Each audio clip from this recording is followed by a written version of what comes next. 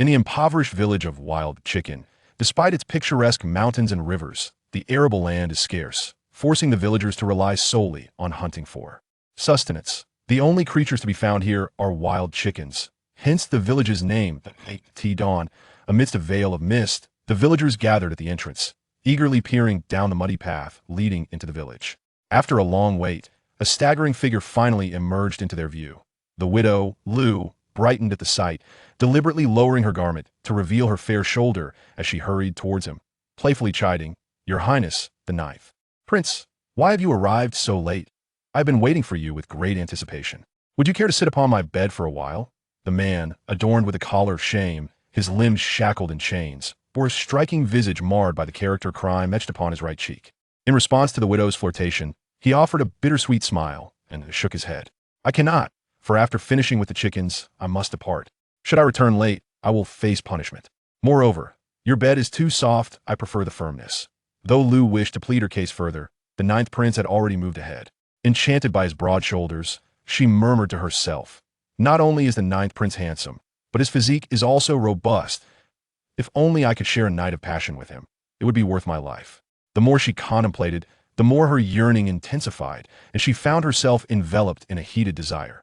Despite being a widow, her husband had tragically passed away from overwhelming excitement on their wedding night, and to this day, she had yet to experience the pleasures of a man. She could not fathom when the ninth prince would take her virtue. Upon reaching the village entrance, the ninth prince exchanged a few casual greetings with the villagers before commencing his work. Throughout the day, he was tasked with slaughtering hundreds of wild chickens. While most would merely kill the chickens for roasting, he meticulously chopped them into pieces and taught the villagers how to prepare chicken legs, chicken stewed with mushrooms, and chicken soup. These terms sounded novel, and the dishes were delectable. Over time, he became the most esteemed individual in Wild Chicken Village. Despite being labeled a criminal, no one dared to show him disrespect. The ninth prince possesses remarkable knife skills. His chicken pieces are uniform and appealing, and when cooked according to his methods, the food is exceptionally delicious. Not only is the ninth prince an excellent cook, but he is also quite handsome. The girl who marries him will surely be blessed. Ninth prince, do you see any young ladies in our village to your liking? If you express your desire, we will waive all bride price. The villagers, in their simple and earnest manner, expressed their admiration for the ninth prince. Although he felt grateful, he graciously declined their offers, focusing solely on the task at hand. From dawn until dusk, after completing the slaughter, he accepted his payment and departed Wild Chicken Village, returning to the Tower of Criminals. The Tower of Criminals was a place where the court imprisoned exiled offenders, and the ninth prince was among them. His real name was Zheng, a mere 16 years of age, the ninth son of the Emperor of Yin. His mother, the favored consort Xiao, was cherished by the emperor, with rumors suggesting the emperor contemplated deposing the empress in favor of her. However, 3 years prior, consort Xiao was suddenly accused of an affair with a guard, and, with irrefutable evidence, the emperor cast her into the cold palace. As a result, Zheng was exiled to the Tower of Criminals, barred from ever entering the palace again.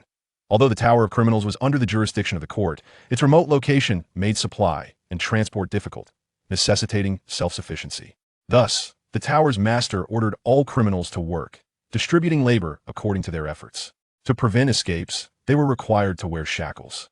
These criminals, prior to their confinement, were often members of the aristocracy, and demanding labor from them was akin to seeking their lives. Therefore, they all scrambled for easier tasks, while Zheng voluntarily requested to travel to Wild Chicken Village to slaughter chickens. The distance to Wild Chicken Village was considerable, and the workload was substantial, making it a grueling task. Others thought him foolish for his insistence, but Zheng remained resolute, driven by a secret known only to him. He was not of this world but had traversed from a distant blue planet 3 years prior. During these 3 years, he had only known the confines of the Tower of Criminals and Wild Chicken Village, never venturing elsewhere. His memories were limited to the inner palace, leaving him with scant knowledge of this realm. However, he was aware of the existence of martial artists. Some of the guards within the tower possessed martial prowess, the most formidable being the tower master, Zheng Tianhu, who had once cleaved a man in half for disrespect. After each slaughter, in gratitude, the villagers would gift him an additional spirit chicken, which, possessing intelligence, not only tasted exquisite, but also fortified the body, going vital nourishment for cultivating martial artists. Zheng offered all the spirit chickens to Zheng Tianhu, earning his favor and guidance on the path of cultivation. However, after 3 years of training, Aside from becoming physically stronger and more adept at killing chickens, he had yet to sense the aura of a martial artist. According to Zheng Tianhu, cultivation depended on talent, and it was evident that Zheng lacked such aptitude, being advised to content himself with slaughtering chickens, and abandon thoughts of breaking through. Breaking through meant challenging the 18 bronze men in the Dark Chamber. Successful completion would grant him freedom from his criminal status. Yet, no one had ever succeeded since the tower's establishment, but Zheng yearned for it. He sought the truth and wished to rescue his mother. All of this hinged on his cultivation. Without formidable strength, mere survival would be a challenge. Ding. According to the system Awachu calculations, the host has slaughtered over 600 chickens today. Rounding down, he has earned 6 slaughter points. At that moment, a cold mechanical voice echoed beside him. On the control panel before him, the numbers cycled, and with the 84 points accumulated over the past 3 years, he now possessed a total of 90 slaughter points. This was his golden finger, known as the life simulator. As the name suggests, it could simulate life, but the specifics of its operation remained unclear to him, as he had yet to utilize it. Each time he attempted to activate it, a message would appear. Your slaughter points are insufficient, please continue to accumulate. Slaughter points were earned through killing, from the smallest plant to the mightiest beast. However, plants provided negligible energy, yielding less than 0.01 for half a day of labor, while formidable beasts were far too daunting for him to confront. Thus, slaughtering chickens proved most practical. Each chicken yielded 0.1 points. Although the amount was modest, it was safe. Though he could not yet activate the simulator, he believed that with determination, one could achieve their aspirations. If he diligently continued to slaughter chickens, he would one day realize his desires. 3 hours later, he returned to the Tower of Criminals. After delivering the ordinary wild chickens to the kitchen, he stealthily slipped into Zheng Tianhu's chamber. After all, the spirit chicken was highly nutritious, and there was only one. Should the other guards witness Zheng Tianhu indulging alone, they might not voice their discontent, but it would surely sow discord amongst them. According to Zheng Tianhu, such behavior was detrimental to unity. In the chamber, when Zheng extracted the spirit chicken, it was as if Zheng Tianhu beheld a woman unclothed, prompting him to immediately prepare a broth, which took him a full hour to complete. Upon leaving the room, he returned to the 13th floor of the Tower of Sins. It is said that the architect of this tower was an unparalleled master, having constructed 108 levels, each housing 8 sinners in small quarters. Though the space was limited, it afforded a modicum of privacy. The host has slaughtered 1 spirit chicken and received 12 points of slaughter. Just as he settled down, the mechanical voice resonated once more. Upon hearing the 12 points, Zheng was momentarily bewildered. Previously, he had slaughtered spirit chickens on numerous occasions, yet the maximum he had ever received was merely 6 points. This time, it had more than doubled. Upon reflection, he understood why Zheng Tianhu was so elated. It turned out that the spirit chicken he had prepared tonight was a prize specimen, its nutritional value significantly surpassing that of an ordinary spirit chicken. Without delay, he promptly sat cross-legged, accessing the system and silently reciting, record. Recording successful, current slaughter value is 102 points. Does the host wish to activate the life simulator? Activation costs 100 points. At this, Zheng could not help but feel tears welling up. After 3 long years, the ugly duckling had finally transformed into a swan. It had not been an easy journey. Although he was 3 years late, it was certainly better than never. Activate. As he whispered this thought, several lines of text materialized before his eyes. At 15, you were exiled to the Tower of Sins, reduced to a sinner, weeping day and night. At 18, your prowess in slaughtering chickens garnered the favor of the Tower Master, Zheng Tianhu, guiding you onto the path of martial arts. At 23, having killed 2,000 spirit chickens for Zheng Tianhu, he gifted you the Little Luo, true classic for cultivating strength, marking your true entry into the journey of cultivation. Prior efforts were merely for physical conditioning, essentially in vain. At 35, after 12 arduous years of training, you finally achieved the 3rd stage of body tempering, becoming a true martial artist. At 36, news from the palace reached you that your mother was gravely ill. Overwhelmed with longing, you recklessly pressed forward through trials, only to be severely injured. Zheng Tianhu, instead of offering aid, absorbed all your accumulated slaughter energy and cast you into the mass grave, leading to your demise. What? Having finished reading, Zheng's heart was a tumult of emotions. 12 years to reach the 3rd stage of body tempering was indeed a testament to his lamentable talent. Without the simulator's assistance, he would have never dreamt of returning to the imperial court. Though Zheng Tianhu had always treated him kindly, It was shocking to discover his true nature, and perhaps he had merely fattened him up for slaughter. The resentment accumulated over a decade of chicken slaughter could, if harnessed, significantly aid in his cultivation.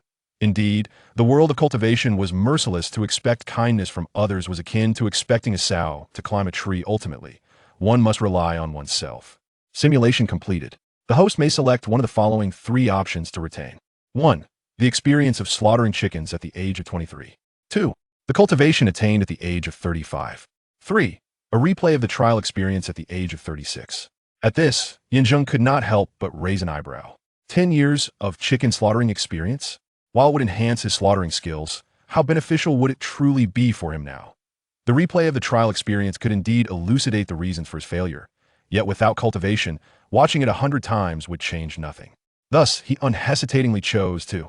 With cultivation comes everything. He had no desire to spend his days merely slaughtering chickens. Given the opportunity, he would prefer to kill humans, thereby accelerating his accumulation of slaughter points. Instantly, upon making his choice, the techniques of the Little Luo True Classic surged into his mind, and a wave of profound energy coursed through his body. As 3 energy pillars erupted forth, he successfully reached the 3rd stage of body tempering. The 1st and 2nd stages of body tempering merely strengthen the physique. Only upon reaching the 3rd stage can one harness internal energy and utilize it in combat. With this thought, Zheng struck his fist against the wall, producing a resounding crash that left a deep indentation.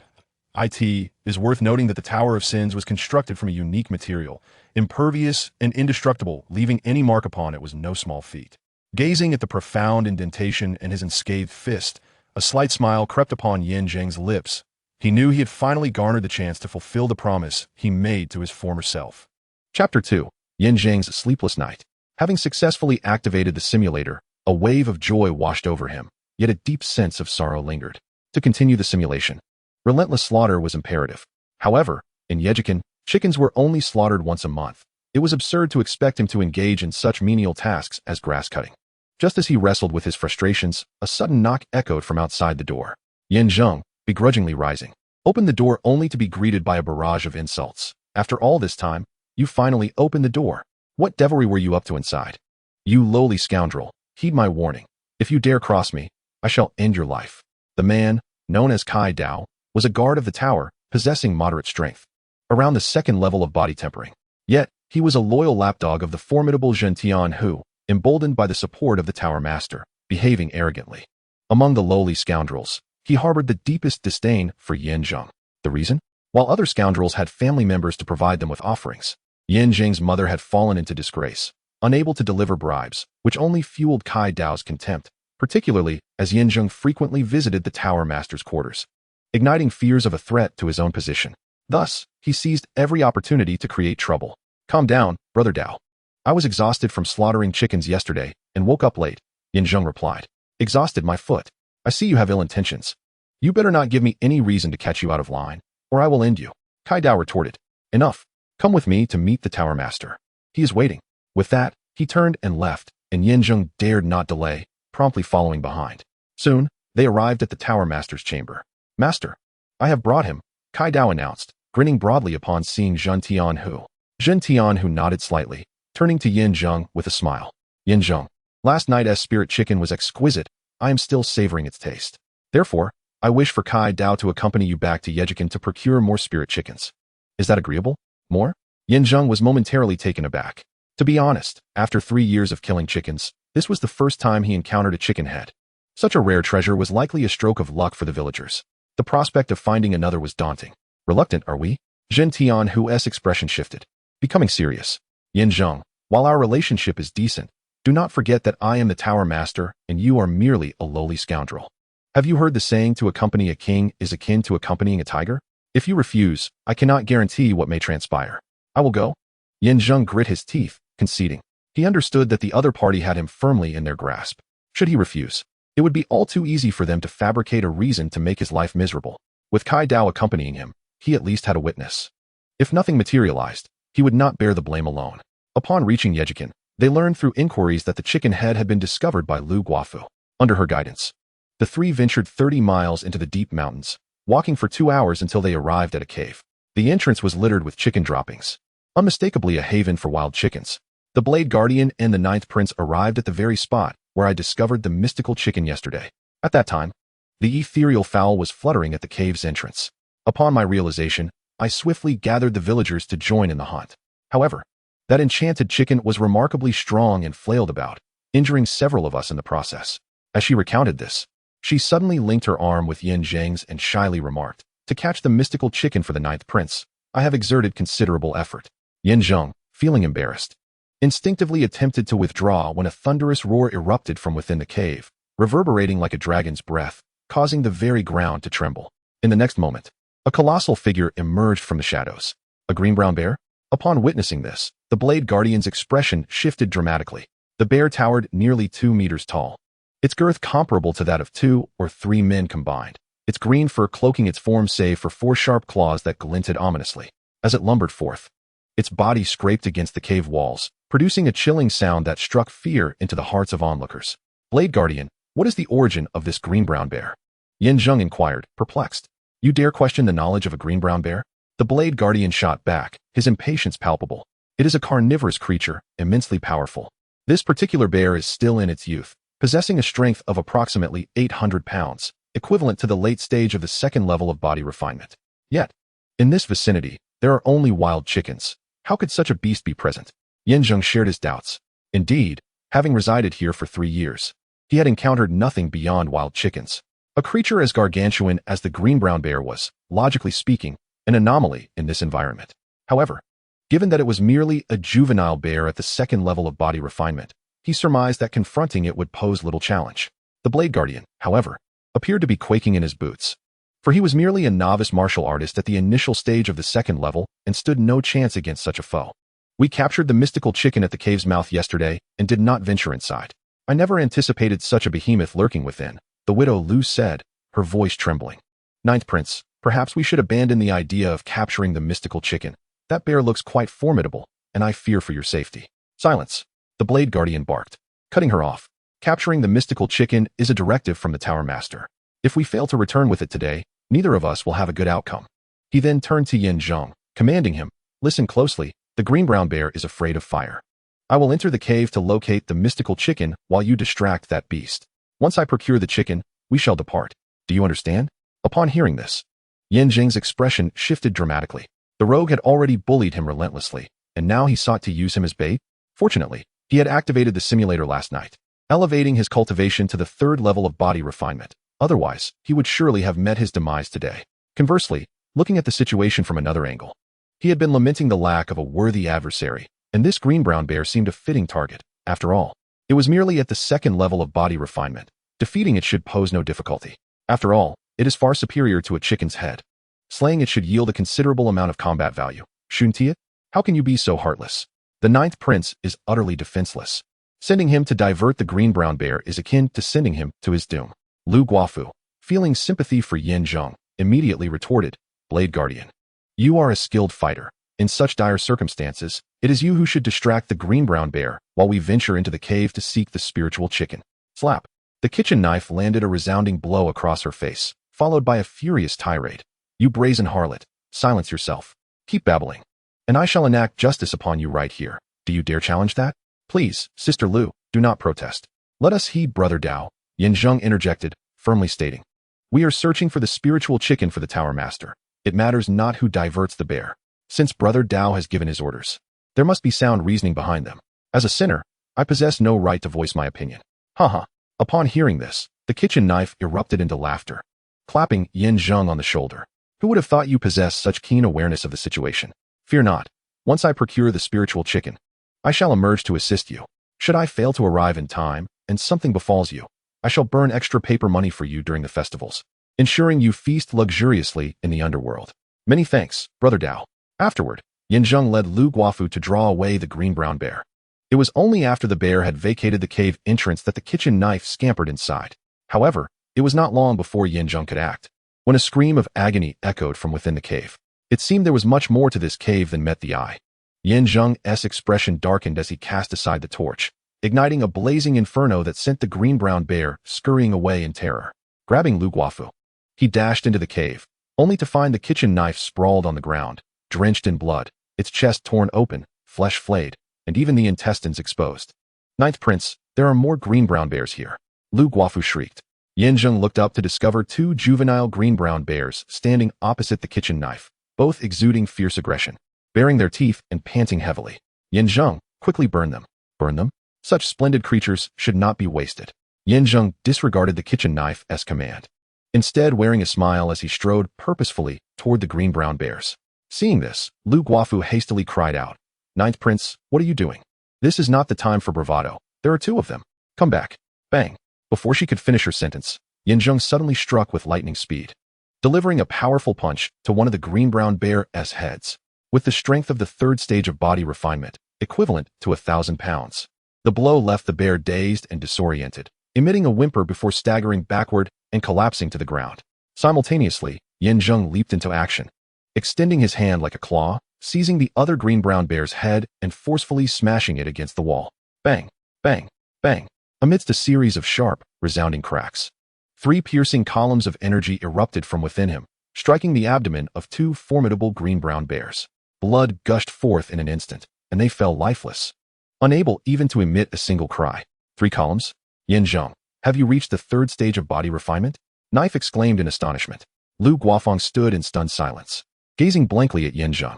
Having known the Ninth Prince for 3 years, she had only ever witnessed him slaughter a chicken, never imagining he was a martial artist capable of such feats. The audacity with which he dispatched those terrifying green-brown bears was simply inconceivable. Such a trifling third stage has you this frightened? You truly lack experience.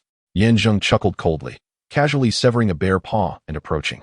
Zheng, what are you planning? Knife stammered. What am I planning? Surely, you know the answer in your heart. Zheng waved the bare paw, his tone icy. In the past, I endured your bullying. But just now, when faced with the green-brown bears, you realized you were outmatched and sought to make me cannon fodder. A heart as malicious as yours must be extinguished, lest you bring further calamity to others. Zheng, if you dare to kill me, the Tower Master will not let you off lightly. I am his confidant, while you are merely a sinner. To kill a guard is to compound your crimes. Thus, I have taken the bare paw. Zheng pressed the severed paw against Knife's chest, smiling.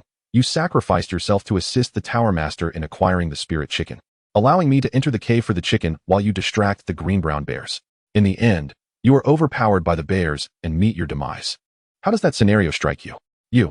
Before Knife could finish, Zheng suddenly narrowed his eyes, thrusting the bare paw violently into Knife's chest. With a sharp crack, Knife fell lifeless, his eyes wide open in disbelief, realizing that the very script he had devised had been turned against him.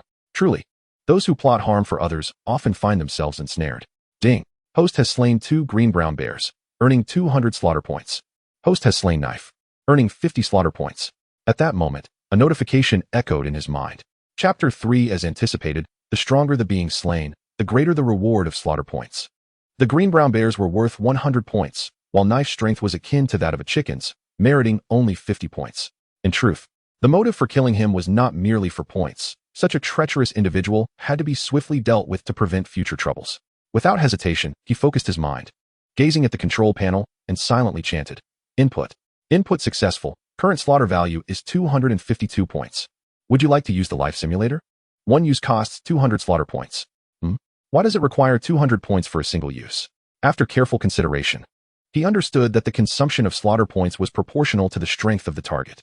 Although the pain was excruciating, he could only grit his teeth and silently chant. Commence. In an instant, familiar scenes unfolded before his eyes.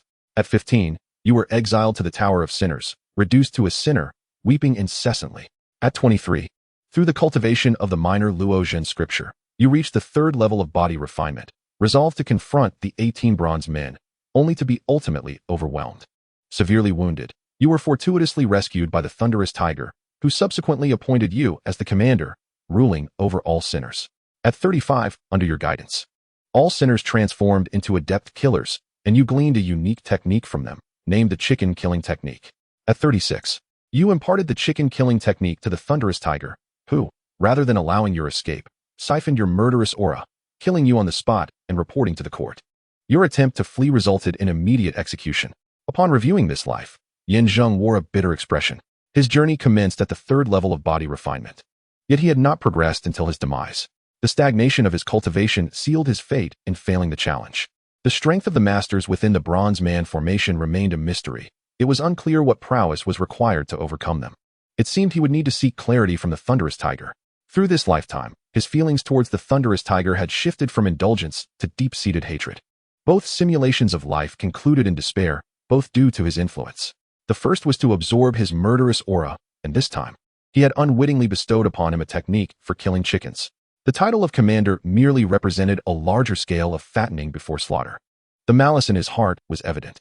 It appeared that unless he eradicated this threat, his escape from the Tower of Sinners would remain elusive. Simulation complete. The host may select one of the following options to retain. 1. The chicken killing technique from age 35. 2. The cultivation from age 23. 3. A replay of the moment of your death at 36. Having already attained the third level of body refinement, would it not be foolish to select again? As for the replay of his death, was this system truly malicious, seeking to deepen his recollections? Despite the profound hatred he bore for the thunderous tiger after 2 deaths, without the assurance of strength, such feelings would prove futile. Thus, he unhesitatingly chose option 1. Though he had successfully slain the green-brown bear in the recent battle, relying solely on brute force would not suffice without technique. Soon, as Zheng made his choice, a familiar aura coursed through his body, settling in his limbs. He felt his fists could now fluidly alternate techniques at will. With the chicken-killing technique, should he encounter a martial artist of equal caliber in the future, he might stand a chance. After all, a decade-long mastery of the chicken-killing technique was not to be compared with ordinary skills. At that moment, the soft murmurs of Widow Lu reached his ears, abruptly pulling him back to reality. Zheng inhaled deeply, rising to his feet. He looked at Widow Lu, his face filled with remorse, and said, "I apologize, Sister Lu, for subjecting you to such a bloody scene. However, if I do not kill him, he will surely kill me. Such scoundrels deserve death, for it was he who first harbored malicious intent." Lu Guofu spat on the kitchen knife and gazed at Zheng with admiration, exclaiming, "I never imagined you to be a martial artist. No wonder your physique is so robust. You are quite handsome and strong. May I inquire if you enjoy the outdoors? Although I discovered the chicken head, many villagers are aware of this matter. Yet, you specifically sought me out. It seems you wish to engage in something intimate in the wilderness." Lu Jie. "It is getting late. We should make haste." Noticing Lu Guofu preparing to disrobe, Zheng quickly intervened. He captured 2 chicken heads within the cave and, after shouldering the body of the kitchen knife, led her out of the cave. Once Lu Guofu was safely returned to Wild Chicken Village, Zheng promptly made his way back to the Tower of Sin. With his newfound cultivation, not only had his strength increased, but his agility had also notably improved. What once took him 2 or 3 hours was now accomplished in under 1 hour with ease. Upon reaching the entrance of the tower, he coincidentally encountered Zhen Tianhu, who had just returned from errands. Upon seeing the body of the kitchen knife, Zhen Tianhu exhibited surprise, but it was fleeting. To avoid unnecessary complications, he deliberately guided Zheng to the back entrance before returning to his chamber. "Now let us discuss what transpired," Zhen Tianhu said, taking a seat and regarding the body and the 2 chicken heads with a stern expression. Zheng observed that Zhen Tianhu's gaze lingered more on the chicken heads. As for the kitchen knife, he regarded him merely as a pawn, disposable once deemed worthless. Without hesitation, Zheng adhered to the prearranged narrative and recounted the events. It turned out that the kitchen knife had acted with integrity and valor. He was indeed a man of honor. "I shall ensure he receives a proper burial," Zheng added. After listening, Zhen Tianhu remained calm, merely acknowledging the statement before urging Zheng to prepare the chickens. Only after they had dined heartily did he remark, "Indeed, these chicken heads surpass those from last night. Zheng, you have performed admirably. Your praise is an honor, Tower Master." "It is merely my duty to alleviate your burdens," Zheng replied respectfully, clasping his fists. "Since the Tower Master is pleased, I have a small inquiry. Might I seek your counsel on a matter?" "Oh, you wish to discuss something with me?" Zhen Tianhu paused, then smiled. "Very well, speak first, and once you are done, I shall share my thoughts. Actually, it is rather simple. I seek to inquire about the 18 bronze men formation." "Oh." Zhen Tianhu paused, then approached slowly, placing a hand upon Zheng's shoulder. After a moment of contemplation, he spoke. "Those who dwell in sin seek to escape their past. It is only natural for you to wish to understand the bronze men formation. Come, sit, and let us converse." Through their discussion, he learned that the 18 bronze men were categorized into 3 tiers, each comprised of 6 individuals, with strengths sequentially ranked as peak 3rd layer, early 4th layer, and mid 4th layer.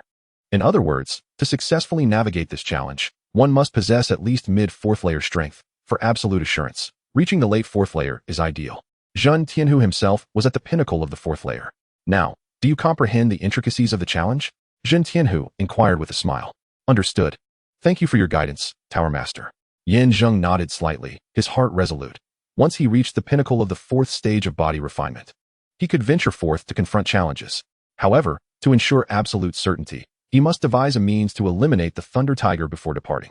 Otherwise, prolonged nights would lead to unforeseen troubles. Having concluded his remarks, it was now the Thunder Tiger's turn to speak.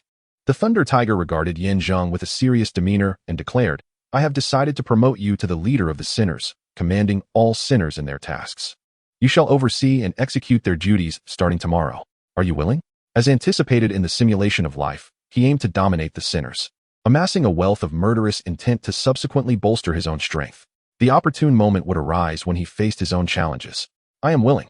Zheng clasped his fists in gratitude, saying, "Thank you, Tower Master, for your cultivation. I shall strive diligently and not disappoint your expectations." Upon returning to the 13th ding, the host has slain 2 spirit chickens, earning 100 slaughter points. Just as he settled down, a system notification echoed in his ears. He understood that the more formidable the entity he eliminated, the greater the reward, and the chicken heads paled in comparison to the green-brown bears, only worth 50 points. Input recorded. He immediately recited a thought in his mind. Input successful. Current slaughter points, 102. Would you like to use the life simulation device? Each use costs 100 slaughter points. This system invariably depleted his slaughter points entirely, leaving no savings. It appeared that in order to achieve great wealth, he must engage in further killings. Use. Subsequently, several lines of text materialized before him. At 23, your cultivation reached the 3rd stage of body refinement. But you failed to conquer the 18 bronze men array. Just as the Thunder Tiger was about to kill you, an unexpected voice advised, "Better to sell than to kill. You might fetch a good price, allowing you to survive by chance." At 23 years and 1 month, you were sold to a city far beyond the mountains. Your name and age entirely replicated. Once your remaining value was exhausted, you were stabbed to death on the spot. Zheng was taken aback. Once again, he found himself at the 3rd stage of body refinement, experiencing failure. Yet, the manner of his demise differed. He was not slain by the Thunder Tiger, but rather abducted. What did the term replication of everything entail? Who was that mysterious individual? The doubts within Zheng surged forth like bamboo shoots after rain. Yet they were as tangled as a ball of yarn, devoid of clarity. He had always suspected the Thunder Tiger harbored secrets. Today, while he and the butcher pursued the spirit chicken heads, the Thunder Tiger was to meet someone. Could it be that enigmatic figure? Simulation complete. The host may choose one of the following 3 options to retain. 1. The skill of chicken slaughtering at the age of 23. 2. The cultivation level at the age of 23. At the age of 23 years and 1 month, the recollection of being abducted played back vividly in Zheng's mind. Without hesitation, he chose the 3rd option. The first 2 were utterly irrelevant to him now. The replay of his abduction would unravel the clandestine activities of Zheng Tianhu. Soon after making his choice, it was as though a player had been installed in his mind, and a scene unfolded before him. He found himself in a slaughterhouse, surrounded by a ghastly sight. To his astonishment, he noticed the character for sin inscribed on the dismembered limbs. In other words, the victims were all from the Sin Tower. The so-called replication was executed by a faceless man in a black robe, who utilized some secretive means to siphon off his energy. Once the extraction was complete, the man became a replica of himself, while he was left as something neither human nor ghostly. In his final moments, a subordinate rushed in, referring to the black-robed man as Gong, announcing that this batch of sinners had been fully exchanged and was ready for sale. Then the scene abruptly ended. It seemed that Zheng Tianhu and this Gong were indeed human traffickers, but rather than selling people, they were trading identities. Zheng was astounded. The sinners in the tower were either wealthy or noble. If he could obtain their identities, regardless of the means, be it deceit or trickery, he would surely amass great wealth. Yet, who exactly was this Gong? To wield such secretive abilities, he must possess at least the cultivation of the bone refinement realm. He was a formidable being. The following morning, Zheng awoke early. Although he was acutely aware that Zheng Tianhu had appointed him as the leader of the sinners merely to siphon off his murderous aura, he knew he had to comply until he successfully broke through the barriers. Otherwise, any random trouble could lead to dire consequences. Knock, knock. Just as he finished dressing, a gentle knock echoed from outside his door. The sound was soft and deliberate, in stark contrast to the previous day's boisterousness. Who is it? It is I, Prince Shui. Prince Gui? Zheng was taken aback, but quickly regained his composure. This individual, named Shui Guizi, was one of the officials responsible for escorting him to the Sin Tower 3 years prior. The journey from the capital had been arduous, fraught with mountains and valleys, during which one of the officials subjected Zheng to relentless torment, denying him food and water, mercilessly beating him, and even leaving his flesh torn while still shackling him. Had it not been for Shui Guizi intervening and pushing that official off a cliff, Zheng might have met his demise. His decision to help stemmed not only from his inherent kindness and inability to bear Zheng's suffering, but also from a deep sense of gratitude for a favor bestowed upon him by the favored concubine, Xiao Guifei, during his early days in the palace. To repay this life-saving grace, he was willing to go so far as to slay a comrade to ensure Zheng's safety. However, the paper cannot ultimately conceal the fire. Once this matter came to light, by law, he ought to face the severest consequences. Yet, with the vastness of the heavens and the distance of the emperor, coupled with his status as a jack of all trades in the underworld, he not only escaped death through diligent maneuvering, but was also able to retain his position. To mitigate any negative repercussions, however, Zheng Tianhu reassigned him to a post as a supply guard in Lingnan City, 100 miles away, where he spent 3 years without ever setting foot in the Zuizi Tower. But why, on this day, did he suddenly appear here? With a heart full of doubt, Zheng opened the door to find Shui Guizi unexpectedly clad in the attire of the Zuizi Tower's guards. His brows furrowed as he inquired, Shui Guizi, why have you returned so suddenly? Weren't you serving in Lingnan City? And why are you dressed as a guard of the Zuizi Tower? Am I being reassigned? With a beaming smile, Shui Guizi replied, the Tower Master has commanded me to return and assist you. After 3 years, I am finally back. Seeing you safe and having been promoted, I feel I have fulfilled the noble consort's entrustment. Come, we must report to the office. Recalled by Zheng Tianhu?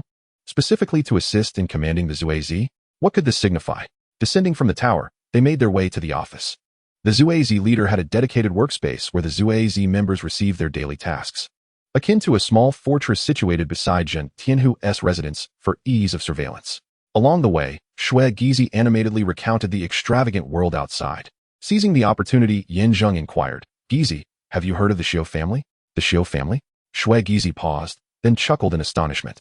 They are the newly risen power in Lingnan City, having quickly ascended to the foremost among the 8 great families in just a few years. I have dealt with them frequently. How could I not have heard of them? And how do they conduct their affairs? Ninth Prince, why do you suddenly inquire about the Xiu family? Shui Guizi asked, surprised. As far as I know, you have been residing in the Zuizi Tower for the past 3 years, so it seems unlikely you would have any knowledge of them. Zheng's expression darkened. Shui Guizi hastily continued, the Xiu family is indeed overbearing. Originally a mere minor household, they inexplicably attracted numerous skilled individuals. Leveraging these talents, they fiercely contended with the 7 great families, and within a few short years, they claimed the top position, leaving no one daring to provoke them. Now, the Xiu family reigns supreme in Lingnan City. From mines to granaries, down to every merchant and laborer, they have left their mark on virtually all profitable enterprises.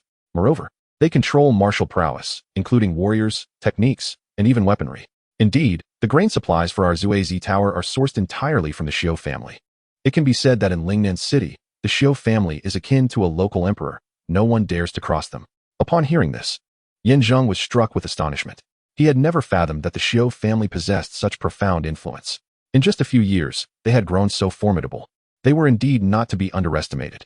With such audacity, was there truly no one to hold them accountable? Shui Guizi sneered derisively, saying, who dares? Not to mention that cowardly city lord. Even the officials of the prefectures can only turn a blind eye. After all, when a family of cultivators grows powerful, they concentrate their resources on nurturing their offspring. Just last year, the Xiu family produced a formidable 8th-level bone refinement expert named Xiu Shun, who has now been selected by the Royal Academy in the capital for advanced studies. Being the 9th prince, he is certainly aware of this prestigious institution. The academy pools various cultivation resources from the dynasty and is regarded as the foremost academy.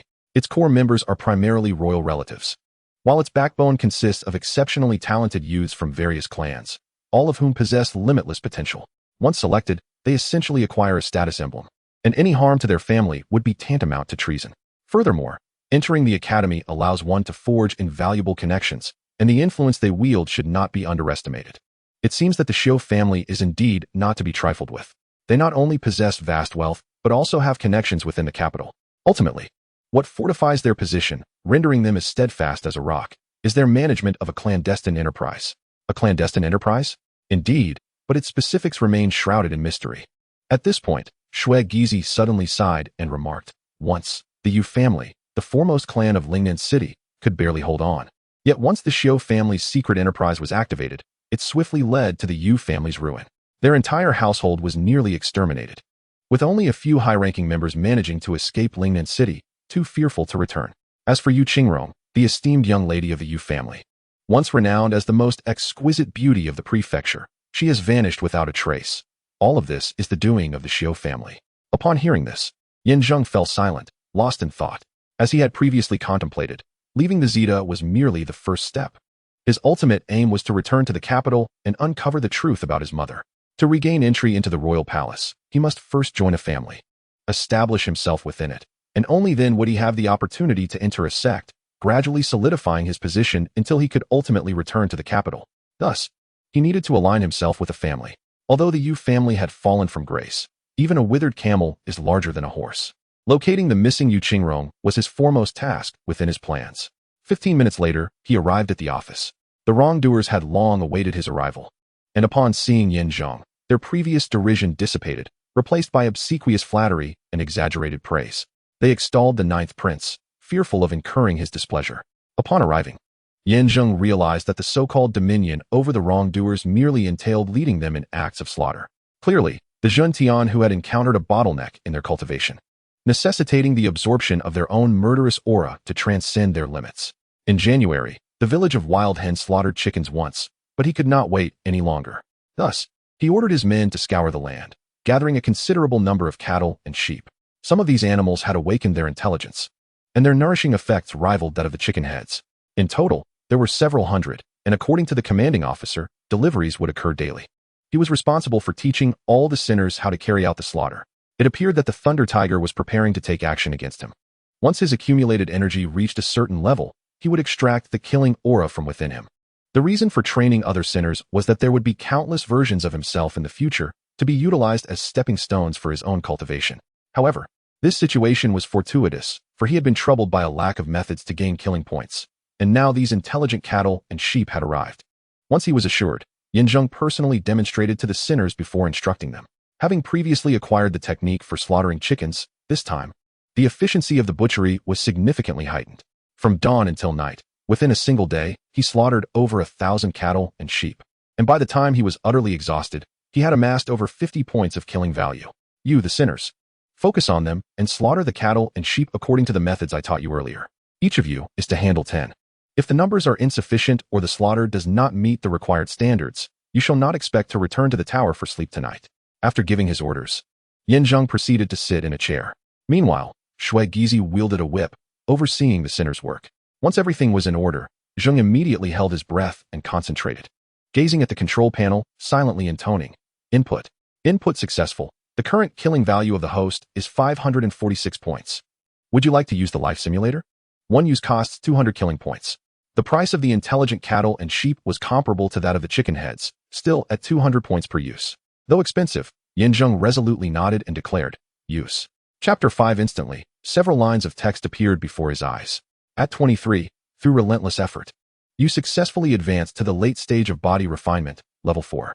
At 24, you utilized the privileges of the sinner leader, slaughtering cattle and sheep daily, further refining your chicken slaughtering technique, yet lacking a good knife. At 25, you successfully infiltrated the Copper Man array at night.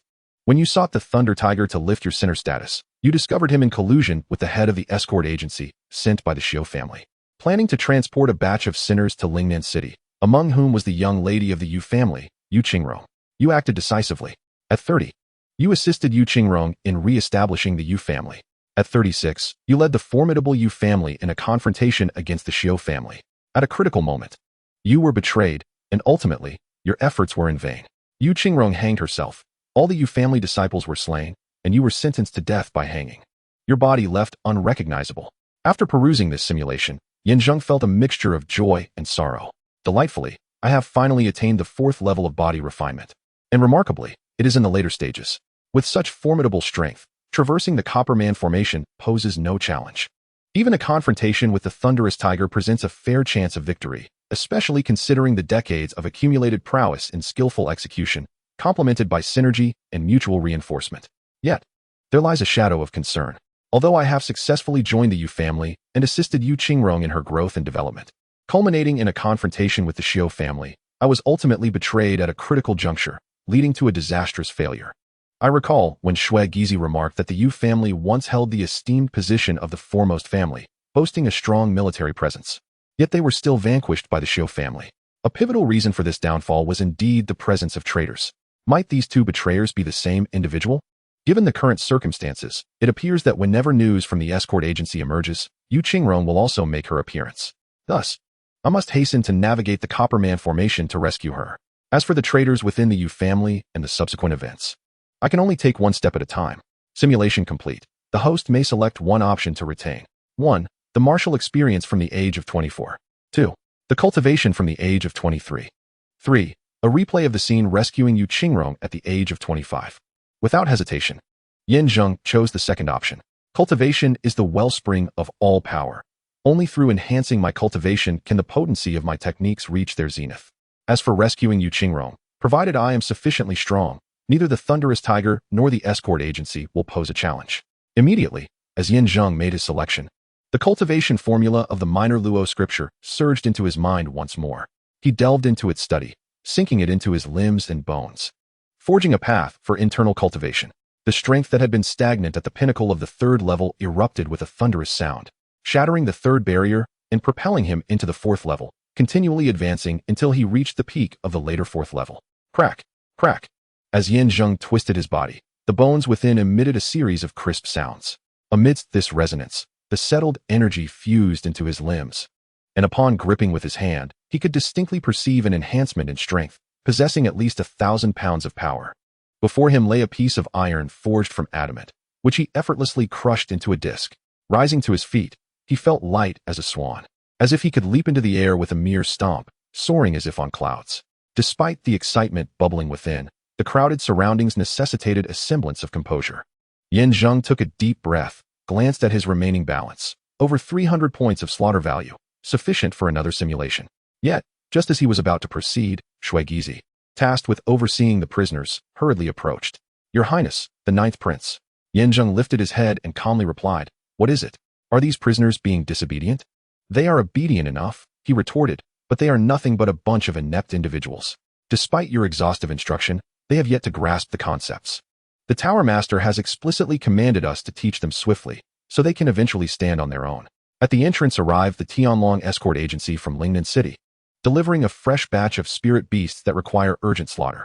It seems that your direct involvement is necessary, otherwise, we may fail the task. And if the Tower Master were to hold us accountable, we would be hard-pressed to justify ourselves. In his frustration, Gizi struck the sinners with his whip. The group of sinners hung their heads in silence. They hailed from noble backgrounds and had never engaged in such butchery, let alone witnessed it.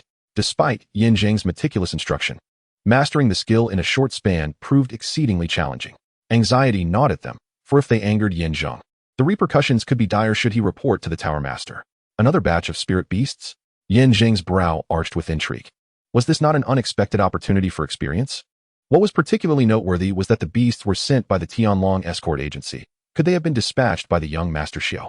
And today was the day he intended to break free from the Sinner's Tower? Indeed, 200 to 300 celestial zebras were significantly larger than mere cattle or sheep. The Tower Master had instructed us to conclude this matter within 2 days, yet this inept group struggled even with the slaughter of cattle and sheep. Surely, it could not rest solely upon your shoulders. The completion of the task is paramount, and I have my own plans. After a moment's contemplation, Zheng pulled Gizi aside and whispered, Gizi, I shall handle the matter of the celestial zebras. For now, I entrust you with 2 tasks. First, ascertain the details regarding the Tianlong escort agency, their number, location, and departure time. Second, I require a complete account of the sinners within the tower, both present and absent. Gizi was taken aback, glancing at Zheng with uncertainty, hesitating to respond. He had previously questioned him within the tower and had drawn his ire. Moreover, upon leaving the capital 3 years ago, he had received the Empress Xia's charge to protect him at all costs, yielding entirely to his command. Though he was uncertain of Zheng's intentions, he resolved to follow his orders. However, upon their reunion after 3 years, he noted an undeniable change in the Ninth Prince. Time was of the essence. There was no opportunity for elaborate explanations, but Zheng assured him that he would provide clarity later. Is that acceptable? Any issues? No issues. They parted ways, with Gizi tasked to bring the celestial zebras to the office before hastily investigating the Tianlong escort agency and the sinner's circumstances. Meanwhile, Zheng, under the guise of demonstrating the slaughter of celestial zebras for the sinners, actually regarded them as a means to accrue his own slaughter value. From night till dawn, leveraging decades of poultry slaughtering experience, he dispatched over 200 celestial zebras. Once he had sent the sinners back to the tower for rest, leaving it empty. He intoned inwardly. Input. Input successful. The host's current slaughter value stands at 1,222 points. Would you like to use the life simulator? One use costs 300 slaughter points. 300 points? Zheng furrowed his brow slightly. The intelligent cattle and sheep were akin to a mere chicken head, while the celestial zebra, in both size and efficacy, far surpassed the cattle, sheep, and chicken heads. The more slaughter points rewarded, the greater the consumption. With his current slaughter points, he could simulate at least 4 times. However, he did not act hastily. From the information gleaned during the last simulation, he learned that on the night of their arrival, the escort agency would send away the criminals, including Yu Qingrong, around 3 or 4 in the morning. Should he leave without shedding his criminal status, he would be pursued by the dynasty. The land beneath the heavens was indeed the domain of the king, and without regaining his freedom, he would find himself immobilized. Without hesitation, he rose and headed straight for the secret chamber, intending to breach the formation of the 18 copper men. As for Shuigizi, although there had been no news thus far, given his usual style, there should be no significant issues, even if something were to go awry. As long as he could navigate through the copper men formation and restore his freedom, rescuing Yu Qingrong would not pose a challenge. After all, he still possessed over 1,000 slaughter points. With several consecutive simulations, he was confident he could enhance his strength. Once his power was augmented, he would fear no formidable foe. In mere moments, Zheng arrived at the secret chamber. Upon entering, he pulled a rope that illuminated the previously dark room. Suddenly, several figures darted about, and as they landed, 18 figures emerged. Adorned in gold powder, they stood in 3 segments on the left, middle, and right, radiating a brilliant golden light and exuding an imposing presence. Zheng narrowed his eyes, and his brow furrowed deeply. According to the Thunder Tiger's description, these copper men, although possessing mid-level strength of the 4th realm, were merely constructs of bronze, not flesh and blood. Yet now, they were conversing jovially while holding chicken legs and wine jars. These were clearly human beings. Chapter 6. You are the 18 copper men? Were you not supposed to be mere combat-skilled constructs and not beings of flesh? Why then? Before Zheng could finish, a square-faced copper man let out a hearty laugh. Do you really believe everything you hear? What a naive young lad. Regardless, it matters little. You are destined for demise here anyway, so I might as well enlighten you. My brothers and I extort during the day and return to this chamber at night to screen the criminals. Coincidentally, we were short a criminal for this task. And here you are, offering yourself up. It is best if you possess some strength. Do not disappoint us. Stand back. With a command from the square-faced man, the copper figures divided into 3 ranks according to their strength, taking strategic positions that encircled Zheng, trapping him like a turtle in a jar. Zheng's expression darkened as he coldly remarked, so the purpose of screening criminals at night is to provide replicated identities for the Su family in Lingnan City, while extorting their families during the day with the replicated criminals, thereby collecting bounties. Oh, upon hearing this, the square-faced man raised an eyebrow, gazing at Zheng with newfound interest, and chuckled slyly. I did not expect you to be so knowledgeable. Such secrets are known only to the Tower Master and us. Given this, do not expect to leave here alive tonight. Although keeping you alive may yield better results, your demise is of little consequence. Attack. With a command from the square-faced man, 6 bronze figures surged forward. These were first-rate bronze warriors, each possessing strength akin to the early stages of the 4th layer of body tempering, with a force of at least 400 to 500 pounds. Wielding massive iron hammers that exuded an air of formidable power. Their intent was clear, to crush Zheng without mercy, leaving him no chance to escape. As the hammers swung, even the air seemed to coalesce, and not even an elephant could withstand such a blow. Faced with this overwhelming assault, Zheng remained undaunted, letting out a deep roar as he channeled his internal energy, synchronously advancing to the mid-stage of the 4th layer of body tempering. He crouched low, deftly evading several attacks. In that moment of their miscalculation, Zheng transformed his palm into a fist, delivering powerful strikes, each punch landing with brutal precision on their waists, backs, and chests. The sounds of impact echoed, and blood sprayed into the air as the 6 bronze figures were sent reeling, collapsing to the ground. Damn it, you've got some skill, exclaimed the square-faced man, astonished. You actually reached the mid-stage of the 4th layer? No wonder you dared to infiltrate the bronze formation. For the second wave, attack. With a furious roar, he discarded a wine jar. Following his command, another 6 bronze figures joined the fray. This time, they were all mid-stage 4th layer warriors, displaying even greater strength and agility. Having learned from past encounters, they refrained from a direct assault, instead employing a strategy of feigned attacks above and concentrated strikes below, ensnaring Zheng and making it difficult for him to escape. Previously, we had encountered formidable adversaries, similar to you, at the mid-stage of the fourth layer. After suffering losses, we conducted thorough research, concluding that as long as we restricted your movements, no amount of strength would suffice.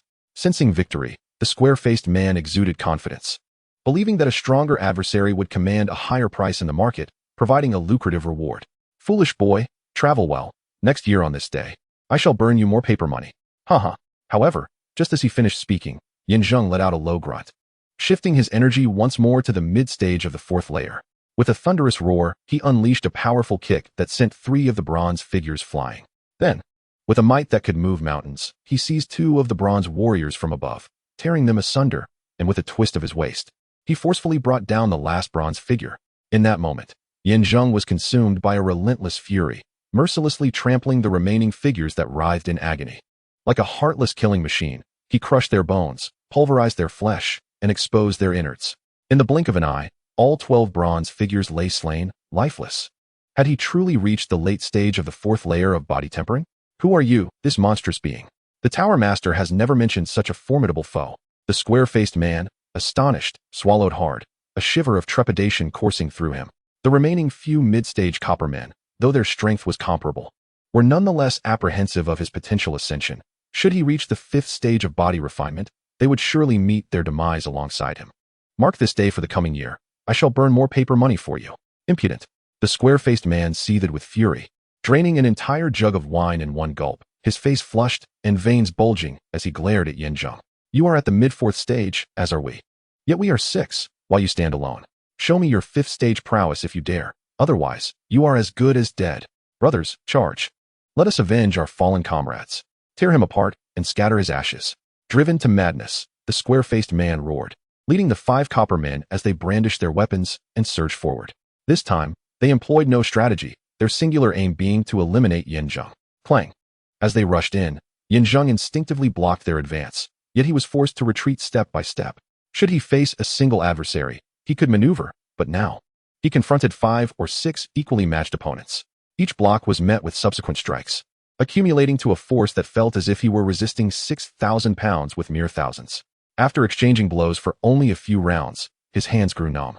His legs faltered, and the relentless pressure inflicted severe internal injuries. Puff!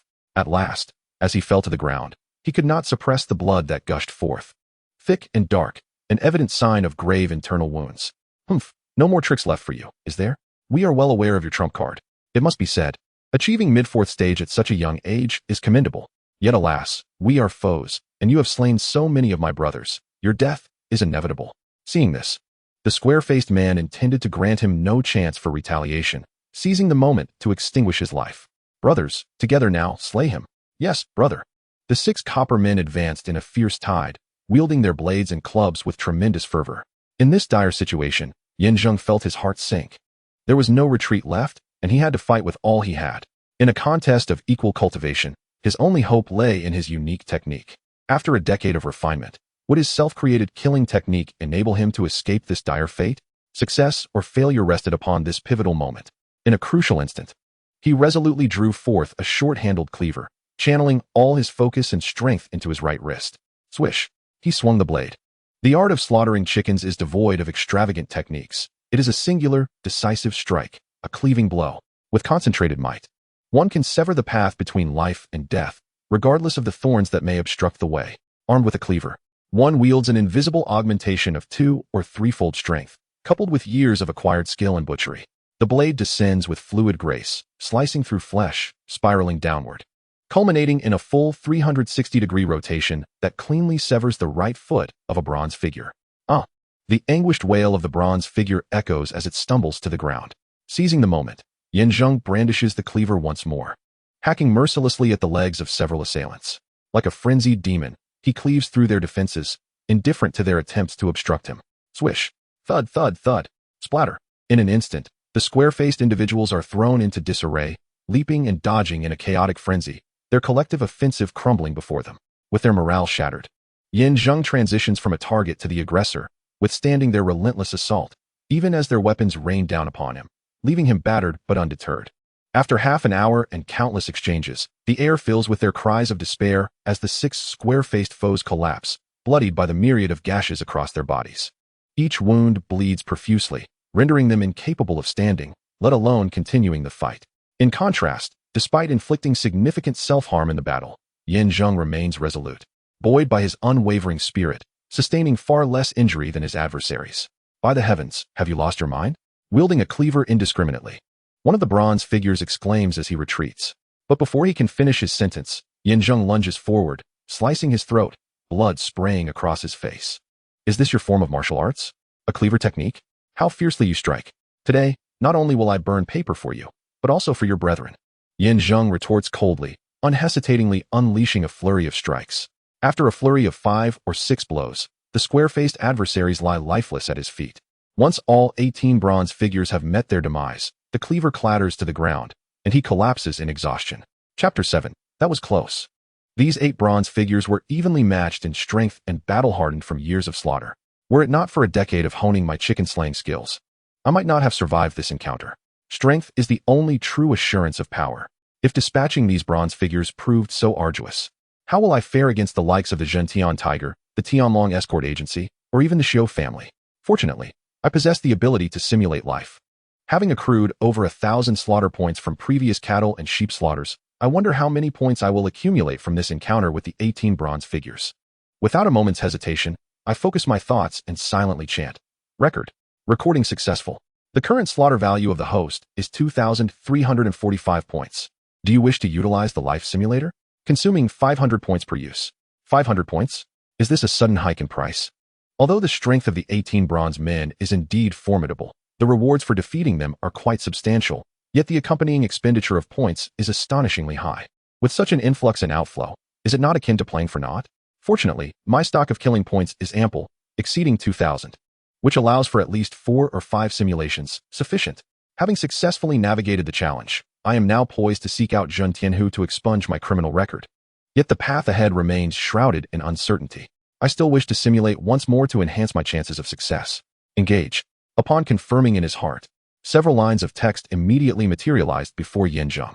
At the age of 26, having reached the late stage of the 4th level of body tempering, you successfully navigated the challenge against the 18 bronze men. When you approached Zheng Tianhu to clear your name, he attempted to siphon your killing intent, leading to a deadly confrontation. Ultimately, you prevailed through sheer will and exited the Tower of Sin. That evening, through information provided by Shui Gizi, you located Yu Qingrong within the Tower of Sin, yet fell to defeat in a duel against the head of the escort agency, resulting in your demise. Is this all? No growth in cultivation. No demonstration of prowess. For 500 points, this is what I receive. It seems the escort head is quite formidable. I was dispatched in an instant upon encountering him. If I were to confront him in my current state, would it not be tantamount to delivering my own head? Among the 3 options, Zheng chose to replay the scene. Through observation, he learned that the head of the escort agency was named Li Dakawei, currently at the initial stage of the 5th level of body tempering, renowned for his mountain-splitting axe in Lingnan City. His cultivation and skill are on par, marking him as a true master. After only a brief exchange of 2 or 3 rounds, I was cleaved in 2. A most tragic end. The host possesses ample killing points. Do you wish to continue utilizing the life simulator? Consuming 500 points per use. As I pondered, the system chimed in again. However, there is no choice. To return to the palace, join my family, and assist the Yu clan is my only recourse. Engage. The text manifested once more. At the age of 26, having reached the pinnacle of the 4th level of body tempering, you successfully navigated the challenge against the 18 bronze men. Upon finding Zheng Tianhu to clear your name, you fortuitously discovered him in a state of meditation, the most vulnerable moment, and seized the opportunity to easily dispatch him. That evening, you rescued Yu Qingrong but faced defeat against Li Dakawei.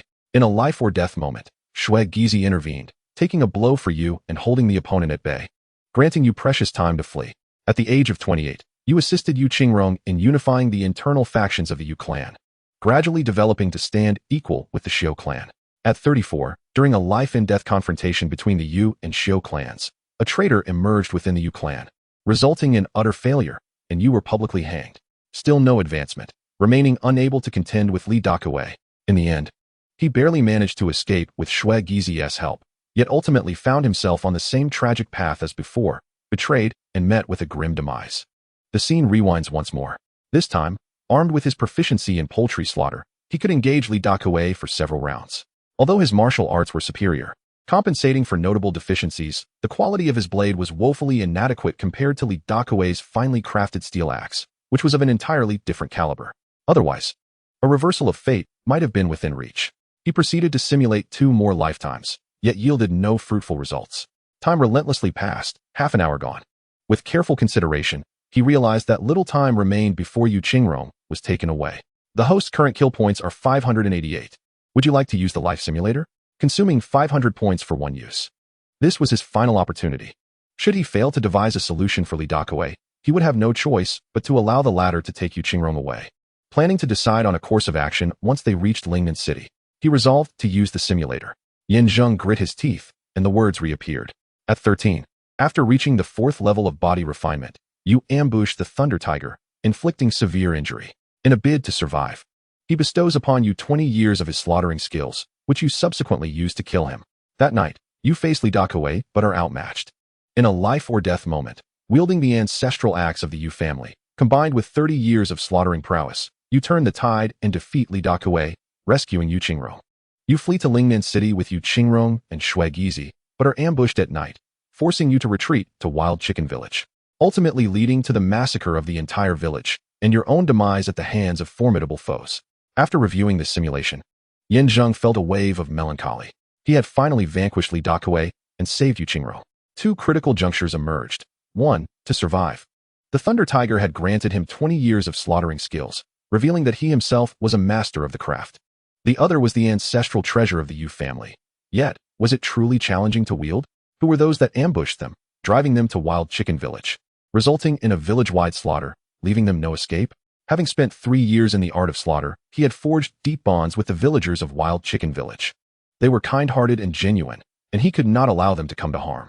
He was resolute. When the time came to flee, he would steer clear of the path leading to Wild Chicken Village. No matter who the adversary was, he would not divert misfortune towards them. As for how to escape alive, with his kill points depleted, he had no immediate alternatives and could only take it 1 step at a time. Simulation complete. The host may choose one of the following 3 options to retain. 1. 20 years of slaughtering prowess at the age of 23. 2. The cultivation level at the age of 23. The scene of the massacre in Wild Chicken Village replayed in Zheng's mind. Upon witnessing this, he promptly decided to ignore the growth of his cultivation level. Though he felt a pang of compassion for the villagers, he reasoned that as long as he avoided the village, such a tragedy would not befall him. Soon, as he resolved this, a small, dark orb materialized before him. Upon consuming it, an invigorating sensation enveloped his entire being, augmenting his decades of expertise in poultry slaughter. He found that his mind was now brimming with previously unencountered knowledge. After a brief respite, he left the concealed chamber and proceeded to the residence of Zheng Tianhu. The tower master entered the room, finding Zheng Tianhu seated on a couch, deep in meditation. At this critical juncture of his training, when he was at his most vulnerable, Zheng did not rush to launch a surprise attack. Instead, he aimed to first erase his mark of guilt. There were 2 main tasks. The first was to strike his name from the roster, and the second involved utilizing the Tower Master's exclusive seal to remove the mark of guilt from his face. Otherwise, wherever he went, the visible mark would label him a traitor, subjecting him to arrest or even execution by any official within the dynasty. Zheng has arrived? Zheng Tianhu, although absorbed in his practice, remained vigilant and perceptive of his surroundings. Though taken aback by Zheng's unexpected visit, he maintained his composure, closing his eyes to gather his thoughts. How goes the progress of instructing the sinners in the slaughter of cattle and sheep today? I ordered that a batch of celestial zebras be dealt with. Was it accomplished? Indeed, the sinners have made commendable progress and have begun to master the task. As for the celestial zebras, I completed their slaughter 2 hours ago. Excellent. Having fulfilled your duties, you may return to the tower for rest. There was no need to come here specifically to report. The tower master continued. I am currently engaged in my training and cannot be disturbed. Master, Zheng interjected. In addition to reporting the slaughter, I must inform you that I have successfully passed through the 18 copper min array. I have come to seek your assistance in erasing my mark of guilt and restoring my freedom. With that, he approached the bed. Zheng Tianhu, upon hearing this, felt a ripple of surprise and opened his eyes to regard Zheng with suspicion. You passed the copper min array? Just now? Yes, master. Here is the red cord. A token of my successful passage. Please examine it. As Zheng Tianhu took the red cord and scrutinized it, his expression darkened upon confirmation. The existence of the red cord signified success in the challenge. Given that the 18 copper men were his most trusted subordinates, this revelation implied 2 critical points. First, the 18 copper men could be in grave danger, and second, this young man likely possessed at least a late-stage body refinement level, for it was impossible to succeed otherwise. Does he know my secret now? The Tower Master pondered. Noticing Zheng Tian, who lost in thought, Yin Zheng gently prompted him, regaining his composure. Zheng Tianhu managed a strained smile and nodded. Very well. Congratulations to the 9th Prince for successfully passing the trial. I shall now absolve you of your crimes. However, as I find myself somewhat incapacitated, I kindly ask you to retrieve the roster and the seal from that drawer over there. All right, I will do so at once. As he watched Yin Zheng's retreating figure, Zheng Tianhu's lips twitched, a shadow of malice crossing his face. Although he had lost 18 bronze figures, the urgency of breaking through to the 4th realm loomed before him, necessitating a surge of murderous energy. This young man, possessing strength comparable to his own, was the perfect vessel to draw upon. With a firm resolve, he quickly gathered his strength, waiting for the opportune moment to deliver a fatal blow. Did he truly believe he could erase his crimes and regain his freedom? Such thoughts were nothing but folly. Soon, under Zheng Tianhu's guidance, Yin Zheng brought the 2 items to the bedside. Zheng Tianhu personally struck out the name from the roster and then instructed Yin Zheng to turn aside. As he prepared to use the seal to erase the mark of sin, both men harbored ulterior motives, each synchronizing their preparations. Zheng Tianhu infused his wrist with power, intending to manipulate Yin Zheng's life force through the seal. Unbeknownst to him, Yin Zheng was acutely aware of his precarious state, as he was at a critical juncture in his cultivation, the time when he was most vulnerable. The energy pathways around his waist and abdomen were in a transitional phase. As their actions aligned, the moment the seal was pressed against Yin Zheng's face, he seized the initiative and struck first. With a swift motion, Yin Zheng grasped Zheng Tianhu's waist and abdomen, applying force. A sharp crack echoed in the air as Zheng Tianhu emitted a cry of agony. His energy pathway severed. His power instantly dissipated, and the seal fell from his grasp. Seizing the opportunity, Yin Zheng rolled over and delivered a powerful punch to Zheng Tianhu's nasal bridge. Blood immediately gushing forth as Zheng Tianhu's body collapsed onto the bed. With the name erased and your seal affixed, within a quarter of an hour, the mark of sin upon my face shall vanish. I appreciate your assistance, Tower Master. Yin Zheng sneered, transforming his palm into a fist, ready to strike. Boom. A frail camel is larger than a horse. Despite Zheng Tianhu being at his most vulnerable during this critical moment of cultivation, and having been weakened by Yin Zheng's earlier grasp, he was not one to surrender easily. In a life-or-death situation, he immediately slammed both palms onto the bed, propelling himself upward. As he spiraled, his legs swept out with astonishing speed, akin to a flash of lightning, forcing Yin Zheng to retreat several steps. You little brat, daring to ambush me? Zheng Tianhu glared at Yin Zheng with a morose intensity. Yet Yin Zheng, undeterred, retorted with a cold smirk, are you not the same? Coveting my murderous energy, seeking to absorb it to ascend to the 5th realm, are you? How did you come to know all of this? Zheng Tianhu questioned, his expression a mix of suspicion and intrigue. Even if you have slain the 18 bronze figures and gleaned information about my association with the Xiu family from them, they remain oblivious to my cultivation methods. It is impossible for you to have prepared in advance. That is but the beginning. Allow me to assume the role of the sinner's leader, enabling me to absorb more of the essence of slaughter to lay the groundwork for your cultivation. Teaching the sinners to slaughter is merely a means to cultivate more individuals like myself, facilitating your future endeavors to absorb their essence. Furthermore, you have colluded with the cultivator from Lingnan City, trafficking in the identities of sinners, handing them over to the 18 bronze men for extortion, amassing ill-gotten wealth. As the Tower Master, you have indulged in corruption and lawlessness. Do you still acknowledge the existence of justice? Have you no humanity left? Today, I shall act on behalf of the heavens and send you on your way. As he spoke, Yin Zheng trembled, exuding an overwhelming aura that shattered the surrounding tables and chairs, creating a cacophony of chaos. Upon hearing his words, Zheng Tianhu felt a chill run down his spine, realizing that his little secrets were laid bare before his opponent. However, it was futile to ponder how Yin Zheng had come to know these matters. The immediate concern was to eliminate this wretched brat. Beyond aiding his own ascent through the absorption of essence, the more pressing issue was that should these scandals be exposed, he would face ruin and irreparable disgrace. Both of us are at the late stage of the 4th body refinement. In a true confrontation, the victor remains uncertain. Moreover, I have been at this realm for a decade, on the brink of a breakthrough, while you have only just advanced. In a contest of experience against naivety, your chances of victory are non-existent. Zheng Tianhu spoke in a deep voice, regaining his composure, suppressing the agony within him, and channeling his strength through his body. Soon, His energy radiated to all his limbs, his legs moving with the speed of the wind as he charged forward. Zheng did not hesitate. He quickly adopted a defensive stance, evading the oncoming assault. He then bent low, wrapping his arms around Zheng Tianhu's upper body, and unleashed a series of fierce punches aimed at his abdomen. He understood that this was his opponent's most vulnerable point. If he could shatter the waist and abdomen, the source of Zheng Tianhu's power would disintegrate, leading to his ultimate defeat. Bang, bang, bang. With each punch, he resembled an unyielding meat grinder, relentlessly hammering away. The impact yielded significant results, as the sound of cracking bones echoed from within Zheng Tianhu's body, eliciting continuous roars of rage and agony. Blood even began to spill from his mouth. Yet, Zheng Tianhu did not remain passive. He grasped Zheng's back with both arms, relentlessly striking at his flesh.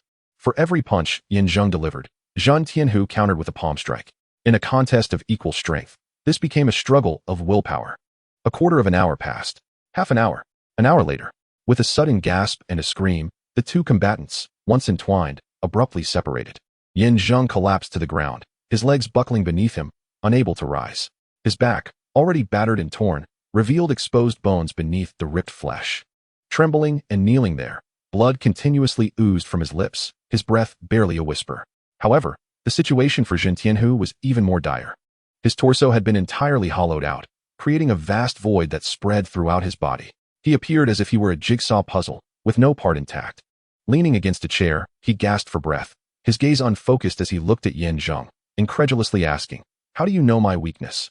Despite my attempts to push you away, you only struck my abdomen, causing the vital energy within me to spiral into chaos. Now, I am no different from an ordinary mortal. What you know about me far exceeds your imagination, but what I know now is that you are undoubtedly doomed." With a slight pause to regain some semblance of composure, Zheng suddenly rose, drawing his blade with a metallic clang. He rushed towards his opponent. And just as he was about to strike, Zheng Tianhu frantically raised both hands to shield his head, pleading, "Do not kill me. I beg you, Ninth Prince." The script had arrived. Zheng's heart jolted. At that moment, Zheng Tianhu was prepared to offer 20 years of his accumulated prowess as a sacrifice for his life. In return, Zheng could harness this power alongside the dragon-slaying blade to vanquish Li Dakue. "Give me a reason not to kill you." Zheng halted, coldly inquiring.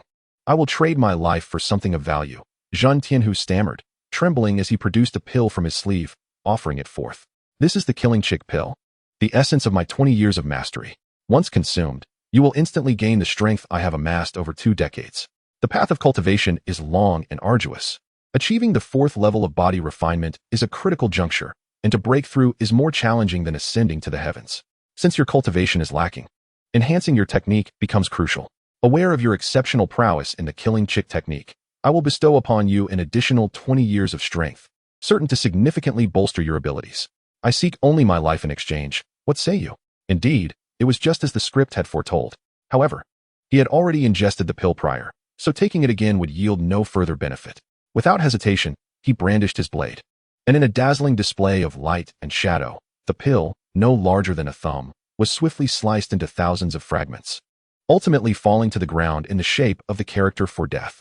Was this the manifestation of the killing chick technique after augmenting it with 20 years of power? Zheng Tianhu's face displayed astonishment, incredulity etched upon his features. How is this possible? The enhancement of the killing chick technique can only be achieved through that pill. But why are you able to utilize it beforehand? What are you? Without further ado, Zheng swung his blade downward, cleaving Zheng Tianhu in two. At that moment, the door was forcefully kicked open, and a figure rushed in. "Master, the people from the Tianlong escort agency wished to inquire," but suddenly halted. His gaze fixated on the bisected Zheng Tianhu, leaving Shui Gizi utterly stunned. Upon discovering that the assailant was Zheng, he was so shocked that he could scarcely catch his breath, repeatedly exclaiming, "Ninth Prince, is it truly you? Have you slain the Tower Master? Is it possible that Zheng Tianhu has perished just like that? Given the evidence before him, why pose such questions?" Zheng maintained an air of calm as he sheathed his blade. With a mere glance, Shui Gizi understood the unspoken command and hurriedly turned to secure the door, then approached the window, bowing low and remaining silent in reverence. The shock was overwhelming. The Ninth Prince had audaciously dared to kill Zheng Tianhu, a high-ranking official of the court and the master of the sinful tower, whose death warranted severe punishment. Moreover, Zheng Tianhu was a formidable expert at the late stage of the 4th refinement, so how could he have been slain by the Ninth Prince? Contemplating this left one feeling deeply unsettled. No wonder Yin Zheng had instructed him to investigate the Tianlong escort agency and the identities of the sinners. It appeared he had been plotting this all along. The ninth prince was not the same as he once was. What had transpired over the past 3 years?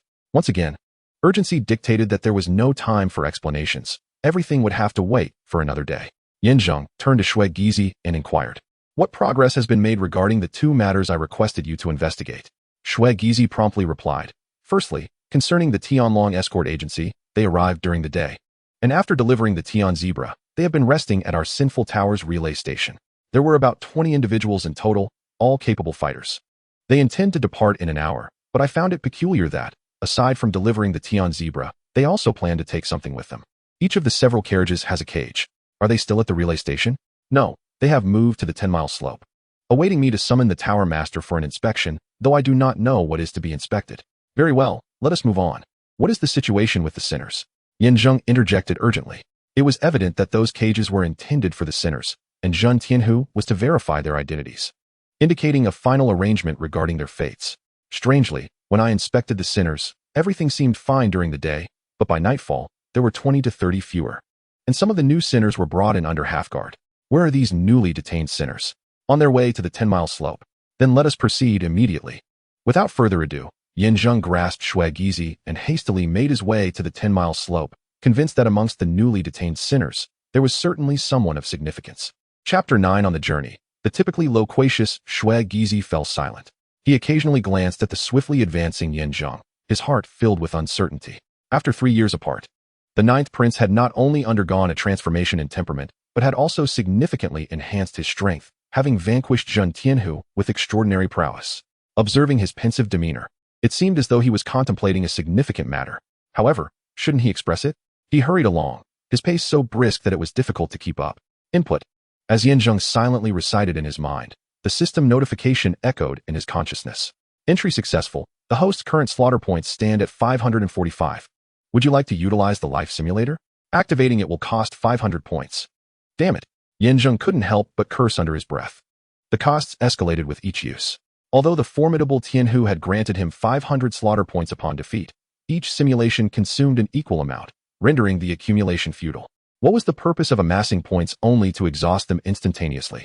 Just as Yin Zheng contemplated initiating the simulation, a figure dashed towards him from behind.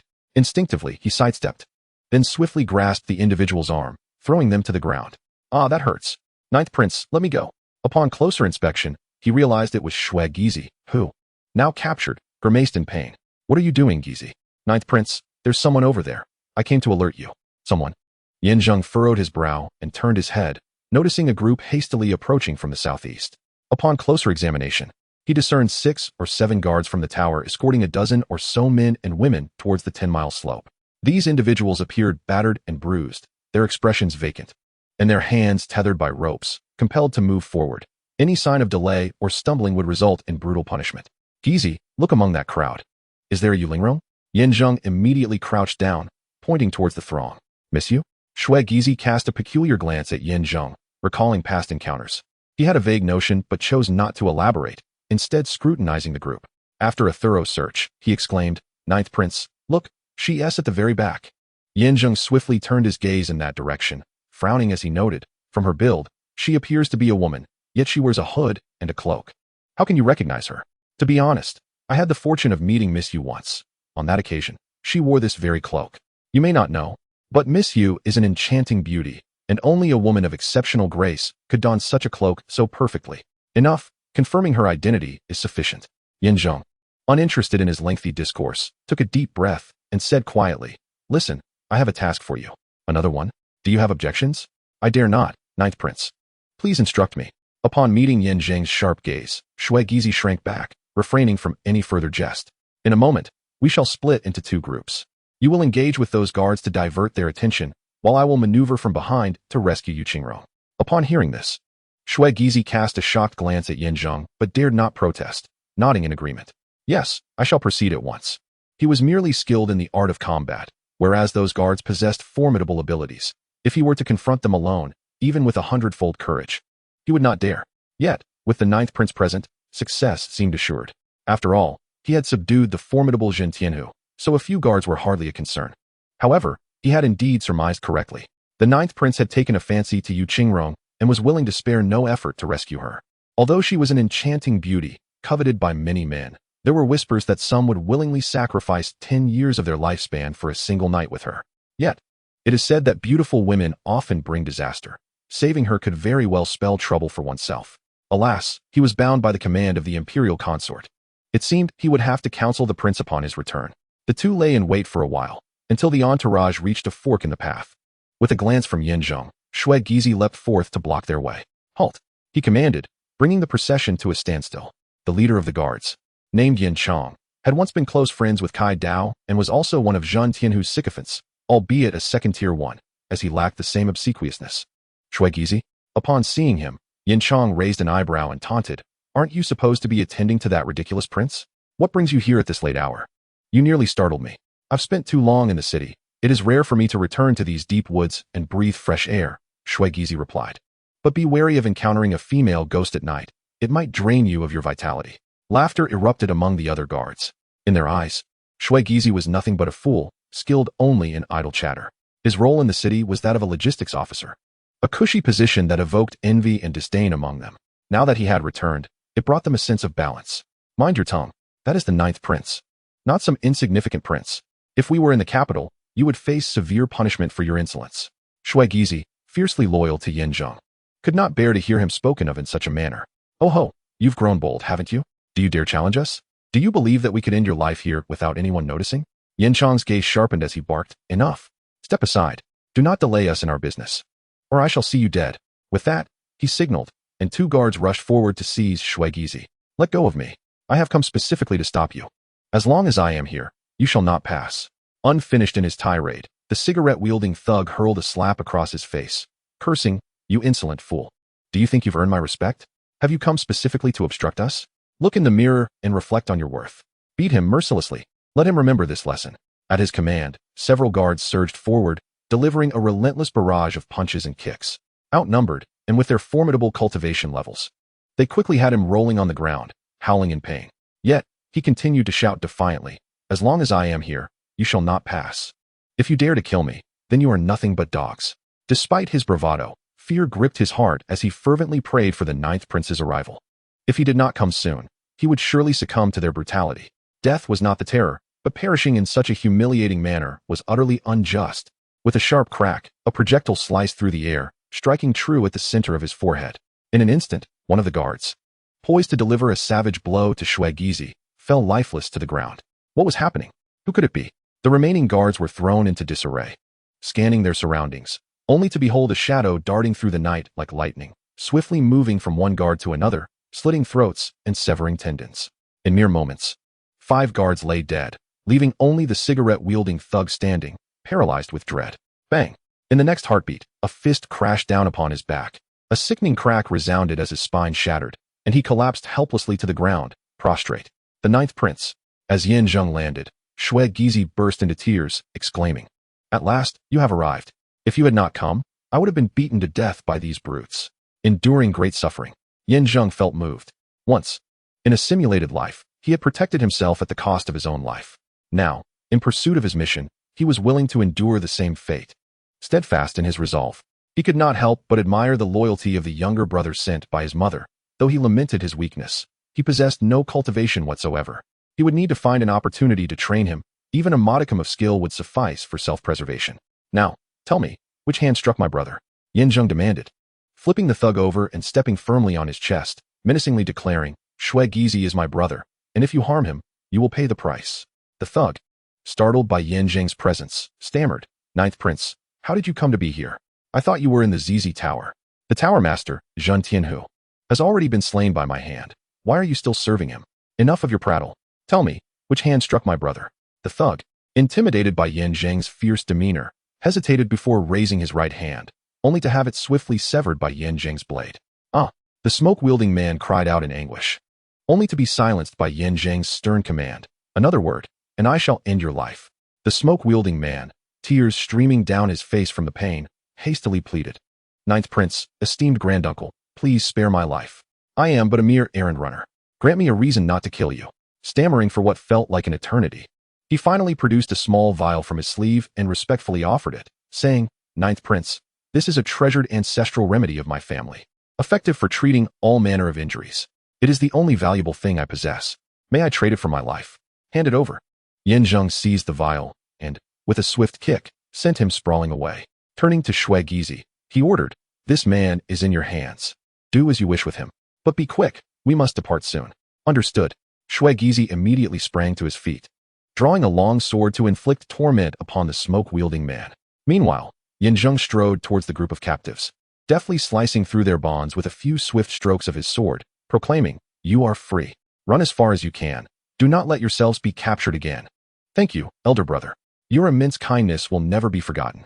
Should an opportunity arise, we shall repay you," the freed men and women exclaimed, akin to fish released back into the water, expressing their gratitude before fleeing in various directions. Just as the last hooded woman prepared to leave, Zheng dashed forward, kneeling on one knee with utmost respect. "Miss, I apologize for the suffering you endured." Chapter 10. This was the script Zheng had meticulously crafted beforehand.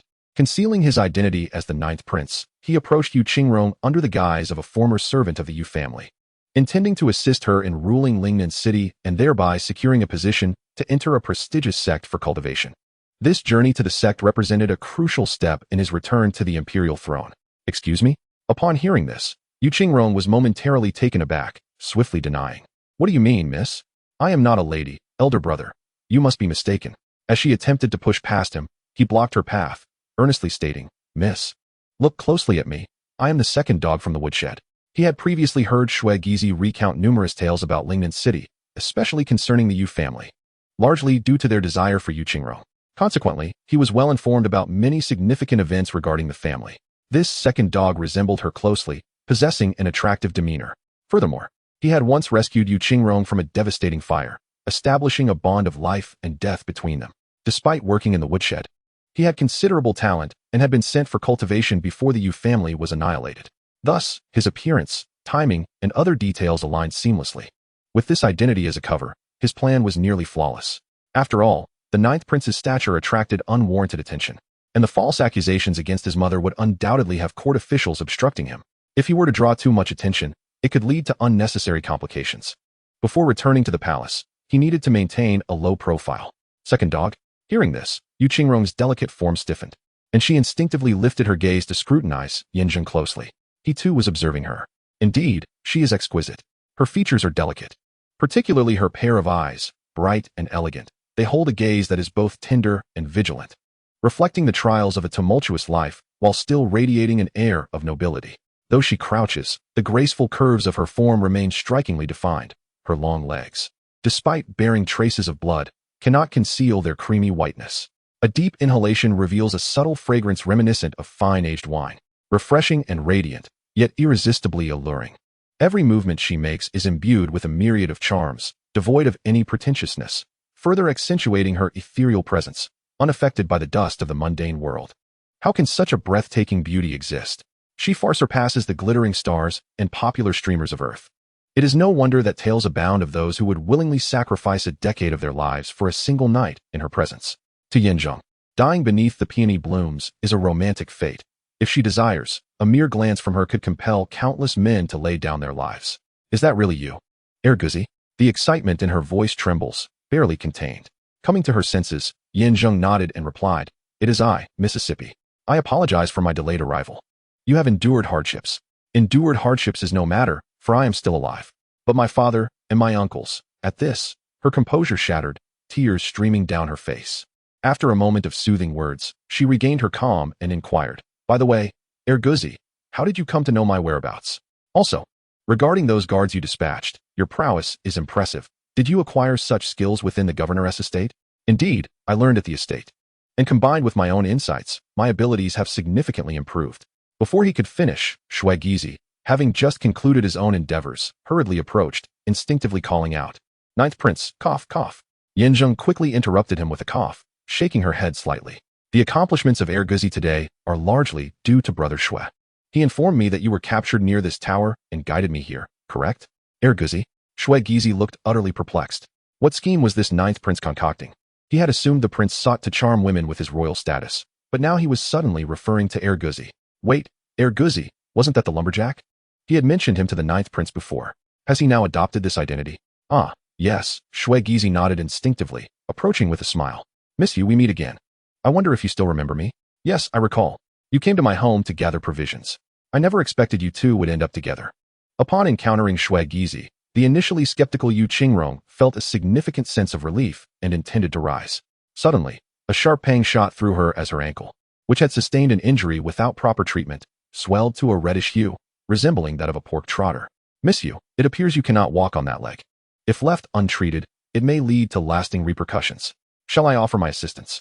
I possess some knowledge of pharmacology, Shui Gizi remarked as he approached, casting a glance at Yin Zheng for consent. Yin Zheng, without much deliberation, recognized that if she were unable to walk, complications would inevitably arise, creating further trouble. Seizing the opportunity to assess his own kill points, he agreed. Miss, let Brother Shui attend to your injury while I scout the perimeter to ensure our safety.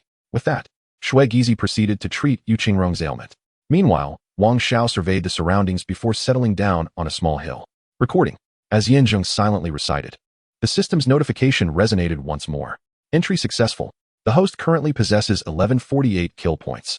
Would you like to utilize the life simulator? Cost, for 100 points per use. Oh, has it decreased? After eliminating 6 guards including Yin Chong, each yielding 100 points, totaling 600 points, and considering the previous surplus of over 500, the count of over 1,000 points seemed accurate. Yet, the cost had dropped from 500 to 400 points. This suggested that in the future, if the expenditure felt excessive, he might lower the cost by eliminating lesser foes.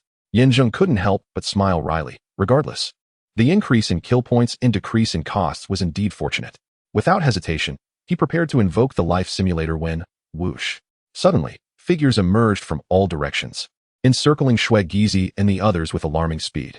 I wondered why Yin Chong and his gang had not yet arrived. It seems they met their demise here. A deep voice resonated ominously. Yin Zheng was jolted back to reality, feeling utterly despondent. After accumulating such kill points with the intention of a thorough simulation, he never anticipated trouble would arrive so swiftly. Resigned to the situation, he promptly rose and dashed towards them. Miss you, it seems you have called for assistance. A burly man with a thick beard and a robust build stepped forward, a mocking expression on his face as he regarded Yu Qingrong. But hasn't your entire family been eradicated by the Xiu clan? How could anyone possibly come to your aid? Are you perhaps offering your beauty in exchange for a man? Li Dakuai, cease your insolence. Yu Qingrong thundered, her fury palpable. Though Shui Gizi was in a state of utter turmoil, he steadfastly shielded Yu Qingrong, admonishing, a dog's mouth cannot produce ivory. Who claims that the Yu family lacks protection? There are numerous who would defend Miss Yu. I advise you to depart post-haste, otherwise, when my brother Dogsy arrives, you shall meet your demise. Brother Dogsy? Li Dakuai frowned, clearly dismissive. The very name echoed of a mangy mutt, attempting to assert dominance before the head of this escort. Suddenly, his gaze sharpened, coldly fixing upon Yu Qingrong as he declared, Yu Qingrong, I shall not mince words. You are aware of what young Master Xiu desires. If you hand over the ancestral blade of the Yu family, I may consider sparing you. Otherwise, I shall sell you to a brothel, forcing you to entertain clients day in and day out. Until that blade is surrendered, you shall not find respite, enduring torment until your very essence is extinguished. Scoundrel! Yu Qingrong seethed, her teeth clenched as she instinctively drew a beautifully crafted dagger from her wide sleeves and pressed it against her throat. Her enchanting eyes icy as she vowed, the dragon-slaying blade is the Yu family's ancestral treasure. Xiu's family shall never possess it, even if it costs me my life. I shall not allow them to succeed. In that moment, she contemplated ending her own life. Yet Shui Gizi swiftly grasped her wrist, urgently imploring, do not, Miss you. What drives you to such despair? There is no need to seek death. Li Dakuai is but a paper tiger, merely attempting to frighten you. Wait for my brother Dogsy to return, and we shall shatter his arrogance. Though Guzi possesses decent strength, this Tianlong escort is filled with experts. And Li Dakuai is a formidable opponent, at the 5th stage of body refinement. He is not someone you can confront. The Yu family has faced annihilation. And now that we have discovered a surviving member, let us ensure you remain alive. Since the restoration of the Yu family seems hopeless, I would rather follow my father into the afterlife. Desire death? Until the dragon-slaying blade is surrendered, even death is not an option for you. Li Dakuai's expression darkened as he signaled with a glance, and 2 escort guards immediately comprehended, rushing forth to forcibly knock Shui Gizi to the ground. As they seized Yu Qingrong to make their escape, a swift sound sliced through the air, 2 sharp strikes rang out. Quick and precise. Both blades struck true, severing the throats of the 2 guards. With blood spraying into the air, the guards fell lifelessly. Who dares to lay a hand on my lady? I shall annihilate their entire family. Chapter 11. The voice precedes the arrival. Yin Zheng's furious roar reverberated, unleashing a surge of energy that knocked several escort guards to the ground. Once he landed, he hurried to support Yu Qingrong, his concern palpable as he inquired, "Miss, are you unharmed?" Guzi, Brother Dogsy, they dared to strike me." Upon seeing Yin Zheng, Shui Gizi wept as if he had encountered his own father, exclaiming, "They broke 3 of my ribs. The pain is unbearable. Remember who struck you and how they did so. I will ensure they pay in full." "Certainly. That is my forte." Shui Gizi nodded vigorously before scrambling to join them. At this moment, Yin Zheng's timely intervention deeply moved Yu Qingrong. However, upon seeing Li Dakuai, despair washed over her, and she shook her head, saying, "Guzi, I am truly grateful for your assistance in this life and death situation. Yet, the adversary is far too formidable. You are no match for him.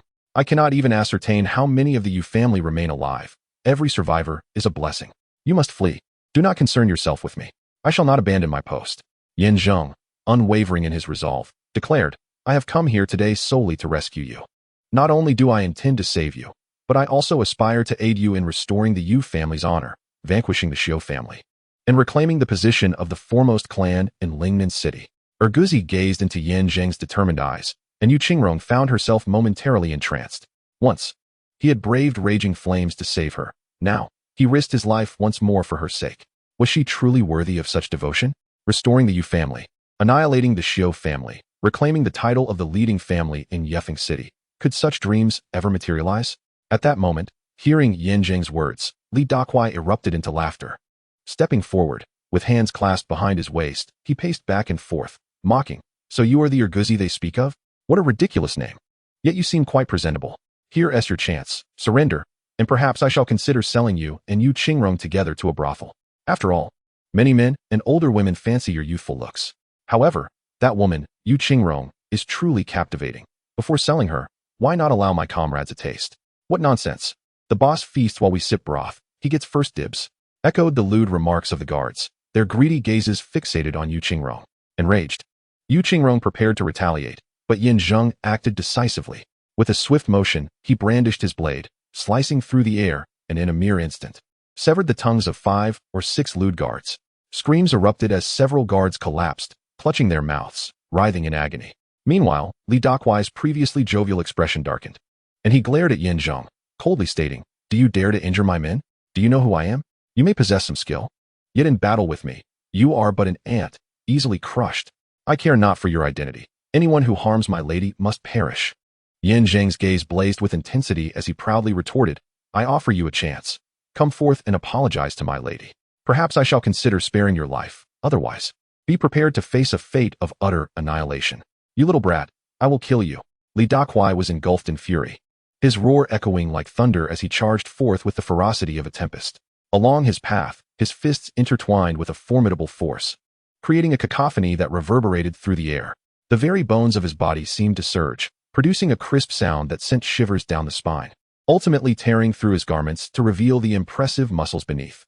Each inch of his skin was enveloped in a layer of potent energy, a staggering 5 layers thick. Consumed by rage, he unveiled his trump card, intending to crush Yin Zheng with the formidable strength of the 5th level of body tempering. Such power was indeed formidable. Shui Gizi could not help but swallow hard, grasping the corner of Yin Zheng's attire, and timidly inquired, "Brother Guzi, can we withstand this Li Dakuai? If not, we must endure. Today, it is either his demise or mine." Yin Zheng understood the gravity of their predicament. With Li Dakuai at the 5th level, possessing only the 4th level late stage, was no match for him. Their only glimmer of hope lay in the dragon-slaying blade. However, to voice this directly might breed suspicion. He resolved to wait for a critical moment to let Yu Qingyong lower her guard, and if fortune smiled upon him, he hoped to claim the blade for himself, pairing it with his skills to maximize its efficacy. "Gizi, just take care of the young lady. Leave Li Dakuai to me."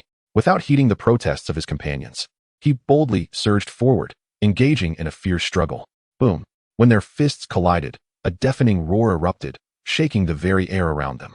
The strength of the 4th level late stage, amounting to 1,000 pounds, paled in comparison to the 2,000 pounds of the 5th level early stage.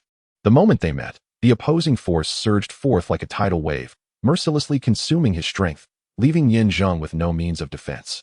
As he staggered backward, his opponent, with remarkable agility, ensnared his legs and twisted his waist, pressing against Zheng's back and forcing him forward. Crack!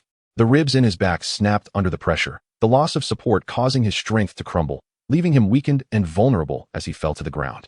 In the next moment, Li Dakuai raised his fists, raining down blows upon Zheng's wrists and limbs with reckless abandon. Thud, thud, thud, thud, thud. Seasoned in battle, he understood that for a martial artist, the wrists were the most vulnerable point to strike. A well-aimed assault could render an opponent powerless in mere moments. This young man had not anticipated facing a foe of the 5th level. Challenging such a formidable opponent was akin to courting death. Everyone dreams of heroically rescuing the damsel. Yet one must consider their own strength. To act knowing one cannot succeed is sheer folly. All right, brothers, prepare to clean up the aftermath. After we escort Yu Chengyong away, we must deliver those rascals from Shirley Slope to young Master Xiao. Observing the unfolding scene, the bodyguards felt assured of their victory and began to strategize the cleanup. Upon hearing their words and considering the current situation, Shuizi was nearly paralyzed with fear. He had indeed been deceived by appearances. The Thunder Tiger was well matched with the 9th Prince, and it was hardly surprising that one could slay the other. However, Li Dakuai was a master of the 5th level, and such a confrontation was tantamount to courting death. Yet, the 9th Prince was not foolish. Why was he so relentless? It had been repeatedly advised against. Yet he insisted on proceeding. If anything were to happen to him, how would I bear it? As despair and pessimism enveloped his face, the overwhelming force of the opponent left him powerless. At that moment, after enduring a relentless onslaught, Zheng's strength had been significantly diminished. A swift kick sent him crashing against a large tree, the searing pain forcing him to grimace and cry out in agony, blood spurting from his mouth. What a fool! Knowing he was outmatched, he still sought death. Very well, I shall grant your wish. It is a pity for such a fine physique, otherwise it could fetch a good price in the brothel. Li Dakuai effortlessly subdued Zheng, but to prevent any further entanglements, he sneered and charged forward, determined to finish Zheng off in one swift motion. Brother dog, no!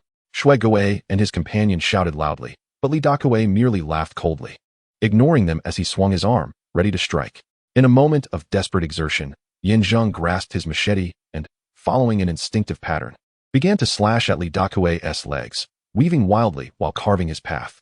The sheer speed and ferocity of his attacks took Li Dakuai by surprise, causing him to retreat in quick succession.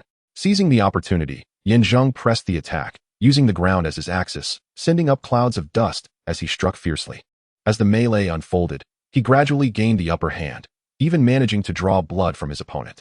Witnessing this turn of events, a flicker of hope ignited within Shui Guai and his companion, only to be dashed once more in the next moment.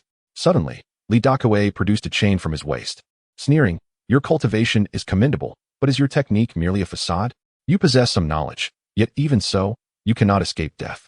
Behold my iron chains, binding you." With a roar, Li Dakuai swung the chain, clashing it against the machete.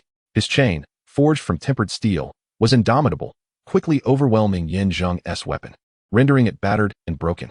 The two weapons collided, sparking brilliant flashes, and though Zheng's technique was not without merit, the disparity in material left him at a disadvantage. Ultimately, his machete shattered under the relentless assault, and as the chain struck his midsection, he coughed up blood and was sent flying before the eyes of the two onlookers. Upon witnessing the scene, the two cried out in unison, instinctively embracing him. Gazing at his battered and bloodied form, Yu Qiong's heart sank. She pounded her chest in despair, exclaiming, "I warned you against going, yet you would not listen. That Li Dakuai is a master of the 5th stage of body refinement. You are no match for him. Why must you venture forth to meet your demise? I appreciate your good intentions, but if anything were to happen to you, how could I ever find peace? He is after me. This has nothing to do with you. Leave at once." "I will not flee," Zheng replied resolutely, his face set with determination. "I am a member of the Yu family in life and in death. To protect the young lady and preserve the possibility of the Yu family's resurgence, I would rather die with honor. What if he is at the 5th stage? I believe that with unwavering resolve, I can face even a master of bone refinement." As he spoke, he struggled to rise, but was firmly held back by Shui Gizi, who shook his head vigorously, insisting, "Brother, do not be reckless. We are no match for him. To stand firm in such a moment would be foolish. Do not force my hand, or else." His unspoken words lingered ominously in the air. If Zheng persisted, he would reveal his identity as the 9th Prince, which would only bring about disdain rather than aid. "Do not shy away from one another. Tonight, none of you shall escape. All of you must perish." Li Dakuai's voice thundered. As he leaped into the air, wielding chains with lethal intent, the iron links surged forth with terrifying ferocity, instilling fear in all who beheld them. Shui Gizi could not suppress his trepidation, while Yin Zhang's pupils dilated in horror. Yet, despite her fear, Yu Qiong stood her ground in the face of death. As the chains approached Yin Zhang, she thought, he would risk his life for mine. How could I not do the same? Moreover, in her mind, her own death could sever his resolve and provide her a chance to escape. Before you attempt to kill him, you must first deal with me. Yin Zhang, remember to live well for me. May the Yu family flourish, and may you one day restore its glory. In her desperate shout, Yu Qiong, though merely a fragile woman, threw herself forward in a moment of life and death. As the fragrant breeze enveloped her, she shielded Yin Zhang, placing herself in front of him. Just then, the chains struck, and she bore the brunt of the blow with her flesh and blood. Miss, Yin Zhang exclaimed in shock, taken aback by her foolishness in shielding him from the chains. Foolish woman, I only wished for you to wield the dragon-slaying sword. Regret washed over him. Had he known of her stubbornness, he should have been more direct. After all his roundabout efforts, it had cost her life. As the chains swept across, they emitted a series of sounds akin to clashing steel, followed closely by a gliding motion that grazed the delicate figure of Yu Qingrong, causing her skin to tear and bleed while simultaneously igniting brilliant sparks. It was initially presumed that Yu Qingrong was doomed to perish. However, to everyone's astonishment, the seemingly indestructible chains were unexpectedly severed, scattering into disarray upon the ground. What is happening? Li Dakue exclaimed in disbelief. The chains are destroyed? Shui Gizi could not suppress a gulp of saliva, his gaze fixated on the blade revealed by the chain's retreat, which momentarily blinded him with its brilliance. Reflexively, he remarked, that blade is none other than the ancestral divine sword of the Yu family, the legendary dragon-slaying blade. Indeed, it is, Yu Qingrong acknowledged, her tone noncommittal. This blade possesses a spiritual connection, resonating harmoniously with my soul. Our fates are intertwined. Should I perish, its power will dissipate, though I am reluctant to part with it. It is far better than allowing it to fall into the hands of malevolent individuals. If wielded against the world, it could wreak havoc, causing untold suffering for all living beings. Vile creature. Upon hearing this, Li Dakue's fury escalated, and after crashing to the ground, he glared at her, exclaiming, you refuse to surrender the treasured blade, yet you would rather die than relinquish its spirit? What a waste. Do you seek death? It won't come so easily. Since you refuse to yield, I shall torment those around you and see just how resilient you are. Though the blade is formidable, your strength is feeble, rendering you no match for me. With that, Li Dakue produced 2 additional chains from his waist, thicker and more robust than the ones before.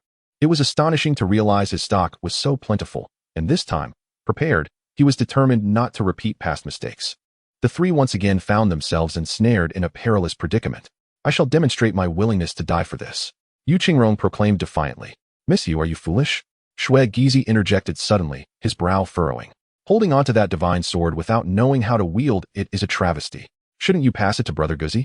Yu Qingrong was momentarily taken aback. Yin Zheng also felt a surge of disbelief as he gazed at Shui Gizi.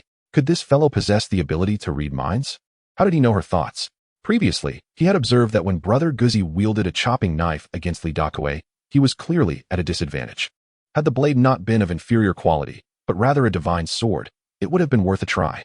With this dragon-slaying blade, crafted from unparalleled materials, allowing Brother Guzi to wield it against Li Dakue would indeed serve a dual purpose.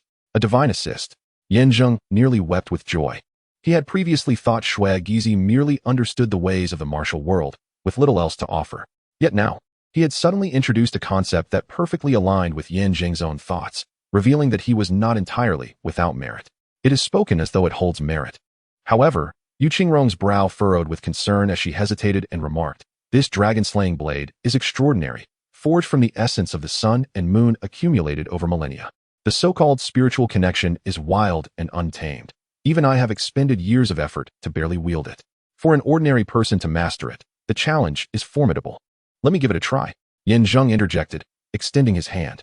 Given Yu Qingrong's description, it was indeed evident that the dragon-slaying blade was difficult to control. Yet, according to the narrative gleaned from the simulation, it was destined for him to slay Li Dakue with this very blade. Could the simulator's judgment be flawed? Regardless of its unruliness, if entrusted to him, he was certain he could master it. Young man, come forth. Just as he hesitated, Li Dakue had already regained his composure, swinging his massive chains with a ferocity akin to twin lightning bolts, instilling profound dread.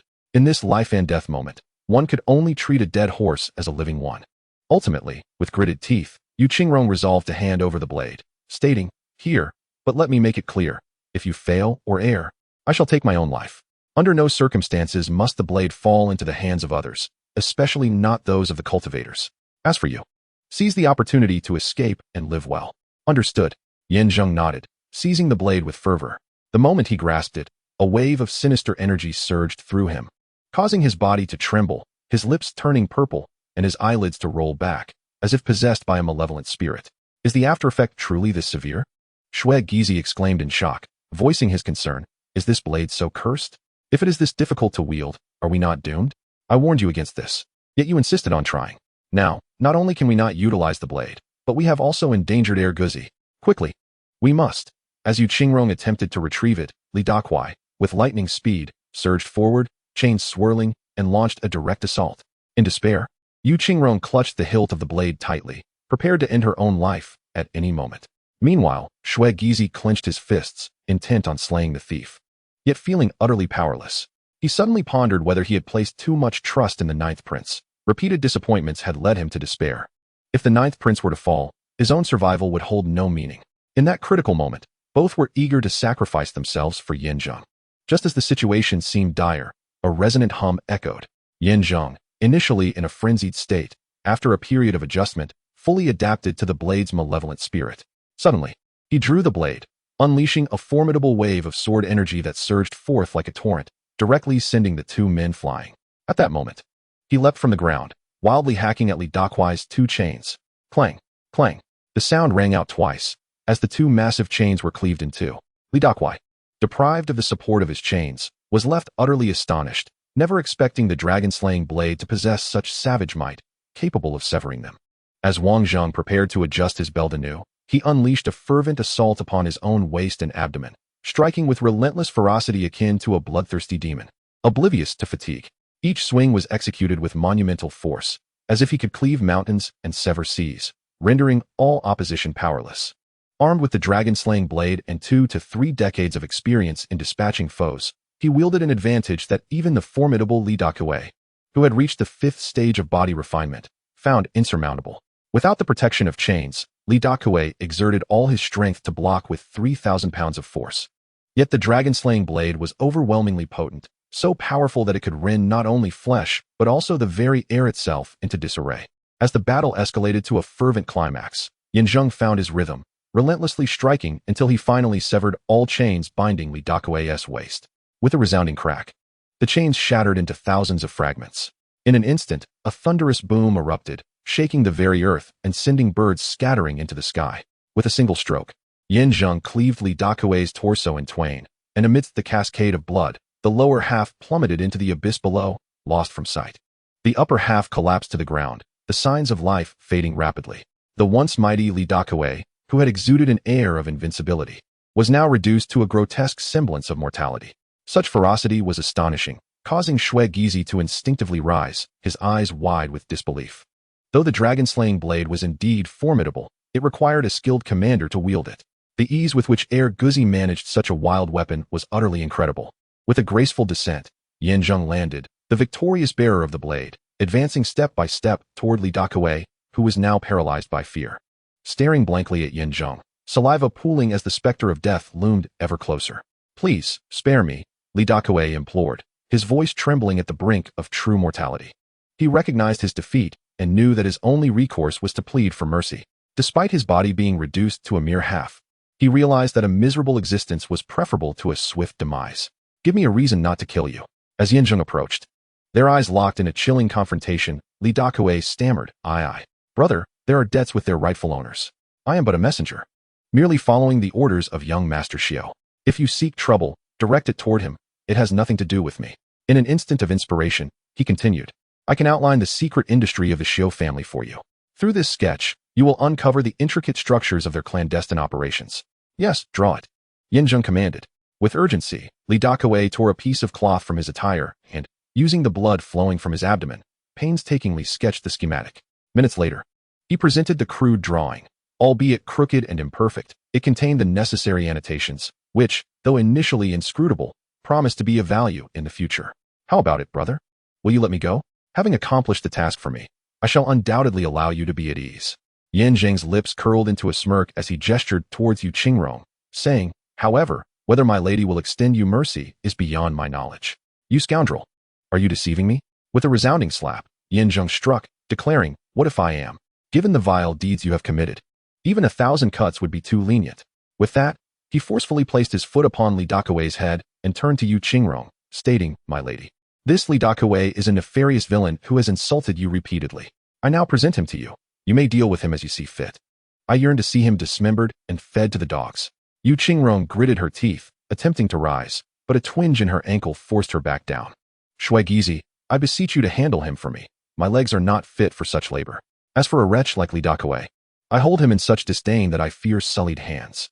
Of course, such menial tasks are my forte. Shuegizi had been eagerly awaiting this moment, nodding enthusiastically. He stepped forward with a sinister grin, saying, brother dog, this scoundrel just shattered 3 of my ribs. I have long wished to deal with him. As the saying goes, one plants a tree, and the next enjoys its shade. Shall I unleash my full potential? Indeed, indulge yourself without reservation. Zheng nodded slightly, stepping aside to observe Shuegizi's ruthless methods. This lad was indeed ferocious, mercilessly tormenting the half-conscious Li Dakuei with various instruments of pain, progressing from skin to flesh, and ultimately, after prolonging the agony, filling his mouth with dirt and leaves. The entire ordeal was protracted and sanguinary. At last, after a quarter of an hour, Li Dakuei breathed his last, while Shuegizi stood splattered with blood, grinning at Zheng and saying, brother dog, to show mercy to one's enemies is to be cruel to oneself. Do not be misled by my current ruthlessness. I am typically quite gentle. Enough. This place is no longer safe. We must hasten our departure with my lady. At this, Zheng suddenly chuckled. Did I not just see you invigorated while dealing with Li Dakuei? My lady cannot walk well. You shall carry her. The trio departed, liberating all the wrongdoers upon Shirley Slope, restoring their freedom. Subsequently, they took a route leading further from Lingnan City, deliberately avoiding Wild Chicken Village. Although the journey would involve traversing mountains and rivers, he was aware, from the simulation of life, that his presence might bring calamity to Wild Chicken Village. The villagers were simple and kind-hearted, and he wished to spare them any misfortune. However, given Yu Qingrong's mobility issues and Zheng's injuries from the recent confrontation, they sought refuge in an abandoned cave, previously vacated by wild beasts, to rest and recuperate for a time. Madam, allow your esteemed son to tend to your foot injury. I will take a moment to heal my own wounds, and once we both feel better, we can delve deeper into the matters at hand. Very well. Yu Qingrong nodded slightly with pursed lips, gazing at Zheng with earnestness, saying, Erguzi, to be honest, if it weren't for you tonight, I fear I would have perished long ago. And with your victory over Li Kuei, for some reason, I suddenly feel a surge of confidence in the recovery of the Yu family. So, please tend to your injuries first. I will share my thoughts with you shortly. In accordance with the customary practice, the two occupied their respective corners to recuperate. Wang Xiao decisively consumed the hemostatic medicine he had scavenged from the cigar smoker. Swallowing it down, the effects were remarkably swift. Indeed, it was ancestral medicine. Its potency permeated his limbs and nourished his organs, fortifying his body. In a matter of moments, he felt a significant reduction in pain. While not entirely healed, he was at least restored to about 70 or 80% of his former vigor, essentially in a state of full revival. Seizing the opportunity, he silently intoned, Recording. Recording successful. Host kill value is 2,148 points. Would you like to use the life simulator? Consuming once costs 1,000 points. Zheng felt a wave of despair wash over him. Li Dakuei was a formidable opponent, a 5th-tier expert in body refinement. His worth was substantial. Slaying him would yield a direct reward of 1,000 points. Yet the subsequent cost would also equate to that same 1,000 points. He finally grasped the nature of this simulator. In the future, after accumulating kill points, he must swiftly expend them. Otherwise, when he faced stronger warriors, he would lose all previously amassed points. A regrettable exchange. Use. With Zheng's mental confirmation, several lines of text immediately materialized before him. At the age of 24, in the late stage of body refinement 4, after defeating Li Dakuei, you, along with Yu Qingrong and Shuegizi, sought refuge in a cave, only to be ambushed, forcing you to flee to Wild Chicken Village, ultimately leading to its massacre, with Shuegizi sacrificing himself to protect you. At the age of 27, through resource consolidation, the scattered remnants of the Yu family began to coalesce and take shape. To empower the Yu family to compete with others, you ventured through the depths of the realm, ultimately securing your first fortune to recruit troops and receiving divine armor as a reward. At the age of 32, the Yu family colluded with several other clans during a family meeting to undermine the Xiu family, only to be betrayed, leading to the Yu family's downfall once again. Yu and Yu Qingrong fled, enduring hardships, eventually arriving at Yunjian Manor. The following day, the lord of Yunjian Manor, captivated by Yu Qingrong's beauty, defiled her that very night. After suffering such humiliation, she took her own life. Meanwhile, you met your demise in your sleep, suffocated by a pillow. Upon reading through this life, Zheng could not help but smile bitterly. Who would have imagined that his demise would be such a peculiar one, ending by suffocation with a pillow? However, although my cultivation has not advanced, what is this divine journey to the 18 realms? It surprisingly managed to generate the first fortune for recruiting soldiers and even acquired a golden bell shield. Is it reminiscent of something from a past television drama? I had always believed the traitor originated from within the Yu family, but it actually stemmed from a conspiracy with other families. Consequently, there are individuals among the other families in Lingnan City who have clandestinely allied with the Xiu family. Without thorough investigation, we must not hastily engage in collaboration. As for that so-called Cloud Sword Manor, it appears to be no virtuous entity. It would be best to avoid it altogether. Zheng sighed, his emotions somewhat convoluted. Having chosen to take a detour, he found himself returning to the wild village during his escape. How could he not evade it? Moreover, who was behind the nighttime ambush? Was he truly unable to contend with them? Even possessing the dragon-slaying blade proved futile? Simulation complete. The host may choose one of the following options to retain. 1.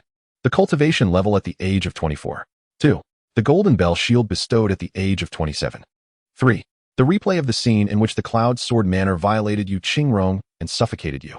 Is this simulator tainted? Offering a replay of violation and suffocation, does it aim to rub salt into old wounds? Such events transpired many years later, and as long as they do not approach, there will be no entanglement with the Cloud Sword Manor. The third option was immediately dismissed. As for the first option, my cultivation still remains stagnant. Advancement in this world is exceedingly arduous. After numerous simulations, I have only managed to elevate my cultivation a mere 2 or 3 times. If my progress is so challenging, how arduous must it be for other martial artists? I choose option 2. Since offense is unfeasible, I shall rely on defense. The golden bell shield sounds quite formidable. If I can obtain it, surely it will suffice for my self-preservation, right? With a decisive choice, a crisp sound resonated beside Zheng, and in the next instant, he found himself clad in armor. It felt little different from being unarmored, yet upon touching his skin, he discovered it was exceedingly rigid. However, as he moved and twisted, he felt no discomfort whatsoever. Yet, he pondered how much force this golden bell shield could withstand and how to maximize its effectiveness. These aspects were not elucidated in the simulation. It seemed he could only deduce them through personal exploration or practical experience in combat. Brother Dog, with over 1,000 points remaining, I can simulate once more. Zheng eagerly wished to discover the identity of the assailant during the ambush and how to circumvent the wild chicken village, ensuring the villagers remained unharmed. Just then, he heard Shuegizi's call. He suddenly opened his eyes and furrowed his brow, inquiring, "What is it?" "After my miraculous treatment, Miss Yu's legs have improved significantly. She has asked me to summon you to discuss the forthcoming matters." Chapter 14. Upon hearing this, Zheng had no choice but to temporarily abandon his simulation and converse with Yu Qingrong first.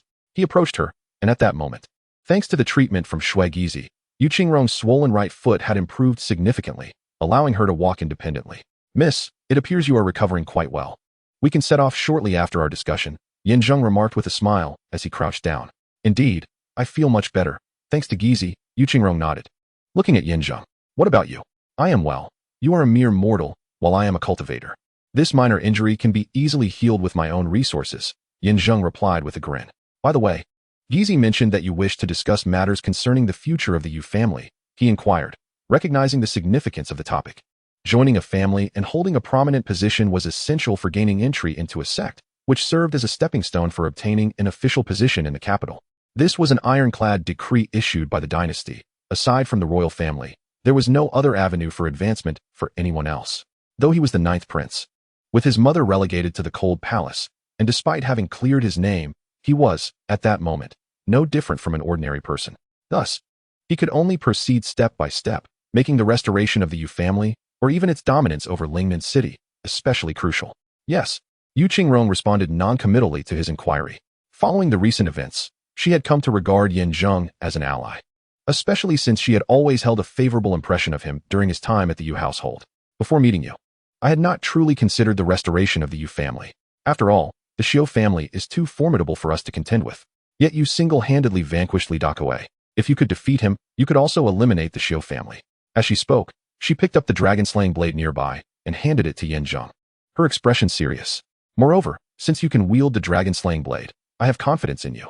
I present this blade to you, hoping you will remember the family's mission. When the opportunity arises, I wish for you to change your name and become a true member of the Yu family. You wish to gift me the treasured blade? Zheng's eyes gleamed with desire. During the fierce battle, holding the dragon-slaying blade had imbued him with an overwhelming sense of invincibility. The blade seemed to possess a certain enchantment that urged him forward relentlessly. Do not refuse. Take it. Yu Qingrong inhaled deeply and continued. A treasured blade is bestowed upon a hero, and at present, you are indeed the hero of the Yu family. It is not in vain that my father sent you to the prefecture for further training. Now, let us get to the crux of the matter. I have devised a simple plan. To restore the glory of the Yu family, we must have resources. Resources? Zheng queried. Do you mean to recruit soldiers? Shui Gizi interjected. Currently, the Xiu family is well-armed and powerful. Even if we possessed extraordinary abilities, we would be insufficient to confront them alone. Therefore, it is essential to have wealth and allies to secure a foothold, and then advance step by step until we achieve our ultimate goal. Precisely. Although the Yu family has fallen, there are still remnants of influential nobles scattered among the populace, awaiting their resurgence, among whom my third uncle, Yu Qianxiu, is paramount. Yu Qingrong pointed towards the southeast direction outside the cave and introduced, if you follow this path, you will reach Shirlu town, which lies 30 miles beyond Lingneng City. My third uncle is currently taking refuge there. Since the fall of the Yu family, he has established a base, gathering the remnants of our clan, and has amassed a following of over 100 individuals, divided into 5 factions. I understand, Mississippi. Your intention is for us to seek refuge with my uncle. With his foundation, we can return to Lingneng City. No. Returning to Lingneng City and restoring the Yu family is merely the foundation. To eradicate the Xiu family and exact vengeance, we must await the opportune moment. Yu Qingrong shook her head, saying, My uncle is of the main branch of the Yu family, and the leaders of the 5 factions were once in charge of various branches. They all support me as the head of the family to restore the Yu lineage. However, once we return, to avoid the Xiu family's wrath and gain some reprieve, we will need a backing. According to my uncle, that backing is the protection of the family alliance. The family alliance? Brother Guzi, I am familiar with this. Shui Gizi interjected, explaining, the so-called family alliance is essentially an organization that governs families, present in every state and district. Once the manpower and finances reach a certain scale, an application can be submitted to become a member of the alliance. This way, private conflicts cannot be waged. Anyone who disrupts the peace will face punishment from the alliance. Indeed, my uncle has already established contact with the alliance, and the scale of our forces is nearly sufficient, but we still need funds. Therefore, before we seek out my uncle, we must first prepare the money, roughly estimating that we will need at least 10,000 taels of silver. 10,000 taels? Zheng exclaimed in astonishment. Just as he was about to inquire further, a thunderous explosion echoed as several massive boulders that had been blocking the cave entrance were blasted apart. Following that, several figures rushed in, quickly surrounding the 3 of them in the depths of the cave. What is happening? Shui Gizi panicked, while Zheng instinctively positioned himself to shield the 2 behind him and looked up.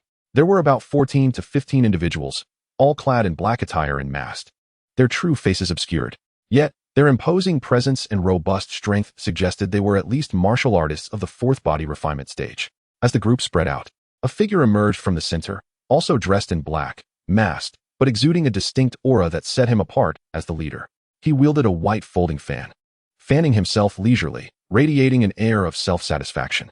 Especially notable were his eyes, which glinted with a menacing yet cunning light, surveying the 3 with an air of disdain, as if they were trifles easily within his grasp. Could they be the raiders mentioned in the simulation? Who are these people, and what do they intend? Seeing this, Zheng felt a surge of terror. Apart from the enemy being concealed while they were exposed, the most concerning aspect was the leader's formidable aura, which conservatively suggested he was above the 5th body refinement stage, but the exact extent would only be revealed through confrontation. The prior encounter with Li Deqiu was fraught with peril. Had it not been for the dragon-slaying blade, he would likely have met his demise. Yet, for reasons unknown, now that he wields the treasured blade, he feels devoid of the vigor he once possessed against Li Deqiu, as if a vital spark has been extinguished. Should the blade fail to manifest its power, how might he escape unscathed from formidable foes? A wave of regret washed over him. Had he foreseen this, he would have expended the remaining 1,000 or so slaughter points, perhaps gleaning a solution from the simulated life. But now, do you think that hiding in this cave renders you invisible to me? At this moment, the man in white spoke, casting a glance that prompted the surrounding men in black to draw their swords, ready for combat. The voice of the man in white, altered by some means, obscured any discernible indication of gender or age. It was evident they wished to conceal their true identities. Yin furrowed his brow, having spent years in the Tower of Sin. He had not made any enemies. Moreover, Shui Gizi, timid by nature and adept at navigating situations, would not have offended anyone. Thus, it was clear that this group was targeting Yu Qingrong. Given that Li Deqiu had previously sought the dragon-slaying blade, it stood to reason that these individuals were also after the prized weapon. However, the simulated life only mentioned the young master dispatching the Tianlong escort agency for negotiations, with no mention of any other parties. Who then were these mysterious figures? Who are you and what do you seek? Yin held his breath, gathering his strength, prepared for battle. Yet knowing the answer would be futile, for all paths ultimately lead to death. The man with the white fan sneered coldly, commanding, "Spare the woman. Eliminate the men, leave no survivors." Upon receiving the order, a dozen men in black charged forward, swords drawn. "Gizi, protect the young lady. If anything happens to her, I shall hold you accountable." Though caught off guard by the abrupt conflict, Yin could not afford to yield in such a life-or-death moment. With that, he brandished the dragon-slaying blade and engaged in combat. Employing his advanced agility, he darted and weaved among the throng of adversaries, though surrounded.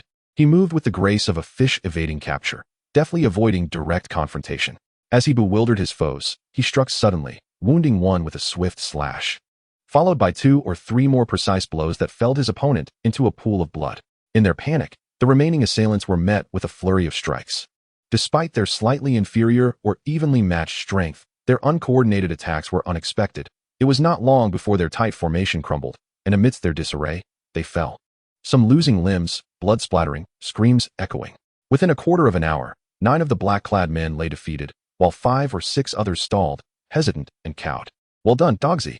Shui Gizi exclaimed, unable to contain his triumphant shout. Yu Qingrong bit her crimson lips, her expression grave as she fixated on the man in white, deep in contemplation. Who wishes to court death? Upon landing, Yin Zheng brandished his treasured sword, glaring fiercely. Despite having defeated numerous foes, he too was covered in bruises and bore various injuries, blood oozing from his wounds. However, in such a moment, any hint of weakness or uncertainty could be seized upon by his adversaries for a relentless onslaught, so he gritted his teeth, maintaining a facade of fearlessness.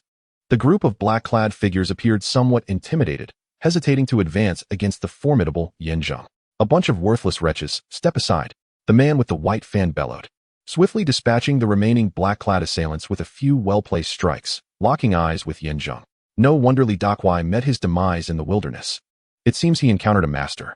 Yet, despite being at the initial stage of the 5th level, while you are merely at the mid to late stage of the 4th, you managed to be countered, relying solely on that dragon-slaying sword, I presume? It appears adequate, but it will prove futile against me. Today, you shall surely perish. Upon hearing this, Yin Zheng's expression shifted dramatically, filled with suspicion. Who exactly are you? How do you know about the dragon-slaying sword? And your connection to Li Dakuai? Are you Zhou Yejuan? Before he could finish, Yu Qingrong suddenly interjected, rising to rebuke him. You may conceal your face and alter your voice, yet you cannot mask the foul stench that clings to you. My Yu family has shown you immeasurable kindness. Yet you repay us with treachery, colluding with the Xiu family. You shameless scoundrel, now seeking to eliminate us entirely. Do you even consider yourself human? Chapter 15. Hearing this, Yin Zheng turned to gaze at Yu Qingrong, who now sported a flushed face, her fists clenched, her body trembling as she spoke. From her description, this scoundrel was named Zhou Yejuan, who had once betrayed the Yu family, conspiring with the Xiu family, ultimately leading to the ruination of the Yu clan. If that were the case, this individual was indeed lower than a beast, undeserving of even that comparison. Ha! At that moment, the unveiled Zhou Yejuan let out a hearty laugh, shedding his pretense and revealing his true visage. He was indeed quite handsome, and had one not known his character, they might mistake him for a cultured gentleman. Yet, in the face of Yu Qingrong's accusations, he felt no shame. Instead, he scoffed with pride. Those who recognize the times are the true heroes. Your Yu family has exhausted its fortunes, while the Xiu family, as rising nobility, holds great power. Should I not cling to their coattails? Shall I simply wait for death alongside you? You, what of it? One must look after oneself, otherwise, heaven will smite them.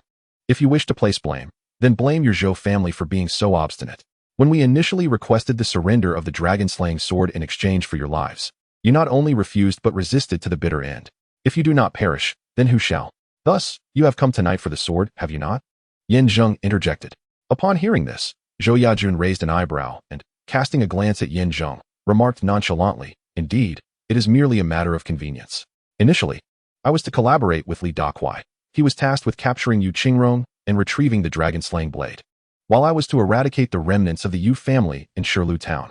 Alas, that old scoundrel, Yu Qianxiu, managed to escape, leaving me to dispatch merely 2 or 3 of his subordinates. On my return, upon learning of the events at the Zizi Tower, I hastened here without delay. What? The 3 were taken aback. Yet, Zhou Yajun remained unfazed, sneering, no need for such astonishment. After all, Yu Qianxiu did escape. Once I deal with you, I shall attend to him. This time, not only will I secure the dragon-slaying blade, but I will also eliminate the remnants of the Yu family. Surely, young Master Xiao will reward me handsomely. Oh, Yu Qingrong, I must thank you. Your betrayal of the Yu family has allowed the Zhou family to flourish and ascend among the 8 prominent families. With this latest gift from you, it seems the Zhou family will soon rise to become the 2nd family, just behind the Xiao family. You wretched creature, I shall end your life. Yu Qingrong, incensed, turned pale, and, with a furious roar, brandished a dagger, intent on charging forward. Bang! But she was merely a mortal, while Zhou Yajun was a formidable warrior of the 5th stage of body refinement. A single kick sent her sprawling to the ground, and he then pressed his foot upon her chest, coldly declaring, "Wretched girl, do not overstep your bounds. Were it not for the protection of the dragon-slaying blade, you would have long since met your demise. However, while young Master Xiao desires the blade, I crave your flesh. Once I have dealt with this fellow, I shall indulge in you thoroughly within this cave." What a delightful thought. With that, he cast a glance, and 2 figures clad in black swiftly restrained Yu Qingrong, rendering her immobile. Meanwhile, Shui Gizi, after enduring a series of brutal blows, had already coughed up blood thrice and stood dazed, paralyzed by fear. "Release them," Zheng bellowed, attempting to rush to their aid, only to be sent flying by a forceful tremor from Zhou Yajun. "You think you can command me? What are you anyway?" Zhou Yajun coldly regarded Zheng, sneering, "Did I just hear someone call you Erguzi? What a ridiculous name. And you, such a coward, managed to kill Li Dakuai? That dog deserved it. He always vied for young Master Xiao's favor in front of me. Now, with one less rival, I owe you my gratitude. Here's your chance. Apologize and admit your fault, and I shall send you on your way. Otherwise, you shall die a most gruesome death." Before he could finish, Zheng launched an attack. Like a fierce tiger pouncing on its prey, he tackled Zhou Yajun to the ground, simultaneously swinging the dragon-slaying blade in a furious assault. Though uncertain of why the blade resonated with an innate spirit, its presence in his grasp augmented his strength considerably. And combined with the force of his 4th stage of body refinement, he seized the opportunity while his opponent was off balance, perhaps still holding a glimmer of hope for victory. Yet he still underestimated his opponent. Before he could swing his weapon a few times, he was once again repelled by the adversary. With a sudden leap, he executed a graceful flip, concentrating the power within his body, and in an instant, he ascended to the 5th level, and remarkably, in its mid-stage. Boom! A punch was unleashed, striking directly at his wrist, akin to an electric shock, causing him to involuntarily release the dragon-slaying blade. Following this, the opponent unleashed a flurry of punches, each infused with a force exceeding 4,000 to 5,000 pounds. Not to mention a mere human. Even a wall of bronze and iron would be reduced to a heap of scrap. Thud, thud, thud. A series of 4 to 5 punches landed on Zheng's head and chest, eliciting torrents of blood from his mouth, with the sound of bones fracturing echoing, sending chills down the spines of those who heard it. "Erguzi, dog brother," Yu Qingrong and the others cried out in desperation. Yet they were restrained by the black-clad figures, rendered utterly immobile. This young man truly overestimated himself. Thinking that the power of the 4th stage of body tempering coupled with the dragon-slaying blade could make him invincible, our young master possesses the strength of the mid-stage 5th level of body tempering and is on the verge of advancing to the late 5th level. How could he possibly withstand such might? Do not fear, dear lady. Our young master will surely enjoy you later. As for you, boy, just wait to meet your demise. The black-clad men wore expressions of smug satisfaction, convinced of their victory. Meanwhile, Zhou Yijun mercilessly ravaged Zheng, exerting an overwhelming display of strength. The sudden ineffectiveness of the dragon-slaying blade rendered Zheng completely defenseless. The assault continued for a full quarter of an hour. He had already lost 3 liters of blood, rolling and crawling, and by the end, he was gasping for breath, teetering on the brink of unconsciousness. Lying on the ground, his gaze had begun to blur. With a final release of pent-up aggression, Zhou Yijun withdrew his hand, retrieving the dragon-slaying blade from the ground and brandishing it aloft, laughing. "You were slain by this very blade, Li Dakuai, and now I shall use it to end your life as well. After all, Li Dakuai and I were brothers. It is only fitting that I avenge him, don't you think?" However, I shall have to dismember you, for you dared to refuse to bow down to me." As he spoke, the blade descended. Zheng, in utter despair, found himself utterly powerless to resist. Not only was he incapable of evading or retaliating, but he could barely muster the strength to stand. Having traversed into this world, he had finally reached the point of activating the simulator, only to meet his demise before he could even develop his potential. Among so many travelers, why was he the only one so unfortunate? "Do not kill my dog brother. If you have any honor, come for me instead. Spare him, and I will comply with your every demand." Yu Qingrong and the others cried out in heart-wrenching agony. Yet Zhou Yijun remained deaf to their pleas as he aimed the blade at Zheng's chest and swung down. Clang! Just as everyone believed Zheng was doomed. The blade struck his chest, but instead of bloodshed and death, it emitted a resonant, metallic clang, as though the blade had struck not flesh and blood, but a sheet of iron. The Golden Bell Shield is a passive trigger, a testament to unparalleled defense. A martial artist who has not yet reached the Aperture Realm cannot hope to slay you with any weapon.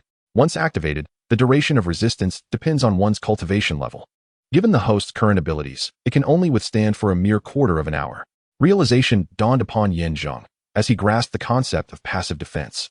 The pinnacle of defensive prowess in the Aperture Realm. Upon encountering these two pivotal terms, he felt a wave of reassurance, with two significant levels separating him from his adversary. At least in his present predicament, while offense was beyond him, he would surely be able to protect himself. What on earth? Zhou Yejun was utterly bewildered, questioning whether he had been wielding a counterfeit blade. Meanwhile, behind him, Gizi and his companion, after a series of shrieks, were equally perplexed upon witnessing Zheng emerge unscathed. In a moment of madness, Zhou Yejun unleashed a flurry of erratic strikes upon Zheng. Clang! Clang! After dozens of furious blows, not only did he fail to inflict any harm on Zheng, but he also found himself exhausted and in pain, particularly with his hands bloodied from the relentless assault. Yet, Zheng remained unharmed, without even a scratch. "Curse it! Are you human or ghost? Why can't I bring you down?" According to the simulation's prompt, with his current level of cultivation, he could only withstand for a quarter of an hour. Moreover, thanks to the nurturing effect of the Golden Bell Shield, his bodily injuries had significantly healed. He needed to act swiftly. Although he could not challenge his opponent directly, he should be able to escape with his ironclad physique. "I, Guzi, remain loyal to my family, with a clear conscience. Yet you betray our kin, selling out for your own gain. Who among us is human or ghost? Surely you know the truth within your heart." Zheng scoffed, leaping into action, intending to rush towards Yu Qingrong. However, unwilling to concede, Zhou Yejun discarded his cleaver, drawing his sword from his waist, turning to stab Zheng from behind. Guzi, be careful." Yu Qingrong barely had time to warn him before the sword pierced through Zheng's clothing, making contact with his skin. The resilient body sparked against the blade, which was exquisitely forged and seemingly indestructible. Yet, after a series of thrusts, the sword began to bend, and by the time Zheng reached Yu Qingrong, countless fissures had marred the blade, rendering it little more than scrap metal. "Miss Gizi, we must depart." Despite his formidable defense, the repercussions were evident. His skin felt as though it were being seared, as if he were on the verge of combustion.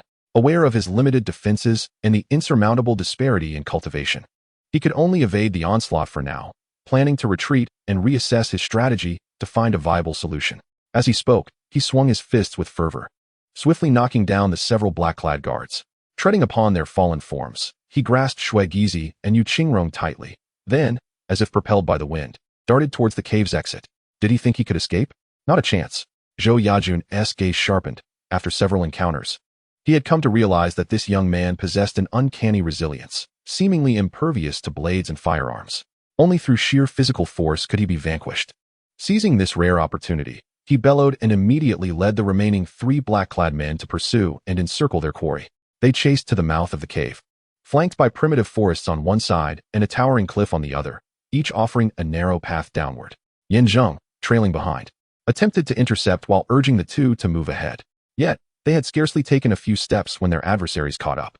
The group split into two, with Zhou Yejun and Zheng engaging in a fierce struggle, this time eschewing weapons in favor of raw power. As time passed, the protective effects of the Golden Bell Shield began to wane, and his body, battered by their relentless assault, felt increasingly fatigued and painful. The black-clad men were formidable fighters, and with Gizi and Yu Qingrong possessing little strength, their efforts to escape only led to being pulled back further. "Release, miss you. Come at me if you dare." As Yu Qingrong was being dragged away, and Gizi suffered a stab wound to his abdomen, he suddenly performed an astonishing act. Instead of retreating, he charged forward. Allowing the sword to pierce his belly, gripping the arms of two black-clad men, he pushed them forward, then delivered a powerful kick, propelling Yu Qingrong towards the path behind him. He resembled a valiant warrior, sacrificing himself, exerting every ounce of strength to push the black-clad men towards the cave, desperately creating an escape route for Yu Qingrong. Miss Yu, flee quickly. I will hold them off for as long as I can. Run as far as you can. At that moment, one of the black-clad men, regaining his composure, cursed furiously and seized Shui Gizi's wounded abdomen, twisting it brutally, causing him to unleash a heart-wrenching scream. With a forceful shove, he sent him plummeting into the abyss below. Gizi! They cried in unison, their voices filled with anguish, tears instantly blurring their vision. From such a great height, being cast down as a mere mortal, there was no doubt he would meet his demise. Yin Zheng, heartbroken, felt the weight of despair. Yet he could not allow his sacrifice to be in vain.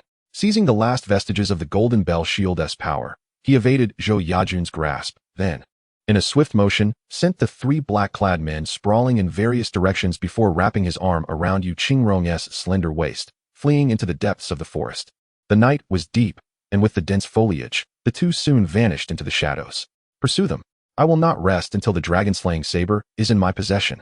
Moreover, hasten to signal and instruct those on the other side to encircle and intercept.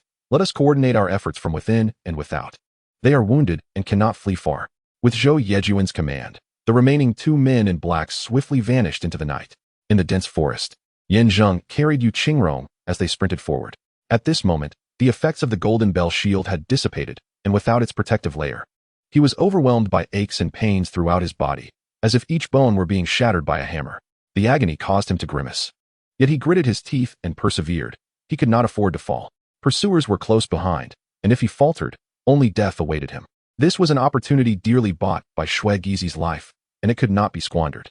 Although Yu Qingrong had sustained minimal injuries, her recently healed ankle had succumbed to the jolting of their flight, and the old wound had flared up, rendering her unable to walk. Thus, she had no choice but to rely on Yin Zheng's strength. The narrow paths of the forest were thick with thorns, and as they navigated through, sharp spikes continually tore at their flesh, the sounds of flesh being ripped and blood spilling echoing in the tranquil depths of the valley. Urguzi, do not concern yourself with me. Let me down and save yourself, she pleaded, her voice choked with tears. She felt an overwhelming sense of guilt. It was all her fault. She was a burden, not only injuring him, but also endangering Shui Gizi. After such a perilous fall from a high cliff, he must have been shattered beyond recognition. Miss, do not blame yourself. This is not your fault, Yin Zheng reassured her, aware that her remorse was profound. Yet, for the sake of their long-term plans and her family's restoration, he could not let her falter. As he continued to run, he comforted her. Protecting you is our willing duty. It is precisely because Gizi has perished that we must live well. Otherwise, his sacrifice would be in vain. Enough about that. Miss, let us not dwell on it.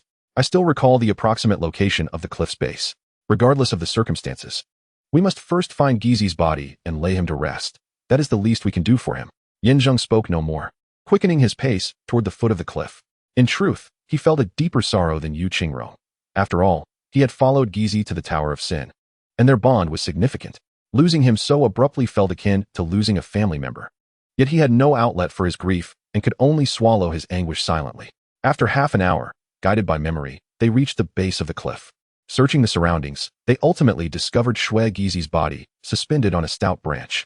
Fortunately, though his abdomen was pierced and blood flowed freely, he had not fallen to the ground. The notion of being shattered into pieces was unfounded. Thus, at least his body remained intact, a small mercy from fate. Miss, please rest here. I shall retrieve Gizi and bury him, Yin Zheng said. All right. Yu Qingrong nodded slightly, instinctively grasping his clothing, and earnestly advised, let us erect a monument. I do not wish for it to become an unmarked grave. Should my family flourish in the future, I will not forget all he has sacrificed. I shall build a mausoleum for him, a place for my descendants to pay their respects. Unexpectedly, Yu Qingrong's deep sense of loyalty and affection revealed the wisdom in my decision to assist her. Without hesitation, he set off, enduring excruciating pain as he climbed, decisively severing the branch. After retrieving the injured man, he gazed at the blood-soaked figure and lamented, rest in peace, Gizi. I failed to care for you properly. If there is a next life, I will ensure you live well. With that, he wiped away his tears and instinctively grasped the branch embedded in the man's abdomen, pulling it forcefully. To his astonishment, the ethereal Gizi suddenly let out a piercing scream. causing Yin Zheng to instinctively clutch his waist, eliciting a grimace from the latter as he cried out, "Please, Brother Guzi, if you squeeze me any harder, I fear you might truly crush me. Guzi, you are alive?" Upon hearing this, the initially self-pitying Yu Qingrong was overwhelmed with joy. She, despite the agonizing pain in her right leg, dragged herself to him and clasped Gizi's hand, exclaiming, "This is wonderful. We thought you had 9 lives like a cat. It seems heaven has looked after you, providing a branch to shield you." The pale Gizi, suppressing laughter, replied, "It was just poorly executed. It merely needed to pierce my clothing, yet it lodged into my abdomen. I fainted at that moment, only to awaken to Brother Guzi's apologies and sorrowful lamentations. To be honest, I was quite moved, thinking I would listen a bit longer, but your treatment was rather harsh. It seems you did not inflict much pain." Yin Zheng rolled his eyes and twisted the branch again, causing Gizi to nearly shed tears from the pain. Following Gizi's guidance, Yin Zheng meticulously gathered herbs, chewed, and applied them, struggling for quite some time before managing to staunch the bleeding. However, the injuries were severe, necessitating a period of rest for proper recovery. In this desolate wilderness, devoid of any resources, it was imperative to locate a safe place to settle. Otherwise, Gizi would remain in peril. Suddenly, as Yin Zheng was about to speak, the sound of a foot stepping on a branch echoed. "Who?" He sprang to his feet. Yu Qingrong's expression turned grave. "Have they pursued us so swiftly? That band of scoundrels led by Zhou Yijuan truly is relentless." Gizi's face contorted with rage. Yet Yin Zheng shook his head, asserting, "It does not seem so. The aura is different, the footsteps lighter. This is not a martial artist, but an ordinary person." Ordinary person? As they pondered this, a torch appeared in the distance, followed by a figure emerging from the woods. As the figure drew nearer, upon recognizing the individual, Yin Zheng was taken aback. "Lu Guafu, what brings you here?" Chapter 17. Having fled from the cave, he had long since lost his sense of direction. To my surprise, I encountered Widow Lu here, whose activities are primarily confined to the vicinity of Wild Chicken Village, rarely venturing far. Does this imply that I have, indeed, entered the territory of Wild Chicken Village? Yin Zheng's heart suddenly sank. He had gone to great lengths to avoid this place, wishing to spare the villagers from calamity. Yet here he was, bewilderingly drawn to it. Was this fate's design? Even now, he could not comprehend the reasons behind the massacre of Wild Chicken Village. The underlying circumstances remained an enigma. At that moment, upon hearing Yin Zheng's voice, Widow Lu approached and, upon recognizing the 9th prince, was about to exclaim in surprise. He quickly stepped forward, gesturing with his eyebrows and winking. "It's me, Guzi. Don't you recognize me, Guzi?" Widow Lu appeared perplexed and was about to inquire further. But noticing Yin Zheng's expression and the presence of Shui Gizi behind him, she instinctively nodded. "Ah, it's you, Guzi. What brings you here?" He introduced. "This is my lady, and this is my good brother." As he spoke, Yin Zheng continued, "Lady Gizi, this is Widow Lu. I often visited their village to slaughter chickens, and over time we became quite familiar." The two nodded in acknowledgement, smiling warmly. Yin Zheng then inquired, "Sister Lu, what are you doing here?" "This is the back mountain of Wild Chicken Village. It is quite normal for me to be here," she replied. "The village chief has ordered every household to submit dried goods tomorrow, and since we have none left, I intended to gather some from the back mountain. I never expected to run into you." After scrutinizing the 3 of them, her brow furrowed with concern. "However, Guzi, what are you doing out here at this hour? You all appear to be injured. Have you encountered trouble?" "It's nothing serious. Gizi, do not speak." Yin Zheng shot Shui Gizi a glance. Since they had arrived at Wild Chicken Village, they needed to devise an escape. He had no desire to burden the villagers. "It's just a minor issue. Sister Lu, you carry on with your business. We shall take our leave." Widow Lu chuckled softly, shaking her head. "The area surrounding Wild Chicken Village has been cordoned off. Entry is permitted, but exit is forbidden. I fear you may not be able to leave tonight." "What's going on? Hurry, their presence is nearby. We must pursue." The urgent shouts from the surrounding woods were unmistakably from Zhou Yijuan and his men, tracking their whereabouts. "Are they coming for you? Quickly, follow me." Widow Lu, a perceptive woman, immediately grasped the situation and gestured for them to run ahead. Noticing Yin Zheng and the others were momentarily stunned, she urged, "Hurry, you must keep up. If you are discovered, there will be no escape. Tonight, the village is on high alert, with skilled individuals stationed to guard it. You need not attempt to leave. Stay with me for a while, and I shall assist you in evading detection. Furthermore, apply this substance. They are tracking us by our aura, are they not? This will mask our scent." As she spoke, she retrieved some green leaves from her basket and handed them to Yin Zheng. He was filled with uncertainty, pondering the true meaning of the so-called alertness mentioned by the Widow Lu. Was it merely that entry was permitted while egress was forbidden? Had someone of note arrived at Wild Chicken Village? Moreover, from his understanding, Lu, a mere village woman, possessed no remarkable abilities. Why was she so certain that these leaves could conceal their presence? His instincts suggested that the widow Lu might not be as simple as she appeared. Brother Guzi, all three of us are injured. If we do not rest and recuperate, we shall not last long, Shui Gizi interjected, unable to contain his frustration at Yin Zheng's repeated refusals. Besides, we are outsiders, and those people are already in pursuit. Since Sister Lu is willing to help, we should accept her offer. Although Yu Qingrong did not voice her thoughts, her eager expression made Yin Zheng feel somewhat helpless.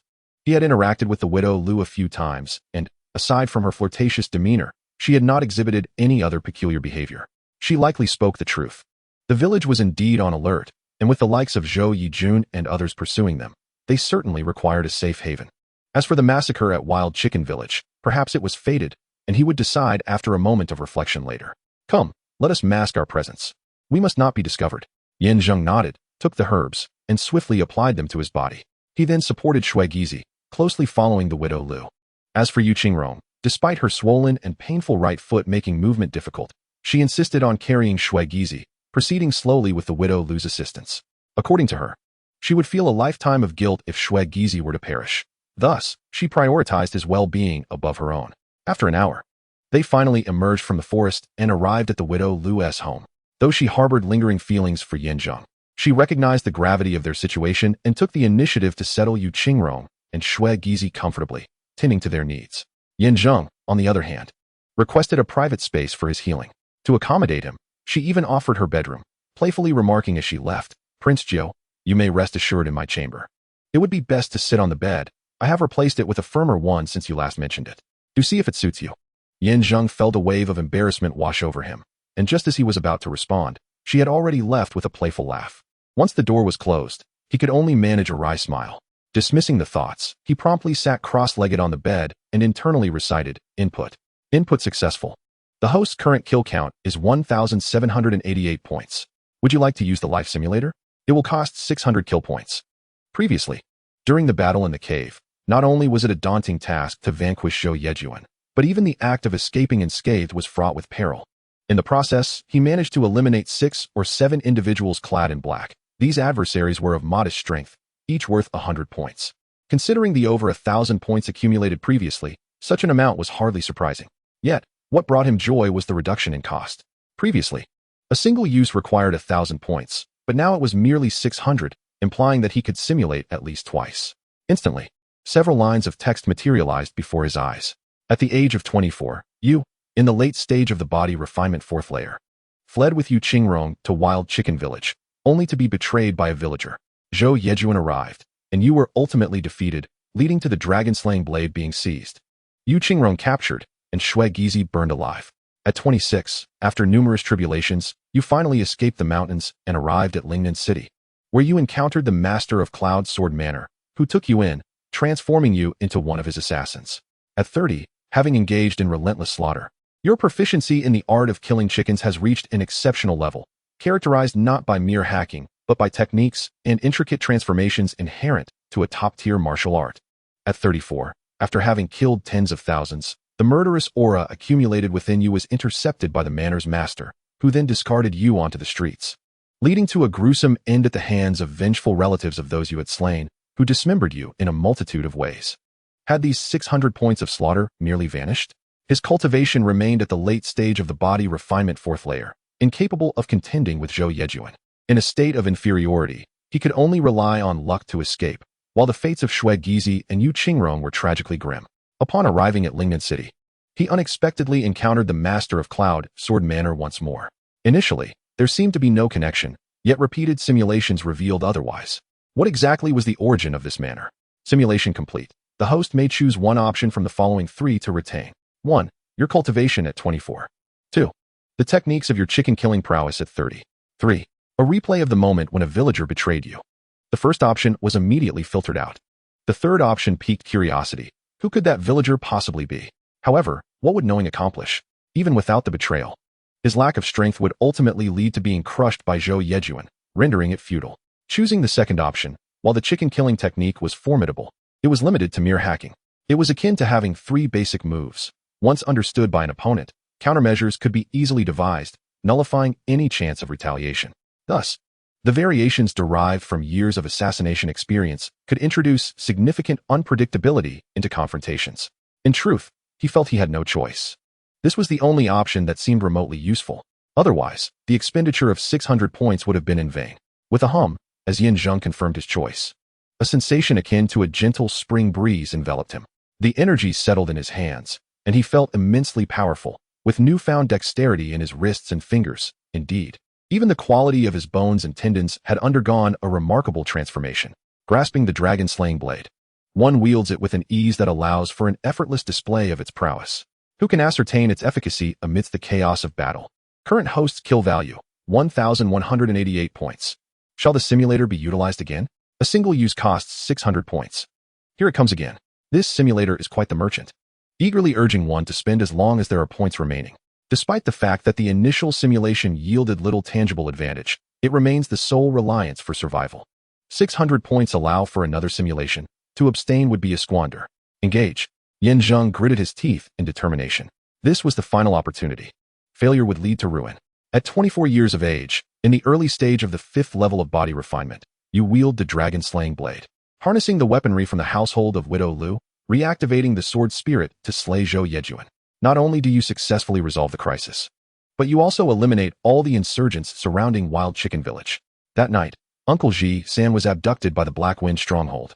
You stormed the stronghold, rescuing him and plundering a vast fortune, which served as a foundation to assist Yu Qingrong in ascending to power, thereby solidifying the family. At 28, the Yu family flourished, engaging in a contest with the Xiu family. Victory appeared imminent, yet ultimately, the Xiu family's core members defeated Yu, leading to a retreat from my city, a failure at the brink of success. At 34, as you fled, you were rescued by the Lord of Cloud Sword Mountain. Upon discovering your true identity, he took you to the capital, intending to force your mother to her death, and subsequently cast you into a well, leading to your demise by drowning. Chapter 18, The Breakthrough. After numerous simulations, you have finally reached the 5th level of body refinement. Though still in its early stage, both strength and agility have undergone a qualitative transformation. Importantly, wielding the dragon-slaying blade with this level of cultivation, the synergy between the two is poised to ensure the defeat of Zhou Yejuan without fail. Remarkably, the activation method for the blade's spirit involves absorbing the weaponry from Widow Lu's household. Thus, the sword spirit requires nurturing by weapons. Setting this aside, why does an ordinary villager like Widow Lu possess arms? Coupled with the medicinal herbs she previously gifted, it seems she is no ordinary figure. Could it be that the villager mentioned in the earlier simulation is she? Simulation complete. The host may select one of the following 3 options to retain. 1. The cultivation level at 24. 2. The martial arts experience gained from overcoming countless foes during the escape at 28. 3. A replay of the moment of defeat by the Xiu family. Zheng chose option 1 without hesitation. Elevating his cultivation level was paramount to extricating himself from his predicament. As for martial arts experience or the defeat by the Xiu family, those matters could be addressed later. Buzz. Soon, with a crisp sound, the energy pathways within him surged upward, breaking through barriers and swiftly arriving at the early stage of the 5th level. Indeed, it is a turning point in cultivation. As his prowess ascended, he felt his senses and awareness sharpened to an extraordinary degree. Even the fleeting passage of a mosquito before his eyes could be magnified countless times, revealing its form with remarkable clarity. Suddenly rising, each movement he made was imbued with an extraordinary vigor, his strength reaching 3,000 pounds, and his agility akin to that of a darting rabbit. Coupled with the application of the chicken-slaying technique, his efficiency would undoubtedly be greatly enhanced. Next, it was time to acquire weaponry. Zheng, wielding the dragon-slaying blade, focused intently on his surroundings. Soon, a gentle breeze swept through, rippling across the room and causing a slight tremor. Wherever his gaze fell, dozens of weapons emerged from beneath the floorboards, cabinets, and even the bed, swords, spears, and halberds of every kind. The clashing of weapons reverberated, intertwining and ultimately converging upon the dragon-slaying blade, transforming into a brilliant flash of light that infused itself into the blade. With a thunderous crack from his wrist, the overwhelming sensation of slaughter that he had felt when vanquishing Li Dakuai surged back within him. With his cultivation having reached the initial stage of the 5th level, he once again grasped the sword spirit of the dragon-slaying blade. Employing both methods against Zhou Yejuan, his demise was assured. The only concern was that the blade was coveted by many, and he had merely glimpsed the tip of the iceberg regarding its mysteries. Surely, he would not have to rely on absorbing weaponry every time he wished to wield it in the future. Having tidied up, he exited the room. At that moment, under the meticulous care of Widow Lu, Shui Gizi's injuries had improved significantly, and the swelling in Yu Qingrong's right foot had subsided, allowing her to walk unaided. She even proactively offered tea to Shui Gizi, devoid of any airs of a young lady. Rather, she demonstrated a simple principle: kindness begets kindness. With her beauty, amiable nature, and gentle disposition, any man fortunate enough to claim such a stunning woman as his wife would indeed be blessed. Gizi, miss, it seems both of your injuries have healed considerably, Yin Zheng remarked with a smile as he approached. Upon seeing Yin Zheng, the two exchanged nods, acknowledging. Thanks to Sister Lu, her home possesses every medicinal herb imaginable. Everything I knew and didn't know was brought forth. After applying the treatments, our injuries have improved by at least 60 to 70%. It has little to do with me. It's truly a stroke of good fortune for you both. Widow Lu chuckled as she emerged, carrying a large foot basin, which she placed on the ground. Come, soak your feet. This is a concoction I meticulously refined. It aids in soothing the meridians and promoting blood circulation, greatly benefiting your recovery. Thank you, Sister Lu. You have been an immense help to us tonight. We must express our gratitude properly when the opportunity arises, Shui Gizi and the others responded, nodding appreciatively. As they soaked their feet, Yin Zheng could not resist leaning in and whispering, Sister Lu, as far as I know, you are an ordinary village woman. Yet how do you possess such knowledge of healing and concealing a warrior's aura? Everyone has their secrets. Is it not permissible to remain silent? Widow Lu evaded the inquiry, her gaze flickering with a hint of reticence. As she continued in this manner, it only deepened Yin Zheng's uncertainty. He was reluctant to believe that Widow Lu could be the certain villager, yet Shui Gizi's fate was intertwined with his own prospects, compelling him to consider their safety. Very well, since Sister Lu is unwilling to elaborate, I shall not press her.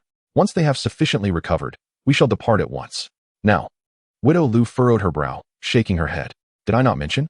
The perimeter of the village is guarded by highly skilled sentinels, allowing entry but forbidding exit unless accompanied by the village head.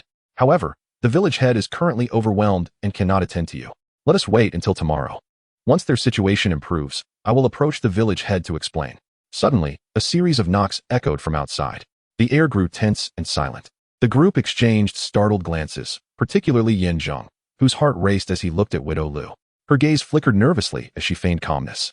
Do not panic. I shall investigate. You all hide and act according to my signals. Yin Zheng, however, shook his head firmly. There is no need to hide. We shall remain here. Guzi, it would be prudent for you to find a place to conceal yourself. Just in case. There is no need for such precautions. We will stay put. Yin Zheng was aware that their concern stemmed from the potential pursuit by Zhou Yaojun and his men. Yet, after careful consideration, he felt assured of his victory against Zhou Yaojun. As for the rebels, although their details remained unclear, their fear of Zhou Yaojun suggested that subduing them would be a simple task. Seeing Yin Zheng's resolute attitude, the others hesitated to voice further objections. Widow Lu said nothing more and proceeded to open the door. However, she merely cracked it open, peering outside.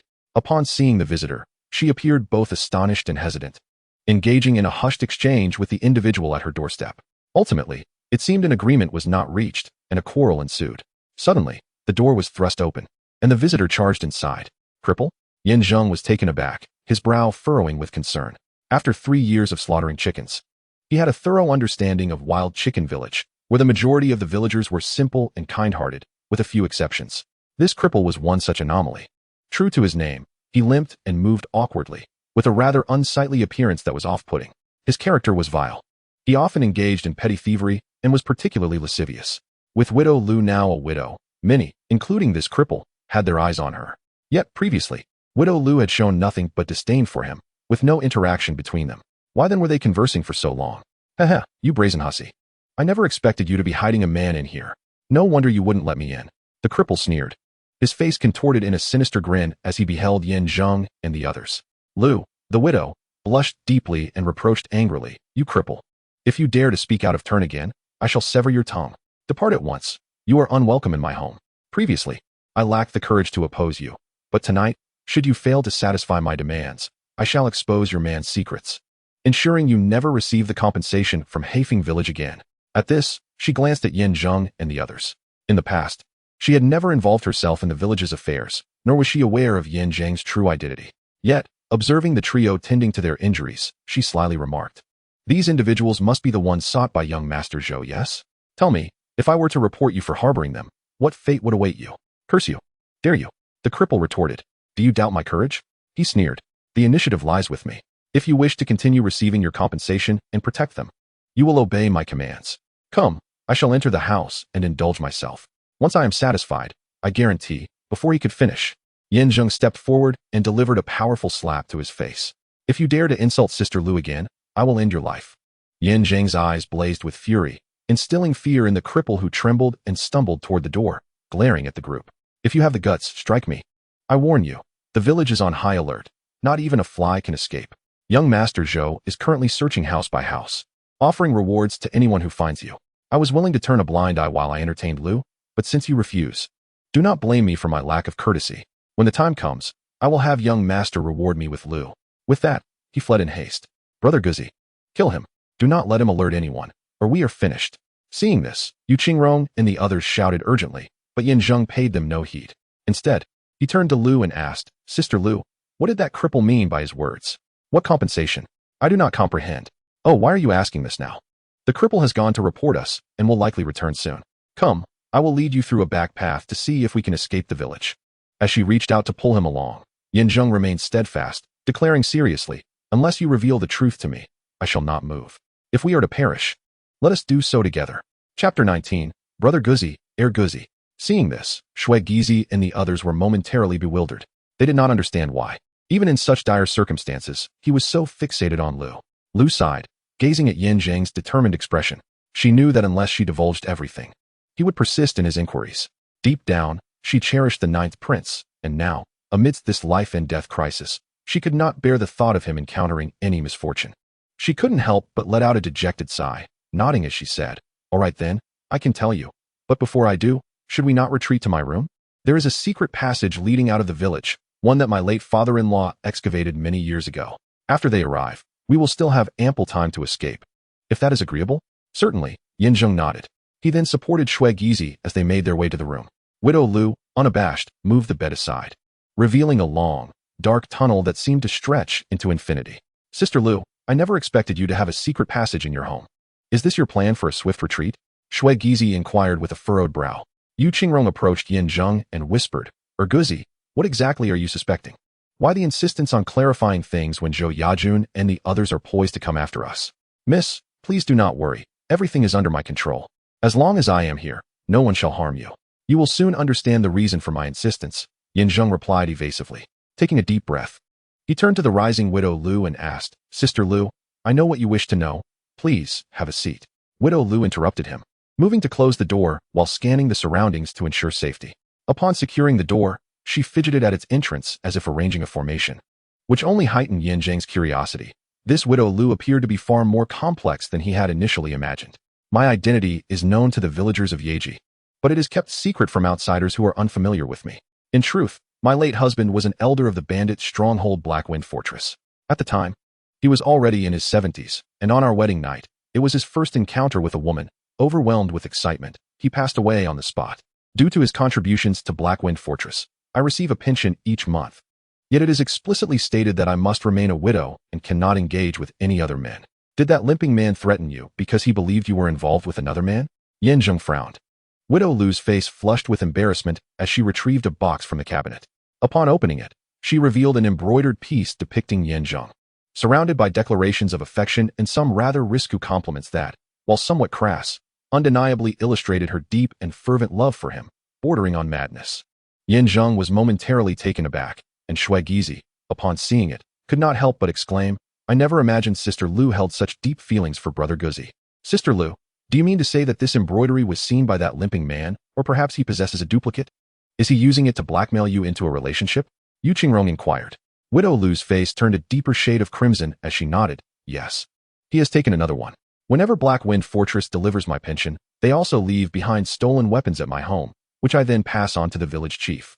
Indeed, our village has long lived in peace, untouched by the world's strife, until several years ago when the Blackwind stronghold came to plunder us. To spare our people from suffering, we agreed that our village would serve as a hideout for the Blackwind stronghold until the storm subsided, at which point we would reclaim our belongings.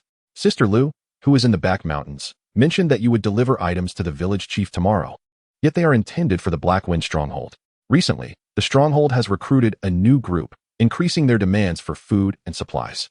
Consequently, The village chief instructed every household to prepare provisions. However, it seems that more of their members have descended upon us, surrounding the entire village and demanding that we surrender the items meant for the stronghold. Upon hearing this, Zheng fell into deep contemplation. If this is the case, the weapons belong to the Black Wind stronghold and have no connection to Widow Lu. It is the rebels from Shirlu town who are guarding the village, likely seeking to seize the goods intended for the stronghold in their bid for independence. But why has it come to this? What transpired among them? The answer can only be found at the Black Wind stronghold. Young Master Zhou, they are right here, Widow Lu exclaimed. That rogue has hidden all the people you are seeking within this very place. When I left, I instructed Ergotzi to keep watch, and none escaped. They are all inside. Just as Zheng pondered further about the secrets of the Black Wind stronghold, a shout from a lame man echoed outside. This was swiftly followed by a flurry of footsteps, and in an instant, several figures surrounded the entire room, leaving no escape. Hurry, follow me into the dog hole. Widow Lu cried urgently, waving her hands. Shui Gizi and Yu Qingrong instinctively stood up, but before they could bend down to crawl through the opening, Zheng stopped them, shaking his head. Since the lame man could take the embroidery from Sister Lu's house, he surely knows this secret passage. If I am not mistaken, there are likely their people at the end of the passage as well. What? The others were taken aback, unable to react in time as a thick white smoke suddenly billowed from the dog hole, causing several to cough violently. Come out, or we will set you ablaze. A threatening voice resonated from within the cave. At this sight, the faces of the group paled, especially Widow Lu, who looked at Zheng with deep resentment. It's all your fault. Just now, I urged you to leave, and now you can't escape at all. This is my secret, and I do not wish to reveal it. Why must you force me? Are you truly afraid that I would harm you? I would rather die than see you suffer even the slightest injury. Sister Lu. Zheng felt touched. He had not anticipated her feelings for him were so profound. However, he had many matters to attend to and did not wish to be entangled by these issues. Moreover, she was a village woman, and he was the ninth prince. Their identities were distinct, destined to remain parallel. Do not worry, I will handle this. The dog master sighed, expressing his helplessness. Did we not already clash in the cave? It was a complete defeat. Although your physique is remarkably resilient, enduring numerous blows, mere defense without retaliation will inevitably lead to your downfall. Alas, the root cause lies with me. Yu Qingrong exhaled deeply and solemnly remarked, they are targeting me. This is unrelated to you. Here is the plan. I will step out to negotiate with Zhou Yejuan. If they release you, I am willing to return with them. As for the dragon-slaying blade, miss, since you have bestowed it upon me, it belongs to me alone.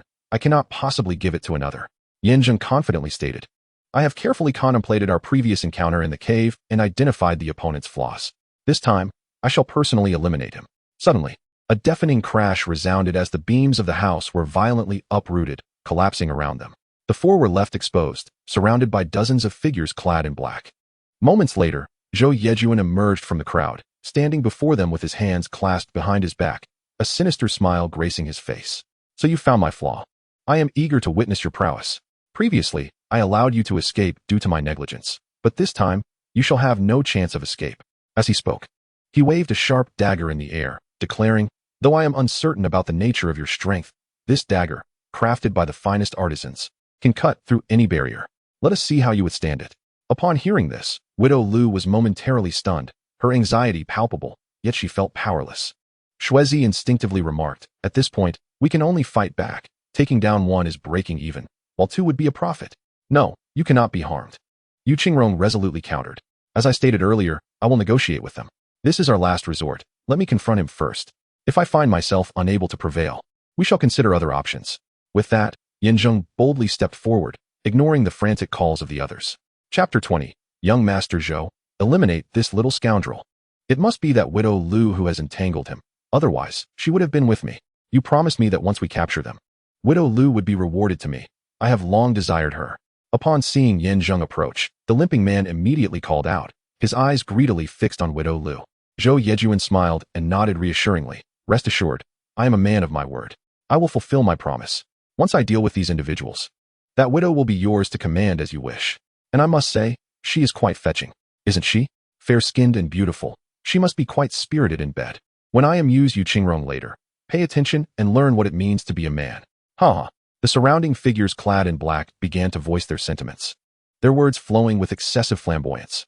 This incited Zheng's ire, compelling him to quicken his pace until he stood face to face with his target. His intention was crystal clear, to capture the leader, Zhou Yijun, and render the remaining black-clad individuals leaderless, making it a trivial task to subdue them thereafter.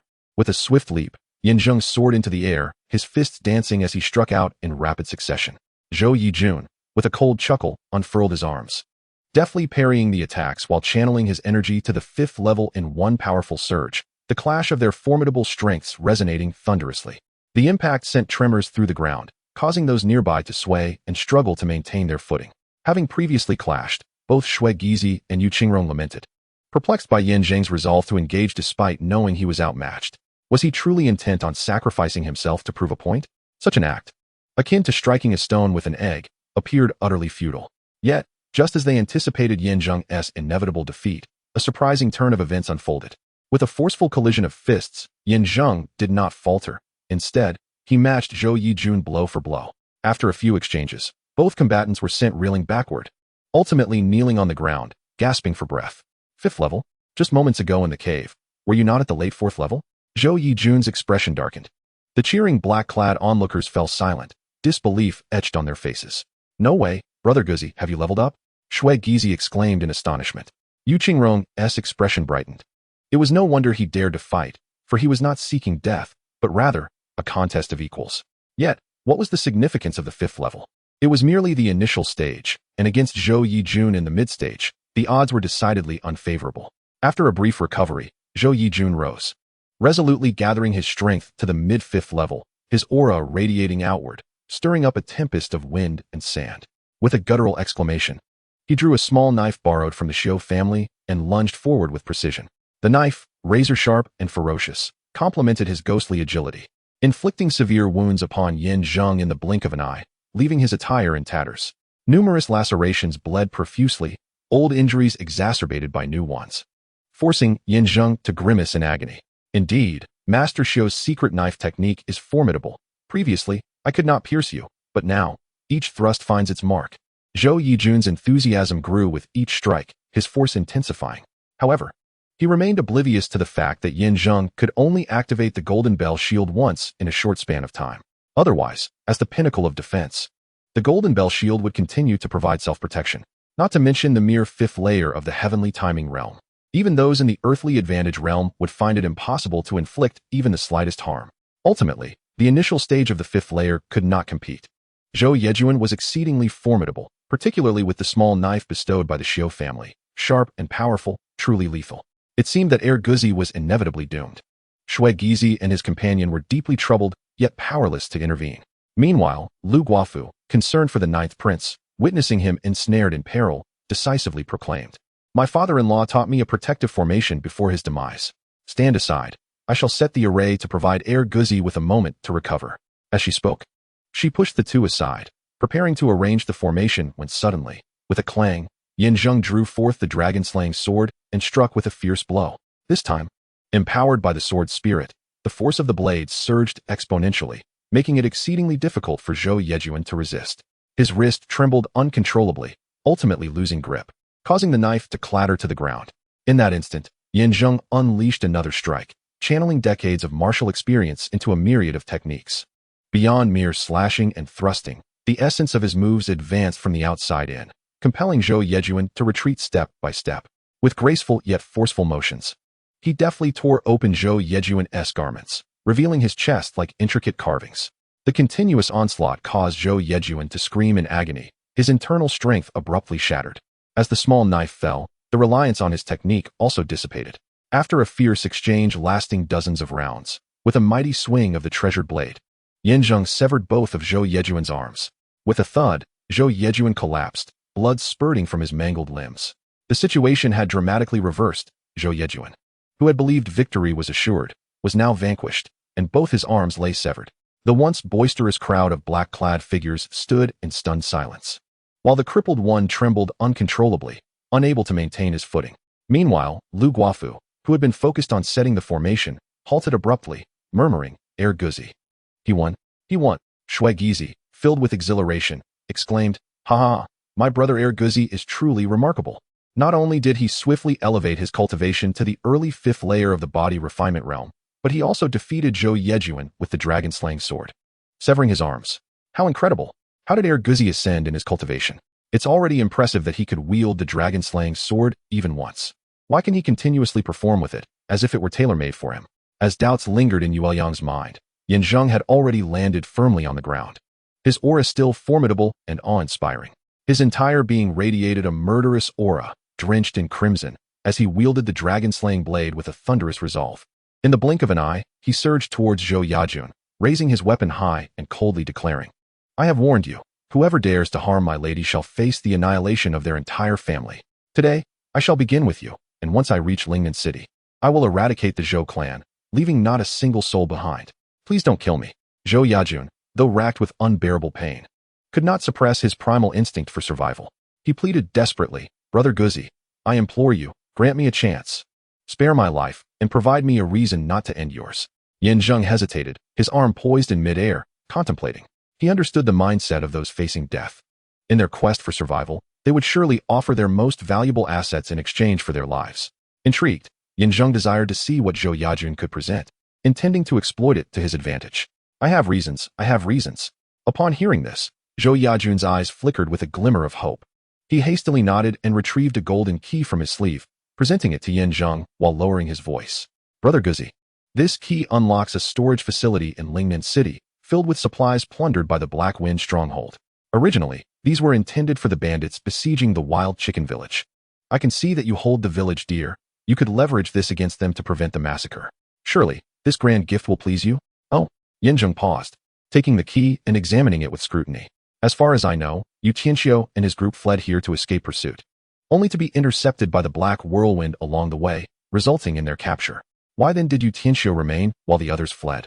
"I do not know," Zhou Yajun admitted. "My objective was Yu Tianxiu, while those individuals merely wished to leverage the supplies from the Black Wind stronghold to establish their own dominion. I struck a deal with them, providing the key in exchange for their assistance in my quest after they had carried out the village's slaughter." Before he could finish, Zheng decisively struck. With a single stroke, he severed Zhou Yajun's head, which rolled before the black-clad men, causing them to kneel in unison. Paralyzed with fear and unwilling to act rashly, since Zhou Yajun possessed no further information, Zheng resolved to confront those individuals directly. He would utilize the key as leverage, compelling them to divulge everything, thereby rescuing his uncle while simultaneously safeguarding the wild chicken village, an endeavor yielding dual triumphs. "Please spare our lives. We are but pawns, following orders. We had no intention of harming you." The men in black repeatedly bowed and beseeched for forgiveness. With Zhou Yajun slain, they understood that any further resistance would only lead to their own demise. Chapter 21. Zheng lifted his gaze towards the assembly of black-clad figures. In his eyes, they were not human, but rather bountiful sources of experience. Though their strength may be lacking, each one was worth 100. How could he let such an opportunity slip away? Indeed, setting aside the matter of bloodshed, these individuals have aided the wicked, having followed Zhou Yejun and the Xiu family for years, committing heinous acts and behaving with reckless abandon. If they are not eliminated, who can say how many innocent lives they may endanger in the future? This is not only a means of self-preservation, but also a way to benefit the greater populace. With this thought in mind, Zheng walked slowly forward. At that moment, while the cloaked figures were lamenting and bowing in despair, the previously terrified cripple made a hasty attempt to flee, limping away. Unfortunately, his mobility was hindered, and he could not run swiftly. He stumbled and fell repeatedly, managing to cover barely a dozen meters. With a smirk, Zheng unleashed his machete, striking true to the man's back, piercing through him entirely. Blood gushed from the cripple's mouth as he staggered and collapsed. Turning over, he was already lifeless. "Spare me, brother dog." Upon witnessing this, the cloaked figures were engulfed in terror, bowing profusely and pleading for mercy. Yet, Zheng remained deaf to their cries, retrieving his machete from the fallen man and moving amongst the crowd. Heads rolled, chests were pierced, and his methods were ruthless and unyielding. Within a mere quarter of an hour, dozens of cloaked figures lay dead, none surviving. At this moment, Zheng was drenched in blood, his hair disheveled, resembling a frenzied machine of death, instilling dread in all who beheld him. Even Yu Qingrong and her companions were left speechless, witnessing Zheng's unprecedented ferocity. He showed no mercy in his killings, his gaze unwavering. While it was undeniable that these men deserved their fate, could he truly have descended to such depths? Zhou Yejun deserved his demise, and as his subordinates, these individuals were steeped in sin and deserved no mercy. "My lady, Gizi Lujia, my actions are a result of necessity. There is no need for your astonishment." Once calm was restored, Zheng approached the three, a relieved smile gracing his lips as he remarked, "The pressing matter at hand is to swiftly deal with that group outside."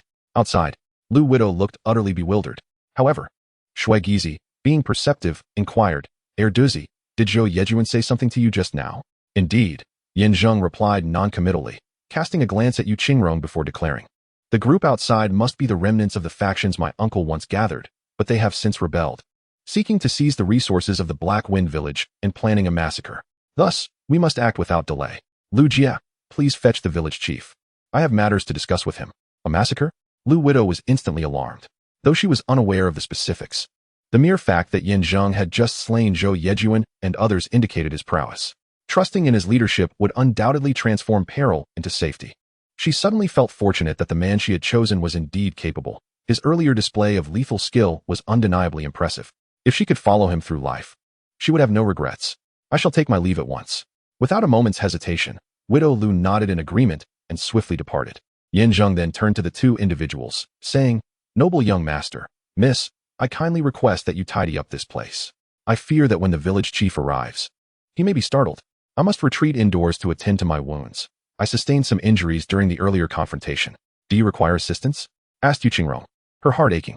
This dog heir had risked his life for her. Honestly, his display tonight had entirely upended her previous perceptions. This dog heir was indeed a true man. "No, that's unnecessary. I can manage on my own," Yin Zheng declined, not out of pretentiousness, but because he had accumulated a significant number of kill points from vanquishing Zhou Yejuan and others. He needed to seize the opportunity to continue simulating his life.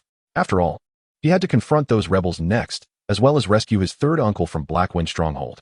According to Zhou Yejuan's earlier remarks, he needed to rely on those individuals to venture to Blackwind Stronghold, a journey fraught with peril.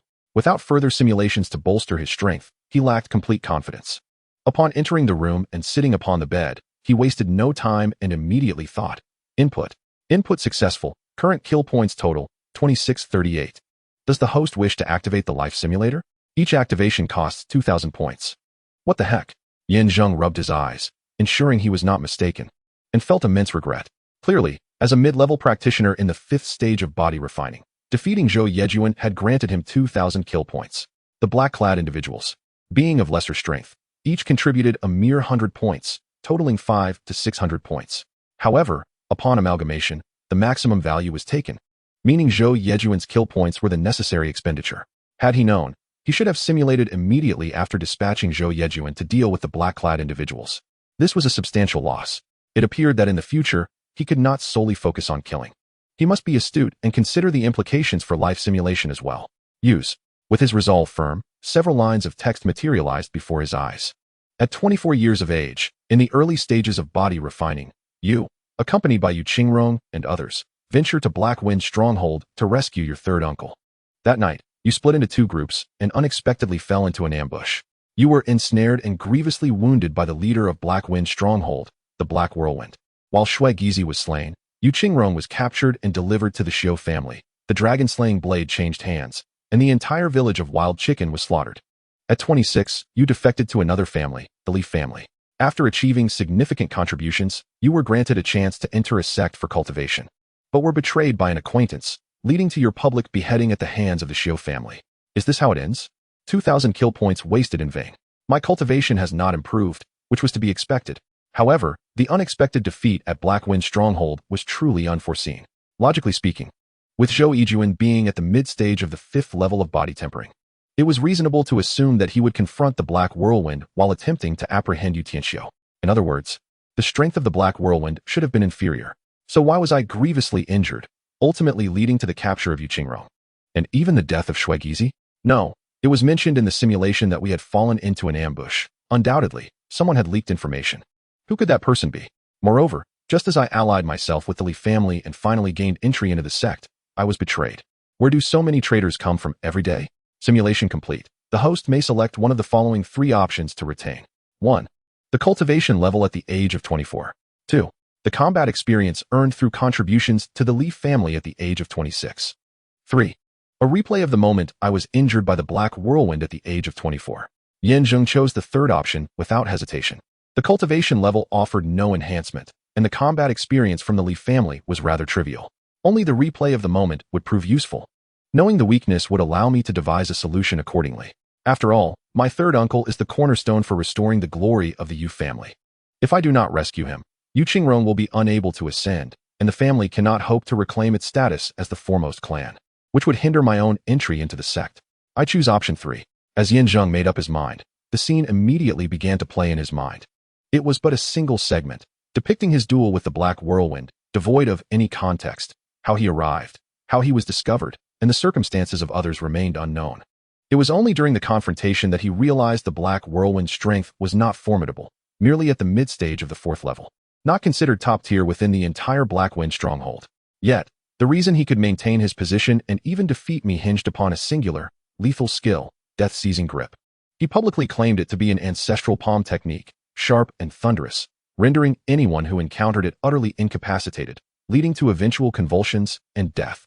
However, based on the visuals, it was revealed that he had coated his palm with a certain poison. At that moment, Zheng was struck by the poisoned hand, resulting in the loss of his cultivation and his eventual defeat. Had it not been for the chicken-killing technique's defense, escaping would have been a significant challenge. As for how to counteract this poison grip, the sole clue in the replay indicated that a faint green hue would manifest when the Black Whirlwind executed the technique. And behind his dwelling lay a patch of land with the same eerie green color, implying that there might be an antidote there. Originally, I had contemplated avoiding the Black Wind stronghold, seeking alternative methods. However, since the replay mentioned this, it was imperative to confront the Black Wind stronghold. I must rescue my third uncle, otherwise, nothing could be achieved.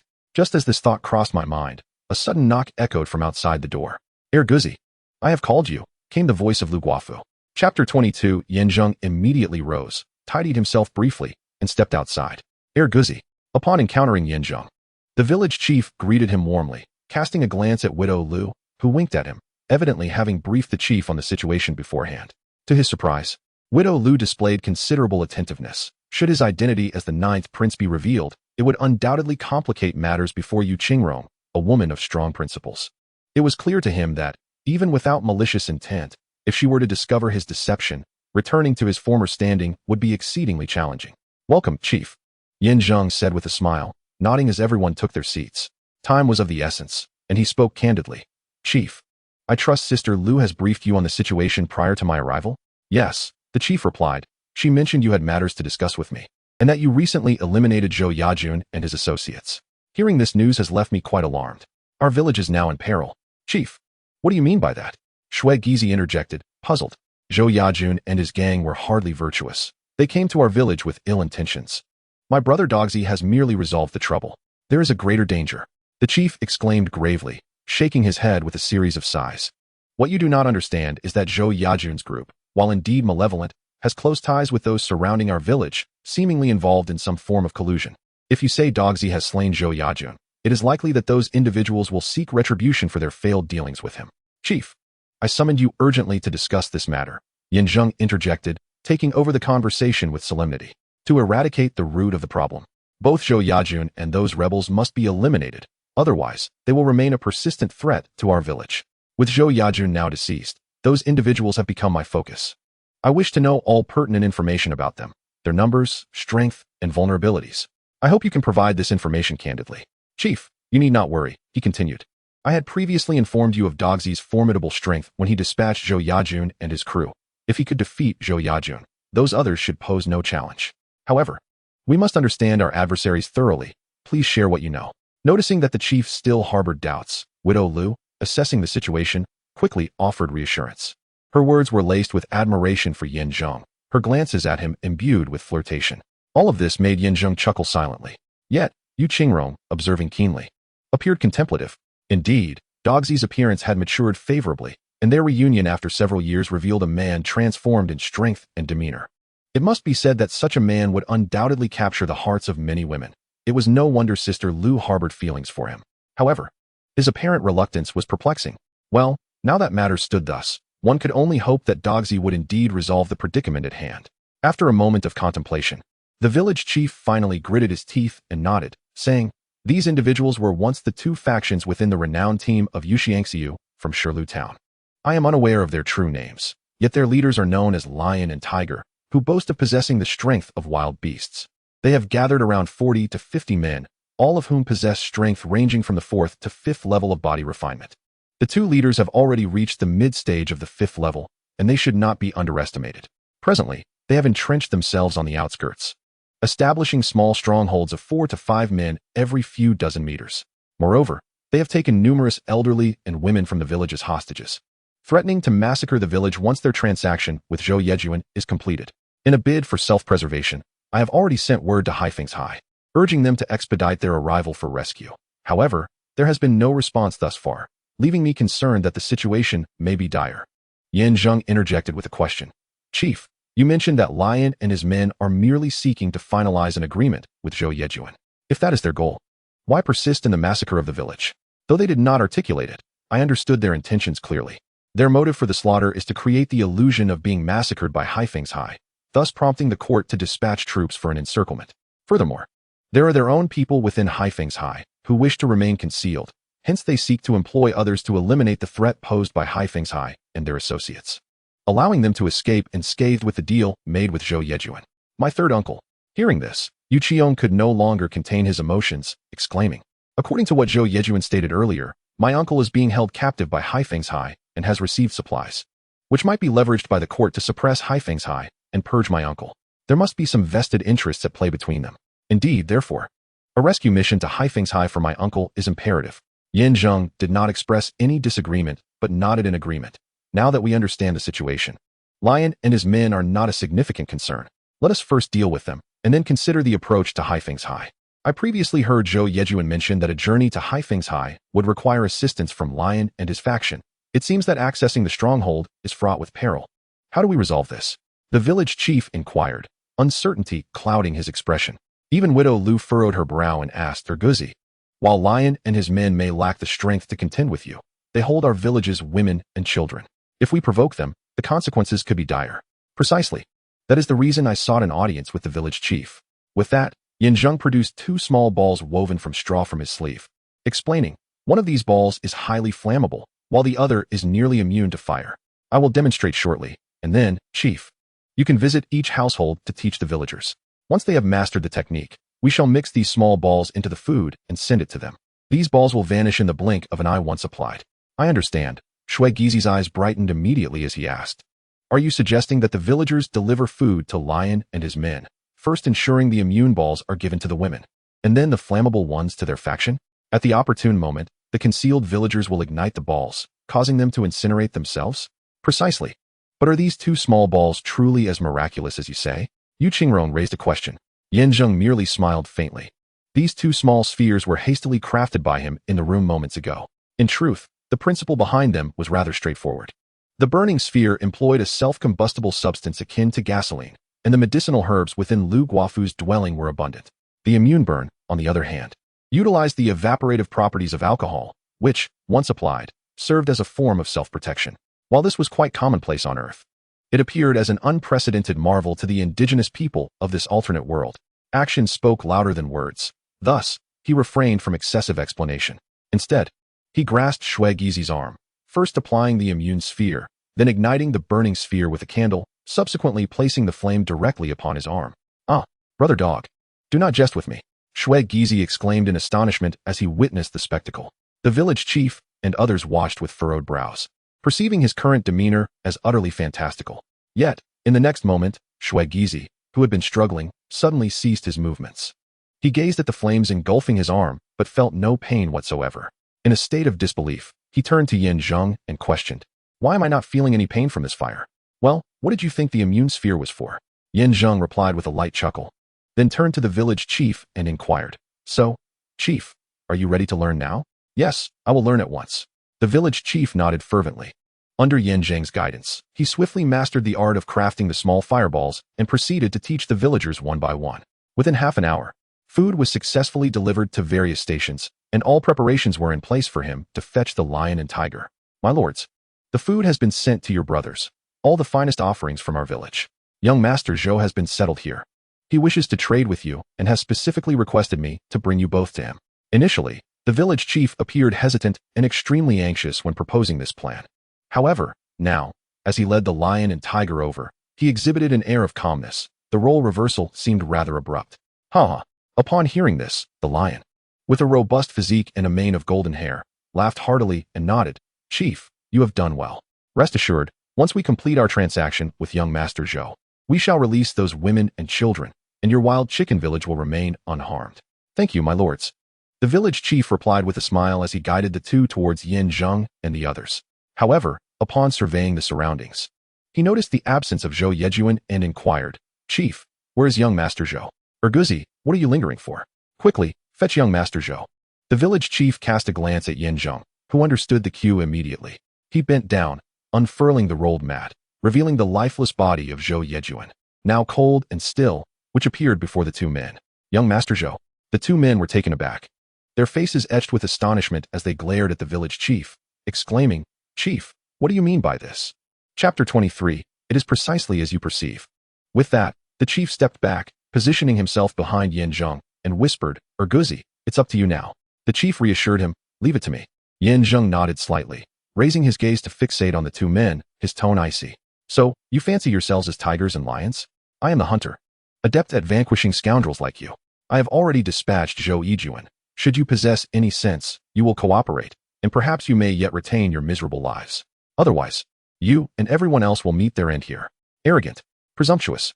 The two men seethed with rage, bellowing, who dares to emerge as a fool before us, speaking so brazenly?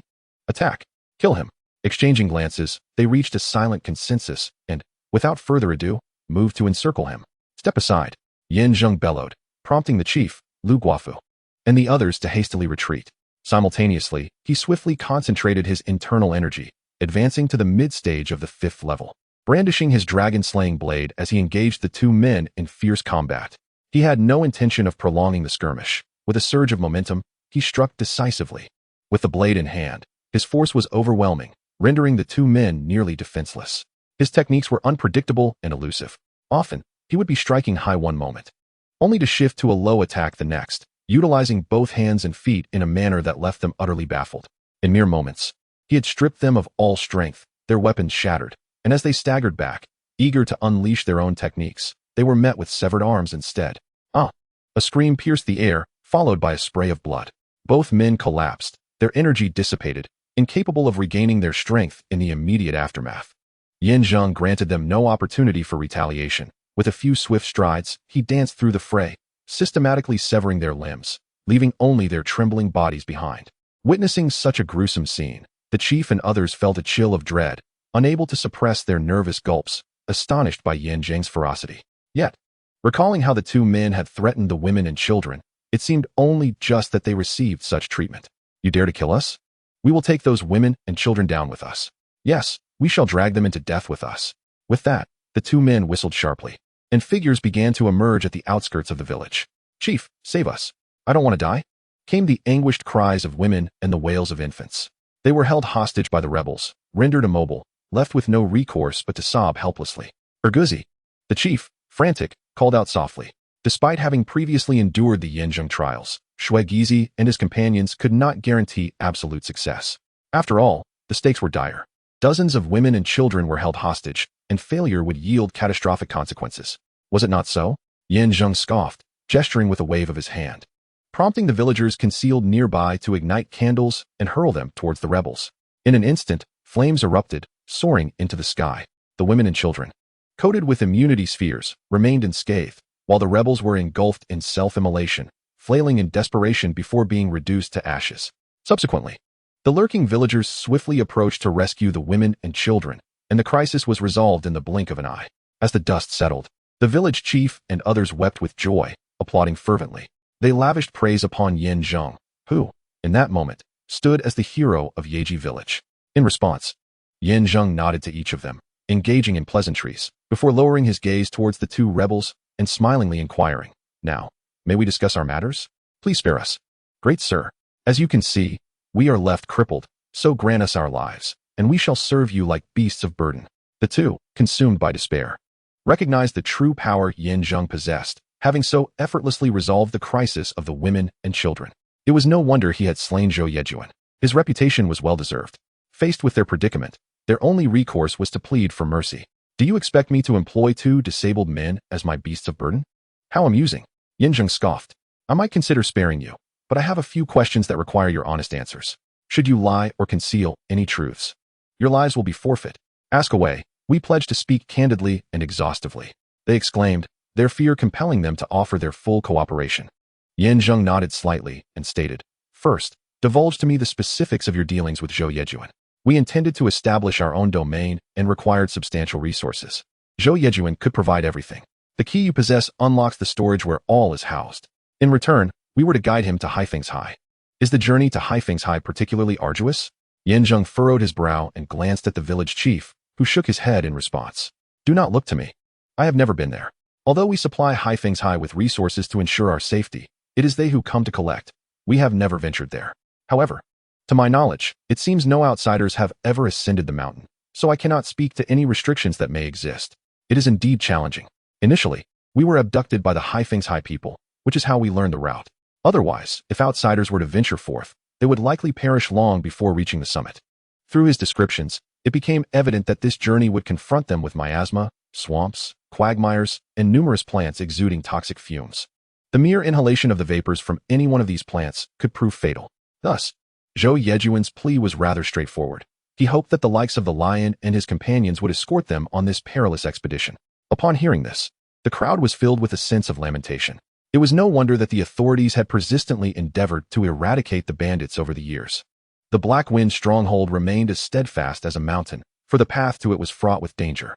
Indeed, the descriptions conveyed the terror of those toxic plants. Who would dare provoke them? It seemed that no one in this world could contend with those bandits. The group shook their heads in dismay and sighed heavily. Meanwhile, Zheng appeared pensive. The toxic plants sounded dreadful, yet, if one possessed a gas mask, would not all be well? The Zheng of Earth was a prodigy in the sciences, initially believing himself to be of no use, yet now his expertise was called upon. Very well. On to the next inquiry. Zheng inhaled deeply and continued. As I understand, you were originally part of the same faction as Yuetian Xiao. Even after being pursued by Zhou Yejuan and fleeing here, ultimately being captured by the Black Wind stronghold, you ought to have stood together in adversity. Why then did you choose to escape alone, even contemplating independence, while leaving Yuetian Xiao behind in the stronghold? What is the reason for this? Is it not simply that Yuetian Xiao was foolish? He was pursued by Zhou Yejuan for several days, and our forces were reduced by more than half. Just as we intended to rest here, we were seized by the Black Wind stronghold. He thought to collaborate with the bandits to bolster our ranks. How could my brother and I consort with such rogues? Thus, we took our people down the mountain with the intent of raiding the supplies of the Black Wind stronghold in Wild Chicken Village, and afterward, to massacre Wild Chicken Village, inciting the authorities' wrath to ultimately obliterate the stronghold. Upon hearing this, the two men exchanged awkward glances and hastily changed the subject. Dog brother, do you have any further questions? What we have said is the truth, and according to our previous agreement, you must set us free. Well, there are no more questions. Zheng nodded, then turned to Shui Gizi, saying nonchalantly, Gizi, I leave them to you. All right, dog brother knows me well, understanding that I relish such tasks. Shui Gizi replied with a raised brow, immediately seizing the prepared instruments and dashing forward. As Zheng and his companions entered the room, the anguished cries of the two men echoed behind them, filled with curses against Zheng for his perceived betrayal of trust. However, to Zheng, these men were mere beasts. What need had he to honor a bond with animals? Chapter 24. Inside the room, Zheng wielded pen and paper, crafting intricate designs with flourish. The village chief and others looked on in bewilderment. After a moment, once completed, Zheng placed the blueprints on the table and addressed the crowd, saying, Everyone, lend me your assistance. Let each of you perform your designated roles. The illustration depicted here is that of a gas mask. While you may not be familiar with this term, it is of little consequence. What truly matters is its potential to facilitate our journey to the Black Wind stronghold while ensuring our safety. A gas mask? The crowd paused, exchanging bewildered glances, confronted by such an unfamiliar term. However, given the circumstances, further discussion would be futile. It was imperative to adhere to his instructions and fulfill our respective roles. Seizing the moment, Zheng promptly retreated indoors, adopting a meditative posture. Input. With this silent invocation, the system's notification resonated immediately. Input successful. Current kill value stands at 2,266 points. Shall the host activate the life simulator? One activation will consume 1,000 points. The lion and tiger are both formidable mid-level experts. Yet, in terms of cultivation and techniques, they pale in comparison to Zhou Yaojun. Each of them possessing 1,000 points is already a generous concession. As for the minor henchmen, their points barely exceed 100, collectively amounting to over 2,000. Although the situation has become somewhat clearer and preparations are complete, a nagging sense of foreboding lingers. The Black Wind stronghold resembles a den of peril, and with no knowledge of the conditions there, it would be ideal to enhance one's strength beforehand. Use, as Zheng fervently urged. Several lines of text materialized before his eyes. At 24 years of age, in the 5th stage of body tempering, you venture to the Black Wind stronghold to rescue your third uncle, mistakenly believing that the green vegetables in your private garden are the antidote. Ultimately, you are gravely injured by the relentless pursuers of the Black Whirlwind and forced to flee, only to later discover that the true antidote lies in the hands of his wife. That evening, you abduct his wife to facilitate your escape, while Shui Gizi and Yu Qingrong fall victim to the Black Whirlwind's wrath. They pursue you relentlessly to the mountainside, where you encounter your wife's family searching for her. It turns out she hails from the Cloud Sword Manor and was abducted to serve as the stronghold's matron. At 34 years of age, as the savior, you receive the utmost honor at Cloud Sword Manor, indulging in years of luxurious living, only to be unexpectedly offered to the people of the capital by the manor's master. At 36, after 2 years of imprisonment, with the 7th prince ascending to the throne, you, as a former royal, are executed in a brutal manner, meeting a tragic end. Upon concluding this simulation, Zheng fell into deep contemplation, his heart awash with a myriad of emotions, uncertain of their flavor. The lack of improvement in his cultivation was anticipated, as the path of cultivation is arduous. Even ascending within the same tier is akin to scaling the heavens. The crucial revelation, however, was that the verdant patch was a mere illusion. Was it a ruse? From the replay, it was evident that there was something amiss with his palm technique. Surely others were aware of this. Could it have been a test of loyalty? Unbeknownst to him, it was his wife who orchestrated the events from behind the scenes, masquerading as a devoted spouse while secretly harboring intentions of escape. Otherwise, she would not have conspired to have her family await her at the foot of the mountain. This woman possesses a ruthless cunning. However, it is the Cloud Sword Manor once again. Encountering it repeatedly, ultimately, all have perished at its hands. Whether through enticements or harsh punishments, all paths lead to the capital. Upon arrival, the fates of those who perish differ. But could one among the court be the 7th prince, newly ascended to the throne? He was, after all, a childhood companion, within the confines of the imperial palace. He alone had shown kindness towards me. Yet now, the simulation has concluded, and the host may select one of the following options to retain. 1. Mastery at the age of 24. 2. Martial knowledge acquired at the Cloud Sword Manor at the age of 34. 3. A replay of the day the 9th prince ascended the throne at the age of 36. I choose option 2. Mastery holds no significance. The 9th prince's ascension, while somewhat peculiar, is not yet within the scope of my current considerations. Even if I were to see through the heavens, it would be futile, as I cannot even return to the palace.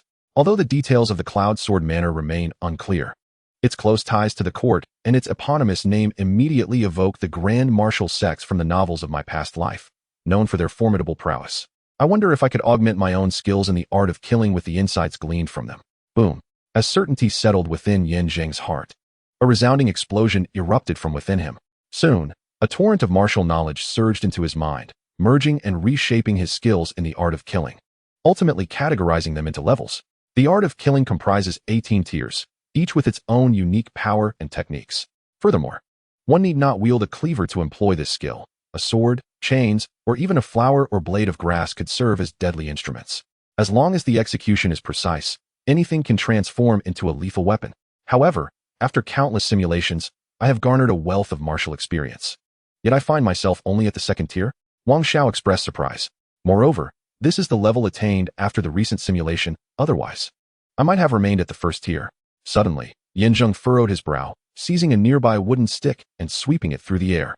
Dust swirled, and a gust of wind stirred as a ripple swept forth, astonishingly cleaving half the wall, leaving deep fissures. Remarkable. Zheng was astounded. A mere wooden stick could achieve such an effect. What would it be like if I wielded a treasured blade? The power would be unfathomable. And this is merely the 2nd tier. What might the 3rd, 4th, or even the highest tier entail? Knock, knock. Just as this thought crossed his mind, a voice called from outside, Erguzi, the items you requested are ready. What shall you do next? The voice of Widow Lu echoed through the air. Zheng returned to the present moment, took a deep breath, and rose to step outside. Now, the situation had become clear. To resolve the issues with the Black Wind stronghold, he must start with his wife. As for the Yunjian Manor at the foot of the mountain, it was best to avoid it for now, as the time had not yet come. With a creak, he pushed open the door, revealing the village chief and others, all disheveled and looking utterly distressed. In their quest to find the materials Zheng had sketched, they had exerted tremendous effort. Yet, Even at this moment, they remained baffled about how to use the so-called gas masks and their purpose. Zheng chose not to elaborate excessively.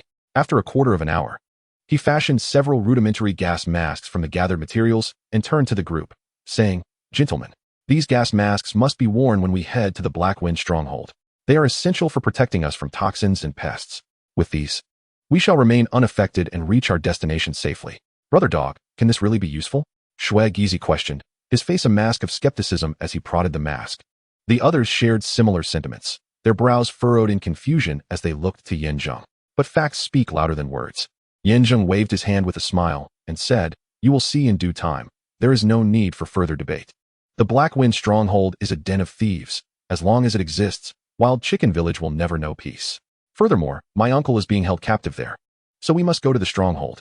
I must rescue my uncle. It concerns the very survival of the Yu family." Yu Qingrong stood up. Shui Gizi nodded in agreement, declaring, "Wherever Brother Dog goes, I shall follow. Count me in."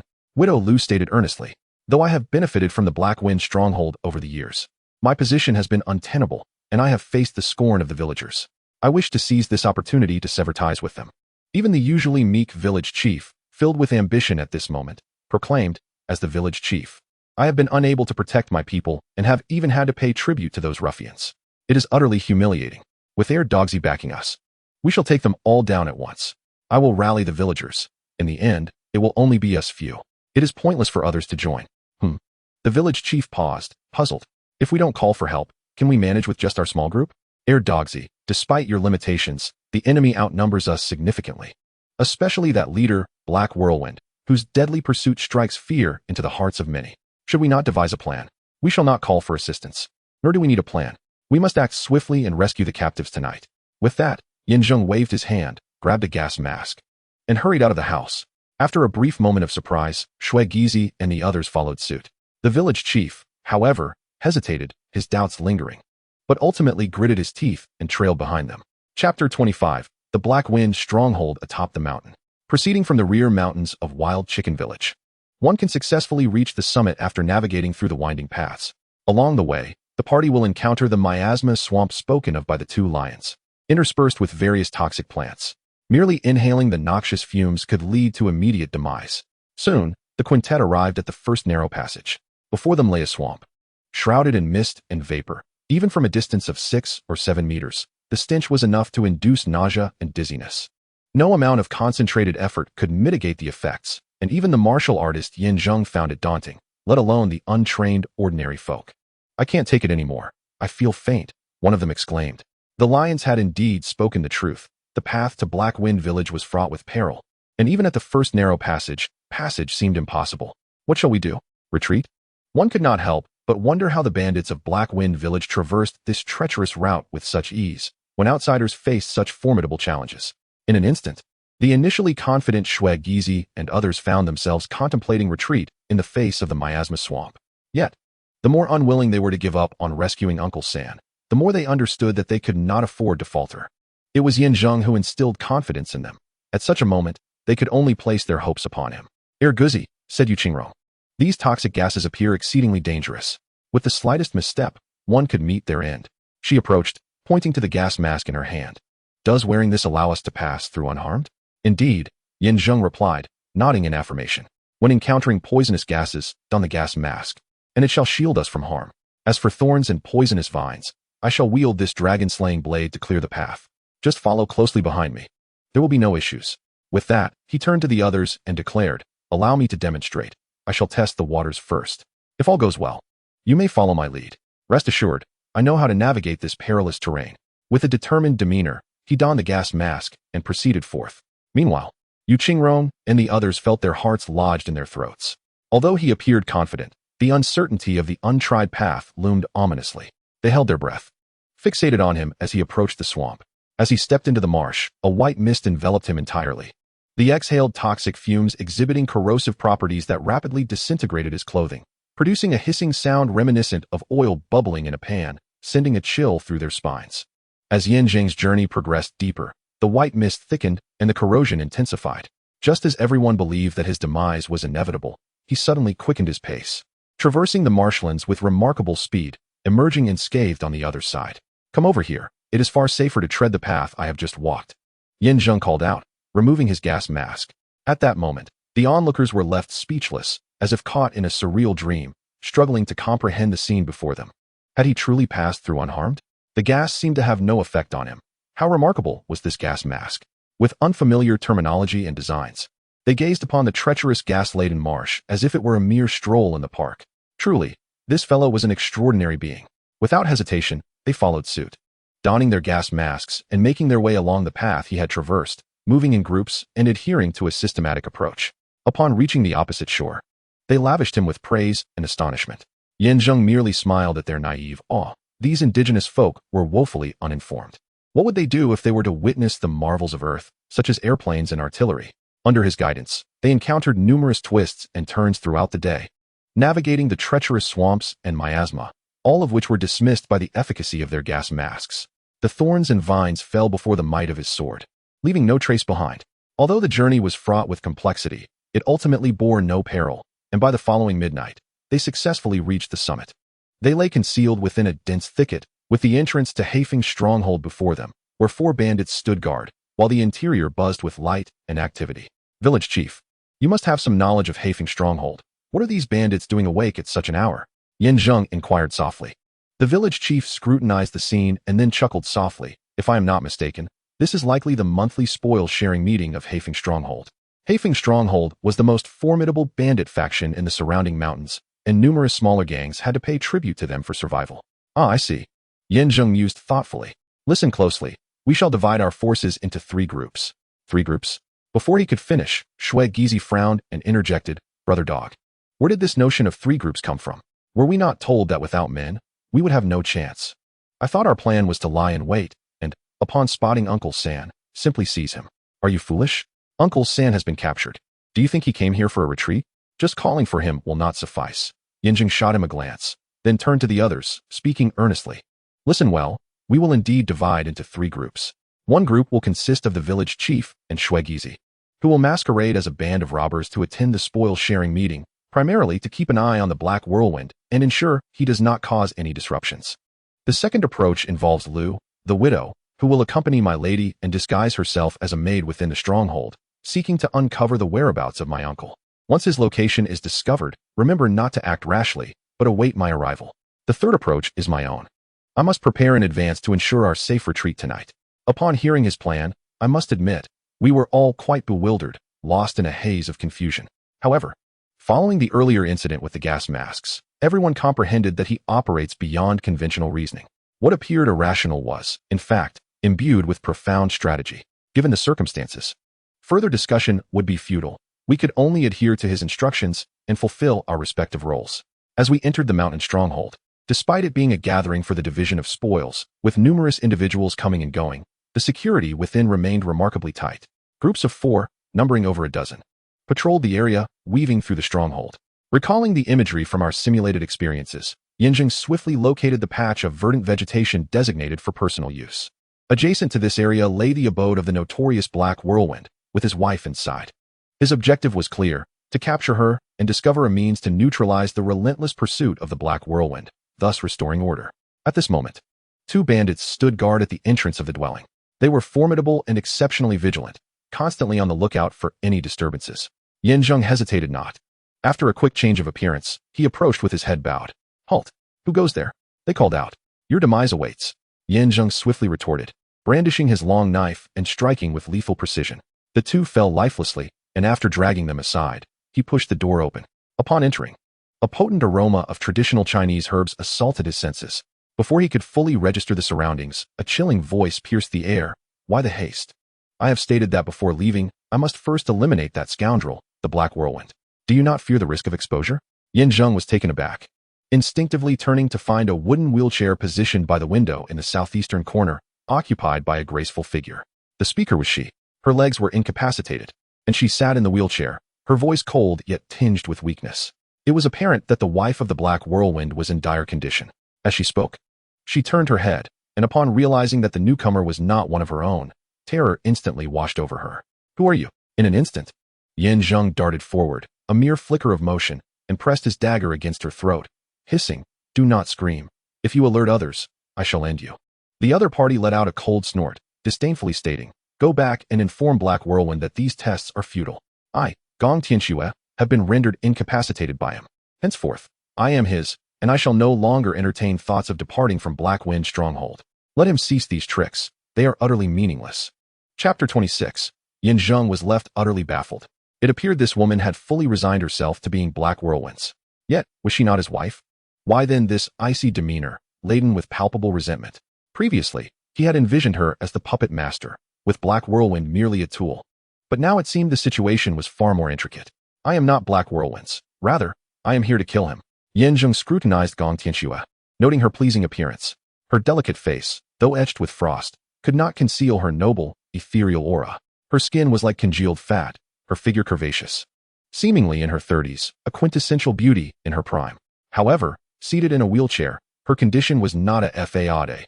Her limbs were rendered useless, seemingly due to an injury inflicted by another. Could it be the work of Black Whirlwind? Humph. Gong Tianxue remained unmoved, coldly retorting, "Spare me your frivolous words. I am not a child easily deceived. Haven't you employed such tricks before?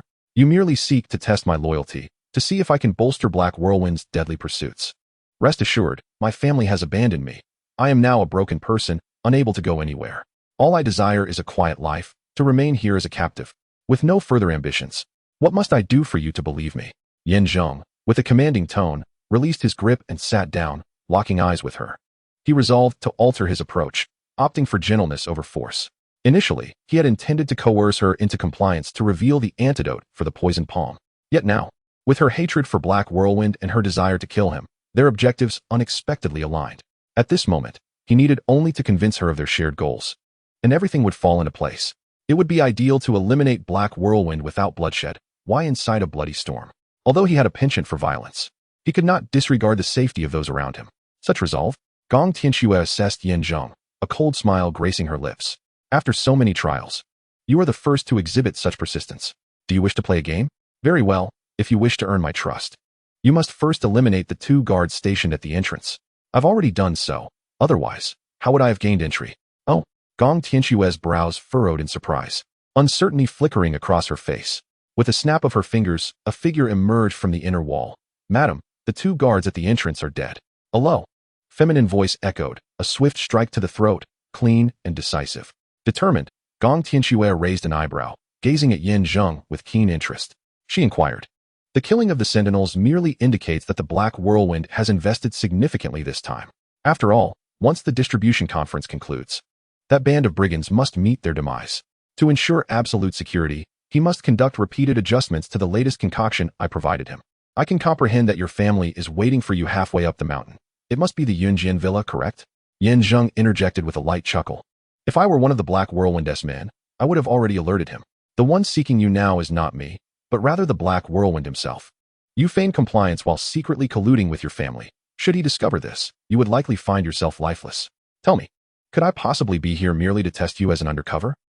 How can you say such things?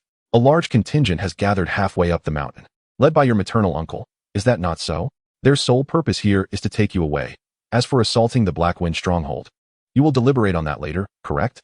Furthermore, while others may be oblivious, I am acutely aware that the lethal pursuers of the Black Whirlwind are merely a fade.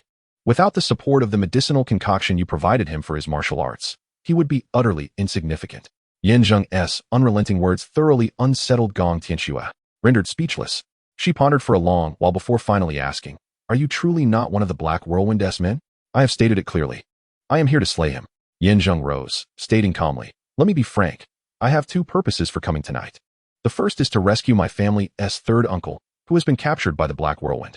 The second is to seek justice for the villagers of Wild Hen Village. The harm inflicted upon the village over the years, coupled with the tribute they are forced to pay, is a malignant tumor that must be excised.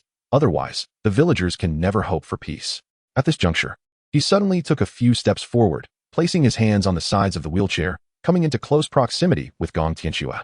They could almost feel each other's breath. "You see, knowing so many of your secrets yet coming alone to find you. Could I possibly be one of the Black Whirlwind's men?" Gong Tianxue hesitated. After a moment of contemplation, she inhaled deeply, exhaling softly. "What shall I do after slaying the Black Whirlwind?" "I shall escort you down the mountain to reunite with your family." "Very well." Ultimately resolved, Gong Tianxue declared, "Show me what you can do. Let me witness whether you possess the strength to defeat the Black Whirlwind. You must realize that tonight is the Bandits Distribution Conference, with leaders from various nearby hills in attendance. To capture the thief, one must seize the king. Only by taking down the Black Whirlwind will they be left leaderless. Though he relies on his lethal pursuers, his own strength is known to be at the mid-stage of the 5th level of body refinement. Zheng scoffed. Before arriving at the Blackwind stronghold, I have already slain 3 martial artists of such caliber. It is quite impressive how intricately you weave your schemes. No wonder you can manipulate events from behind the scenes, contacting your family without the Black Whirlwind's knowledge. Indeed, a woman's heart is as unfathomable as the depths of the ocean. Zheng, with a playful smile, did not hesitate. He immediately condensed his strength and, in the blink of an eye, reached the mid-stage of the 5th layer of body refinement.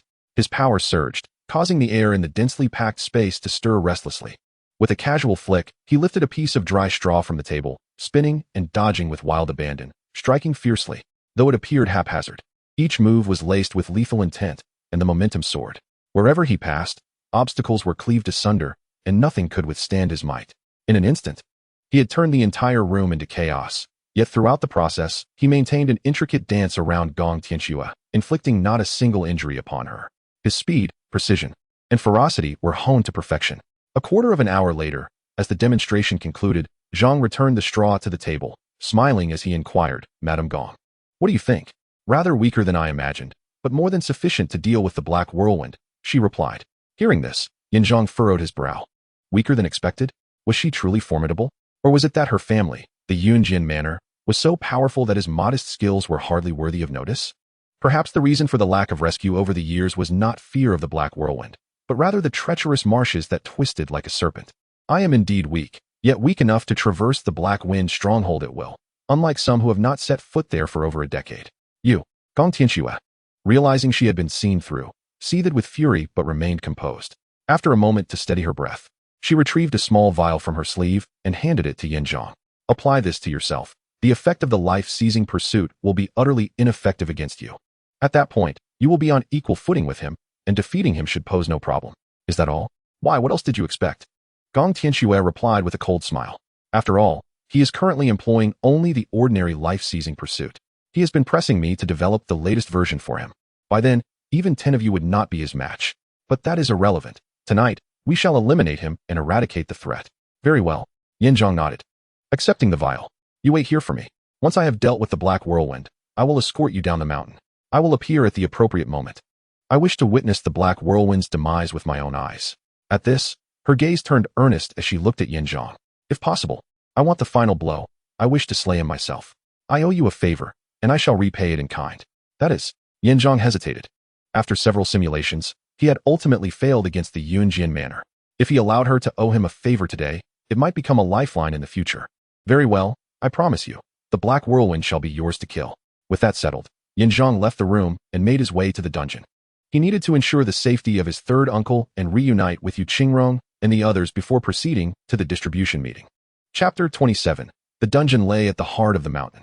This arrangement was meticulously orchestrated by the Black Whirlwind, whose insatiable desire for control compelled him to oversee the notorious criminals imprisoned within the dungeon. After donning a disguise that successfully deceived the bandits at the entrance, I ventured deep into the dungeon. Following a thorough search, I finally encountered the vigilant Lu Widow, stationed at the corridor's end, brandishing an iron rod and exuding palpable tension. However, upon recognizing Zheng, her anxiety transformed into exuberance, and she beckoned him eagerly, exclaiming, "Herr Guzi, you have finally arrived." I was utterly terrified, fearing discovery. Miss Yu instructed me to keep watch at the entrance while she tinkers with the keys inside. I have no idea what kind of key it is. I've tried several times to no avail. No worries. I shall take a look. Zheng reassured her with a nod. Rest assured, Lu Jie, with my presence, everyone will be safe. I have laid the groundwork meticulously. Tonight, not only will we rescue Uncle San, but we shall also dismantle this bandit den. From this moment forth, Wild Chicken Village shall enjoy a peaceful existence. I believe in you, Ninth Prince, she replied, her faith evident. Zheng paused, aware that she was subtly expressing her feelings. However, given their disparate statuses and his lofty aspirations, he chose not to dwell on personal sentiments and proceeded deeper into the dungeon. The passageway was narrow, accommodating only one person at a time, while the cell where Uncle San was confined stood solitary, shrouded in dim light and obscured vision. Cockroaches and rats scurried across the grimy floor, yet Yu Qing'er remained undeterred, persistently fiddling with the keys. The more frantic she became, the more disarrayed her efforts. The keys fell from her grasp multiple times, failing to unlock the cell. Uncle Sin appeared to be in a state of unconsciousness, unresponsive to her desperate calls. "Miss, allow me," Yin Zheng offered, inching closer until he was nearly pressed against the iron bars of the cell. Upon seeing Yin Zheng, Yu Qing'er was instantly reassured, as though she had clutched a lifeline. With a hint of exasperation, she lamented, "I don't understand why this key won't work. I obtained it from a bandit. It should be functional. Hand me the key, and I shall handle it." "Please step aside," he instructed. However, as he spoke, an awkward expression crossed his face. The confined space was insufficient for two individuals to stand side by side, rendering it impossible for her to simply move aside. The only feasible solution involved him grasping her hand to maneuver the key, yet such intimacy seemed inappropriate given their master-servant relationship. Thus, he hesitated, his words trailing off. "Here, grasp my hand to operate it," he finally suggested. In that moment, Yu Qing'er was singularly focused on rescuing her uncle, oblivious to his reservations. She was no fool and understood his concerns, taking a deep breath to assert, "If I am unafraid, why should you be? We are here to save lives. Not for any other purpose, so please do not take it to heart." After saying this, she unexpectedly reached out, grasping Yin Zheng's hands and pressing them against her delicate palm, while also playfully twisting her body. The two found themselves in an intimate embrace, a closeness that caused Yu Qing'er's cheeks to flush with embarrassment, yet she bit her lip and urged, "Guzi, hurry up." "Oh, I'm coming," Yin Zheng replied, suppressing his primal desires. Upon acquiring the key, he focused his energy to unlock it. After some examination, he couldn't help but chuckle. This lock was not something an ordinary person could manage. It had been infused with a powerful force, requiring a martial artist to operate it. Furthermore, one needed to possess a cultivation level of at least the 4th or 5th stage of body refining. Otherwise, it would be impossible to twist the internal mechanism. A mundane individual like Yu Qing'er, even if given a lifetime, would never succeed in opening it. With a crisp click, the iron lock finally yielded after several attempts. Yu Qing'er, unable to contain her excitement, pushed open the iron bars and rushed in, arriving at the wooden bed. She began to shake her uncle while calling out, "Uncle, it's me, Qing'er. Wake up, please wake up." Her uncle, who had been in a deep slumber, stirred awake. Upon seeing the suddenly appeared Yu Qing'er, he wore a peculiar expression, filled with doubt. "Qing'er, how did you end up here? Who is he, Guzi?" Yu Qing'er prompted. "Remember the servant who used to chop firewood in our woodshed? He was quite clever and had a decent talent, which is why my father sent him to study in the prefecture. Now he has become quite powerful. It is thanks to him that we managed to reach Heifengzhai." "Guzi, you say?" Her uncle regarded Yin Zheng with uncertainty, scrutinizing him for a long time. Yin Zheng felt a wave of embarrassment and lowered his head. Not only was he uncomfortable under the man's gaze, but he was also apprehensive of being recognized. Although he bore a resemblance to Guzi, he was not the same person, and if discovered, his plans would be in jeopardy. "Yes, uncle, it's me, Guzi," Yin Zheng said respectfully, keeping his head down. "We must not delay, let's leave quickly. To have reached Heifengzhai and to have come to rescue me. This Guzi is quite capable indeed." Her uncle exclaimed with a hearty laugh as he stood up. "Originally, I had gathered a group of men, but they scattered. I intended to rally the people of Heifengzhai, but they are inherently bandits and care little for anything else. They even imprisoned me, claiming they would trade me for money with the Xiujia. Such audacity. Once I am free, I shall ensure they are all dealt with." "Indeed, uncle. We can discuss that later. For now, let us leave this place," Yu Qing'er said, supporting him as he stood. Yin Zheng turned to lead the way, but just then, with a thunderous crash, a row of solid walls that had been blocking the bars collapsed, revealing a multitude of bandits, swarming like locusts. Before the bandits, there stood several hooded ruffians, among whom was a robust figure, broad-shouldered and exuding an extraordinary presence, undoubtedly the infamous leader of Black Wind Stronghold, known as the Black Whirlwind. However, to Yin Zheng's astonishment, the village chief remained unscathed, even with a smile gracing his lips. In stark contrast, Shui Gizi lay bruised and bound, flanked by bandits. Utterly immobilized. What could have transpired? They managed to arrive at my Black Wind Stronghold unscathed. These individuals possess some skill indeed. At that moment, the Black Whirlwind spoke, a mocking expression on his face as he addressed Yin Zheng. "I heard from the village chief that you employed some kind of gas mask to successfully evade all the swamps and miasma. What is that contraption, and how did you come to know of it?" "Black Stronghold Master. This lad possesses quite a few tricks. Once he dons the gas mask, he is impervious to all toxins. He must be eliminated. Otherwise, anyone could use it, and would our Black Wind Stronghold become a mere decoration?" Upon hearing this, The village chief hastily approached, bowing and scraping as he spoke. Village chief, you old tortoise, you dare betray me? At that moment, Zheng, filled with rage, glared at the village chief and roared. Only now did he realize that there had indeed been mention of this in the simulation game, while attempting to rescue his uncle. Someone had leaked information. He had been uncertain, having suspected Widow Lu, and questioned whether there had been an error in the simulation. Now, it seemed that the simulator's words were not to be dismissed. There truly was a traitor, and it was this seemingly righteous village chief. It appeared that a healthy respect for the simulator was warranted. If it indicated a possibility, one must never harbor any false hopes. Fortunately, with the simulator's assistance. Otherwise today, they might have met their end here.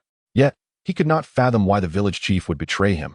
They had no grievances, and had even shared a cordial relationship while slaughtering fowl in the past. His primary reason for visiting Blackwind Stronghold was to benefit the villagers, to ensure a peaceful life for the people of Wild Chicken Village. Betray you? Huh. I merely brought a token gift for the stronghold leader. The village chief chuckled, dismissively. Don't say it. Listen to me.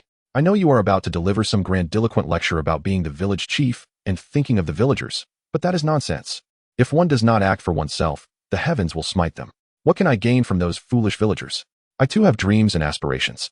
I wish to follow the stronghold leader in seizing power. Once tonight's distribution meeting concludes, he will have greater opportunities, and I shall follow him. Unlike you, who foolishly fabricates a false identity to deceive me, you will remain stuck in this valley for life. No, you shall perish here tonight. Upon hearing the village chief's words, Yu Qingrong furrowed her brow and instinctively grasped Zheng's arm, asking, Guzi, what did he mean by that? What does it mean that Guzi's identity is false? My dear lady, do not listen to his nonsense. Allow me to explain this matter to you later. The urgent task at hand is to eliminate them, to eradicate the Blackwind Stronghold, and to rescue my Uncle San. Rescue? How can we rescue him? Uncle San, in a fit of exasperation, scolded, just a moment ago. Qingrong praised your capabilities and crafted a flawless plan. I truly believed we could escape, yet now, not only are we trapped, but we have also jeopardized Qingrong's life. She is the sole bloodline of the Yu family, the only hope for restoring the family's former glory. I care not whether you are Guzi or San Guzi. You are, without a doubt, a sinner. Enough of your bickering.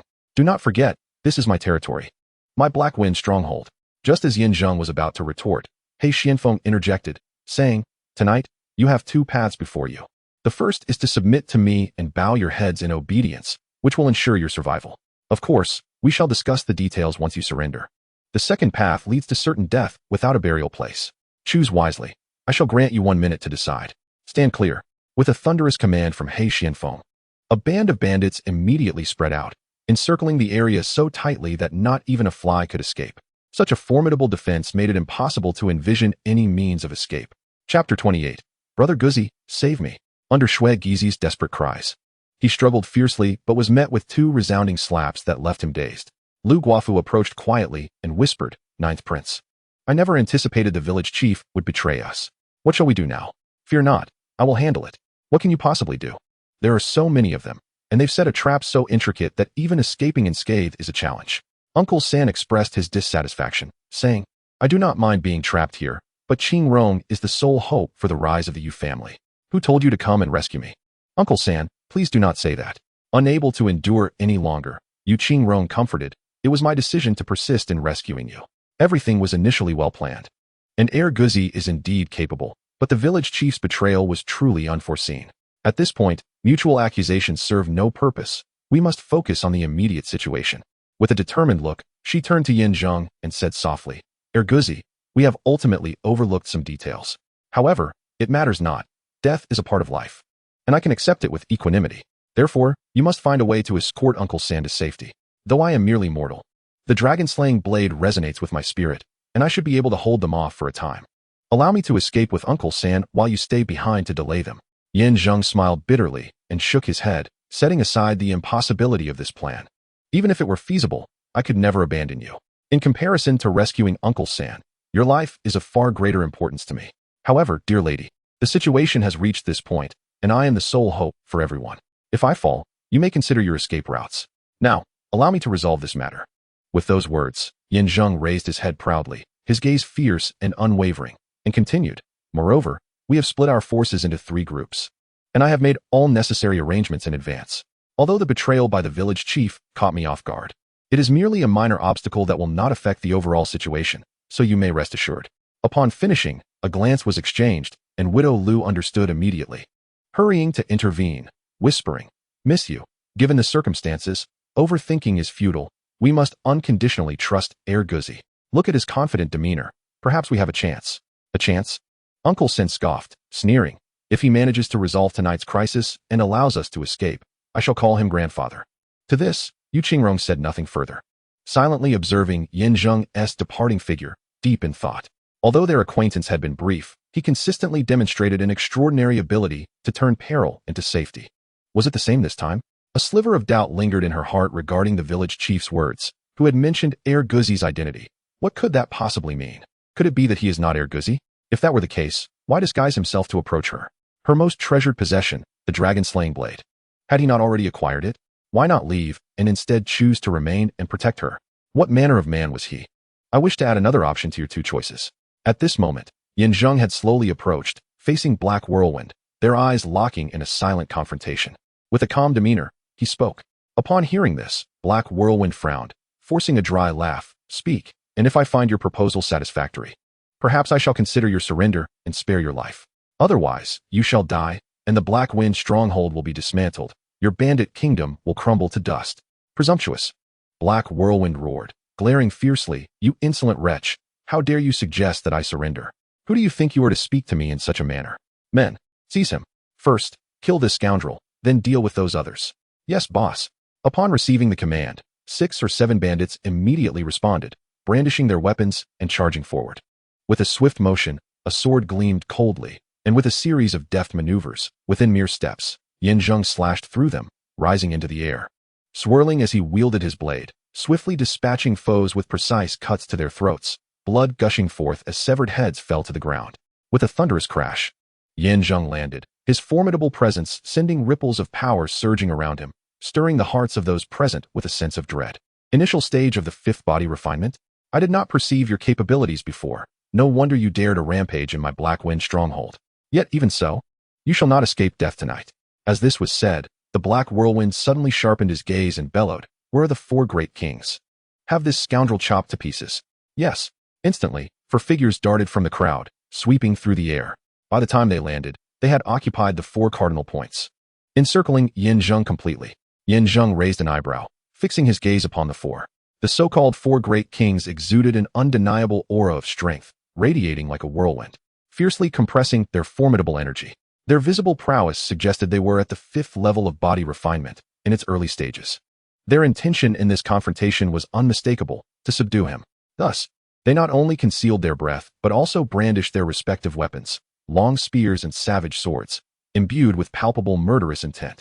The few individuals he had previously dispatched were merely an appetizer. Now, the main course was at hand. The 4 great kings were the trusted subordinates of the chieftain, not only possessing formidable strength, but also wielding their weapons with unparalleled skill. Moreover, their extensive experience in battle had accumulated an unmatched aura of slaughter. This time, how would he withstand their onslaught? The Black Whirlwind grinned ominously, his arms sweeping downward, prompting the 4 great kings to charge forward without hesitation. "Brother Dog, be careful. Erguzi, we rely on you." Upon witnessing the emergence of the 4 great kings, Shui Gizi and the others felt trepidation. Yet, at this juncture, they had no alternative but to place all their hopes on Yin Zheng. However, the Black Whirlwind and his band of bandit leaders scoffed. With the 4 great kings in play, who would dare to stand in their way? In terms of both power and combat capability, they were entirely superior to this youth, and his demise was inevitable. Even Sanshu shook his head repeatedly, voicing his disdain. He cared little for his own life, but was rather concerned for the safety of Yu Qingrong. If the Yu family were to lose their sole descendant, how could they ever rise again? "Brothers, kill. Use your most potent techniques. Take his life." With a furious roar from one of the kings, the other 3 immediately closed in. Clang, whoosh, hiss, boom. 4 weapons struck simultaneously, the tips converging with the strongest initial force of their 5th-level prowess, resembling 4 massive axes poised to cleave Yin Zheng in 4. The might of their assault was akin to mountains compressing down, an overwhelming tide crashing forth, and like a dragon thrashing about. Such momentum could obliterate not just a person, but perhaps even a city in an instant. Gasps of astonishment filled the air, especially from the lesser bandits who had seldom witnessed such grandeur, their hearts racing with excitement. That youth was undoubtedly doomed. The privilege of witnessing such a grand display filled them with pride in serving as bandits in Black Wind Stronghold, and they held the Black Whirlwind in the highest esteem. Meanwhile, Shui Gizi, Yu Qingrong, and Lu Guofu were already weary and despondent, even too fearful to watch. Tears welled up in his eyes, and despite his efforts to hold them back, they ultimately betrayed him and cascaded down his cheeks. With a resounding crash, the scene unfolded in a manner that none could have anticipated. Just as the crowd believed that Yin Zheng was destined for defeat, he suddenly stood tall, the formidable energy of the mid-stage of the fifth realm coursing through his body, coalescing in his chest. With a powerful surge, his garments shattered, revealing his bronze-hued, muscular physique, each sinew pulsating with life. Armed with the dragon-slaying blade, he wielded it with both hands, effortlessly severing the weapons of 4 adversaries. The destruction of their armaments resulted in a catastrophic collapse of their concentrated energy. Seizing the moment, he unleashed his lethal technique, cleaving one opponent in twain with a single stroke. Another swift strike decapitated a foe, followed by 2 swift slashes that bisected another, leaving the so-called 4 great kings, formidable masters of combat, utterly vanquished in the blink of an eye. In stark contrast, Yin Zheng remained unscathed, as if the preceding chaos had never transpired. He stood amidst the carnage, his body splattered with blood, an aura of murderous intent enveloping him, resembling an unparalleled deity of death, born to this role. Chapter 29, Silence. The atmosphere was eerily hushed, as if even the slightest sound, a pin dropping, would shatter the stillness. The onlookers were left dumbfounded. The Black Whirlwind remained silent, his demeanor unyielding. The various bandit leaders lowered their gazes, their expressions grave. Once fearsome brigands, they now fell silent, their mouths agape as if they could fit several apples within. Had the 4 great kings truly been slain by Brother Dog? Shui Gizi muttered to himself before erupting in joyous laughter. Ha! My Brother Dog is truly formidable, a god of slaughter descended to earth. Who dares to challenge him? Guzi. Splendid work.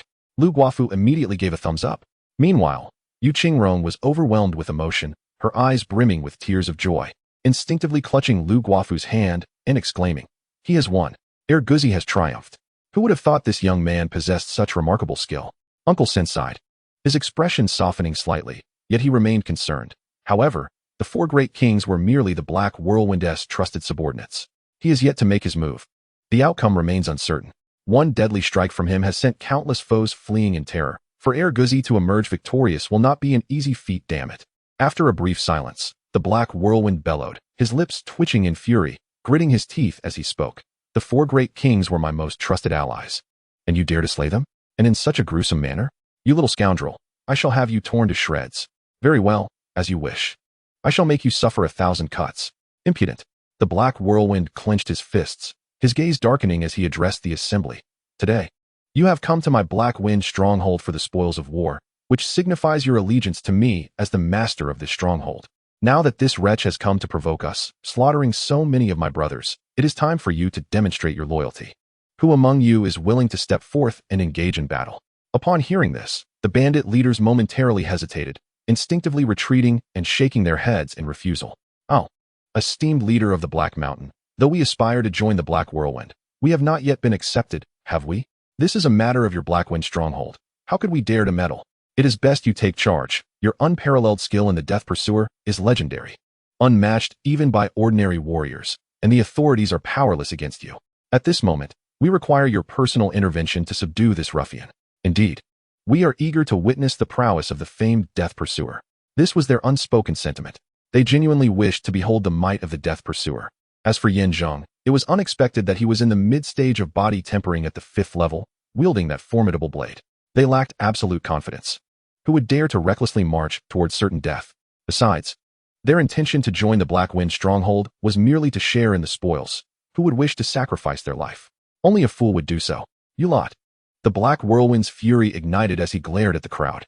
Ultimately, he suppressed his anger, prioritizing the greater good, and chose to endure the sycophantic behavior of these petty individuals. Yet, if they wished to witness his prowess, he would oblige. Once he subdued that so-called Guzi, he would instill fear in all, ensuring that none would dare to act recklessly in the future. With a swift motion, the Black Whirlwind cast aside his cloak, revealing his hands which had been concealed within. His hands, as dark as ink, displayed bulging veins like coiled electric wires, crackling with explosive power. Is this the Death Pursuer? I had heard tales of it before, where the pursuer instills terror, and those touched meet their demise, invincible and commanding. You may have heard of it.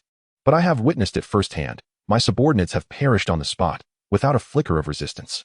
Indeed, even some 6th and 7th level body tempering officials had battled the Black Mountain leader, only to meet their end.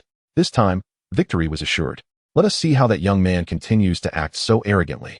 The onlooking bandits, upon witnessing the death pursuer, were filled with envy and dread, showering compliments and flattering him profusely. Meanwhile, Gizi and others, though still shaken, understood the formidable nature of the death pursuer. They were uncertain how Zheng would respond. Even knowing the odds were against him, he was Gizi, capable of miracles. One could only hope he would rise to the occasion once more. I am fortunate to have sought out Gong Tianxue beforehand. Otherwise, against the death pursuer, I would have stood no chance. Zheng sighed inwardly. After applying the medicine given by Gong Tian, he felt little difference, as if he had never used it. Uncertain of its efficacy, he contemplated the imminent battle with the Black Whirlwind. If it proved ineffective, or if she had deceived him, he might find himself in grave peril. However, in the Sims, it is mentioned that Gong Tianxue would descend from the mountains to reunite with her family at the Yunjin Manor. With this factor in play, her hatred for the Black Bandit, along with her desire to slay him, must indeed be genuine. Young man, you have one last chance. At this moment, despite the reverence of the crowd, the Black Whirlwind's expression remained grim, for the one called Gizi not only displayed no fear, but also wore a look of disdain. Striking a blow to his pride, gazing at his opponent, he scornfully declared, "Survival is impossible. However, if you bow to me now, I may allow you to keep your whole corpse. That will not do.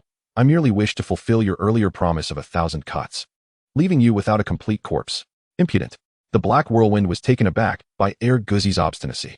Even in the presence of his deadly pursuer, he dared to speak boldly. Unashamed. Thus, he resolved to make an example of him, to intimidate the crowd. "You little wretch, prepare to pay with your life." With a furious roar, the Black Whirlwind soared into the air, his hands crossed, enveloped in swirling black mist, as electric sparks crackled and surged forth. The audience gasped in astonishment. It was unimaginable that such an unstoppable force of death could merely make contact, let alone seize its quarry. For wherever he passed, flowers and grass withered instantly, and even the stones rolling upon the ground were scorched to ash, reduced to mere powder.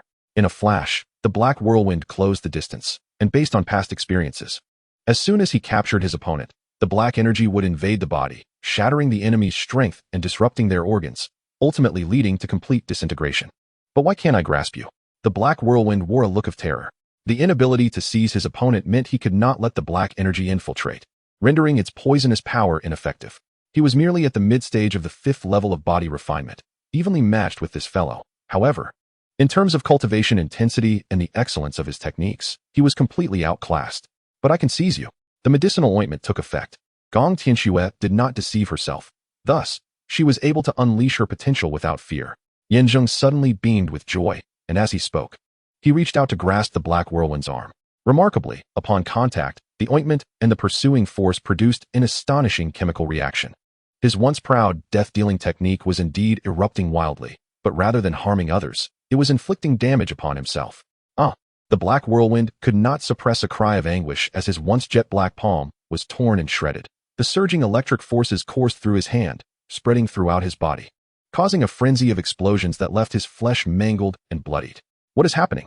The death-dealing technique is ineffective against that brat. This is impossible. The Black Bandit's technique is unparalleled, unmatched. Yet, he could not even capture his opponent, let alone employ it. Witnessing this, the bandit leaders were thrown into a state of panic. The other petty bandits were thrown into disarray, chattering anxiously and in a state of panic. As for Gizi and his companions, although they were unaware of the underlying reasons, the fact that the deadly pursuers posed no threat to Zheng indicated that he was unharmed. If he was unharmed, then they too were safe. Was it not a cause for collective joy? Just moments earlier, when Gizi had suggested splitting their forces into 3 paths, he had acted independently to lay the groundwork. Was the acquisition he referred to about restraining the deadly pursuers? But how had she come to know of it? Yu Qingrong furrowed her brow, lost in thought. Yet, Lu Guofu cared little for such matters. Her beloved 9th prince had repeatedly salvaged dire situations, transforming deadlocks into opportunities. How many could achieve such astonishing reversals? In a swift motion, Zheng seized the opportunity, wielding the dragon-slaying blade without hesitation, and with 2 decisive strokes, severed the pursuer's arms. With the loss of his limbs, the efficacy of the deadly pursuers was entirely nullified. At that point, the Black Whirlwind would be akin to a toothless tiger, devoid of menace. My hands. The struggling black whirlwind began to curse, but Zheng struck him back with a palm, sneering, "Your hands have stained too many lives. Today, I sever them not as punishment, but as a favor.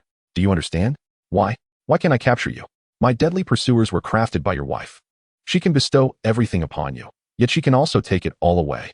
Zheng replied with a cold laugh. "I made a pact with her. My only task was to defeat you, but the one who will truly conclude this is she, not I." With that, he rose to his feet, surveying his surroundings, and called out loudly, "Madame Gong, it is now your time to take the stage." Chapter 30, Madame Gong? The crowd was baffled, particularly the incapacitated black whirlwind, who gazed in horror toward the source of the voice. As a young maid pushed a wheelchair into view, he was rendered speechless, exclaiming in shock, "Madam, how did you come here? Who is the madam?" Gong Tianxue glared coldly, rebuking him. 3 years ago, you abducted me to Black Wind Stronghold, making me the matriarch here. To prevent my escape, you broke my limbs and severed my tendons, rendering me a cripple. Moreover, you violated me, compelling me to exploit my family's traits to concoct poison, thereby creating the deadly pursuers that terrorize the mountain paths, establishing you as the most formidable bandit in the vicinity. What kind of beast are you to claim the title of my husband?" Upon hearing this, the crowd sighed in sympathy. It turned out that the deadly pursuers were not the result of some miraculous technique, but rather a concoction of poison. Damn it. I knew it. His strength is merely at the mid-stage of the 5th level of body refining. He is actually on par with us. How could he always defeat us? This was a ruse to deceive them, luring them to participate in a plunder conference, only to become his subordinates, building a certain scale before declaring the establishment of a family alliance to secure a foothold in Nightwind City. What utter nonsense. However, despite our banditry, we adhere to a code of conduct. Abducting someone like Gong Tianxue to make her the mountain stronghold's matron, not to mention inflicting irreversible harm upon her, is a cruelty I cannot condone. When the walls crumble, the crowd disperses, and as the truth about the Black Wind is unveiled, his so-called might dissipates into thin air. The various bandit leaders, including the brigands, hastily sever ties with him, even condemning him publicly to safeguard their own interests. At this moment, Shui Gizi is treated like a person of high status. 2 bandits quickly untie him, apologizing profusely and showering him with flattery.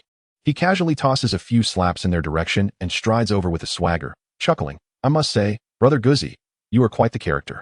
Silently engaging with that Madame Gong. But let us not misconstrue. We merely share a business arrangement. Just then, Yu Qingrong and others approach, particularly Yu Qingrong, who inquires softly, "Previously, you mentioned splitting our forces into 3 groups, with you acting independently. Did you intend to negotiate with Madame Gong for the antidote, thereby dismantling the relentless pursuit of the Black Wind? How did you come to know of her ties to him? And what means did you employ to gain her assistance?" Lu Guafu presses for answers. Uncle Sang gazes at Zheng with a knowing smile, remarking, "What a seamless plan. You had orchestrated everything long before arriving at the Black Wind Stronghold, from rescuing me to dismantling the Black Wind, even uprooting the entire stronghold. Although fraught with peril, it culminated in success. Brother Guzi, I previously had a vague impression of you, but I did not realize you possessed such capabilities." Faced with their skepticism and inquiries, Zheng merely smiled, maintaining a serene demeanor. "Every individual has their own survival strategies. Preparedness and strategic planning are my methods for survival. Certain matters cannot be fully articulated in a moment. I shall explain them to you in due course. For now, we must address the pressing issues at hand. However, Brother Guzi and Madame Gong." Without waiting for Yu Qingrong to elaborate, Zheng strides towards Gong Tianxue, stating with a smile, "I leave the Black Wind to you. While you torment him to the brink of death, I hope you reserve the final blow for me." "The final blow?" He continues. "Once the Black Wind is dealt with, I shall personally escort you down the mountain. After all, the path ahead is fraught with miasma and marshes. I must ensure your safety. There is no other choice. To simulate life, acquiring points through slaughter is essential. The Black Wind, too, is a formidable opponent. Being at the mid-stage of the 5th layer of body refinement, bolstered by the relentless pursuers, who knows how many points of slaughter I might gain." Agreed. Gong Tianxue, not one to be obstinate, nods in acquiescence and turns to say, "Xiaohua, push me forward." "Yes, madam." The young maid, Xiaohua, possesses a delicate appearance yet emanates an air of lethal intent, her every action revealing a state of vigilance. Even in the face of Zheng, she maintained an air of indifference. After receiving the command, she pushed Gong Tianxue forward. "Please, spare my life. Tianxue, we have shared a night as husband and wife, and we have once shared a bed. For the sake of our past, could you grant me mercy? I know I have wronged you, taking your purity and rendering you a shadow of your former self. But it was all out of love. I wish to keep you by my side forever." To grow old together. Shameless. Gong Tianxue roared in fury, seizing the sword from Xiaohua's waist and plunging it fiercely into his throat. Blood gushed forth as the black whirlwind clutched his neck, unable to utter a sound. Beast, I no longer wish to hear your words. Silence yourself. Gong Tianxue, filled with rage, wielded the sword like a sculptor, declaring, for this day, I have rehearsed countless nights, devising how to torment you to alleviate the hatred in my heart.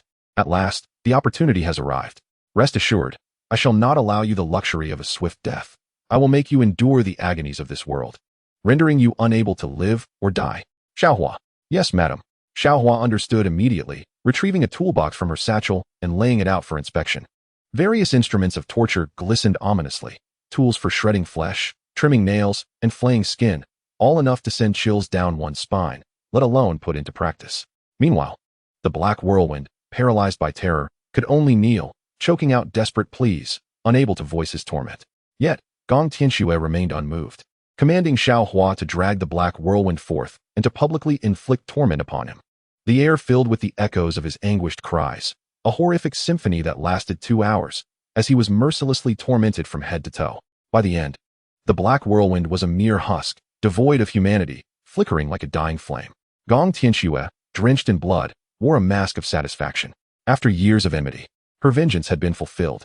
She looked up, grateful, towards Zheng. Thank you. In a sense, you are my savior. Madame Gong is too kind. You assist me, and I assist you. Such mutual benefit is to be expected, Zheng replied with a smile, plunging his dagger into the black whirlwind's chest. With a final convulsion, the wretch succumbed to death. Thud. With the demise of the black whirlwind, the remaining bandits, paralyzed with fear, fell to their knees, pleading for mercy. Please spare our lives. We were merely misled by the black whirlwind. If you grant us mercy, we shall serve you faithfully, like loyal hounds. We implore you. Unmoved by the bandits' pleas, Zheng took a swift step forward, seizing the village chief by his collar.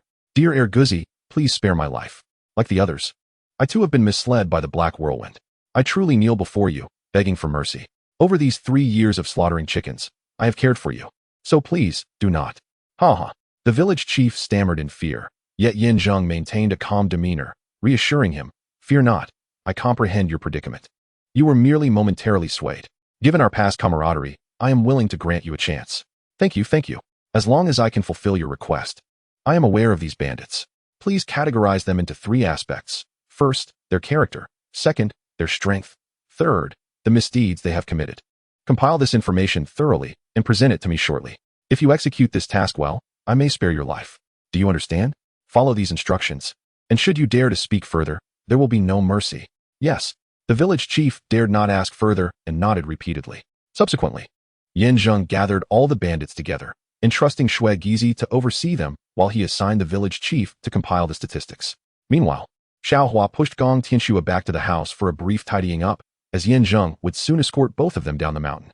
Thereafter, Zheng summoned Yu Qingrong, Lu Guofu, and San Shu into the room to discuss the ensuing matters. Chapter 31. Inside the room, after exchanging pleasantries, they delved into the main topic. Sister Lu, now that the black whirlwind is dead, the black wind stronghold will cease to exist. Wait, Lu Guofu interjected, perplexed. The black whirlwind may be dead, but those bandits remain.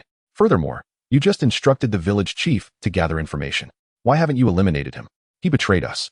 He must die, but not now. Zheng chuckled and replied, as for those bandits, they will eventually be divided. What I wish to convey is that from now on, the affairs of Yaji village shall be entrusted to you.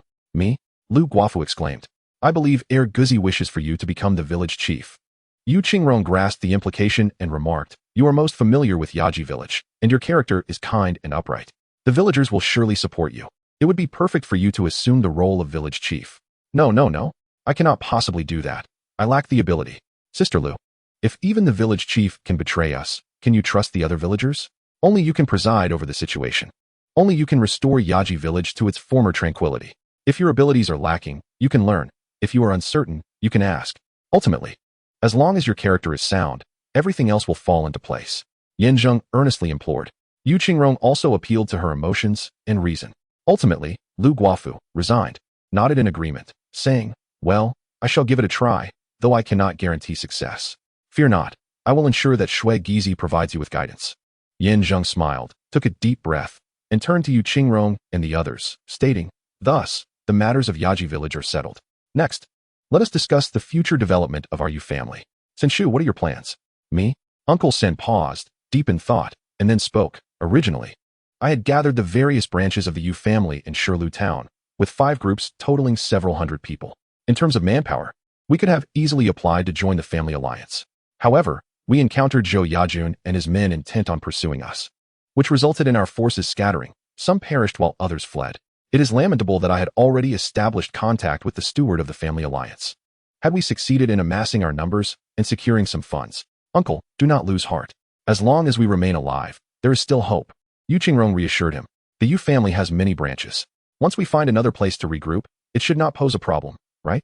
Given the incident in Shirlu town, it will be quite challenging to gather our forces again. Furthermore, even if we manage to regroup, we are still bound by the deadline I agreed upon with the steward. Who is the steward you contacted, and what is the deadline? Zheng interjected.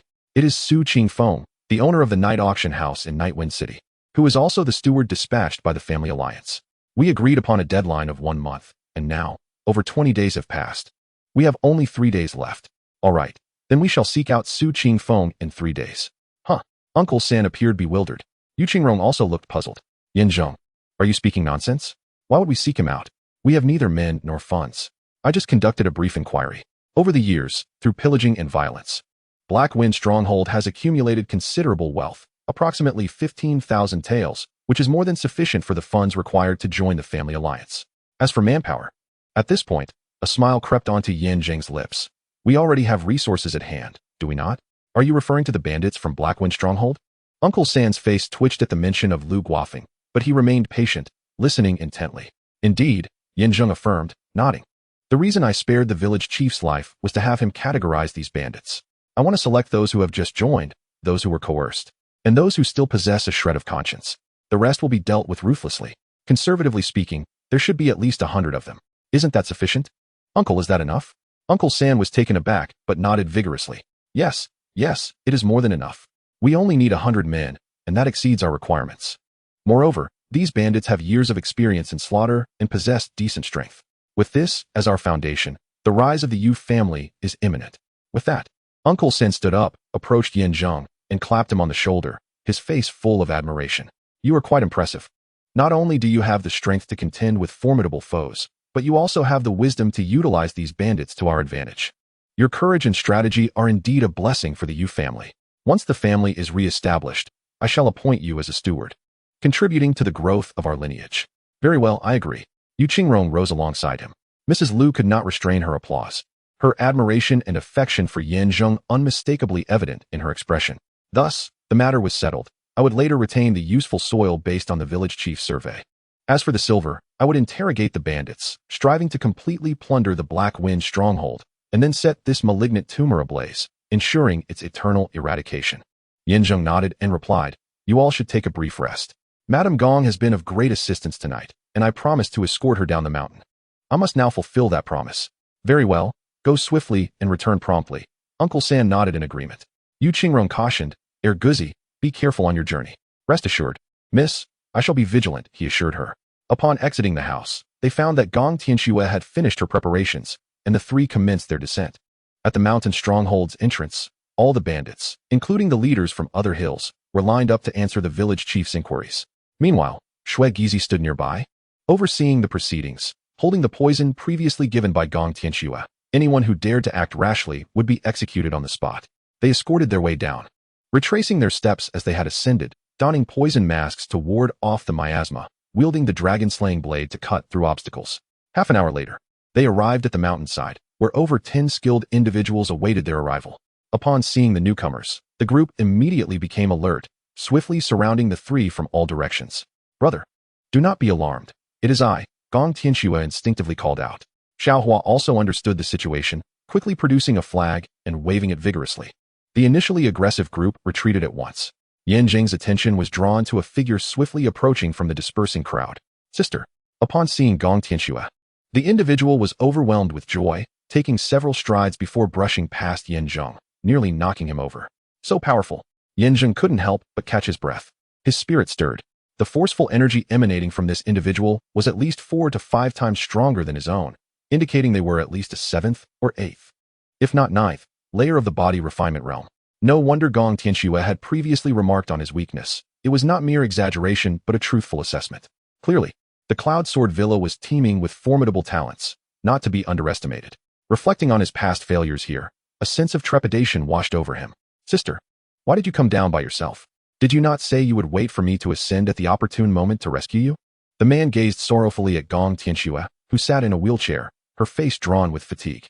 Suddenly, he turned sharply to glare at Zheng, exclaiming, "Is this lad one of Black Wind's men? I shall deal with him first. Wait, brother, he is my savior.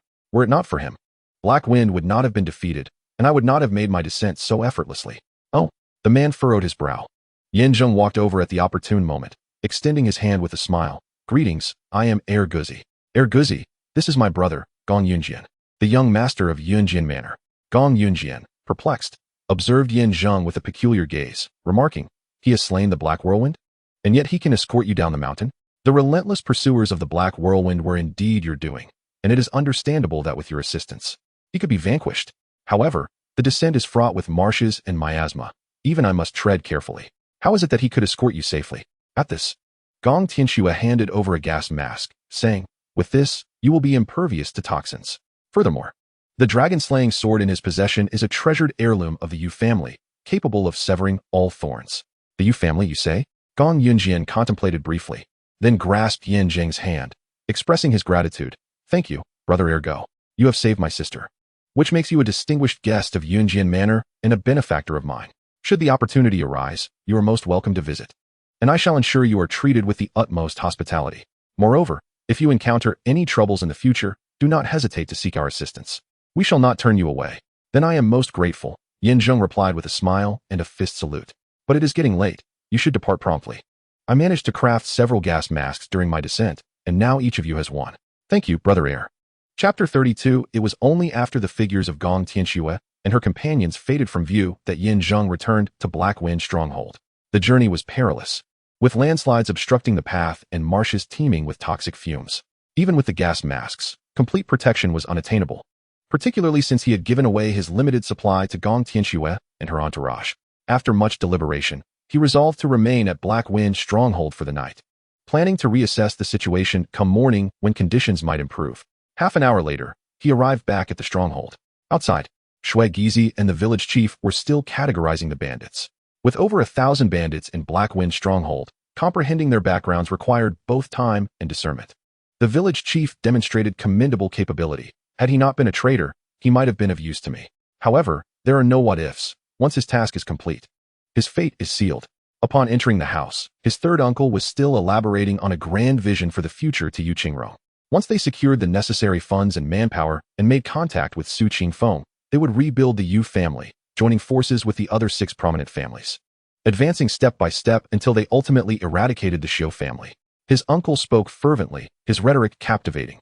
Even the widow Lu applauded enthusiastically, and Yu Qingrong's face was alight with hope, continually inquiring about various matters. Each query was met with a systematic explanation from his uncle, and once the entire scheme was laid bare, she was left enlightened. "With you at the helm, my Yu family's rise is but a matter of time. According to your vision, I harbor great confidence in the future of our Yu family."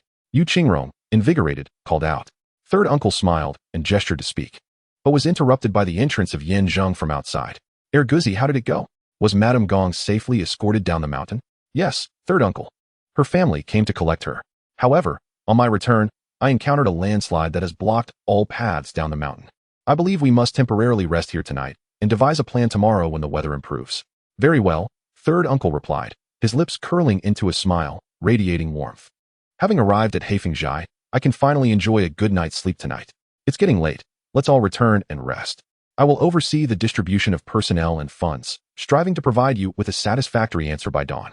Later, third uncle retired to the master bedroom of the Black Whirlwind. Widow Lu accompanied Yu Qingrong to Gong Tianxue's room. As for Zheng, he settled for a dilapidated room, once the common quarters for bandits. Sleep eluded him, primarily because he sought a tranquil space to simulate life. Upon entering the room, he locked the door and ensured no one was around, then sat on the bed, holding his breath and focusing his mind, silently intoning. Input. Input successful. The host's current kill points stand at 2,544 points. Would you like to use the simulator? Each use costs 1,500 points. Such an exorbitant price? Zheng was taken aback. The Black Whirlwind's strength was on par with Zhou Yejuan, yet Zhou only required 1,000 points.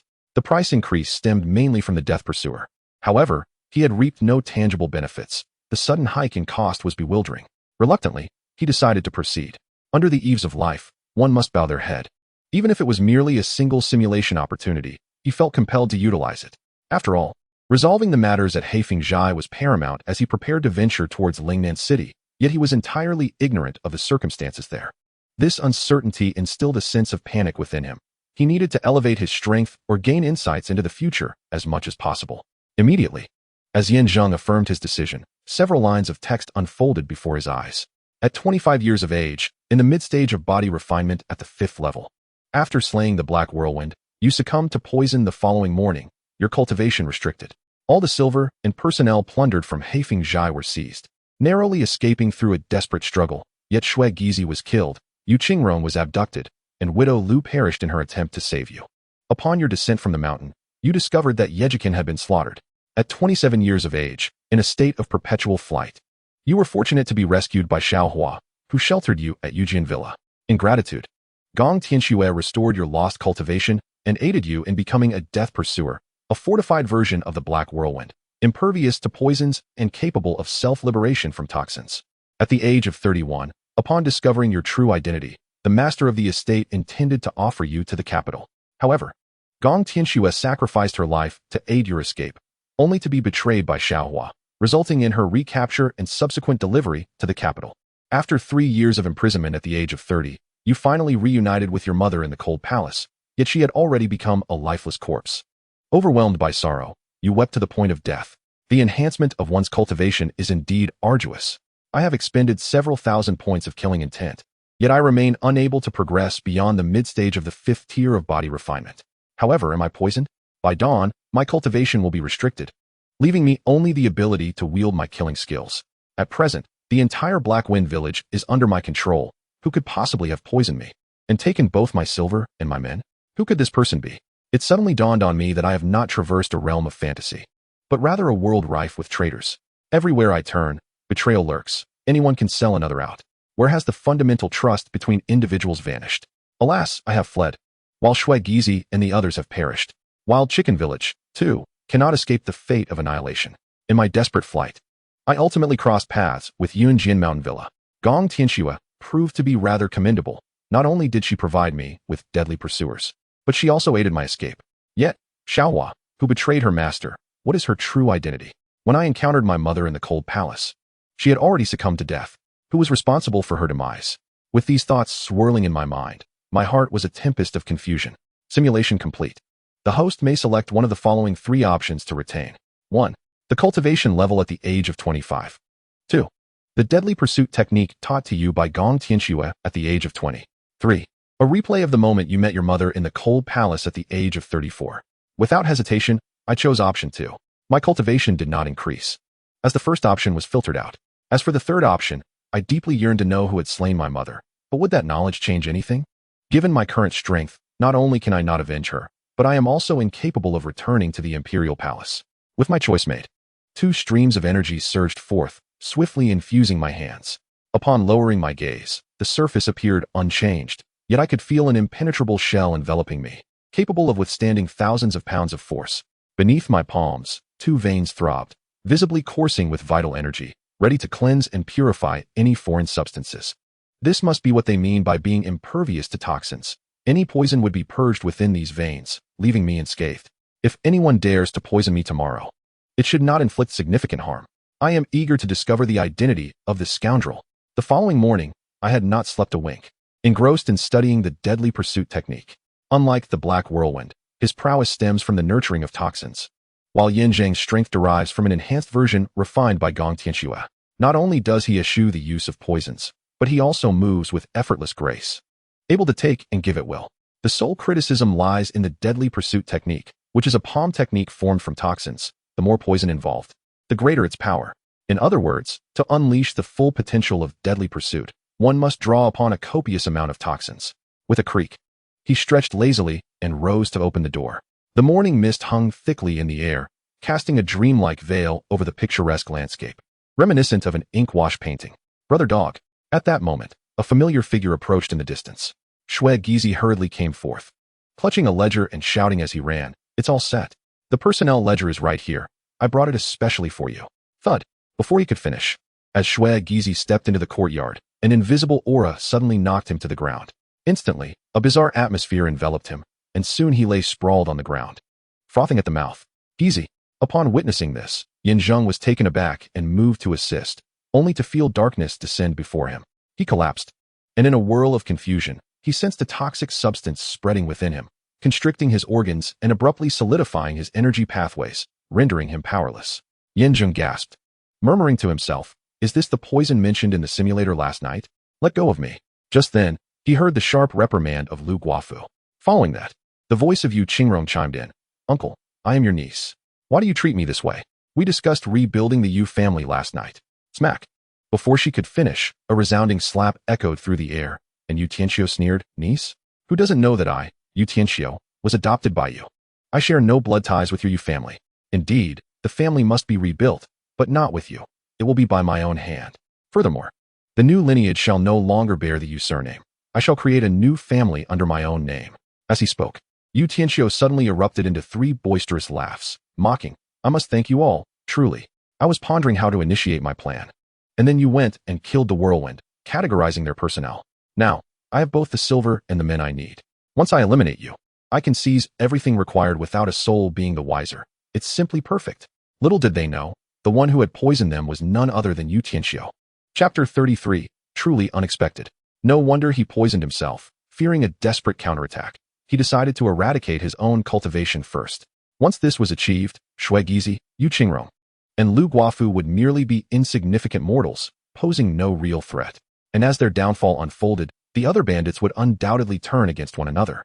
Had it not been for the simulator's assistance last night, they might have all perished here today. But what exactly is this poison? How does it restrain one's cultivation? Upon closer examination, it stirs a sense of familiarity, as if I have encountered it before. Just then, a hearty laugh echoed, and upon looking up, I realized it was the village chief. With a wicked grin plastered across his face, he cast a mocking glance at Zheng before approaching Yu Tianxiu. Bowing deeply, he said, "Third master, what did I tell you? The secret poison from my wild chicken village is infallible. Once poisoned, a mortal's insides will decay, leading to a gruesome death. As for warriors, their powers will be suppressed, rendering them mere mortals, ultimately perishing like the rest. You scoundrel, I spared your life, and yet you dare to perpetrate this evil." Zheng clenched his fists and roared. The village chief merely scoffed, retorting, "Spare me your nonsense. Do you really think I am unaware? Once I tally the numbers, and you lose your value, you will meet your end. Self-preservation is paramount. If I wish to survive, I must first deal with you. Besides, compared to the Black Whirlwind, the third master possesses greater ambition. Following him would be far more advantageous. You wretched beast. You are no better than an animal." Widow Lu glared at the village chief, shouting in outrage, only to receive a resounding slap that left her dazed. With a sinister smile, he taunted, "Oh, my dear, save your breath. You will have plenty of opportunities to scream later. The third master has promised that once you are dealt with, you will be rewarded to me. I shall make you wish for death, haha. The desires of the crippled will be fulfilled by me. Shameless scoundrel."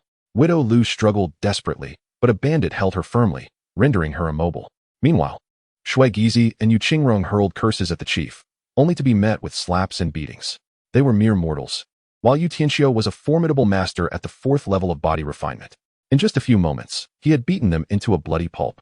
"Brother dog, save me," Shui Gizi cried out in desperation to Zheng.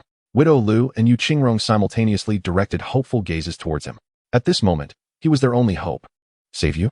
The village chief sneered, shaking his head. "Once poisoned by the lethal concoction from my wild chicken village, not even a master at the 8th or 9th level of body refinement can move. Third master, this boy has humiliated me repeatedly and seeks my life. I humbly request permission to personally kill him." "Very well, make haste and return swiftly, lest the night prolongs our troubles." Yu Tianxiu nodded in agreement, cautioning, "This boy is rather cunning and often devises unexpected tricks. Do not engage him in idle chatter." "Understood, third master." With that, the village chief accepted the command and hastened forward, drawing a dagger with a sharp clang. "Please, don't kill my brother dog. If you must, take my life instead." Upon witnessing the scene, Shui Gizi, although fearful for his life, did not forget his mission. If he were to falter, how could he possibly explain himself to the noble consort? "Yu Tianxiu, you scoundrel. You deceive me and seek to kill us. If you must kill, then take my life. It has nothing to do with Guzi. Yu Qingrong argued fiercely. Widow Lu, tears streaming down her face, shouted in fury, I will haunt you as a ghost. I will never forgive you wretches. Despite the trio's curses and threats, Yu Tianxiu remained unperturbed, even signaling the village chief to act promptly without hesitation. Yin Zheng, did you ever imagine this? You will perish at my hands, and still wish to slay me? In your next life, perhaps. The village chief spat towards Yin Zheng and raised his dagger, aiming for his neck. Stop! The three of them gasped in horror, shouting, and even closed their eyes. Unwilling to witness the impending doom, a sharp sound echoed as blood splattered, and just when everyone believed Yin Zheng was doomed, he unexpectedly sidestepped the attack, then swiftly maneuvered, seizing the chief's hand and causing the dagger to clatter to the ground. With a deft motion, he countered with a strike. Ah! The village chief cried out as his chest was sliced open, flesh exposed, the intense agony making him grimace in pain. What is happening? Yu Tianxiu was taken aback. Shui Gizi and the others were equally incredulous, especially Widow Lu, who understood the potency of the poison, once ingested. It was a death sentence for mortals and would strip warriors of their power.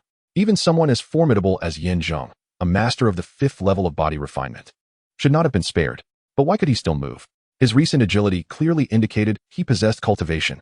You, what of me? Yin Zheng coldly remarked, as he broke the village chief's fingers. This poison may be effective on others, but for me, it is utterly meaningless. Rest assured, I shall not permit you the luxury of a swift death. Shui Gizi excels in such matters. You will endure excruciating tortures before you even think of dying. With that, Yin Zheng struck with lightning speed, targeting the village chief's limbs repeatedly. Tendons and ligaments burst forth from flesh, embedding into bone, each agonizing strike eliciting horrifying screams from the chief. Yet, despite his desperate struggles, he remained utterly immobilized. In the blink of an eye, Yin Zheng leaped forward, heading straight for Yu Tianxiu. Quick, stop him! Yu Tianxiu, panic-stricken, shouted as 2 or 3 bandits rushed forward. With a resounding thud, Yin Zheng transformed his fist into an open palm, employing the deadly pursuit technique. Dark energy enveloped his palm, swiftly ensnaring several bandits, whose life essence was drained away in an instant, leaving behind nothing but withered bones and corpses. Is this the deadly pursuit technique? Isn't that the skill of the Black Whirlwind? The crowd was taken aback, particularly Yu Tianxiu, who, aware of his inferior cultivation, realized that with the deadly pursuit at hand, confronting the opponent would only lead to his own demise. Without hesitation, he drew his long sword and pressed it against Yu Qingrong's throat, exclaiming, You, do not come any closer. If you take another step, I shall slay her. Go ahead. I fear not death. Yu Qingrong felt despondent, unable to fathom that her most trusted third uncle would betray her. In a world where she had already lost faith in everyone, despair enveloped her, leaving her devoid of hope. Yet, Yin Zheng merely scoffed, offering no words as he swiftly intertwined his palms, summoning dark energy that enveloped Yu Tianxiu's wrist like a tempest. With a crack, his right hand shattered, the sword clattering to the ground. Boom! Yin Zheng then lunged forward, delivering a punch that pierced through his chest. Ah! Yu Tianxiu screamed in agony, collapsing in pain. At that moment, with one hand lost and his chest penetrated, his organs spilling forth, he was on the brink of death, gasping for breath. Yin Zheng stepped forward, crushing him beneath his foot. Please, do not kill me.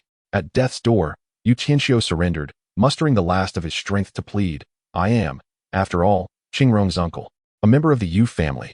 My previous actions were merely a fleeting lapse in judgment. Grant me a chance for redemption. Before he could finish, Yin Zheng wielded his blade, severing the traitor's head from his body. Well done.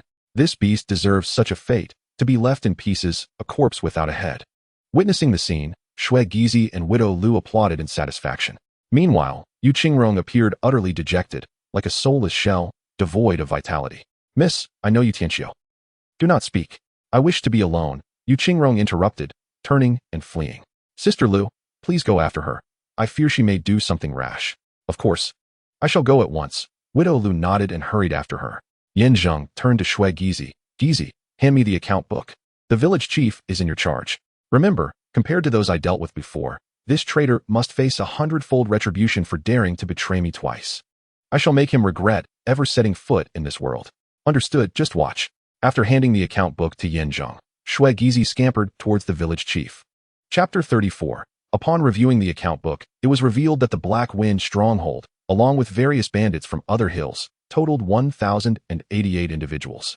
Following Yin Zheng's previous 3 demands and a rigorous selection process, Only 104 passed the criteria, while the remaining 8 or 900 were notorious criminals. Ruthless marauders who had taken countless lives, truly deserving of the harshest penalties. Thus, leaving over 100 individuals as the backbone of the Yu family. All the remaining 8 or 900 shall be mercilessly slain. This serves the dual purpose of accumulating points for slaughter while avenging the grievances of the common folk who have suffered at their hands. I must admit, although the village chief has betrayed me twice, his capabilities in handling affairs are commendable. Among this 100, he has identified 2 formidable bandits, Zhang Long and Zhao Hu. As I pondered this, Shui Gizi, drenched in blood, rushed over, grinning widely and saying, "Hey, Dogsy, I'm fine now." "Fine." Yin Zheng was taken aback, looking up to find the village chief transformed into a mere puddle of blood. There's no need to elaborate on the process, given Shui Gizi's style. A complete corpse was a luxury, and even traces of his existence in this world would be difficult to find. However, there is always something to despise in the pitiful. And Yin Zheng remained unmoved, simply rising to his feet, inhaling deeply, and stating, "Let us go meet those bandits." I noticed in the village chief's ledger that Zhang Long and Zhao Hu seem quite capable. Indeed, they are quite impressive, Shui Gizi nodded. I have heard of them before. One is a knife-wielding guard who escaped from the palace, known for his fierce combat skills. The other is a scion wronged by a certain noble family, possessing exceptional cunning. Together, they are both brave and astute. If they were to assist you in the future, it would surely yield great results. Excellent, Yin Zheng replied with a satisfied nod, gazing meaningfully at Shui Gizi. The latter, feeling somewhat embarrassed, awkwardly said, "Dogsy, why are you looking at me like that? Is there something on my face?" "No, just a lot of blood," Yin Zheng chuckled, patting his shoulder. "Gizi, since the incident at Haifeng's High, we must establish great enterprises based on the Yu family. Your loyalty and courage are commendable, but in the realm of cultivation, lacking martial skills may hinder your potential. Once we settle down, I will find a way to guide you on the path of cultivation. Are you willing?" "Cultivation?" Shui Gizi was taken aback, astonished and yet shaking his head with a rueful smile, saying, "Perhaps it's best to forget it. Although I yearn for cultivation, I was tested in my youth and found to be utterly lacking. I am not even worthy of basic martial arts, so how could I dare to aspire to more? That was in the past. Now, I am here," Yin Zheng replied with a piercing gaze, solemnly declaring, "I will find a way. Do not worry. Moreover, I wish to convey that in my heart, you are not merely a subordinate but a dear brother and kin." Tears welled up in Shui Gizi's eyes, and he instinctively knelt, bowing 3 times. Yin Zheng did not intervene, and once he finished, he chuckled, saying, "Then consider this your apprenticeship. Now, let us go see those bandits." "All right, brother." Arriving at the southeastern corner of Haifeng's High, they found the area where the bandits typically kept their livestock. At this moment, the plan was to keep the capable alive while eliminating the incapable. Over 1,000 bandits, categorized in advance, were divided into 2 groups, over 100 on the left and 8 or 900 on the right. As Yin Zheng arrived, the crowd knelt in unison, displaying utmost reverence. "We pay our respects to Brother Guzi. Last night, you requested our cooperation for the statistics. Today, we seek a response. Either set us free or allow us to follow you. But please, do not take our lives. Truly, the wrongdoers are the black whirlwind. We are merely victims of circumstance. We implore you to see the truth." The bandits, with heartfelt pleas and exaggerated flattery, sought to preserve their lives. However, Yin Zheng had thoroughly investigated their backgrounds, and the ledger in his hand contained not only classifications but also their respective crimes. Among them were those who took pleasure in slaughtering entire villages, those who preyed upon women and children, and those who indulged in heinous acts for sport. The 8 or 900 individuals were nothing but ruthless, treacherous villains. Their pleas for mercy were merely a prelude to future vengeance. "Calm yourselves. I have already contemplated your fates. You need only await the outcome." Yin Zheng spoke, surveying the surroundings, and declared in a resonant voice, "Where are Zhang Long and Zhao Hu?" "Present." Forthwith, 2 men stepped briskly from the left side of the crowd. Zhang Long was a martial general, his strength at the mid-level of the 4th stage of body refinement, with a robust physique that exuded an imposing presence even without anger. Zhao Hu, a civil minister of lesser strength, possessed profound cunning, resembling a frail scholar, yet emanating an air of intellectual depth. One's character can often be discerned from their countenance. At least, upon seeing the 2, Yin Zheng felt a sense of ease, recognizing them as men of integrity. "Zhang Long, Zhao Hu, we pay our respects to Brother Guzi." The 2 knelt on one knee, clasping their fists in salute with deference. Yin Zheng nodded slightly and inquired, "Are you both willing to follow me in achieving great deeds until death?" "I am willing," replied Zhang Long. "I, too, am willing," added Zhao Hu. "Excellent." Yin Zheng nodded and continued, as a token of your loyalty, can you provide me with a reassurance that will put my mind at ease? With a swift motion, Zhang Long grasped his long knife and broke it in half, embedding the blade into his flesh, blood streaming forth. Yet, he remained unfazed, solemnly stating, "A weapon is a warrior's lifeblood. Should I ever dare to defy you, this scar shall be the testament of my loyalty." In a similar display, Zhao Hu severed his own braid, proclaiming, "Scholars speak of hanging their heads with dignity and enduring hardship. Today, I cut off my long braid as a vow to follow Brother Guzi for all my days, until death do us part." The heartfelt actions of both men moved the onlookers deeply, and the bandits erupted in applause, chanting their approval. "Excellent." Yin Zhang was quite satisfied and instructed Shui Gizi to securely stow away the broken sword and long whip. Nodding, he said, "You too. Rise and stand by to await my orders. Once I have dealt with these bandits, we shall converse in greater detail." "Understood, Brother Guzi," they replied, rising and stepping aside. Yin Zhang, wielding the dragon-slaying blade, strode forward. As he passed to the left, the faces of the crowd were resolute and unyielding. However, upon reaching the right, trepidation and anxiety gripped everyone. "Brother Guzi, we are eager to follow you. We can even swear a blood oath, if you desire. I would sever my own limbs as a testament of loyalty." The bandits on the right, emulating the likes of Zhang Long and Zhao Hu, spoke fervently. Yet their words were devoid of any genuine action, and Yin Zhang, fully aware of their insincerity, coldly scoffed, "I have accepted those on the left. But you are nothing but wretched scoundrels, vile and nefarious. To accept you would only burden myself further. Here, I implore you, strive to be a good person in your next life. Otherwise, I shall slay you in this life and pursue you in the next." Brother Guzi, spare us. Please, do not." The bandits, filled with dread, instinctively sought mercy, but before they could articulate their pleas, Yin Zhang had already raised his blade. The carnage unleashed was relentless, akin to a mechanical beast, cold-blooded and merciless, employing vicious methods. The slaughter continued for an entire hour, leaving nearly 1,000 bandits slain, their corpses piling high and rivers of blood flowing. With a thud, Yin Zhang finally planted the blade firmly into the ground, causing tremors that sent chills through the onlookers.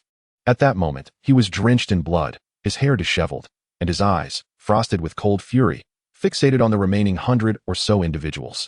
He bellowed, "These men deserve their fate. They are not worthy of sympathy. As for you, you have been meticulously chosen, yet your present loyalty does not guarantee your future. Should any of you harbor treachery or commit indiscriminate slaughter, your fate shall mirror that of these wretches. Rest assured, Brother Guzi, we vow to follow you to the death and shall never engage in wanton killing. Should we falter, we shall take our own lives as atonement." Over 100 individuals fell to their knees in unison, fervently bowing their heads to express their loyalty. The effect was palpable. They were sufficiently intimidated, and for the time being, they would likely refrain from reckless actions. Yin Zhang nodded slightly, then summoned Zhang Long and Zhao Hu before him, stating, "You too, listen well. I retain these people with the hope that they will serve as the foundation for the reconstruction of the Yin family. Ultimately, our goal is to reclaim Lingnan City, to stand among the 8 great families, and even to eradicate the Xiu family, restoring us to the pinnacle of the foremost family. Now, I shall assign you both your tasks. Zhang Long, as a martial general, you are to command this 100-odd individuals and proceed to Lingnan City. Remember, until the family is fully restored, it is imperative to maintain a low profile, avoid conflicts, and refrain from ostentation.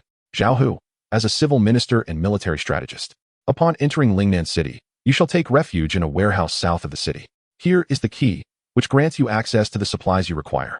Within 3 days, I shall rendezvous with you and the young lady." After speaking, Yin Zheng handed the key to Zhao Hu. The two accepted their orders and clasped their fists in respect, saying, "Rest assured, Brother Guzi, we will follow your arrangements and accomplish the task." "Well," Yin Zheng nodded and reminded them, "Furthermore, we are in the process of rebuilding the Yu family, and Yu Qingrong is the young lady of the Yu family, destined to be the future head. I am merely her attendant. Loyalty to her is loyalty to you, Brother Guzi. Do you understand?" Zhao Hu, with a glint of intelligence in his eyes, nodded and replied, "You need not worry. We shall treat Miss Yu with even greater respect than we do for you." Clever.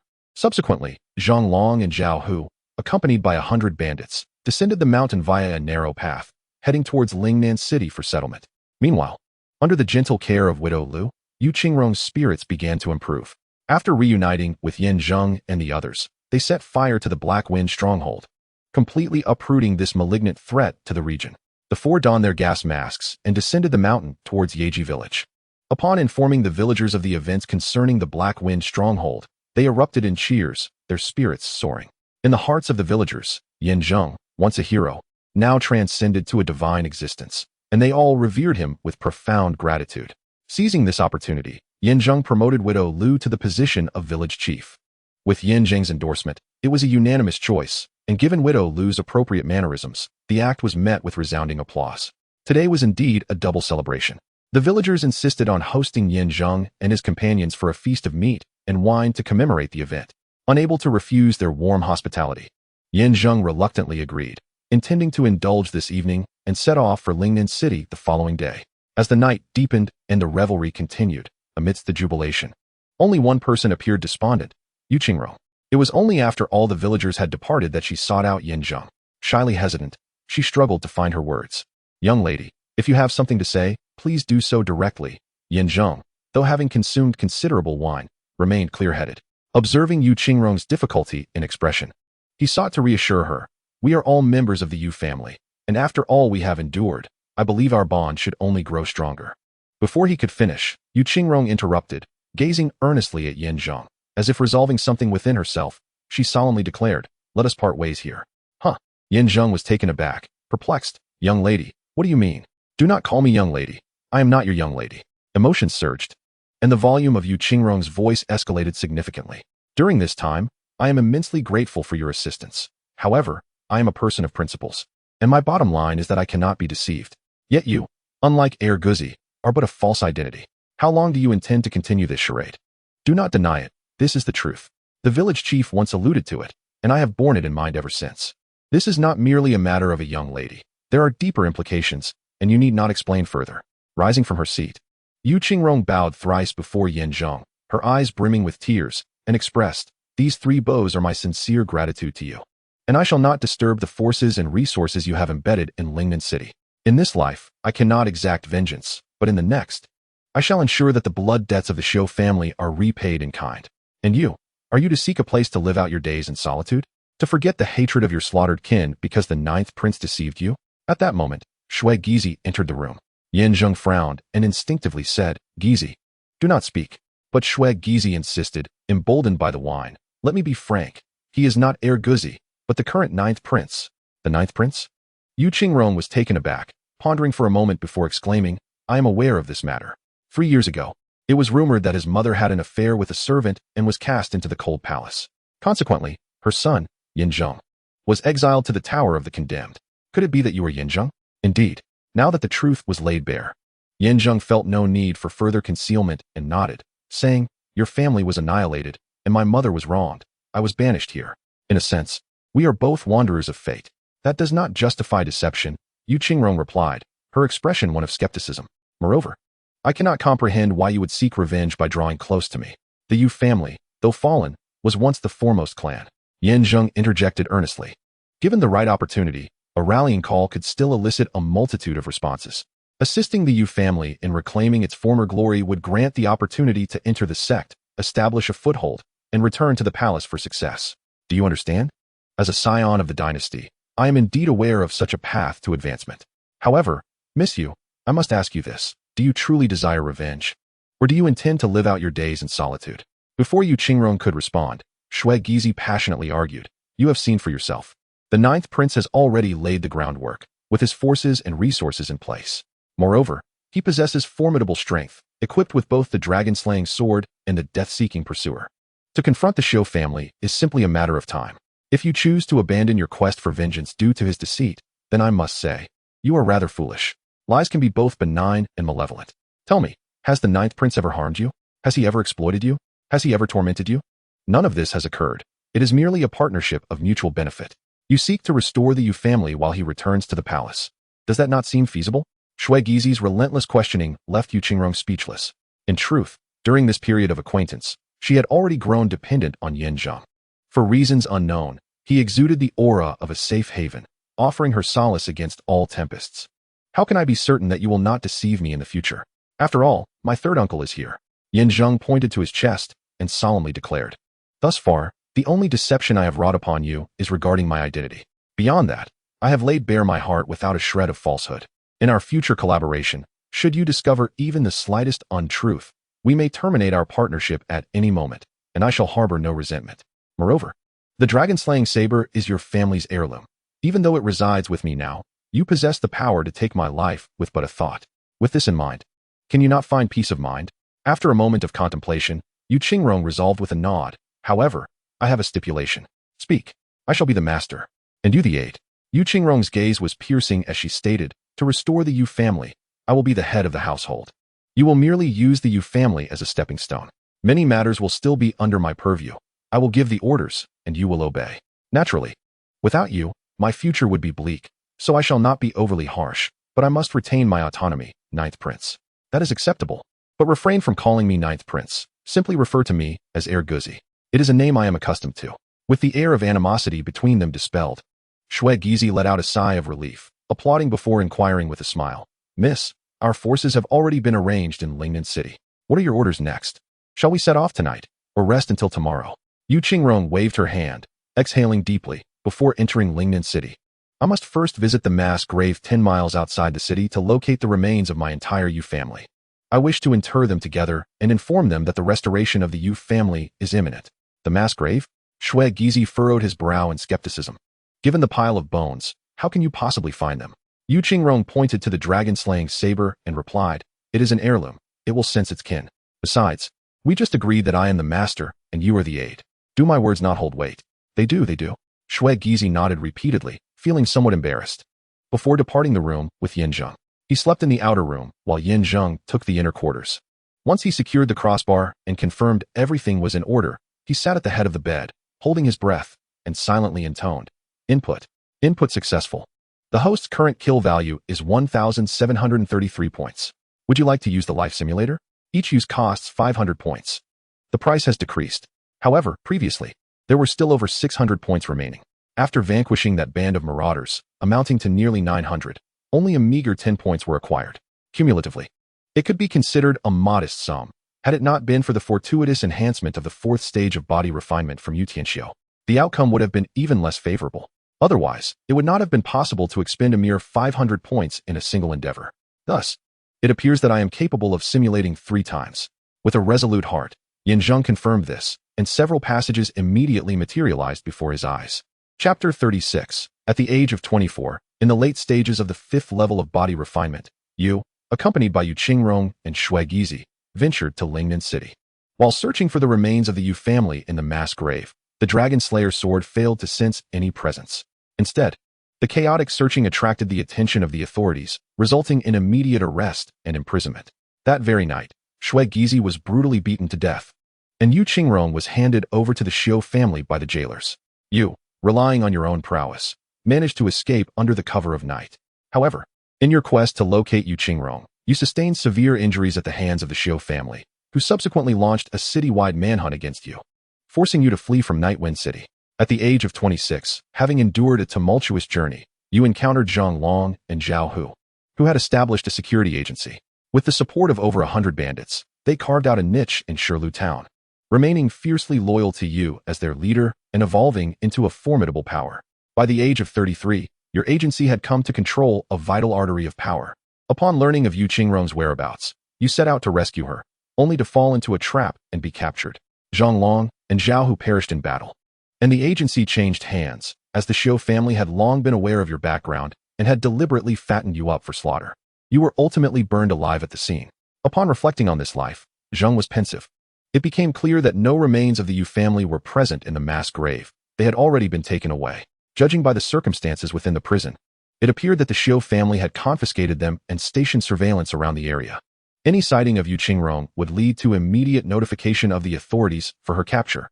Though the conflict between the Xiu and Yu families was merely a dispute among factions, their collusion with the authorities to incite harm was indicative of the Xiu family's deep-rooted influence in Nightwind City, which could not be underestimated.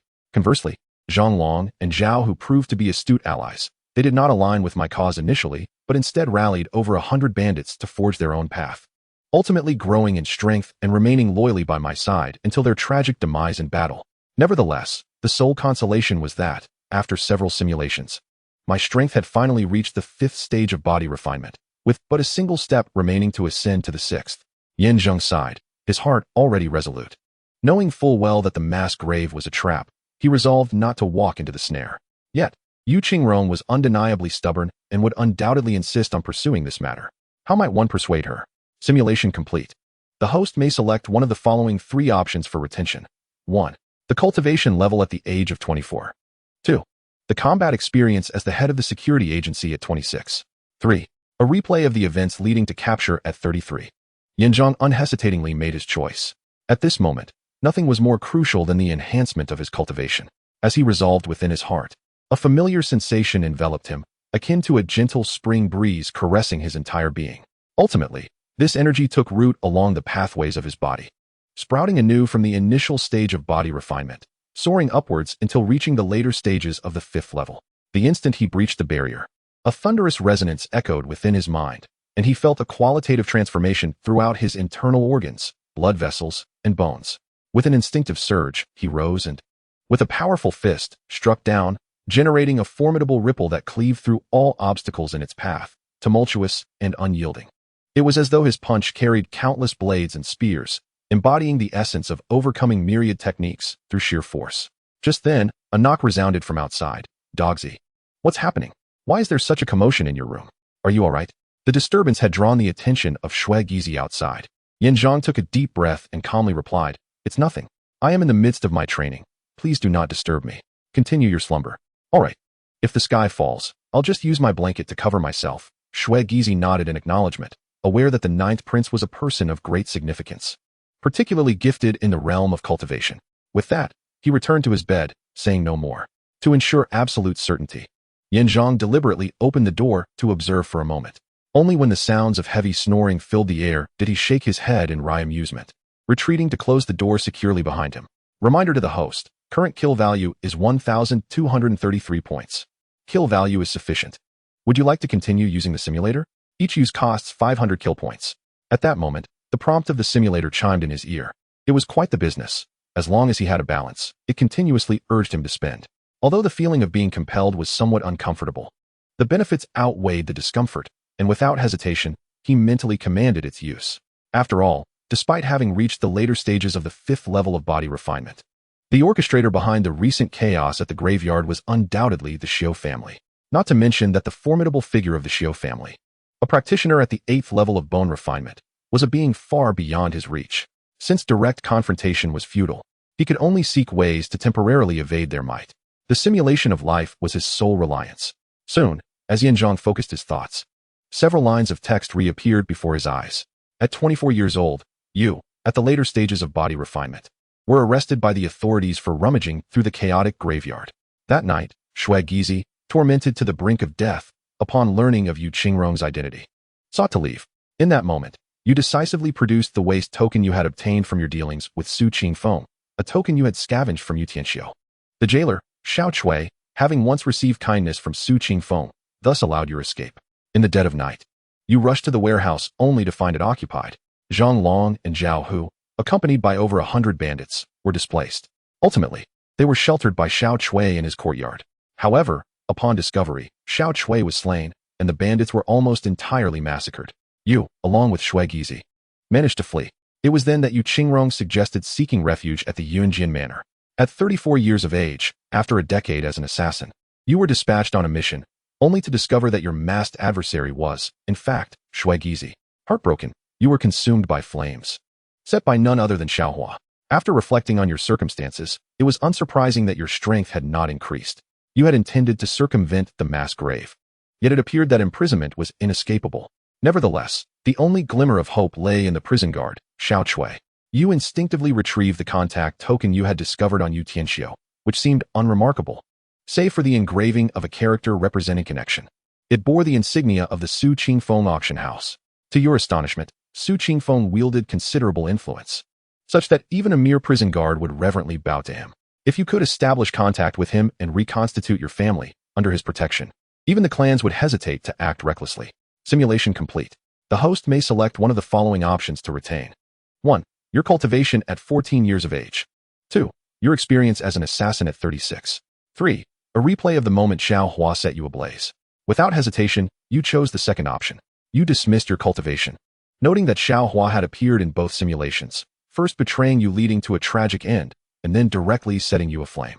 Upon your initial encounter with her, You sensed her aloofness, her demeanor cold and unyielding. It was evident she was one of your greatest adversaries. Though you were curious about her true identity and intentions, it was not yet time to delve into that matter. For now, your immediate goal was to enhance your slaughtering skills and fortify yourself. With a rumble, as soon as you made your choice, a humble aura enveloped you, and your hands began to converge once more. Tremors coursed through your body, the practice becoming increasingly difficult to control, merging with the intricate and profound knowledge swirling in your mind. In no time, you ascended to the third level of the slaughtering technique. Eagerly, you seized the dragon-slaying blade and began to practice.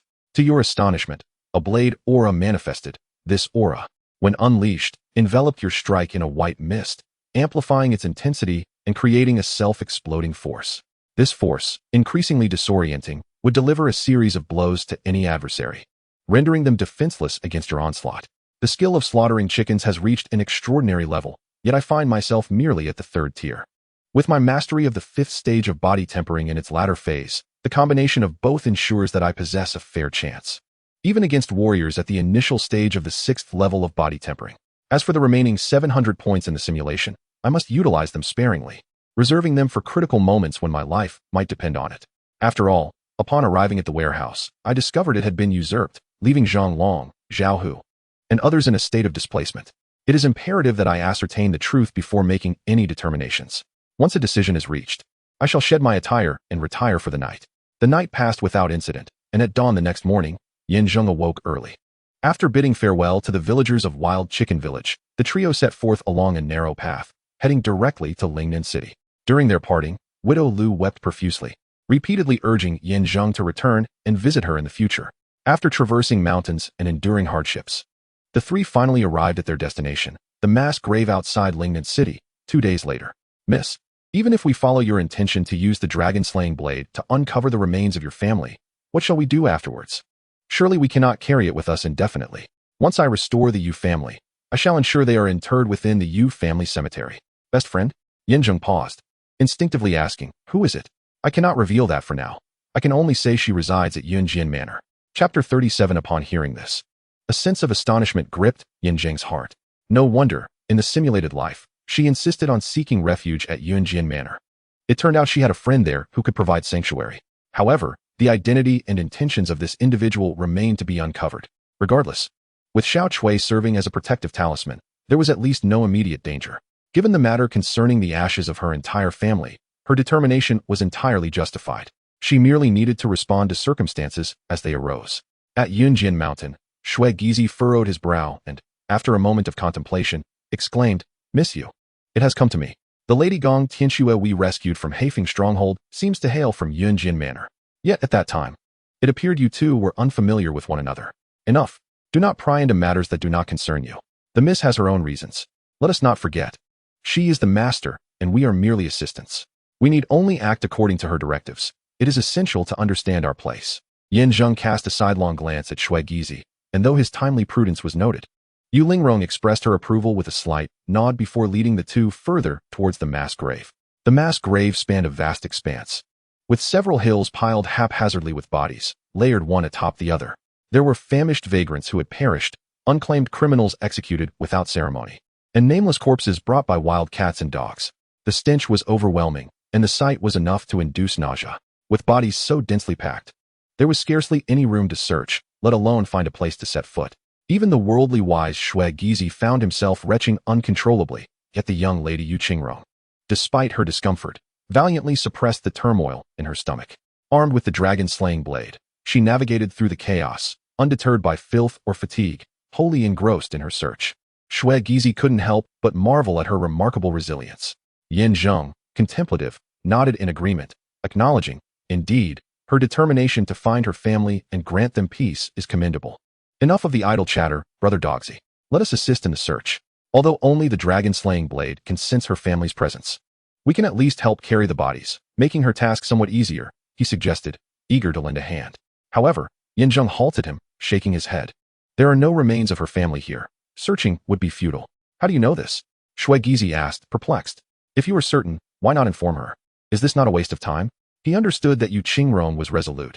If she were not allowed to search, she would likely perceive it as obstruction. Zheng inhaled deeply, observing Yu Qingrong with a thoughtful expression. The Yu family is her lineage. Her desire to assert control is understandable. However, if she persists in her obstinacy during this rebuilding process, it could lead to calamity. I hope this incident will alter her perspective. Understanding dawned on Shuegizi. You mean to regain the initiative through this event. Otherwise, we shall be beholden to her whims, making it difficult to achieve our goals. After all, women often lack foresight despite their long hair, wouldn't you agree? Mother, father, dear uncles, where are you? Please, let me find you. After rummaging for an hour or two, the dragon-slaying blade remained unresponsive. On the brink of despair, Yu Qingrong could no longer contain her frustration, resorting to wildly stabbing with the blade in a fit of madness. Who is this crazy woman? Can't she see? How dare she pierce my clothes? Seeking death, are you? A brash voice suddenly cut through the air. Zheng instinctively rose, only to witness that, amid her frenzy, Yu Qingrong had inadvertently struck a well-dressed young master. This young man, clad in luxurious attire, had a rotund figure, and his beady eyes exuded an air of lewdness. As he cursed and attempted to seize Yu Qingrong, he was momentarily taken aback upon catching sight of her true beauty. Well, who would have thought that in this desolate graveyard, there exists such a stunning beauty? My. His eyes roamed over her, a depraved glimmer flickering within. Brother son, this girl is quite a catch. Her figure and looks surpass those from the Yinji Tower by far. You say, in this desolate wilderness, how thrilling it would be to engage in a fierce battle here. Otherwise, Sun Xiao, you might as well enjoy yourself while we handle the grim task of collecting the corpses, since there are not many official duties at the magistrate's office. But how about this? Once you have your fill of meat, we shall also partake in some broth. The men beside him, clad in official attire, immediately surrounded the young master, emitting lewd laughter. Hearing this, the young master raised his chin, chuckling as he nodded. Oh, indeed. In broad daylight. You want me to search for corpses in this ghastly place? Are you not simply toying with me? For this case, it has been ages since I have laid eyes on a woman. Unexpectedly, the heavens have shown me favor, presenting such a stunning beauty upon my arrival. How delightful. You lot. Drag this woman into the thicket. Once I am satisfied, you shall have your turn. Very well. Upon receiving the order, several officials advanced, ready to seize her. Get away. Anyone who dares approach will meet their demise. Yu Lingyong brandished her treasured blade, slashing and thrusting wildly, momentarily deterring the officials from advancing. The young master, infuriated, raised his hand to strike, when one of the officials suddenly interjected, raising an eyebrow to block his path. Sun Xiao, that woman wields the dragon-slaying blade. What? The young master paused, his gaze sharpening as he confirmed the blade's identity, his expression shifting to one of dread. So, this woman belongs to the Yu family. Indeed. Everything regarding the Yu family must go through the Xiu family for judgment. The Xiu family is powerful. We cannot afford to offend them. Perhaps it would be prudent to apprehend this woman and take her to the magistrate's office, awaiting the Xiu family's decision. Upon hearing this, the young master let out a despondent sigh, resignedly stating, Very well, we cannot provoke the Xiu family. It is a pity to waste such a beautiful woman. We can only admire her from afar. Let us take her back to the magistrate's office, for I must hasten to report to the Xiu family. As he spoke, he surveyed the area, his voice lowering. Moreover, capture everyone present at the mass grave. The matters concerning the Yu family are of great significance. We must not let any information leak. If anything detrimental to the Xiu family comes to light, we shall all meet our doom. Understood, Sun Xiao, following the command. Around 10 officials promptly apprehended all individuals at the mass grave. As the officials approached, Yin Zheng and his companion, Shuegizi, filled with trepidation, instinctively asked, What shall we do? Guzi, should we fight back? The Miss Yu has already been captured, and now they seek us as well. Had I known, I would have told her there were no remains of her family here, thus avoiding this predicament. What is a blessing may not be a curse, and what is a curse cannot be avoided. Fear not, I am aware of what to do. For now, do not resist. Let us comply. Yanzheng understood well that as newcomers to Lingnan City, especially under the identity of the Yu family, they tread on thin ice. Their only chance lay in establishing contact with Su Qingfeng, who could provide protection and help them find their footing. Thus, acting recklessly now would be akin to courting death. Heeding the words of the dog brother, the two were subsequently taken back to the yamen by the officials and confined in the prison, awaiting their fate. Chapter 38. The Yamen of Lingnan City, the Dungeon. Yin Zheng and Shuegizi were detained alongside other men from the mass grave. However, due to her unique status as a member of the Yu family, and being specifically named by the family for detention, Yu Qingrong was confined in a separate cell next door. As for the young master, he hurriedly rushed to report to the Xiu family. Outside the prison, dozens of guards were tasked with watching over everyone, ensuring that no whispers of their predicament escaped. Within the cell, The individuals apprehended from the mass grave were merely common folk. Some had come scavenging, while others, like Yu Qingrong, had sought to find the remains of their loved ones, only to end up caught in this harrowing situation. Fear and anxiety gripped them all. What shall we do? Will we be killed? That Sun Shao is notorious for his cruelty. Once one is taken to the yamen, no one has ever left alive. They say they discovered members of the Yu family and feared we might leak information, hence our capture. Sun Shao often engages in such acts. I've heard of people having their eyes gouged out, others turned into fools, and even worse, being flayed alive to satisfy his twisted desires. Good heavens, how can this be? This is the yamen. He is the head of the guards, after all. Why the law? In Lingnan City, he is the law. Not even the magistrate dares to oppose him, for the city lord is his uncle. Who would dare to challenge him? No, I do not wish to die yet. The more they spoke, the more absurd their fears became. As the discussions deepened, some of the more timid among them were so frightened that they lost control of themselves, and the foul stench quickly filled the entire cell. The space was already cramped, and with so many people, mixed with the odors of sweat and urine, it was enough to churn one's stomach. Dog brother, what shall we do? They speak of such horrors. We are in grave danger. Shui Gizi leaned in closer, whispering. Moreover, Miss Yu is locked up in the next room. We have no idea of her situation. Once that wretched Sun Shao reports back, and the Xiu family sends someone to take her away, our plans will be in ruins. I have my own arrangements for this. Do not disturb me. Yin Zheng replied coolly, raising his gaze towards a group of several guards gambling and drinking in the distance. He was searching for Xiao Cui, the only one who could help them escape and rescue Yu Qingrong. To avoid complications, they needed to act swiftly and eliminate Sun Shao before he could reach the Xiu family. Above all, they must not attract any attention from the Xiu family. For now, it was crucial to remain discreet and avoid direct confrontation until they were strong enough to face them. Hey, you there. What are you staring at? Keep looking, and I swear I'll gouge your eyes out. At that moment, a guard with a bushy beard noticed Yin Zheng's gaze. His expression sour as he rose to scold him.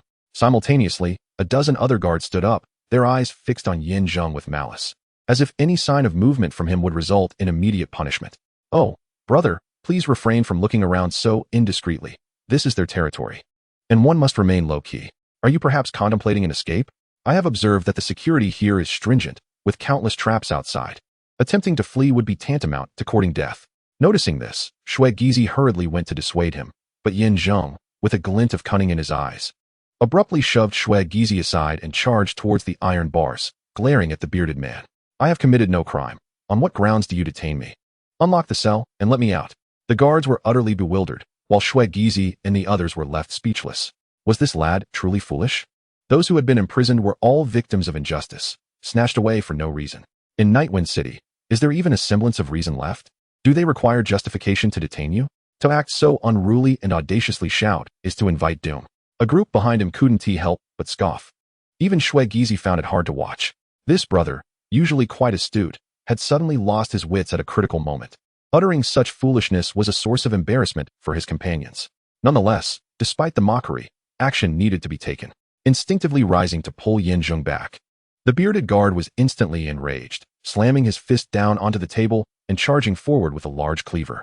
The blade struck the iron bars with a resounding crash, creating a shower of sparks. It was inconceivable how much pain it would inflict if it struck a person. What did you just say? Say it again if you dare. The bearded man pressed closer, his eyes filled with murderous intent. Within the prison, these guards were akin to gods, and taking a life was no different than slaughtering a chicken. When the authorities inquired later, they could simply claim the prisoner had attempted rebellion, and that would suffice. As the undisputed leader among the guards, he had never encountered anyone brave enough to provoke him so openly. If he did not properly deal with this insolence today, where would his authority lie? Who would respect him in the future? Do you not understand human language? I said I have committed no crime. You have no right to detain me. Let us out immediately, or I shall file a complaint against you. You think you can threaten me? The bearded guard, thoroughly incensed, roared as he swung the cleaver down. In that instant, Yin Zheng, quick-witted and agile, seized the guard's arm, pulling him close, and with a powerful collision, the cleaver slipped from the bearded man's grasp. Simultaneously, Yin Zheng's sudden movement caused his badge to fall out, colliding with the cleaver. Is he mad? Is he truly daring to assault a guard? This is quite dire. The guards have matters to attend to, and we, the common folk, shall inevitably face the consequences. Quickly, restrain him. Do not allow him to act recklessly. If he seeks death, let him not drag us down with him. Upon witnessing this, the crowd behind us erupted in alarm, instinctively rushing forward. However, Yin Zheng bellowed, Gizi, stop them. If they do not release us today, I shall slay this bearded man. Shui Gizi was at a loss for words. Though he was uncertain of Yan Zheng's true intentions, it was evident that he was a man of great purpose, and his actions must surely hold significance. Without delay, he gathered the straw scattered on the ground, exerting all his strength to block the advancing crowd. At that moment, the bearded man, trapped and unable to move, continued to hurl insults. "You little brat. You bastard. If you have the guts, kill me. Otherwise, I will flay you alive. Let go of the bearded man. If you dare to touch him, you are as good as dead. Brothers, let us deal with him."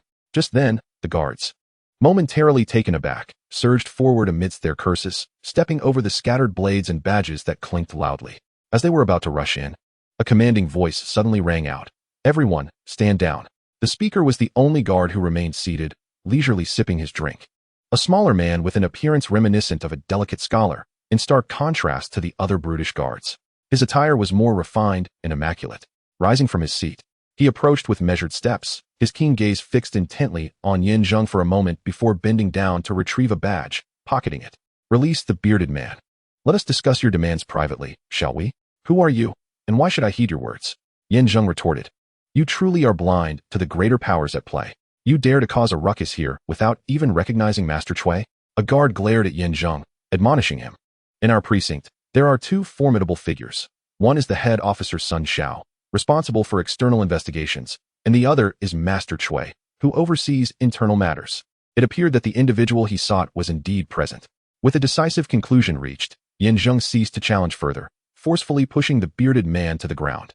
Enraged, the bearded man rose, seizing a blade once more, shouting, "Damn it! If you dare to hold me hostage again, I will make you regret it." In a swift motion, Master Chui intervened, extending his foot to trip the bearded man, bringing him crashing to the ground.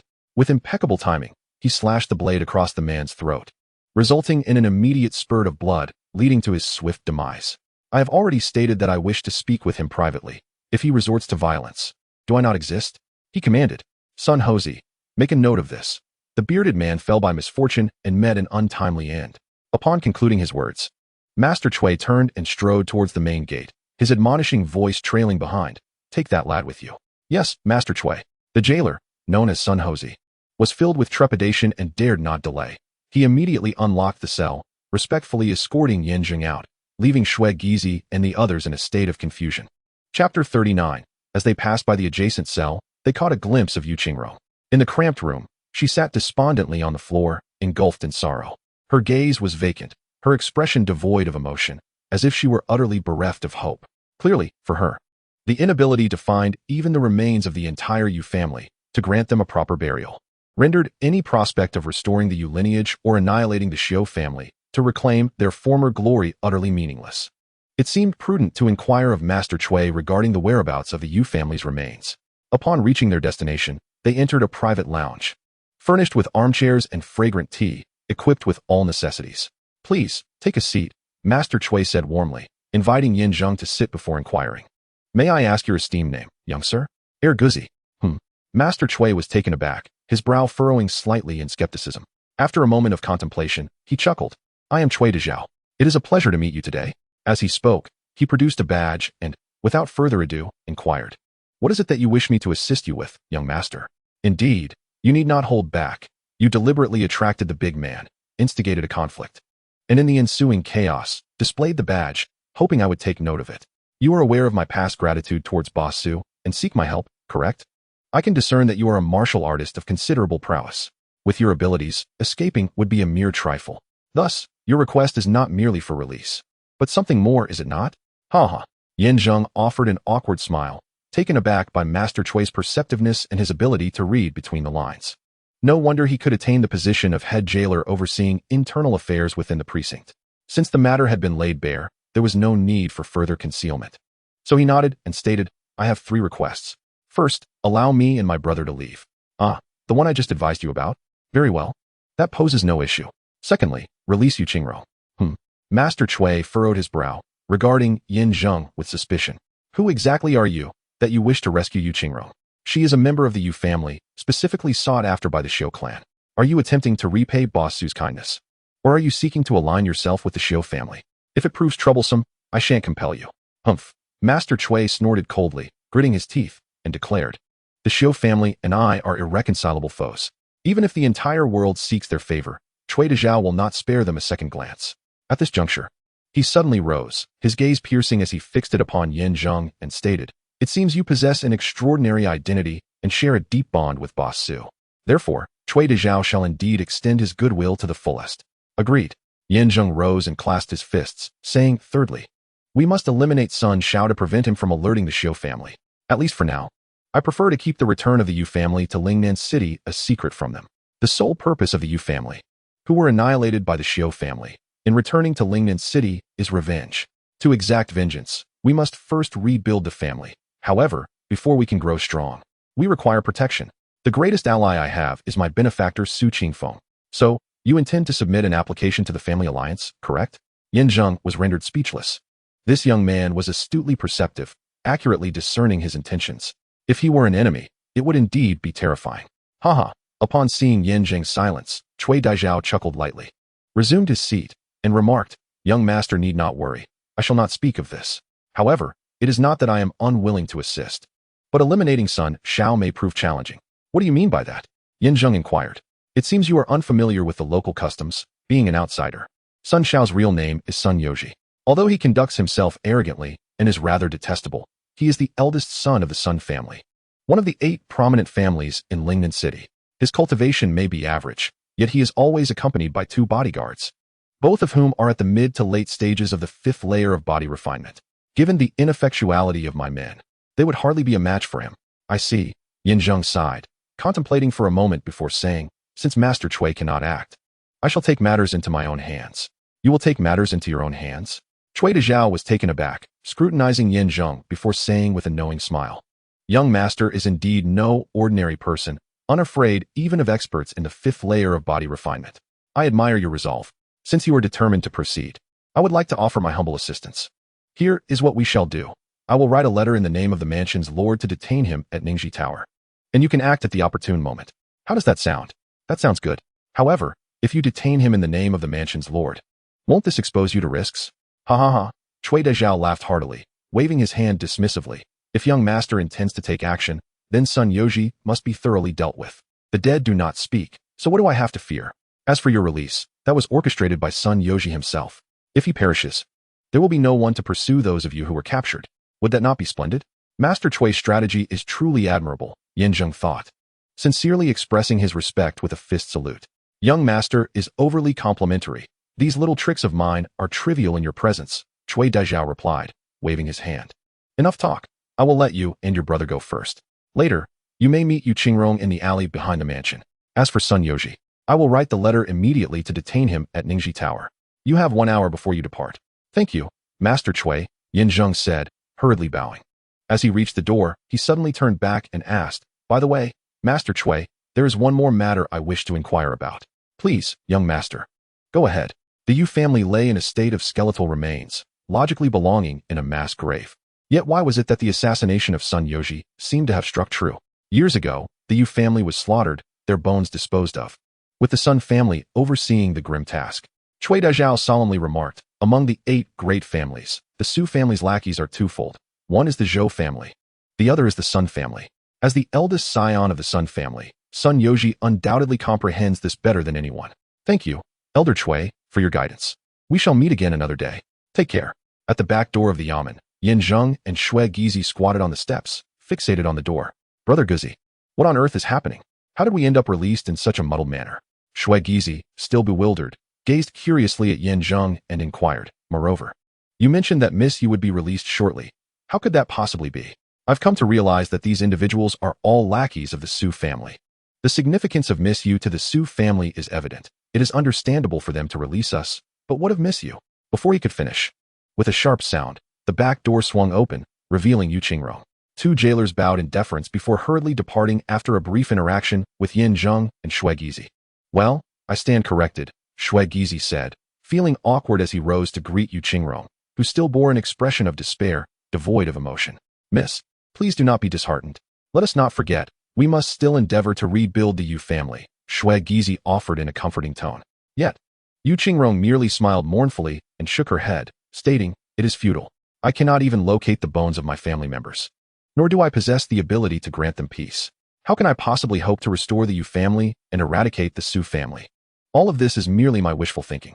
I can help you find your family's remains, Zheng interjected, looking earnestly at Yu Qingrong. Miss, you must not lose heart over such minor setbacks. The road ahead is long, and one must have faith. However, this incident has demonstrated that following your intentions, we ended up imprisoned, nearly losing our lives. Can you truly find my family's bones? Yu Qingrong, moved, instinctively grasped Zheng's arm and said, I understand your meaning. My decisions have only muddled matters, correct? If you were to lead, would it not be smoother sailing? Very well, if you can find my family's remains. I shall heed your counsel in all matters henceforth. Do you speak sincerely? Absolutely. Very well, in 1 hour, I shall assist you in locating the remains. But for now, we must hasten to the warehouse and meet with Zhang Long and Zhao Hu.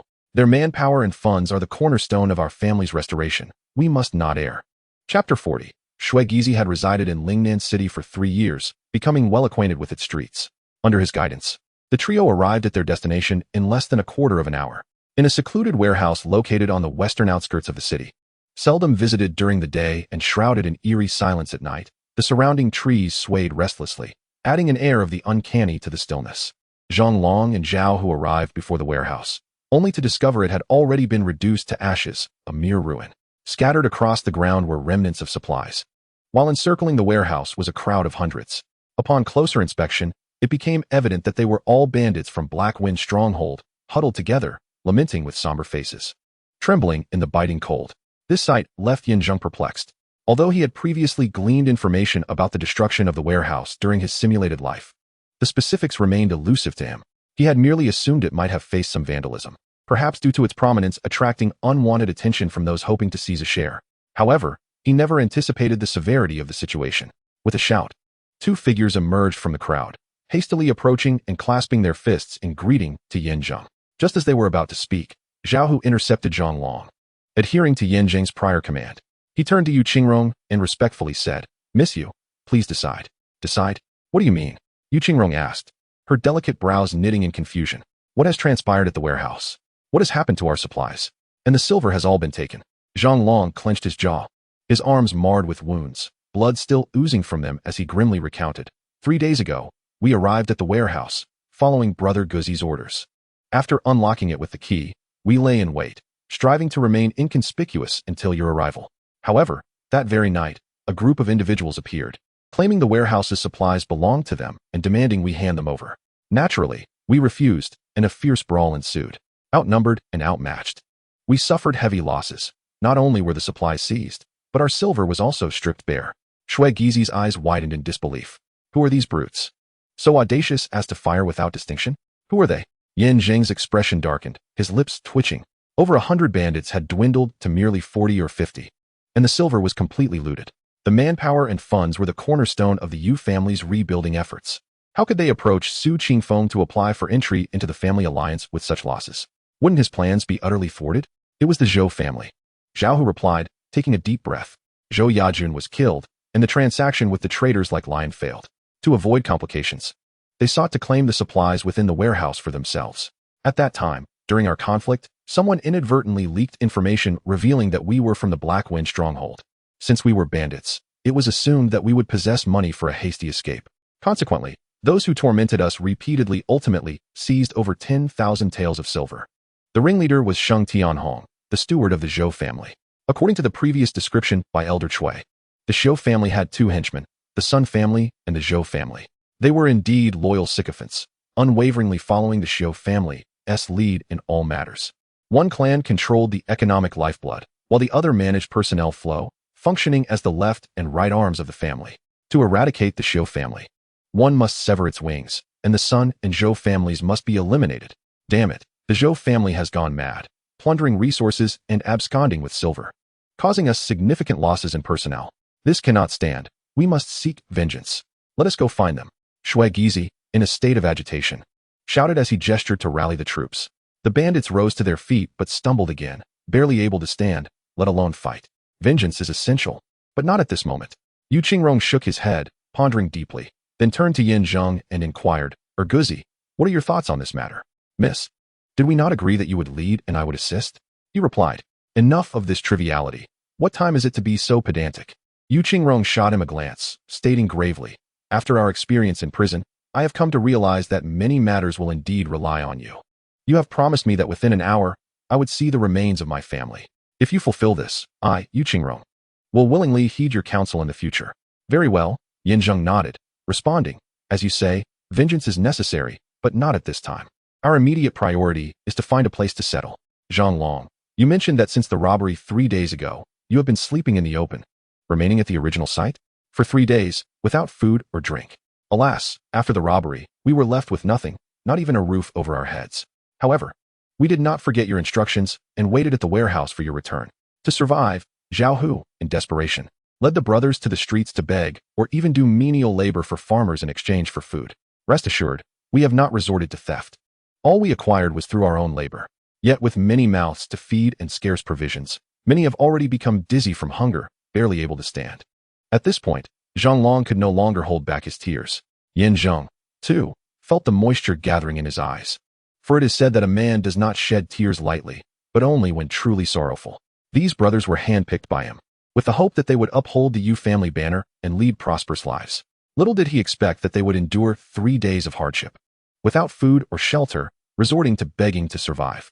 As their leader, Yin Zheng felt an overwhelming sense of guilt, yet simultaneously, he was filled with pride, knowing he had chosen such resilient individuals. Having arrived at this juncture without engaging in any gratifying actions, with such a mindset, how can one lament the failure of grander matters? My lady, esteemed son, let us exchange all our valuable possessions for money, regardless of the circumstances. Our priority is to ensure that our brethren's stomachs are filled, after which we may consider entering the warehouse. Must we enter the warehouse? One of the bandits exclaimed in a panic, shaking his head fervently. Brother Guzzi, perhaps we ought to refrain from doing so. It suffices if we can fill our bellies. The people from the Zhou family have made it clear that the supplies belong to them, and even the warehouse is their territory. If we dare to intrude, they will not hesitate to eliminate us. Indeed, Brother Guzzi, another echoed, those individuals are ruthless, we cannot provoke them. It seemed they had left some marks within the warehouse. Any outsider who dared to tread upon their grounds would be swiftly discovered. Should we return, I fear none of us would remain unscathed.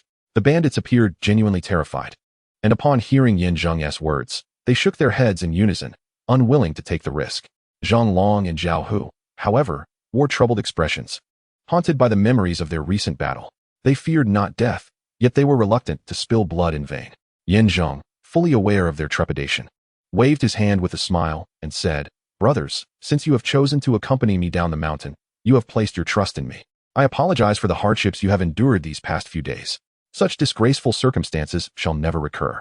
Trust me, once we have satisfied our hunger, we shall rest briefly in the warehouse, and then I will find us a place to settle.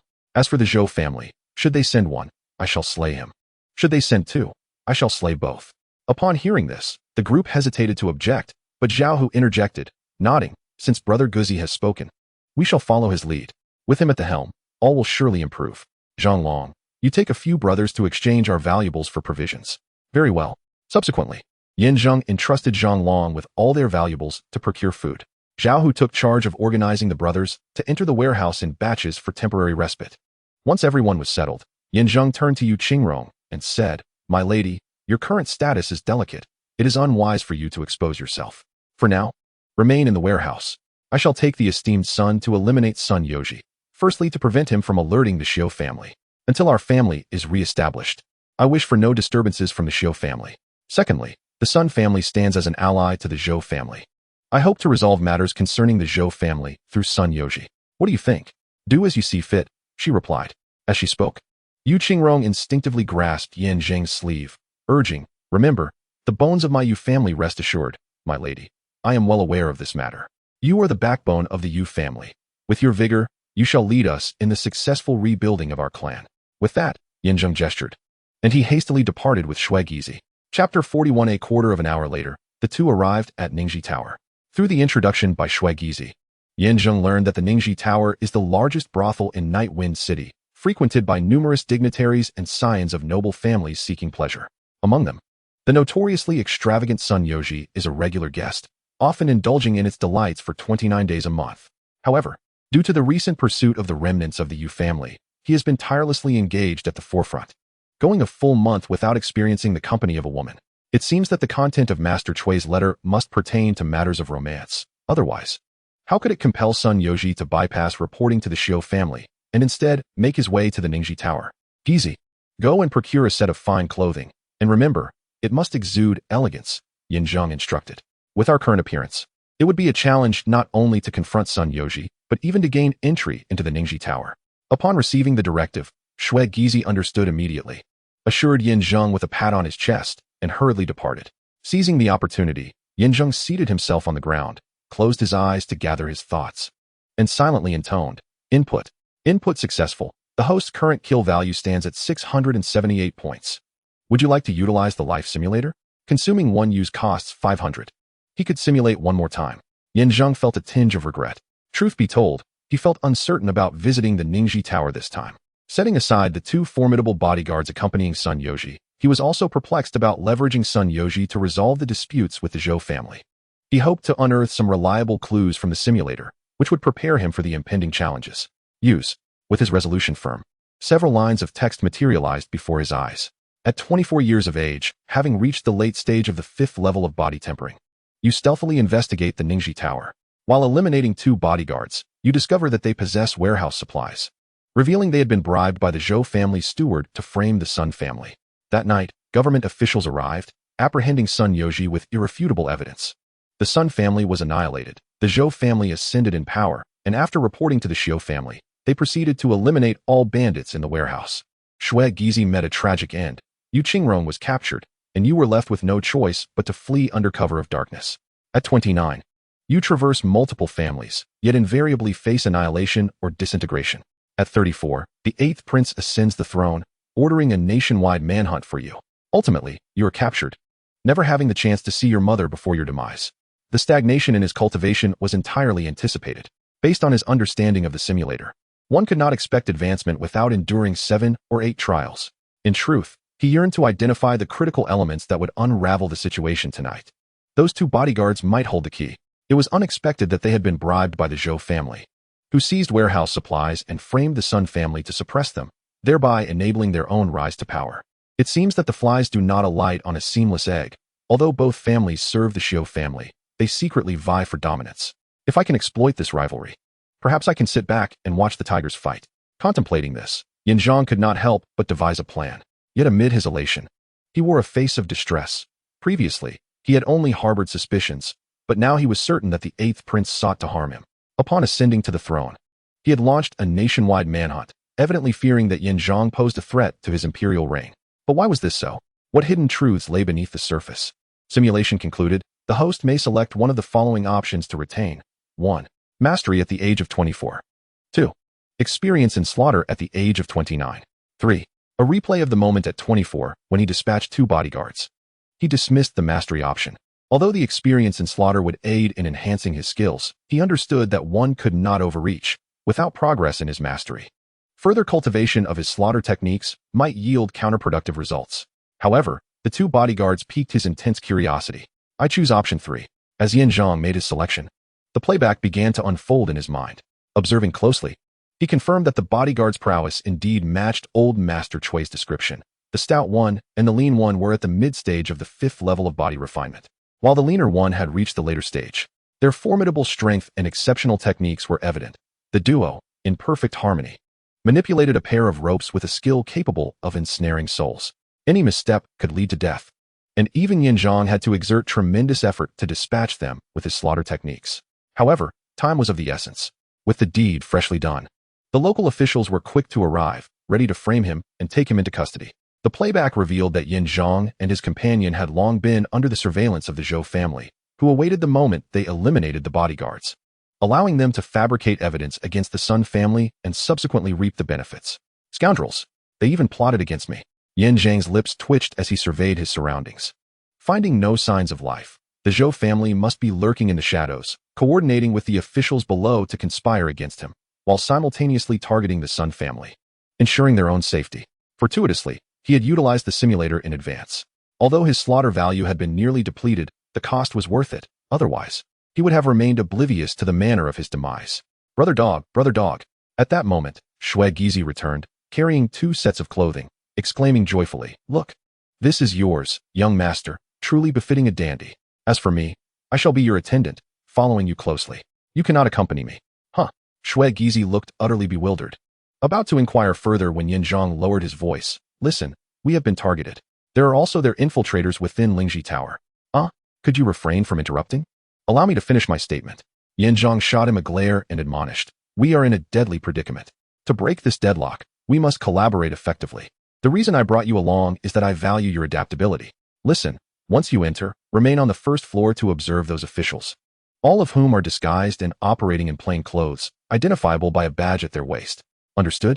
Shui Gizi nodded and replied. I will keep watch on the first floor while you handle Sun Yoji on the second floor. Without your command, those individuals must not ascend the stairs. In essence, we must delay, correct? Clever. Zheng said noncommittally. I do not care what methods you employ. In any case, until I give the order, you must not allow them to come upstairs. If that cannot be achieved, our lives are inconsequential, but the safety of those brothers may be at stake. If I am not mistaken, they are already being covertly surrounded, and once matters here are resolved, he shall meet his demise. How do you know this? If there truly is an ambush, why are you wasting words? Do you believe I can render you mute? Shui Gizi repeatedly agreed. Yet his heart was filled with more questions. This Dogzi brother knows an astonishing amount, and the tasks assigned are perplexing, leaving one in a haze. Yet in the end, he always manages to turn peril into safety. One must admit, he possesses considerable skill.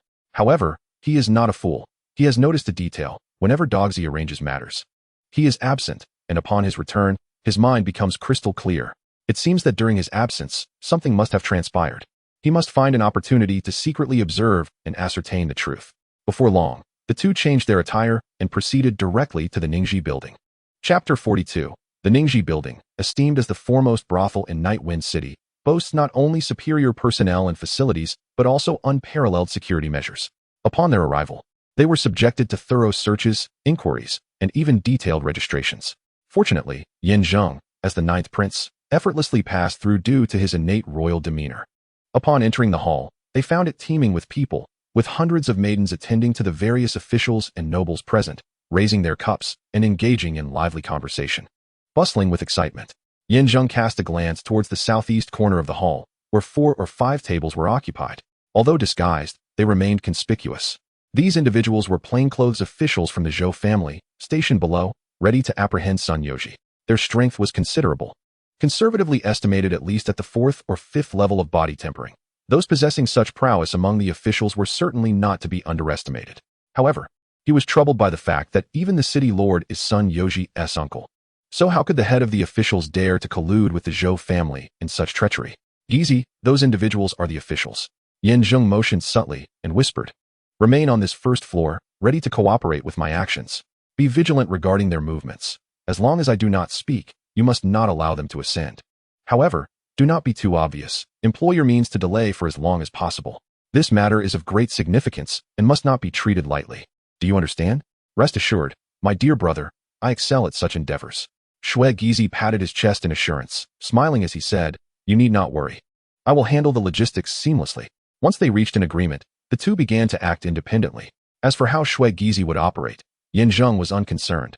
After all, trust in those one employs is paramount. Since they had established their roles, each would perform their duties accordingly. Subsequently, Zheng leisurely ascended to the second floor. After inquiring, he learned that Sun Yoji's private room was at the end of the corridor. Upon arriving at the door, he was surprised to find no guards stationed outside, and the sounds of laughter and merriment emanated from within. Zheng peered through the window and discovered 2 or 3 enchanting women perched upon Sun Yoji's lap, indulging in wine and intimate kisses. Throughout this, the 2 bodyguards flanked him, their expressions cold and their gazes unwavering. The duo, one stout and the other slender, exuded a robust aura, aligning with the descriptions of the mid to late stages of the body refinement realm in the simulator. Both bore bulging items at their waists, evidently provisions acquired from the warehouse, supplied by the Zhou family's steward to entice them into betraying Sun Yoji.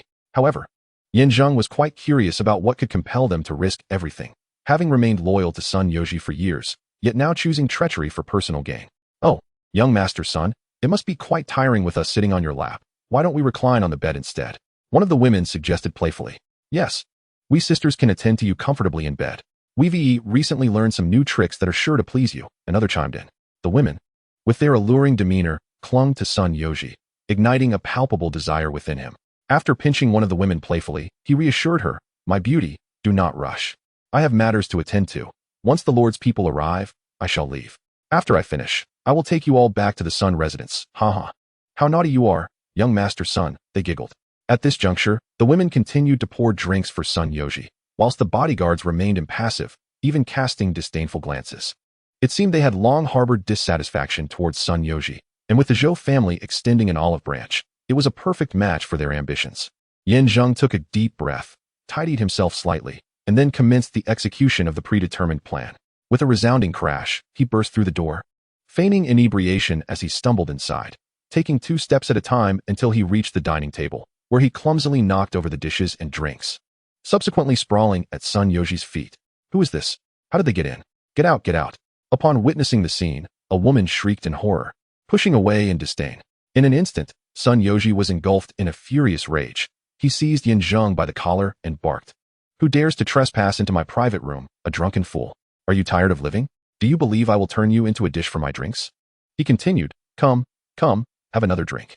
Yet, Zheng remained unfazed, feigning inebriation and uttering nonsensical remarks. Damn it, you have the audacity to overstep your bounds, don't you?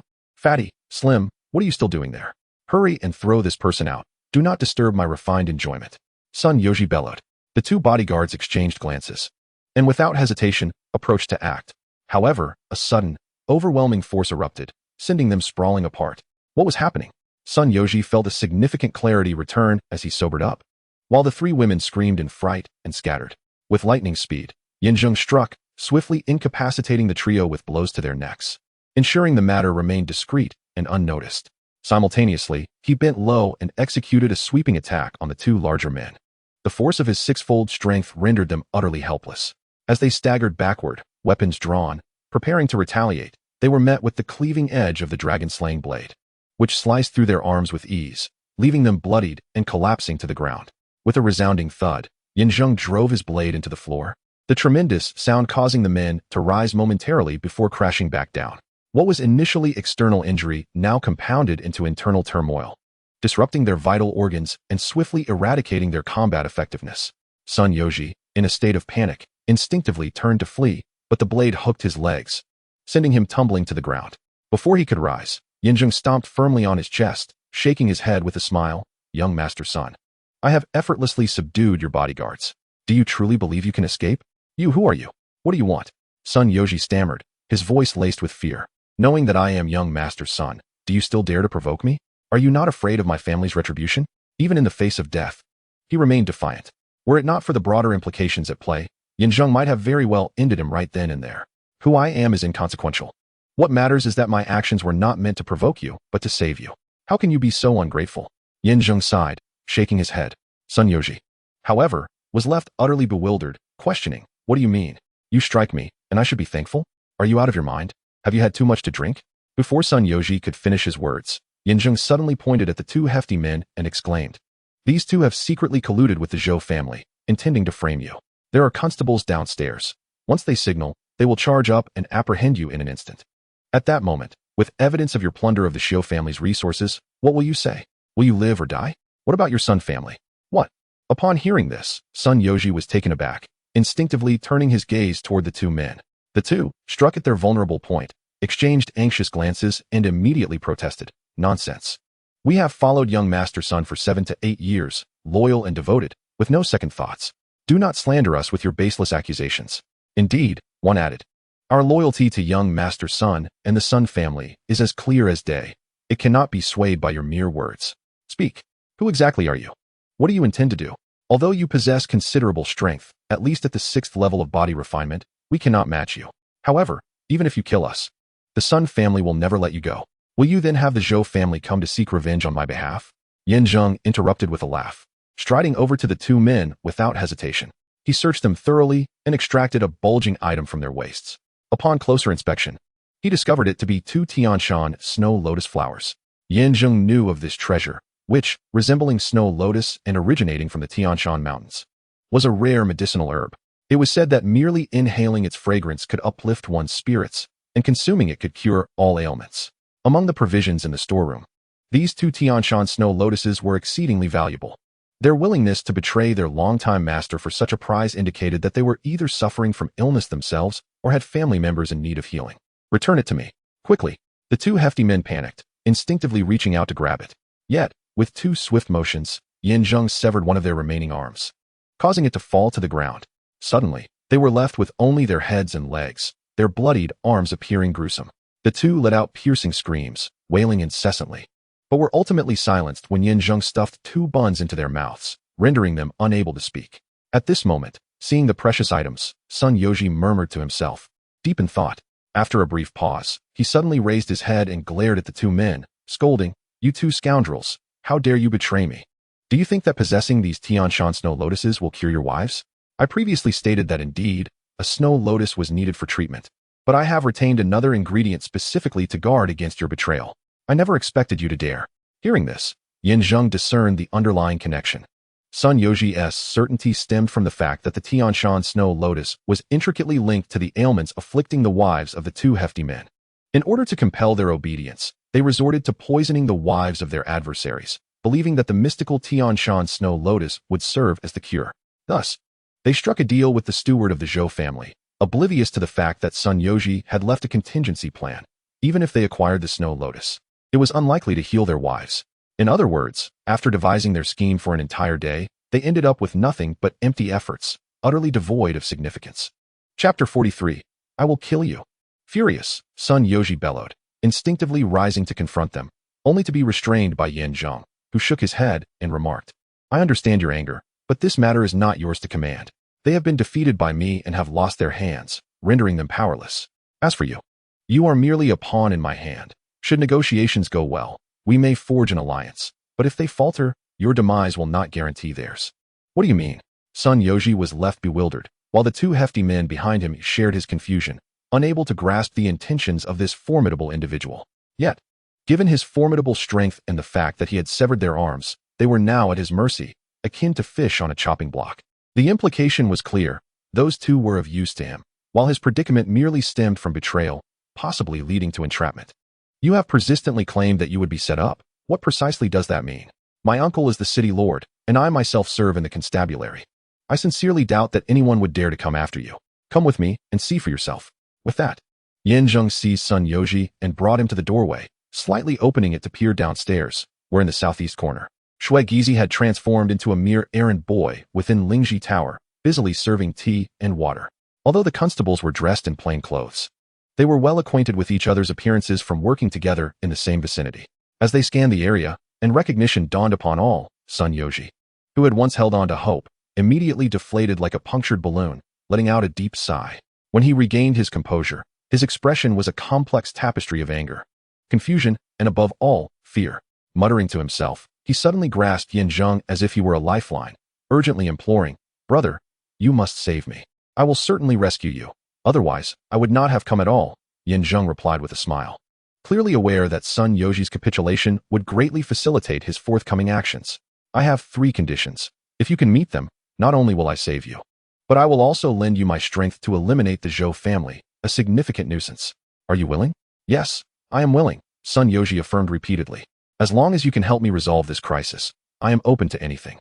Naturally, if we can also rid ourselves of the Zhou family, that would be even better. In doing so, I would earn great merit for my family, and perhaps I could even have a chance at being the future heir.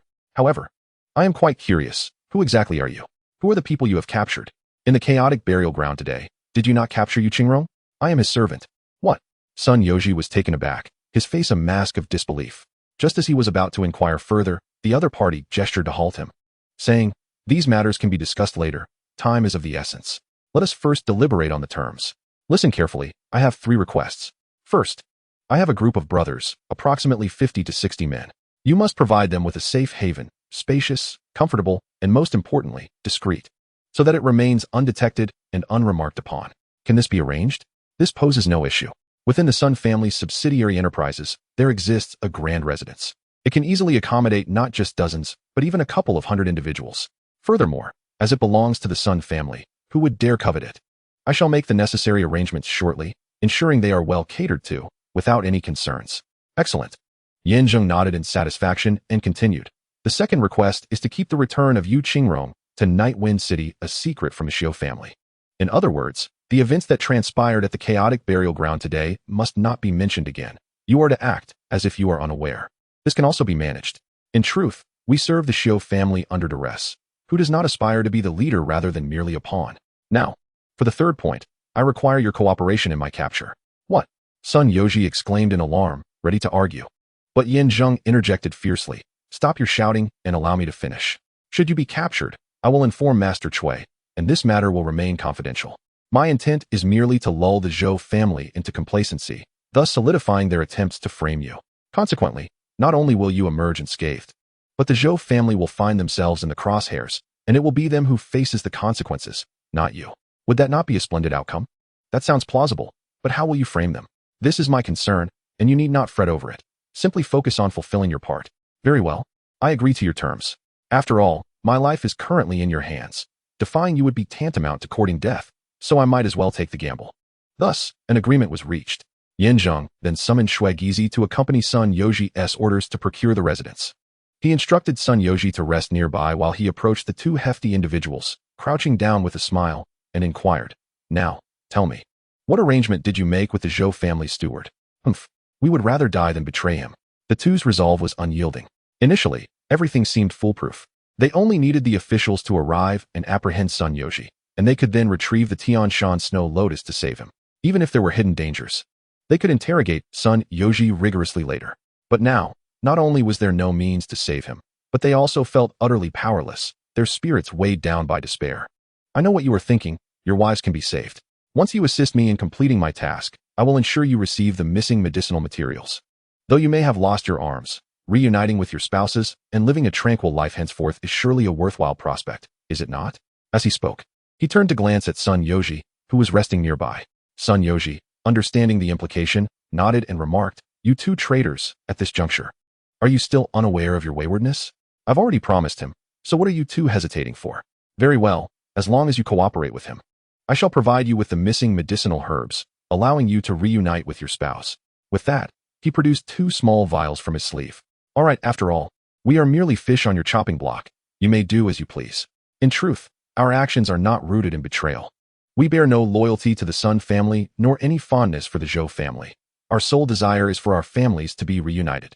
As long as you can heal our wife's severed arms, we will overlook your transgressions. But should you dare to deceive us, whether in life or death, we shall haunt you. After gritting their teeth, the two divulged their agreement with the Zhou family steward.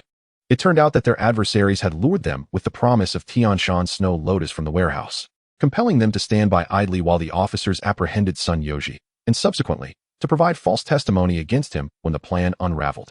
Once they had completed the task at Ningxi Building, they were to act as enforcers and eliminate Zhang Long and Zhang Hu, creating the FAOD that the Sun family sought to monopolize the warehouse's resources, thereby wiping out all traces.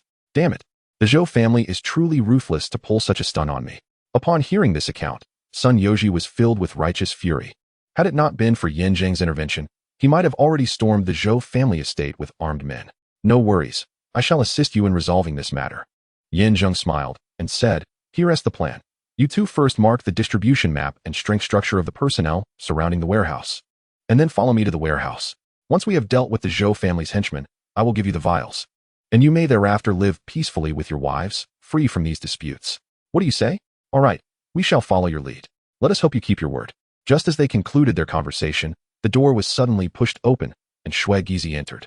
Chapter 44, Brother Guzi, everything is prepared. Shui Gizi appeared invigorated and, casting a glance at Sun Yoji, grinned widely. Master Sun operates with such prudence. The residence he arranged is not only spacious but luxurious. If I may say, this is not merely a place to rest. It's a veritable retreat for enjoyment. The rooms are stocked with sumptuous feasts, waiting for our brothers to indulge. Excellent. Moreover, in accordance with his arrangement, I arrived early at the Xiu family estate and intercepted the servant he sent to report back. Thus, the Xiu family has received no word of our plans, and we are quite secure. With these two revelations, Zheng's previously anxious heart finally found solace. He nodded slightly towards Sun Yoji and smiled. Master Sun is magnanimous, not only providing for our sustenance and lodging, but also showing indifference to the loss of his men. My life is now firmly in your hands. If I do not act according to your wishes, would that not be courting death? Sun Yoji chuckled self-deprecatingly and remarked, Erguzi, I have accomplished 2 of your 3 requests. As for the third, you shall have to endure a little longer. I know how to proceed. Zheng nodded. first instructing Shui Gizi to go and intercept the group of constables, before turning to the two portly fellows and inquiring, "Time is of the essence. Have you two completed your tasks?" Just in time. The thin man concluded the final stroke of their drawing, presenting the meticulously crafted blueprint to Zheng. This document contains the layout of the personnel distribution surrounding the Zhou family's warehouse, along with the strength of their forces, as we have gathered. I hope it proves beneficial to you. Of course, though we brothers have lost our arms, we still possess our legs. As long as it allows us to reunite with our families, we would willingly embrace death 1,000 times over. Good. Receiving the blueprint, Zheng scrutinized it carefully. The layout depicted the warehouse at its center, surrounded by numerous points, at least 40 or 50, evidently representing the ambushed members of the Zhou family. The varying shades indicated their respective strengths. The weakest among them were at the 4th level of body refinement, while several had even reached the late stages of the 5th level, numbering around 6 or 7. With my current prowess at the initial stage of the 6th level of body refinement, I could certainly handle them in a one-on-one confrontation. However, taking on so many alone would be a daunting task. I would require some assistance to succeed. Yet, such a multitude presents an enticing opportunity for experience points that I cannot afford to overlook. After a moment of contemplation, he neatly folded the blueprint and turned to Sun Yoji, stating, "You must assist me with another task." "Another one?" Sun Yoji replied, somewhat exasperated. Yet, with circumstances as they were, he felt compelled to acquiesce. Should he refuse to follow Zheng's directives, surrendering himself to the constables would seem mild in comparison. There was even a risk of the Zhou family framing him, which could lead to him being condemned as an eternal sinner of his clan, a burden he could not bear. "Yes, I need your identification token. There may come a time when I require the assistance of your Sun family." As he spoke, a cold smile crept across his face. And he lamented, "Of course, if you, young Master Sun, hold a lowly position within the Sun family, with little influence, then I would be quite amused." Sun Yoji, who valued his pride and held a strong sense of self-respect, scoffed at Zheng's words, fully aware that it was a provocation. "I am the 10th heir in line for the Sun family succession. Should I eliminate the 9 above me, I shall ascend as the family leader. How can you suggest that my status is insignificant?" As he spoke, he produced a token from his waist and handed it to Zheng, declaring, "Here, this is my identification token. To see this token is akin to seeing me in person. Any member of the Sun family who encounters it will know that my circumstances have changed and will undoubtedly come to my aid." Excellent. Zheng received the command token and placed it securely in his possession, feeling a sense of assurance that everything was meticulously prepared. He proceeded to open the door, giving a nod to Shui Gizi downstairs before discreetly closing it behind the two rotund companions. Shortly thereafter, a group of officers burst in with fervor, executing the plan exactly as indicated by the simulator. They first accused Sun Yoji of wrongdoing concerning the materials, and then presented both witnesses and evidence to substantiate their claims. Despite Sun Yoji's desperate attempts to resist, it was to no avail. He was swiftly seized by 3 or 4 men. Once the commotion subsided, Zheng stepped outside to summon Shui Gizi, handing him the command token. "Take this token to the Sun family," he instructed. "In half an hour, deliver it to them and say that Sun Yoji is now in my custody. If they wish to rescue him, they must come to the warehouse. Otherwise, they shall bear the consequences." Shui Gizi, perplexed and hesitant, replied, "Brother Guzi, what does this mean? Why summon the Sun family? What if there are unforeseen complications?" "Just follow my orders without question," Zheng retorted. "In my heart, you are a brother, yet our relationship is one of master and subordinate.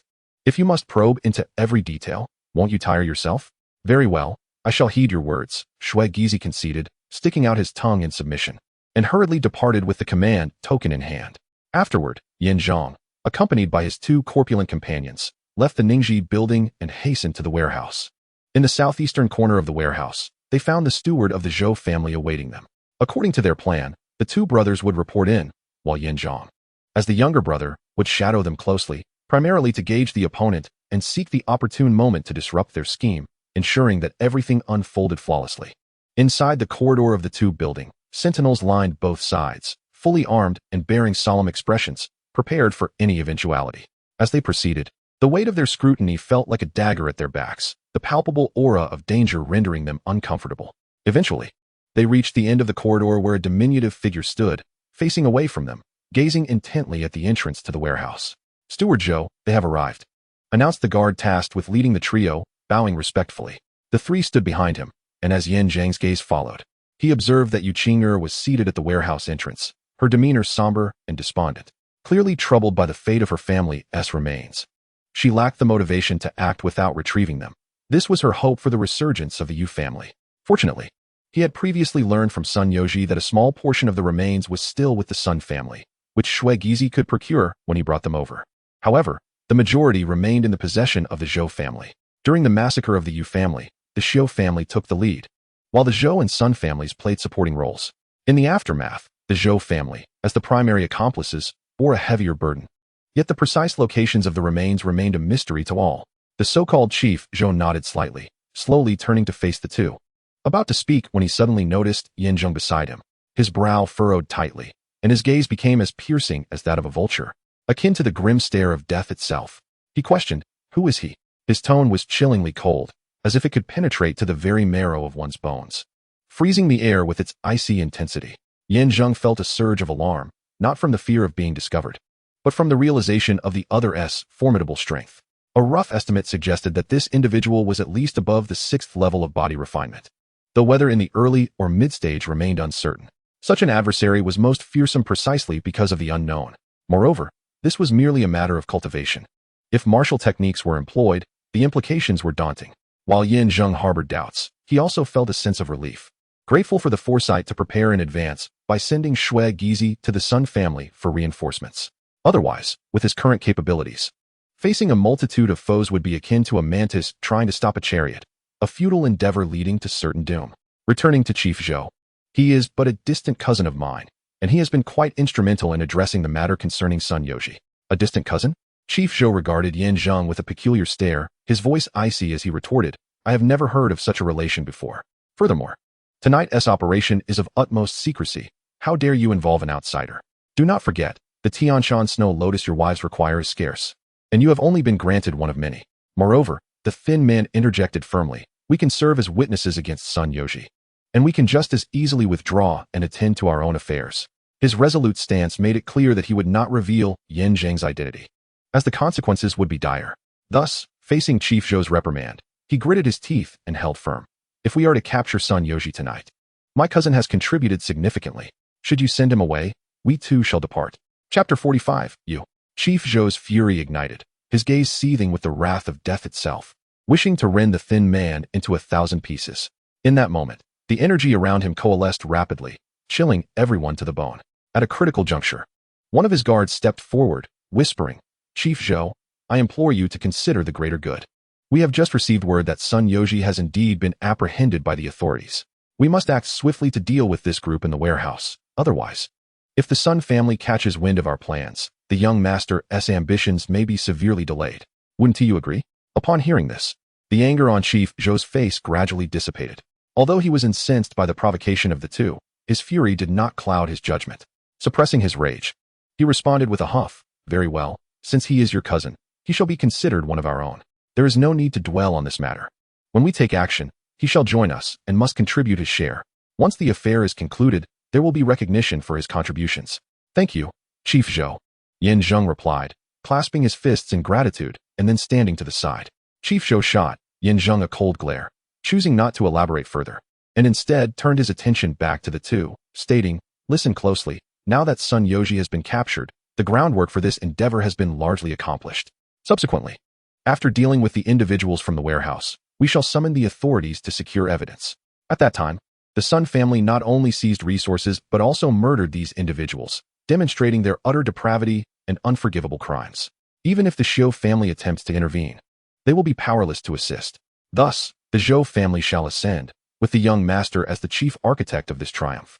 And all of you shall be hailed as heroes. Please, Chief Steward, issue the command. I am fully prepared and can act at any moment." As his words echoed, the other guards knelt in unison, fervently proclaiming their agreement. Zheng noticed that these guards were adorned with various items associated with the Sun family, including attire, weaponry, and numerous insignias, indicating a meticulous preparation for framing the Sun family. Should we fail to thwart their scheme tonight, it is likely that, when revealed, I too would be deceived by their ruse. Very well, we shall proceed according to our plan. All guards will be divided into 3 groups. The first group, consisting of 20 men, will seal all entrances and exits, ensuring that not a single individual within can escape, not even a fly. The second group, comprising 30 men, will storm in through the main entrance, killing anyone they encounter until none remain. The third group, led personally by the chief steward, will handle the scene, ensuring that all evidence points to the Sun family. Within the span of a single incense stick, I require this conflict to reach its conclusion. Is there any dissent? None. The crowd shouted in unison, their spirits soaring and their eyes glinting with a murderous intent, clearly prepared for a bloodbath. Observing this, Zheng maintained an outward calm while internally calculating. Among them, the first group of sentinels was the weakest, while the second group of attackers was the strongest. The third group, aside from the chief steward, comprised individuals skilled only in disguising evidence, lacking any real strength, akin to mere mortals. In this allocation of tasks, I, as an outsider, lack the qualifications to participate directly and am relegated to guarding the rear entrance. Meanwhile, the two lean individuals are positioned as the main assault force, charging in from the front. This division reflects a concern that Zheng might conspire with them, leading to a strategy of divide and conquer, thus complementing each other's efforts.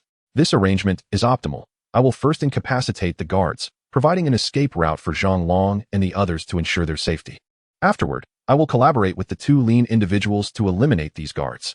While complete annihilation may be unrealistic, I will take as many down as possible, as this serves to accumulate my kill value to the fullest extent. I merely need to delay for half an hour until the Sun family arrives, at which point the crisis can be averted. With this thought, Zheng felt resolute. Indeed, summoning the Sun family serves a dual purpose. It aids in combating the Zhou family, while simultaneously alerting the Sun family to the Zhou family's conspiracy. The two factions will engage in mutual conflict, allowing me to reap the benefits as an opportunistic bystander. Once their internal strife has sufficiently depleted their resources, I will step in to mediate. If I can simultaneously gain control over these two prominent families, I will possess ample leverage against the Zhou family. Following this, the three factions moved into action. Descending from the tower, Zheng joined 20 individuals at the entrances. The warehouse was vast, with at least a dozen access points, prompting a dispersal of personnel, leaving only 2 or 3 individuals at each location. After swiftly resolving the matters concerning the 2 individuals, he stealthily slipped into the warehouse. Who goes there? A commanding voice suddenly echoed as he entered.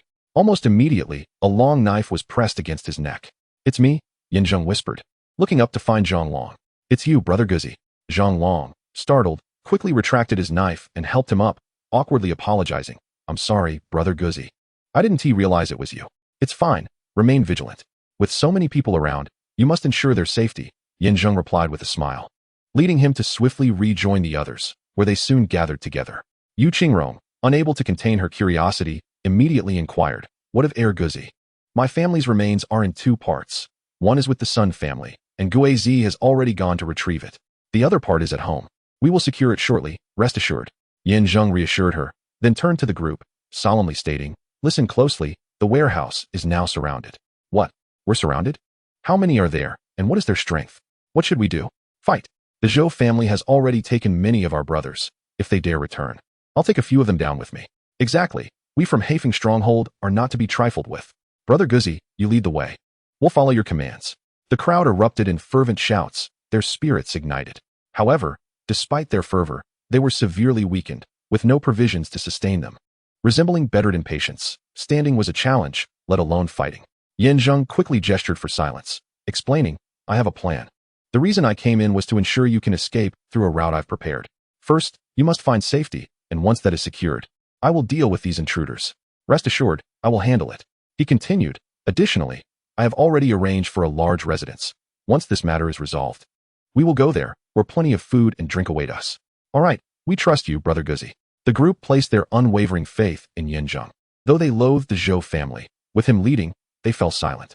Following Zheng's instructions, they exited through the back door and made their way towards the narrow path behind the warehouse.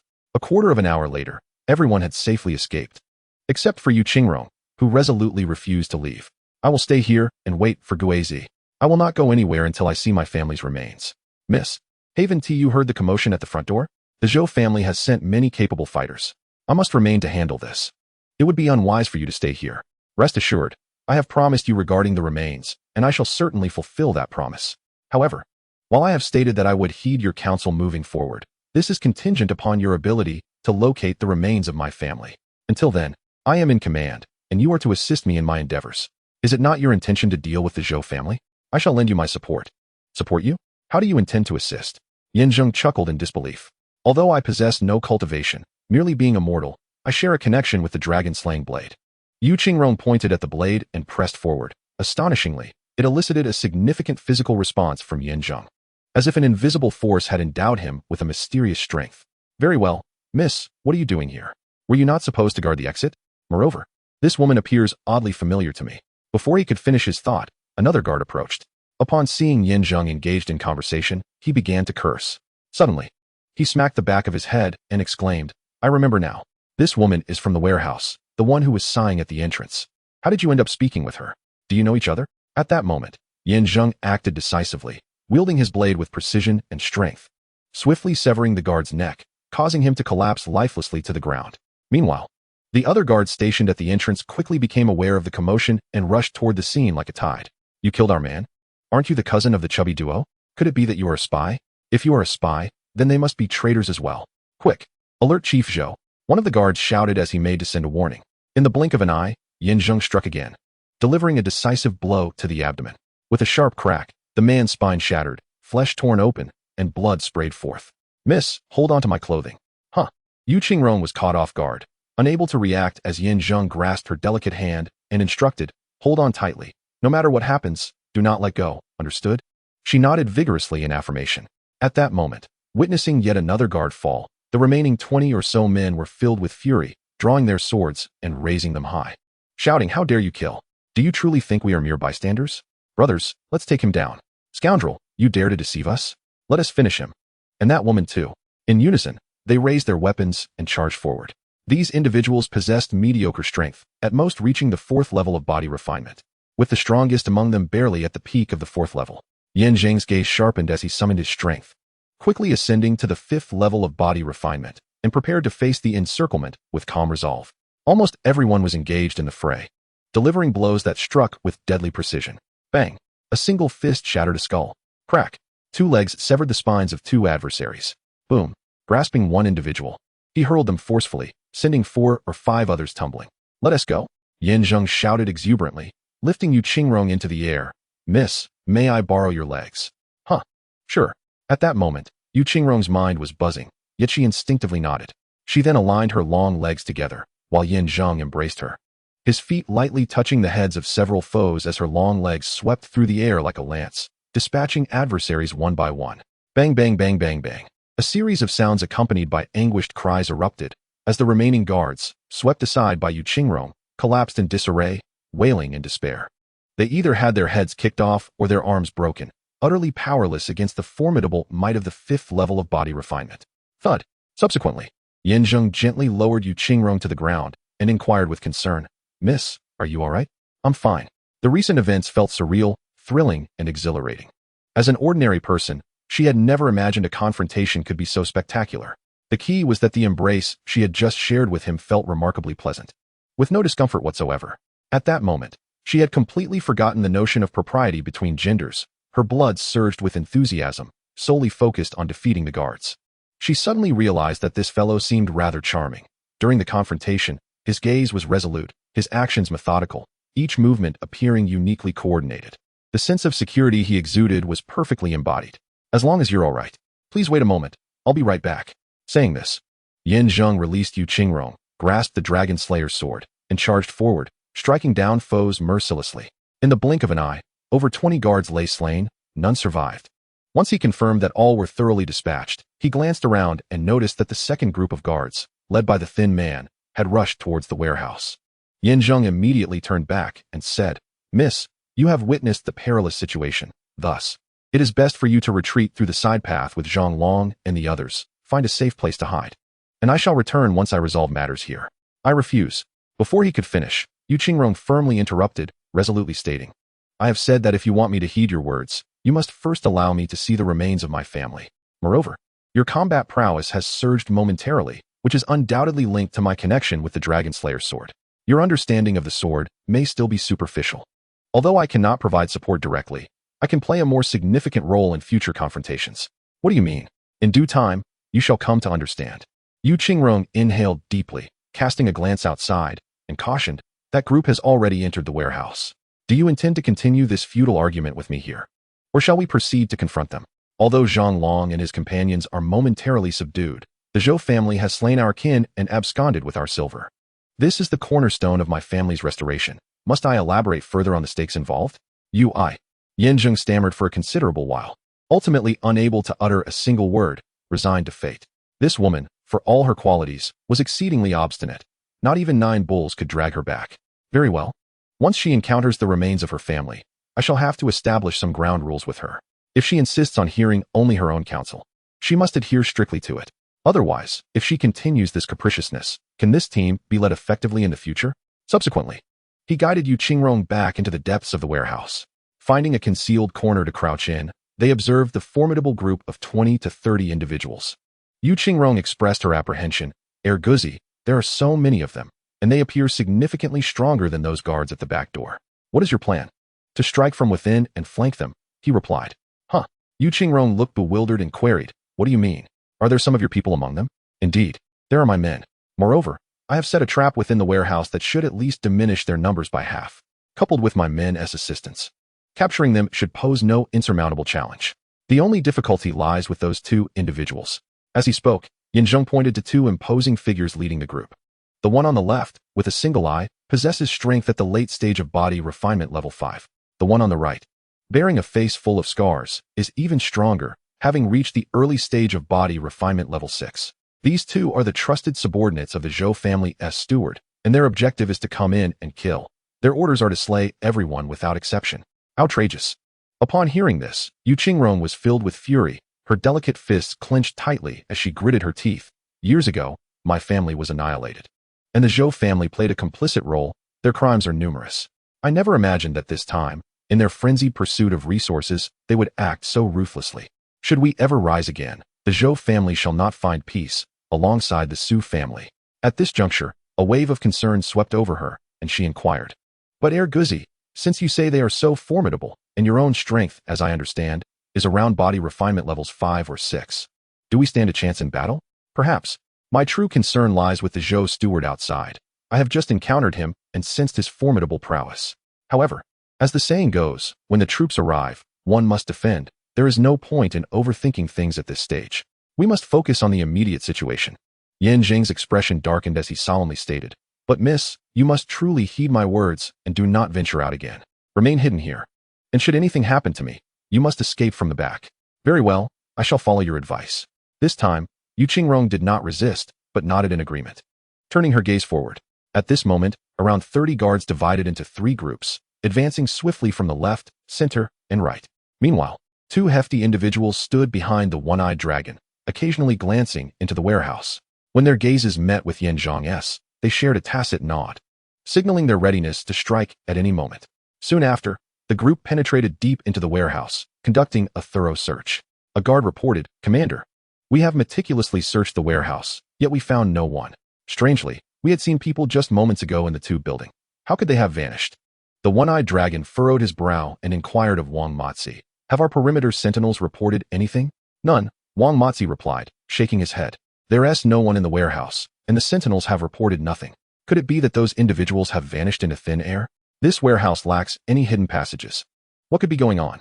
Suddenly, a guard rushed in from outside, exclaiming, Commander, all 20 or so of our perimeter sentinels are dead.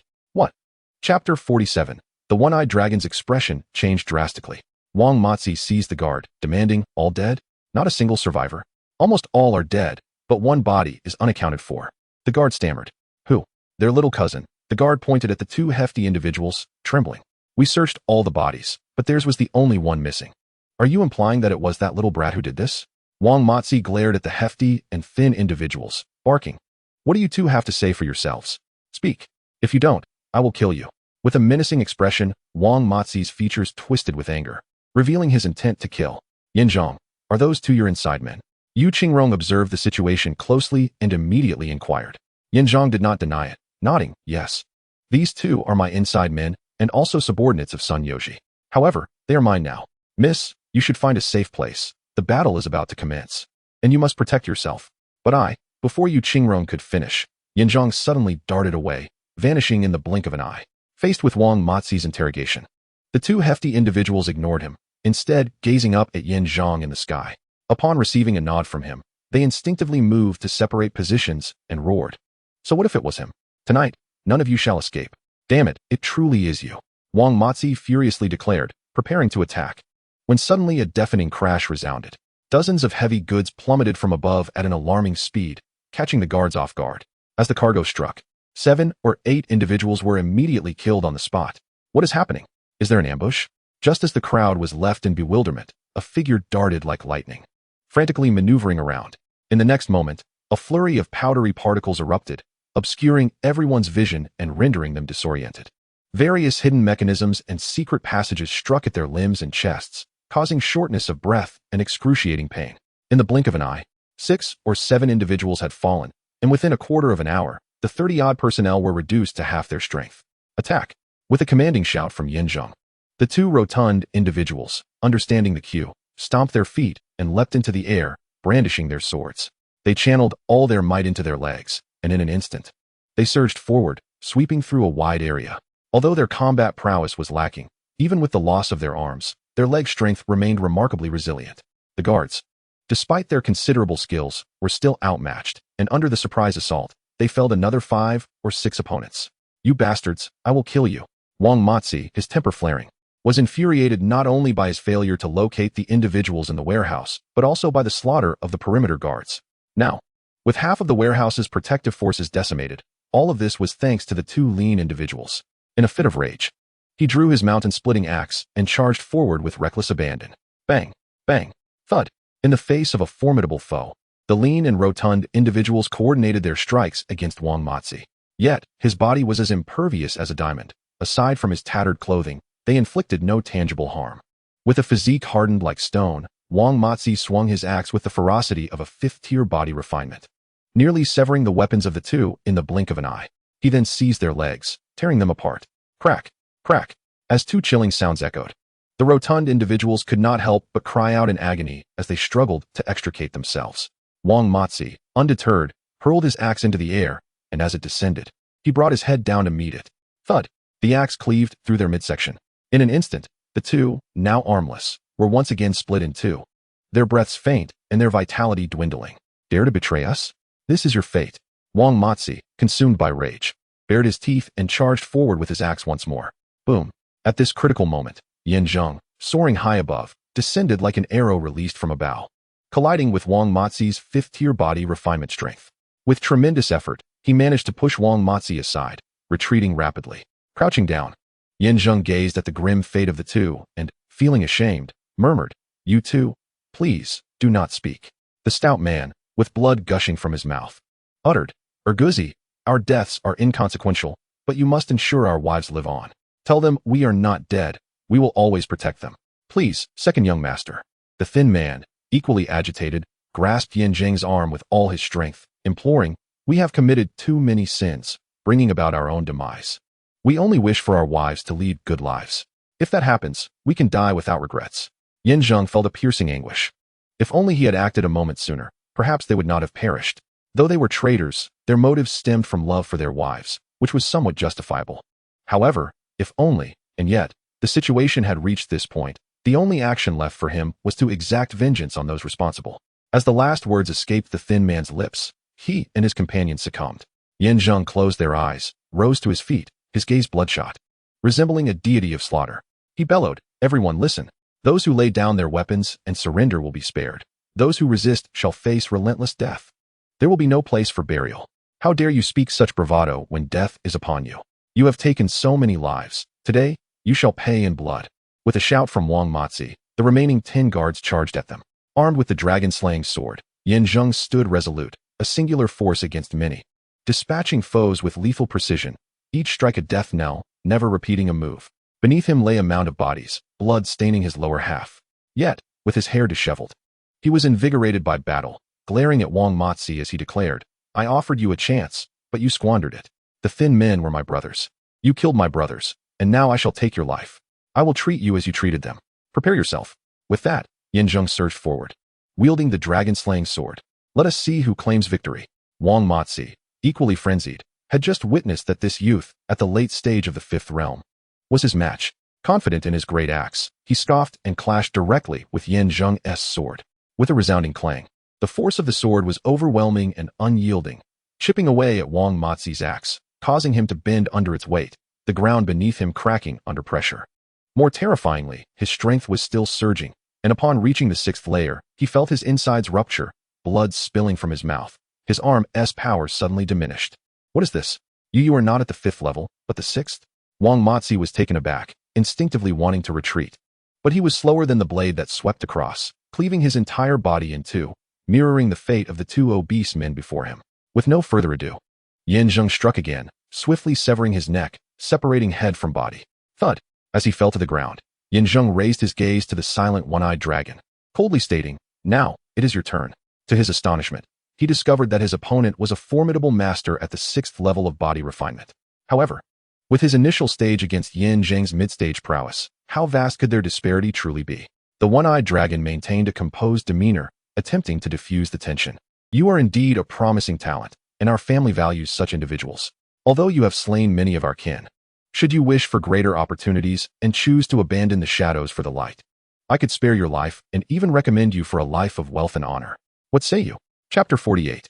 Listening intently, Zheng scoffed, retorting, "I wish to propose the same to you. If you forsake your dark allegiances and choose to follow me, not only will I spare your life, but I can also offer you a future filled with wealth and glory. Conversely, should you insist on resisting, the fate of those before you will be your own by tomorrow." Impudent! The one-eyed dragon roared in fury, clenching his fists. "Do not mistake the deaths of these men as a sign of invincibility. The disparity in our strengths will ultimately dictate the outcome. Since you refuse to tread the path to heaven and instead plunge into hell, do not blame me for what follows." With that, he sprang forth, moving like a phantom, swiftly closing the distance. Gathering his energy, he reached the mid-stage of the 6th level of body refinement, intent on delivering a decisive blow without affording Zheng any chance for counteraction.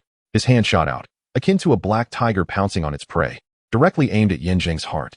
Zheng instinctively evaded, but his opponent was swift, managing to grasp the fabric of his clothing, ripping it to shreds. In the midst of dodging, his flesh was torn, blood flowing freely from the wounds. Hiss! Overwhelmed by excruciating pain, Zheng could not help but draw a sharp breath, retreating step by step. Yet, the one-eyed dragon did not relent.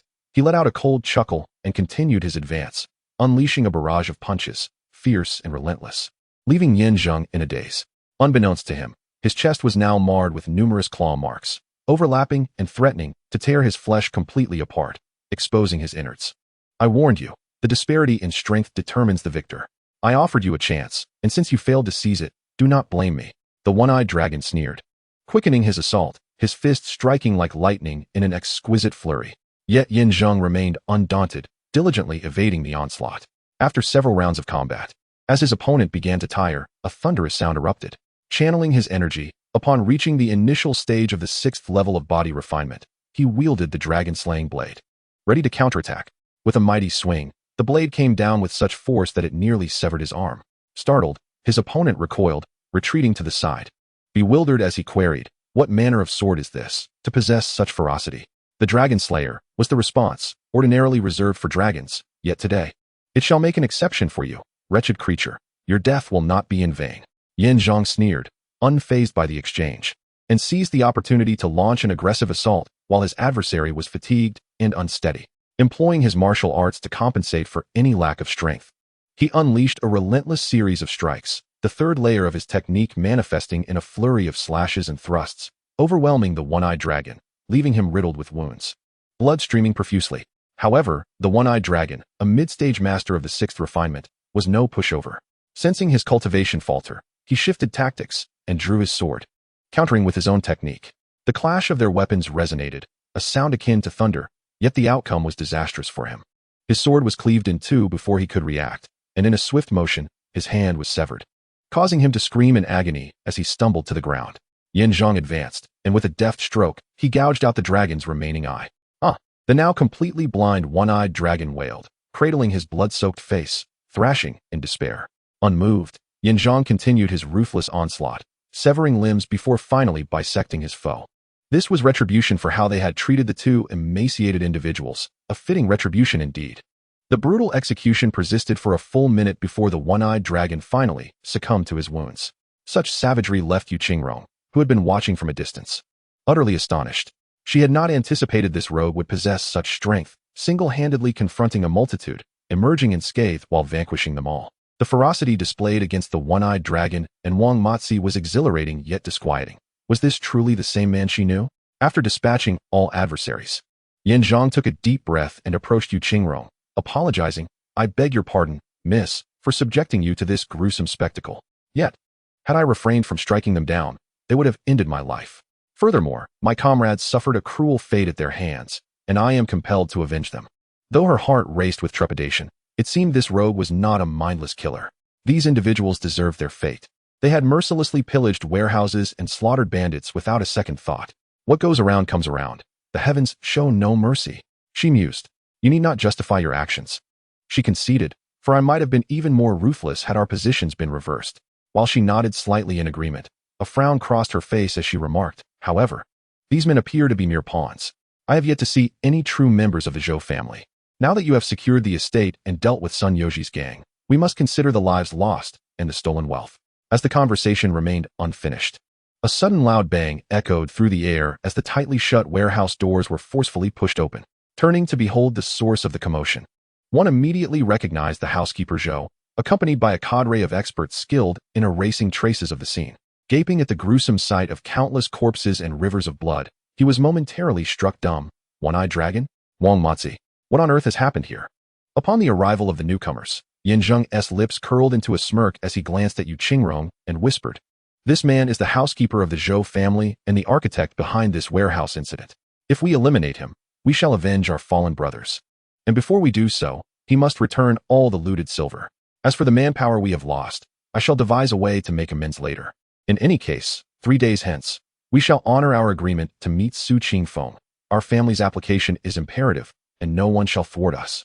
However, Yu Qingrong observed, this Zhou housekeeper appears quite formidable, at least more so than the one-eyed dragon. With a hint of concern, she cautioned, you have already exhausted great effort in defeating the one-eyed dragon. When facing the housekeeper Zhou, you must exercise utmost caution. At a critical moment, I shall lend my support, hoping to help you unleash the full potential of the dragon-slaying blade. Thank you, miss, he replied. After their agreement, Yu Qingrong concealed herself, waiting for the opportune moment to strike. Meanwhile, Yin Zheng straightened his back, confronting the indignant Zhou housekeeper with a cold smile. They are all dead. If you wish to avoid sharing their fate, return the resources and silver you have stolen and offer a sincere apology.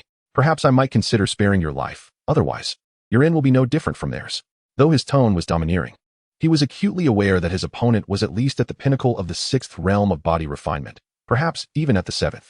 Regardless of the sophistication of his techniques, he knew he would not stand a chance in a direct confrontation.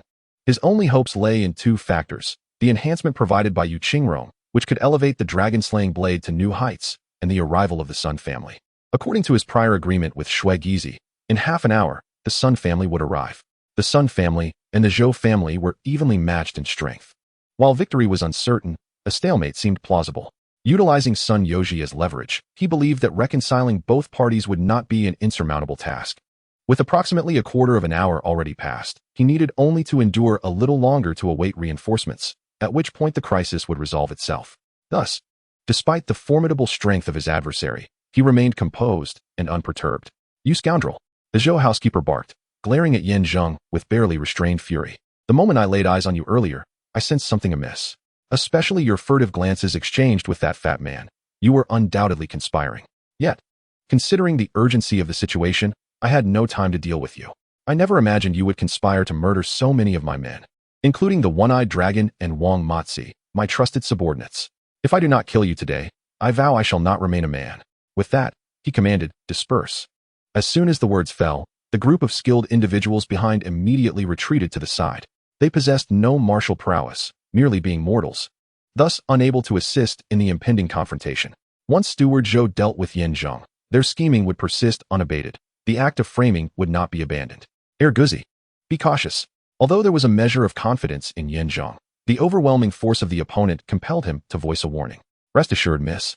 I am well aware, Yin Zheng replied with a slight nod, inhaling deeply as he gazed at the rapidly approaching Steward Zhou. He swiftly dodged, evading and weaving through the room. To confront a formidable adversary head-on would be foolish. His current aim was merely to buy time. Thus, he channeled all his strength into a desperate flight. For a good 5 to 6 minutes, the two engaged in a relentless chase, circling the entire warehouse at least 5 or 6 times. By the time Yin Zheng was gasping for breath, Steward Zhou seemed like a wind-up machine, tireless and relentless. In fact, he grew even more vigorous, his speed increasing until he finally caught up with Yin Zheng. With a resounding thud, he delivered a powerful punch that collided with Yin Zheng's back. The force was so overwhelming that Yin Zheng could not suppress a cry of agony, his body stumbling and flipping before collapsing to the ground. Before he could gather his wits, the opponent was upon him, fists raised like two colossal mountains descending. Leaving no chance for evasion, he was struck squarely in the chest, the sickening crack of bones shattering, sending a jolt of fear through the onlookers. Despite the excruciating pain, Yin Zheng summoned all his strength to respond, only to discover that the opponent's might was like a rampaging tide, breaking through his defenses, penetrating deep within, causing chaos to his internal organs and disrupting his meridians. A series of relentless blows shattered his skeletal structure. "Ah!" Yin Zheng cried out, his body trembling, his face quickly paling. "You bastard! Having killed so many of my people, you dare to boast before me? I will tear you apart." Fueled by rage, Steward Zhou's blood surged, and with a ferocious roar, he transformed his fists into claws, driving them directly into Yin Zheng's collarbone. Instantly, it was as if a dam had burst, blood gushing forth from the bones, spraying high into the air. The intense agony rendered Yin Zheng's existence unbearable. Yet, in this critical moment, he did not surrender. Grasping the Dragon Slayer's sword, he swung it wildly, the blade gleaming with ferocity, forcing Steward Zhou to retreat step by step. Only after stumbling back several paces did he manage to halt his decline, gazing at Yin Zheng in terror. It seems the deaths of Wang Matzi and his companion were indeed caused by this fine blade. A remarkable weapon. Since you recognize its worth, why not surrender obediently? Yin Zheng, enduring the searing pain, rose again, wielding the Dragon Slayer's sword with urgency. Chapter 49. Thud, thud, thud. Yin Zheng brandished the Dragon Slayer's sword, raining down fierce strikes upon Steward Zhou, the resounding clamor echoing throughout the room, causing Steward Zhou to stagger backward. The situation appeared to have shifted. Yet in the blink of an eye, the opponent crouched low, executed a swift maneuver, and seized his feet, sending him crashing to the ground. Simultaneously, he hastily retrieved several blood-red projectiles from his waist and scattered them into the air, which astonishingly ignited into flames, resembling the mystical fire of Samadhi, scorching the dragon-slaying sword. Although the weapon did not melt, its formidable power was significantly diminished. Despite the sword's excellence, it could not withstand the searing heat. Steward Zhou sneered as the intensity of the flames intensified, gradually sapping the sword's strength until it reached a precarious threshold. He then produced a dozen more projectiles, casting them with abandon, circumventing the sword, and striking Yin Zheng directly. "Ah!" Yin Zheng let out a heart-wrenching scream. Though diminutive, the projectiles packed a tremendous impact, striking his body as if countless burning coals were searing his flesh, igniting his innards. In an instant, he was propelled backward, ultimately crashing at the feet of Yu Qingrong. "Damn it!" Yu Qingrong gasped in astonishment, rushing to assist him. However, as she reached out, she recoiled in alarm, for Yin Zheng's body radiated heat like molten oil. "Do not touch me, miss. You will be burned." Yin Zheng gasped, his face contorted in fear. Little did he expect that Steward Zhou possessed not only overwhelming strength, but also formidable techniques. Those seemingly insignificant projectiles were ferociously potent, capable of diminishing even the might of the dragon-slaying sword. I have underestimated him. Despair enveloped Yin Zheng's heart. He had believed that delaying for merely a quarter of an hour would suffice until the Sun family arrived to aid him. Yet, barely 4 or 5 minutes had elapsed before he faced utter defeat, unable to withstand even the dragon-slaying sword. What was to be done? Whoosh! At that moment, Steward Zhou charged forward. Upon landing, he caught sight of Yu Qingrong and could not help but sneer, coldly remarking, "So there's a stunning beauty hidden here. Perfect. I shall kill you and take this exquisite maiden back to the Zhou family. My young master has a penchant for such captivating women." "Haha, you shall not." Yin Zheng glared furiously, instinctively positioning himself in front of her, rebuking, "As long as I am here, you shall not lay a finger on my lady." Still defiant even at death's door? "Very well, then I shall deal with you first, and take the woman afterward. With her by my side, I shall return to report my success."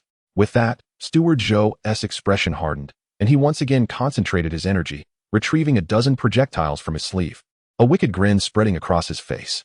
"Miss, you must flee. I will hold him off. And what will you do if I leave?" Yu Qingrong firmly rejected. Though Yin Zheng was ablaze with heat, she gritted her teeth, resolutely grasping the dragon-slaying sword, presenting it to Yin Zheng. With both hands tightly clutching the hilt, she declared earnestly, "Hurry, Yin Zheng, continue the fight." I grasped the hilt of the sword, enhancing its formidable power. As our hands intertwine, an inexplicable energy surges between us. Should the opportunity arise for a more intimate connection, it would undoubtedly amplify the sword's might. At this point, her cheeks flushed with embarrassment, she could say no more. Meanwhile, Zheng's mind buzzed with realization. Her notion of soul connection referred to the bond between a wielder of the dragon-slaying sword and herself. Any form of intimacy would exponentially increase the sword's potency, from mere contact to entwining, ultimately awakening the sword's spirit's latent potential. Very well, I shall give it a try. With no retreat left, Zheng dismissed any concerns of propriety, seizing her delicate hand and raising the sword in unison to face the barrage of incoming marbles. Desperately blocking their assault, the clanging echoed through the air, proving effective. Previously, he had handled the sword alone with little success, but now, with their combined strength, he was able to deflect the marbles back. Yet, the relentless onslaught persisted, and merely defending was not a sustainable strategy. Escape was the only viable option. Seizing the brief window of respite, Zheng strained to rise, one hand wielding the sword in defense while the other grasped Yuqing'er's hand, urging her to flee. Suddenly, to their surprise, as if scattering petals from a celestial flower, the ever-prepared steward Zhou unleashed marbles from his waist, an endless supply cascading into the air like rain-soaked pear blossoms. The overwhelming quantity and force rendered even the dragon-slaying sword incapable of complete protection. As the marbles threatened to descend upon Yuqing'er, Zheng had no choice but to lunge forward, enveloping her in his embrace, burying her head against his chest to shield her from the impending assault. The sounds of impact resounded ominously, thuds, pops, and hisses, each reverberation sending searing pain coursing through his body. Yet, through sheer grit, he persevered. He could not allow Yuqing'er to suffer even the slightest harm. Second dog, you must let me go? There are too many marbles. If this continues, you will perish. Hand me the dragon-slaying sword. I will draw upon its energy to assist you. Yuqing'er, touched yet anxious for Zheng's well-being, implored him urgently, but Zheng could only manage a bitter smile and shake his head. It's futile, Mississippi. While you indeed enhanced the sword's capabilities, it has already sustained damage during our previous confrontation, and the relentless barrage leaves it no respite. It would be as futile as a mantis trying to stop a chariot. The best course of action is for me to protect you while you make your escape through that exit.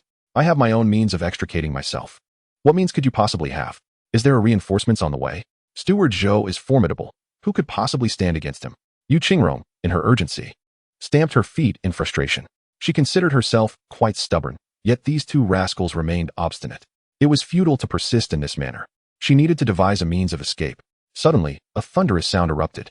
Looking up, she saw Steward Zhou releasing a multitude of marbles, numbering in the hundreds, which then spiraled into the sky. After an intricate maneuver, these marbles were aligned into a single line, ultimately forming the shape of a colossal prayer bead, descending from above like a mountain bearing down, threatening to crush not merely a person but even the fiercest beast into a mere pulp. Coupled with the excruciating heat, it seemed certain that everything would be reduced to ashes in an instant. Miss Run. In a moment of life and death, Zheng let out a fierce roar, exerting every ounce of strength to hold the situation together, heavily pushing Yuqing'er to the ground. Simultaneously, he raised his treasured blade, prepared to fight to the death. Clang. At last, the prayer bead struck down, landing solidly upon Zheng. As she gazed at the swirling dust, Yuqing'er's heart shattered, and tears involuntarily streamed down her cheeks. This was the first time she cried since the annihilation of her family, and it was also the first time she shed tears for a man. This rascal had sacrificed himself for her survival. How could she ever repay such profound loyalty? Would she spend the rest of her life in this shameful despair? You cannot die, dear rascal. You still have to help me rebuild the Yu family, don't you? You must assist me in vanquishing the Xiu family. You have a great vengeance yet to avenge. There is so much left to accomplish. How can you die? How can you? The dust engulfed her anguished cries. Just as she feared Zheng was doomed, the immense prayer bead was pried away by a lever, and he, positioned right beneath it, emerged unscathed. Rascal! Yuqing'er wiped her tears, astonished and uncertain. In the next moment, the lever flipped, drawing in the water, extinguishing the fiery marbles, which then recoiled, allowing Zheng to be pulled free. Steward Zhou is quite the strategist, stealing resources, burning down the storeroom, and plotting to eliminate everyone. Only to frame us for it later? Should the Xiu family become aware of this, how will the Zhou family justify their actions? At that moment, a languid, mocking voice suddenly broke through. Chapter 50. Zheng instinctively. Zheng looked up. At the entrance of the storeroom, a group hastily approached, led by a middle-aged man clad in luxurious attire, exuding an air of superiority. Beside him stood the weary Shuai Gizi, who, upon making eye contact, nodded in unison.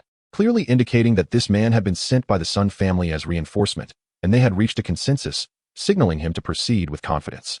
Behind the two individuals stood a group of descendants from the Sun family, each wielding axes and knives, exuding an intimidating aura that suggested they would not hesitate to resort to violence at the slightest provocation.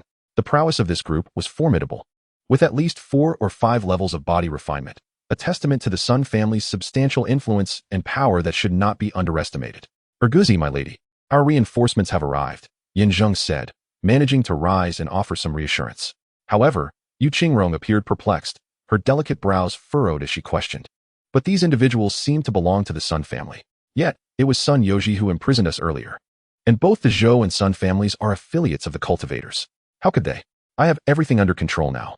Sun Yoji is not only my subordinate, but also a card I hold close to my chest," Zheng replied with a smile. "The situation is rather intricate, and I will explain it to you later. Rest assured, everything is well within my grasp." Yu Qingrong nodded slightly, having developed an unwavering trust in Zheng after numerous contemplations. Regardless of how daunting the circumstances might be, as long as he was present, they could navigate through perilous situations with ease. Furthermore, he had sacrificed everything for the Yu family, even though his initial intention was merely to use the Yu family as a stepping stone. Yet, one must ponder, who else in this world would risk so much for another? Unbeknownst to her, he had already carved a niche in her heart. Sun Dihai? At that moment, Zhou Guanjia, who had initially intended to eliminate Zheng, was taken aback upon seeing the newcomers. A look of confusion crossed his face as he inquired, "What are you doing here? What were you saying earlier? I couldn't comprehend. Could it be that you genuinely do not understand, or are you merely feigning ignorance? You know the truth well enough." Sun Dihai retorted with a cold smirk. "We are both overseers of our respective families, tasked with managing internal affairs and not stirring trouble outside. Yet here you are, leading a raid to plunder supplies and frame others. The evidence is irrefutable, and what more can you say? If you have any sense, surrender quietly, otherwise, I shall take you to the Zhou family for questioning, and with the cultivator's judgment, your entire Zhou family will face utter ruin." "Presumptuous!" Zhou Guanjia shouted vehemently. Even though his scheme had been exposed, surrendering was not in his nature, and the consequences of an admission would be dire. His immediate concern was to extricate himself and deliberate with the young master upon returning. As for this young man and the lady, they were not worth worrying about. He could let them live for a few more days and address matters later. "Do not spout nonsense here. For my purpose in coming is solely to seek retribution for the death of our Zhou family member at the hands of this brat," Zhou Guanjia countered vehemently. "Yet you stand here making baseless accusations. Just wait. I will report your family's crimes to the young master upon my return. That depends on whether you can leave here alive." With that, Sun Dihai, not one to be easily trifled with, rose to his feet in defiance. Before arriving, a man named Shui Gizi had mentioned that the young master Sun Yoji must be rescued, and as one who had received great favors, he felt compelled to assist. However, considering the gravity of the situation, he did not inform the higher-ups of the Sun family. Instead, he led a team to effect the rescue. An agreement was reached that once they extricated a person named Erguzi, Sun Yoji would be released. Furthermore, the opposing party had disclosed the Zhou family's intentions to frame them, which he initially found difficult to believe. Yet upon arriving at the warehouse, his conviction solidified. Sun Yoji's capture was indeed true, and the Zhou family aimed to entrap the Sun family. Thus, capturing Steward Zhou and handing him over to the family for judgment seemed the most prudent course of action. Seeing that persuasion had failed, he resolved to resort to force. He leaped high into the air, charging towards Steward Zhou. In an instant, they were face to face, unleashing their formidable powers in a collision that reverberated with a thunderous sound. The shockwaves of their energies expanded violently, slicing through the surroundings, leaving destruction in their wake. As debris scattered like chaff. "Second young master, over here." After momentarily repelling Steward Zhou, Sun Dihai quickly seized Zheng, who was tightly gripping Yurong. The two, as agile as swallows, sprang forth and soon landed beside Shui Gizi. "Brother Guzi," Shui Gizi called out urgently, "are you all right?" "We're fine." Zheng waved his hand and replied, "So, have the negotiations concluded?" "Yes. As you indicated, Sun Yoji is in our possession, and Sun Dihai must heed our commands. We will capture Steward Zhou and then leave the decision to us. Ultimately, whether or not to release Sun Yoji shall be ours to determine. It is not for them to decide." Zheng's gaze was sharp as he contemplated. Steward Zhou is a peak master of the 6th layer of body refinement. The outcome of this duel remains uncertain. Let us observe the unfolding events. The trio then ceased their conversation, focusing their attention ahead, where a fierce battle was underway. The clash began with a contest of strength. It was unexpected that both family stewards were formidable fighters. Steward Zhou had reached the pinnacle of the 6th layer of body refinement, while Sun Dihai had already attained the early stage of the 7th layer. In the face of such overwhelming power, Steward Zhou attempted to reverse the situation with a technique involving a highly intense burning orb. However, Sun Dihai was no ordinary opponent. Utilizing numerous fine levers, he not only perfectly evaded the orb's assault, but also counterattacked with precision, effectively suppressing his adversary. With a resounding thud, Sun Dihai grunted and, gathering all his strength, launched a barrage of projectiles that swiftly shattered the orbs, the recoil impacting Steward Zhou. With a splatter of blood, Zhou's body arced through the air like a severed kite before crashing heavily to the ground, stirring up clouds of dust. He himself wandered unsteadily upon the ground, trembling, unable to even rise, let alone continue the fight. Suddenly, the atmosphere erupted with fervent cheers. A group of guards from the Sun family roared in excitement, unable to contain their exhilaration. The steward's son is magnificent. The Zhou family is nothing but a pile of refuse. How could they be compared to our esteemed Sun family? They dare to frame us? Kill him. Kill. Kill. While these impassioned declarations stirred Sun Dihai's spirits, he remained clear-headed, fully aware that the steward of the Zhou family held a significant position, and this matter involved grave accusations that required careful consideration. Just as he was about to signal for silence and move to apprehend the Zhou steward, Zheng suddenly declared, "Kill him." What? Sun Dihai was taken aback and turned to look at Zheng. According to Shui Gizi, this scoundrel was the instigator behind the abduction of Sun Yoji. If you kill him, I shall release Sun Yoji. Otherwise, he will undoubtedly perish. Zheng's gaze burned with intensity. Beside them, Shui Gizi and Yu Qinyong exchanged puzzled glances but said nothing, observing quietly. At this moment, Sun Dihai found himself in a dilemma. To kill the Zhou steward might provoke unnecessary trouble, yet sparing him could endanger Sun Yoji's life. After a moment of contemplation, he steeled his resolve, nodded, and charged towards the Zhou steward with his sword drawn. The steward, weak as a wisp of smoke, summoned his will to threaten. Sun Dihai, you cannot kill me. I am the chief steward of the Zhou family, greatly valued by the family head. Should anything happen to me, the responsibility will fall squarely on your Sun family. Do you wish to incite a feud between our clans? Enough of your prattle. The young master has saved my life. I only know that I must save him. The rest is none of my concern. With that, Sun Dihai raised his sword, his expression resolute. What occurs today is your own doing. You have no one to blame but yourself. Prepare to meet your end. With a swift motion, he struck, severing the steward's throat. As a torrent of blood gushed forth, the steward collapsed lifelessly to the ground, still clutching a handful of earth. Had Sun Dihai not acted decisively, he might have fallen victim to a surprise attack. The outcome would have been unpredictable. With a flick of his wrist, Sun Dihai discarded his sword and turned to clasp hands with Zheng, respectfully stating, "Young master, the steward of the Zhou family has been slain by my hand. As per our agreement, you must release my young master. Pray tell, where is he? Please bring him forth." "What haste? We have yet to clarify our matters," Zheng replied, his gaze sharp. "Young master, do not speak lightly of promises. All here are my men, and if I can slay the Zhou steward, I can just as easily eliminate you. Do you dare threaten me?" Zheng let out a cold laugh, extending his neck as he spoke. "Come, strike here. If I manage to evade, consider it my defeat. In terms of strength, I am no match for you. Should you wish to slay me, I am but a fish on the chopping block, at your mercy. However, should any harm befall us, do not think that you will only be deprived of seeing your young master. Even if he were to perish, no one would know. Are you certain? You, steward's son. There is a saying, when one is under a roof, one must bow their head. If you wish to save your young master, you must comply without question. To insist on a confrontation without having any trump cards is sheer folly. Let me tell you, my brother is not a treacherous man. What he promises, he will deliver. But before that, he has certain demands, which you must satisfy. Why must this be a confrontation fraught with tension? What do you think? Fine, you are indeed formidable." Sun Dihai could only swallow his frustration, nodding as he said, "Speak. What do you wish me to do?" Chapter 51. Those who recognize the times are the true heroes. "Steward's son, be sensible." Yen smiled, patting his shoulder lightly, and said, "Listen closely, I have several requests. Fulfill them, and Sun Yoji will naturally return safely. Otherwise, do not even dream of obtaining his corpse." "What do you propose?" Sun Dihai asked, his face darkened. Behind him, the guards of the Sun family stood ready, prepared for any eventuality. Yu Qingrong felt a twinge of worry, yet was reassured by Shui Gizi that there was no need for concern, with Brother Guzi around. All problems could be resolved. "First, before your arrival, Steward Zhou confiscated our supplies and silver. Therefore, you must retrieve those supplies for me. And as for the missing 50,000 taels of silver, you must provide that as well." Is that agreeable? 50,000 taels? Yu Qingrong was taken aback, instinctively about to speak, but was pulled back by Shui Gizi, who fervently shook his head, signaling her to remain calm. 50,000 taels was indeed a substantial sum. Sun Dihai's lips twitched, gritting his teeth as he replied, "Very well, I agree. Excellent. Secondly, in this incident, I have lost many brothers. You must assist me in selecting 100 individuals of impeccable character. Remember, by impeccable, I mean those who have not committed any crimes and possess a certain level of martial cultivation. Most importantly, they must not be your spies among us. I can discern between the living and the dead. Lastly, their allegiance must not be tied to any faction in Yefeng City. Do you understand? You expect me to bolster your ranks with such demands? Truly, your requests are rather excessive." Sun Dihai trembled with fury.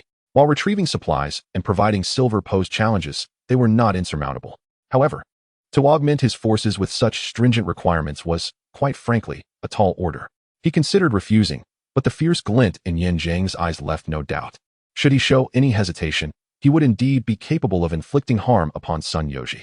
From the moment he was saved by Sun Yoji, he vowed to dedicate his life to protecting him, resolutely refusing to abandon him under any circumstance. He understood the gravity of the task ahead, though challenging. He would persevere for the sake of the young master. Sun Dihai nodded solemnly. Yin Zheng, with a hint of melancholy, remarked, "Indeed, steward's son, your loyalty is commendable. A true paragon among men. If I had a subordinate like you, I would face my demise without regret. I require those two matters resolved by dawn tomorrow. At that time, we shall exchange both the person and the goods." Sun Dihai was taken aback, frowning as he questioned, "Why not now? Can you provide me with what I seek at this moment? Since you cannot, do not dawdle here. There are still 4 or 5 hours until dawn. You must use your time wisely." Yin Zheng sneered, warning, "Let me be clear. The items I require must be in place by tomorrow, or Sun Yoji will meet his end. I assure you."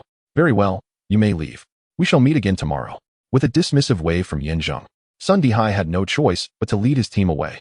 As they passed the group of skilled individuals, he intended to issue a command but was stopped by Yin Zheng. "I will keep these individuals. You need not concern yourselves with them. Just prepare the items as I instructed." Reluctantly, Sun Dihai nodded and departed in haste.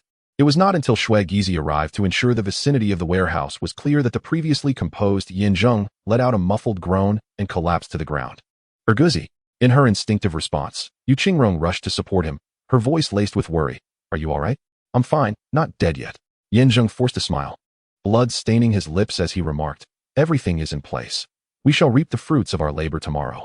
Now, we must return to the manor to recuperate. I also need to tend to my injuries.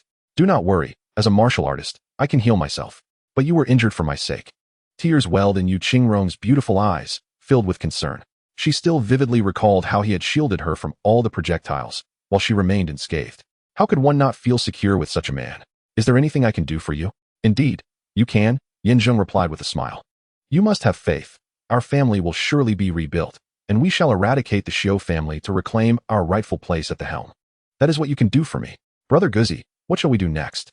At that moment, Shui Gizi returned from his inspection, asking urgently, "Of course, we must return to the manor to rest. However, before we go, we must first deal with them." Yin Zheng gestured towards the skilled individuals. Yu Qingrong, puzzled, inquired, "What is the purpose of keeping them here?" Although they possess no cultivation, merely being mortals, they have aided Zhou the steward in his nefarious deeds. Many lives were lost because of them. Thus, one must make full use of resources. Gizi, you go and arrange for them to continue leaving traces, with the ultimate aim of staging the scene as the work of the Zhou family, seizing supplies, and committing murder, correct? Yu Qingrong gasped in astonishment. Meanwhile, Shui Gizi, who was already well aware of the intricacies of the scheme, wore a calm expression and remarked with a smile, "I understand." At that moment, Dog Brother instructed Sun Dihai to kill Steward Zhou, intending to frame and entrap him by arranging the scene to implicate the Zhou family. They aimed to incite a dog-eat-dog scenario. In this manner, with Steward Zhou murdered, the Zhou family would undoubtedly seek retribution, while the Sun family, being framed, would find themselves the target of public scorn. The Zhou and Sun families, both pawns of the Xiu family. If we can simultaneously eliminate these left and right arms, the Xiu family will surely be gravely weakened, and it will be an opportune moment for our Yu family to rise. Yu Qingrong gazed at Yin Zheng in disbelief. Yin Zheng smiled faintly and said, "Indeed, but this is merely the first step. To eliminate the Xiu family, we must play them to their demise. Sometimes, killing is not the most satisfying method. To torment someone to death is the only way to alleviate the hatred in one's heart. Subsequently, Shui Gizi arranged for Zheng Long and Zhao Hu to take action, leading the other bandits to orchestrate the forgery of the scene. After about an hour of bustling activity, the warehouse was filled with traces of the Sun family. Then, this group was collectively slaughtered, and the place was set ablaze, ensuring that everything was foolproof. Under Shui Gizi's guidance, dozens of them proceeded to the grand mansion that Sun Yoji had arranged in advance. It was indeed spacious and opulent, not only tastefully decorated but also well-equipped with all necessary amenities, and crucially, as the crowd arrived, warm meals and delightful snacks were abundantly available. Dividing the crowd into several groups based on headcount, Shui Gizi allocated 3 to 4 individuals per room, perfectly suited to the space. As Yin Zheng needed to tend to his wounds, he took a separate room in the main hall. After ascending the steps, he turned to face the crowd in the courtyard and proclaimed loudly, "Esteemed guests, please take a moment to rest tonight. Tomorrow morning, once matters are resolved, we shall move to a more comfortable place. The reconstruction of our Yu family is imminent. As long as you follow Miss Yu, everything you desire will be within reach. However, if anyone harbors ulterior motives, do not blame me for being ungracious. Yes, dog brother, we pledge our lives to follow Miss Yu and the Yu family. Should anyone dare to betray this oath, may heaven and earth punish them, leaving them with no burial place." The crowd knelt repeatedly, shouting in unison. Witnessing this scene, not only Yin Zheng, but even Yu Qingrong could not help but feel a surge of excitement. Once a person of nothing, under Yin Zheng's leadership, she found herself possessing this group of loyal warriors. With them, how could she fear the failure of her grand ambitions? Returning to his room and securely closing the door to ensure everything was in order, Yin Zheng finally sat upon the couch. Closing his eyes to cultivate his spirit, he allowed his internal energy to circulate throughout his body. After several cycles of this practice, his external wounds began to heal, and his internal injuries gradually mended. Until he confirmed that his body was unharmed, he did not hesitate and silently murmured, "Input. Input successful. The host's current kill value is 2,468 points. Would you like to use the simulation device? Each use costs 1,000 points."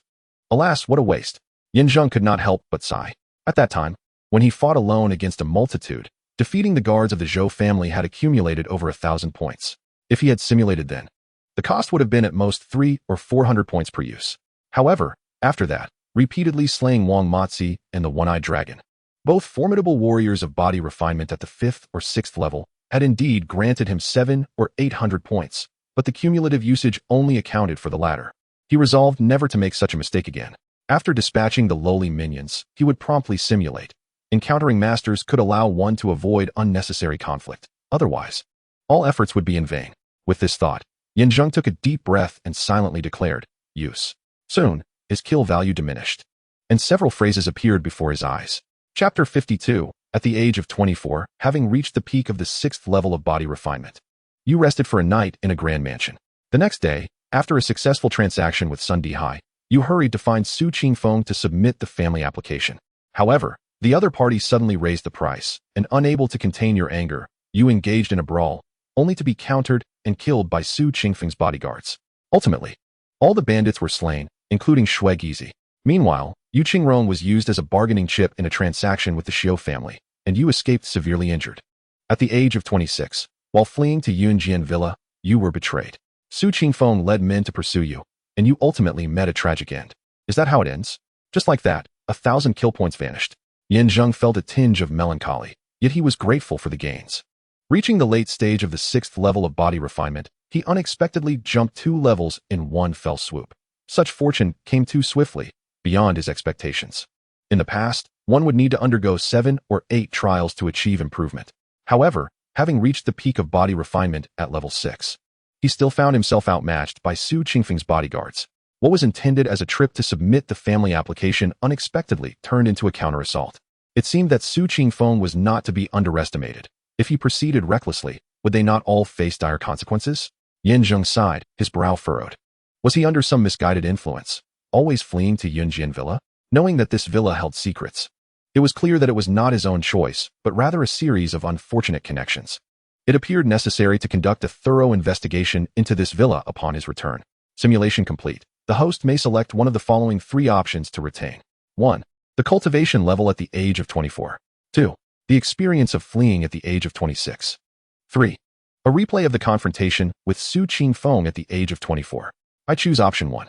Yin Zheng made his decision without hesitation. After enduring considerable hardship, The moment to elevate his cultivation had finally arrived. Missing this opportunity would mean a lost chance. With enhanced strength, every challenge would seem surmountable. Although he felt a curiosity about the circumstances at that time, the allure of greater power overshadowed his inquiries. Boom. Soon, as Zheng made his choice, a familiar aura began to circulate throughout his being. He ventured onto the path of vigor, progressing steadily until he reached the peak of the 6th layer, where he encountered an insurmountable barrier. This 6th layer barrier loomed like a mountain, seemingly impossible to surpass. Yet, the transformation brought about by his ascension was unmistakably profound. His physical form had strengthened and his senses heightened. The divine light of the 6 paths enveloped him, surging like an inexhaustible ocean, abundant and unyielding. The brilliance, whether vibrant or subdued, was awe-inspiring and utterly formidable. Exhilarated, Zheng let out a triumphant roar, feeling invigorated and enveloped in an indescribable comfort. It was as though he could strike down a bull with a single punch. And this surge of enthusiasm left him in a state of euphoria. Eventually, he began to regain his composure. The pressing matter at hand was to unravel the enigma surrounding Su Qingfeng. Aware of the man's ulterior motives, he recognized the necessity of reconstructing the Yu family and submitting a family application to him.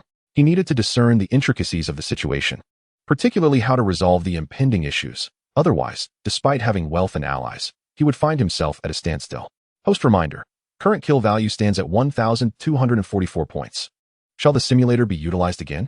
Each use costs 1,000 points. This was his final opportunity. He was not overly concerned about the kill value. If it was depleted, he could always accumulate more. The crucial point was that if he failed to discover a solution this time, he would have to delay seeking out Su Qingfeng, continuing his path of slaughter and simulation until he found a resolution. Otherwise, it would be a futile endeavor leading to his demise. As Zheng solidified his resolve, several lines of text reappeared before his eyes. At 24 years old, at the peak of the 6th layer of body refinement, you confront Su Qingfeng, who raises his demands aggressively. Ultimately, you are overpowered. Just as you intend to eliminate everyone, you encounter the young master of the Zhou family, Zheng, who leverages the warehouse matter to coerce you. He intervenes on your behalf, ensuring you successfully obtain the qualification to formally join the family alliance. As soon as the crowd departs, they are ambushed secretly, resulting in countless casualties. Shui Gizi is slain, Yu Qing'er is captured, and you narrowly escape with injuries. When you go to appeal to the family alliance, you discover that the headquarters of the alliance in the state region is none other than Yunjian Mountain Manor. At the age of 27, you return to Nightwind City as a representative of the Cloud Sword Manor. After uniting with other families to eradicate the Xiu family, you assisted in the reconstruction of the Yu family under the leadership of Yu Qingrong, thereby ascending to the pinnacle of family prestige and acquiring sect qualifications. However, rather than being sent to the sect, the manor presented you to the 8th prince, subjected to severe torture in pursuit of the whereabouts of a treasured item. Your frail constitution could not withstand the assault, leading to your untimely demise. In the aftermath of this life, Zheng fell into deep contemplation. He remained unable to contend with Su Qing, evidently surrounded by formidable experts, rendering him powerless. The sole means to counter this was to leverage Zhou Yexing to restrain the opponent. However, upon venturing outside, he encountered an ambush. Even with his peak strength at the 6th level of body refinement, he struggled to resist, ultimately unable to escape the fate of death. Thus, it became clear that leaving the auction house was ill-advised, as it posed the risk of total annihilation. However, a realization began to dawn upon him. It was no wonder there had been continuous ties with the Cloud Sword Manor, as they were the regional leaders of the family alliance. Since the establishment of the Yu family was their goal, their interests were inextricably linked. Of course, regardless of their treatment towards him, they would ultimately deliver him to the guillotine for the 8th prince. Previously, he had been perplexed by the 8th prince's animosity, but the recent torturous interrogation seemed to suggest he was seeking some form of treasure. Upon completion of the simulation, the host was presented with 3 options to retain. 1. The cultivation level at 24 years of age. 2. The martial arts experience at 27 years of age. 3. A replay of the moment he was ambushed by Zhou Yexing at 24. After a period of reflection, Zheng ultimately chose the 3rd option. The first could be disregarded entirely. As for the second, his current skills in the chicken killing technique had reached the 3rd tier, adequate for self-preservation, but not formidable enough to ensure consistent survival against repeated assaults. Thus, resolving the pressing issue was paramount, and revisiting the ambush scene was crucial for identifying a breakthrough. With his choice made, a thunderous sound resonated in his mind, and a player interface manifested before him. The imagery revealed that, in an effort to eliminate future threats, Zhou Yexing had dispatched the 10 strongest experts from the Zhou family to surround and attack. These individuals were formidable, with the weakest at the mid-stage of the 6th level of body refinement, while the strongest exceeded the 7th level, far beyond his capability to contend. As the ambush commenced, it unfolded like a simulation of life, resulting in widespread casualties. Zheng meticulously scrutinized every detail, ultimately pinpointing a critical moment. Zhou Yexing's desperate desire to exterminate everyone stemmed from his intention to capture Yu Qingrong as an offering to the Xiu family. He had been misappropriating resources provided by the Xiu family for personal indulgence, seeking to rectify his misdeeds through this act. Otherwise, the entire Zhou family would face dire consequences. Having grasped the sequence of events, Zheng was resolute. By seizing this leverage, Zhou Yexing would be compelled to heed his commands. Once the Yu family was re-established, he could then eliminate the Zhou and Sun families, paving the way for monumental success. Chapter 53. The following morning, Zheng awoke early. As he stepped out of his room, he discovered that Zhang Long, Zhao Hu, and others were already assembled in the courtyard, poised and ready. After a day of rest, everyone was invigorated, shedding the weakness and despondency that had previously enveloped them. Guizi, has Master Cui entrusted the individual to you? Zheng inquired. Shui Guizi responded with a calm smile. Rest assured, Sun Yoji is confined in the woodshed. Once the transaction is complete, I shall bring him forth. However, will Sun Dihai arrive today?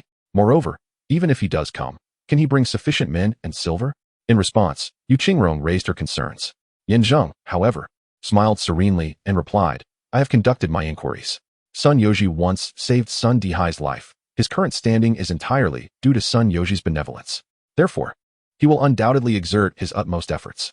The steward of the Sun family holds significant influence. While this endeavor may pose challenges, I am confident in his capabilities. If we cannot attain satisfactory results, shall we then eliminate Sun Yoji? Zhang Long remarked instinctively. Zhao Hu, however, smiled and shook his head, casting a meaningful glance at Zheng. From my understanding of Brother Guzi, Yoji is a trump card that must not be discarded under any circumstances. If Sun Dihai fails, we can leverage Sun Yoji to negotiate with the Sun family. We shall inevitably reap benefits. If he succeeds, releasing Sun Yoji would also be inconsequential. The expert traces left behind last night should come into play, shouldn't they, Brother Guzi? With a hearty laugh, Zheng nodded in satisfaction. Indeed, you know me well. Zhao Hu, the guests have arrived. Before he could finish, a bandit rushed into the courtyard, shouting urgently. Moments later, Sun Dihai appeared, accompanied by a contingent of Sun family guards, who were burdened with 10 hefty chests, straining under their weight. With a resounding thud, the chests were set down, kicking up a cloud of dust that rose 3 feet into the air. Second Master, Sun Dihai stepped forward, clasping his fists in respect. These 10 chests each contain 5,000 taels of silver. Please verify. With a slight nod, Zheng signaled to Shui Guizi, who immediately understood and led a team to open the chests one by one. Before long, the glistening silver lay before them. After a meticulous count that lasted a quarter of an hour, Shui Guizi respectfully reported, Brother Guzi, all has been inspected. It is indeed genuine silver, without any discrepancies. Excellent. Zheng inhaled deeply. To join the family alliance required 10,000 taels, while the remaining 40,000 were necessary for sustaining daily expenditures. After all, rebuilding the Yu family, recruiting troops, and expanding enterprises all demanded initial capital. Once everything was in place, they would confront the Xiu family for supremacy. Steward Sun, the funds are confirmed. Where are the people? Zheng turned to Sun Dihai and remarked with a smile. These 2 conditions are indispensable. Otherwise, I shall have to confiscate your money. And yet, Sun Dizheng cannot be returned to you. Rest assured, once I, Sun Dihai, promise something, I shall undoubtedly fulfill it. However, your courtyard, though spacious, may not accommodate such a multitude. I kindly request that the second young master accompany me outside to assess the situation. Very well. Subsequently, they all proceeded outside the estate. Upon reaching the entrance, a sea of people greeted their eyes. At a cursory glance, there appeared to be around 200 individuals, at least double the agreed number. Manager Sun, what is the meaning of this? Zheng inquired, his skepticism evident. While I am not fully acquainted with your background, I am aware of your manner of conduct. Should you trouble me further, I remain uncertain how I might respond. Therefore, I have gathered additional people for you. Take as many as you desire. Here is the roster. I have thoroughly investigated each individual, and the majority meet your criteria. Choose wisely, and once you have made your selections, return the young master to me. As he spoke, Sun Dihai stepped forward, glaring fiercely at Zheng, and warned. The young master is my savior. I caution you. I have acted according to your demands, and should you attempt any further tricks, fear not. My word is my bond. I shall not deceive you. After assuaging the tension, Zheng personally examined the roster. The identities, strengths, and moral characters of the individuals were meticulously documented, with additional comments indicating that Sun Dihai had dispatched someone to investigate and verify their backgrounds. The details of the 200 individuals were immaculate, devoid of any deceit. Very well, Manager Sun, your handling of this matter is commendable.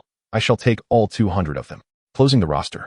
Zheng nodded at Sun Dihai and then commanded, Zhang Long, escort all 200 individuals into the residence. Designate 100 to remain behind and the other 100 to accompany us, without error. Yes, brother dog. Zhao Hu, provide Manager Sun with 50,000 taels of silver, retaining 10,000, and deposit the remaining 40,000 in the bank. Do you understand? Understood. Once arrangements were made, Zheng instructed Shui Gizi to go to the woodshed and bring out Sun Yoji. Young master. Upon seeing Sun Yoji, Sun Dihai was visibly agitated, calling out anxiously. Meanwhile, the guards behind him all knelt in unison, raising their voices in fervent support. Sun Yoji nodded indifferently, ignoring the commotion, and turned to Zheng, stating, Brother dog, while I possess the evidence you claim to be framing me with, should I manage to extricate myself, dealing with you will be a trivial matter. I can tolerate you stealing my money and demanding my people, but I have but one request. I wish to know how you plan to deal with the Zhou family.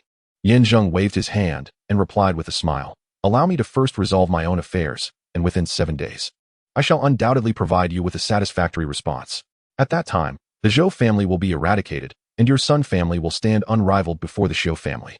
As a meritorious contributor, you shall undoubtedly be highly valued. I hope that in the future, our two families can collaborate closely. No problem. After reaching an agreement, Sun Yoji turned and left.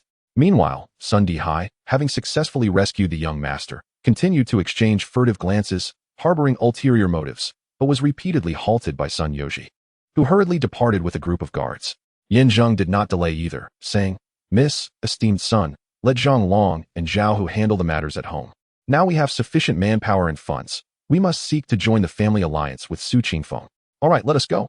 Indeed, by joining the family alliance, we shall gain its protection. At that point, we can boldly declare our return to the Yu family, and even if the Xiu family becomes aware, they would not dare to act against us. The two spoke with great confidence. Zheng merely nodded, yet inwardly he chuckled at their naivety. They were oblivious to Su Qingfeng's true nature. He pondered what dangers awaited them on this trip. Had it not been for the foresight provided by the simulator, this journey could have led to their utter ruin. Of course, there was no need to stir up trouble. They would tackle challenges as they arose, which should not pose significant issues. Half an hour later, as midday approached, a grand entourage of 100 arrived at the Jiangyou auction house. To avoid drawing unnecessary attention, they divided into several small groups, each consisting of 6 or 7 people, lingering around the streets. Zheng, accompanied by Yu Qingrong, proceeded directly to the auction house. This establishment boasted a wide array of services, primarily focused on the auction of divine weapons and martial arts manuals, alongside various luxury goods. It was not only the premier auction house in Lingnan City, but also renowned throughout the entire prefecture. Upon entering, they found it bustling with activity. After making a note at the front desk and waiting a moment, a young attendant led them to Su Qingfeng's chamber. Ah, you've arrived. As soon as they stepped inside, a hearty voice greeted them. Zheng looked up to see Su Qingfeng, a man of about 40 years, clad in immaculate white robes. He appeared cultured and amiable, exuding an air of congeniality without any sense of dissonance. Upon closer inspection, while he possessed some cultivation, his strength was not formidable enough to instill fear. However, lurking behind the curtains beside him were 2 bodyguards, exuding a palpable aura of menace. Clearly, they were his personal protectors, formidable enough that even Zheng, at the pinnacle of his 6th stage of body refining, would not stand a chance against them. Greetings, esteemed boss Su. I know, you're Heir Guzi, correct? Su Qingfeng interjected, rising with a smile. I've been expecting you. You wish to submit your family's application, is that right? The Yu family, I presume? Come, let us discuss this matter right away. Chapter 54. Zheng was taken aback. Although they had previously reported at the front desk that they intended to submit an application to join the family alliance, they had not specified their names. How did he know who he was? Moreover, his enthusiasm was quite remarkable. Such unusual behavior must harbor ulterior motives. According to the guidance from the Sims, he was raising the stakes. It remained unclear what his current actions truly aimed to achieve. Soon, the other party approached, first soothing the 3 individuals to take their seats, then instructing his attendants to serve tea and refreshments. After a flurry of pleasantries and warm exchanges, Zheng maintained his vigilance throughout. while Shui Gizi and Yu Qingrong appeared at ease. Initially somewhat anxious before entering, they now felt reassured by Su Qingfeng's demeanor. Joining the family alliance promised protection. Regardless of past grievances and disputes, they would become mere wisps of smoke. In due time, when the news reached the major families, the Xiu family would be powerless against them, standing on equal footing, and none would dare to act against them in the short term. Mr. Su, allow me to introduce our young lady, Yin Zheng began, but Su Qingfeng interrupted with a jovial smile. The Yu family once stood as the foremost family in Night Wind City, the pinnacle among the 8 clans. How glorious! It is regrettable, however, that their fortunes waned, leading to their near annihilation. Fortunately, the Yu family still has a lone scion. With Miss Yu here, the restoration of the Yu family is surely imminent. Thanks to your kind words, Mr. Su. I hope that as we find our place within the family alliance, you will look after us, Yu Qingrong said, rising to express her gratitude. Shui Gizi added, seeing Mr. Su's warm hospitality, I am convinced that our application to join the family alliance will be favorably received. Rest assured, once the Yu family rises again, we will never forget your support. Our entire family will be eternally grateful. Indeed, Su Qingfeng replied, nodding with a smile, and invited them to continue enjoying tea and pastries, yet he refrained from mentioning their application. Yin Zheng's intuition warned him that Su Qingfeng was undoubtedly scheming something, yet he remained cautious, ever vigilant of the potential dangers lurking behind the curtain, fearing that any misstep could provoke a swift and violent response. Mr. Su, I am quite curious about something and would appreciate your insight, Yin Zheng ventured. Please, speak up, young master, Su Qingfeng encouraged. In our report, we merely stated our intention to join the family alliance without disclosing our identities. To be frank, I have only recently arrived in Nightwind City, and Miss Yu has been missing for 3 years. You may not be familiar with our appearances, yet you seem to know our identities. Might there be an explanation for this? Brother dog, what are you doing? Hearing this, Shui Gizi quickly nudged Yin Zheng and whispered, Mr. Su's abilities are vast. He likely knows our identities and even the minutiae of our very beings. There is no need for alarm. Do not provoke Mr. Su's displeasure. Brother heir, perhaps you're being overly cautious? Yu Qingrong chimed in. I find Mr. Su quite amiable. He is not only the proprietor of the auction house, but also a key figure within the family alliance. Discerning the details of others should be quite simple for him. Our hope for the Yu family's revival hinges on him, so it is best not to complicate matters at this critical juncture. Indeed, they all chuckled. Moments after speaking, Su Qingfeng suddenly burst into laughter, savoring a sip of tea before waving his hand and saying, It matters not. If the second young master wishes to know, I shall oblige. With that, he rose to his feet, glancing at the sandalwood on the windowsill, a mischievous smirk forming at the corners of his mouth as he continued.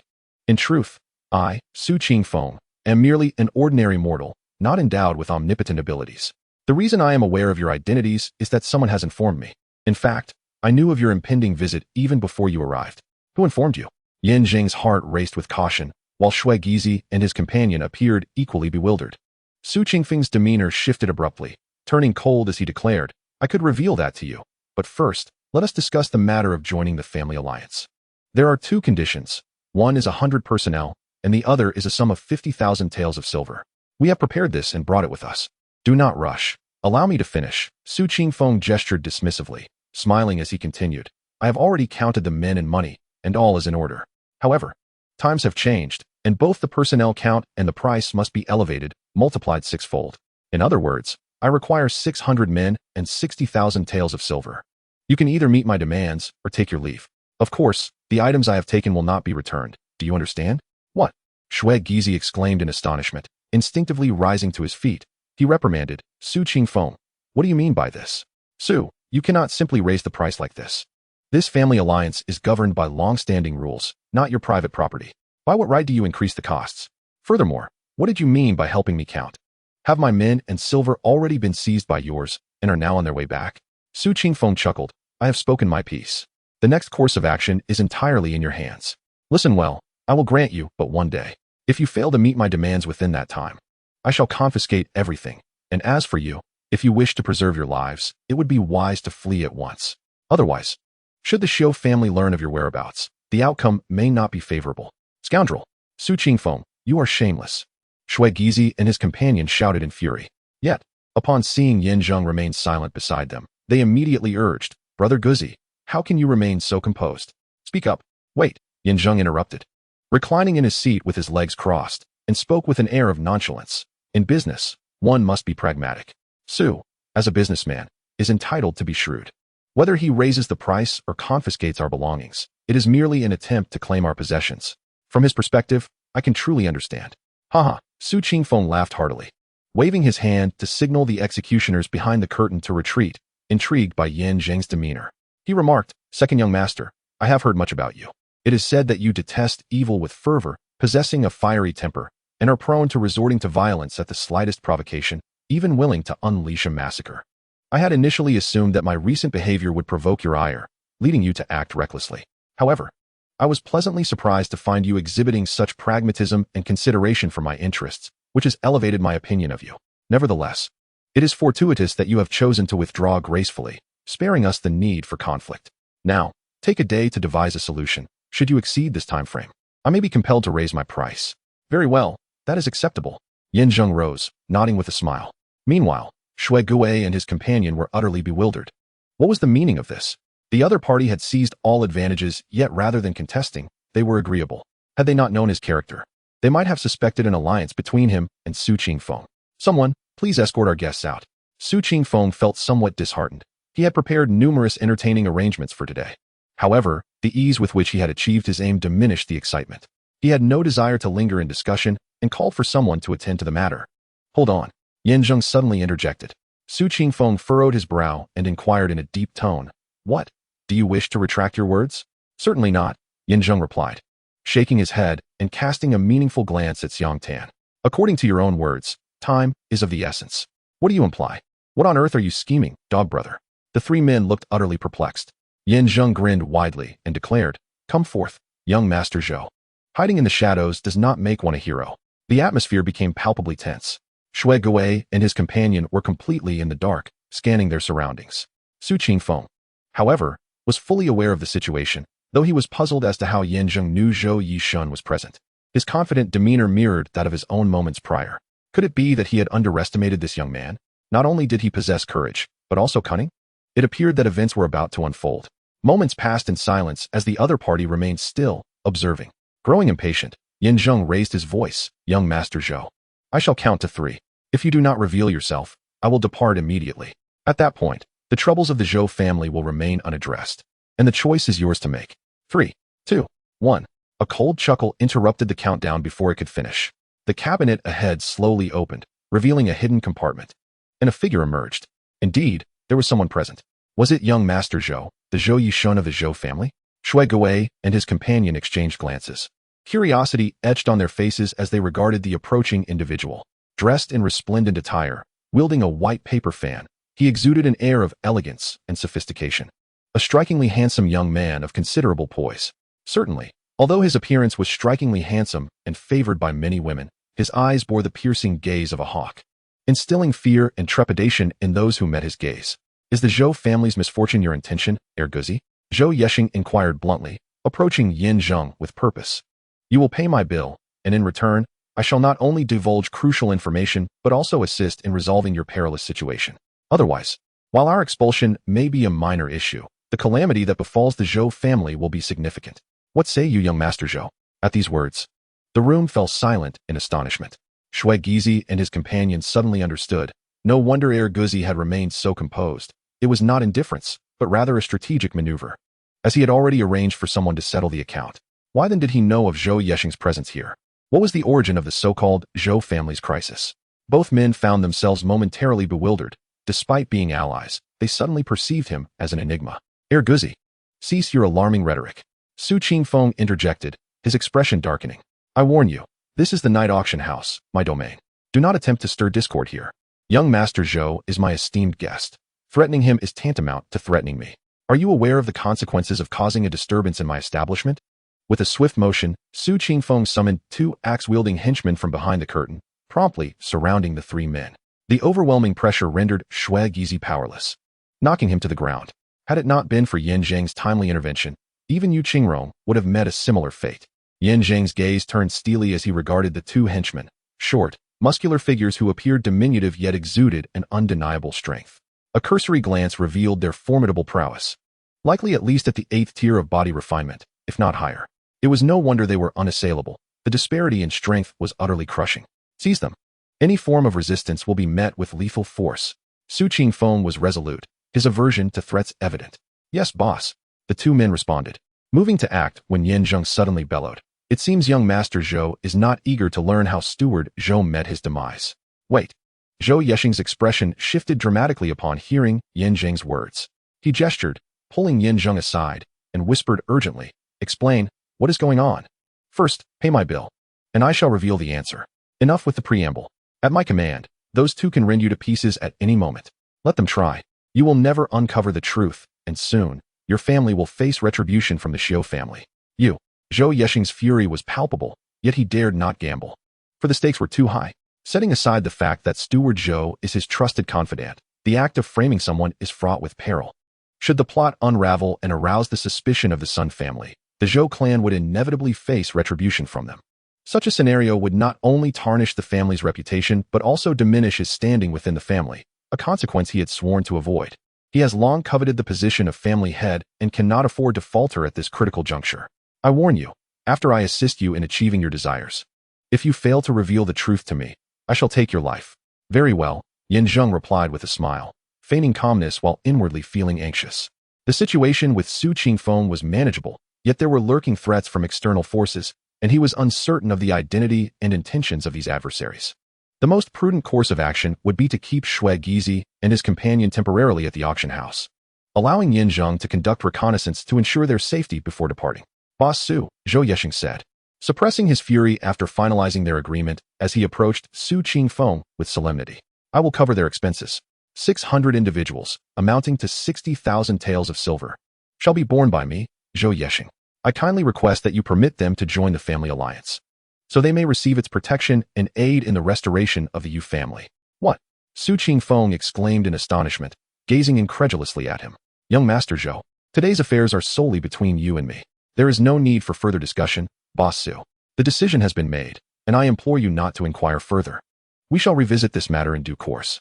As he spoke, Zhou Yexing gave him a series of significant glances. Su Qingfeng, though perplexed by the specifics, understood that today's events were orchestrated by Zhou Yexing.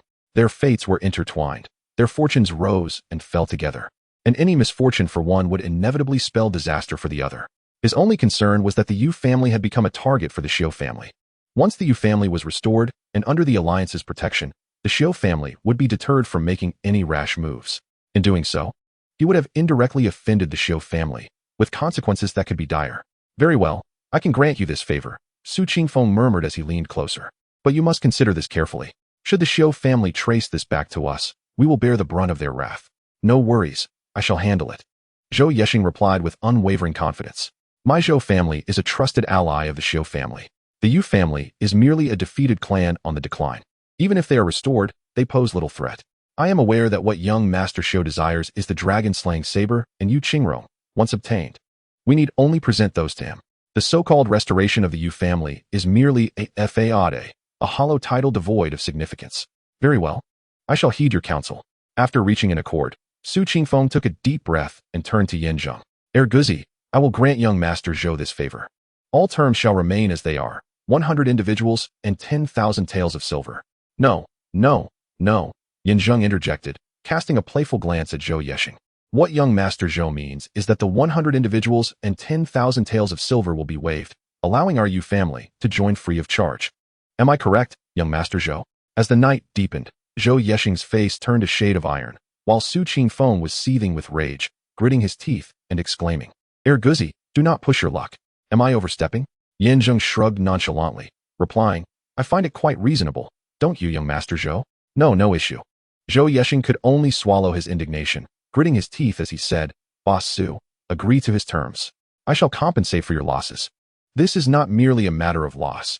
It is a blatant mockery of us. Su Qingfeng grunted repeatedly, wishing to exact vengeance on Zheng. Yet mindful of his relationship with Zhou Yexing, he reluctantly acquiesced, nodding in pain. Let it be as you say. Join the family alliance for free. Come, let us sign the agreement. Thank you, Boss Su. Zheng clasped his fists and turned to Yu Qingrong, smiling. Miss, please proceed. This miss. Hurry along. Guzi has arranged everything for you. You need only make a brief appearance. Oh, very well. Yu Qingrong's mind was still buzzing, although she was somewhat bewildered. Everything seemed to be progressing in a favorable direction. As she had anticipated, no matter how difficult the circumstances, with Guzi around, every problem appeared surmountable. Subsequently, Yu Qingrong went to sign the agreement, while Shui Gizi supervised from the side. The two enforcers remained steadfast, ever vigilant, and ready. Zhou Yexing, however, was impatient, pulling Yin Zheng aside and urgently inquiring, Guzi, I have fulfilled your request. Now it is your turn. I warn you, do not try to deceive me regarding this matter with the Sun family. Yin Zheng did not shy away, stating plainly, it was Sun Dihai who murdered Butler Zhou and framed the warehouse incident to appear as though it were the Zhou family's doing, leaving ample evidence of your family's involvement. This matter is as clear as day. Your family cannot deny it. If the Xiu family learns of this robbery and the framing, your family shall face dire consequences. Chapter 56. The Sun family. Upon hearing this, Zhou Yexing's expression darkened, and after a moment of contemplation, he looked at Yin Zheng with suspicion, asking, how did you come to know of this? What reason do I have to trust you? If you are attempting to sow discord between our families, I assure you, the looted goods are rightfully mine. Do you think I am unaware? What? Stealing my resources and killing my people, young Master Zhou, what a clever ploy. To pin the blame on the Sun family, yet you did not foresee the repercussions, falling victim to their retaliation and being used as leverage against you. Just imagine if the Xiu family were to find out. Enough. Zhou Yexing interrupted sharply, glaring at Yin Zheng. What exactly are you aiming to achieve? Nothing much. Merely seeking a foothold in Yefeng City, Yin Zheng replied with a composed demeanor, adding calmly, rest assured, I will keep your family's sordid affairs confidential. The Sun family seeks to retaliate against the Zhou family, intending to frame them. I can mediate this matter for you. I will arrange a negotiation between you and the eldest son of the Sun family, Sun Yoji. This issue can then be laid to rest, allowing for peaceful coexistence in the future. You have conditions, do you not? Zhou Yexing is no fool. He is acutely aware that nothing comes without a cost. To gain something, one must inevitably sacrifice something else. He promptly interjected, speak, what are your terms? Furthermore, you mentioned arranging for me to negotiate with the Sun family. Do you truly believe they will heed your words? Whether they listen to me is my concern, not yours. As for my conditions, they are quite simple, consisting of 2 points. First, 3 days hence, I will arrange a meeting between the two families. The specific location will be communicated to you by my people. At that time, you must bring the remains of the entire Yu family. Not a single bone may be missing. Second, I have matters to attend to outside, and you must ensure the safety of Yu Qingrong and Shui Gizi. Should any harm befall them, the Zhou family will face dire consequences.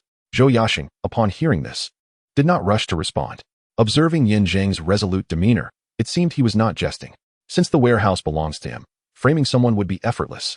And the Sun family is already aware of the Zhou family's situation. However, they have yet to expose it to the Xiu family, indicating that someone is restraining them. And that person is likely this scoundrel. Regarding the 2 demands he proposed, the second is manageable, merely requiring vigilance over his associates, while the remains are indeed in his family's possession. However, the Xiu family has stated that once they acquire the dragon-slaying sword, these remains will prove invaluable and must be guarded closely. Yet, this fellow's attitude is clear. Any breach of his terms will lead to chaos, placing the entire Zhou family in jeopardy. After all, the remains have been guarded for 3 years without inquiry from the Xiu family. Surely, a temporary concealment will suffice. Agreed. I shall comply. Zhou Yexing ultimately conceded for the greater good, adding a warning, 3 days from now. You must arrange for my meeting with Sun Yoji and mediate between us to ensure a smooth resolution. Should you deceive me or fail to manage this, I will not hesitate to eliminate all of you. Understood, Yin Zheng replied with a smile. With their agreement reached, he had just finalized his family registration. Congratulations, miss. The Yu family is now officially registered and is henceforth a member of the family alliance. Shui Gizi exclaimed, with this, my family will be under the protection of the alliance. No member of the alliance may engage in conflicts with us, and any disputes are strictly prohibited. The Xiu family will think twice before attempting to cause us trouble. Indeed, the Xiu family and my Yu family are sworn enemies. One day, I shall ensure they pay for their blood debts, Yu Qingrong asserted, turning to Yin Zheng with eyes filled with hope. With the assistance of this scoundrel, I trust my Yu family will flourish. Ha ha, Yin Zheng chuckled. Upon hearing this, Su Qingfeng smirked, his tone laced with sarcasm, though shielded by the family alliance. To ensure competitiveness, the alliance frequently organizes duels between families. These contests are akin to gladiatorial battles, where fate presides over life and death, and fortune is governed by the heavens. Do not be overly optimistic. Furthermore, according to the regulations, whenever a new family joins, a welcoming banquet must be held within 7 days, attended by all members of the alliance. Is that so? Shui Gizi was taken aback. Yin Zheng, however, responded indifferently. This is beneficial. By holding a welcoming banquet, We shall have the opportunity to meet the prominent families of Yefeng City, particularly the Xiu family, to announce our return. From this moment forth, the Xiu family shall no longer dominate Yefeng City. As long as my Yu family stands, they shall not monopolize this territory. Excellent. Applause erupted, and Yin Zheng's fervent declaration garnered the enthusiastic support of Shui Gizi and his companion. However, Su Qingfeng and Zhou Yexing exchanged glances, their expressions awkward. They had intended to leverage this opportunity against them, but instead, they unwittingly facilitated the completion of their family registration and were now coerced, with the unspoken threat that non-compliance would lead to dire consequences. After a brief moment of fervor, Yin Zheng regained his composure, aware that unnamed adversaries lurked in the shadows. Until they were eradicated, he could not feel at ease. Miss, you and Gizi should remain at the auction house and discuss the specifics of family reconstruction with Boss Su, such as selecting a plot of land, disseminating invitations, and scouting for shops to develop our family's industry chain, among other matters. I have some private affairs to attend to. I shall return shortly. Upon hearing this, Yu Qing'er furrowed her brows. What private matters? I was counting on you to oversee everything here. Fear not, miss. I am here to manage these affairs, and I am more adept at it than Dogzi. Shui Gizi understood the implication. Although he was unaware of the exact nature of the business, he was determined to provide cover for him. Zhou Yexing, with a sense of purpose, added, Miss Yu, I am familiar with the various aspects of family reconstruction. Perhaps I can be of assistance. Yu Qing'er regarded him with suspicion. She had not anticipated Zhou Yexing's willingness to lend a hand. Moments ago, he had whispered to Dogzi, and his previously resolute demeanor had softened. What had they discussed? Or rather, what extraordinary means had Dogzi employed to sway even Zhou Yexing? The situation was indeed enigmatic. After finalizing their plans, Yin Zheng departed from the auction house. Before leaving, he specifically requested 2 attendants from Su Qingfeng, disguising himself as Shui Gizi and Yu Qing'er before heading towards the alley mentioned in the simulation of life. According to his recollections, he would encounter an ambush there, facing formidable opponents, all of whom were skilled fighters. Though complete annihilation may not be achievable, at the very least, he hopes to retreat unscathed. He seeks to discern the true identity of his adversary, whether they belong to the Su family, or if they are a clandestine ambush orchestrated by the enigmatic Zhou Yi, or perhaps another formidable entity altogether. Naturally, he harbors selfish aspirations, primarily regarding the experience package. Following the previous 2 simulations, his kill points have dwindled to a mere 200 to 300, insufficient for even a single simulation. He is acutely aware that after the reconstruction of the Su family, future crises will undoubtedly multiply, and to navigate these challenges successfully, the simulator is indispensable. Where are we headed, brother dog? The man inquired, perplexed. The woman, trembling with apprehension, added, brother dog, we are merely errand runners at the auction house. Please do not lead us astray. Rest assured, I have it all under control. Before his words could fully resonate, a figure darted past, decisive in action, hurling a weapon with precision and ferocity, striking the man's chest directly. With a pained cry, he collapsed, trembling. Witnessing this, the woman was engulfed in terror, leaping about in panic, when Yin Zheng swiftly pulled her back, sternly commanding, if you wish to survive, stay put. He then cast her behind him. With a swift kick, he brought the man closer and forced both individuals into a corner. Raising his gaze, he realized that dozens of shadowy figures had encircled them, clad in dark garments, their faces obscured, identities shrouded. Among the crowd, a diminutive figure approached with an air of desolation, seemingly frail, yet emanating an aura of unmatched might, reminiscent of a winter storm. Who are you? Yin Zheng demanded sharply. The ones who will end your lives. The small figure scoffed, fixing a piercing gaze upon the woman, declaring ominously, if you wish to live, do not interfere, or you shall meet the same fate. Charge. Yes, commander. With that command, a throng of figures surged forth, advancing directly toward the woman. It became apparent that she was masquerading as Yu Qing'er. Thus, these assailants were targeting her. But how had the Su family obtained such information without any leaks? As doubts lingered, the adversaries closed in. Witnessing the imminent assault from numerous skilled fighters, the woman let out a scream and instinctively attempted to flee. However, she was intercepted by 2 cloaked figures who, with claw-like hands, tore away her back clothing, revealing 3 deep scratches. In tandem, they wrenched her disguise away. And upon recognizing her true identity, the diminutive man, holding a portrait for comparison, cried out, no, she is not the person we seek. Boom. Seizing the opportunity, Yin Zheng decisively struck, transforming his palm into a claw, effortlessly toppling the 3 black-clad figures before him to the ground. With a swift kick, he sent 3 or 4 more sprawling, and after temporarily extricating himself from danger, he seized hold of the 2 individuals beside him, commanding, Hurry and flee. No looking back. Understood. Let us go. The two, racked with pain, felt an overwhelming instinct for survival that compelled them to waste no time. They scrambled to their feet and staggered forward. Observing this, a group of black-clad pursuers prepared to chase after them, but the short figure among them immediately barked, "Do not pursue. They are not our targets. Do not expend any energy. Focus all efforts on this one." A sense of relief washed over Zheng. Though these two were of little consequence to him, they were merely ordinary staff members of the auction house. Their abduction had been a mere ploy to probe the intentions of their adversaries. Now that he understood their true motives, they had lost their significance. Escape was preferable. If their lives were to be lost because of this, he would feel a twinge of guilt, for after all, 2 lives were at stake. "Did you know we were lying in wait here? Intentionally sending someone disguised to create a diversion?" The short figure glared. The remaining black-clad individuals regrouped, forming a defensive formation, bracing themselves for confrontation. Zheng, with an unwavering gaze, stood tall, declaring, "And if I did, so what? Who are you and what do you seek?" Knowing we were ambushed here, yet remaining unaware of our identities. How disappointing. It seems I overestimated you. It follows that the target remains at the auction house. Someone. Proceed to the auction house immediately. Yes, Commander. Following the order, a dozen black-clad figures promptly turned to leave. With me here, you shall not escape. Zheng bellowed, instantly pursuing them. Concurrently, he was resolute in his belief that these individuals were neither from the Zhou family nor the Zhou family. Otherwise, they would not need to reference images for identification. Moreover, they were unaware of Yu Qiangrong's name, merely referring to their target. Thus, they must be hired hands, either assassins or mercenaries, tasked solely with eliminating Yu Qiangrong. The identity of this third party remained a mystery. With a thunderous roar, Zheng unleashed his strength, elevating himself to the 6th level of body tempering, delivering devastating punches, either crushing skulls or shattering chests. The assailants clearly did not anticipate the extent of Zheng's prowess. Caught off guard, they struggled to defend themselves, each strike finding its mark. Within mere moments, they were felled, either dead or grievously wounded, their cries echoing in the air. The remaining dozen black-clad figures hesitated, visibly intimidated, glancing up at the short figure. With a grunt, the short figure coldly regarded Zheng, exclaiming, "I did not expect that beside our target stood such a formidable expert. 6th level of body tempering?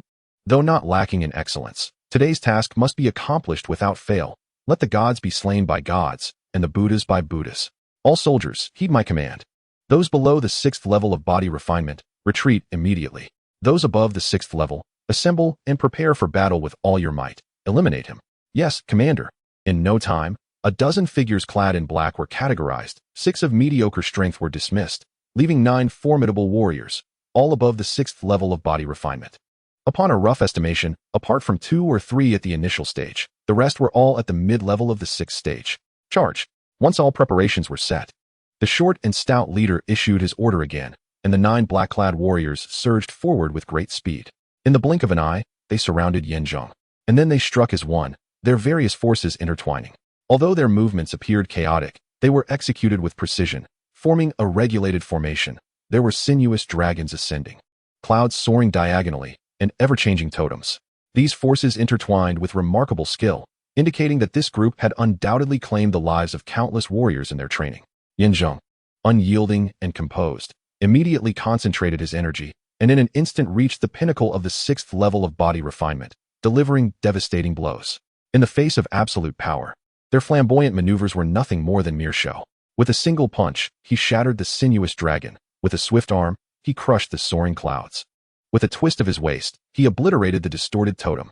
In a matter of moments, he dismantled their offensive and retaliated fiercely. Bang, bang, bang, bang. He sent these 9 warriors crashing from the heights to the ground. With each punch, the blows compounded relentlessly, akin to an indefatigable wind-up machine, until they coughed up blood and lost all combat capability. Only then did he cease. At this moment, all 9 black-clad warriors lay lifeless, with none escaping. The pinnacle of the 6th level of body refinement. The stout leader's pupils constricted in shock, never having anticipated that this young man possessed such formidable prowess. In comparison, his own initial stage of the 7th level was merely 1 tier apart. During this mission, they had been informed that these individuals were of average skill. Yet he had not expected such a formidable adversary to exist. It was a grave miscalculation. He would have to demand additional compensation, as the loss of so many brothers would require considerable sums for their family's compensation. "Tell me, who are you? Who do you serve? If you confess honestly and cooperate, I may spare your life. Otherwise, you shall meet a gruesome end. Zheng, with blood boiling and excitement coursing through him, fixed his blood-red gaze upon the stout leader. Resembling the stare of death itself, the stout leader, though trembling inwardly, had no choice but to brace himself. He could not believe that this youth could elevate his prowess further to turn the tide against him. It is essential to understand that while the difference between the pinnacle of the 6th level and the initial stage of the 7th appears merely one tier, such a gap could often represent an insurmountable chasm for a lifetime. Knowing this is of no consequence. Ultimately, you shall be but a corpse. I granted you a chance. Surrender my target, and I would spare your life. Yet, not only did you refuse to hand over the individual, you also slaughtered countless of my brothers. Even 1,000 deaths would not suffice to atone for your sins. As he spoke, the diminutive figure's gaze sharpened, soaring through the skies with a fierce intent.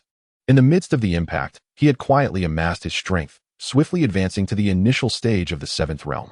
His intention was unmistakable, to strike true and offer no opportunity for retaliation. Boom. The clash of fists resonated as their powers collided. Indeed, the pinnacle of the 6th realm was difficult to confront head-on. The force of the opponent bore down like an enormous weight, causing him to stagger back repeatedly. Sensing this predicament, the diminutive figure grew emboldened. In a moment of peril, Zheng suddenly drew the dragon-slaying blade, launching a series of ferocious strikes. What manner of blade is this? The legendary weapon was so formidable that even the diminutive figure was taken aback, retreating in haste, and once he stabilized, he gazed incredulously at Zheng. The dragon-slaying blade. What? The diminutive figure, aghast and resolute, could scarcely believe his eyes. This is exclusive to the Yu family. Could it be that my target is none other than Yu Qingrong of the Yu clan? Boom. Zheng ceased his words, wielding the treasured blade with unrelenting ferocity. He sent the scattered corpses on the ground tumbling, all aimed to strike fiercely upon the diminutive figure, while he soared into the air, darting past the cadavers. With a single, powerful swing, he cleaved through the opponent's defensive force, then maneuvered fluidly, slicing from toe to torso with the grace of a masterful butcher. Layer upon layer accumulating. The efficacy of the dragon-slaying blade rendered the defensive strength utterly helpless. Under the relentless barrage of strikes, the diminutive figure was gravely injured. Instinctively, he sought to flee, but Zheng unleashed the treasured blade, encircling from behind and delivering a decisive cut. Clang! With a resounding crash, he cleaved through the chest, blood gushing forth, exposing entrails, as the figure collapsed to the ground. Immediately after, Zheng charged forward, planting a foot upon his back, exerting tremendous force, driving him several centimeters into the earth. Thud, thud. Dust and debris rose from the ground, mingling with blood, filling the air with the metallic scent of carnage. Please, do not kill me. The diminutive figure, acutely aware of his precarious situation, was overwhelmed by a primal instinct for survival, his body racked with pain, yet he instinctively pleaded. I was merely following orders. I took money to alleviate troubles. Please spare me. Speak. Who are you? By whose command do you act? Confess fully, without the slightest concealment, or you shall meet a death most gruesome. Yes, I will speak. Although the diminutive figure was the leader of an assassin organization, he was still an ordinary man who did not wish to meet his demise. Faced with Zheng's threat, he immediately divulged, I belong to the Killing Gate. It is an organization of assassins, living by the blade. I am merely the leader of a small faction. Those you have slain were my comrades. I have been hired to eliminate the woman depicted in this blueprint. As for the one who commissioned me, I truly do not know their identity. Only that they are affiliated with the Yunjian Manor. What? The Yunjian Manor? Chapter 58, Zheng's astonishment. No matter how hard he racked his brain, he could not fathom the connection between this third party and the Yunjian Manor. Although he had referenced this place in his simulations of life, he had never encountered it directly. The fact that they sent someone to kill Yu Qingrong, who also has a close friend at the Yunjian Manor, raises questions. It seems this woman is not to be underestimated. Could it be that the friend sent someone to assassinate her? But why would she do such a thing? What threat does Yu Qingrong pose to her that necessitates silencing her permanently? Indeed, the Yunjian Manor. I am not privy to the specifics of who is behind this.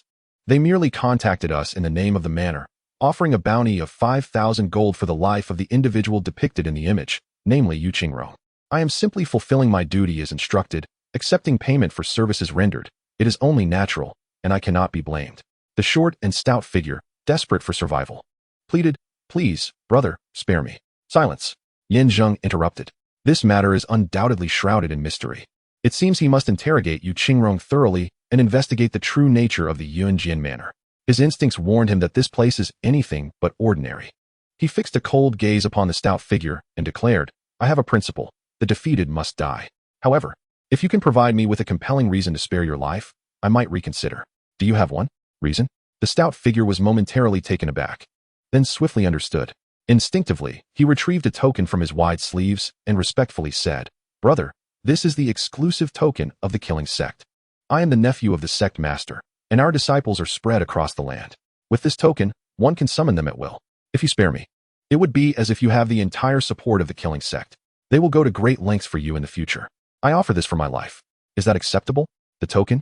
Zheng was momentarily stunned, accepting the token, which was exquisitely crafted and radiated a faint golden aura, indicating its significant value. He had never heard of the killing sect before, but judging by the description, even the Yunjian manor sought their assistance in matters of assassination. This killer organization must be formidable. Possessing this token would undoubtedly facilitate his endeavors in the future. What started as a casual remark unexpectedly yielded a valuable treasure. Quite fortunate indeed. Yes, with it, you can summon any disciple of the killing sect at your leisure. Observing Zheng's tone soften, the stout figure eagerly elaborated. For instance, in our Nightwind City, aside from the prominent families, even smaller clans, merchants, and various independent cultivators have connections to our sect. These individuals span numerous industries and will surely be of great assistance to you. Are there any secret codes for communication? Indeed, displaying the token is but one aspect. These students share a common emblem, a skull motif in the palm of their hands. With that, Zheng tucked the token away, sheathed his sword, and coolly remarked, "You may leave. Thank you, elder brother. Your immense kindness shall remain etched in my memory. If fate permits, I shall repay you in due course." The little fellow exclaimed joyfully, repeatedly bowing in gratitude before hastily turning to flee into the darkness. However, at the alley's corner, Zheng decisively drew his blade and struck with precision. Swift and ruthless, the blade found its mark, piercing through the back and emerging from the chest, eliciting a chilling scream as the assailant collapsed to the ground. Zheng approached swiftly, yanking the blade free, causing the little fellow to writhe in agony, blood spilling from his mouth as he glared at Zheng. "Did you not promise to spare me? Why then, why do you seek to end my life? To grant you mercy once is feasible, to do so a second time is not." Zheng retorted, "You should blame your own sluggishness for remaining within my sight after fleeing for so long. Regrettably, it is too late for you." With that final thrust, the little fellow breathed his last. Surveying the scene strewn with corpses, Zheng wore a satisfied smile. Such a multitude of martial artists, especially one as formidable as the little fellow, would surely yield a significant accumulation of killing points. Once he returned, he would take the time to analyze this and see how many lives he could simulate. Upon returning to the auction house, he found Su Qingfeng preoccupied with his own tasks, leaving Zhou Zhishun to accompany Yu Qingrong and discuss the myriad matters concerning the reconstruction of the Yu family. As Zheng entered, Shui Gizi, brimming with excitement, approached with the drafted plans, exclaiming, "Brother Guzi, you have returned. Look here, this is our vision for the family's future. This area represents the ancestral home, and this section illustrates the distribution of our enterprises." Shui Gizi enthusiastically detailed the plans while Zheng scrutinized them closely. The overall framework bore the distinct touch of Yu Qingrong. Despite being a seemingly delicate woman, she exhibited remarkable acumen in orchestrating family affairs. It was evident that she had long contemplated the reconstruction of the Yu family, though previously hindered by a lack of resources. Now, she was finally able to realize her aspirations and unleash her full potential. In these plans, Shui Gizi refined the details while Zhou Zhishun contributed numerous innovative ideas, particularly regarding the distribution of enterprises and consolidation of various aspects. Their efforts complemented each other beautifully, revealing Zhou Zhishun's genuine investment in the Yu family's restoration. His aim was undoubtedly to win Zheng's favor, for he understood that before resolving disputes with the Sun family, he needed Zheng's support. "Excellent." Zheng nodded in satisfaction, stating, "Now, let us return and meticulously coordinate our efforts. We shall strive to commence action today, aiming to achieve the preliminary reconstruction of the Yu family by the banquet in 7 days, showcasing our spirit to the other families." "Must the reconstruction be completed within 7 days?" Shui Gizi expressed his skepticism, shaking his head in disbelief. "It is far too hasty. The time frame is utterly insufficient. Not to mention the completion of the Yu family's industrial layout.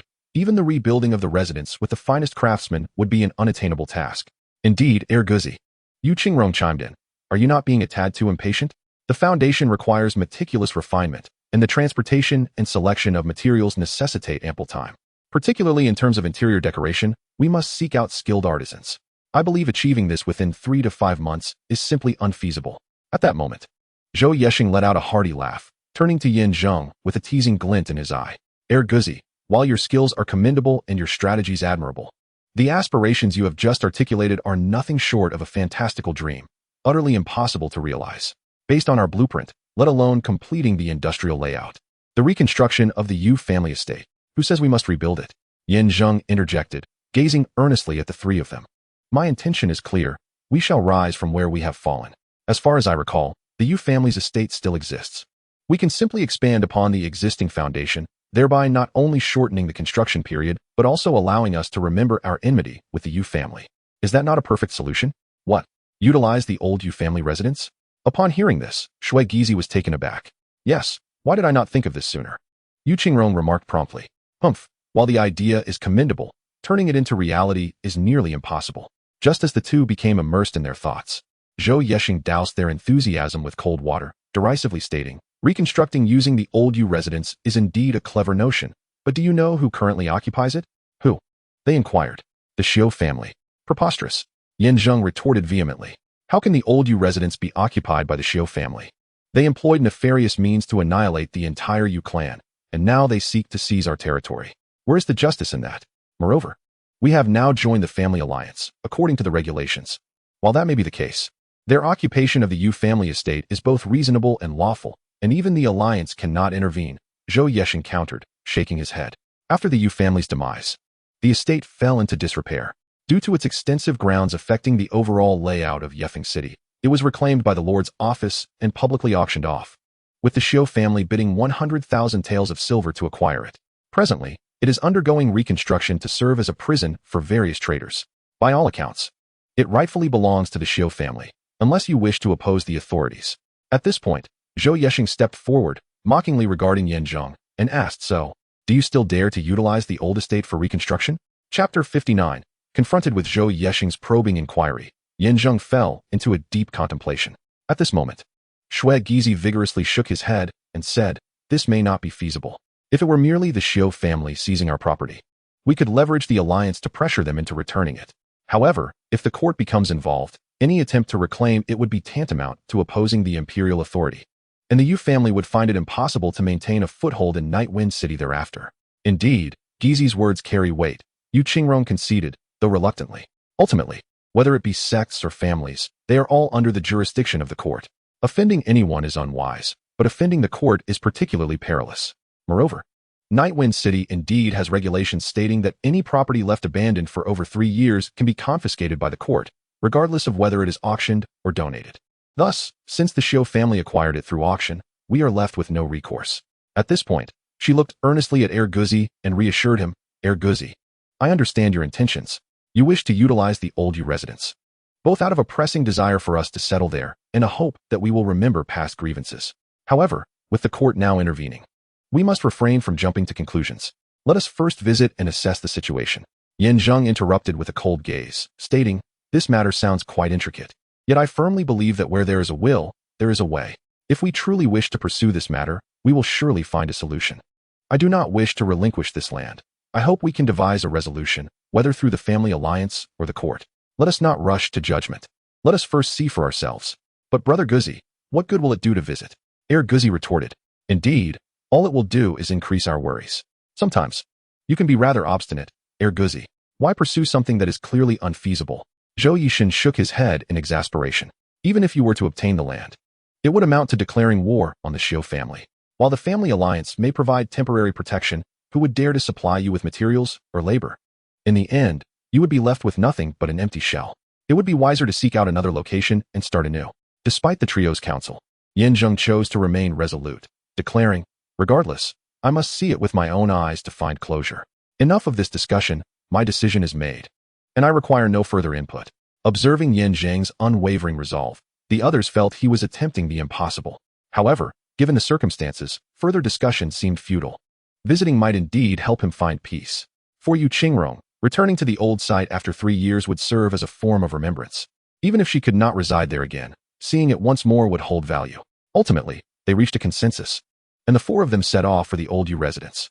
As for the over 100 disciples accompanying them, they were instructed to return to the main estate and await further orders. Half an hour later, they arrived at their destination. Once the foremost family among the 8 great families of Nightwind City, the U residence was situated at the heart of the bustling center of the city. The area was vibrant, teeming with people and bustling with traffic, a scene of extraordinary liveliness. The Xiu family purchased the estate, transforming it into a prison for display, ostensibly to instill fear in all who might oppose them. Anyone daring to challenge the Xiu family faced either death or imprisonment. In Nightwind City, they were akin to deities, and none would dare to provoke them. Not only other families, but even the imperial court maintained frequent interactions with them. For within the capital's academy resided a master of the 8th level of bone refinement, destined to become a commanding general, the very soul of the battlefield. Establishing a favorable relationship with the Xiu family promised significant advancement for all involved. Rumor even had it that they had ostensibly spent 100,000 taels of silver for this estate, yet had paid nothing at all, effectively pulling off a grand deception. Hurry up, be swift in your actions. The deadline is in half a month. Do not let me down. Once the cells were completed, the Xiu family intended to hold a special ceremony, attended by various dignitaries and magnates. Should any disturbances arise, none would enjoy a peaceful existence thereafter. The old residence of the Xiu family had not fundamentally changed in structure, but the extensive renovations and repairs had rendered it unrecognizable. What was once a luxurious estate had transformed into a fortified steel prison, emanating an air of solemn authority. Before the estate, hundreds of laborers toiled diligently, while a gaunt man with a sharp face lounged in a chair, sipping tea and idly chewing on a toothpick, loudly barking orders. Surrounding him stood the Xiu family guards, fully armed and bearing grim expressions. Indeed, the guards of a prominent family differed starkly from those of the Zhou and Sun families. Their demeanor and prowess were elevated by several degrees. In a confrontation, they would easily overpower these 2 subordinate clans. Their purpose here was twofold: to maintain vigilance against insurrection and to supervise the laborers. Any sign of laziness or insubordination would result in reprimands at best, or lashes with a whip at worst. Many laborers bore wounds, their skin lacerated and bloodied. The Xiu family treated their workers as mere tools, employing ruthless measures to achieve their ends. This Xiu family is utterly deranged. Is it appropriate to treat people in such a manner? Shui Gizi exclaimed indignantly. Zhou Yishun, however, merely scoffed, saying, "Enough of your sentimental musings. The punishments are still relatively mild. Should the foreman become displeased, taking their lives would be as easy as crushing an ant." Sighing, Yu Qing lamented, "My family's estate, once so splendid, has been reduced to this state. I no longer wish to witness it. Guzi, let us depart." "Wait," Yin Zheng said, squinting ahead. "Who is that person? Are you referring to the one in the reclining chair? He is the foreman here, working under Xiu Dekhang, the steward of the Xiu family. Xiu Dekhang is perpetually busy and seldom visits. He has left this man to act as overseer, a worthless wretch of the 2nd or 3rd level of body refinement. He abuses his power, emboldened by the support of the Xiu family, and has previously clashed with my Zhou family. I mean the individual next to him." Yin Zheng shook his head. Zhou Yesheng raised an eyebrow, observing the middle-aged man sitting nearby with closed eyes, and remarked, "He is the chief scribe of the city lord's mansion. His true name eludes me, yet he is commonly referred to as the Minister of Tortoises, serving as the military strategist for the city lord. His role here is to oversee the project, ensuring its orderly progression." "What, pray tell? Do you wish to inquire of him? Do you intend to approach the court to resolve this matter?" "Indeed, I do," Yin Zheng replied, his brow suddenly unfurling with determination as he strode purposefully toward the man. His newfound confidence stemmed from the observation that within the minister's palm lay a skull, a clear indication of his affiliation with the sect of killing. The sect's regulations are notoriously stringent, rendering entry into the headquarters nearly impossible for many who can only linger on the periphery, hoping to earn their way in through various contributions. Thus, armed with a token, one need only present it to command respect. As the military strategist of the city lord, a subtle whisper in the right ear could surely yield favorable outcomes. No matter how formidable the Xiu family may be, they would not dare to confront the court directly. Hence, reclaiming the residence would become a task devoid of effort. What does Brother Go mean by this? Must he insist on confrontation? Shui Gizi pondered, perplexed. Yu Qingrong, filled with trepidation, added, "How can this possibly be achieved? To tear the facade now is akin to courting death.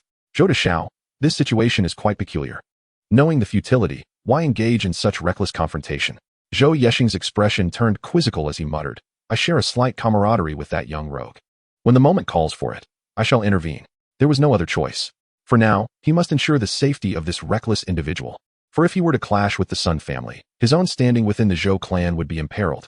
He suddenly realized that this audacious young man felt emboldened solely due to his presence, leading to his unrestrained bravado. Damn it.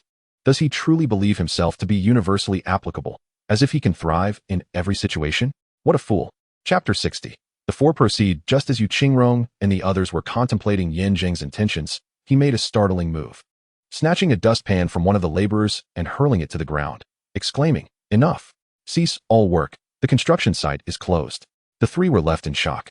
Yu Qingrong and Shui Gizi stared at Yin Zheng in disbelief, their minds buzzing. Meanwhile, Zhou Yexing's expression darkened instantly. Though he understood that this reckless young man sought to exploit his influence, he never anticipated such a brazen action, commanding them to cease work. This was an open defiance against the Xiu family, a declaration of enmity toward the court. The Zhou family was merely a pawn of the Xiu family. Inconsequential before the court, how could he act with such audacity? Was he not driving himself toward ruin? Hey, Erguzi, come back first. We can discuss things slowly. There's no need to rush.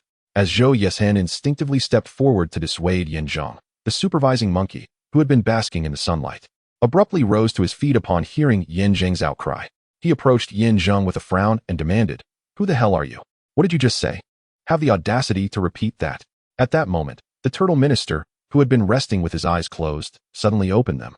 His brows furrowed as he regarded Yin Zheng and his companions. His gaze lingered on Zhou Yexin, filled with confusion. "It matters not who I am. What is crucial is that your construction site must cease operations immediately. Take your men and materials and leave at once. For this land has been requisitioned by us for our own dwelling," Yin Zheng stated calmly yet firmly. "Damn it." The monkey cursed vehemently. "Who the hell do you think you are, ordering us to stop work? Knowing this is the territory of the Xiu family, you still dare to act recklessly? Are you courting death? In Yifeng City, the Xiu family reigns supreme. Do you comprehend the consequences of opposing them? Enough of your nonsense. Leave at once." Yin Zheng had no time for his bluster. With a sharp reprimand, he stepped forward and pushed the monkey to the ground. He was a master at the pinnacle of the 6th level of body refinement, while the monkey, despite having some cultivation, was only at the 2nd or 3rd level, making him no match for Yin Zheng. After stumbling to the ground and suffering abdominal injuries, the monkey struggled to rise. Who is this person, so audacious as to confront the Xiu family, demanding we halt our work for the construction of his own residence? I've never heard of such a thing before. What does he intend to achieve? Are we truly to stop our work? Hold on, let us observe patiently. This young man is filled with youthful fervor, which is understandable. He likely seeks to establish a reputation by challenging the Xiu family, but he has chosen the wrong target. If the Xiu family seeks revenge, even 100 of him would be no match. Though he appears to possess some skill, he is but a small fish in a vast ocean, entirely outmatched. Seeing this, the workers paused their tasks, murmuring amongst themselves, yet they refrained from taking rash action, choosing instead to watch the unfolding events. As for the turtle minister, being the trusted advisor of the city lord and the chief strategist, he was unmatched in assessing the situation. Familiar with handling such unexpected occurrences, he remained a quiet observer. After all, in recent years, no one had dared to provoke the Xiu family, let alone directly challenge them on their own territory, an unprecedented act. Whether the fallen individual was merely a naive newcomer or had ulterior motives remained to be further evaluated. "How dare you strike me?" At this moment, after resting for some time and being helped to his feet by others, the monkey glared at Wang Xiao, his fury palpable. With a sharp reprimand and a wave of his hand, dozens of guards from the Xiu family swiftly encircled the four individuals. Simultaneously, they drew their swords, standing poised for action, ready to execute the moment the monkey gave the command, without a hint of hesitation. "I'll give you a chance. Immediately kneel and apologize. And call me grandfather 3 times, and I shall spare your lives, merely leaving you half dead to be discarded. Otherwise, I will dismember you and feed your remains to the dogs." The monkey cursed vehemently. The laborers, filled with trepidation, were acutely aware of the monkey's nature. He was a man of his word. There were those who had previously crossed him, only to meet a gruesome fate, leaving no trace behind. Despite being merely a minor leader of the Xiu family, his influence was formidable, and his reckless behavior went unchallenged. "Brother dog, what is your intent? Are you merely seeking trouble?" Shui Gizi whispered as he approached. "I understand your feelings, Erguzi," continued Yu Qingrong. "However, such rashness will do nothing to aid the reconstruction of the Yu family. Provoking this monkey will not only invite trouble from the Xiu family, but also, these guards are not something we can contend with." "Erguzi," Zhou Yexing raised his voice, laced with frustration. "I can only ensure that you apologize to him and let this matter rest. If you persist in your obstinacy, it will no longer concern me. My family is merely a subordinate of the Xiu family, and many matters are beyond my control. Furthermore, as merely the young master, not the head of the Zhou family, do you truly believe I can command the winds and the rain?" Is this endless consumption of my energy truly entertaining to you? I never expected anything from you. Zheng, with an air of tranquility, responded calmly, rest assured, my actions are not born of blind impulse, but rather of resolute intent. This construction site must cease operations. Our land is here. As for the Xiu family's harassment or any inquiries from the court, I can manage both, do not worry. Brother Dog, what exactly is your plan? Shui Gizi nearly wept, and his inquiry mirrored the unspoken questions of Yu Qingrong and others. Yet Zheng merely smiled, offering no further elaboration. Instead turning towards the monkey and stating coolly, I too offer you a chance. Come here, apologize, bow 3 times, and call me grandfather 3 times, and I will let you go. Otherwise, the construction site will be mine, and I shall take your life as well. Scoundrel! The monkey was beside himself with rage, roaring, seize him. Eliminate this brat. Then deal with the others he brought along. Yes, monkey brother. Upon receiving the command, over a dozen guards immediately brandished their swords and charged forth. Young Master Zhou, protect those 2. Leave these people to me. Zheng let out a fierce shout, swiftly condensing the energy within his body. In the blink of an eye, he reached the 6th level of body refinement. His fists, like iron hammers, danced gracefully through the air, creating a powerful wind with each strike. Even those clad in steel armor were effortlessly pierced and shattered, their bodies invaded and crushed. The sounds of impact resonated, thud, crack, and a series of sharp cries erupted as the guards fell one after another to the ground. They either spat blood or wailed in despair. In the face of absolute strength, these so-called experts were merely decorative, their martial prowess nothing but empty gestures. The battle was swift and decisive, concluding in mere minutes with all the guards left in ruins, while Zheng stood unscathed, his breath steady and demeanor calm, exuding a sense of satisfaction. Impressive. Su Gizi could not contain his anger and roared. However, Yu Qingrong furrowed her delicate brows and shook her head, saying, what of it? They are merely the lower ranks of the Xiu family. If someone of real strength were to come along, could he still hold his ground? This only perpetuates a vicious cycle, devoid of meaning. Yet, it was undeniable that this heir Guzi possessed remarkable strength. I had always believed him to be at the 5th level of body refinement, but to my surprise, he had reached the 6th. And judging by the intensity of his energy, he seemed to be in the mid-stage of the 6th level. No wonder he could provide protection for you. If he would just refrain from reckless actions, he could indeed be a talent. Unfortunately, despite our persuasion, he remains resolute in his folly. I fear that what follows may be beyond my assistance. As Zhou Yeshen shook his head in dismay, the equally astonished monkey had already regained his wits. Gazing at the fallen guards, he could not help but swallow hard and immediately instructed, quick, go summon Chief Xiu. Inform him that someone is causing trouble and has intentionally turned against the Xiu family, killing many of our men. He must come with reinforcements at once. No need for that. Chief Xiu is not worthy of discussing matters with me. If he wishes to converse, let him speak with Prime Minister Gue instead. What? As Prime Minister Gue pondered Zheng's origins and intentions, he suddenly heard these words and sprang to his feet, pointing at himself in confusion. Why do you mention me? It seems we are not acquainted, and furthermore, what do you wish to discuss regarding your issues with the Xiu family? Chapter 61. At this, everyone wore expressions of bewilderment. Even Zhou Yeshen felt momentarily dim-witted. It appeared that this heir Guzi was more astute than he had anticipated, often unpredictable in his actions. What seemed nonsensical to others invariably led to logical conclusions. For instance, at this moment, he inexplicably drew in Prime Minister Gue. Given his typical modus operandi, there must be a reason behind it, and Zhou found himself eagerly anticipating the outcome. What nonsense are you spouting? The monkey, perplexed by his intent, was about to unleash a torrent of insults when Zheng, with a teasing smile, turned to Prime Minister Gue and said, Prime Minister Gue, come here for a moment. I have something to show you. After you see it, you will understand the meaning behind my earlier words. As a special envoy of the court, this land was originally granted by your sovereign. I firmly believe that if the court were to rescind its edict, then this territory would no longer belong to the Xiu family. Conversely, it could indeed be bestowed upon us. This is the rationale, yet I ponder. Why should I heed your summons? You beckon me, and I simply comply? Chancellor Gue scoffed disdainfully within the confines of Nightwind City. The relationship between the court and the Xiu family was inextricably intertwined. Unless substantial interests were at stake, they would never oppose the Xiu family. This young man, possessing some cultivation, had garnered a modicum of his admiration, yet that was insufficient to compel him to follow his commands. Let us put it this way, you summoned me, so let us converse. Should our dialogue prove unsatisfactory, I shall willingly surrender. I have caused a ruckus within the Xiu family, injuring numerous guards. If you were to apprehend me and present me to the Xiu family, it would certainly be deemed a significant achievement. Moreover, I must inform you clearly that these three individuals include my younger brother, Shuigizi, who needs no introduction. The lady here, known as Yu Qingrong, is the sole heir of the original owner of this estate. It is widely known that the Xiu family has been fervently searching for her, correct? In due course, both she and I shall be delivered to you. Are these two gifts not sufficient to warrant your visit? Of course, should you remain obstinate, I shall be compelled to reveal my trump card. You may come to regret it. What? Yu Qingrong? Chancellor Gui was astounded. The monkey, too, widened his eyes, staring intently at Yu Qingrong, exclaiming in disbelief, "You cannot deny it.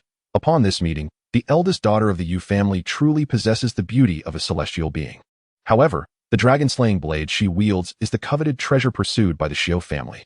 Indeed, we have been searching for her, yet unexpectedly, she has presented herself before us. Now, Erguzi, what do you truly mean by this? Fear not, for we have now joined the family alliance. The Xiu family cannot harm us, especially since I have confidence in our position." After calming Yu Qingrong, Zheng raised his gaze towards Chancellor Gui and inquired, "What say you, Chancellor Gui? Will you not accept this arrangement?" "Very well."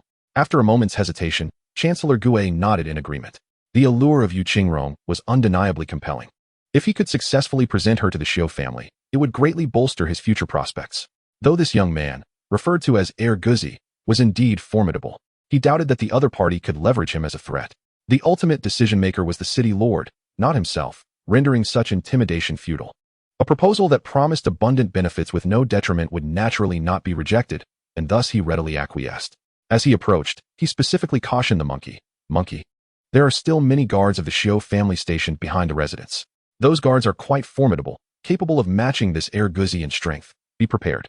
Should he dare to act recklessly, command an immediate encirclement and attack.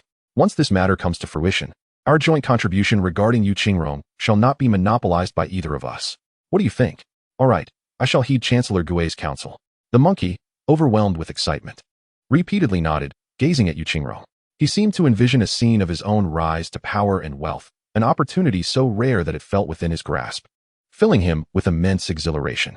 With everything prepared, Prime Minister Turtle leisurely approached, accompanying Zheng to the side. "Speak, Erguzi, what would you like to discuss privately?" "First, take a look at this." Zheng, without further ado, produced a command token and handed it to the other party. The Prime Minister, who had initially been at ease, was instantly taken aback upon seeing the token. Stunned for a moment, he suddenly seized the token, meticulously examining it from all angles, even biting it to ensure its authenticity. In awe, he asked, "How did you come by this token?" "The method of acquisition is of little importance. What truly matters is that as a disciple of the killing sect, seeing the token is akin to seeing the sect master. Are you willing to obey orders?" "I am willing to obey." The Prime Minister instinctively nodded and was about to kneel when Zheng supported him, shaking his head. "No need for kneeling. We are here to discuss matters." "Very well, let us converse." Compared to currying favor with the Xiu family for promotions, he was far more concerned about his transformation into a disciple. As a disciple, the honor of joining the killing sect was a matter of great pride, a legacy to be passed down through generations. Although he might not enjoy wealth and luxury himself, his descendants would reap the benefits, provided he made significant contributions to the killing sect. Possessing the token of the young master effectively made him a referrer, ensuring a successful entry into the headquarters of the killing sect. Thus, at that moment, Zheng was his arbiter of fate. A single word from him could dictate the future of him and his entire family. "Listen, my demands are simple. Reclaim the Yu family's ancestral home and expel the Xiu family.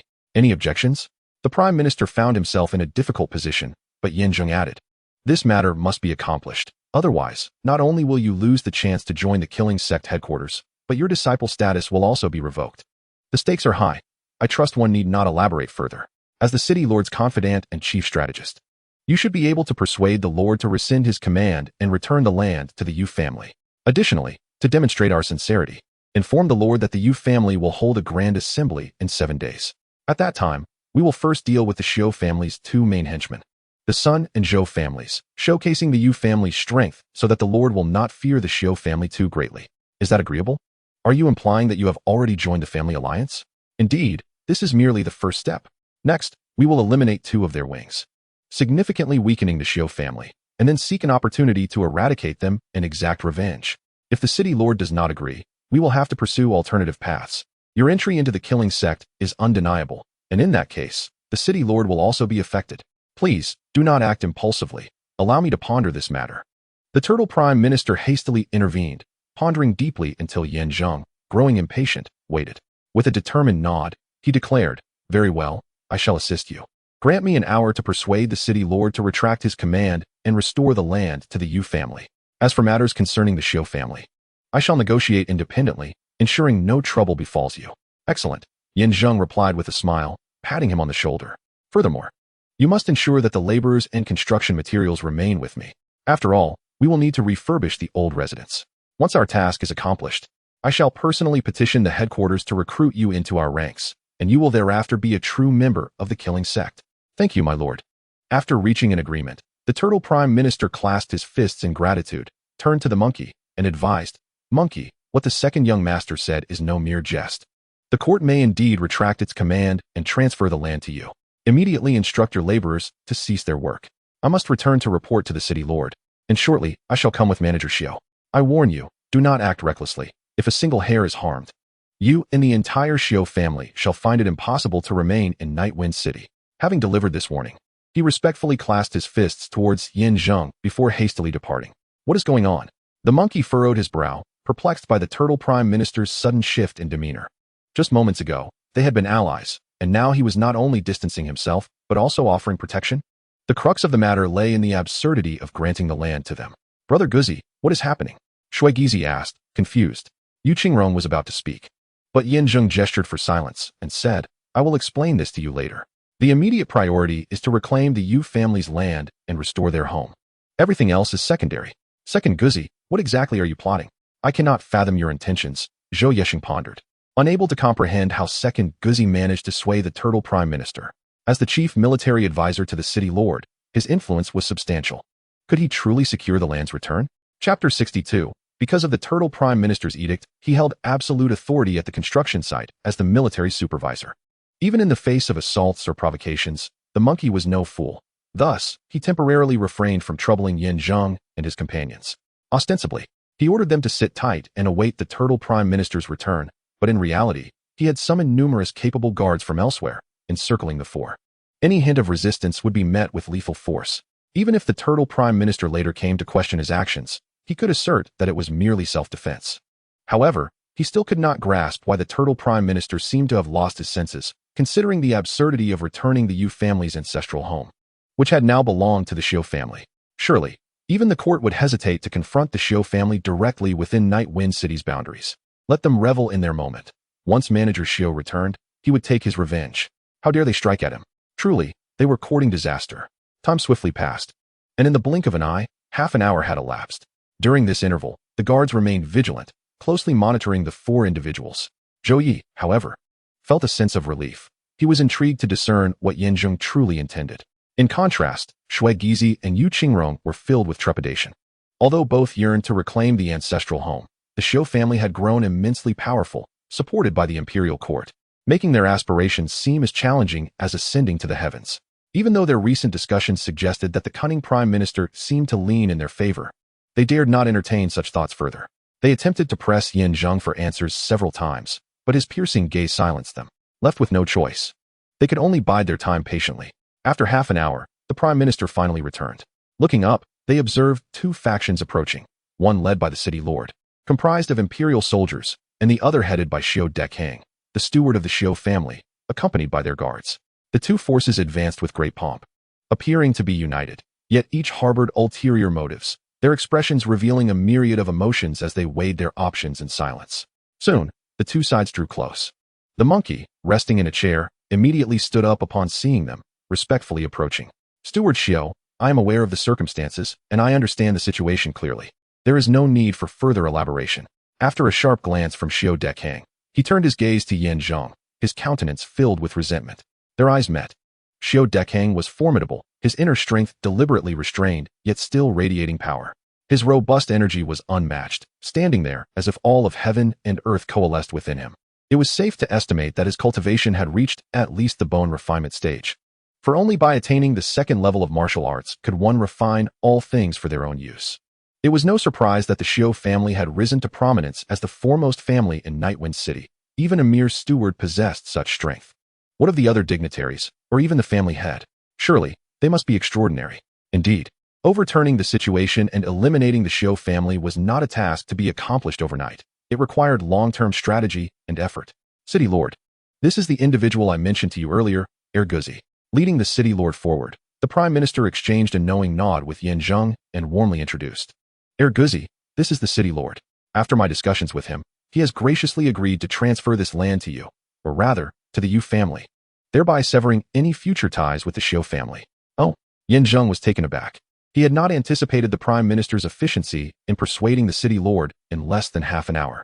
Although he was uncertain of the methods employed, it was ultimately a favorable outcome. Moving forward, if he wished to thrive in Nightwind City, he would need to adeptly leverage this newfound connection. Is it true, City Lord? You have consented? Shui Gizi exclaimed, incredulous. Previously anxious, the City Lord's personal involvement made the situation appear promising. As the shadows on Yu Qingrong's face dissipated, she was about to speak when Zheng swiftly pulled her aside and introduced, Lord City Master, this is the heir of the Yu family, Miss Yu Qingrong. In the future, she shall assume the role of the family head as we rebuild the Yu clan. The official expressed, I have long heard of Miss Yu. Seeing her today confirms her extraordinary nature. With talents like Erguzi under your command, your future as head of the family undoubtedly holds boundless potential. The City Master stroked his snowy beard, nodding in satisfaction before turning to the Chief Steward, Xiu Dekang, and inquired, Chief Steward, do you have any objections to what I have just stated? Upon hearing this, Xiu Dechang's body stiffened, his expression darkening to its utmost degree. It was evident that both parties had previously communicated, so despite any displeasure, he could only bow respectfully before the City Master, stating, since you have spoken, my Xiu family has no further objections. This land shall be granted to the Yu family. However, do not forget the promises made to us. The City Master reassured him. Rest assured, as a servant of the court, my word is my bond. You need not worry, Chief Steward. The City Master nodded and turned his attention to Prime Minister Gui, saying, Prime Minister, my presence today is to assure the Yu family that they have my backing. Should anyone dare to act rashly, they shall think twice. With that, he declared, I must attend to my duties. I leave this matter to you. We shall discuss further upon my return. Yes, my lord, Prime Minister Gui responded promptly, and the others, including Xiu Dekang, nodded and bowed respectfully as the City Master departed. Once he was gone, Prime Minister Gui smiled at Zheng, saying, well, second young master, I have fulfilled your requests. What remains? Prime Minister, you have only completed half of the task. As the City Master spoke, I refrained from elaborating, but I have another request. Oh, please, go ahead, I am listening. It is quite simple. The foundation has been granted to us, yet they have altered the original layout of the estate mid-construction. We have our considerations regarding the construction, so the laborers and materials brought by the Xiu family must belong to us. They are to leave empty-handed. What did you say? Upon hearing this, Xiu Dekang erupted in fury, exclaiming, are you overstepping your bounds? Although we lack the support of the City Master for this land, the laborers and materials are ours. Why should we give them to you? Young man, one must know when to stop. Do not be greedy. Due to the City Master's backing, Xiu Dekang was instructed to comply with whatever the Yu family desired, as long as he did not offend the City Master. However, upon hearing the demands, he found them excessive and stood up, glaring coldly at Zheng. Prime Minister Gui also deemed Zheng's proposal rather excessive and instinctively opened his mouth to speak. But Zheng scoffed, excessive? Did your Xiu family consider the notion of excess when you plundered from us? Did you think of it when you annihilated my entire Yu family? Did you ponder it when you resorted to any means necessary to seize the dragon-slaying sword? Now, as I demand labor and materials, it is merely to accrue a modicum of interest. Once I have firmly established my family's standing, then the true revenge shall unfold. Go back and inform your Su family that I, Erguzi, have said this. It will not be long before your clan descends from its pedestal. We shall treat you as you once treated the Yu family. The monkey, his face flushed with rage, stood behind a group of bodyguards, all of whom were poised to act. However, Xiu Dekang raised his hand to halt them, nodding as he acquiesced to their demands, stating that the land would be granted to them, along with the laborers and construction materials. Yet, take heed, young man. The rivers and mountains may bring us together again. This grudge, I assure you, the Su family will repay. Do not presume that the support of the City Lord grants you unbridled impunity in Nightwind City. The Su family is sovereign. With that, Xiu Dekang gestured for his departure. Although the monkey and his guards were filled with resentment, they had no choice but to obey the steward's orders. As they brushed past Zheng, their loathsome glare seemed capable of inflicting 1,000 cuts upon him. Zheng, however, merely smiled in response. He understood that the opposition would not relent easily. Although the City Lord provided surface-level backing, beneath that facade, covert schemes were likely at play. necessitating utmost caution and vigilance. Until they had grown stronger, enduring was the only option. Clap, clap, clap. After the dust settled, Zhou Yexing could not help but applaud, exclaiming, "Marvelous, truly marvelous." A mere servant of the Yu family could summon Prime Minister Gui to persuade the city lord, invoking his authority to reclaim land and seize laborers and materials. Such audacity is unprecedented. Yet, I am curious, how could Prime Minister Gui, unfamiliar with Guzi, be compelled to assist him? The support he provided was substantial, even convincing the city lord, an open affront to the Su family, who dare not utter a word in protest. What secrets lie behind this? Zhou Yexing's musings echoed the thoughts of both Shui Gizi and Yu Qingrong. The three regarded him with curiosity, but concerning the matter of killing, Yin Zheng preferred not to elaborate. He waved his hand, stating, "This tale is lengthy and cannot be succinctly conveyed. The process is of little consequence. It is the outcome that matters. Now that we have secured the land, labor, and materials, Gizi, you shall assist the young lady in meticulously planning our future residence for the Yu family. As for you, Zhou, we shall reconvene in 3 days. Guzi, should you dare speak further on this matter, do not blame me for my ruthless demeanor." Yin Zheng's stern tone rendered Zhou Yexing silent. After all, he held leverage over him. Despite his insatiable curiosity, he could only grit his teeth and endure the tension. With a huff, he turned to leave. He then ordered his subordinates to summon Zhang Long, Zhao Hu, and others to unite their efforts in constructing the Yu family estate. Meanwhile, Prime Minister Gui was drawn aside by Yin Zheng for a confidential discussion. Chapter 63. The corner. The Minister of Turtles, eager to get to the point, inquired, "Second young master, I have fulfilled all your requests. Is there any urgency now?" Yin Zheng interrupted, his brow furrowed with concern. "According to the regulations of our sect, external disciples must make significant contributions to the killing sect in order to gain entry to the main branch. What you have done thus far is merely foundational. Achieving a remarkable contribution is a long and arduous journey. And how long will that take? At the very least, I need to establish the Yu family firmly, right? Are you unwilling?" "No, it's just that the Minister of Turtles hesitated, then sighed in resignation, shaking his head. I am certainly willing to assist you. After all, you are a high-ranking member of the killing sect, and your word carries the weight of 1,000 soldiers. However, this endless hope is truly burdensome. Assisting you in this matter would inevitably offend the Xiu family, and given their strength, it will be quite challenging for you to help the Yu family gain a foothold. This is my concern. You have no other choice now. Will you assist me or not? Please give me a clear answer. I will help." The Minister of Turtles gritted his teeth and nodded solemnly. "Joining the main branch of the killing sect has been my lifelong ambition, and I am willing to pay any price for it. I previously lacked the opportunity, but now that I have finally encountered you, I will not let this chance slip away. So, please tell me, what do you need me to do next? Before that, I would like to know how you persuaded the city lord to come forward and take a stand. This has been a concern for Zhou Yexing and the others, and it piques my curiosity as well," Yin Zheng inquired. "As far as I know, the city lord has a very close relationship with the Xiu family. In fact, his career path is likely dependent on them. For him to risk offending the Xiu family by stepping forward, surely it cannot be solely due to your eloquence?" "That is indeed the case."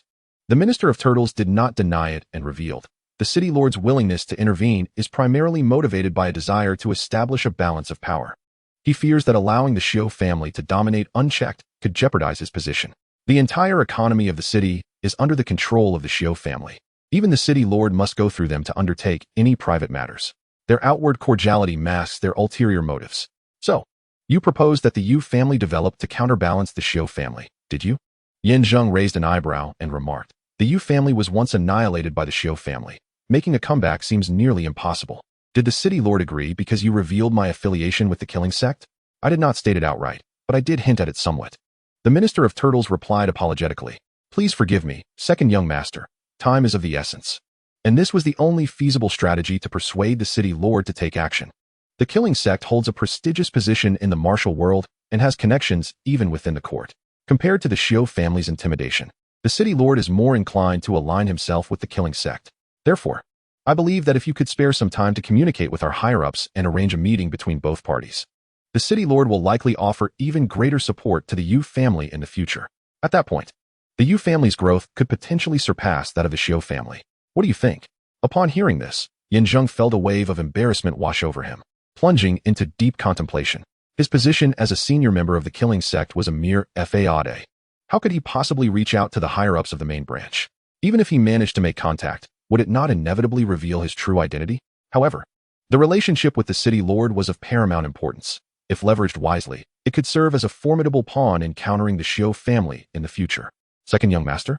Noticing Yin Zheng's silence, the tortoise prime minister inquired tentatively.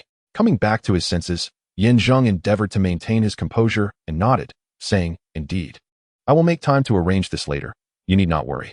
Since the city lord is also inclined towards collaborating with my killing sect, we must make the most of this relationship. I will inform you of the specific timing and venue for our discussion shortly. For now, there are two matters I need you to attend to. Please, second young master, as long as it enables me to join the main branch of the killing sect, I shall devote myself wholeheartedly to your service," he replied eagerly. "First, in 3 days, I will preside over a peace conference between Sun Yoji of the Sun family and Zhou Yeshen of the Zhou family. I intend to use this opportunity to incite conflict between the two clans. The leverage is in place, and what remains is your assistance, as I fear I will require the power of your office." "Oh," the tortoise prime minister furrowed his brow, pondering for a moment before realization dawned upon him. "You mean, during your discussions, the court will intervene, exposing their vulnerabilities under an official pretext, thereby sowing discord between the two families? Once this is made public, they will inevitably clash.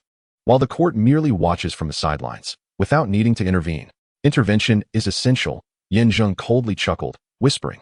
"A battle between the two clans would lead to mutual destruction. The younger generation will surely be left without leadership. As the chief military advisor to the city lord, you hold a certain authority in their eyes. Take this opportunity to help me rally the younger members. Only for the benefit of the Yu family?" "Precisely. I understand that to completely eradicate the Xiu family, the strength of our youth is crucial. The annual family competition includes various events, so I need to stockpile resources in advance to deploy them at a critical moment." "Understood. I will ensure this is carried out." "And what is the second matter?" "The second task is far simpler. After the Sun and Zhou families are vanquished, I wish to take over their family enterprises." Yin Zheng inhaled deeply and continued. "Having manpower alone is insufficient. Financial resources are essential to sustain such a multitude, and these two families provide the ideal foundation. As for the operational details, I am well versed in that. Second young master, leave these two matters to me. Should everything proceed smoothly, your Yu family will firmly establish its foothold in Nightwind City. As for joining the main branch of the killing sect, we shall address that when the time comes. I am confident in my plans, so rest assured." Yin Zheng appeared to acquiesce, yet internally, he was in a state of turmoil. He had no idea where the main headquarters of the killing sect was located, how to negotiate without exposing his identity, and he felt utterly lost. If they were to learn that the diminutive winter melon had already been slain by him, it would undoubtedly incite considerable trouble. However, as the saying goes, when soldiers come, one must stand firm, and when water flows, one must construct barriers. It is best to address matters as they arise, focusing on the present moment. Soon, Zhang Long and Zhao Hu arrived with a contingent, comprising over 300 individuals when accounting for the laborers from the construction site. Yu Qingrong was responsible for the overall planning and coordination, while Shui Gizi executed the tasks as per Yu Qingrong's directives. Zhang Long and Zhao Hu led their respective teams tirelessly, laboring day and night. For a grand banquet celebrating the newly ascended family was to be held in 7 days. He hoped to complete the work before that occasion, thereby confronting the Xiu family with his full identity. Seizing a moment amidst the bustling activity, he discreetly sought a secluded corner to sit down. Once his mind settled, he hesitated not, immediately intoning within. Input. Input successful. The host's current kill value is 1,689 points. Would you like to use the life simulator? Consuming one time will cost 1,000 points. There was no alternative. When he had slain that group of assassins, time was too pressing, leaving no opportunity for simulation. Although their contributions to the kill value were minimal, the expenditure was not excessive. Yet, the loss of a single diminutive winter melon was sufficient to entirely negate those efforts, rendering his previous kills seemingly fruitless, everything measured against the strength of the winter melon. After laboring for nearly half a day, he could only simulate once. Though it pained him greatly, there was little he could do at this point. Having something was better than having nothing, was it not? Use. As Yin Zheng silently recited, a series of texts materialized before his eyes. At 24, Yu, at the pinnacle of the 6th level of the body refinement realm, convened a reconciliation meeting between the two families, amassing personnel and wealth to establish the Yu family's position at the banquet, thereby creating a stalemate with the Xiu family. At 27, Yu forged an alliance with Gu Hongtian, the deputy leader of the killing sect, and with their assistance, gradually annexed various families, ultimately confronting the Xiu family in a decisive battle, emerging victorious and ascending to the status of the foremost family. However, the Xiu family, led by the esteemed Xiu family of Jingsheng. Not only swept through the Yu family, but also identified you as the ninth prince through the testimony of those from Yunjin Mountain Villa, leading to a harrowing escape for your life. At 33, after Gu Hongtian shielded you in battle, you were treacherously betrayed by his subordinate, Haizi, ultimately captured alive by the eighth prince and met a fiery demise. Chapter 64. Upon reflecting on this life, Yin Zheng's heart surged with tumultuous emotions. It was anticipated that his cultivation had not advanced. Given his current prowess at the pinnacle of the 6th level of body refinement, coupled with the 3rd tier of the chicken killing technique, he was not a top-tier expert. Yet it was exceedingly difficult for anyone to pose a tangible threat to him. Thus, he bore little regret. The crux of the matter lay in the execution of his plans. Indeed, he had adeptly utilized the relations between the two families to gather personnel and wealth, achieving a measure of progress in his endeavors against the Xiu family. What is even more exhilarating is that he had initially harbored concerns about the exposure of the killing sect's affairs, yet unexpectedly forged a connection with the deputy sect leader, Gu Hongtian. Why would he, having slain the diminutive Donghua, still choose to collaborate with me? Moreover, it is not difficult to discern from his words that Gu Hongtian possesses a heart of loyalty and righteousness. He not only aided me in battling the Xiu family, but even went to the extent of sacrificing himself to ensure my survival during the final confrontation. Had it not been for the betrayal by his subordinate, Xiao He, I might have escaped with my life instead of meeting a tragic end in a cauldron of boiling oil. However, now the Cloud Sword Manor has emerged. Ever since the killing sect placed a bounty on my head, I have been unable to untangle my connection with this manor. From the enigmatic figures associated with the manor to my close friend, and ultimately being identified as the ninth prince, I am left pondering who orchestrated all this. It appears that I now have two implacable enemies. One is the inscrutable Cloud Sword Manor, which I must investigate at all costs, and the other is the eighth prince. It has become evident that he is destined to ascend the throne and perceives me as a threat, going to great lengths to locate and ultimately eliminate me. Is he motivated by fear of my potential to usurp his position, or is there another underlying reason? Simulation complete. The host may select one of the following options to retain. Option 1. Cultivation level at 24 years of age. Option 2. Martial arts experience at 33 years of age. Option 3. A replay of the interaction with Gu Hongtian at 27 years of age. Without hesitation, Yin Zheng chose the third option. The lack of growth in cultivation can be disregarded, and while martial arts experience is undoubtedly valuable, it is not the immediate priority. With negotiations between the two clans imminent, the Prime Minister Gue and the City Lord serve as my key leverage. It is crucial to adeptly resolve the issues pertaining to the killing sect, so that I may later utilize these two individuals to constrain the Xiu family.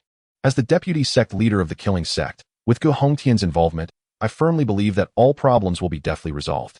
Although the simulation indicated that Gu Hongtian is a reliable ally and has indeed assisted me significantly, my understanding of him remains rather superficial. If I do not delve deeper into his character, I may find myself in a precarious position. Soon, as Yin Zheng made his choice, a player interface materialized before him, and the visuals began to unfold. The entire scene comprised 3 pivotal moments. The first depicted the moment he killed the diminutive Donghua, during which Gu Hongtian had commanded onlookers to observe, thereby sparking his interest in Yin Zheng. The second occurred 3 days later, when, after resolving matters involving the Sun and Zhou families, Gu Hongtian sought a detailed discussion with him. However, at that moment, the leader of the killing sect, He Tian, dispatched assassins to pursue Gu Hongtian. Yin Zheng decisively intervened to assist him, thus forging a profound bond between them. The third moment unfolded following their negotiations, where each party gained what they sought. Yin Zheng, leveraging his status as deputy sect leader, successfully subdued the city lord, while his task in return was to assist Gu Hongtian in reclaiming the killing sect from He Tian. After reviewing the replay, Yin Zheng's previously anxious heart was completely at ease. With Gu Hongtian presiding, not only could he solidify his identity as a member of the Shashaman, but he could also leverage this situation to his advantage. However, he was greatly perplexed by the fact that the sect leader had dispatched someone to pursue the deputy leader. The sect leader's son had been slain, yet the deputy leader appeared to take joy in this. It was clear that there must be some underlying enmity between the two, but the specifics would have to await their eventual meeting for further elucidation. Yin Zheng took a deep breath, set aside these thoughts, and rose to head towards the construction site. With only a few hundred points of killing value remaining, he no longer qualified to continue simulations. He could only bide his time and await the opportunity to unleash a massacre upon the unwary, thereby amassing more killing points. At present, he needed to join forces with Shui Gizi and others to expedite the reconstruction of the Yu family's ancestral home. Only with a solid foundation could he utilize it as a base to radiate influence throughout the city. After the three of them collaborated with hundreds of laborers and a handful of disciples, the Yu family ancestral home had begun to take shape. The original framework and various classifications were nearly completed under the unified coordination of Yu Qingro. The remaining days would require only filling and decorating the various frames to achieve success. They could even host the welcoming banquet at the ancestral home in 7 days. This was Zheng's aspiration, to invite all the prominent families to the ancestral home, particularly to demonstrate to the Shou family that the Yu family's return was not as mere prey to be slaughtered, but rather a formidable contender capable of competing with them. If he could assist the Yu family in ascending to become the foremost family, he would earn the qualification to join a sect. According to convention, whenever a new first family emerged, representatives from various sects would come to evaluate and select the most talented and capable disciples for training within the sect. After all, the relationship between sects and families was intricately intertwined, with mutual connections in economic cooperation and martial arts secrets. It was quite common for family disciples to enter sects for training or for sect disciples to hold important positions within families. On the third day, the appointed day for negotiations between Zheng and the Zhou and Sun families arrived. Early in the morning, Sun Yoji and Zhou Yidian sent their representatives to inquire about the timing and location of the negotiations. In response, Zheng retained the representatives of both families, asking them to wait momentarily before conferring privately with the hurriedly arriving Gichengxiang. The second young master, everything has been arranged. In half an hour, the negotiations will take place in a private room on the second floor of Qingfeng building. Gichengxiang clasped his fists and said at that time, "When your discussions reach a fever pitch and you present evidence against each other, I shall lead the officers into the room to apprehend." After hearing his detailed plan, which aligned closely with his own thoughts, Zheng felt that everything was in readiness, awaiting only the final execution. Zheng nodded in satisfaction and said, "Very well. We shall proceed as you suggested. Seize the opportunity. When the moment is right, charge in, especially to ensure that the influential members of these two families are made aware of this matter. If a fierce confrontation occurs on the streets, it would be even better. Once this is accomplished, I will arrange for a high-level discussion with the city lord, and I can provide you with whatever you desire." "Thank you, second young master." "Thank you." The Prime Minister Gue expressed his gratitude, his joy evident as he nodded repeatedly.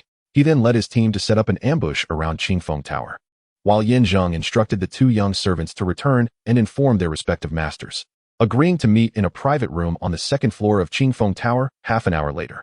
Qingfeng Tower is the largest tavern in Nightwind City, lavishly decorated and expansive, renowned for its exquisite cuisine, earning accolades throughout the capital. It is not only beloved by the locals, but also attracts dignitaries from various provinces and regions who come specifically to savor its delicacies. At this moment, during the noon hour, when Zheng arrived, the establishment was bustling with patrons, a cacophony of noise filling the air. Without delay, he calculated the time and deduced that Sun Yoji and his companion should be waiting in the private room. He promptly made his way to the entrance. Suddenly, a swaying figure stumbled into him. "Are you blind? Do you even know who you just bumped into?" A familiar voice rang out, and Zheng looked up to find it was Su Qingfeng. The person he had collided with was Xiu Dekhang, who appeared to be intoxicated, staggering as he walked. His imposing presence, coupled with the effects of alcohol, gave him a fearsome, bloodshot-eyed visage akin to a bloodthirsty lone wolf, instilling dread in those who beheld him. "Erguzi?" Upon seeing Zheng, Su Qingfeng's brow furrowed. At the mention of the name, Xiu Dekhang seemed to snap out of his stupor, instinctively looking up. Upon recognizing Zheng, the fury in his expression erupted like a volcano, ready to unleash itself. "You little brat, are you following me? What nonsense. Qingfeng Tower is a tavern. Just because you can dine here doesn't mean I can't," Zheng retorted with a cold smirk, feeling a twinge of anxiety. In a direct confrontation, he was no match for Xiu Dekhang. Until he dealt with the Zhou and Sun families, he had to tread carefully, for this was a pivotal moment in the reconstruction of the Yin family, and he wished to avoid any unnecessary complications. "Get lost." Xiu Dekhang, already enraged over issues regarding his land, had come to Qingfeng Tower to drown his sorrows. Little did he expect to encounter his nemesis here. In a fit of fury, he shouted and pushed Zheng with such force that it sent him stumbling backward, ultimately falling to the ground. Before Zheng could fully comprehend the situation, Xiu Dekhang charged at him, bellowing, "Listen well, brat. In Nightwind City, the Xiu family is the sky, and I am the earth. Don't think that just because this is a mere Qingfeng Tower, I can't come and go as I please. Not even the city lord's mansion can hinder me. Moreover, with but a single utterance from me, do not presume that you can set foot in the Qingfeng Tower, nor even in a mere ordinary inn. Do not think that your association with the city lord grants you unfettered freedom. The opportune moment has yet to arrive. Or else I would not hesitate to end your life." Depart immediately, lest I lay my eyes upon you again. Guzi, a wise person recognizes the times. An offending Chief Xiao will only lead you to ruin. Su Qingfeng arrived swiftly, casting a cold smile upon Yin Zheng, stating, I have heard about the matter concerning the land allocation. Although I am unaware of the means by which you have enticed the city lord, ultimately, it is still the Xiao family who holds dominion over Nightwind City. Should you dare to oppose further, your fate will be sealed. Leave at once. Chief Xiao has spoken, and you shall not set foot in this establishment today. You. Yin Zheng hesitated, words caught in his throat. Initially, everything had been arranged perfectly, awaiting only a discussion with Sun Yoji to smoothly implement the plan. Yet, who could have anticipated encountering Xiao Dekhang at such a critical moment? With his influence, a mere word to the tavern owner would bar him from entry today.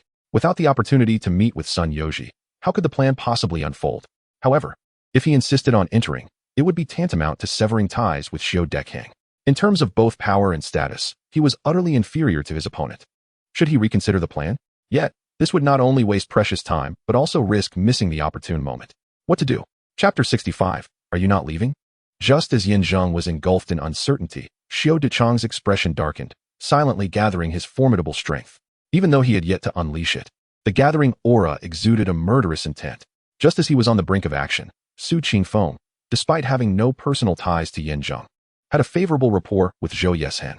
At the auction house, he discerned that Zhou held leverage over this Guzi, and it was only right to intervene appropriately. Chief Xiao, do not be angered. There is no need for you to intervene personally in dealing with this brat. Simply allow the tavern staff to handle it. Su Qingfeng soothed while casting a knowing glance at a nearby attendant.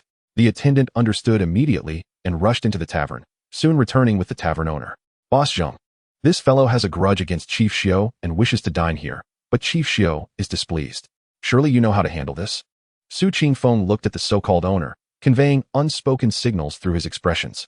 Understood, I comprehend, replied the middle-aged owner, sporting two wispy mustaches, who dared not offend Xiao Dekhang. Not a fool, he grasped Su Qingfeng's intent, bowing and scraping before summoning two bouncers to seize Yin Zheng, commanding, take this rascal and throw him out. If he dares to, mid-sentence, upon seeing Yin Zheng's true visage, he abruptly halted, a look of surprise washing over him. Suddenly, he turned to Xiao Dekhang, ingratiatingly suggesting, Chief Xiao, considering the lunchtime crowd, it may not reflect well to expel someone publicly. Perhaps we could. Xiao Dechang's expression grew stern. Su Qingfeng, exhaling slightly, reprimanded, Boss Zheng. Is my message not clear enough? This young man bears a grudge against Master Xiao, which inevitably puts him at odds with the Xiao family. Do you truly wish to keep your establishment afloat? Of course, I wish to continue running it, but I cannot simply drive away patrons. How absurd! Xiao Dekhang bellowed, stepping forward with a barely contained fury, ready to unleash his wrath. Yet, Boss Zheng stood undaunted, responding calmly, Master Xiao. While you indeed hold the esteemed position of steward for the Xiao family, at the end of the day, you are merely a servant. You frequently dine at my humble establishment and are well aware that the Xiao family holds a stake in my tavern. If you choose to trouble me, you are essentially troubling your own kin. Are you certain this is the path you wish to tread?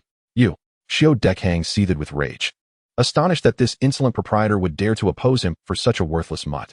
Nevertheless, the truth of his words rang clear. The Xiao family indeed possessed shares in Qingfeng Tower, and the adversary in question was the sworn enemy of the family's young master. After years of rivalry, tensions were at a boiling point, and he had no desire to ignite the fuse. Thus, despite his deep-seated loathing for Yin Zheng, he could not afford to rupture his relationship with Boss Zheng. Weighing the options, it would be a fool's errand to engage in a conflict that would yield no benefit. Preserve the Green Hills, and there will be no shortage of firewood. He resolved to bide his time, plotting a future revenge against both this wretched dog and Boss Zheng. You will pay for this defiance, he thought.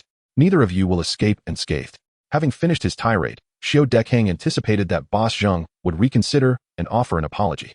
To his astonishment, Zheng remained cheerful, nodding, Very well, Master Xiao, you are always welcome to visit my humble establishment. We shall ensure you are treated with the utmost respect and courtesy. Let us depart. Xiao Dekhang snorted coldly, storming out of the tavern, with Su Qingfeng trailing closely behind. Su cast a resentful glare at Boss Zheng before hastily following, bowing and attempting to placate his enraged companion. Come, young master. Allow me to assist you. As the two departed, Boss Zheng exhaled a sigh of relief. It was evident that he had felt a pang of anxiety during the previous exchange, yet he had no choice but to confront Xiao Dekhang to protect Yin Zheng. The consequences of this confrontation were indeed severe, but he harbored no regrets. Once Yin Zheng regained his composure, he reflected on the recent events with lingering trepidation. He feared not only Xiao Dechang's formidable strength, but also felt bewildered by Boss Zheng's actions. He had assumed his fate was sealed, that he would either meet his demise or be expelled, which would shatter all his plans. Yet, in a bewildering twist of fate, he found himself in this unexpected turn of events. Turning to Boss Zheng, he queried, "Boss Zheng, what prompted you to act thus? Surely, incurring the wrath of Xiao Dechang is not worth the risk." Boss Zheng hesitated, casting a glance around to ensure they were alone. He instructed a few of his men to disperse the remaining patrons, and when they were finally secluded, he spoke in a hushed tone, "Young master, you jest. The allure of the Shashin Gate pales in comparison to the prospect of currying favor with the Xiao family. It is an honor for you to grace my establishment with your presence. Please, allow me to escort you inside." He stepped aside, warmly inviting Yin Zheng to enter. Yin Zheng felt a sense of bewilderment. Upon arrival, the mention of the killing gate left him perplexed. Could it be that they had caught sight of the token at his waist? Like the Prime Minister of the Tortoise, did they desire to join the main branch of the killing gate, hence their unreserved flattery? Yet, the token had seemingly not been displayed, and his identity as the second young master was acknowledged immediately upon his arrival, which raised questions about the underlying motives. Although he was baffled, he chose to set aside his thoughts for the moment, opting instead to graciously accept the invitation and enter the tavern. After a brief exchange of pleasantries, Boss Zheng busied himself, leaving Yin Zheng to follow the servant to a private room on the second floor. Upon entering, he found Sun Yoji and another individual had been waiting for some time. As Yin Zheng appeared, they instinctively rose and greeted him in unison. "Second young master, please, be seated," Yin Zheng replied with a slight nod, gesturing for them to take their places. Then, with a subtle glance, he directed the servant to close the door, ensuring they would not be disturbed. "Let us get straight to the point. I will first clarify my stance. Young Master Zhou's faction has plundered warehouse supplies and slaughtered dozens of my brothers, attempting to frame the Sun family for these heinous acts. This evidence of the Sun family's involvement has been gathered on site. Should I make it public, your Zhou family will undoubtedly become the target of public outrage." Wang Xiao produced a pouch filled with evidence, laying it upon the table. "Give it to me." Zhou Yishun instinctively reached for it, but was restrained by Sun Yoji, who glared at him and exclaimed, "How dare you, Zhou Yishun? Seeing how the Xiao family has recently favored my Sun family, you harbor resentment and attempt to frame us through slander? Outrageous. Enough of your prattle. If your Sun family were engaged in fair competition, my Zhou family would not resort to such underhanded tactics. Everyone knows how you have often disparaged my Zhou family before the Xiao family. But that is not all. You have secretly plotted against us, causing significant damage to our business. If we do not show you the consequences, you may truly be unaware of your own limitations." "You," Sun Deshao retorted, "you need not involve the Zhao family. The Zhou family's slander is indeed disgraceful. However, your family's steward, Sun Dihai, has killed Zhou Guanjia, which is certainly a fact, is it not?" As he spoke, Yin Zheng once again retrieved a severed arm from his sleeve, pointing upwards. "This must be your family's unique martial arts, is it not? In the Nightbreeze City, only Sun Dihai could possess such an arm. Though I am not affiliated with your Xiao family, I am well aware of the rules. If fellow disciples harm one another, the other clan shall face annihilation. It is indeed your Sun family's doing." Zhou Yishun glared at Sun Yoji, exclaiming, "In comparison to our so-called slander, your act of killing a fellow disciple is far more heinous, Sun Yoji. At this juncture, what further words do you have to say?" I. Sun Yoji stammered, struggling to find his voice. Deep down, he understood that, as the other had stated, in comparison, the act of killing a fellow disciple was indeed far more grievous. Moreover, Sun Dihai was his direct subordinate. If this matter were to be exposed, the Sun family would undoubtedly face repercussions, and he would be unable to absolve himself of blame. "Enough. Both of you have your share of dishonor. Neither should cast blame upon the other. You have come today with the intention of resolving issues or merely creating them." Yin Zheng spoke, gazing intently at the two, and solemnly declared, "Understand this, if you wish to remain uninvolved, you must adhere to my commands.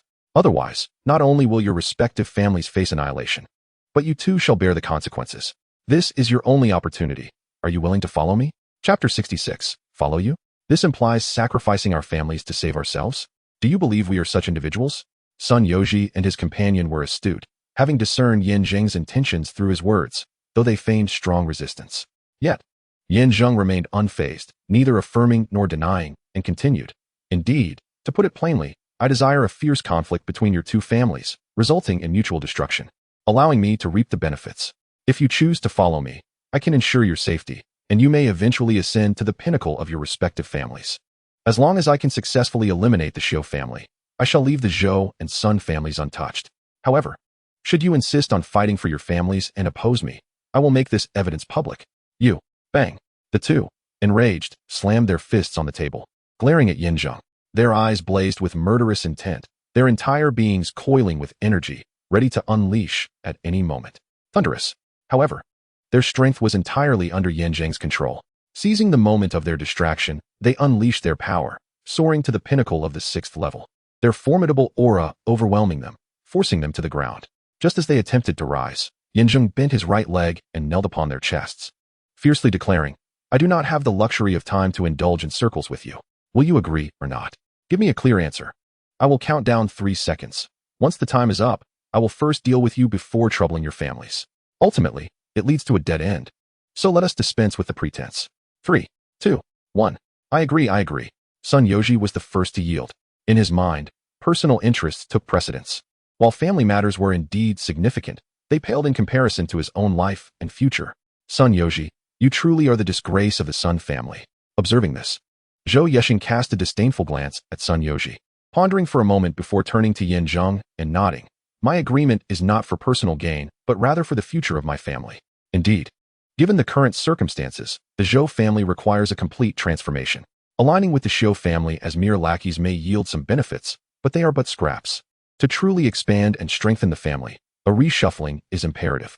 I, Zhou Yexing, am confident that I can lead the Zhou family to a new pinnacle. Thus I agree to your terms. Ha! Upon hearing this, Zheng erupted into laughter, while Sun Yoji scoffed disdainfully. You speak so nobly, yet in truth, you are merely looking out for yourself, afraid of death, aren't you? What pretense are you putting on before me? You, having made a promise, we are now like brothers. I hold a certain admiration for the rules of the Xiu family, particularly the one that forbids internal strife. Zheng waved his hand, rose to his feet, and simultaneously assisted the 2 men up, allowing the trio to resettle themselves. After a brief exchange of pleasantries and a few words of persuasion, he gravely stated, Listen, I now entrust you with a task. Summon the influential members of your respective families, ideally the heads of the clans, and convey the dire situation we face. It is a matter of utmost urgency. They must rally their forces for swift support. Once this is accomplished, you may withdraw with honor. Should you find yourselves without refuge, you may rest briefly at my family's ancestral home. I will arrange further tasks afterward. Second young master. Upon hearing this, Sun Yoji immediately implored, Might you spare my mother? She is my only family in this world. Zhou Yexing echoed his concern. My parents passed away early, and I have always relied on my brother. He was poisoned in his youth, rendered incapacitated, and now lives in a wheelchair. I would gladly sacrifice the entire Zhou family, but my brother, that is acceptable. Zheng nodded. You may keep your mother and brother. The life and death of others from your families are not within my consideration. Very well. Let us set this plan into motion. With the terms agreed upon, Zheng settled back comfortably, sipping tea and enjoying pastries, while the 2 men hurriedly instructed their servants to inform their respective clan leaders and emphasize the gravity of the situation. They then relayed the combat capabilities and historical enmity between the 2 families to Zheng. He learned that the 2 clans had been sworn enemies for generations. Had it not been for the Xiu family's intervention, they would have long since clashed in a bloody conflict. Thus, this endeavor would merely serve as the catalyst for their long-standing feud, igniting a fire that would surely grow ever more intense.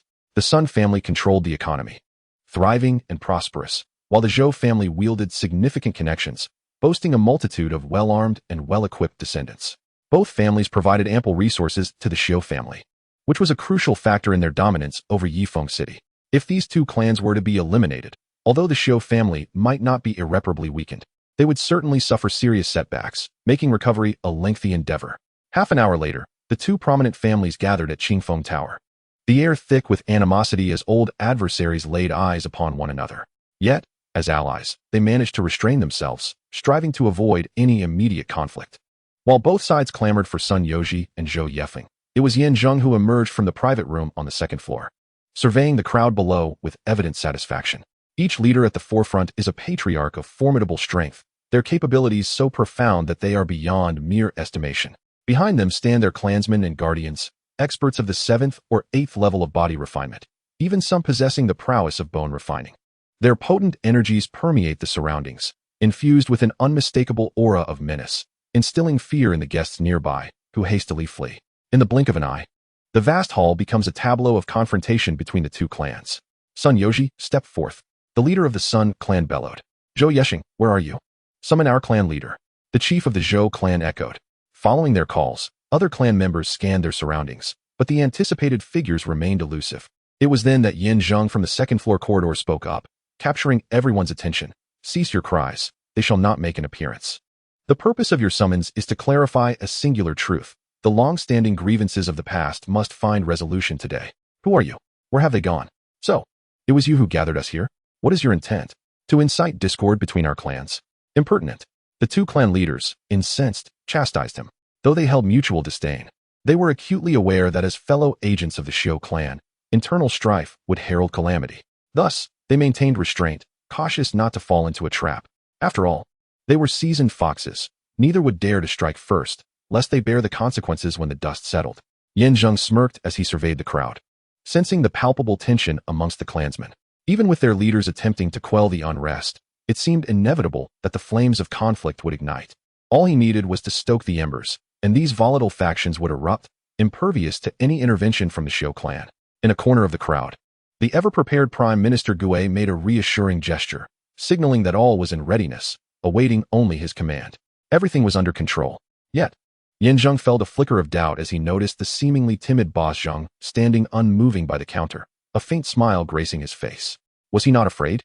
When the members of the two clans arrived, all guests, along with the waitstaff and kitchen helpers, had fled. Yet, he remained steadfast. Surely not out of fear of damage to his establishment, nor the inability to account to his employer. What do you intend to do? Speak, or I shall end your life. The impatience of the clan leaders grew as they saw Zheng's bewilderment. However, their mutual disdain was palpable, as if merely hearing each other's voices was an affront. Haha. Zheng laughed heartily, refocusing his thoughts. He chose to momentarily set aside his concerns regarding boss Zheng. As long as his plans remained unhampered, he would let the man be. He could interrogate him further when time permitted.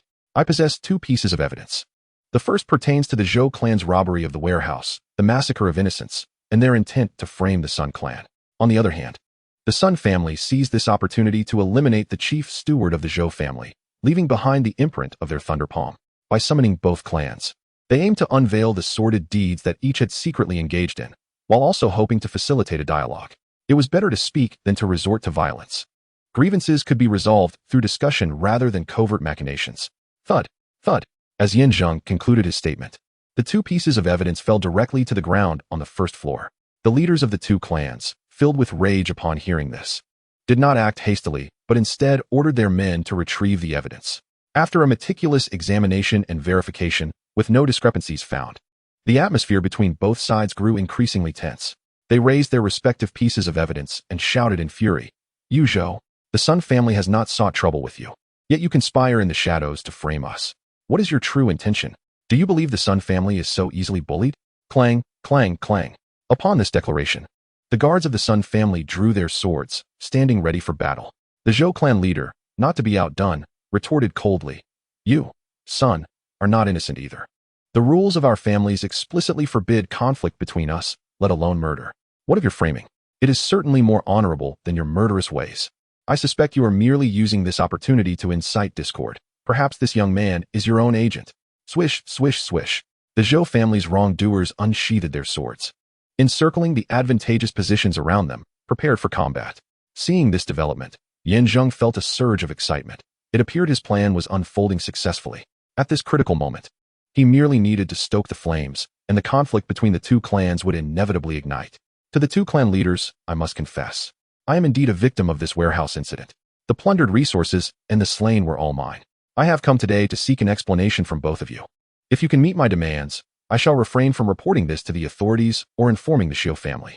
However, should you refuse, do not blame me for being unyielding. After all, I have little desire for private dealings with either of you. Thus I must compel you to resolve this matter together. What do you mean, private dealings? The Zhou clan leader, overwhelmed with emotion, exclaimed, I'll kill you. After all, the steward of the Zhou was his direct subordinate. And with his death, many affairs of the family would falter. In a fit of rage, he could no longer contain himself, and he swiftly commanded his kin to encircle and slay. The Sun clan leader, equally resolute, stepped forward, instructing his guards to fight alongside him.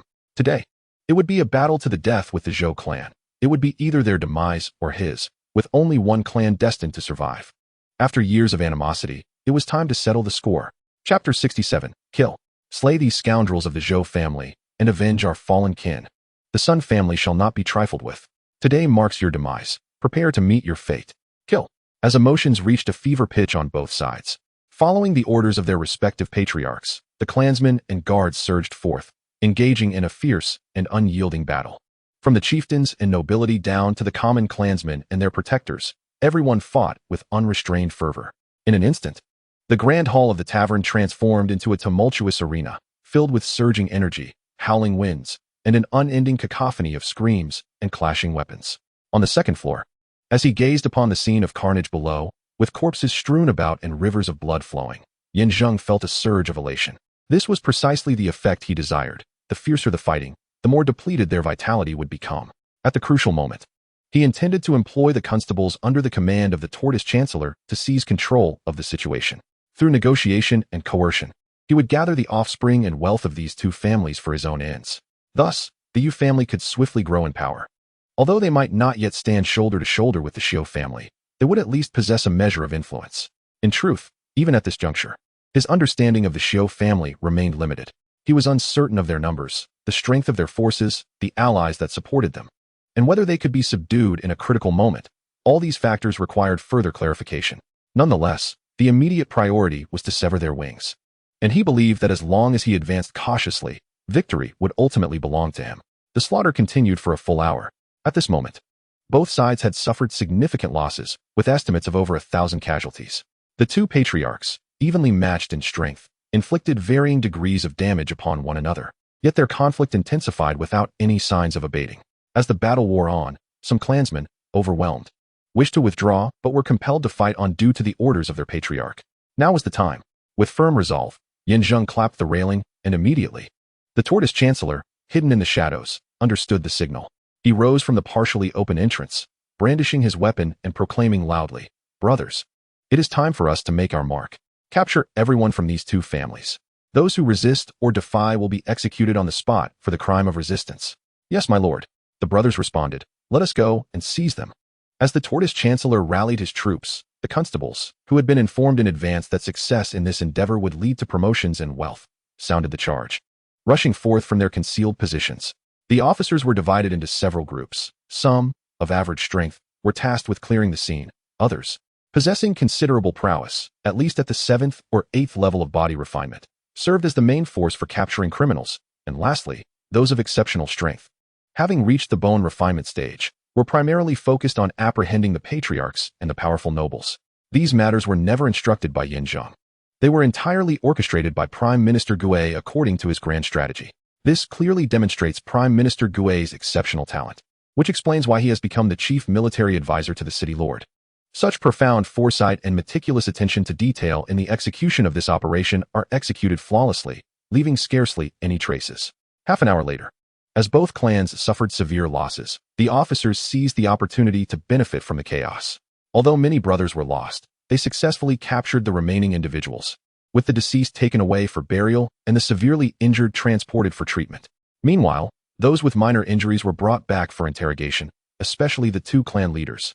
As it was time to reap the rewards of their efforts, Zheng patiently awaited at Qingfeng Tower, ready to receive reports as soon as there was progress from Prime Minister Gui's side.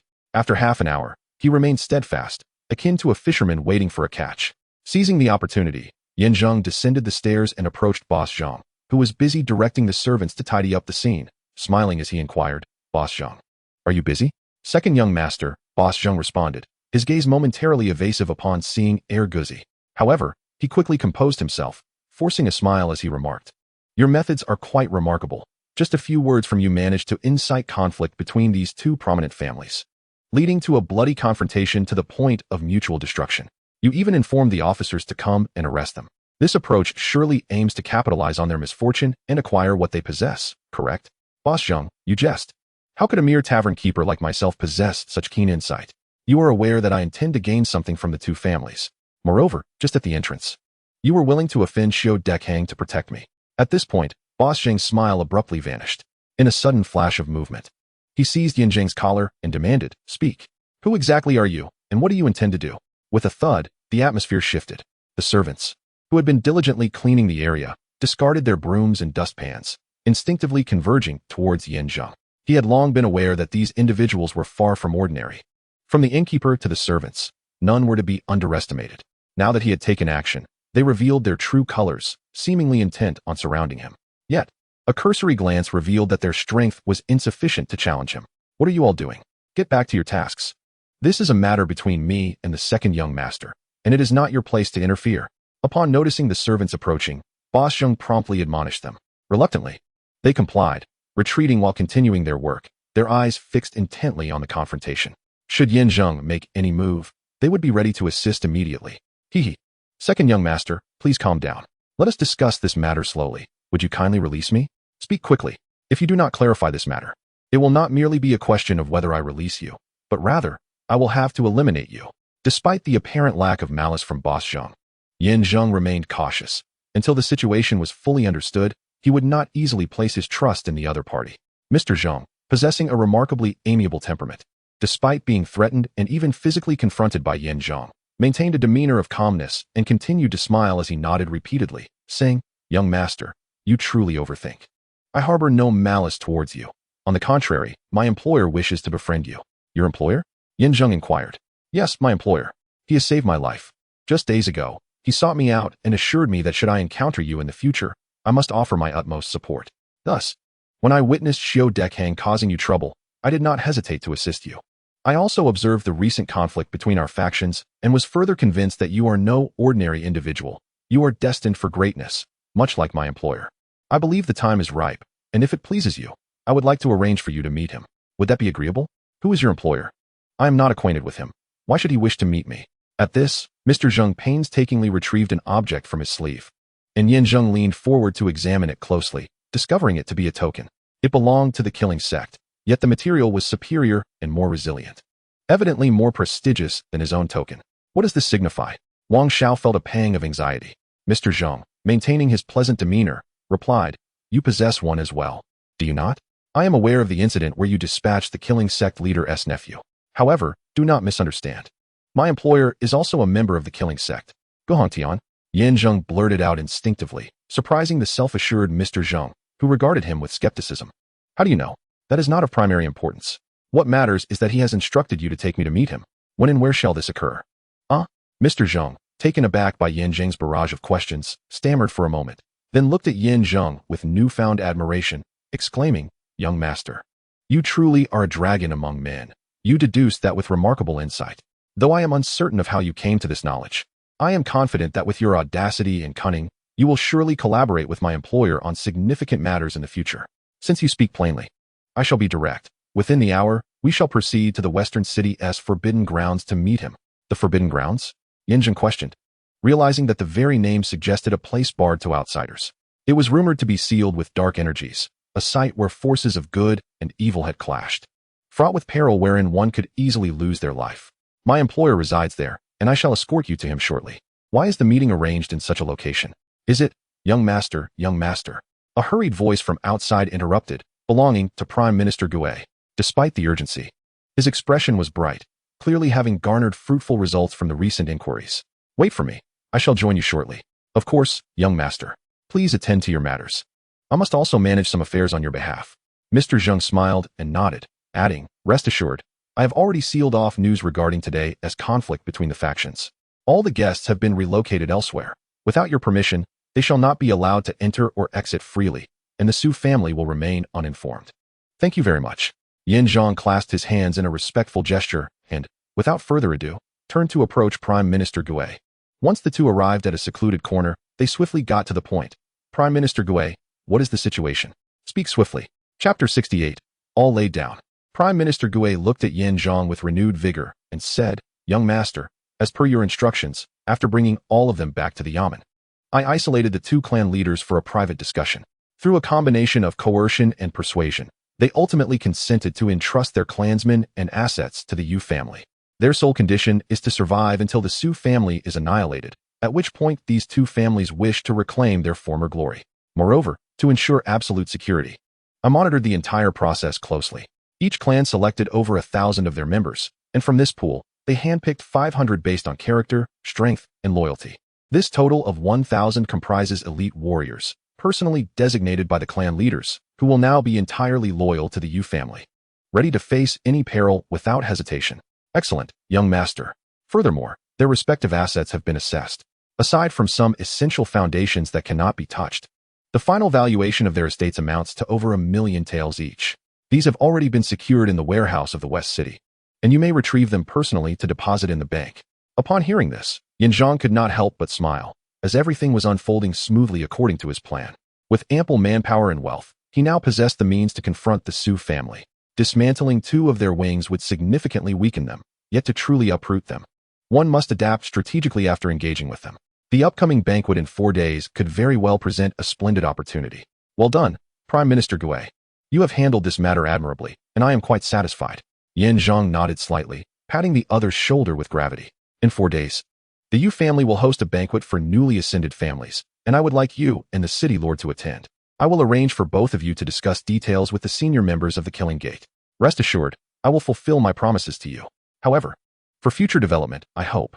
Before he could finish, Prime Minister Gui eagerly nodded, expressing gratitude. Young master, from now on, I shall be your servant. Whatever you command, I shall do. As long as I, Prime Minister Gui, am in the Night Wind City, no one dares to harm you. That would be tantamount to crossing me. I will do everything in my power to leverage my relationship with the city lord to safeguard you, ensuring the smooth and proper development of the Yu family without any obstructions. Splendid. I relish conversing with astute individuals like you. You grasp the essence with just a hint, requiring no further elaboration. Zheng took a deep breath and said, let us proceed as such. Find an opportunity to confine the leaders of both clans, along with Sun Yoji and Zhou Yeshen. Remember to keep a vigilant watch to ensure that no one discovers their whereabouts, especially to prevent their escape. I believe they will prove invaluable at a critical moment. Rest assured, I have already made the necessary arrangements. The place where I will detain them is so secure that not even a fly could escape easily. Very well, go ahead. Yes, second young master. Once this matter was settled, Zheng accompanied boss Zheng to the so-called Forbidden Realm of Gods and Demons to meet Guhongtian. The forces from both clans had already gathered near the grand residence, ready to obey his every command.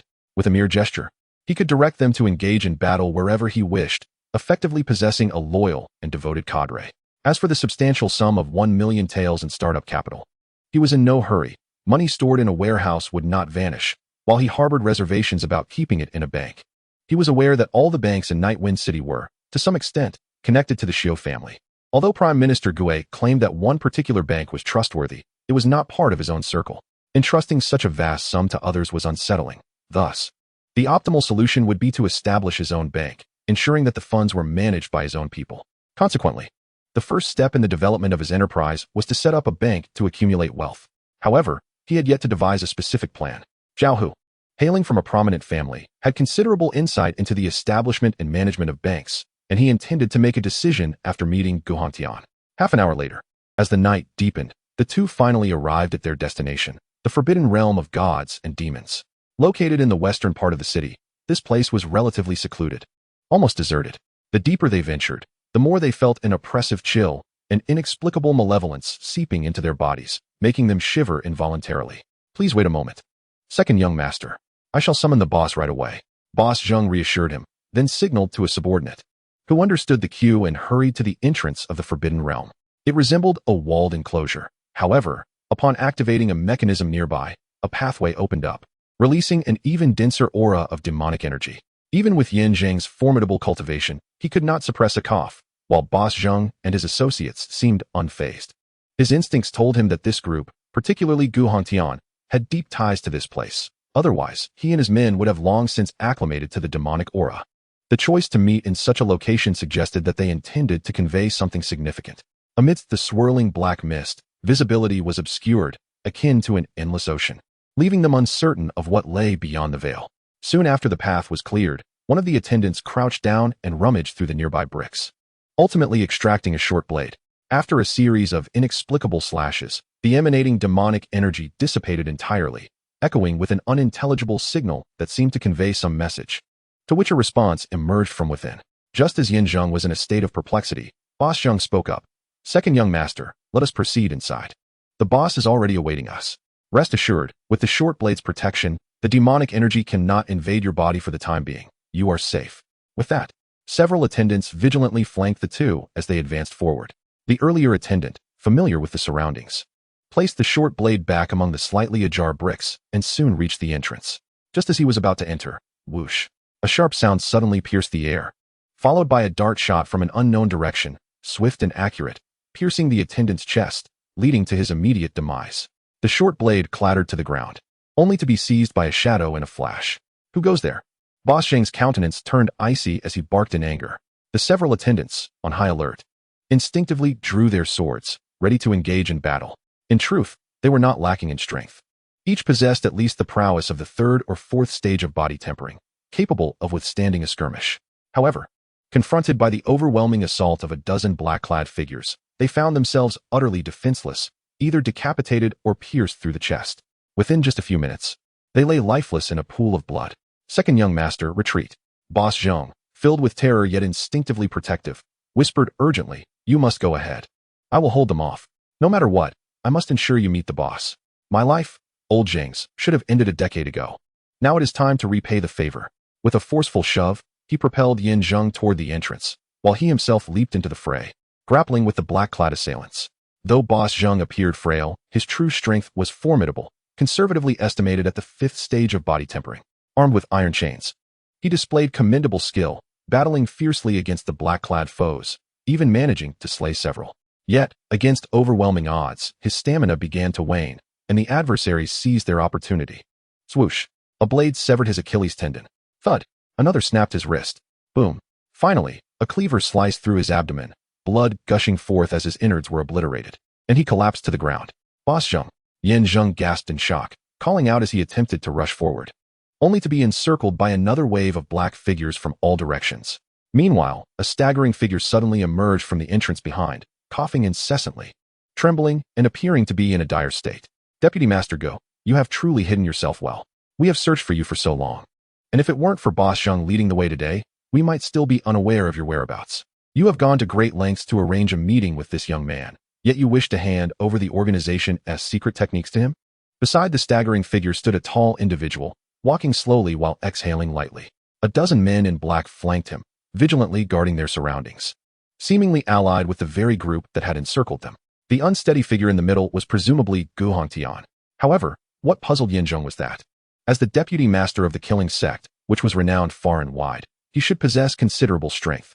The fact that he could be so easily captured was utterly perplexing. The only plausible explanation was that he was either injured or ill, leaving him exceedingly weak. Walking was a challenge, let alone engaging in a confrontation. Yin Zheng refrained from making any rash moves until the situation was clarified. Any action could be exploited as a vulnerability by the adversary. Soon, the group approached, and as the torches flickered, illuminating the scene, Yin Zheng discerned that the so-called Gu Hongtian was in his 50s, appearing somewhat capable, yet his pallid complexion, purplish lips, and the loose structure of his body were all indicators of severe injury. "You must be Guzi," Gu Hongtian said, his gaze earnest as he looked at Yin Zheng. "Eliminate these troubles for me, and we shall strike a deal that benefits us both." Yin Zheng was taken aback, confused by the implication. "What do you mean? Gu Hongtian, even at death's door, you still struggle?" The striking man holding Gu Hongtian immediately interjected sharply. This man, dignified in appearance and seemingly in his 30s, boasted a handsome countenance and a robust physique. His aura was sinister and imposing, unmistakably marking him as a formidable expert. Yin Zheng estimated his strength to be at least at the 7th level of body refinement, surpassing his own capabilities. In a duel, he held no chance of victory.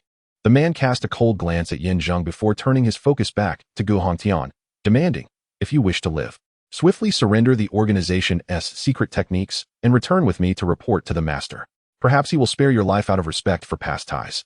Otherwise, do you believe I want to end your life here and now?" With a resounding shout, the men in black echoed his threat, attempting to intimidate. Yet, Gu Hongtian, being a seasoned veteran, remained unfazed even in the face of such a display. He scoffed, "I am aware that the master is searching for me. With the killing sect's influence, locating me is not a challenge. Therefore, I never intended to hide. I once believed my death was inevitable, but upon meeting him, I found hope. If you wish to reclaim the secret techniques and kill me, you will have to consult him first. Why do you speak to me so? We are strangers, yet you seek to bind me with your grievances. Is it not enough that you have slain Chongqing, the nephew of our sect leader?" Gu Hongtian's words were astonishing, causing the previously impatient and handsome man to widen his eyes in disbelief. What did you say? Speak again. Gohan Tian chuckled lightly, gazing at Yin Zheng. So tell me, are we still in the same boat? You. Yin Zheng, filled with rage, had not anticipated being so inexplicably ensnared. Although, according to the simulation of life, forging a connection with the city lord necessitated an alliance with Gohan Tian. Being manipulated in such a manner to confront his pursuers left him feeling unsettled. Previously unaware of the sect leader's reasons for hunting him, the implications now suggested a connection to some clandestine sect techniques. It was you who killed our sect leader's nephew, Changqing? The handsome man glared at Yin Zheng, exuding a murderous intent. Yin Zheng instinctively sought to defend himself when Gohan Tian suddenly struck, forcefully pushing against Yin Zheng's abdomen, causing the diminutive token of the young master to clatter to the ground. Iron Hand, that is the exclusive token of the young master. A figure in black interjected. The man known as Iron Hand cast a fierce glance, prompting the black-clad individual to promptly retrieve the token and present it. Upon confirming its authenticity, Iron Hand erupted in fury, bellowing, "You scoundrel! Have you dared to slay our young master? No, this cannot be blamed on me. He attacked me in the alley. I was merely defending myself." Nonsense. The young master took on this mission to prove himself, yet his task was to eliminate the person depicted in the portrait. What does that have to do with you? It is true that she is a woman, but she is my family's young lady. How could I stand idly by? If someone were to attempt to kill your wife, would you not intervene? Impudence. Iron Hand, thoroughly incensed, unleashed a flurry of blows upon Gohan Tian, already gravely injured. Gohan Tian sustained further damage, cries of agony erupting as he staggered to the ground, blood spewing from his mouth. Yet through it all, he maintained a semblance of a smile as he looked toward Yin Zheng, saying helplessly, "Little brother, it seems we are now two grasshoppers on the same boat. If I perish, you will likely follow. Be wise, eliminate them, and then we may discuss our business properly. If negotiations go well, perhaps I could even provide you with the secret techniques desired by our sect leader. Enough. Silence yourself." Yin Zheng initially intended to wield the identity of the Shashing sect to instill fear, yet he found himself unexpectedly entangled in a predicament, a veritable hot potato. This stark contrast left him in great discomfort. However, the situation had escalated to this point, and he could only grit his teeth and endure. Even if he wished to extricate himself entirely today, it seemed improbable. Should he fail to eliminate this group and return to report to the sect master, he could face a potential bounty on his head, rendering any hope of a peaceful existence utterly futile. Gohan Tian, remember your words. I shall deal with them on your behalf. If you attempt to deceive me, I will send you to join them in the underworld. With that, Yin Zheng abruptly drew his blade, swiftly channeling his energy, and in the blink of an eye, reached the 6th level of body tempering. Utilizing the technique of killing chickens to drive his strikes, he unleashed a flurry of slashes. Having attained the 3rd level, his movements were deft, and his swordplay light. Though the cloaked figures possessed certain abilities, they were still unable to withstand his onslaught. Their weapons were swiftly knocked to the ground, and as they stood unarmed, they found themselves incapable of even approaching him, let alone inflicting harm. A moment's carelessness would result in a piercing blow to the chest, blood gushing forth. With 2 powerful leaps, he soared into the air, his swords crossing for yet another lethal strike. He then maneuvered with the grace of a dragon, lightly stepping upon the shoulders of 3 or 5 individuals, piercing downward with precision. Alas, with a resounding crash, some were cleaved in 2, while others were severed into halves. There were even those whose limbs were detached, leaving their bodies to convulse momentarily before their eyes closed in eternal darkness. In less than 10 minutes, all 30 cloaked figures lay lifeless, with not a single survivor. Upon landing, Yin Zheng bore no signs of fatigue or agitation, his countenance serene, as if the preceding chaos had never transpired. In the blink of an eye, the entourage brought by Iron Hand had dwindled, leaving only 2 who clung desperately to Gohan Tian. Yet now, their expressions were fraught with terror, anxiety coursing through their veins, their trembling hands struggling to maintain a grip on their swords. In their eyes, Yin Zheng had become a towering figure, one not to be underestimated. As Gohan Tian, who lay incapacitated on the ground, clapped his hands in approval, he nodded and remarked, "Indeed, I did not misjudge you. Young man, you are precisely the person I have been seeking. Next, having dealt with the minions, it is time to confront the main adversary. This Iron Hand is a formidable blade of the Shashing sect, at the initial stage of the 7th level of body tempering. Should you defeat him, we can discuss business. Otherwise, we both may meet our demise here. You must muster your strength. Do not speak of trivialities. I am at the pinnacle of the 6th level, while he is in the early 7th. Are you truly sending me to my death by pitting me against him? Knowing his strength, why do you not surrender obediently?" Iron Hand scoffed, surveying the scene littered with corpses and rivers of blood. He declared, "However, having slain so many of my brothers, It is impossible for you to escape with your life. If you are willing to bow down and concede, I might spare your corpse, but otherwise, you shall meet the same fate as Gu Hantian, leaving not a trace behind. Huh. The terms surrender and concede have never graced the pages of my life's dictionary, retorted Zheng defiantly. Standing tall in the face of death, I would never bow in submission. Although there exists a chasm between us, my inadequacies in cultivation may be compensated by my techniques. Until we engage in combat, the victor remains uncertain. Come forth, why waste words? Given the circumstances, Zheng has no choice but to gamble everything. Armed with the dragon-slaying blade, combined with the formidable prowess of the 3 layers of chicken-killing technique, I hope that the convergence of these powers can vanquish my foe. Otherwise, it is but a path to demise. Chapter 70. Very well. I shall first deal with you before confronting Gu Hantian. You worthless cur, remember this, in your next life. Do not act so recklessly, for each act of bravado leads only to death, utterly meaningless. Taisho snorted coldly, effortlessly thrusting Gu Hantian to the ground. After instructing his attendants to keep a vigilant watch over him, he leapt into the air without hesitation, diving toward Zheng. In midair, he had already silently cultivated his strength, swiftly reaching the 7th layer of body refinement. His intentions were clear, to avoid unnecessary entanglements and strike decisively. His target was Gu Hantian. Capturing his adversary and reclaiming the secrets of their organization was paramount. As for this insignificant interloper, he held no interest, merely a buffoon, unworthy of concern. Boom. Soon, as the air compressed rapidly, his descent accelerated. Extending his right arm, he struck forth with an ease that seemed effortless. Aiming directly at Zheng's chest, Zheng instinctively recoiled, unleashing his peak 6th layer strength in an attempt to block the assault. Yet, unbeknownst to him, his opponent's agility was extraordinary. Upon contact, all his power was completely devoured, like a relentless tide, shattering his arm's force. A sharp crack resounded, and it felt as though his chest had been pierced, pain searing through him as he staggered backward, ultimately collapsing to the ground. His assailant, relentless, offered him no opportunity for retaliation. His body followed closely, and in the next moment, a leg swept forth. The combined strength of the 7th layer coalesced at his foot, akin to a swirling vortex, ruthlessly tearing at Zheng's pants, exposing his legs. The bones cracked audibly, flesh peeling away as if flayed, until at last, skin clung to muscle, blood gushing forth. Zheng could not suppress a cry of agony, rolling on the ground in torment. His strength had been utterly obliterated, making any thought of combat or escape a daunting prospect. Despite only a single level of disparity between them, the sheer difference in power rendered him defenseless.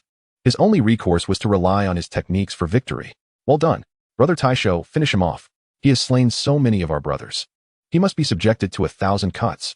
At this moment, the attendants, who had previously harbored some trepidation toward Zheng, now witnessed his futile struggle in the duel. With no means to retaliate, blood spewing from his mouth, his combat capability had diminished drastically. To others, he appeared formidable, but before Taisho, he was akin to an ant, easily extinguished at a whim. The onlookers were invigorated, erupting in fervent cheers. With a dismissive smile, Iron Hand regarded Zheng as unworthy of engaging him in battle. In his eyes, such a mere insect did not deserve the privilege of dying by his hand. Today, due to the influence of Gu Hantian, this insignificant being had the rare fortune to face him. To perish at his hands was a stroke of luck that Zheng could hardly comprehend. Remember my words, you wretched creature. Prepare to meet your end. With a thunderous roar, Iron Hand surged forward with unwavering resolve, gathering his strength anew and charging with powerful strides. This time, he was intent on delivering a fatal blow. In the midst of his frantic dash, he drew a long spear from his waist, its form unyielding and its tip honed to a razor's edge. It was indisputably lethal. Should it pierce flesh, it would not merely breach the body, but could potentially lay waste to the very organs within. Clang! The battle was imminent. A clash of life and death. Despite the excruciating pain from his grievous wounds, Zheng found himself bereft of allies and reliant solely on his own prowess. The only recourse was to confront his adversary with martial skill. As Iron Hand bore down upon him, Zheng, gritting his teeth against the agony, unsheathed the dragon-slaying blade and swung it defiantly. Clang! The clash of the dragon-slaying blade against the silver spear erupted in a resounding shockwave. The blade, akin to a dragon, stood as a paragon among weapons, impervious even to the might of the spear. Time and again, the silver spear faltered, retreating step by step. Initially, Zheng believed he could seize the advantage, but bolstered by his own formidable energy, the silver spear surged with renewed ferocity, overwhelming the dragon-slaying blade. In a moment of weakness, his grip faltered, causing the blade to slip from his hands and the spear thrust forth, severing Wang Zhao's limbs with a series of sharp cracks. Though he managed to evade the complete severing of tendons, his strength had all but dissipated, leaving him teetering on the brink of collapse. His body crumpled, falling before the glimmering blade, a sense of bitterness swelling within him. To possess such a fine weapon, yet be powerless to wield it was a fate he could hardly bear. Iron Hand, finish him, a follower called out, unable to contain his eagerness as victory seemed assured. Iron Hand nodded solemnly, a sinister smile gracing his handsome features as he advanced with the silver spear poised to strike. It was over. Observing this, Zheng felt a heavy despondence settle in his heart. His cultivation was substantial, yet his techniques could not be fully realized. The true martial body lay dormant after their earlier clash. In essence, all his defenses and hidden trump cards were rendered ineffective against the relentless onslaught before him. Was this to be his final resting place? As despair washed over him, Iron Hand closed the distance. The glimmering silver spear, sharp as a blade, brought Zheng to the brink of utter hopelessness. The dragon-slaying blade, a weapon of massacre, was now his only companion in this dire moment. With a single stroke, a solitary figure ascended toward the heavens. Suddenly, a rhythmic incantation of cultivation filled the air. Upon closer inspection, it was evidently related to the dragon-slaying saber.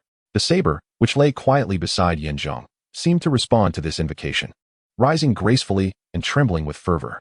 Startled, Zheng instinctively grasped the saber, and in that moment, he felt as though he had seized the very essence of the cosmos. The overwhelming aura of potential surged within him, embodying an unmatched ferocity that could vanquish gods and Buddhas alike. As he absorbed this sensation, the saber's might swelled exponentially, leading his mind into a tumultuous revelation of an unprecedented level of cultivation. In essence, while the dragon-slaying saber was merely a blade, it also represented a profound technique, complete with its own cultivation pathways and tiers. What was happening? Zheng, astonished and resolute, beheld the delineation of the saber's cultivation levels in his mind.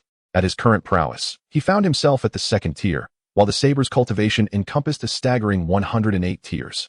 Thus, he was merely at the initial stage of wielding the dragon-slaying saber. Having absorbed the earlier incantation, he had ascended from the second to the third tier, and this time, he perceived the so-called sword spirit. Standing within, it resembled a mischievous child, exuberantly bouncing about, igniting emotions that significantly amplified the saber's power. The orchestrator of this phenomenon was none other than Gu Hongtian, who remained closely guarded and immobile across from him. Gu Hongtian, how do you know the cultivation incantation of the dragon-slaying saber? Zheng gazed at Gu Hongtian, incredulity etched upon his face. As the saber reached the third tier, it inadvertently propelled his own cultivation to the 7th level, placing him on par with Iron Hand. Coupled with the saber's inherent might, he was now assured of victory in their impending clash. Resolve this, and we shall discuss our transaction in detail, Gu Hongtian strategized, his demeanor unfazed even in the face of life and death, exuding an air of calm confidence. Conversely, Iron Hand, unable to comprehend the unfolding scenario, was singularly focused on eliminating Zheng and returning Gu Hongtian to their sect. Thus, he bellowed fiercely, quickening his pace, and within moments, he stood before Zheng, brandishing his silver spear with lethal intent. With a resolute heart, Zheng did not hesitate. He immediately swung the dragon-slaying saber to engage with the silver spear once more. This time, bolstered by the sword spirit, the saber not only struck with tremendous force, but also displayed an unparalleled sharpness, cleaving the spear into several fragments amidst the tumult. What was happening? Iron Hand was taken aback, his resolve shaken. Bereft of his spear's protection, his strength crumbled instantaneously, leaving him in need of time to regroup. Yet, Zheng, fully aware of his advantage, would not grant him such a reprieve. Wielding the saber, he unleashed a series of ferocious strikes. Empowered by the sword spirit, his cultivation surged to a pseudo-7th level, matching Iron Hand's prowess, and with the dragon-slaying saber as his guardian, he fought with ever-increasing fervor. From sitting to standing, from retreating to advancing, overcoming the strong with the weak, and the few triumphing over the many. The clang of the blade resounded, reverberating through the eardrums. After a relentless flurry that lasted a full quarter of an hour, the Iron Hand finally succumbed. With a staggering thud, he collapsed to the ground. Before he could rise, the dragon-slaying blade was pressed against his chest, rendering him immobile. Chapter 71, Brother Iron Hand. He has been defeated? What shall we do now? Witnessing this, several subordinates were left in a daze, unable to comprehend the situation. However, Gu Hongtian nodded in satisfaction. His gamble had indeed paid off. He was the destined master of the dragon-slaying blade. This meant that his meticulously crafted plan could be executed smoothly. After years of scheming, An opportunity had finally arisen. How could he not feel exhilarated? At that moment, the iron hand lay sprawled on the ground, gazing at Zheng with cold disdain. How could your cultivation level have suddenly surged? It seems to be on par with my early stage 7th level. And what is this dragon-slaying blade? You need not know. Knowing would be of no use. Zheng interrupted with a cold snort. Remember, in your next life, do not overreach. Otherwise, each act of overreach could lead to your demise.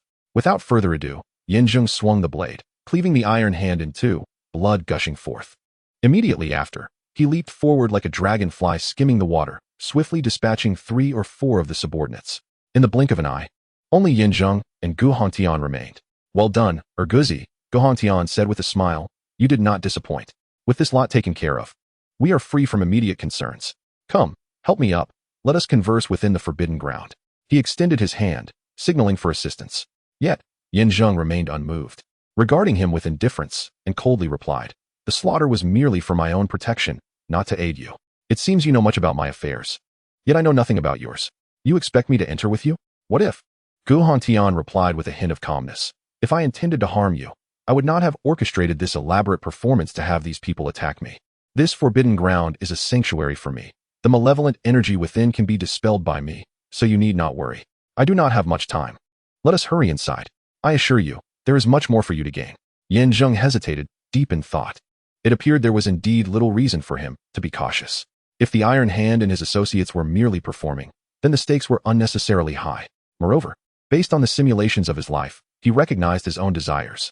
Though the thought of entering the forbidden ground filled him with trepidation, there was no benefit in overthinking. He also wished to use this place to resolve matters concerning the killing sect. Otherwise, without the aid of the city lord and Prime Minister Gui, advancing the Yu family's ambitions seemed rather unrealistic. Very well, I shall accompany you. However, I must warn you, should you harbor any ill intentions towards me, the Iron Hand shall be your fate. They both chuckled, and with Zheng's assistance, they limped into the forbidden land of gods and demons. This so-called forbidden land was once the battlefield of the epic clash between gods and demons. From the outside, it merely appeared as a chaotic outpouring of demonic energy, disturbing the mind. Yet, upon stepping onto this sacred ground, Zheng's immediate impression was that it was indeed a hallowed site. Despite the malevolent aura that lurked, capable of taking lives unseen, there was an equally potent righteous energy safeguarding the tranquility of the land. The two forces clashed endlessly, neither able to dominate the other. Here, the remnants of the great battle remained preserved, with crumbling walls, uneven terrain, and small creatures scurrying about amidst scattered bones, bearing witness to untold ages. It was a scene reminiscent of a purgatory on Earth. After traversing 4 or 5 kilometers, they arrived at a pavilion where Gu Hongtian finally instructed Zheng to halt. They seated themselves upon a stone bench. Gu Hongtian, you insisted on bringing me to this forbidden land for a private discourse, enduring such a lengthy journey. What is your true intention? Zheng inquired, impatience evident in his tone. I have many matters to attend to and cannot afford to squander time here. Can we not be straightforward? Young man, haste makes waste. Many things require a cautious approach, to be taken step by step, Gu Hongtian replied with a smile. Though he appeared considerably injured, coughing violently as he spoke. After a moment, he continued, in truth, those who pursued me were sent by the leader of the killing sect. I find myself at odds with him.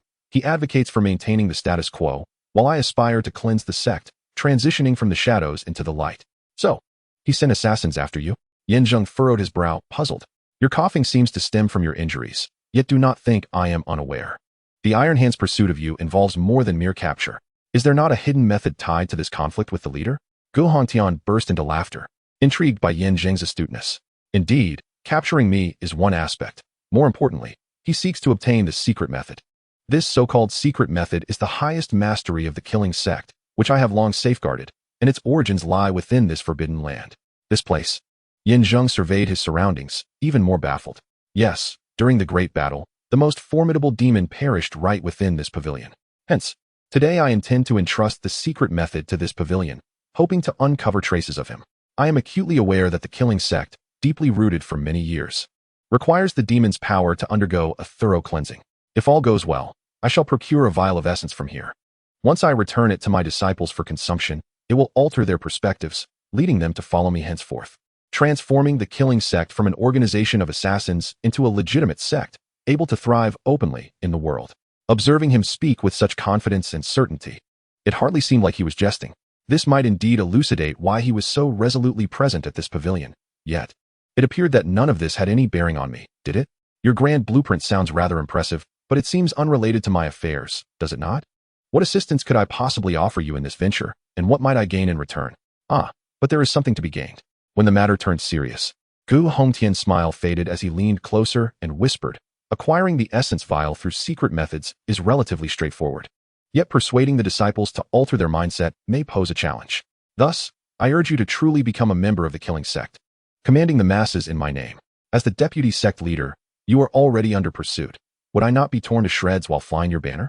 Haha, you jest. The sect leader targets me, yet those under my command primarily seek to win them over. Gu Hongtian waved his hand dismissively. Listen, I remain temporarily safe within the confines of the Forbidden Realm. I will require at least a month to obtain the essence vial. I have already contacted my 4 great protectors, and from now on, you must heed their guidance. During this month, you are to establish communication with them and, through these 4, gain control over the various disciples of the killing sect. The moment I emerge from seclusion, all disciples must consume the essence. And your reward for this will be the unwavering support of the killing sect, whether it be in eradicating the cultivators or elevating the Yu family to the foremost clan in Nightwind City. Either is feasible. What say you? Upon hearing his proposal, Zheng finally understood. He was being invited to collaborate in cleansing the killing sect's reputation. It sounded somewhat fantastical. Yet orchestrating a series of events within this forbidden land was indeed plausible. Particularly, the 4 great protectors of the deputy sect leader must be formidable figures. Their substantial assistance would undoubtedly benefit the reconstruction of the Yu family. The only concern lay in the possibility of their regret later. Zheng did not conceal his apprehensions, stating them outright, to which Gu Hongtian erupted in laughter. You need not worry about that, for you possess the dragon-slaying sword. The dragon-slaying sword? Zheng gazed at the weapon, bewildered. What do you mean by that? This sword originally belongs to the Forbidden Realm. Not only it, but many divine weapons scattered among the populace stem from here, remnants left by the masters of the Great War. This sword is the exclusive weapon of the demon. If I were to deceive you, and you were to sense the sword and ally with the demon, do you think I could still stand as your adversary? Otherwise, why would I know the cultivation method for this sword? Consider this my gift to you, a token of our acquaintance. This sword holds boundless mysteries. Wield it wisely, and your future shall be limitless. Chapter 72. Hearing this, Zheng fell into deep contemplation. The dragon-slaying sword possesses levels of cultivation, which he had briefly glimpsed during his mental communion. However, the specifics of its operation and application would require further reflection once he returned. However, the legendary sword originates from the forbidden realm of gods and demons, and its connection to a formidable entity in this place, that unparalleled dark overlord, is indeed astonishing. Nevertheless, regardless of whether he speaks the truth or not, at least in the simulation of life, he has demonstrated loyalty and sincerity, harboring no malicious intent. Delving deeper into this matter is of little consequence. The crux lies in securing the unwavering support of his 4 formidable guardians, which will greatly aid in the reconstruction of the Yu family and the eradication of the threats posed by cultivation. After all, the assailants are not merely an assassin organization, but rather fearsome nightwalkers that instill terror. Once they set their sights on someone, very few can hope to escape, regardless of their strength. Had the adversary not underestimated the situation and been unaware of his capabilities, it is likely that Yu Qingrong would have already met her demise. Very well, I can assist you, but I have 2 questions that require your answers. Absolutely, as long as you agree to collaborate with me. I would gladly answer not just 2 questions, but even 20, Gu Hongtian replied with a cheerful smile. Zheng, maintaining a composed demeanor, inhaled deeply and inquired. Firstly, I am unaware of the origins of your 4 guardians, and you have not informed me when they will appear, leaving me uncertain. Haha, Gu Hongtian laughed heartily and nodded. Each of my 4 guardians possesses remarkable skills. Their strength is not merely in power, but particularly in their connections. Beyond Nightwind City, in various states, and even across the dynasty, wherever my killing gate has influence, their presence is felt. The reason the sect master seeks to confront me is that he desires to recruit these 4 individuals. As for their arrival, I have already sent out word. It should be soon, at most, 10 to 15 days, or as little as 3 to 5 days. Do not worry, when the time is right, they will undoubtedly come. Alright. For the second question, previously, the sect master's nephew came after me, or more precisely, after Yu Qingrong. After thorough inquiry, I learned that the financier behind the bounty is Yunjin Mountain Manor. Are you aware of any connections to this? Upon hearing the name of Yunjin Mountain Manor, Gu Hongtian's smile faltered momentarily before he quickly regained his composure and replied, This task was personally undertaken by the sect master, and I am not privy to the specifics. However, I have heard of this manner. It was relatively unremarkable in its early days, but has since grown ambitious, seeking greater avenues within the righteous path, while simultaneously entangled with the demonic faction. Internally, they are rife with factional strife and incessant conflict. Yet, they share a common goal: to exploit the forbidden realm of gods and demons and seize all the divine weapons and treasures within. In a certain sense, this manner poses a conflict of interest with me. Zheng sighed in astonishment, realizing the profound background of this manner. Gu Hongtian's narrative aligned with his own perceptions of them.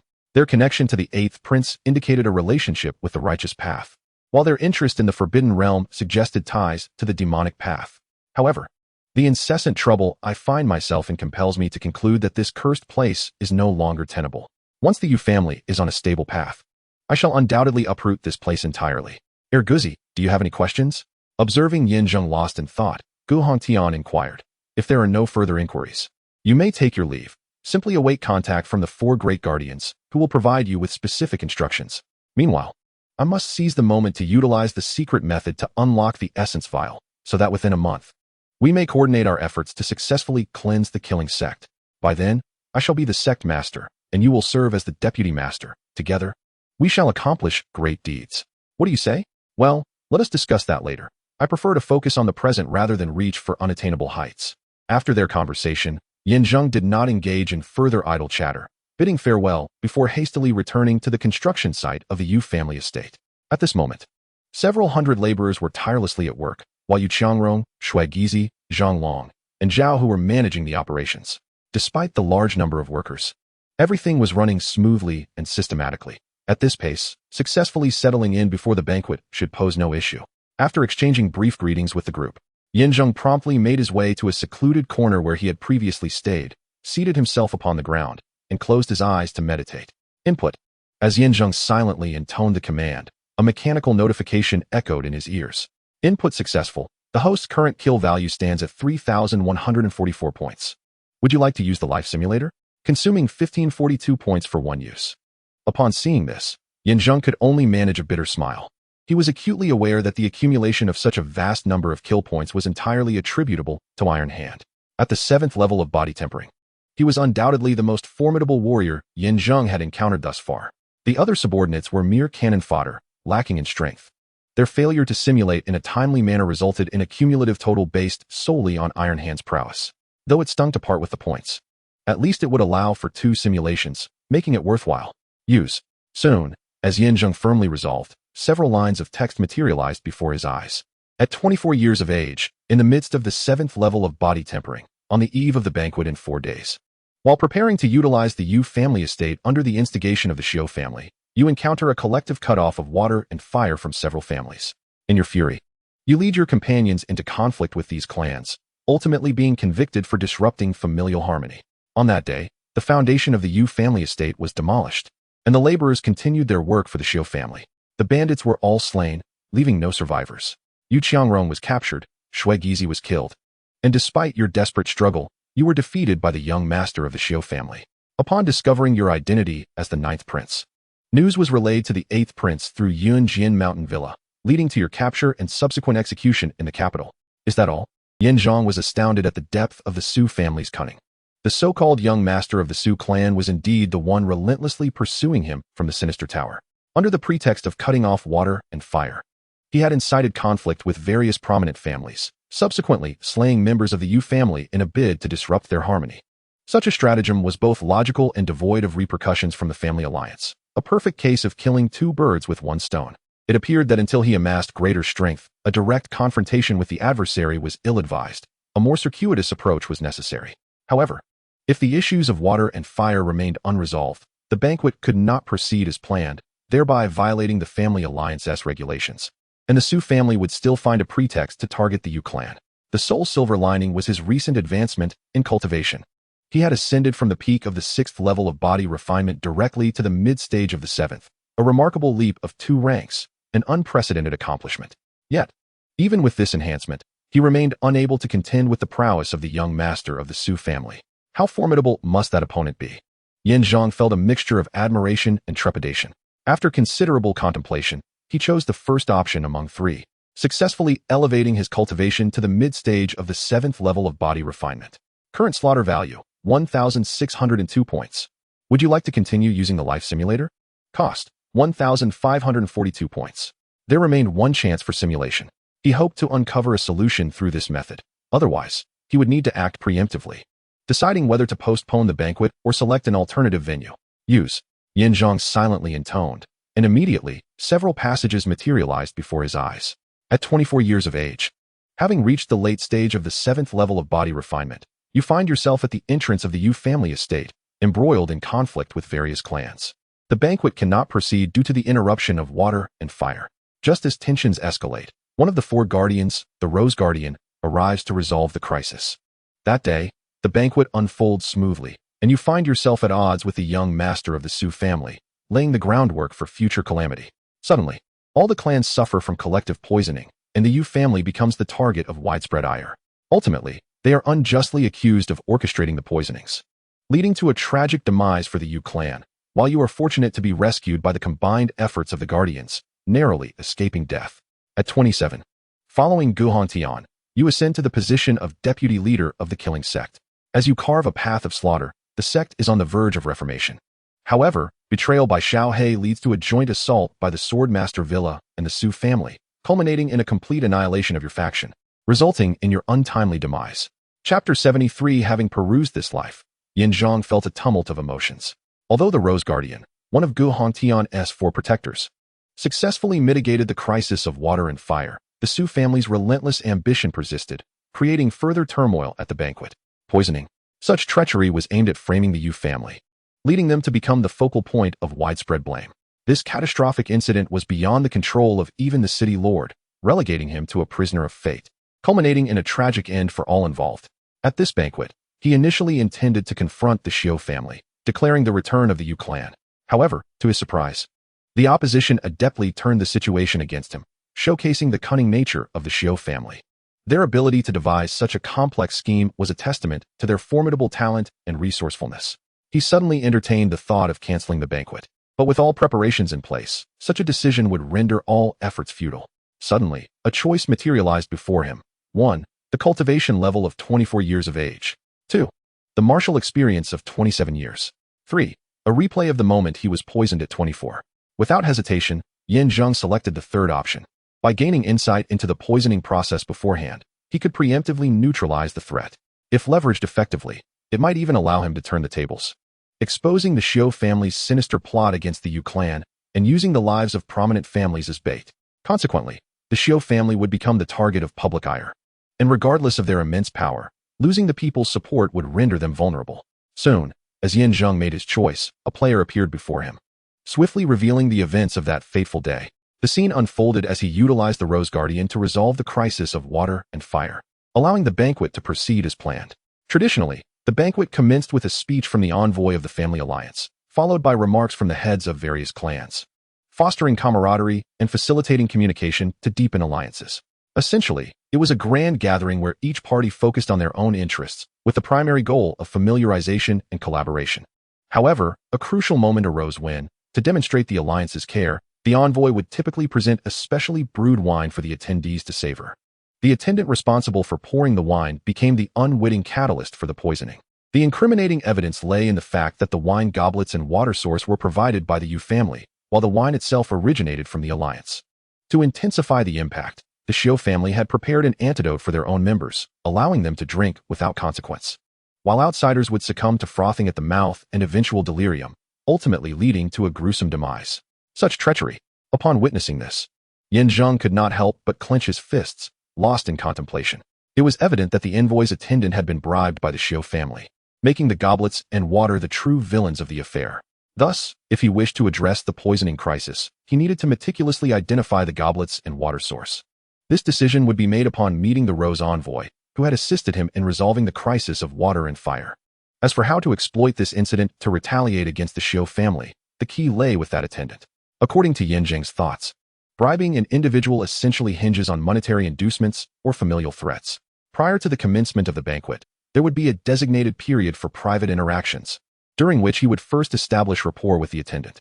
Once he had discerned the intricacies of the individual, he could then decide on the appropriate course of action. Having contemplated these matters, Zheng managed to ease his previously anxious heart. With all preparations in place, he merely awaited the unfolding of events to act accordingly. Subsequently, he focused his thoughts, grasping the dragon-slaying blade firmly in his hand. After 2 simulations, his kill value had been largely depleted, rendering it improbable to enhance his prowess or refine his skills further. Seizing the remaining time alone, he sought to practice with the dragon-slaying blade. Previously, in the forbidden realm of deities and demons, he had only engaged in a cursory trial. The specific techniques still eluded him. Nevertheless, having utilized it to counter Iron Hand, he recognized this as his formidable weapon, his trump card. If wielded wisely, it could potentially turn the tides against even more formidable adversaries in the future. Time swiftly passed, and before he knew it, the 4th day, the day of the banquet, had arrived. With a flourish, Zheng wielded the dragon-slaying blade, executing a ground-level slash that sent the earth flying, producing brilliant sparks as he struck the ground repeatedly. Astonishingly, after a series of swift movements, he had severed everything in the vicinity, with the aftermath fading into silence, leaving no trace. Was this indeed the 4th technique of the dragon-slaying blade, striking unseen? Witnessing this, Zheng was taken aback, gazing incredulously at the blade. Through days of contemplation and practice, he had come to understand that the dragon-slaying blade's power was categorized into 36 techniques. The first 3 techniques were merely fundamental slashes, devoid of any intricate maneuvers, serving only to augment strength and agility. However, upon reaching the 4th tier, one could access specialized techniques, such as the ability he had just demonstrated to render objects utterly invisible. As for the method of enhancement, after in-depth communication with the sword spirit, they reached a consensus. The basis would no longer be his personal preferences, but rather the kill value. In other words, half of the kill value he acquired from slaying would be absorbed by the sword spirit. Once it had absorbed sufficient energy, it would automatically upgrade its techniques and bestow them upon Zheng for his execution.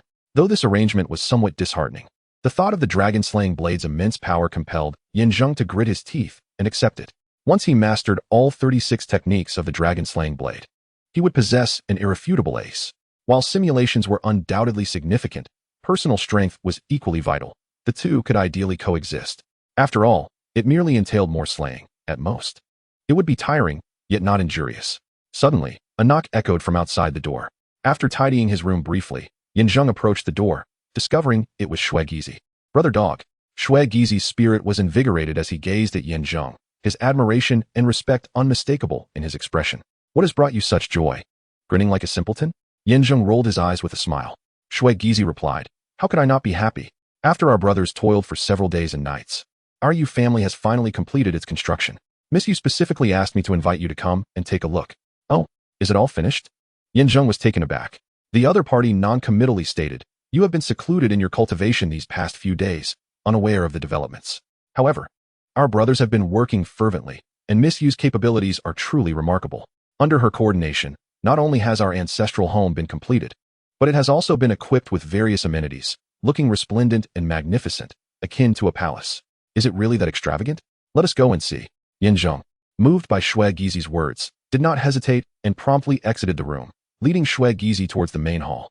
Along the way, Shui Gizi explained that today was the day of the banquet, which was to be formally held at 6 o'clock this evening. The invitations had been distributed to all prominent families, including the Xiu family, the day prior. To ensure the success of this banquet, Yu Qing'er had meticulously decorated the banquet hall, where their group awaited Zheng's inspection.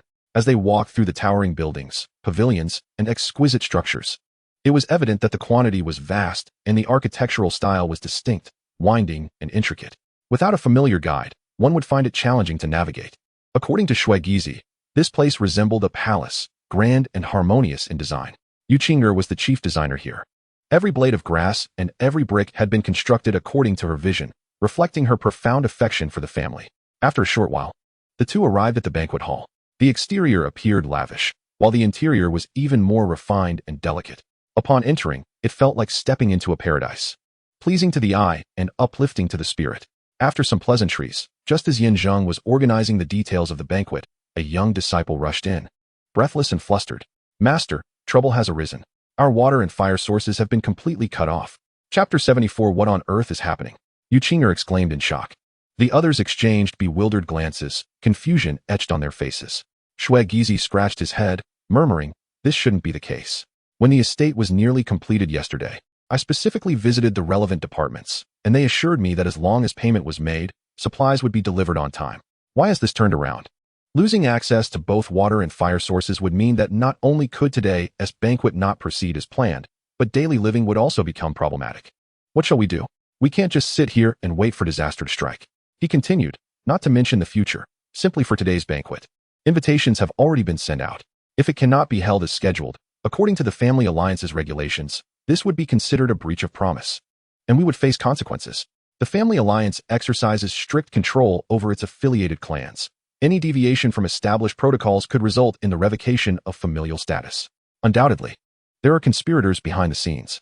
The crowd buzzes with apprehension and speculation, their tones imbued with palpable fear. Among them are laborers and a contingent of individuals from Sun Dihai's ranks, who possess unblemished backgrounds. The descendants of the Sun and Zhou families have yet to unite. A strategic reserve kept by Zheng for critical moments. Upon hearing their discourse, Zheng maintained an air of composure, having previously rehearsed for such scenarios. Aware of the support he had from influential allies. Otherwise, he would not possess such tranquility. Indeed, severing access to vital resources is a significant matter, and he too is eager to discern the identity of the saboteur. Enough talk, let us venture outside, Zheng commanded decisively, leading the way without further ado. The others exchanged glances, their unease slightly alleviated by Zheng's presence. With little benefit in overthinking the situation, they followed closely behind, swiftly arriving at the entrance. Upon recognizing the newcomers, Shui Gizi's expression soured immediately. Brother Guzi, these individuals are formidable. We may be in grave trouble, Shui Gizi whispered, elaborating. The three factions that have arrived hail from the three families of Lingnan City, the Wang, Li, and Song families. The individuals at the forefront are the scions or elites of their respective clans, with the Li family leading the charge. The man in question, Li Juyan, is notorious for his debauchery, surpassing even Zhou Yedin and Sun Yoji in infamy. Although currently not aligned with the Xiu family and bearing a lower status than the Zhou and Sun families, they are eager to ascend. Their family controls the city's water supply and fire materials. The other two families are merchants and purveyors of vegetables, with the three families banding together in opposition. We are likely facing dire straits. Upon hearing this, Zheng responded not with anger but with a wry smile, the corners of his mouth curling upward. He understood that the true instigator behind these families' arrival was none other than the Xiu family. In the past, such matters were typically delegated to the Zhou and Sun families. But after the incident at the drunken greenhouse, both clans had vanished overnight. Lacking their usual henchmen, the Xiu family found it imprudent to appear personally, resorting instead to enlisting these previously disregarded families to create trouble. In other words, his recent endeavors had not been in vain. Without a direct confrontation, the adversary was already becoming restless, eager to strike first. Thus, should they falter, it would present Zheng with an opportunity to adapt strategically. This poisoning incident might prove to be an excellent chance. Esteemed guests, he began, our families have always maintained amicable relations. Hence I took the liberty of bringing you here for a glimpse. Once this group departs, all that belongs to the Yu family estate shall be ours. At that moment, the esteemed scion of the Li family, Li Juyan, with his hands clasped behind his waist, paced back and forth, proclaiming loudly, for those who desire homesteads, let them be granted. For those in need of construction materials, let them be bestowed. In short, strip this place bare, not a single stone shall remain. His words immediately drew a chorus of agreement from the onlookers. The heads of various families pointed and gestured towards the mansion, their admiration for the structure evident in their expressions. Some had already begun to send out individuals to inspect and plan, ready to transform this newly completed grand residence into ruins at the opportune moment. Witnessing this, the hot-tempered Zhang Long could no longer contain his anger. Ignoring the warnings from Zhao Hu and others, he charged forward, admonishing, silence. This is the ancestral home of the Yu family. Why should we relinquish what we have built? Speak further, and I swear I shall end you with a single strike. Is that so? Li Juyan retorted mockingly, his gaze fixed on Zhang Long. It is true that you constructed this mansion. However, with no fire and no water, not only will your lives here become untenable, but today's banquet cannot proceed as planned. Delays are a grave taboo within the family alliance. The consequences could range from expulsion to collective punishment. We have come to assess the mansion and select what pleases us. Is there a problem with that? Indeed, even if the mansion were exquisite, without fire or water, would you wish to remain here, reduced to drinking the chill winds of the northwest? At such a critical juncture, if I were you, I would hastily kneel and plead for mercy. Uttering a few flattering words, perhaps we might still extend some assistance. Such uncouth behavior from your subordinates suggests your leadership is equally lacking. The Yu family, Whether the old or new branch is but a pitiful sight, unable to stand firm in Lingnan City, a veritable joke. Moreover, speak plainly without gesturing, should you provoke us further. The three families shall unite and obliterate you to nothing. As Li Juyan spoke, the other families echoed his sentiments, their words laced with derision, their expressions mocking, and weapons drawn, poised for battle at a moment's notice. Their strength was formidable, with most at the 3rd or 4th level of body refinement. Some even reaching the 5th or 6th, not to be underestimated. On the other side, aside from himself, the strongest was merely Zheng Long, barely attaining the 5th level of body refinement. Should a conflict arise, they would likely be overwhelmed in mere moments. Brother Dogsy, these people are overstepping their bounds. What shall we do? Shall we fight? Zheng Long queried. But Zhao Hu shook his head, cautioning, Zheng Long, do not act impulsively. They aim to sever our sources of water and fire, not only to thwart our banquet and invite punishment, but also to provoke us into action. In the ensuing chaos, they would slaughter our men, and even if pursued for retribution, they would claim self-defense. We must not fall into their trap. Yet, despite such reasoning, could they truly allow themselves to remain subjugated? Shui Gizi coldly snorted, expressing his disdain. These people are excessively bullying us. We have not offended them. Yet they treat us this way for no reason. There must be someone instigating this behind the scenes. Perhaps those from the Xiu family are involved. Regardless of who is responsible, we must swiftly devise a plan. We must reclaim our water source and fire source. Otherwise, if we are unable to host the banquet, it will be a significant setback for us. Before he could finish, Yin Zheng gestured for silence, saying, Do not worry, miss, I will handle this. You all need not be anxious. I will take care of everything. Just observe from the sidelines. These despicable sycophants deserve to learn a lesson. In Lingnan City, it is not solely the Xiu family's word that counts. My family is not so easily intimidated. With that, he stepped forward, fixing his cold gaze on Li Juyan. I offer you a chance. Apologize and admit your mistake now. And I will not only refrain from holding this against you, but will also allow your Li family to manage the areas related to the water and fire sources.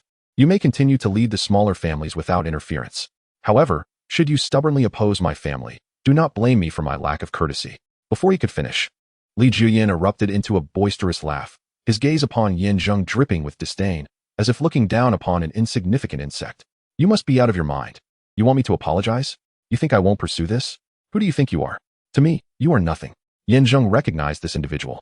Known as Guzi, who possessed some abilities but, true to his name, was merely a dog, likely a rabid one, spewing nonsensical threats, clearly unaware of the current situation. Your water source and fire source are all in our hands. Frankly speaking, you can forget about staying in Lingnan City from now on. If you know what's good for you, vacate quickly and stop obstructing our view. Otherwise, you might find yourself in peril. Despite the intimidation from this group, Yin Zheng remained unfazed. However, those behind him, including Shui Gizi, were filled with uncertainty. They understood Yin Zheng's formidable strength. But even the strongest of fists could falter against overwhelming numbers. In a true confrontation, they feared suffering a significant loss. Moreover, even if they emerged victorious, per the Alliance's rules, families engaging in combat, regardless of fault, would face penalties.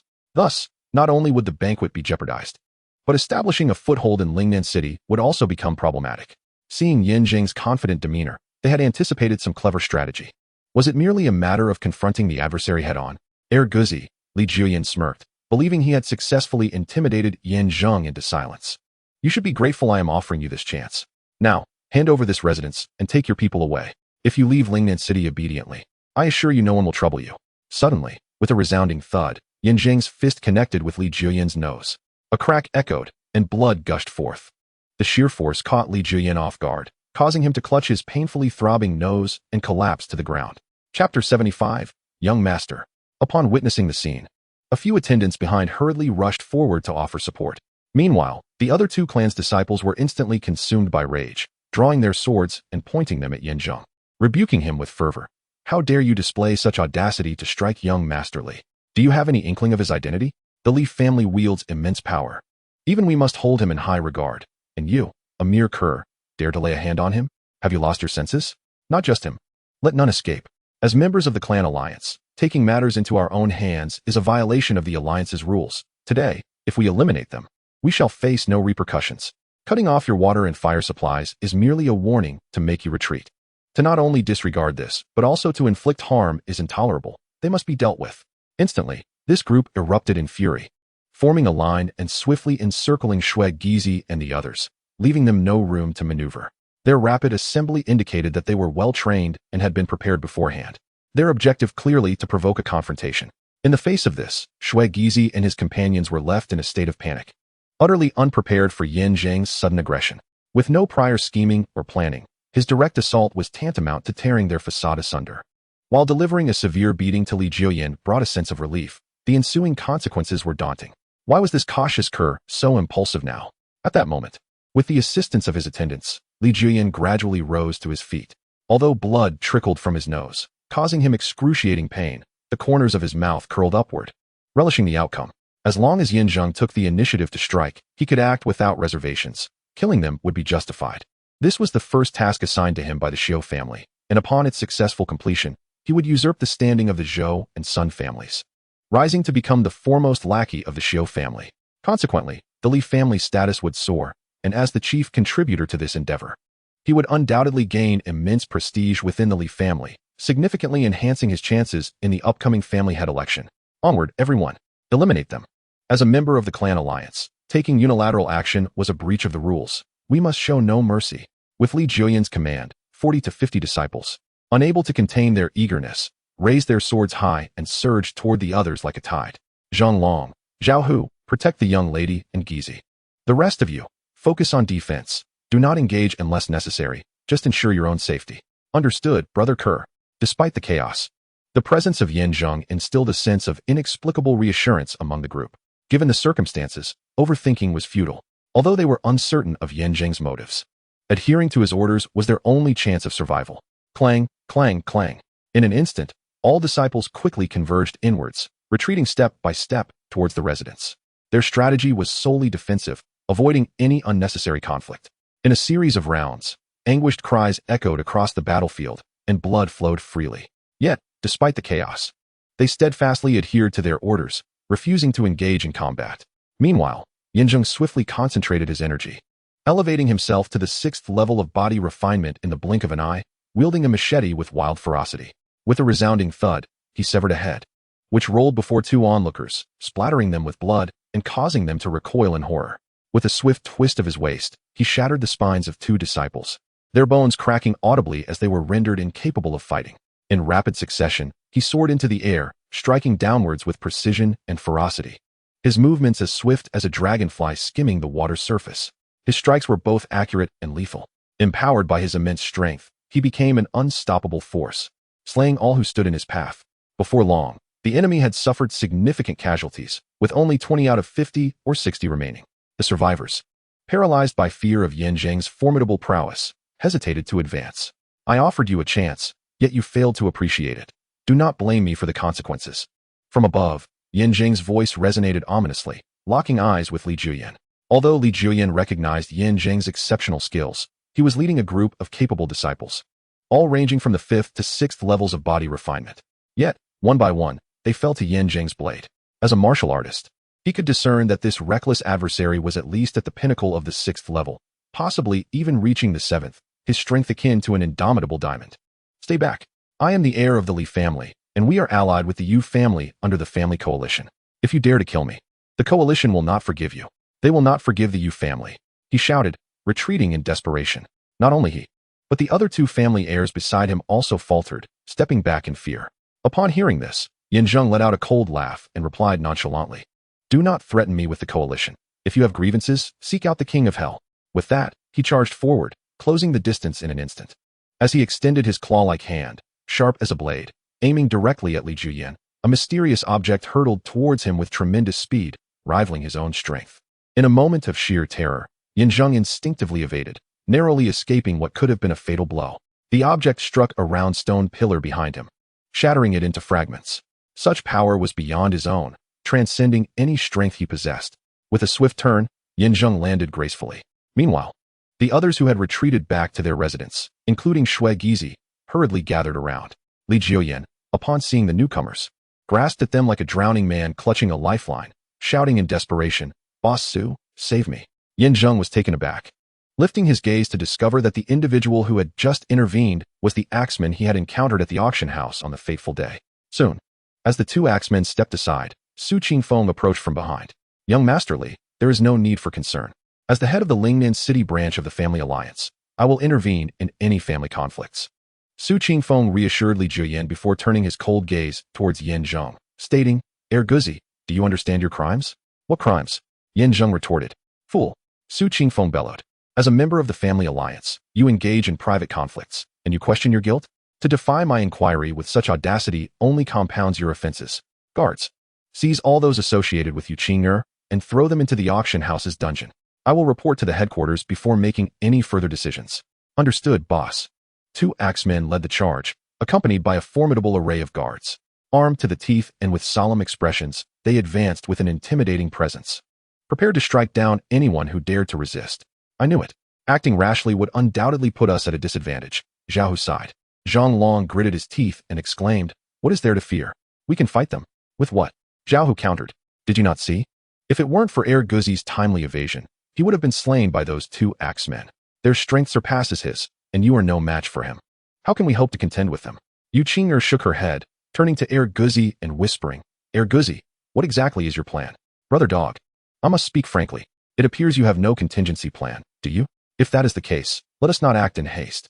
Their tactics of cutting off our water and fire sources are merely to force us to leave. Thus, we should simply depart without escalating the situation. Indeed, your abilities could handle this lot, but with Su Qingfeng and those 2 axemen, we are outmatched. What do you propose? Calm down, Yin Zheng interjected, adopting a defensive stance. In truth, he was also anxious. While he was aware that the Rose Guardian would arrive, he had no certainty of when or how this situation would be resolved. However, the arrow was knocked, and it had to be released. If he were to retreat without putting up a fight, the banquet could not proceed, effectively relinquishing his right to remain within the family alliance, rendering all his efforts futile. Thus, faced with such circumstances, the only course of action was to delay. Dragging it out for as long as possible until the Rose Guardian arrived was paramount. After days of simulated mediation, with his mid-stage body refining strength, he believed he could at least hold his ground against the adversaries for a while. If worst came to worst, he had the 3-layered skill of chicken slaughter and the dragon-slaying blade. He refused to believe that he would be unable to withstand their onslaught. Chapter 76. Brothers, prepare yourselves. Regardless of who our opponents may be, the affairs of the Yu family shall not be interfered with by outsiders. Since Brother Dog has chosen to engage in battle, I shall stand by and support him until the end. Upon witnessing Yin Zheng's resolute preparations, the combative Zhang Long immediately bellowed a challenge, readying himself for a fierce confrontation. The group of disciples, including the bandits, found themselves wholly reliant on Yin Zheng. They would follow his commands without question. In summary, should they succeed, they would revel in feasting and merriment together, but if they were to fail, they would all meet their demise together, ensuring that their journey would not be lonely. Only Shuaigizi and Yu Qingrong wore expressions of deep concern. They were not afraid of death. Rather, they deemed such sacrifices to be futile and unwarranted. This incident profoundly altered their perception of Yin Zheng. Previously, they regarded him as a strategic mastermind, capable of overseeing the grand scheme and orchestrating plans. However, now he seemed no different from the reckless Zhang Long. Indeed, engaging in battle might provide a momentary thrill, but had he truly considered the repercussions? Victory would invite the wrath of familial alliances, rendering their efforts meaningless. Defeat would mean a collective plunge into the abyss. The distinction between life and death was clear. To perish in such a senseless manner felt utterly suffocating. Alas, the situation had reached this point. They would follow him into the fray. Ultimately, Yu Qingrong sighed softly, instinctively drawing her sword and gritting her teeth, declaring, As a mere mortal, I may possess no formidable strength, but to fight alongside you all, I, Yu Qingrong, would die without regret. And I, Shuaigizi said with unwavering resolve, positioning himself protectively before her, if death is to come, let it be I who falls first. For I stand before you. Gizi's declaration stirred profound emotions within Yu Qingrong, while Shuaigizi exhibited a noble readiness to face death. Yin Zheng turned to gaze upon the united front of his companions, witnessing their fearless determination in the face of formidable foes, which filled him with a sense of solace. However, they were overly concerned. All that was needed was to stall for time until the arrival of the Rose Messenger. Though he himself was uncertain of the true capabilities of this so-called messenger, he trusted that since the simulation of life had proclaimed her ability to resolve issues, there must be no faults in that assertion. Kill. In an instant, 2 axe-wielding assailants led a throng of guards charging forth. The 2 sides clashed violently. Yin Zheng, possessing only his iron fists, found it impossible to assist everyone. In the heat of battle, his utmost effort lay in rescuing those who faced grave peril. Yet, this distraction resulted in the brunt of the injuries being borne by him alone. especially against the two axe-wielders, who were formidable opponents. Both at the 6th or 7th level of body refinement, their seamless coordination allowed for a relentless assault, striking head-on while feigning attacks from behind, employing rhythm and strategy. After several minutes of combat, their side had suffered grievous losses, 7 or 8 dead, and 20 or 30 injured, while Zheng stood amidst the chaos, battered and bleeding profusely. Even Shui Gizi and Yu Qingrong, two mere mortals, bore sword wounds, their bodies trembling, struggling to remain upright. Kill them. How dare they challenge me? They deserve to die. Li Jiuyan spat viciously, shouting repeatedly. The two young masters from the previously terrified families, emboldened, joined in the clamor. Su Qingfeng, who had come at the behest of others, aimed to resolve the matter concerning Guzi and his companions. Yet, he recognized that Yu Qingrong still held some value. Witnessing the situation unfold, he immediately proclaimed, "Execute everyone except Yu Qingrong on the spot. Leave no room for error." "Yes, boss." The two axe-wielders responded in unison, grinning wickedly. They had anticipated a challenging fight today, but the ease of it was unexpected. Although Guzi was formidable, his need to look after others spread his focus thin, making it difficult for him to sustain his combat effectiveness. The two brothers merely needed to flank him to ensure his demise. "Brother, let us together vanquish Guzi. The rest are mere trifles, easily dispatched." With his brother's encouragement, the younger sibling nodded in agreement. They focused their energies, each enhancing their strength to the peaks of the 6th and the early 7th stages, then brandished their weapons and leaped into the air, intent on reducing Zheng to a pulp. Guzi, Brother Guzi." Seeing this, Shui Gizi and the others gasped, instinctively rushing to offer protection. However, the two axe-wielders cast their gaze over, and the other guards were swiftly obstructed. Outmatched, they found themselves overwhelmed, each being stabbed or slashed, resulting in a cacophony of cries and a river of blood. The already battered group suffered another 20 to 30 casualties in the blink of an eye, leaving only a handful of the weak and wounded. It's over, Shui Gizi slumped to the ground, while Yu Qingrong's eyes glazed over, tears streaming down her face. Zhang Long and Zhao Hu, the battle-hungry brutes, attempted to rush in. However, Zhang Long, lacking the strength, was ultimately felled by an axe, his head severed with a sickening thud. Zhang Long, Zhao Hu, as a brother, cried out in despair, and the others were equally filled with sorrow. "Bastards!" Zheng roared, horrified to see his efforts to delay time result in such heavy losses. Particularly, Zhang Long, a key figure he had nurtured for significant future responsibilities, had met his end in such a brutal manner. Overwhelmed by grief, he swiftly summoned his energy, reaching the mid-stage of the 7th level of body refinement, and brandished the dragon-slaying blade. With a resounding clang, he struck down, severing the axe-wielder's weapon. With another swift motion, he aimed a fierce blow at the foe's arm. The overwhelming might of the precious blade, combined with his mid-7th stage prowess, rendered the opponent unable to defend, forcing them to retreat.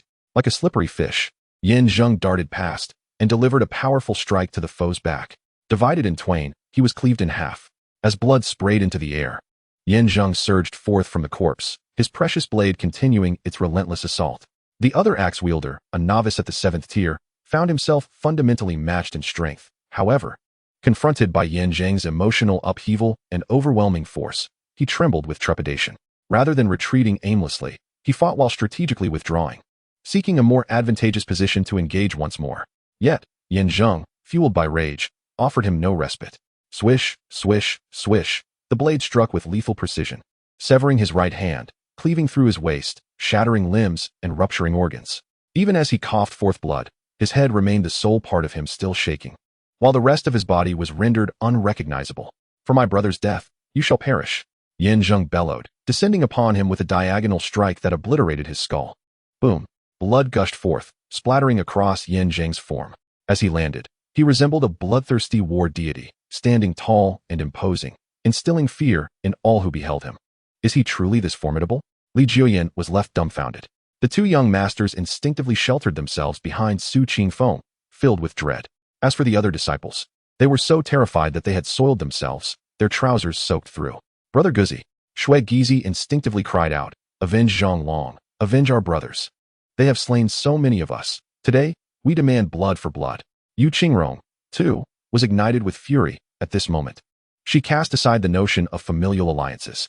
She was resolute in her belief. "If one does not offend me, I shall not offend them, but if one offends me, no distance shall spare them from my wrath." Her disciples had perished in defense of the Yu family, and as the head of the family, it was her duty to safeguard them. "Excellent." Zheng's expression hardened. Without a moment's hesitation, he charged forward. Swish, swish, swish. The blade gleamed coldly, sweeping through the ranks of dozens of disciples and guards with the swiftness of autumn winds scattering leaves, dispatching them in an instant. His fierce sword, coupled with an overwhelming presence, seemed to fell 10 foes with each strike. After merely 2 or 3 slashes, 40 to 50 lay slain. Yet, in his bloodlust, Zheng did not pause. 2 more strikes brought down the 2 young masters of rival families, and when he confronted Li Juyan, the latter had already collapsed in abject terror, pleading, "No, please don't kill me. I beg you. I was wrong. I truly realize my mistakes. Brother, spare me." As he begged for mercy, he repeatedly knocked his head against the ground. Throughout, Zheng remained cold and unyielding. Seeing that pleas for mercy bore no fruit, Li Juyan grasped Su Qingfeng's thigh in desperation, weeping, "Boss Su, save me. You must intervene. All that I have done today was under your guidance. Now he seeks to kill me. You cannot abandon me. What nonsense. Who has guided you?" Su Qingfeng kicked him away. He was struggling to save himself, let alone save another. Who would have thought that this wretched fool would exhibit such ferocity in the midst of the 7th stage of body refinement? Not to mention the presence of a legendary dragon-slaying sword. It is indeed a force formidable enough to challenge even the divine. It is no wonder that the Xiu family is willing to go to any lengths to possess this sword. Acquiring it and undergoing its transcendence would be akin to receiving divine assistance. Alas, the 2 sword and axe wielders I brought with me have perished, and in comparison to him, my cultivation is of an entirely different magnitude. It appears that my fate today is fraught with peril. As for you, Erguzi, there are deeper truths behind this matter. I believe you would fare better seeking the king of hell in the underworld." Zheng scoffed, interrupting, as he raised the slaughtering blade, intent on executing his plan. "Having already slain so many, you now wish to take the life of Boss Su? It seems your family has truly forsaken the law." A sudden reprimand echoed forth, condensing the air and unleashing a formidable force that struck his wrist, rendering him unable to withstand it, causing him to retreat step by step. Upon regaining his footing and looking up, he discovered that it was none other than a member of the Xiu family who had arrived. The Grand Steward, Xiu Dekang. Chapter 77. With a resounding boom, a powerful shockwave surged forth, forcefully propelling Zheng away. He traced a brilliant arc through the air before crashing to the ground, the impact causing him excruciating pain. Erguzi, dog brother. Witnessing this, Shui Gizi and the others were taken aback, rushing forward to assist him. "Are you all right? Are you hurt?" "I'm fine, really." Zheng took a deep breath, struggling to stand. Leaning on his waist, his expression darkened. After the fervor, he was compelled to confront reality. The recent slaying of the sword and axe wielders was fueled not only by rage, but, more importantly, by overwhelming strength. And Xiu Dekang, as rumored, had already attained the 8th stage of body refinement. 3 years ago, he was only at the initial stage, and now, who knows how much he has progressed. Thus, to confront him now would be to court death. Patience was paramount. Yet, why had the Rose Envoy not yet arrived? I have delayed to this extent, and she remains unmoved? Could it be that even in this simulation of life, there are errors? That cannot be. Such blunders could prove fatal. Dog brother, Zhang Long. He died so tragically. At this moment, Zhao Hu approached, tears welling in his eyes, resembling a sorrowful woman. Hearing this, Shui Gizi and Yu Qingrong sighed in lament. As a group of injured and weary soldiers gathered, each bearing wounds and downcast expressions, all of this was the doing of Su Qingfeng, or rather, it was orchestrated by the Xiu family from the shadows. This dog family has further added to their debts of blood. If they are not eradicated, I shall not rest. Steward Xiu. At this moment, upon seeing Xiu Dekang arrive, Li Juyan grasped at the chance like a lifeline, shouting urgently. Yet, before he could advance, he was once more kicked back by Su Qingfeng, who cast a disdainful glance at him before approaching Xiu Dekang with utmost respect. "Chief Xiu," he began, "there is no need for Mr. Su to elaborate on this matter. I am fully aware of the circumstances. I have come to seek justice." Before he could finish, Xiu Dekang raised a hand to halt him, then turned to face the others, his gaze finally settling on Zheng, whom he reprimanded sternly. "Erguzi, you possess an audacious spirit. Not only have you committed murder openly, but as a subordinate of the family alliance, you dare to slay the heirs of 2 prominent families. Now, you even attempt to take the life of Li Juyan from the Li family and Mr. Su, the leader of the Night Wind City Alliance. Pray tell, what punishment do you deserve?" "Humph, before you inquire about my crimes, should you not first question them?" Zheng retorted, his gaze piercing and icy. "They severed my family's water and fire supplies without cause. What is their intention? When we could not reason with them, they resorted to threats. What is the meaning of this? Under provocation, we were compelled to retaliate. Such actions amount to mere self-defense. So what crime have I committed?" Xiu Dekang, By what authority do you come here to demand accountability? You are merely a supervisor, a mere pawn, on my family's territory. You have no right to act with such arrogance. Well said. Yes, let him have it. The crowd echoed, emboldened by their shared defiance. They all understood the might of the Xiao family, and now having offended Su Qingfeng, seeking refuge from the family alliance was a futile endeavor. With death inevitable, why should they grovel? It was far better to engage in a fierce battle and meet their end with dignity. Impudence. Xiao Dechang's voice boomed like a thunderclap, reverberating painfully in their ears. His glare bore down upon Yin Zheng as he declared, the Xiao family is the foremost family in Nightwind City, and I am its chief overseer. From state affairs to family matters, I hold jurisdiction and authority over all. Moreover, the Li family is a subordinate of mine, and Mr. Su is a dear friend. Their lives are intertwined. Do you question my qualifications? At this juncture, he stepped forward, gravely stating, let it not be said that I lack compassion. Now, you and your entourage must kneel and apologize for your transgressions against the deceased. Publicly confess your sins, and I shall have you detained for judgment. Otherwise, I shall execute you first and deal with the aftermath later. You have 3 seconds to decide. 3, 2, 1. To hell with you, Yin Zheng exclaimed, his curses echoing as he found himself cornered with no retreat. There was no way he would bow down in submission. At this moment, he had completely lost his sanity. With no hope of rescue from the protector, he could only fight to the death. Behind him, Shui Gizi and the others were already filled with fervor, and even the seemingly frail scholar, Zhao, who picked up a weapon, vowing to avenge Zhang Long. Even if revenge was unattainable, he could not bear to live in a world where his brother had perished. In a fleeting moment, a group of 20 frail and elderly soldiers reassembled, armed with knives and axes, poised for battle. Observing this, Xiao Dekhang scoffed derisively, remarking with a cold smirk, ordinarily, I would not need to personally intervene to deal with such buffoons as you. Yet you have slaughtered so many and brazenly provoked the dignity of the Xiao family, showing utter contempt for my authority. Thus, I shall take it upon myself to send you to your demise. Remember, should you reincarnate, do not overestimate your worth and offend those who ought not to be trifled with, for dying once may be followed by a second or even a third demise. With a resounding thud, Xiao Dekhang stomped his foot, causing the ground to tremble beneath him. With his presence commanding assurance, Li Jiuyan and Su Qingfeng rallied their spirits, urging the execution of Yin Zheng and his companions. Brother Guzi, I know you are no match for him, yet we are willing to face death together, shouted Shui Gizi, prompting others to echo his sentiments. Brother Guzi, given the circumstances, we only seek to die as one. Though our actions may seem impulsive, a soldier may be killed but not humiliated. They have gone too far. We shall not surrender quietly. Indeed, do not hold back during the battle. After all, we are all destined for death, so let us make it swift. Precisely. 1 kill is a break even. 2, a profit. United in purpose and filled with righteous indignation, the collective spirit of the group surged. Yin Zheng felt a wave of emotion, yet guilt gnawed at him. Alas, it was his miscalculation that led to this complete loss. Had he not relied on the intervention of the Rose Guardian, he might have acted with greater prudence, if not seeking to appease, at least finding a reason to avoid direct confrontation. Yet now, all that he possessed lay in ruins. With the situation dire, futility and further contemplation became apparent. Yin Zheng, choosing silence, nodded solemnly, raising the dragon-slaying sword. As he faced the formidable Xiao Dekhang, the tension of an imminent life and death struggle loomed. Xiao, you truly wield great authority, even daring to bully my lady's cousin. Do you truly believe the Yi family to be without defenders?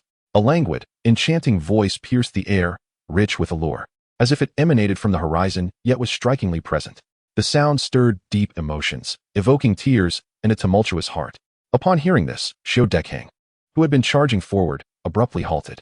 Behind him, Su Qingfeng furrowed his brow, instinctively opening his mouth, only to hesitate, his gaze darting anxiously around. Eventually, his eyes settled on the northwestern direction, where a grand crimson bridal palanquin was gracefully approaching.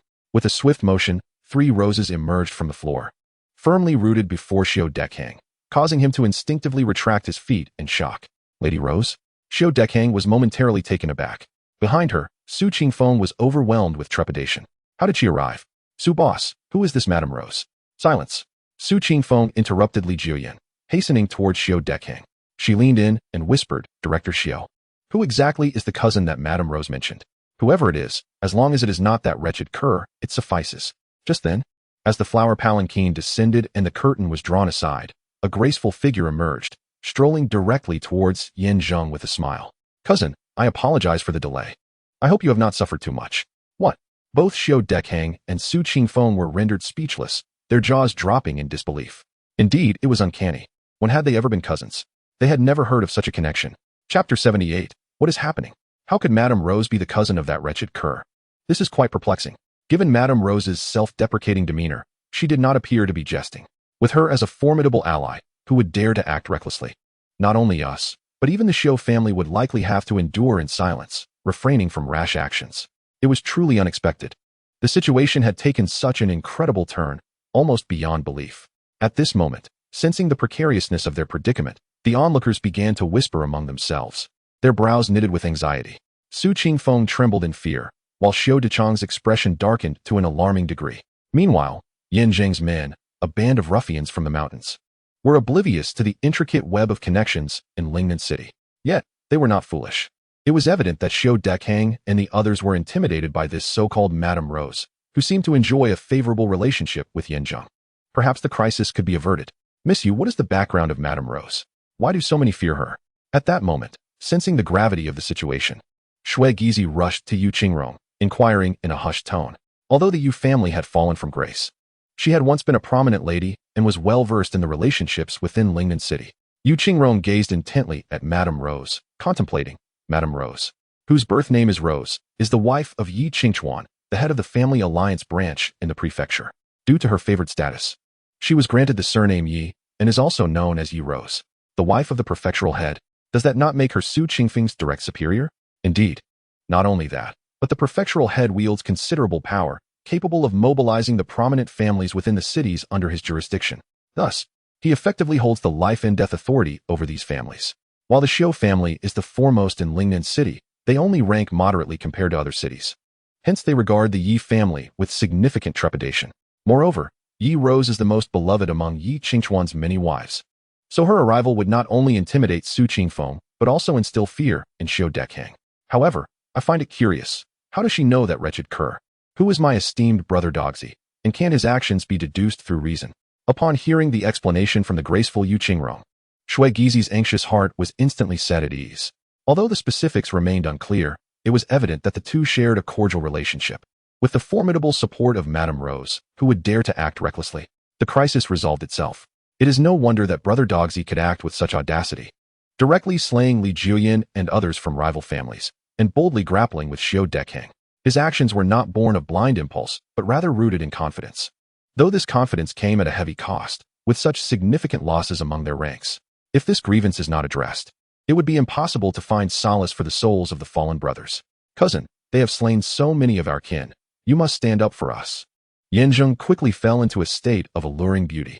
Regardless of Madame Rose's identity or background, her capabilities were evidently formidable. Otherwise, it would be inconceivable that upon his arrival, Su Qingfeng and Xiao Dekhang would appear so utterly discomfited, particularly with the whispers of the surrounding disciples suggesting that the Rose Guardian held a position of great power and influence, instilling fear in all. Thus, with the crisis averted, the time for harvesting had arrived. Rest assured, cousin, I will certainly advocate for you. However, do not forget the promise you made to me once I have done so. Promise? Yan Zheng paused, and just as he was about to speak, the other party blinked her beautiful eyes, and he instantly understood. She was referring to handling matters for Guhan Tian. Though this task was fraught with challenges, it was a necessary course of action for both Guhan Tian and himself. Fostering the Shashanmen for his own use would bring immense benefits to the development of the Yu family, especially since the Shashanmen had been established for centuries. Its foundation was solid, and its influence stretched across the entire dynasty, with aspirations to reach the capital city, where they hoped to play a pivotal role. After all, Guhan Tian had promised him that if the endeavor succeeded, they would join forces to achieve great feats together. At that time, he would be the leader of the Shashanmen, while he himself would be the deputy leader, second only to one, above all others. How splendid would that be? Thus, Yan Zheng nodded in agreement. Observing the exchanged glances between the two, the onlookers were left bewildered, particularly Yu Qingrong, whose expression turned peculiar as she began to entertain a more alarming thought. Could it be that this young scoundrel was using his charm to win over Madame Rose for assistance? After all, his true identity was that of the current ninth prince, and his natural charisma paired with striking looks made him undeniably alluring. Logically, this should not be a matter of her concern, yet inexplicably, she felt a twinge of jealousy. It was an emotion difficult to articulate. Su Qingfeng, come here at once. Upon reaching a consensus, without further ado, Knight Rose immediately called out in a charming yet commanding tone. With a heart already laden with trepidation, Su Qingfeng, upon hearing the reprimand, was overwhelmed with fear and dared not delay. He hurriedly approached, bowing low and respectfully declaring, "Lady Rose, had I known of your esteemed arrival, I would have arranged for someone to receive you." But before he could finish, Knight Rose struck him sharply across the face and bellowed, "Arrange for someone to receive me?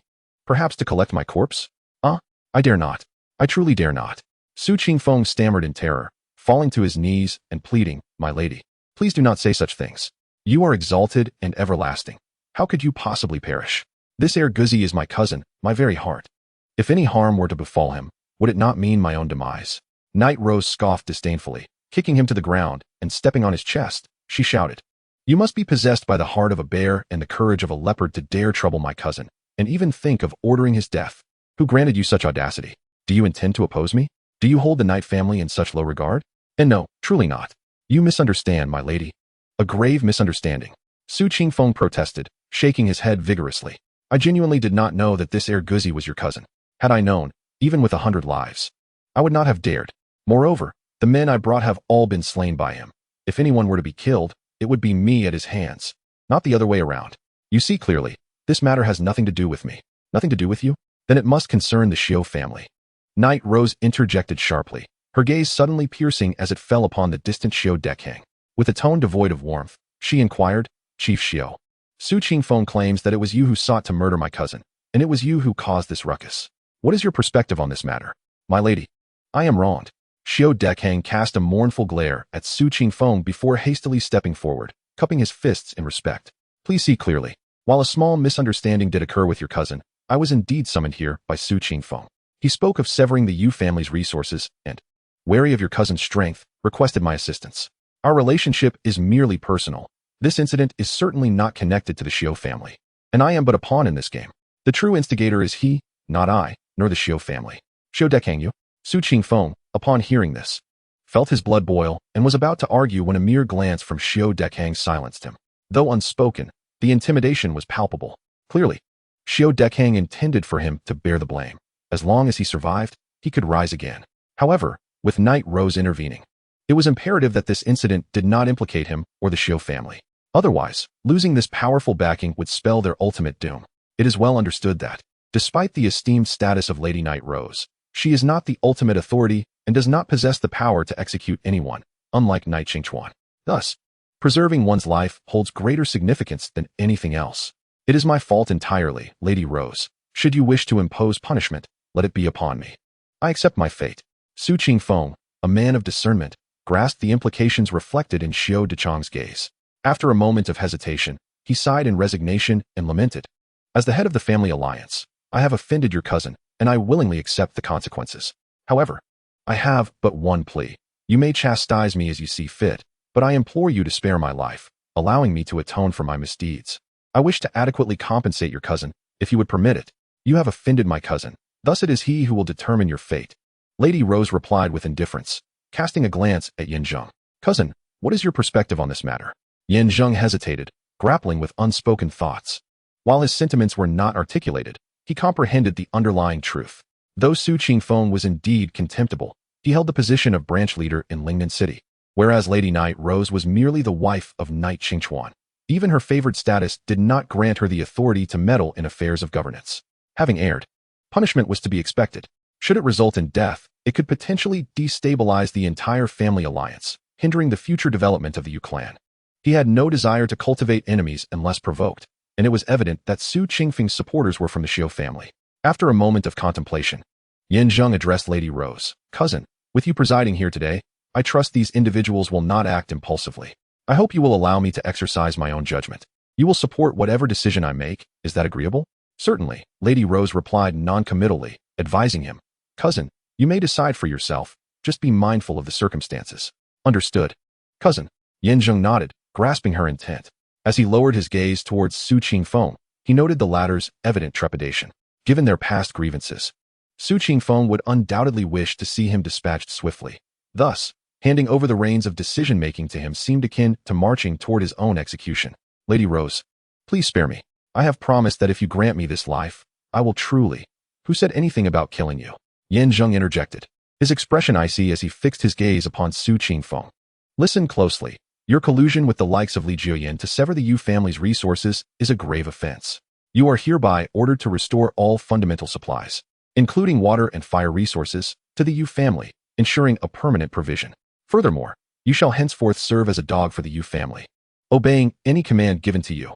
What? Su Qingfeng exclaimed, utterly bewildered, struggling to fathom the situation. Is that all? I must have misheard. Not only he, but even others found it utterly astonishing. Logically speaking, Su Qingfeng initially dispatched individuals to sever the water supply, followed by sending others to eliminate so many disciples. The fact that he was not killed was already a leniency, and this so-called punishment was virtually non-existent. What was Zheng truly implying? A benevolent savior? A manifestation of great mercy? Even Yi Meiguei could hardly bear to witness such proceedings and instinctively inquired, "Cousin, do you not think this punishment is rather lenient? It may not be sufficient to deter those with ulterior motives." "Do not fret, my words are not yet concluded," Zheng replied with a smile. After taking a deep breath, he turned to Su Qingfeng and asked, "Did you hear me clearly?" "I heard you loud and clear. I will have my people restore your family's water and fire supply immediately. Furthermore, I assure you that I shall regard any of your future commands as a royal decree, even if it means enduring indignities. Do not rush," he continued, "to prevent you from acting recklessly in desperation. I have decided to temporarily detain your wife with one of my brothers, who is quite lustful and vigorous, reputed to engage in carnal endeavors 17 times in a single night. Should you ever disobey my orders, then your wife, what?" Su Qingfeng's expression shifted dramatically, and he instinctively rose, only to be forcefully subdued by Zheng's hand upon the ground. "Unwilling? This is my brother, Dogzi." "Ha." Su Qingfeng had yet to finish his sentence when the astute Shui Gizi burst into laughter. After all the build-up, he was merely waiting for us. Compared to the clamor of threats and physical pain, this psychological torment is far more terrifying. Moreover, this matter touches upon a man's dignity. Sometimes, pride is more valuable than life itself. Just wait and see. My brother Dogzi still has means yet to employ. Indeed, brother Dogzi is mighty. I knew he would never disappoint us. This time, they genuinely learned a lesson. In the future, they would have to seek his counsel on the art of tormenting others. A crowd of elderly and frail soldiers nodded in agreement. Meanwhile, Yu Qingrong's face flushed with embarrassment. What kind of extraordinary figure was this Dogzi? For such tactics to be conceived? Very well, I acquiesce. Su Qingfeng resigned, feeling cornered. Although the terms were uncomfortable to hear, as long as he served him wholeheartedly thereafter, his wife should be safe. Furthermore, to my knowledge, you have a son and a daughter, both merely 6 or 7 years old, still children. Conveniently, I have a subordinate who is a pedophile, particularly fond of young children. I will entrust the children to him for the time being, as long as you remain compliant. My people will not misbehave. All right, I shall heed your words. Additionally, there are your parents. Over the next 10 minutes, Zheng conducted an in-depth analysis of Su Qingfeng's network of relationships, starting with his wife and children, extending to his parents and in-laws, and ultimately encompassing friends and acquaintances. Anyone associated with him was entirely seized by Zheng's subordinates, effectively monopolizing his entire network. Should Su Qingfeng harbor any treachery, his friends and family would undoubtedly face utter ruin, even if he were to escape unscathed. The loss of his innate connections would render his existence akin to that of a soulless corpse, devoid of meaning. The psychological torment he endured was such that, even for Su Qingfeng, it would be unbearable for anyone else to withstand. Thus, after Zheng meticulously orchestrated his strategy, he had firmly grasped the opponent's fate. Knock, knock, knock. Tears streaming down his face, Su Qingfeng prostrated himself before Zheng, sincerely proclaiming, "Second young master, I am utterly convinced by you now. My friends and family are entirely under your control. Rest assured, from this moment on, I shall be but a loyal dog at your side, willing to toil for you. Whatever your commands, I shall brave fire and water without hesitation. Indeed, you now have the opportunity to act as a dog," Zheng interjected with a cold smirk, suddenly directing his gaze towards Zheng. "Go now, and give him a beating." Huh. Su Qingfeng was left bewildered. Zheng, on the other hand, wore a grim expression as he glared at Zheng, admonishing, "Second dog, do not overstep your bounds. Dear cousin, he accuses me of being excessive." Zheng disregarded him and sought assistance from Yi Meiguei. Yi Meiguei, fully aware of the underlying tension, suddenly narrowed her eyes, glaring at Zheng as she demanded, "What did you just say? I did not quite catch that." Zheng hesitated, his thoughts teetering on the brink of rebellion against Zheng. At that moment, he longed to see Zheng meet a grisly fate. This wretched cur, emboldened by Yi Meiguei's backing, was utterly reckless. Having dealt with Su Qingfeng was one thing, but now he was targeting him as well. In terms of sheer strength, he could easily reduce Yin Zheng to nothing, for there was no one present who could rival him. Yet, Yi Meigui's influence was formidable. Not only he, but even the young master would think twice before crossing her. Therefore, enduring a bit of hardship now was far preferable to encountering trouble later. The Xiu family had saved his life, and it could be said that his very existence owed a debt to them. As long as he navigated this day successfully, he could return and report back, waiting for a chance to exact his revenge on this scoundrel. Madam, please do not be angered. What I meant was, second dog is your cousin, and we shall naturally heed his words. Go ahead, strike him as you wish. With newfound determination, Xiu Dekhang straightened up, tears in his eyes. Seeing this, Su Qingfeng dared not question any further orders from Yin Zheng. He immediately stood up and rushed forward, delivering 2 punches to Yin Zheng's forehead. His own cultivation was modest. While Xiu Dekhang was an adept of the 8th level, there was no comparison. The blows felt like mere pinpricks. Su Qingfeng glanced at Yin Zheng and, noticing him shake his head, he held his breath and concentrated, intensifying his efforts. This time, he transitioned from punches and kicks to wielding a weapon. A tumultuous disturbance ensued. Leaving Xiu Dechang's garments in tatters, his body marred and bloodied, flesh torn asunder. Ultimately, a fierce barrage rained down upon his groin, regardless of Xiu Dechang's resilience. He could not suppress a cry of agony, his legs buckling, collapsing to the ground, his countenance etched with torment, rolling in anguish. Who could have imagined that the esteemed steward of the Xiu family, once exalted, would now be reduced to writhing on the floor, silenced by his assailant? The orchestrator of this chaos was none other than a nondescript individual, a certain Heir Guzi, whose name had never graced the ears of the masses. After an extensive duration, as Xiu Dekhang languished in excruciating torment, bloodied and battered, Yin Zheng finally spoke, prompting Su Qingfeng to cease his onslaught.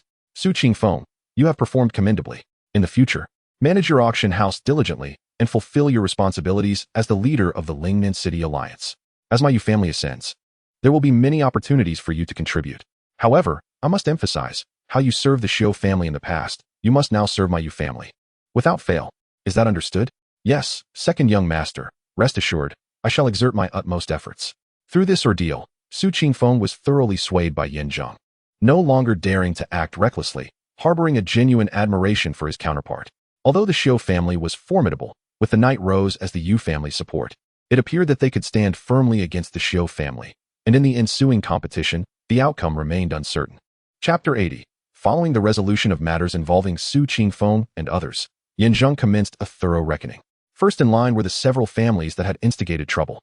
The 2 young masters who had aided the villainy were publicly executed, while Li Juyin met a far grimmer fate, nearly tortured to death. All of this was orchestrated by Yin Zheng himself, the gruesome scenes rendering spectators unable to bear witness. When it was Xiu Dechang's turn, he approached with a cold smirk, stating, Steward Xiu, return and inform your young master to arrive at my Yu family in the evening for the banquet. I shall spare your life for now, but I will come to collect it in due time, understand? You, Xiu Dekhang retorted, do not forget, my cousin is present. There is no need for bravado. One day, you and I shall engage in a genuine duel, and mark my words, I will dismember you and feed your remains to the dogs. Humph. Xiu Dekhang, infuriated, yet aware of the Night Rose's support, swallowed his indignation, merely huffing in disdain, and departed hastily with his entourage. As tranquility descended, the atmosphere erupted in thunderous applause. Brother Guzi is magnificent. This plot twist is something even a novelist would hesitate to pen. I had presumed our demise was inevitable. Yet who could foresee that the Rose Madam is Brother Guzi's cousin? Even that old dog Xiu Dekhang dared not be arrogant. Witnessing him writhe in defeat was truly gratifying. Thus, we must unconditionally trust our esteemed Dogzi and execute his commands without reservation.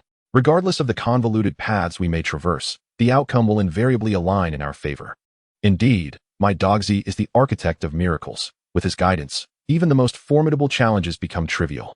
The remaining battalion, though weary and bloodied, found renewed spirit upon witnessing recent events. Their support for Yin Zheng is now unwavering. They are ready to sacrifice their lives without a hint of dissent should he call upon them. Heir Dogzi, what is your true relationship with the Night Rose? It cannot merely be that of distant cousins, can it? Just then, the perceptive Yu Qingrong approached, sensing something amiss, and quietly inquired.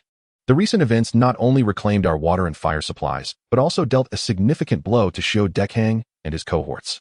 While this stirred her emotions and heightened her admiration for Yin Zheng, she felt a lingering ambiguity that troubled her heart. Yin Zheng hesitated, about to speak, when Shui Gizi interjected, saying, Miss, Now is not the time for probing into details. Since we have successfully secured the water and other resources, we must urgently prepare for tonight's gathering.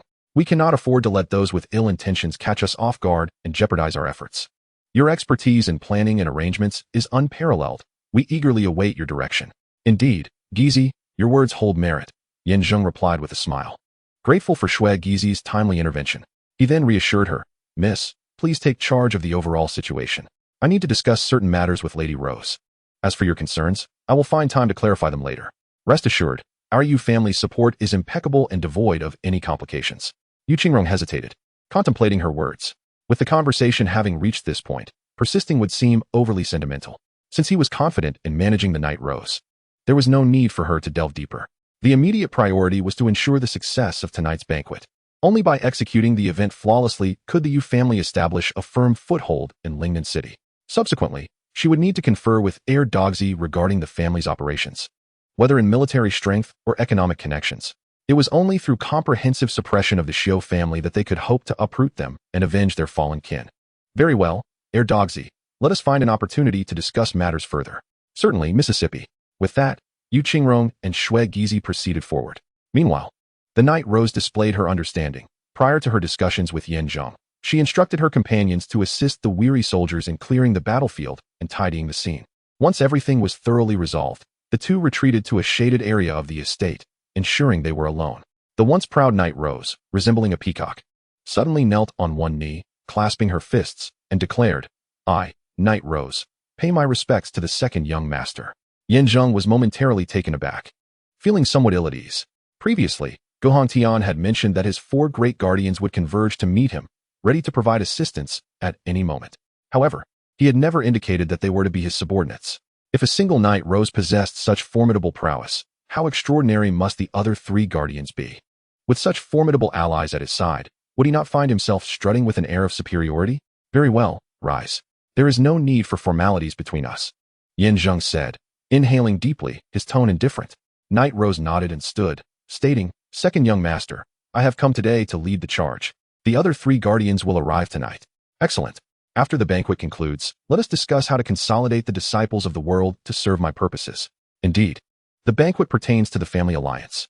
As the favored wife of Yi Qingchuan, I shall be able to assist you on the side. You can help now? Zheng interjected, then proceeded to disclose the information he had gathered regarding the Xiu family's scheme to poison and frame the Yu family. Upon hearing this, Night Rose clenched her fist, her lips twitching as she exclaimed, The Xiu family is truly deranged.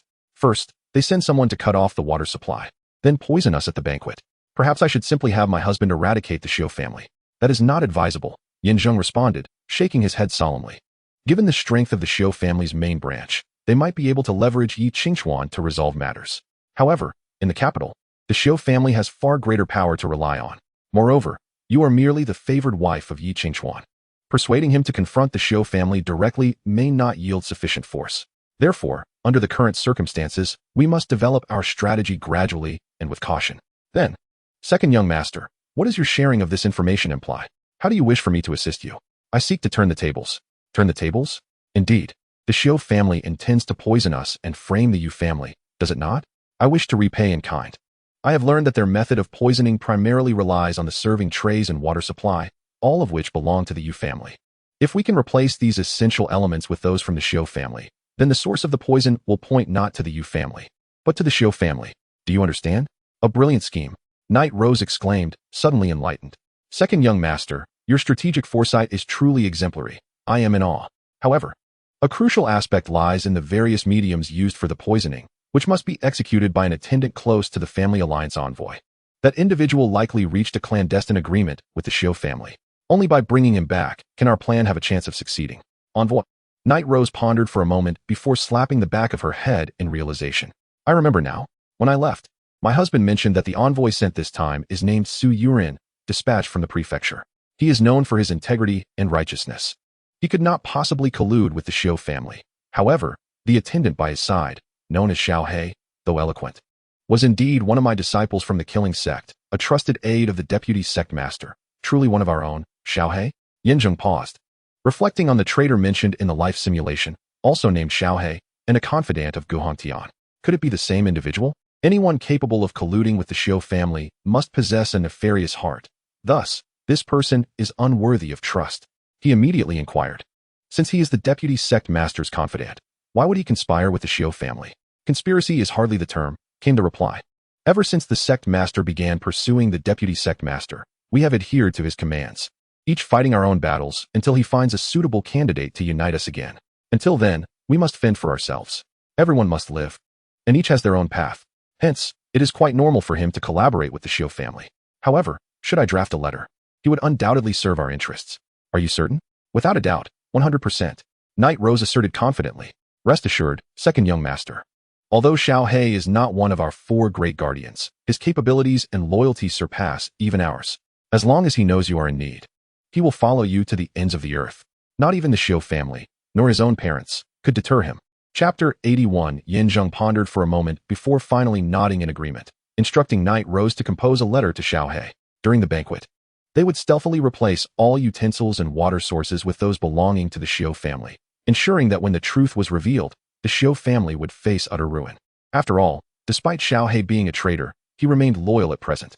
Thus, leveraging his current position to orchestrate a counterstrike against the Xiu family was indeed an excellent plan. As for the future, that could be addressed in due time. Knowing the enemy's details would suffice, provided they remained vigilant. Knight Rose, draft a letter immediately to inform Xiao He of my intentions. During the banquet, assist me in executing the counterstrike against the Xiu family. If he agrees, let him acknowledge me with a glance at the banquet. If he does not, then we shall cancel the event. Knight Rose responded. As the favored wife of Yi Qingchuan, I possess this authority. Regardless, I shall concoct some excuse to prevent the banquet from proceeding, thus avoiding the matter of poisoning. If someone dares to pursue it, I shall not believe they would have the audacity to confront me. Very well, I appreciate your efforts. Thus, an agreement was reached. Knight Rose departed, and seizing the opportunity, Zheng did not delay, promptly returning to a secluded corner. Once settled, he focused his thoughts and silently intoned. Input. Input successful. The host's current kill value stands at 1,255 points. Would you like to use the life simulation device? One use costs 500 points. Finally, things were returning to normal. Zheng sighed, recalling the recent killings at the entrance, merely low-level martial artists of modest cultivation. The pinnacle of strength is merely represented by those 2 executioners, while the other minions, such as the likes of Li Juyan, are scarcely worth more than a few hundred. Consequently, the accumulation of kill points remains insufficient, yet the expenditure of points is even less, 500 for a single attempt, with the ability to simulate twice, rendering it a more prudent choice. As Zheng's resolve solidified, several lines of text materialized before his eyes. At the age of 24. In the mid-stage of body refinement at the 7th level, you successfully executed a counterattack against the Xiu family by utilizing Xiao He's poison, leading to the Xiu family's vilification and subsequent resentment from other families, thus allowing the Yu family to ascend to power. However, even a malnourished camel is larger than a horse. Although the Xiu family's actions chilled the hearts of the other clans, they still wielded the ultimate power of life and death over them, as well as the economic lifelines. Any act of rebellion would result in immediate disintegration. Hence, the families reconvened, and under the pretense of merit, Xiao He extorted wealth from you, and in a moment of discord, reported the 4 guardians to the Xiu family. Except for the Knight Rose, the other 3 guardians were fugitives wanted by the court for years. Thus, the Yu family was deemed guilty of harboring criminals, leading to their imprisonment and almost certain demise. A month later, Guhan Tian emerged from seclusion. Yet you had not managed to consolidate the 4 guardians to gain control over the world's disciples. The sect leader Zhao Tianyang pursued you relentlessly. Despite your valiant resistance, you were ultimately defeated and slain by Zhao Tianyang. What a blow. After perusing this life, Zheng could not help but exclaim in frustration. It was said that although Xiao He was a rebellious character, he should have betrayed later. Yet, he sought immediate benefits right after offering assistance, resorting to betrayal at the slightest disagreement. Moreover, upon encountering the Knight Rose, he assumed the other 3 guardians were of superior caliber. He even believed that with these 4, he could topple the Yu family without lifting a finger. Little did he expect them to be nothing but desperate fugitives. If it became known tonight that they were gathered here, the charge of harboring criminals would be irrevocably substantiated. From the age of 24 to the end of 24, this life was both unjust and suffocating. Simulation complete. The host may select one of the following 3 options to retain. 1. The cultivation level at 24. 2. The martial experience at 24. 3. A playback of the moment you were slain by Zhao Tianyang a month later after turning 24. Upon witnessing this, Zheng perceived all three options as superfluous. Ultimately, he opted for the second choice. The cultivation level had not improved and could be disregarded, while the sight of his own demise at the hands of Zhao Tianyang was heart-wrenching. Had he not secured the allegiance of the four guardians to assist Gu Hongtian in controlling the world's disciples, his plans would have been rendered futile. Even if he ultimately managed to counterattack Zhao Tianyang, everything would have been lost, rendering it meaningless. Therefore, selecting the second option might offer some assistance, for after being reported, he had led his brothers through a bloody path to survival. The martial arts experience contained within is exceedingly precious, and he must cherish it diligently. Soon, as Zheng made his choice, a familiar sensation akin to the spring breeze coursed through his entire being. Presently, his chicken-slaying skill had reached the third level. Given the brevity of time, he had not harbored high hopes. Yet, astonishingly, the spring breeze stirred within his acupoints, ultimately breaking through the sinews and flesh, causing a significant surge that elevated his chicken-slaying skill to the fourth level. Instinctively, he grasped the cleaver and struck fiercely. In the gleam of the blade, multiple weapons manifested, akin to a volley of arrows, surging forth in all directions. With this newfound power, his ability to launch attacks would be amplified 2- or 3-fold. Combined with the dragon-slaying blade, the effect would undoubtedly multiply exponentially. The hostess' current kill value is 755 points. Would you like to continue using the life simulator? Each use costs 500 points. Here it comes again. Zheng took a deep breath, momentarily abandoning the notion of wielding the dragon-slaying blade. The pressing matter was to swiftly resolve the issue with the little black one. Otherwise, while the crisis of the wine gathering might be averted, the situation with the four great guardians loomed like a ticking time bomb, ready to explode at any moment. Initially, he had intended to deal with this little black one at a later date, but it appeared that he had to expedite his plans. However, the specific methods remained unclear to him, for this little black one was astute and possessed formidable abilities, making it no simple task to eliminate him. Use. As Zheng made his choice, several lines of text immediately reappeared before him. At 24 years old, in the mid-stage of the sevenfold body refinement, you adeptly resolved the poisoning crisis with the little black one. That evening, when the little black one demanded money, negotiations broke down, and upon his threat to expose the four great guardians, you decisively struck. Although the little black one was of average strength, he had allies, utilizing the dragon-slaying blade. You eliminated the opposition and successfully resolved the crisis. At 25, after prolonged development, the Yu family gradually emerged as a rival to the Xiu family. However, during the annual clan competition, the Yu family suffered defeat, leading to their merger and near annihilation. You hastily fled Lingnan City with Yu Qingrong, ultimately being rescued by your friend Xiu Yunming from the Cloud Sword Manor.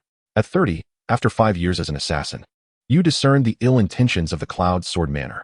After rebuilding your own power, you once again left with Yu Qingrong, turning to banditry. Learning that the head of the Xiu family was on a tour, you devised an ambush, only to be met with a counterattack, resulting in your tragic demise. No wonder the little black one dared to challenge me. It appears he had formidable allies. Without the assistance of the dragon-slaying blade, I would have likely become his helpless prey. Nevertheless, according to the life simulation, eliminating the little black one poses no issue, and following the resolution of the crisis, the Yu family would enjoy a period of development before ultimately facing defeat in the clan competition a year later, an eventuality that need not concern him for now. Zheng felt a sense of calm settle within him. This time, I have indeed learned my lesson, recognizing that the Yujian villa is not a place of virtue. After a period of discreet development, I decisively fled. Although I ultimately could not escape my fate, I have acquired a crucial piece of information, my friend. The seemingly unassuming Xiu Yunming is not to be underestimated. I shall conduct a thorough investigation into her upon my return. Simulation complete. The host may select one of the following options to retain. 1. The cultivation at the age of 24. 2. The martial experience gained by the age of 30. 3. A replay of the moment at 30 when the head of the Xiu family personally took my life. I choose the second option. I shall continue to enhance my skills. Since my cultivation has not increased, and my demise is inevitable, it is wiser to invest everything into refining my techniques. Soon, a powerful force coursed through my being, amplifying my innate prowess. While my mastery of the dragon-slaying blade surged to the 4th tier, with a resounding clang, I eagerly grasped the dragon-slaying blade and leapt into the air. The blade shimmered, slicing through the air with deadly grace.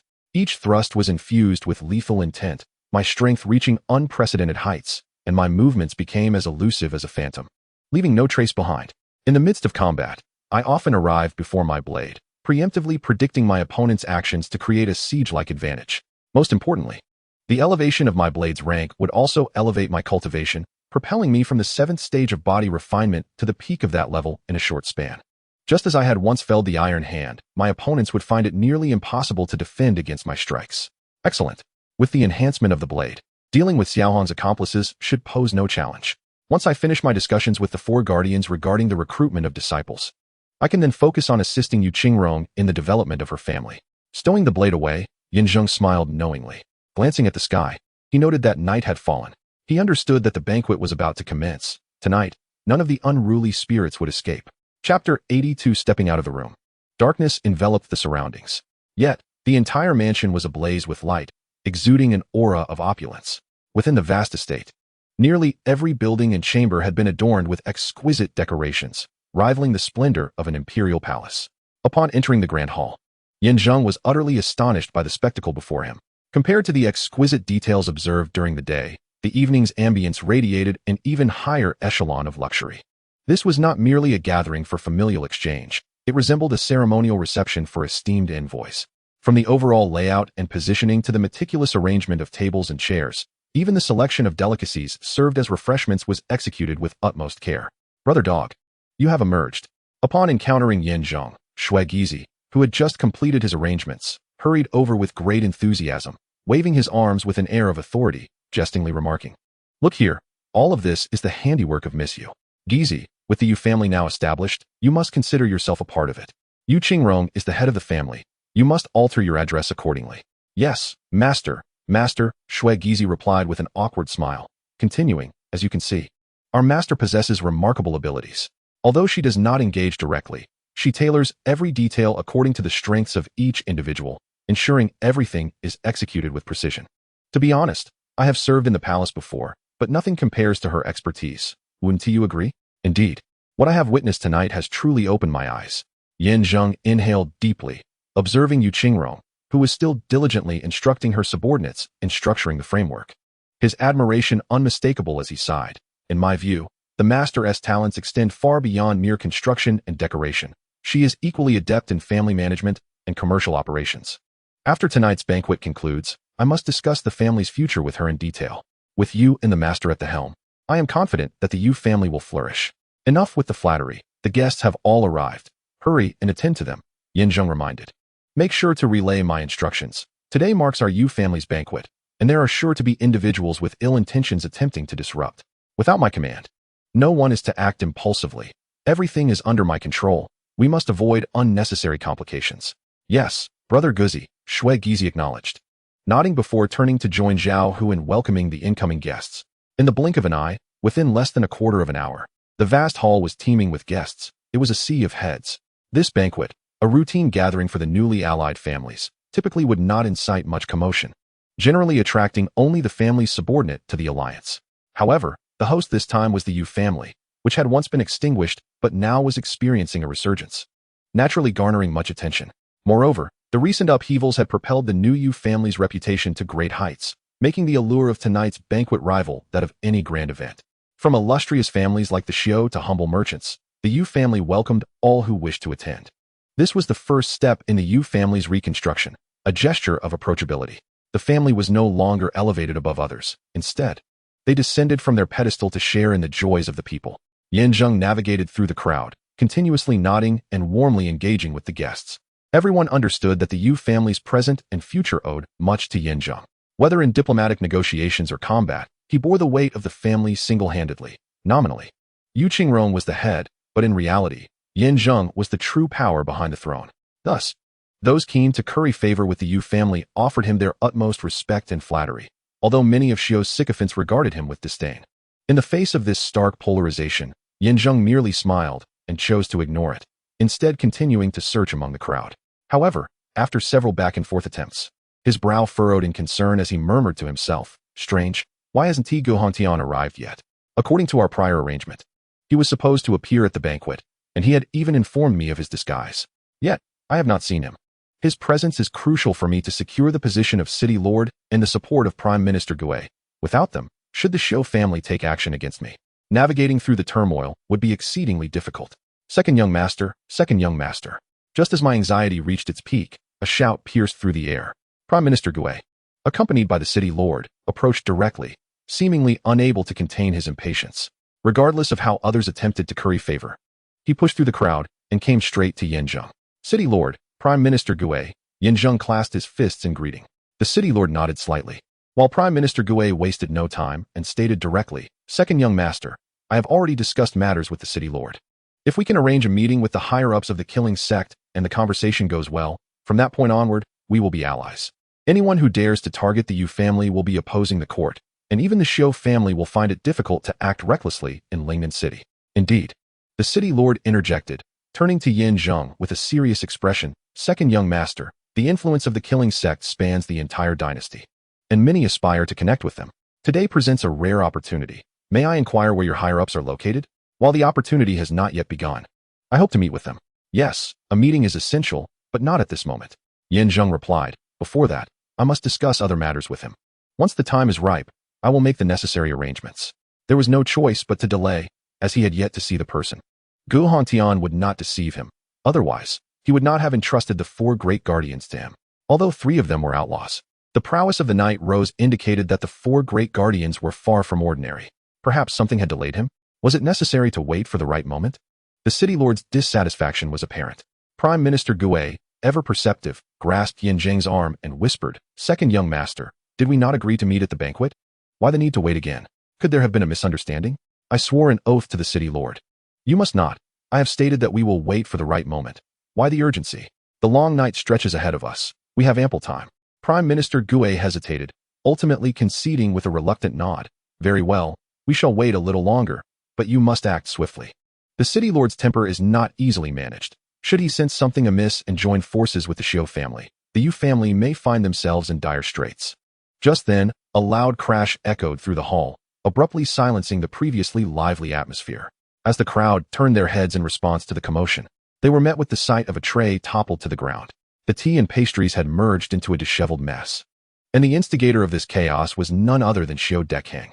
Behind him stood a cadre of armored guards from the Xiu family, each bearing an austere demeanor and exuding palpable strength, clearly seasoned warriors. Beside him was a dapper young gentleman clad in white, his lips curled in a cryptic smile, exuding an aura of malevolence that rendered him impossible to overlook, akin to a crane amidst a flock of chickens. Zheng raised an eyebrow, his keen perception igniting a profound sense of alarm within him. This individual was extraordinary, judging by his formidable energy. He must possess at least the prowess of the 9th level of body refinement, possibly even reaching the pinnacle of the later stages. Furthermore, the pristine white folding fan in his grasp appeared exceptionally lethal, seemingly harmonizing with his strength, ready to be wielded as a weapon, illustrating a flawless integration of cultivation and technique, truly a prodigy among men. Is this the hospitality of the Yu family?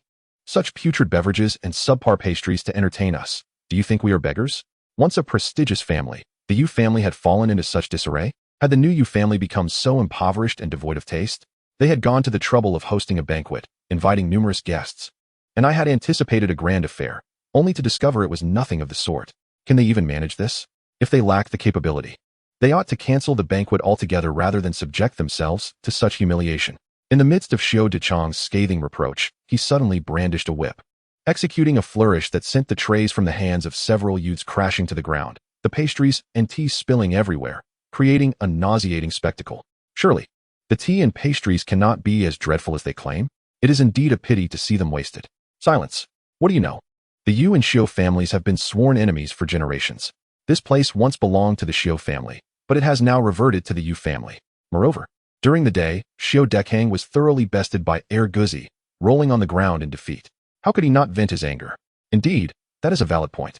Previously, with the Night Rose backing them, Xiu Dechang dared not overstep. But now that the heir to the Xiu family is present, he clearly feels emboldened to act recklessly, suggesting he has the heir's support. This promises to be quite the spectacle. In truth, tonight's banquet represented a pivotal moment for the Yu family. Whether they could successfully navigate this challenge was uncertain. Observing the unfolding events, the crowd buzzed with fervent discourse. Their tone was laced with trepidation towards the Xiu family, while their previous derision towards the Yu family had transformed into a semblance of sympathy. After all, to wrest their ancestral home from the jaws of the Xiu family clearly indicated intervention from the imperial court. Additionally, with a figure as influential as Night Rose backing them, their combined forces against the Xiu family might just prove formidable. It appeared that the tides in Nightwind City were on the verge of shifting dramatically. Impudent. At this moment, upon witnessing the arrival of the Xiao family, Yu Qingrong was engulfed in fury. The animosity between her and the Xiao family's young master, Xiao Yang, was far from trivial. Xiao Dekang's audacity here was clearly orchestrated by him from behind the scenes. She stepped forward, glaring at them and admonished, "So many have consumed this without issue. Yet you express discontent? Is the tea unsatisfactory?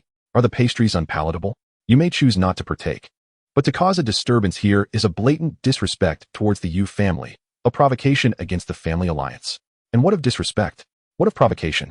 The truth remains. Must one remain silent?" With Xiao Yang's presence bolstering his confidence, Xiao Dekang raised his voice significantly, coldly declaring, "As guests, we hold the right to question the provisions you offer. Either you replace them with satisfactory alternatives, or tonight's banquet shall be cancelled. Should there be a delay or a cancellation, according to the alliance's regulations, you risk losing your family status and facing punishment."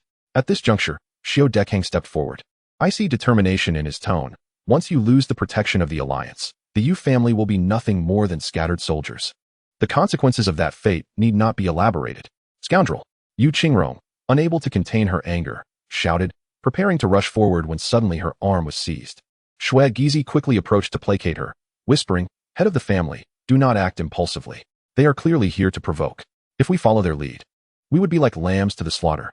Shouldn't we entrust this matter to Brother Guzi for resolution?" "Dejizi," Yu Qingrong murmured, and upon hearing that name, she felt an inexplicable sense of reassurance.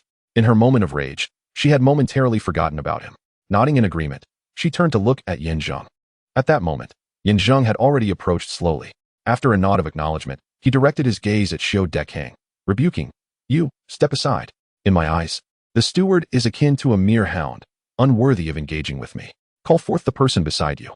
You, Steward Xiao, retreat." At last, they had arrived at the crux of the matter. Just as Xiao Dekang was about to roar in protest, Xiao Yang interjected with a calm smile.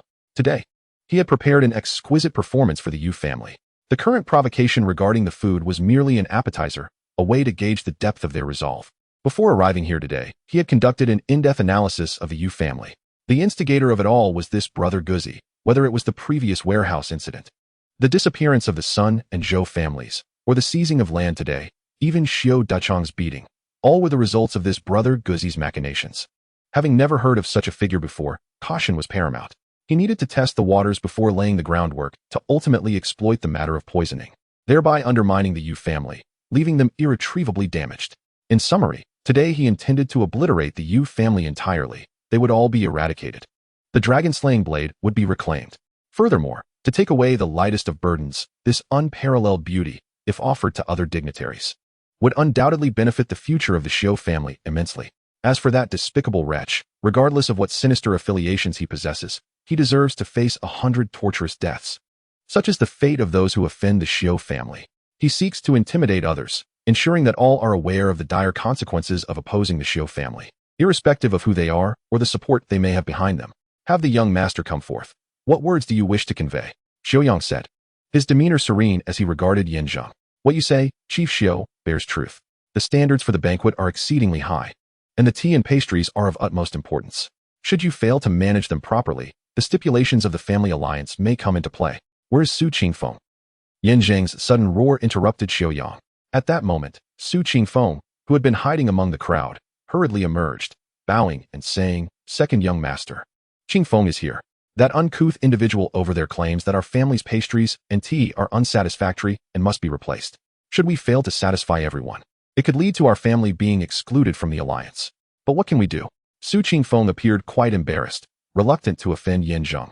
Yet the sharp gaze of Xiao Yang made it evident that one misstep in his words would lead to dire consequences. Indeed, Su Qingfeng nodded, then picked up a piece of pastry from the ground and popped it into his mouth, declaring, "However, I find the taste quite delightful. As the head of our branch in Lingnan City, my preferences take precedence, and I see no issue with it." Thus, the assertions made by young Master Xiao are unfounded.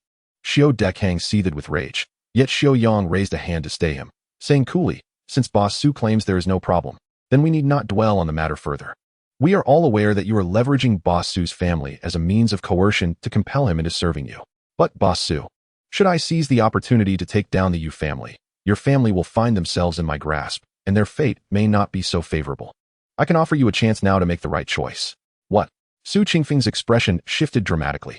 Yin Zheng also raised an eyebrow, intrigued by Xiao Yang's composure. This young man, of a similar age, displayed remarkable calmness and strategic acumen in dealing with the situation. He recognized that Su Qingfeng was aligned with him, yet still managed to turn the table, threatening Su Qingfeng with dire implications. Should Su Qingfeng relent, it would jeopardize Yin Zheng's plans for the banquet, rendering everything meaningless. He believed his earlier intimidation had secured Su Qingfeng's compliance, yet he had not anticipated this counter-strategy. The moment his words were uttered, they cast doubt upon Su Qingfeng, who had previously held a resolute stance. Su Qingfeng, do not speak. Allow Boss Su to make his own decision, Yin Zheng interjected. A good word need not be repeated. If Su Qingfeng's stance is so wavered, then such a person need not be retained. Conversely, he is bound to uphold the promises made during the day.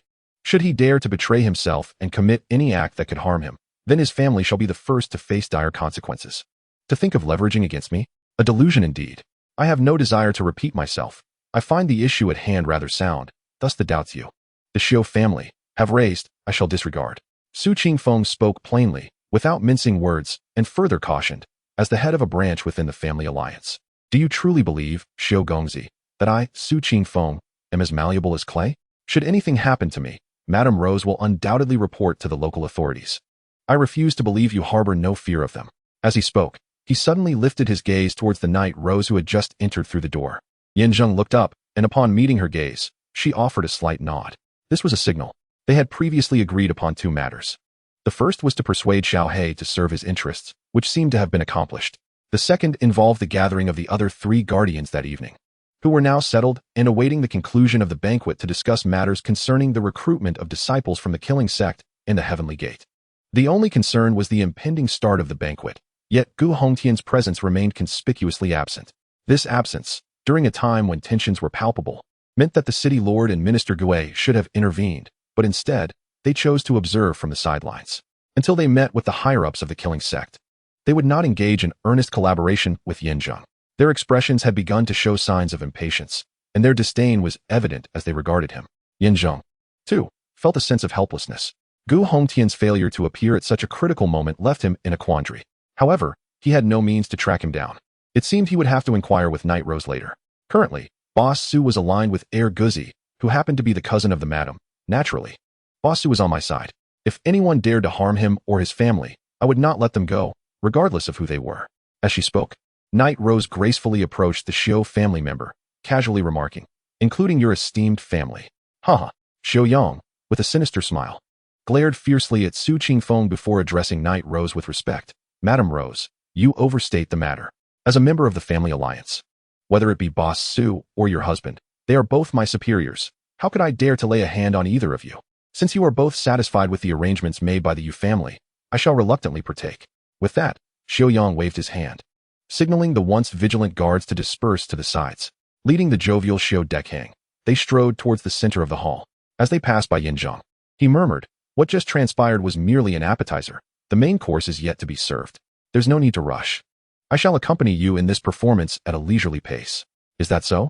Yin Zheng retorted with a cold smirk, fully aware that the insinuation was merely a veiled threat of poison. Yet, he believed himself to be the master strategist, unaware that he had already been seen through. Everything was in place, awaiting his move. He replied indifferently, let us see who can outplay whom. Remember how your family treated the Yu clan. In due time, the Yu clan shall reclaim what is rightfully theirs. Chapter 84, the farce concludes. The atmosphere returned to normalcy as guests mingled and engaged in lively conversation. Special Envoy Su Yuran had just arrived at Yifeng City and would take approximately another quarter of an hour to reach the Yu family. Thus, everyone remained patiently awaiting his arrival. During this interlude, most clustered around Xiao Yang, the foremost family in Lingnan City, bolstered by the presence of the esteemed Master Xiao Shun. Despite the Yu family appearing to be a rising contender, they had yet to solidify their power, and no one dared to align themselves with them. Observing this scenario, Shui Gizi approached nervously, whispering, Brother Guzi, this Xiao family is unlike any adversaries we have encountered before. They are the foremost family, and in terms of connections, influence, and even strength, they far surpass us. Had it not been for Su Qingfeng's resolute stance regarding the refreshments earlier, we might have faced a calamity. I sense that tonight's banquet is extraordinary, and I fear they may continue to stir trouble. Do you have a strategy for this? At that moment, Zhao Hu and Yu Qingrong approached, their expressions laden with concern. This banquet is merely a customary affair for the family alliance. Although our Yu family harbors deep-seated enmity towards the Xiu family, we are currently at a disadvantage. In the absence of necessity, I hope to avoid any conflict. Do you believe the Night Rose can pacify the Xiu family? Yin Zheng was taken aback, then chuckled softly. Head of the family, your words imply that we are relying solely on Madame Rose tonight. As the favored wife of the provincial commander, she indeed wields influence over the Xiu family. However, a formidable dragon cannot easily subdue a local snake. She may not be a match for Xiu Yang. It appears Brother Guzi must have a plan or perhaps a trump card, does he not? Zhao Hu continued thoughtfully. It is certain that Xiu Yang will make a move tonight. I'm just uncertain of its direction. Let us hope he exercises caution. After all, the spotlight tonight is on Special Envoy Su Yuren. You know him, don't you, Brother Guzi? Indeed, they replied in unison, just like the Night Rose. Who would have anticipated her stepping forward to address issues of resources at a crucial moment? If the envoy aligns with us, then regardless of what mischief Xiu Yang intends, he would likely think twice before acting rashly. Before Shui Gizi could finish his words, the conversation abruptly ceased when a disciple stationed at the door shouted that the envoy had arrived. Yin Zheng immediately instructed them to enter and extend a warm welcome. In summary, regardless of what Xiu Yang intended to do, everyone agreed to respond collectively to ensure the evening's banquet concluded successfully. From the following day, the Yu family would officially commence their reconstruction efforts, striving to reach a level of parity with the Xiu family. Soon, with the arrival of Su Yuren, the heads of various esteemed families gathered around him, including Xiu Yang, while Yin Zheng was fervently searching for the whereabouts of Guhan Tian. Both the city lord and the turtle prime minister approached once more. Their expressions had shifted from displeasure to a foreboding gloom as they inquired, Second young master, why has the upper echelon of the Kill Life sect yet to appear? Are they simply not coming, or do they disdain our company, showing no interest in meeting us? Yin Zheng felt a pang of distress. He too was at a loss. Nevertheless, faced with the situation, he could only grit his teeth and force a smile, saying, how could they possibly disdain? Perhaps unforeseen circumstances have caused a delay. Rest assured, they will undoubtedly arrive tonight, and I have already communicated with them in advance. Your meeting will surely be pleasant, so there is no need for concern. Before Yin Zheng could finish, the city lord coldly interrupted. This is your final opportunity. Should the upper echelon of the Kill Life sect not appear by the end of the banquet, I shall consider the negotiations collapsed. At that point, I will align with the Xiu family to deal with you. The Xiu family? Yin Zheng was taken aback. The turtle prime minister, with a hint of resignation, replied, Second young master, you may not be aware. Just a few days ago, upon learning that the city lord would grant you this parcel of land, Xiu Yang dispatched individuals to negotiate with him, promising numerous significant advantages. However, due to the matters concerning the Kill Life sect, this was suppressed by the city lord. I initiated this, hoping for peaceful coexistence and not wishing to see conflict arise. Therefore, what is the status of your upper echelon? If there is anything to say, please do so openly rather than concealing it. There is truly nothing, merely a slight delay, Yin Zheng responded. Very well, then let the banquet conclude. If they have not arrived by then, the city lord can address the Yu family as he sees fit. Does that suffice? Take care of yourself. The city lord huffed disdainfully and departed. The turtle prime minister hesitated, torn between words, yet he still held faith in Guzi. However, the reality was undeniable. Without seeing the higher-ups within a day's time, he could find no peace. He had waited far too long for this moment. As entering the headquarters of the Kill Life sect was a grand aspiration for countless disciples. Now that the opportunity was within reach, yet fraught with setbacks, it left him utterly drained. With a long sigh, he shook his head and departed.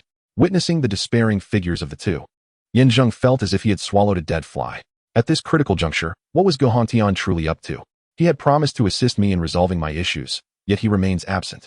Without the support of the city lord and Prime Minister Gui, he should not expect assistance in consolidating his disciples. Cousin, everyone is engaged in cordial exchanges with the envoy, while you are here alone. At that moment, Night Rose approached. Noticing the absence of others, she lowered her voice and inquired, Second young master, you appear burdened with concern. Is there a dilemma that requires my assistance?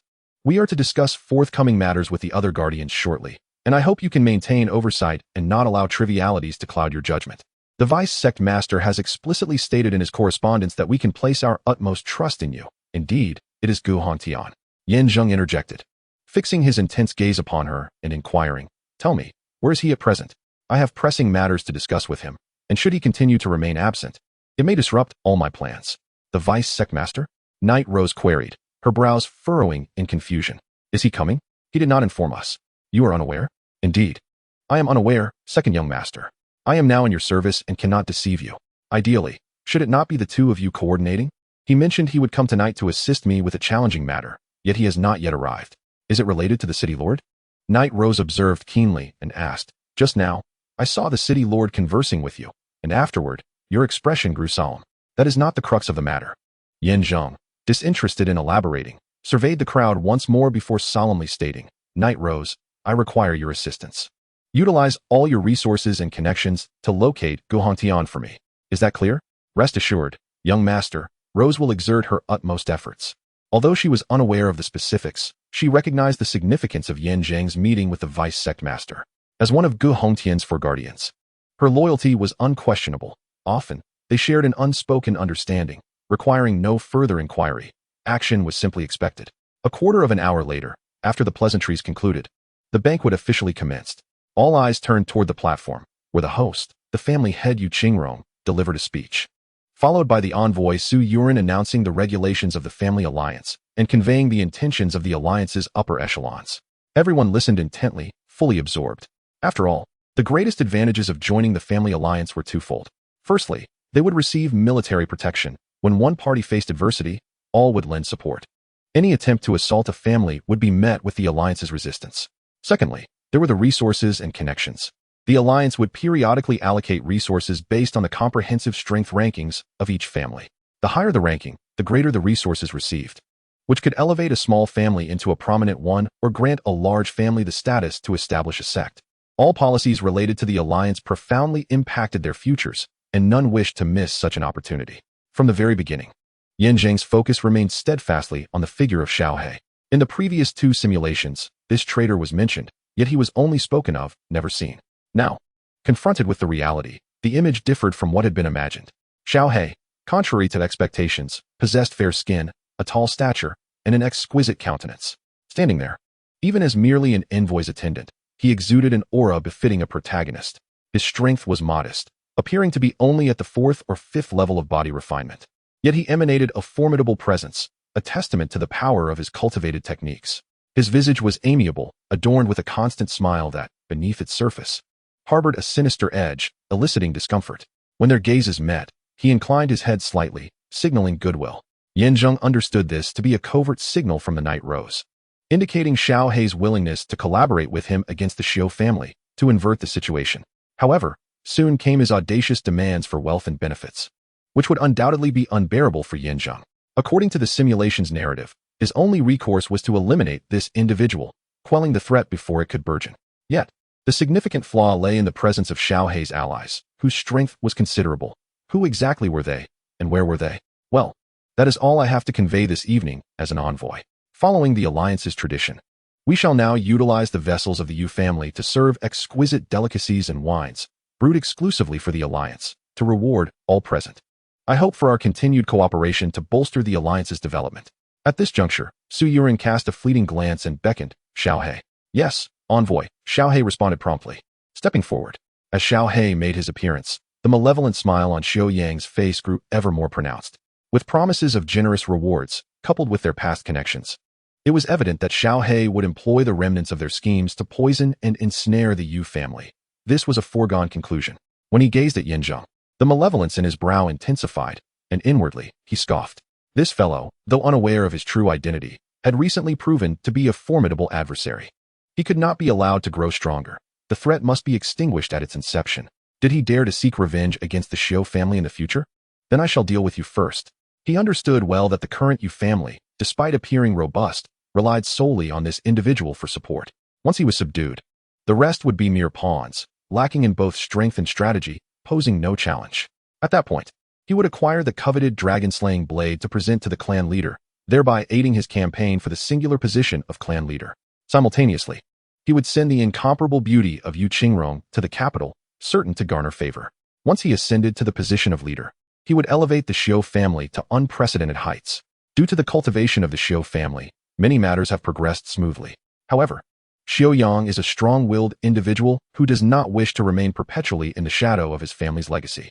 If possible, he seeks to advance the Xiao family through his own efforts rather than relying on others. Outsiders claim that the brothers are united in purpose, yet each harbors their own secret ambitions. The sudden emergence of the Yu family poses a potential threat to his future prospects if not addressed promptly.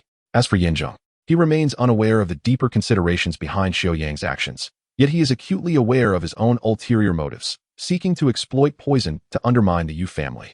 After a silent agreement with Xiaohe, he turned to the assembly and proclaimed, "Esteemed guests, the wine brought by our envoy from the prefectures has been aged for 30 years, a veritable ambrosia, paired with the exquisite pastries specially bestowed by our headquarters. They complement each other perfectly." Applause erupted. It is said that the beverages and confections distributed by the Alliance's headquarters are indeed divine. Mortals can enhance their cultivation with them. Lower-tier warriors can elevate their prowess, and high-ranking warriors can ascend even further. The opportunity to taste such delicacies is highly anticipated. This is the advantage of joining the family alliance. Not only do we receive ample protection, but we also gain access to abundant resources. We must strive to contribute more to the alliance and earn greater rewards. Xiaohe, enough with the chatter. Let us partake without further delay. The crowd buzzed with excitement. Urging him on, Xiaohe offered a non-committal smile and nodded in acknowledgement. Soon, dozens of attendants emerged, each bearing trays. Each tray held a jug of wine and an array of exquisitely crafted pastries.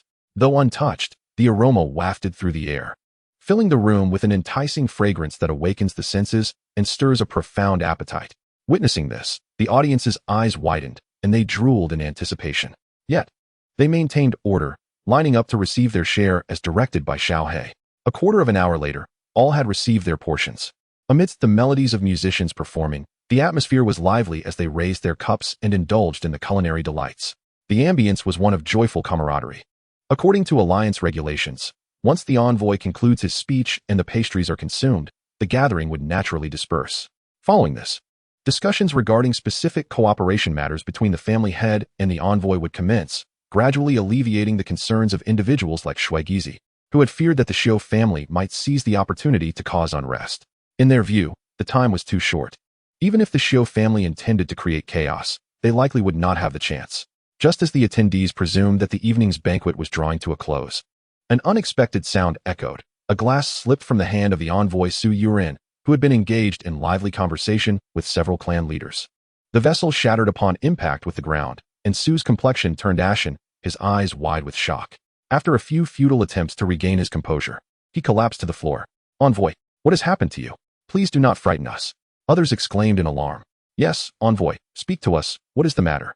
Witnessing the scene, the crowd was engulfed in uncertainty, voices overlapping as some rushed to assist him.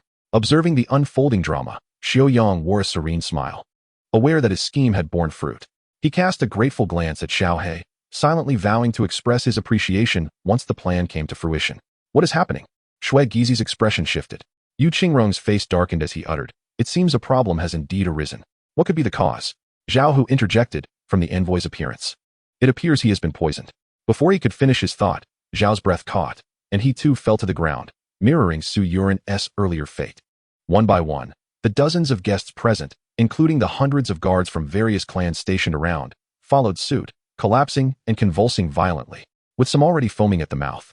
Yet, amidst this chaos, only Zheng and a handful of other members of the Yu family, who had not partaken in the meal, remained unscathed. Those who had succumbed were either of lesser strength or already afflicted by ailments, and they perished amidst the convulsions. How can this be? Why are they afflicted while we remain unharmed? Shuaigizi and others were stricken with dread, their gazes fixed on the horrific scene, utterly at a loss for what to do. Only Zheng maintained his composure, acutely aware of the treachery at play, yet he refrained from acting hastily, choosing instead to observe the situation unfold. Poison. At this moment, under Xiaoyang's directive, Xiao Dekheng stepped forward, pointing an accusatory finger at Zheng and the others. "Those who have collapsed and are foaming at the mouth, some even convulsing to death. This is the telltale sign of poisoning. How audacious of your Yu family to openly poison others at a banquet attended by clan leaders and emissaries from various regions. Do you not fear divine retribution?" Upon hearing this, the crowd momentarily paused, struggling to comprehend the gravity of the accusation. Shuaigizi quickly retorted, "Nonsense. My Yu family harbors no enmity with anyone here. Why would we poison them? Furthermore, even if they truly were poisoned, it was not by our hand. The fine wines and delicacies we consumed were all provided by the family alliance, bearing no relation to us. Surely, if we intended to poison anyone, we would not poison ourselves, for we all partook of the same feast." Such a feeble defense. Before Shuaigizi could finish speaking, Xiao Dekheng interjected, reprimanding. If you consumed the antidote prior and then ingested poisonous food, would it not be entirely expected for you to emerge unscathed? Furthermore, while the fine wine and pastries were indeed provided by you, the plates and utensils are of the Yu family. Do you believe this will absolve you of any suspicion? Dream on. Xiao's assertion seemed rather reasonable. Who would be foolish enough to poison food directly? If tampering were to occur with the serving dishes instead, who could possibly suspect them?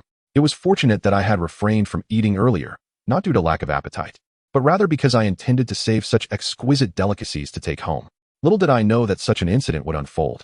The audacity of the Yu family is truly remarkable. Yet, what could be their motive? To publicly poison so many? Are they attempting to monopolize power? However, all of this is mere conjecture. Tangible evidence is essential. Upon hearing Xiao Dechang's words, those who had not partaken of the food expressed their doubts, chattering amongst themselves. Meanwhile, Shui Gizi, Yu Qingrong, and others continued to argue passionately, adamantly denying any wrongdoing, insisting it was a frame-up by the opposing party. Under Xiao Dechang's direction, several trays were brought forth to extract samples for testing. A testing needle was employed, and soon, a dark purple substance dripped steadily from its tip. As it fell to the ground, it writhed like oil in a hot pan. Can anyone tell me if there is indeed poison on that tray? In Chapter 86, the sight of the writhing, agonized victims on the ground drew the attention of all present. Those who had not eaten instinctively crowded closer. Upon witnessing the seething toxic liquid on the tray, they were left utterly speechless, disbelief etched on their faces. Soon, murmurs erupted, voices overlapping in astonishment. It was unmistakable. The liquid was poison, and it originated solely from the tray. None was found within the food itself. In other words, their affliction stemmed entirely from the tray, implicating the Yu family. Such madness. Did they truly believe they could execute their nefarious plan unnoticed, even intending to frame the family alliance for their heinous act? What could possibly drive them to such extremes is secondary. The immediate priority is to save those who remain. Several lives have already been lost.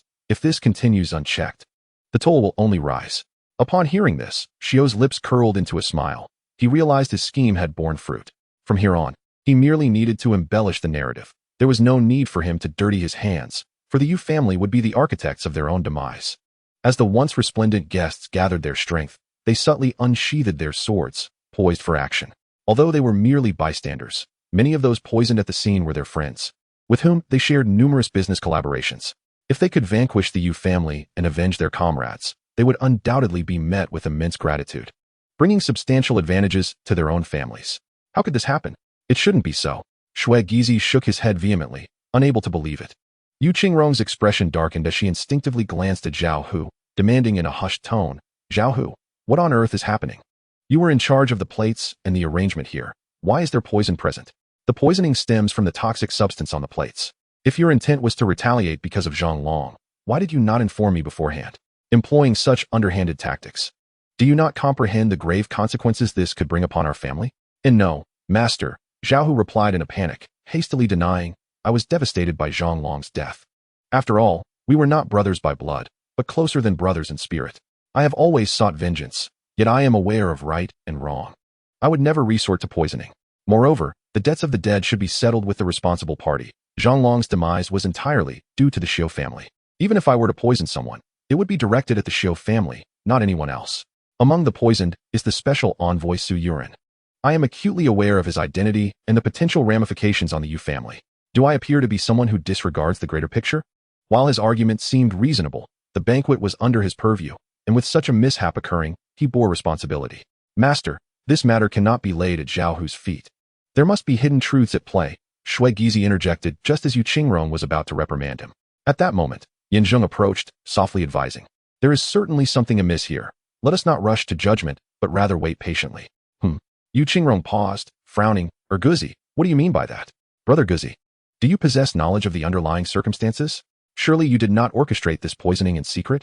Shui Gizi's eyes suddenly brightened. Zhao Hu then pondered for a moment before excitedly asking, Brother Guzi, do you have a way to resolve this? Before Yin Zheng could respond, Su Yuren, pale and trembling, suddenly admonished. Why have you resorted to such actions? Was it the arrangement of this envoy that was lacking, or do you harbor grievances against other clan leaders? Regardless of the magnitude of your enmities, such matters should be brought to light. Yet you have chosen to poison us in the shadows, which is utterly despicable. Yes, to poison an envoy is an unforgivable crime. The Yu family shall find it impossible to remain within the family alliance henceforth. We, too, are clan leaders, the elite of Yefeng City. Should we perish, do not expect to survive yourselves. We came here with goodwill to attend this banquet, to bolster your Yu family's reputation. Yet you repay kindness with malice, poisoning us all. Such actions are beneath contempt and warrant divine retribution, to be eradicated entirely. Su Yuren's denunciation echoed, joined by the feeble protests of the other poisoned individuals. In an instant, the entire Yu family became the target of public outrage, with the head of the family, Yu Qiangrong, thrust into the eye of the storm. Not only was she subjected to personal attacks, but the vitriol also escalated to gender discrimination, with words so venomous that they spared no effort in their cruelty. Yet, the crowd remained oblivious to the poison within the Yu household, even finding toxins on their plates, leaving her at a loss for words. Just when she found herself overwhelmed and bereft of solutions, the opportunistic Xiao Yang seized the moment, adding fuel to the fire with a scathing reprimand. Yu Qiangrong, what are you waiting for? Hurry and produce the antidote to save everyone. I warn you, if anything happens to them, you, along with the entire Yu family, shall bear the consequences. Before this situation escalates into a serious calamity, act swiftly to save them, or it will be too late. I did not poison anyone, she stammered. Preposterous. Everyone is lying down, and the poison was found on your plates. How can you still claim innocence? Do you intend to save them, or do you wish to watch them perish?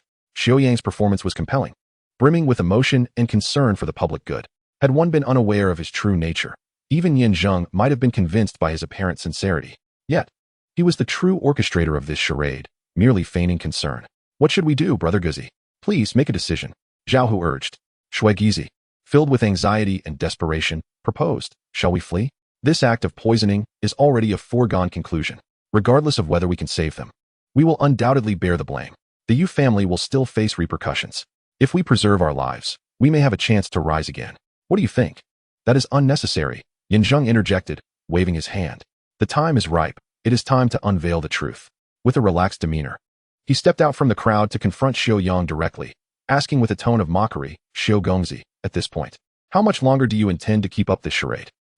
Xiao Yang was taken aback, gazing at Yin Zheng in confusion. The others, including Xiao Dekhang, shared the same bewilderment. Meanwhile, Shui Gizi and the others were utterly perplexed. Despite their doubts, with witnesses and evidence present, the facts spoke louder than words. How could he still hope to turn the tide? The words spoken left many scratching their heads. Could a miracle truly unfold? For reasons unknown. Every time Yin Zheng intervened during a crisis, the resolution was invariably flawless. Was this time any different? What nonsense are you spouting? I am performing? What am I performing? You are the ones who poisoned them. Do you not know who the culprit is? Yin Zheng scoffed, casting a dispassionate glance at him before stepping onto the stage. Addressing the crowd with a resonant voice, esteemed guests, although you have been poisoned, aside from a few mortals or those of insufficient cultivation, the rest of you will not perish immediately. What I wish to convey is that the true poison lies not within the household of the Yu family, but rather in the Xiao family. What? Upon uttering these words, the crowd was astounded.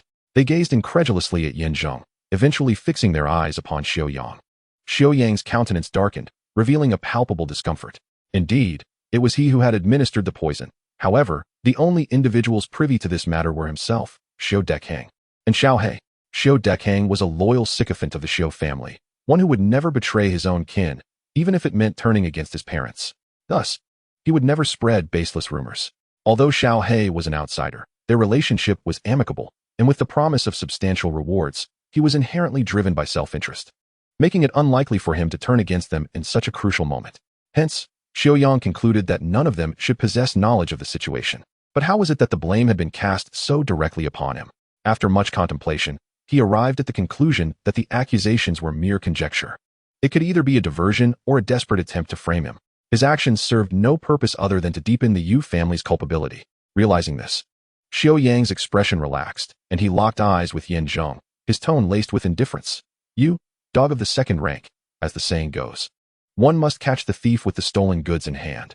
Empty words can be uttered by anyone, yet do you possess any evidence? This is nothing but slander. The Yu family not only poisons the masses, but also defames this young master. Is this the caliber of the Yu family?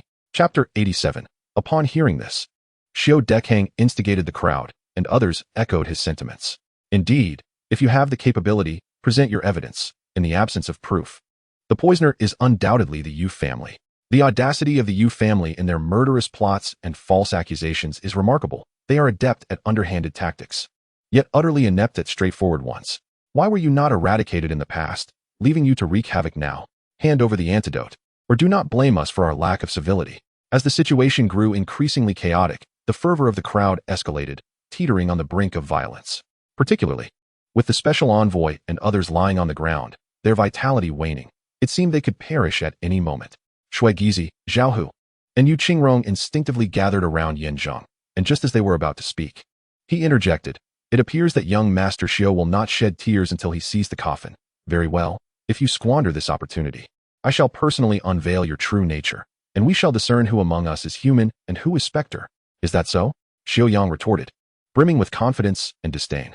"I look forward to seeing what evidence you can muster. However, I must caution you that if the antidote is not produced soon, should any harm befall the special envoy or his companions, you will regret it. Xiaohe, my dear brother, please come here for a moment." Without waiting for Su Yang to finish speaking, Yin Zheng suddenly called out, gesturing to Xiaohe, who was anxiously trying to assist Su Yuren below the stage. The two had already reached an agreement, and without any hesitation, he stepped onto the platform and stood beside Yin Zheng. Yin Zheng pointed at Xiaohe and declared, "Ladies and gentlemen, as you are aware, the envoys have been poisoned, and the toxin originated from the serving tray. However, what you may not know is that this tray does not belong to the Yu family, but rather comes from the Xiao family. My brother Xiaohe can attest to this, correct?" "Hold on." Before Xiaohe could speak, Su Yang, unable to contain himself any longer, interjected. Stepping forward and regarding Xiaohe thoughtfully, he solemnly asked, "Can you corroborate this? Is it true?" "It should be no problem." In response to Su Yang's implicit doubts and intimidation, Xiaohe remained unfazed, maintaining an innocuous demeanor as he replied calmly, "I have always respected the truth. I will speak only as it is, and will never fabricate any claims. You, young master, has this Xiaohe been bribed by that Erguzi?" At this moment, Xiao Dekheng leaned in, whispering, "But only the three of us know about this plan. How could Erguzi be aware of it? If he knows, that's one thing. But to also manage to bribe Xiaohe, could he possibly offer a better deal than us? If that is the case, then our plan is doomed." "Silence!" Su Yang interrupted, glaring at the two on stage, gritting his teeth as he proclaimed, "I refuse to believe that Xiaohe would dare to betray me. He understands the consequences of such actions. As for Erguzi, he may know certain inside information, but to overturn the situation in this manner is utterly impossible. Regardless, no one shall stop me from dealing with the Yu family today. I will slay any gods that stand in my way and any Buddhas that obstruct me." At this point, he suddenly lowered his voice and commanded, "You, go down and prepare. Tonight, the Yu family is to be sealed off. No one shall enter or exit. Should any unforeseen circumstances arise, I will unleash a massacre, sparing not even a single soul present, regardless of the cost." "Yes, young master." After receiving the order, Xiao Dekheng hastily withdrew. Meanwhile, the onlookers, regaining their composure, looked at the two on stage, bewildered, questioning, "What does this mean? The utensils are not from the Yu family? If they are not from the Yu family, what connection do they have to the Xiao family? Surely, you cannot suggest that the Xiao family intended to poison us? What a joke. The Xiao family is the foremost family in Lingnan City, highly esteemed within the family alliance. They are our role models. They have made tremendous contributions to all the families over the years, and in terms of merit, they are undoubtedly at the forefront. Yet, such an incident could never be possible. Are you two colluding together?" No one believed it, including Yu Qingrong and others, who found the situation too absurd to even consider. However, Yin Zheng's next words left them in a dreamlike state, imbued with a sense of unreality. The truth is as such. In the face of public dissent, Yin Zheng remained noncommittal, offering a cold smile as he remarked, "If any of you harbor doubts, feel free to follow our dear brother Xiaohe to investigate further. Brother Xiaohe, your assistance is appreciated." With a smile and a nod, Xiaohe descended the steps, leading the crowd to the location of the previously used plates. He seized a dish tainted with poison, and upon tearing it apart at the bottom, revealed another exquisite plate concealed within. This new plate bore the unmistakable engravings of the Xiao family, its crystal-clear surface indicating its considerable value, crafted exclusively for them. In the entirety of Lingnan City, only the Xiao family possessed such cutlery. As the foremost family in Lingnan, the Xiao family prided themselves on their distinctiveness, from their family crest to their utensils. All meticulously designed and crafted. Those present had been fortunate enough to visit the Xiao residence and were intimately familiar with such tableware.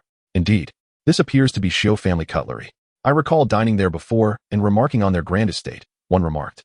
The plate contained a hidden compartment, leading to the implication that the one who poisoned it was not the Yu family, but rather the Xiao family themselves. Such treachery was audacious, though it was their scheme. They attempted to implicate the Yu family, thereby obscuring the truth. The Xiao family's malevolence was evident. Only moments ago, they had incited accusations against the Yu family. And had I not been cautious, I might have believed them. In an instant, as the evidence came to light, the tide turned dramatically. Those who had previously condemned the Yu family now redirected their ire towards the Xiao family. However, the Xiao family's formidable stature meant that even in the face of undeniable evidence, the most they could do was grumble. They did not retaliate with the same fervor as before. After all, they had not partaken of the poisoned wine, and thus had not suffered any harm. Yet, those writhing in pain on the ground expressed their outrage vehemently. Particularly, Su Yurin, summoning all his strength, pointed accusingly at Xiao Yang and exclaimed, "Xiao Yang, you are truly audacious. You dare to poison and attempt to assassinate our envoy. Upon my return to the family alliance, I shall ensure you are held accountable. Your conflicts with the Yu family are your own affairs, yet you have dragged us into this without reason, resorting to unscrupulous means to achieve your ends. A family with such nefarious intentions has no place within the alliance and ought to be expelled. What do you have to say for yourself now, young Master Xiao?" At that moment, Zheng interjected, regarding Xiao Yang with a mocking glance. "Poisoning the crowd, including an envoy sent by the alliance, renders you and your Xiao family irredeemable. If I were in your position, I would hasten to produce the antidote to heal them, followed by a sincere apology and a plea for leniency. In my estimation, you will find it impossible to remain within the alliance. Without its protection, your status as the foremost family will likely be compromised. At that juncture, my Yu family would be more than willing to assist in your transition." Preposterous. Xiao Yang seethed with rage. However, before he could utter a reprimand, witnessing the unexpected turn of events, Shui Gizi burst into laughter, approaching Zheng with a mocking gaze directed at Xiao Yang. He taunted, "Well, you've poisoned everyone. What face do you have to shout and rage here? In truth, our brother Dogzi's suggestion was rather lenient. My proposal is that you, along with the entire Xiao family, should come forth to atone for your sins. Would it be better to publicly parade you in the streets or to hang you from the city walls as a warning? I believe it would be more fitting to uproot the Xiao family entirely." Zhao Hu joined in the laughter, and the heavy burden on Yu Rong's heart finally lifted. With a sense of vindication, he declared, "This is what one calls being ensnared by one's own web. Xiao Yang, you sought to ensnare my Yu family in your schemes. Yet you have ultimately brought destruction upon yourself. You were the architect of the massacre of my family, and today, you shall not leave here alive." Chapter 88. You all. In a fit of rage, Xiao Yang pointed at Zheng and the others, struggling to find words. He had not anticipated such a reversal of fortune. His meticulously crafted plan was supposed to spell doom for the Yu family. All of this chaos had been stirred by that scoundrel Dogzi, and even that rascal Xiao He had dared to betray him. Did he not understand the consequences of his actions? "What are we?" Zheng scoffed. "We merely exposed your conspiracy and revealed your true nature to the world. At this juncture, what further words do you have to offer?" He cast a disdainful glance at the fallen individuals on the ground and admonished, "What are you still doing there? If you wish to avoid the complete eradication of the Xiao family and hope to maintain your standing in Lingnan City, you had best produce the antidote swiftly and revive the envoy. I warn you, should anything happen to them, the consequence will be a coalition of families uniting against the Xiao family, and I wonder if you can bear the repercussions of that. Hurry and bring forth the antidote. If you delay any further, do not blame us for our lack of mercy. Though the Xiao family wields considerable power, you must adhere to the laws of the land. Openly poisoning the populace is a despicable act, and if this were reported to the dynasty, no matter how powerful your connections in the capital, you would not escape unscathed. It is indeed surprising that the Xiao family could embody such despicable traits. Today, thanks to Dogzi unveiling your true colors, we would have remained oblivious, even wrongfully condemning the innocent, allowing you vile miscreants to roam free." In an instant, the crowd erupted in righteous indignation. Under Zheng's fervent influence, both unscathed guests and those lying on the ground, deeply afflicted by poison, united in their condemnation of the Xiao family, tensions running high. Should Xiao Yang continue to be obstinate, he would face immediate and severe consequences. Regardless of the Xiao family's might, they were prepared to fight to the death. "Young master." At this moment, Zayed King, who had been strategizing, returned to Xiao Yang's side and whispered, "As per your instructions, our people are now stationed throughout the entire estate. However, there are still some areas where personnel have not yet assembled. How much longer will it take?" 15 minutes, Zayed Kang replied, taking a deep breath. He continued solemnly, "The guards dispatched this time are all elite members we have discreetly trained. I have also informed them that this operation is solely your initiative and bears no relation to the Xiao family.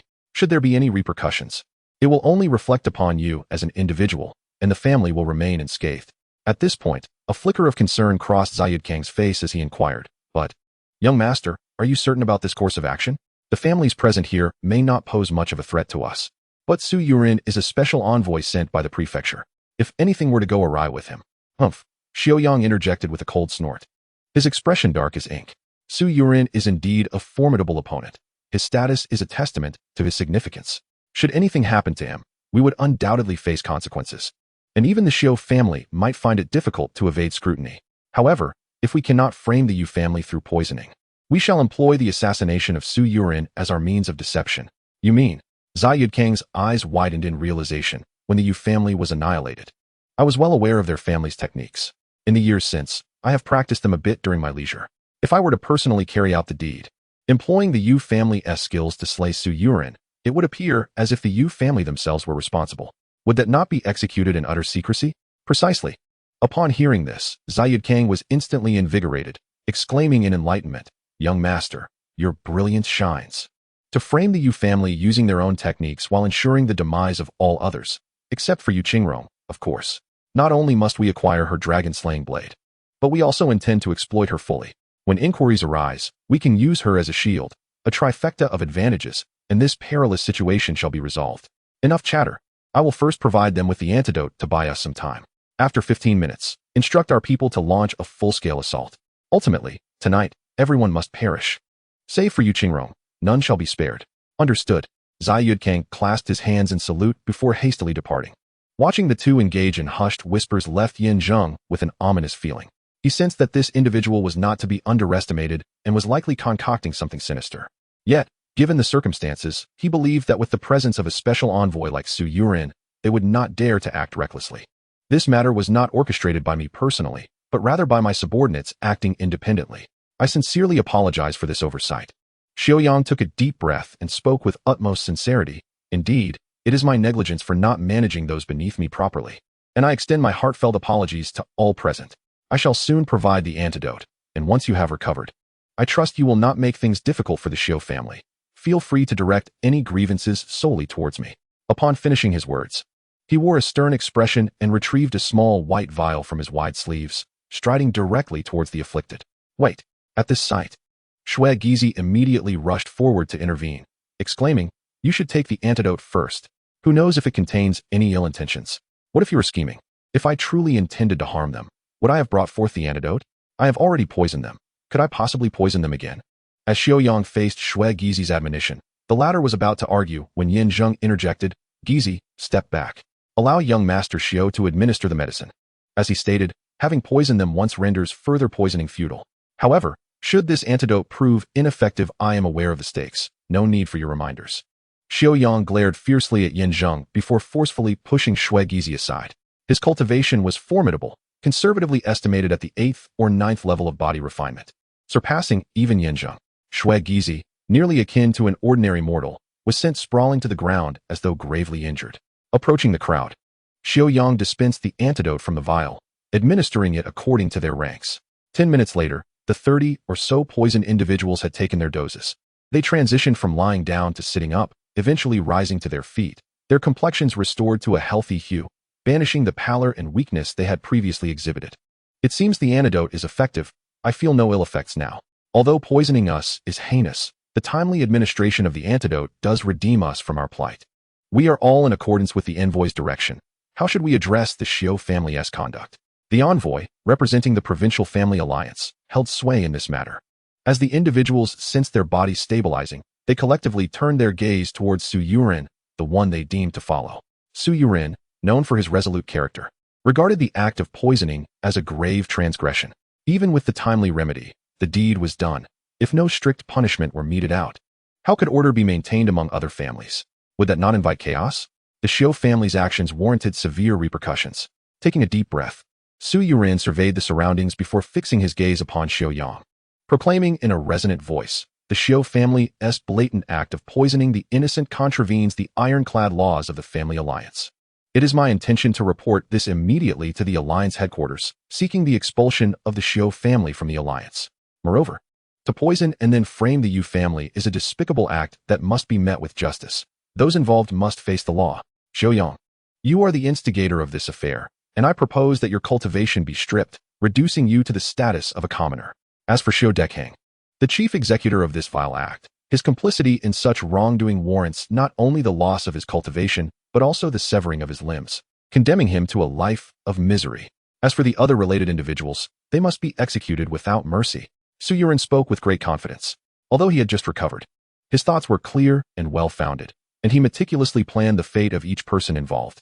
The sheer volume of his ideas in such a short period even earned the admiration of Zheng.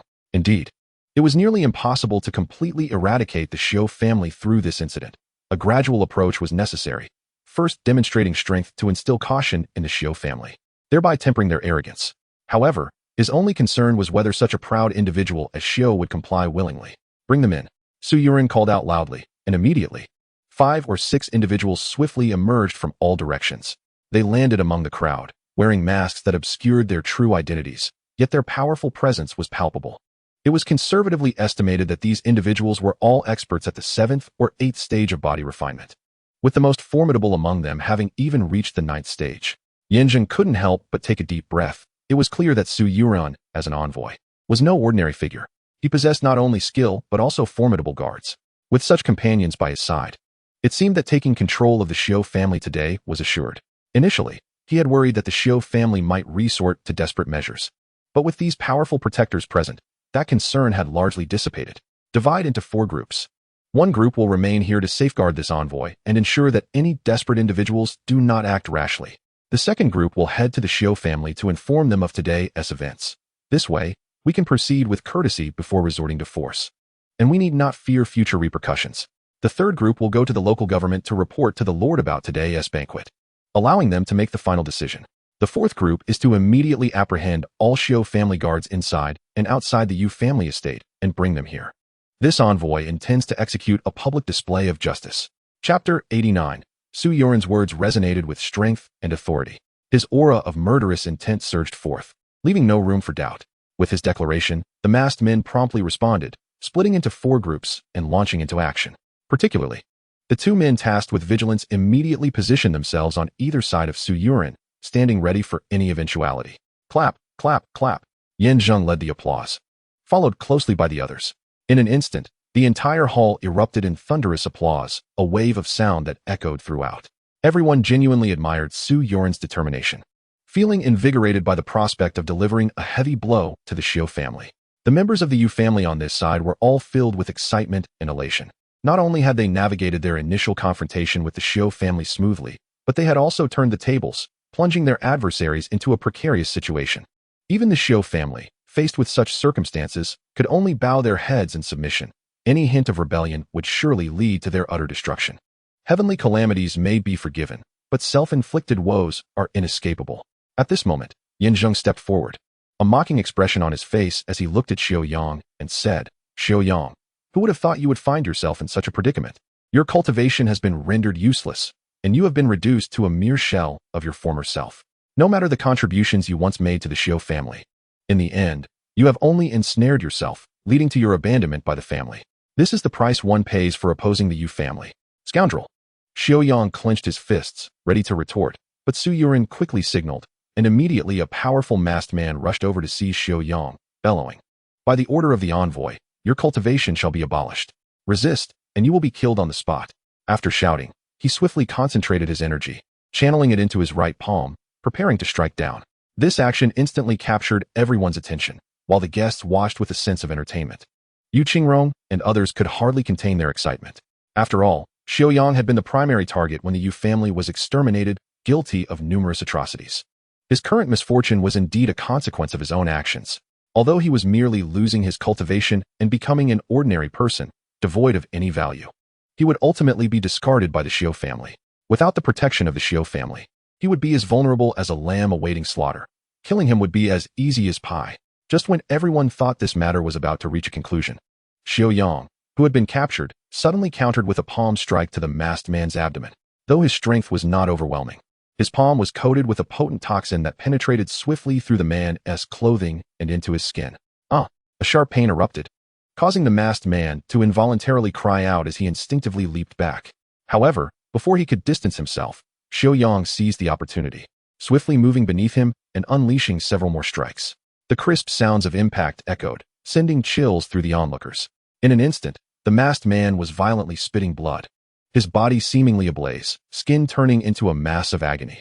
As he rolled on the ground, a white smoke began to rise from his skin, emitting a pungent and choking odor. Was this the flame palm? This was a superior technique of the third rank, said to scorch the internal organs of anyone without the bone refinement realm upon contact, with fatal consequences for the unprepared. However, this technique was notoriously difficult to master. Even reaching a minor success required decades of dedication. Yet, here was Xiao Yang, executing it with remarkable proficiency, showcasing his extraordinary talent for cultivation. Nonetheless, at this juncture, did he dare to act recklessly? Did he not fear retribution from the Xiao family? I am certain that if the head of the Xiao family were to learn of this, he would undoubtedly follow the envoy's directives. Otherwise, he would be making an enemy of the alliance and the world at large. Witnessing this, the guests were astonished, yet simultaneously condemned the act. However, their indignation was merely verbal. Faced with Xiao Yang's unyielding strength, none dared to make a rash move. What should we do, brother dog? He still struggles. Should we intervene? Shui Gizi inquired. Zhao Hu immediately shook his head, replying, that flame palm is formidable. Even if we join forces, it would likely be futile. Moreover, he is brazenly opposing the envoy, and should there be a confrontation, it is the envoy's side that should take action, not us. We must avoid bringing calamity upon ourselves. Indeed, Zhao Hu's analysis holds merit. Although we harbor a deep-seated enmity with the Xiao family, the situation remains ambiguous, and it would be prudent for us to observe the unfolding events. The flames of conflict should not be underestimated, and I do not possess absolute confidence in facing them. Yan Zheng nodded in agreement. Yet, Yu Qingrong clenched her delicate fists, gritting her teeth and exclaiming, but this is the opportune moment to deal with Xiao Yang. I fear that if we miss this chance, it will become exceedingly difficult to confront him later. Guzi, I worry that we may not withstand the envoy's wrath. Think of a strategy to restrain our adversary. I, Xiao Yang, possess great audacity. Before Yan Zheng could respond, the furious Su Yuren immediately rebuked. Today, you initiated the poison and then laid the blame. This envoy has already provided a course of action. What you must do is accept it unconditionally. Yet, not only do you refuse, but you also resort to violence. Do you truly regard me, Su Yuren, as a mere decoration? Does my family alliance lack authority? Humph. Xiao Yang coldly snorted, kicking the masked man aside, and with his hands clasped behind his back, he stood proudly with his chest out, declaring, the family alliance directly oversees the Xiao family. As a member of the Xiao family, I certainly fear the alliance's reproach, and I dread that my family may be implicated due to my actions. However, this hinges on whether today's act of poisoning will be disclosed to outsiders. If no one reveals this matter, then what do I have to fear? Are you delusional? Did you not hear that the envoy dispatched 4 groups to inform both your Xiao family and the family alliance? Hearing this, Shui Gizi could not help but interject, admonishing. Once they learn of this, they will undoubtedly be furious, and you still intend to resist and harm others. Suddenly, a series of sharp sounds erupted from behind. As the crowd turned to look, they found that the 3 groups previously dispatched had all been thrown back. Although these masked men were formidable, they could not withstand the treachery. All were injured, either having been ambushed or rendered senseless by cunning schemes. In short, none of the 6 or 7 individuals were unscathed, lying on the ground, gasping for breath. Simultaneously, a dense throng of individuals rushed in, quickly surrounding the entire hall, clad in Xiao family attire. The guards numbered at least 40 to 50, each wielding weapons, their expressions grave and poised for action. It seemed that upon Xiao Yang's command, they would surge forth and annihilate everyone present without mercy. The entire assembly was taken aback. No one anticipated that Xiao Yang would be so utterly deranged, not only defying Su Yuren's directives, but also engaging in open conflict, even repelling the dispatched groups. Now, with the arrival of the Xiao family guards, it was evident they were there to eliminate any witnesses. Xiao Yang, what on earth do you intend to do? Are you staging a rebellion? Su Yuren shouted sternly. The multitude of guests, who had once been vehement in their criticisms, suddenly fell silent, their faces awash with trepidation, fearful of becoming collateral damage. Particularly affected were Shui Gizi and his companions, whose expressions darkened with grave concern. They had anticipated that with a special envoy present, alongside his astute stratagems, they would successfully navigate the peril of poisoning. Little did they know that this individual, in an act of reckless defiance, had chosen to confront them head-on, and at present, he seemed to hold the upper hand. Consequently, not only was their quest for vengeance thwarted, but they risked ensnaring themselves in a quagmire. In a state of desperation, the group turned their gazes towards Yan Zheng, who, despite striving to maintain an outward calm, felt an inner turmoil akin to a tempest raging within. Although they had simulated scenarios to counteract the poison, It appeared that the adversary was determined to fight until the bitter end. With superior strength and a multitude of guards at his disposal, the prospect of confrontation left him feeling utterly hopeless. What could be done? As Su Yuren erupted in fury, the nonchalant demeanor of the adversary remained unperturbed, who mockingly declared, "Should this matter become known to outsiders, my actions would indeed be deemed treasonous.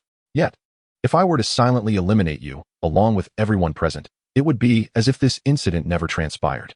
My prior act of poisoning was merely to cast suspicion upon the Yu family, nothing more.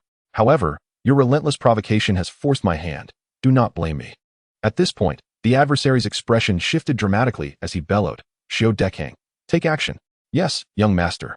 Xiao Dekang, already prepared, immediately signaled, and the guards swiftly unsheathed their weapons, unleashing a torrent of milky white gas that surged into the hall. The gas dispersed into a fog, permeating the surroundings. It was laced with toxins that not only prompted a chorus of coughing from the guests, but also corroded their innards, significantly hampering their strength. Within moments, the guests felt their vitality waning, their combat capabilities halved. "Warriors, heed my command, kill!" Xiao Dekang roared, raising his blade as he led the throng of guards into the fray. Instantly, chaos erupted. The Xiao family guards, poised and ready, surged forth, encircling their foes and advancing relentlessly. Their formidable prowess, combined with rigorous training and unparalleled execution, sent the guests into disarray, resulting in considerable casualties amidst the tumult. Meanwhile, Zheng led his team in a tactical retreat, enduring the onslaught alone, yet barely managing to hold the line. Cornered, his own side suffered grievous losses, and he himself was left bloodied and bruised. "Brother Guzi, are you all right?" Shui Gizi inquired with concern. "Brother Guzi, this cannot continue. We must devise a strategy," Zhao Hu pondered thoughtfully. Yu Qingrong let out a sigh as she surveyed the chaotic scene before her, her heart heavy with worry. "This situation is quite dire. I had hoped to rely on Su Yuren to suppress him, but alas, all of his subordinates have been treacherously slain, and every exit is firmly held by the guards of the Xiao family. They are numerous and powerful, making both confrontation and escape exceedingly challenging." At this juncture, she suddenly lifted her gaze toward Zheng, gritting her teeth as she proposed, "Guzi, why not surrender me? I could negotiate with them. Their ultimate aim is to obtain the dragon-slaying sword and me. If I am handed over, perhaps they might spare you. Head of the family, do not speak such nonsense." Zheng interjected firmly, his eyes ablaze with determination.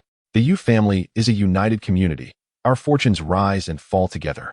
If we were to rely on your sacrifice for the sake of the many, even if we were to miraculously survive, how could we find peace in our hearts? Life and death together is not mere rhetoric. Moreover, the situation has not yet reached such a desperate state. Let us wait and observe how things unfold." Yu Qingrong wished to argue further, but was interrupted by Shui Gizi and Zhao Hu, who, despite being equally at a loss, placed their faith in Zheng. They believed that as long as he was present, no challenge was insurmountable. Even in the depths of despair, there remained a glimmer of hope for escape. At that moment, countless guests had suffered injuries and fatalities, while Zheng's side was gradually diminishing. With Su Yuren's guards having been annihilated, he was now akin to a toothless tiger, devoid of any deterrent power. In swift succession, those who had once protected him were also slain. In a moment of panic, he found himself seized by the approaching Xiao Dekang, who clutched his throat and, with a powerful toss, threw him to the ground. With a thunderous crash, Su Yuren collapsed heavily, accompanied by the sickening sound of several ribs fracturing. He writhed on the ground, his face contorted in agony. "Enough, it is time to cease." Xiao Yang, seated leisurely on a bench enjoying tea and the spectacle, finally spoke, prompting the frenzied guards to halt. As the scene unfolded, the ground was strewn with corpses, and blood flowed like a river. The remaining individuals trembled in fear, utterly terrified by the brutality they had witnessed. Despite their inner turmoil and resentment, none dared to act rashly, their eyes fixed upon Xiao Yang, who stood up with an air of authority, instilling dread in their hearts. "Release me. You must let me go. I am Su Yuren, an envoy of the Alliance. Do you wish to rebel?" Crumpled on the ground and held down by two guards, Su Yuren seethed with fury, desperately shouting. However, the guards remained impassive, their expressions cold. As members of the Xiao family, they answered solely to Xiao Yang. They would follow his commands without question, and no envoy, not even the mightiest of kings, could sway them. "Young master, what shall we do now?" Xiao Dekang inquired softly as he approached Xiao Yang. Xiao Yang, with an expression of calm indifference, jested, "Of course, we shall kill them all, without exception. However, I wish for our people to remain unharmed. Gather these individuals together and behead them collectively." As he spoke, he lifted his gaze to address the crowd, declaring, The disparity in strength is overwhelming. To challenge the Xiu family is akin to a mantis trying to stop a chariot, an act of folly that leads only to self-destruction. Now, I offer you a chance. Kneel before me for a dignified death, thus preserving your corpses intact. Otherwise, you shall face a fate of 1,000 cuts, with no place for burial. Upon hearing this, the crowd fell into a stupor, exchanging glances filled with fear. Having fought to this point, they were acutely aware of the vast differences in strength, recognizing that further conflict would be futile. Surrendering, though still a form of death, offered a semblance of dignity. They feared that in death, their bodies would be left unrecognizable amidst the carnage. After a moment's contemplation, some began to cast down their weapons, one leading the charge, prompting others to follow suit. Once their arms were discarded, they knelt in unison, bowing their heads in remorse, pleading for mercy from Xiu Yang. Yet, throughout this exchange, Zheng and his companions remained steadfast, resolute in their commitment to fight to the bitter end. Their loyalty lay solely with Zheng. They would follow his lead, and he was known for his unwavering determination to battle until the last breath. Thus, they clutched their weapons tightly, prepared for combat, even in the face of inevitable defeat. Do you still wish to struggle? Xiu Yang mocked, his gaze lingering greedily on Yu Qingrong as he added, all shall perish except for Yu Qingrong. Since they wish to resist, let us unleash our full might and carve them into pieces to feed the dogs. Yes, young master. Xiu Dekhang acknowledged the command, assigning some of his men to guard the surrendering guests while he personally led a contingent of dozens of guards into the fray. Kill. With matters reaching this critical juncture, Zheng found himself with no better options but to fight fiercely. At his command, he positioned himself at the forefront, his group of disciples standing at the ready. Their resolve palpable, even inspiring Yu Qingrong. After all, they were not merely members of the Yu family. In a battle for their lives, how could anyone afford to falter? Rather than cling to a meager survival, they would choose to sacrifice heroically alongside their comrades. In an instant, the two factions clashed together. Poised to engage in combat, when a commanding voice thundered, "Cease this at once." The declaration rang out with the force of a tempest, striking the ears with a painful resonance. Though not particularly loud, it carried an intrinsic power that disoriented all who heard it. Both surrendering guests and vigilant guards alike collapsed, falling in droves, littering the ground with their forms. The once confident Sunset suddenly changed its demeanor, caught off guard by a blinding light that struck unexpectedly, causing him to fall to the ground. In the next moment, a ghostly figure dashed in from outside the house. Upon taking a firm stance on the elevated ground, Xiu Yang, in a state of panic, struggled to rise and stammered, "Master, you are here. I pay my respects to the master." Upon seeing the newcomer, Xiu Dekhang promptly knelt, leading the guards in a respectful salutation. "Master?"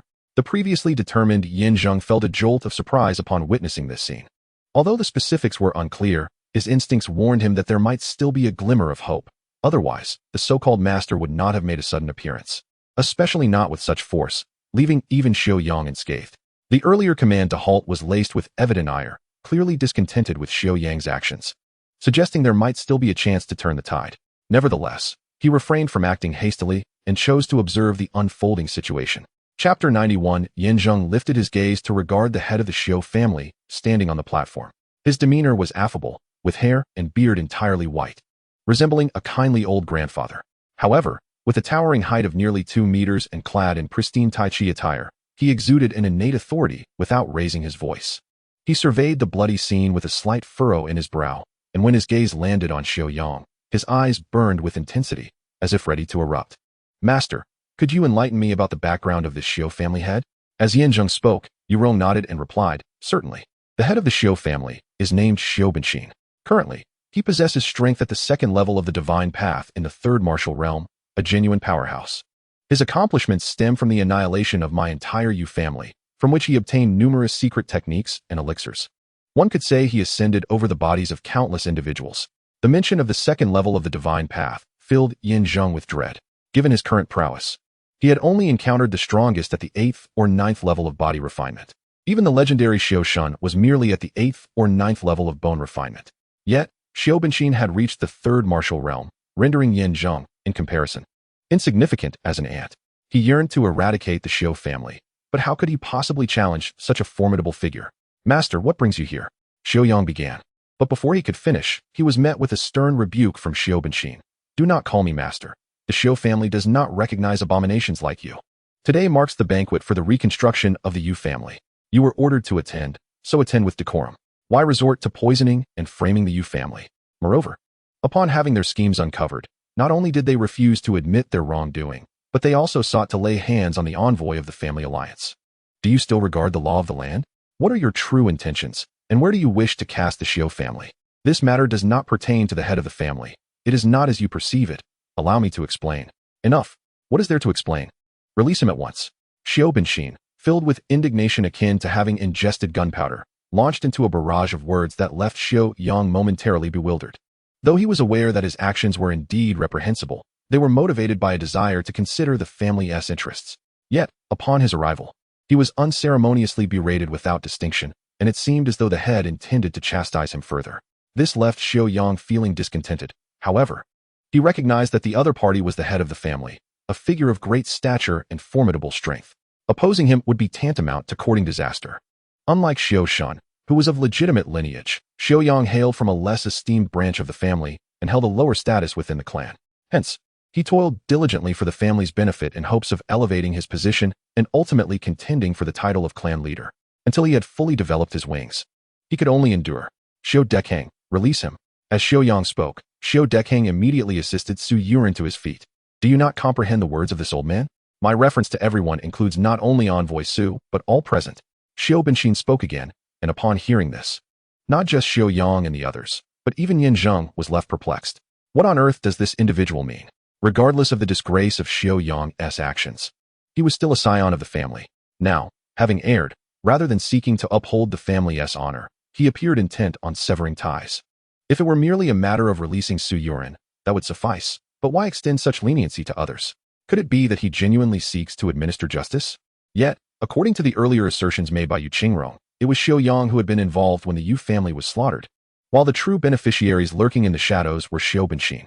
To expect such a person to show benevolence is as unlikely as the sun rising from the west. There must be some ulterior motive at play. Yes, head of the family. Xiao Yang, filled with exasperation, gestured once more, and Xiao Dekang could only proceed accordingly. He commanded all guards to withdraw, and the detained guests gradually rose, albeit still holding their breath, wary to act impulsively. The audacity of the younger generation was alarming.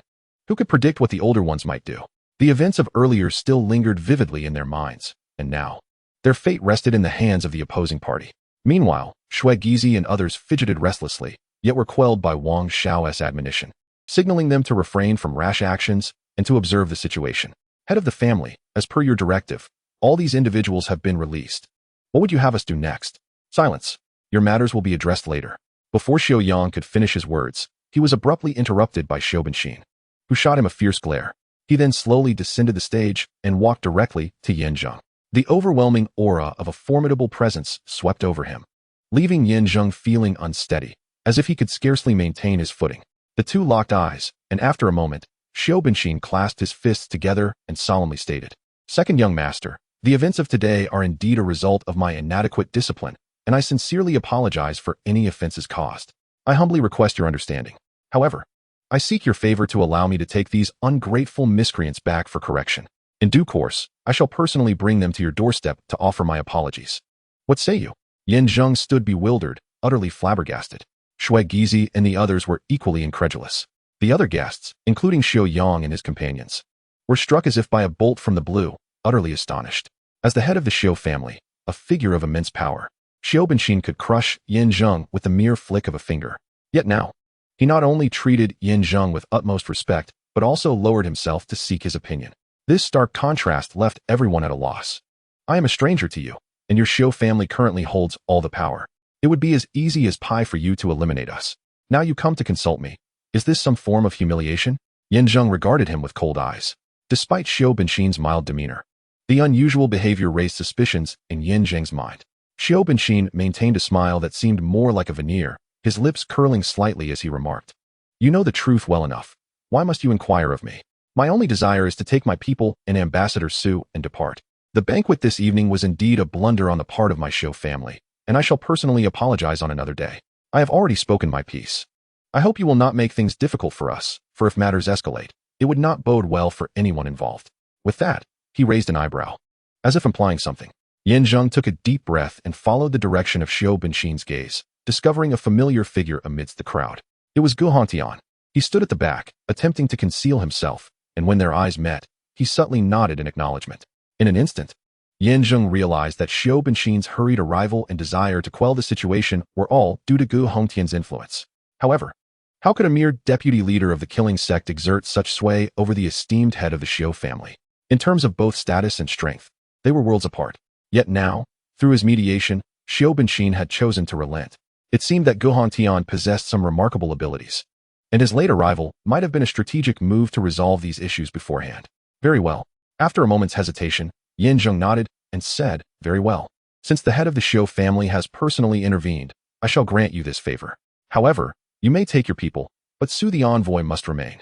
Rest assured, he will be treated with utmost care, as the intention is merely to discuss tonight's events. It is, after all, a misunderstanding. Perhaps the Xiao family bears some fault, but it should not escalate to the point of expulsion from the alliance. I understand your concerns, and I can assure you here that Su the envoy will come to no harm.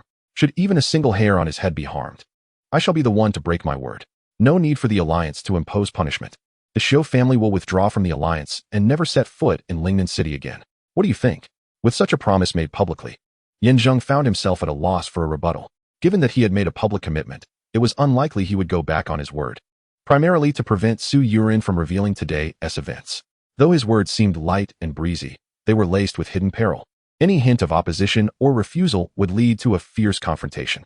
Even with Gu Hongtian's implied threats lurking in the background, he was willing to take risks for the sake of his family's interests. It was better to show mercy where possible. This precarious situation had already reached a most favorable resolution. As for eradicating the Xiao family, that could not be rushed.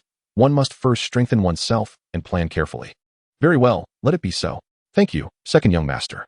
Once an agreement was reached, Xiao Benxin waved his hand, signaling everyone to withdraw. While he personally invited Su Yurin to leave, Su was no fool. He understood the gravity of the situation. If he did not comply with Xiao Benxin's wishes, his life could be forfeit at any moment. Today's events would surely invite retribution, but with the promise made publicly, as the head of a clan, he could not speak falsely. Ultimately, he had no choice but to comply and depart. As the members of the Xiao family left, Shui Gizi took the initiative to check that no one remained before returning to report. Instantly, the atmosphere, once tense and fraught, erupted into jubilation. The second young master is truly unfathomable. Even the head of the Xiao family sought your counsel. Indeed, heroes emerge from youth. We have been spared today, thanks to the second young master. Long live the second young master. Long live the Yu family. Previously, they had acted according to the Xiao family's whims. But at today's banquet, not only had they thwarted their poisoning scheme, but they had also compelled the Xiao family to bow in submission at a life-or-death juncture. Though no casualties had occurred, the potential of the Yu family was now evident. With time, it seemed that the Yu family could stand shoulder to shoulder with the Xiao family. Should you require assistance, we shall certainly do our utmost. The guests present were genuinely in awe of Zheng, treating him almost as a deity. Simultaneously, the image of the Yu family soared, as everyone brimmed with confidence in its future development. After a round of pleasantries, the guests departed, leaving the likes of Yu Qingrong and her companions to oversee the tidying of the venue. Seizing this opportunity, Zheng accompanied the city lord and Prime Minister Gui to meet Gu Hongtian. More than the discussions regarding the recruitment of disciples by the four great guardians, Zheng was eager to uncover the method by which Gu Hongtian had threatened Xiao Benxin. If he could grasp the key to this and amplify it infinitely, the eradication of the Xiao family would not be an impossible feat. Chapter 92. Under Zheng's guidance, the city lord and Prime Minister Gui arrived in the parlor. Although they intended to engage in discussions, Gu Hongtian required some time to confer with the four great guardians, asking them to wait momentarily. This provided Zheng with an opportunity to simulate his life. Although he had temporarily defused the crisis of the banquet, the emergence of Xiao Benxin left him uncertain about the direction of events to come. Without prior insight, he feared that he might find himself in an untenable situation. Subsequently, Gu Hongtian retreated to a private room to communicate with the four great guardians, while the city lord and Prime Minister Gui settled comfortably in the parlor. Following the earlier visit from Xiao Benxin, their perception of Zheng had deepened, and they awaited patiently without pretense. However, before leaving, Zheng had emphasized that they must meet with the higher-ups of the killing sect today, or they would not depart. To this, Zheng merely smiled in response. Upon returning to his residence and ensuring he was alone, he closed the door and sat upon his bed, silently intoning. Input. Input successful. The host's current kill value is 845 points. Would you like to use the life simulator? Consuming 300 points for one use. Only 300 points, what a bargain. Zheng couldn't help but smile to himself. After his previous simulation, he had but a few hundred points remaining. And the recent confrontation in the hall had resulted in the defeat of numerous guards, each worth 100 points. Though their numbers were few, the points consumed were minimal, making it all the more advantageous. Use. As he silently commanded, several lines of text materialized before his eyes. At the age of 24. In the mid-stage of body refinement level 7, with Gu Hongtian's assistance, you successfully navigated the crisis of the banquet, only to be extorted by Xiaohe. After negotiations collapsed, a fierce confrontation ensued, and despite your efforts, you were overpowered and fled under the cover of night. At 28, after enduring a tumultuous journey, you became a bandit chieftain. Upon returning to Lingnan City, you discovered that the Yu family had grown powerful, rivaling the Xiu family. It was then that you realized. After your escape, Xiaohe had taken your place. At 33, after 5 years of covert lurking, during the family competition, you had hoped the Yu family would vanquish the Xiu family before revealing yourself to Yu Qingro. However, unexpectedly, Xiaohe surrendered during the competition, handing the entire Yu family over to the Xiu family. In truth, Xiaohe had always been aligned with Xiu Benxin, cultivating the Yu family merely as a means to an end, fattening them up only to strike. On that day, you acted decisively. Yet you had long been perceived by the little black one, who had meticulously devised a plan to capture you, ultimately leading to your tragic demise. Upon reflecting on this life, Zheng was filled with trepidation, his expression grave. Although he was aware that the little black one was a traitor, a despicable wretch, he never anticipated that this individual would seek to usurp his position. What appeared to be assistance in the gradual advancement of the Yu family was, in reality, a scheme to fatten him up before the inevitable betrayal, and he was in cahoots with Xiu Benxin. If this scoundrel was not eliminated, he would undoubtedly pose endless troubles in the future. However, during the previous simulation, he had relied on the dragon-slaying sword to vanquish his foes. How could it be that he now found himself unable to contend with this ally of his adversary? Who exactly was this aide, and where did he currently reside? Fortunately, he had simulated the scenario in advance. Otherwise, upon encountering the little black one, any attempt at extortion would have led to a full-blown confrontation, leaving him with no option but to flee. Simulation complete. The host may choose one of the following options to retain. 1. The cultivation level from age 24. 2. The martial arts experience from age 28. 3. A replay of the scene where he was slain by the little black one at age 33. After much deliberation, Zheng ultimately opted for option 2. Cultivation could be disregarded. The notion of being slain by the little black one was inconceivable, for he would never grant him such an opportunity. In summary, the only feasible path to prevail was to strengthen himself, thereby enabling him to counterattack this aid and ultimately turn the tide in his favor. Currently, his skill in slaying chickens was at the 3rd level. His cultivation was insufficient, yet his techniques would suffice.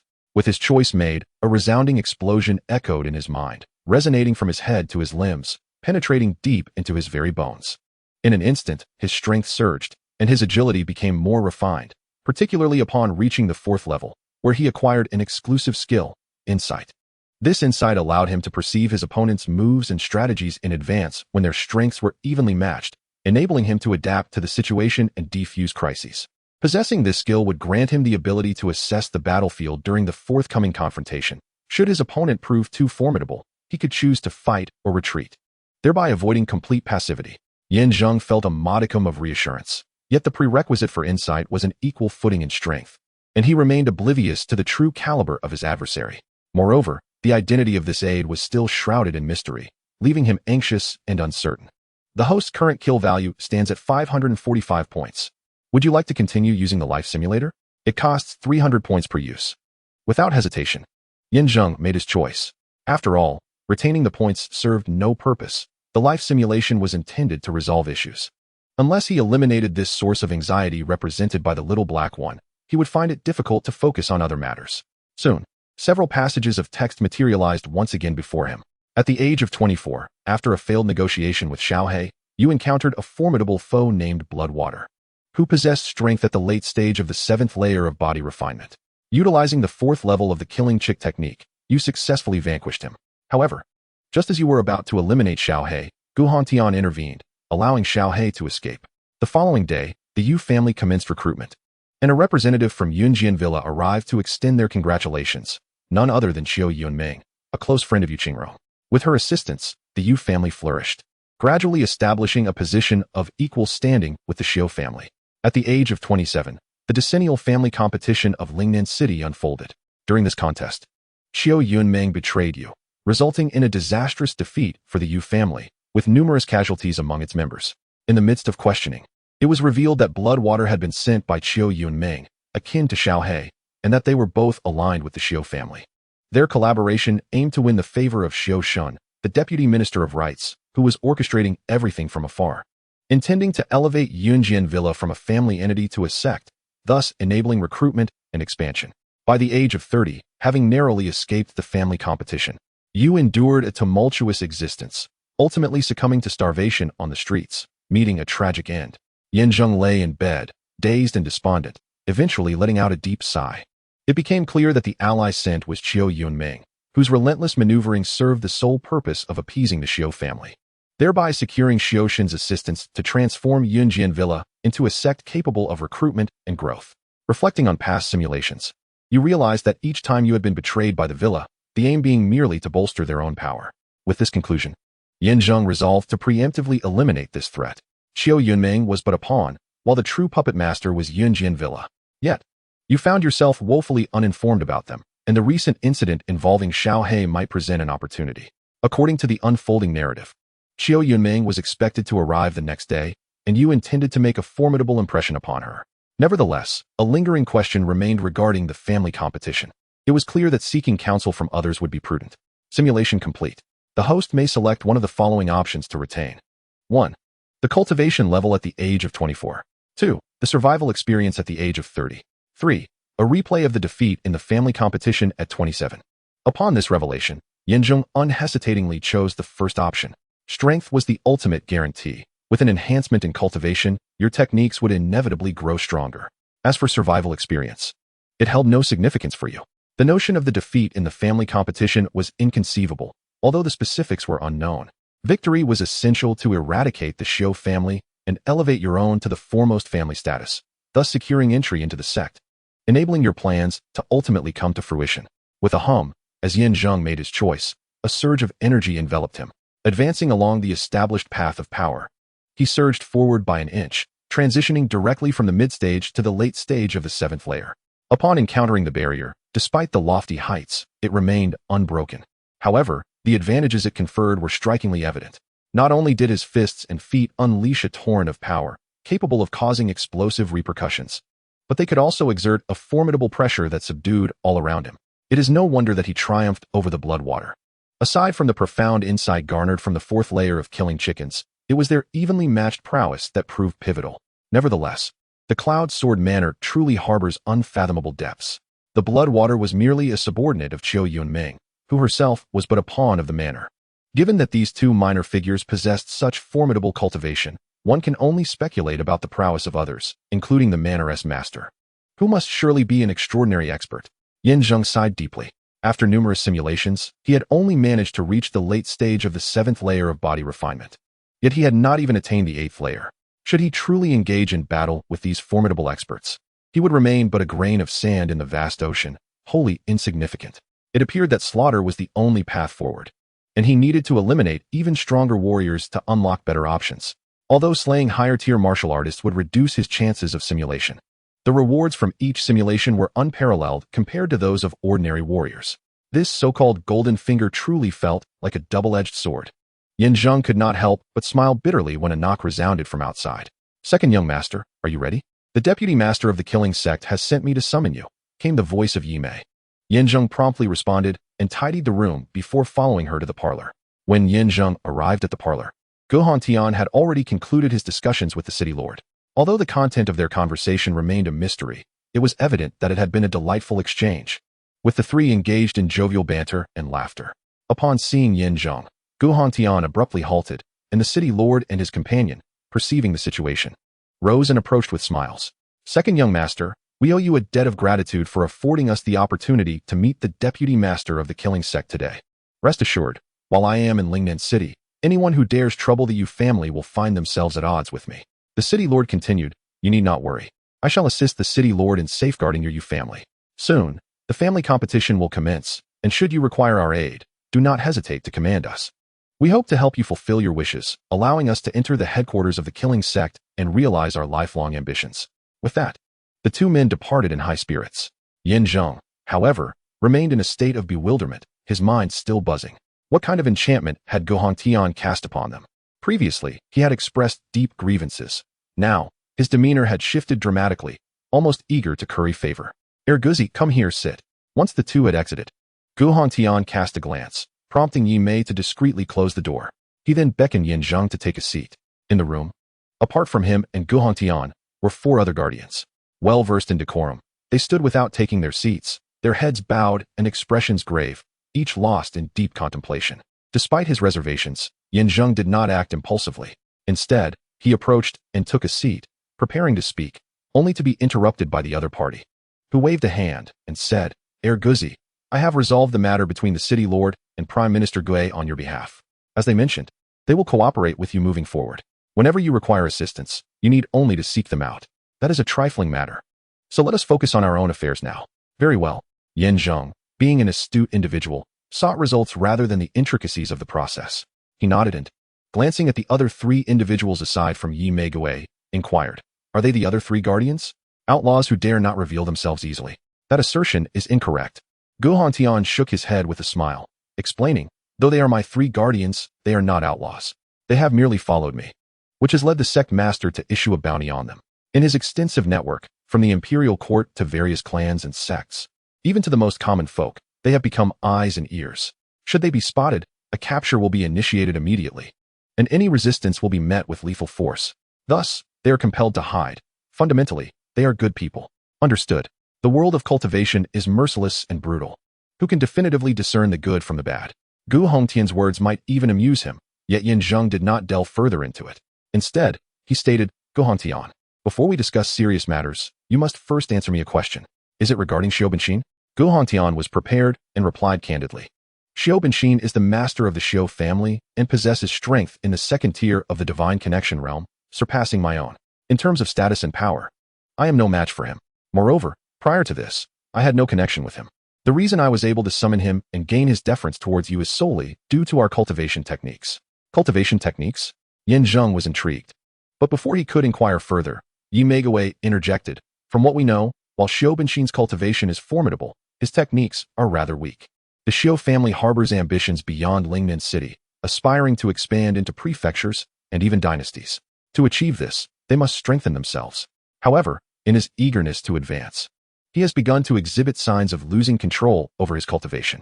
The deputy sect master has used the techniques within the forbidden grounds of gods and demons as bait, promising to resolve the issues of tonight's banquet in exchange for assistance. Such a situation exists. Prior to his arrival, Zheng had contemplated numerous possibilities, perhaps an acquaintance, perhaps leverage, but he never anticipated that it would pertain to cultivation. Previously, in the forbidden grounds of gods and demons, he had not given it much thought. The mention of small vials and demons had seemed mere superstition, yet now, it appeared to bear some significance. As he departed, I had already imparted a portion of the techniques to counteract the madness of cultivation. Presently, he has achieved a degree of stability. However, to attain complete steadiness and continue his training, a minimum of 1 month is required. This coincides with the time frame we agreed upon. What this implies is that within this month, you must assist me in consolidating our disciples and administering the antidote contained within the small vial. This will enable me to gain full control over the sect of slaughter.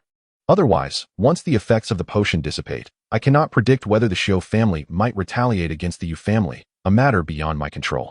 Do you understand? Gohongtian conceals a dagger behind his smile. Although he appears calm and unperturbed, each step is fraught with peril. It is no wonder he arrived late.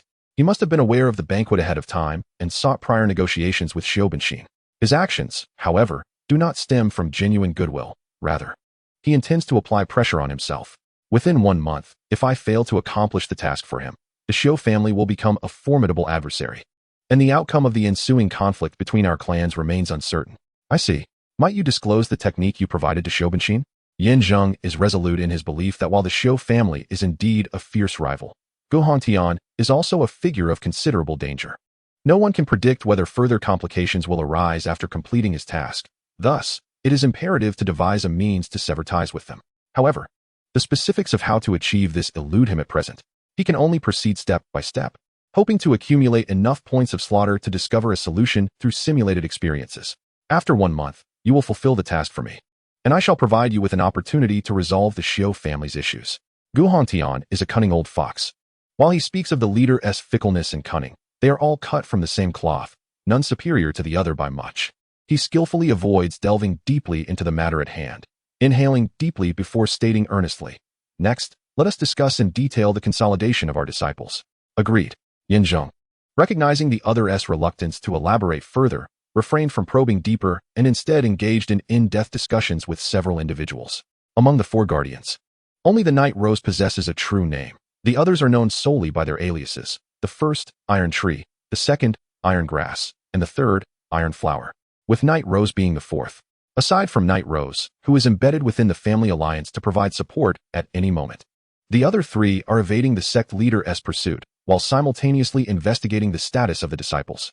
Through comprehensive analysis, it was ultimately revealed that the main sect, alongside external disciples, encompasses tens of thousands. Each individual possesses their own small teams, with a leader at the helm, scattered across the dynasty, approximately 100 in total. To consolidate the disciples, it is impossible to search and persuade each one individually. Hence, through integration, four key figures were identified. Securing their allegiance would allow for the consolidation of the entire network beneath me.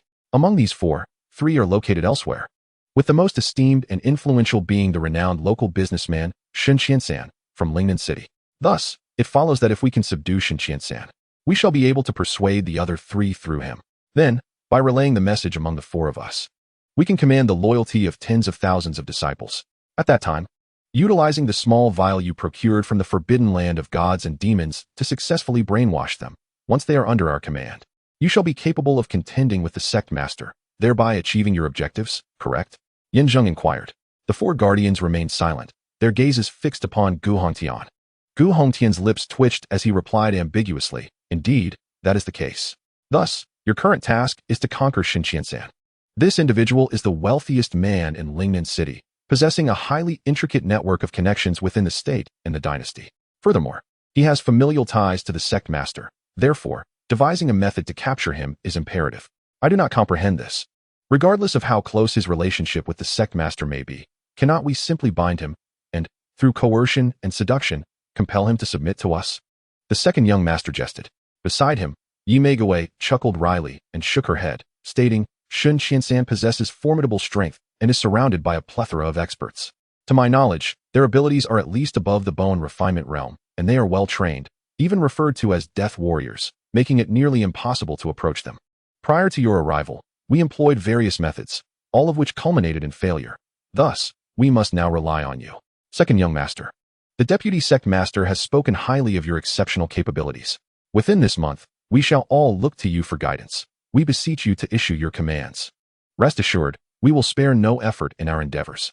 We hope that you will lead us to achieve our desires, to subdue Shen Qiansan, win over the disciples of the world, and allow us to advance further rather than remaining stagnant and courting our own demise." Upon finishing her statement, the other three clasped their fists in respect and proclaimed their allegiance. Zheng, however, was left bewildered after their prolonged efforts had yielded no success. He questioned his own merit. Moreover, he harbored no understanding of Shen Qiansan, making it nearly impossible for him to devise a strategy. "Very well. Allow me to contemplate this matter." Zheng inhaled deeply and declared, "Let us conclude today's discussion here. Tomorrow, once I have formulated a specific strategy, I shall summon you for further deliberation. After all, we have a month, time is on our side. Indeed, the three of them shall be accommodated in my inn. During this period, I shall remain in Lingnan City until the task is accomplished." Yi Meigawei interjected, continuing, "Second young master, we have faith in your abilities. Since you are entrusted by the deputy sect master, we hold great hope in you and are certain you shall not disappoint us." After their conversation, Gu Hongtian returned to the forbidden land of gods and demons to continue his work with the small vial. He would not be making an appearance for some time. Meanwhile, Yi Meigawei departed under the cover of night with Taishu and the others, taking the back exit, remaining in the shadows until they resolved matters with the sect master. Until they had all departed, Zheng remained seated.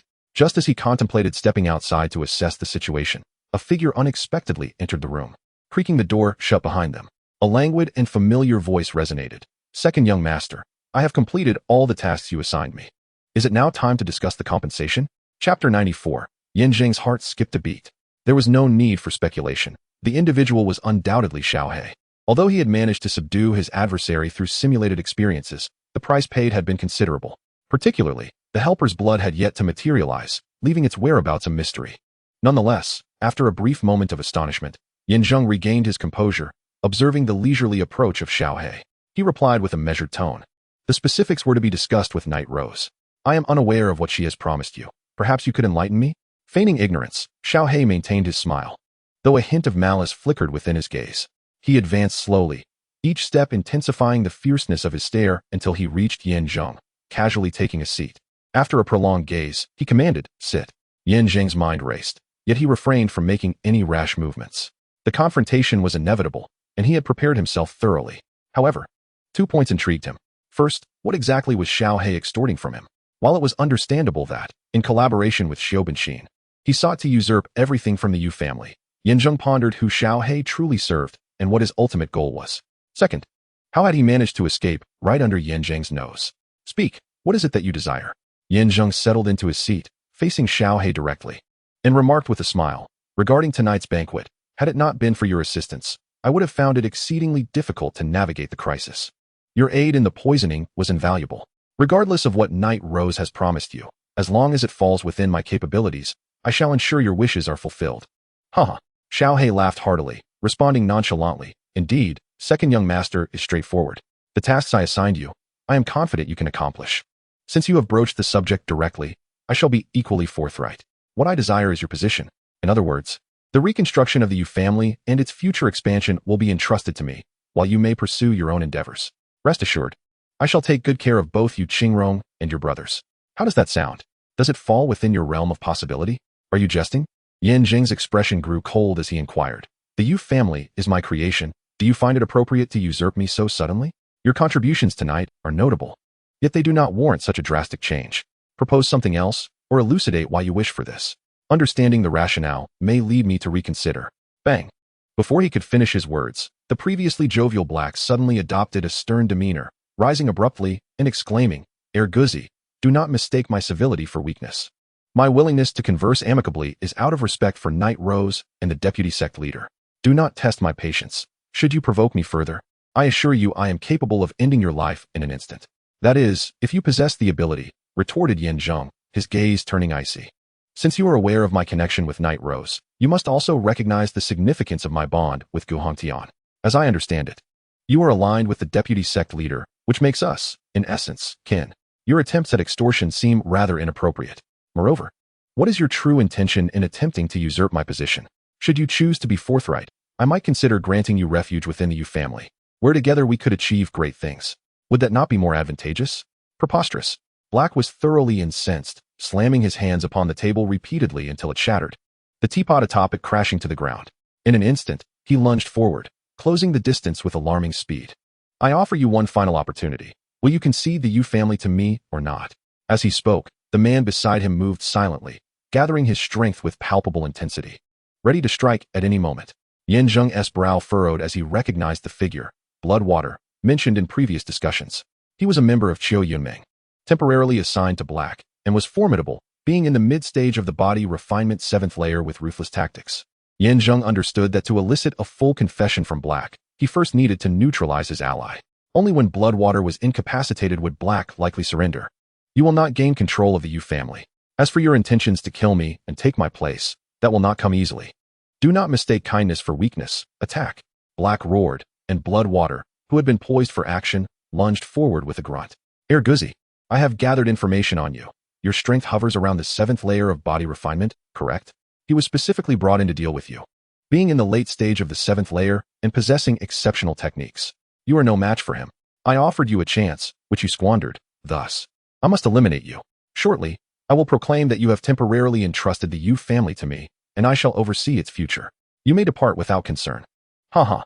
With that, Black resumed his seat and brewed another pot of tea, content to observe the unfolding drama. Meanwhile, Bloodwater charged forth, his palm outstretched like a talon, aiming directly for Zheng. Prepared for the assault, Zheng swiftly ducked, evading the attack, and summoned his own strength, rapidly ascending to the 7th layer of body refinement. He retaliated with a punch that surged with power, meeting Bloodwater's force head-on. After exchanging blows for several rounds, neither emerged victorious. They both were propelled aside by a resonant explosion. Late 7th layer? Bloodwater paused, slowly rising to his feet. As the self-assured little Black felt a sudden change in demeanor, He spoke with a mouthful of tea. When did you elevate your cultivation? I was completely unaware. How could I allow you to reveal your true colors? Zheng, with a cold sneer, chose not to remain on the defensive this time, but instead launched an offensive. With a leap, he soared high into the air, descending upon his adversary with the formidable strength of the late 7th stage. Bloodwater, caught off guard, attempted to evade but ultimately unleashed a long chain, intertwining around him like an iron serpent. With a thunderous roar, Bloodwater commanded a chain reaction, causing several chains to spring forth like water serpents, ensnaring Zheng in an instant. Once soaring high above, Zheng found himself abruptly crashing to the ground. The sound echoed with a sharp crack as he landed heavily, the impact resonating through the air. Little Black exhaled deeply, his previously tense expression relaxing as he sat back down, chuckling softly. In the late 7th stage, you indeed caught me by surprise. Yet even so, you remain no match for Bloodwater. His technique, iron chains across the river, transforms one into many, wrapping around like a water serpent. Once ensnared, neither you nor even an 8th-stage warrior can hope to escape.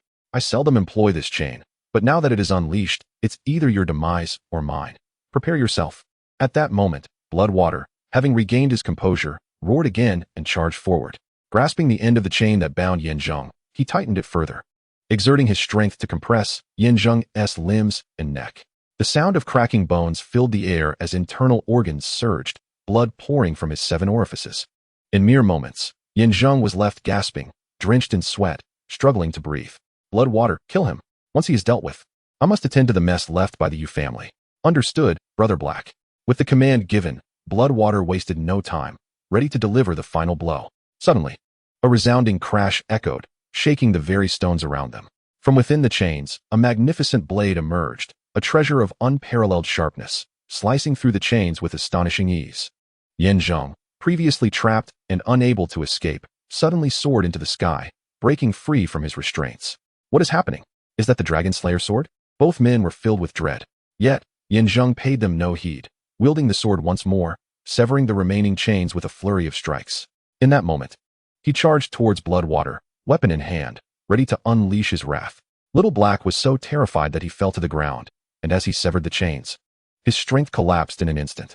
In his frantic escape, he was struck in the back by a cleaver, blood spraying forth as he stumbled and fell. Zheng pursued him closely, relentlessly hacking at his hands and feet until all that remained was a head and a torso, teetering on the brink of death. With a swift motion, Zheng's gaze sharpened, and he decisively severed the head from the body. Blood splattered across Zheng's face, transforming him into a fearsome figure, as unstoppable as the wrath of a deity. Upon witnessing this, Little Black gasped in horror and cried out, attempting to flee. Yet, Zheng was right on his heels, stepping forward to block his path. The dragon-slaying saber struck the ground with a flash, propelling Little Black 3 yards into the air. By the time he landed, Zheng had already pressed a foot against his chest, sneering. So, Little Black, can we talk now? Please, second young master, let us converse calmly. Just release me. Will you? I have no qualms about letting you go, but you must tell me why you insist on replacing me. The Yu family has just been established, and we are still fledgling. Acquiring the Yu family seems of little benefit to you, even to the point of being a burdensome task. The only 2 advantages the Yu family possesses are the dragon-slaying saber and Yu Qingro. You need to clarify this matter for me. This matter is actually, before Little Black could divulge his secrets, a dart suddenly shot through the dark waters of the night, striking with remarkable precision and overwhelming force, far beyond his capability to withstand. Instinctively, he dodged, but in that fleeting moment, he was abruptly whisked away, vanishing in the blink of an eye. Little Black. Zheng chased after him, only to find no trace left behind. He realized he had failed to extract the truth. Despite believing he had been swift enough, he still could not match the speed of his adversary, who had only just made their move, confident enough to let the bloodshed claim his life. Little did he know, he could still retaliate fiercely. Although Little Black was already terrified, his captors chose not to kill him, but to take him away, indicating that he must possess numerous secrets that could not fall into the wrong hands. Who could be behind Little Black? Could it be Qiu Yunming? According to the simulations of life, bloodshed was associated with Qiu Yunming. What connections lay hidden behind this? As he pondered, Zheng suddenly dashed into the room and retrieved the dart that had been aimed at him. It appeared unremarkable, with neither the hilt nor the casing displaying anything of particular note. However, the blade bore an unusual hexagonal shape, a type of concealed weapon he had never encountered. Brother Dog, what is happening? Just then, the voice of Shui Gizi echoed from outside. After a flurry of hurried footsteps, everyone arrived at the scene. observing the disheveled room. Stained with the remnants of blood, a visage of terror overtook the face of the onlooker as he hastily approached Yin Zheng. Brother Guzi, what on earth has transpired? Are you unharmed? Weren't you supposed to be in discussions with the city lord and his entourage? Why have they departed while you remain here, and in such disarray? Let us not dwell on these matters. I am aware of the situation, Yin Zheng interjected, taking a deep breath before responding nonchalantly. These matters cannot be succinctly articulated, but they have been resolved in due course. By the way, how is the cleaning in the front hall progressing? All is well, I presume? Indeed, everything has been settled. After today's banquet, the Yu family will be officially established. It is time for us to recruit and expand. I must discuss this in detail with the family head. Additionally, there are certain tasks that require your attention. Yin Zheng then dismissed the entourage that had followed him, turning his gaze towards the two individuals present. Guizi, there is a wealthy merchant in Lingnan City named Shen Qiansan. I need you to investigate him and provide a detailed report as soon as possible. I seek to understand his assets, strengths, and weaknesses, as well as his connections. The more detailed, the better. Do you comprehend? Shen Qiansan? Shui Guizi appeared perplexed, gazing at Yin Zheng with a questioning look. Just as he was about to inquire further, Yin Zheng interrupted. Just do as instructed without unnecessary chatter. If you continue to dawdle, I will assign these tasks to someone else. I have noticed your diligence in supervising the laborers. Perhaps you should focus solely on overseeing the construction site from here on. What do you think? Wait, Brother Guzi, I can investigate. I assure you I will. Quickly now. No more delays. After sending off Shui Guizi, Yin Zheng turned his attention to Zhao Hu, adopting a serious demeanor. Zhao Hu, your responsibilities are significant. You are to monitor the Xiu family closely. Although today's banquet was successfully quelled by Xiu Binxin's intervention, it is evident that he was acting under the direction of Xiu Yang. Their scheme failed today, and they will not let this matter rest. I anticipate further actions from them. Understood, Brother Guzi. Zhao Hu, perceptive and astute, nodded in agreement. I will personally lead a team to keep a vigilant watch. Should any sign of movement arise, I will report back to you immediately. However, I have a small suggestion. We must expedite the reconstruction of the Yu family. Whether it involves recruitment or resource management, we need to act swiftly. Only by strengthening ourselves can we withstand any potential adversities from the Xiu family. From what I observe, with the City Lord's support and the Night Rose family alliance backing us, our resources are not entirely lacking. It's merely a matter of how we consolidate them. Thus, you and Shui Guizi shall accomplish the tasks I have assigned. I must now seek an audience with the family head to discuss our future direction. Yin Zheng understood the implication in Zhao Hu's words and nodded in affirmation. Go ahead, I know what to do. Furthermore, if you have time, seek out capable individuals among our brethren. Aside from you and Guizi, I currently lack trusted allies. Rest assured, Brother Guzi, I will manage this. Very well, off you go. Once all matters were arranged, Yin Zheng entered the front hall. As he stepped over the threshold, before he could push the door open, a conversation wafted from within. Rong, you have suffered greatly these past few years. When I learned of the massacre of the Yu family, my heart burned with a desire for vengeance against the Xiu family, wishing to eradicate them all in retribution for uncle. However, at that time, my father was in the capital and could not return. I had to rush to his aid, so I understand your plight, Qiuming. Yu Qingrong, ever empathetic, replied, moreover, your father holds a position in the court, while the Xiu family's connections are quite intricate. Your father's influence is limited, even if he wished to assist. He would be unable to do so without risking your safety. Our families have been on amicable terms for generations, and setting aside the brotherhood between our fathers, our friendship alone compels me to shield you from any entanglement. That simply will not do. To speak candidly, I was powerless before, but now I am not one to be trifled with. You must be aware of Yunjin Mountain Manor, yes? It is a grand estate, surpassing families but falling short of sections. Its development is such that even the Xiu family dares not provoke it lightly. With my father's assistance, my standing within the manor has significantly improved. Not long ago, I heard you had returned to Lingnan City and were even planning to rebuild the Yu family. I suggested coming here. Upon hearing this, Yin Zheng furrowed his brow. From the tone and the manner of address, it was evident that the other woman present was Qiu Yangming, Yu Qingrong's close confidant. This young woman, of similar age to Yu Qingrong, was astute and deeply calculating. According to the simulated life mentioned, she was expected to arrive the following day, yet she had come earlier. Her intent, akin to that of the enigmatic figure known as Xiao He, seemed to be to usurp Yin Zheng's position and aid in the Yu family's resurgence, only to later betray them to the Xiu family, thereby weaving a web of treachery. What perplexed Yin Zheng was whether her actions were solely her own or if they were orchestrated by Yunjin Mountain Manor from behind the scenes. He suddenly recalled the time he had slain the bandit leader in the mountains and had rescued the manor's mistress, Gong Lingyu. He wondered if he could leverage that connection to his advantage. Regardless, he needed to uncover her true motives. Although a confrontation was unnecessary, tracing the threads of this intrigue to reveal the underlying truth might prove worthwhile. Resolved, Zheng inhaled deeply, knocked on the door, and then entered. Assuming a faade befitting the head of the household, he was about to speak when he caught sight of Qiu Yongming and immediately frowned. Who might this be? Oh, Erguzi, you have arrived.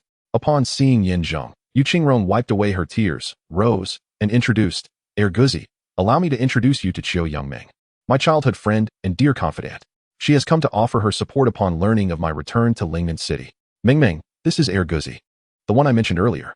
Without him, not only would the rebuilding of the Yu family be in jeopardy, but even my return to Lingnan City would have been uncertain. With both of you by my side, I am confident we can eradicate the Yu family's enemies and avenge our kin. Chapter 96. Zheng raised an eyebrow. In this autumn, Qiu Yunming, though young, is even younger than Yu Qingrong. Her appearance is striking, even somewhat alluring. Yet, her eyes possess an eagle-like sharpness, at least. This is how Zheng perceives her, as no ordinary woman. Perhaps it is due to preconceived notions from simulated experiences. But he often feels an unusual gaze directed at him from her. Erguzi, having heard much about her, nods in acknowledgement. Zheng, maintaining a demeanor of respectful familiarity, smiles and says, I have heard a few things about you as well. What I see today, however, deviates somewhat from my expectations. Oh, you have heard of me? A flicker of surprise passes through Qiu Yunming's eyes, prompting even Yu Qingrong to interject. Erguzi, you were sent by my father to cultivate in the prefecture at a young age, while Mengming's family has not spent much time in Lingnan City. They have been elsewhere more often. How could you possibly know of her? Some things need not be explicitly stated. An unspoken understanding suffices. Zheng chuckles softly, choosing not to delve deeper into the matter. Instead, he takes a deep breath and states, very well, esteemed head of the family, let us not waste time. Should we not discuss matters of substance? Indeed, Qiu Yunming replies. Now that the banquet has concluded smoothly, according to the alliance regulations, our Yu family can recruit soldiers and develop our strengths. Time waits for no one. The sooner we act, the better. I wish to avoid prolonged uncertainties, which is why I have come to consult with you. However, this matter pertains to the confidential affairs of the Yu family and outsiders.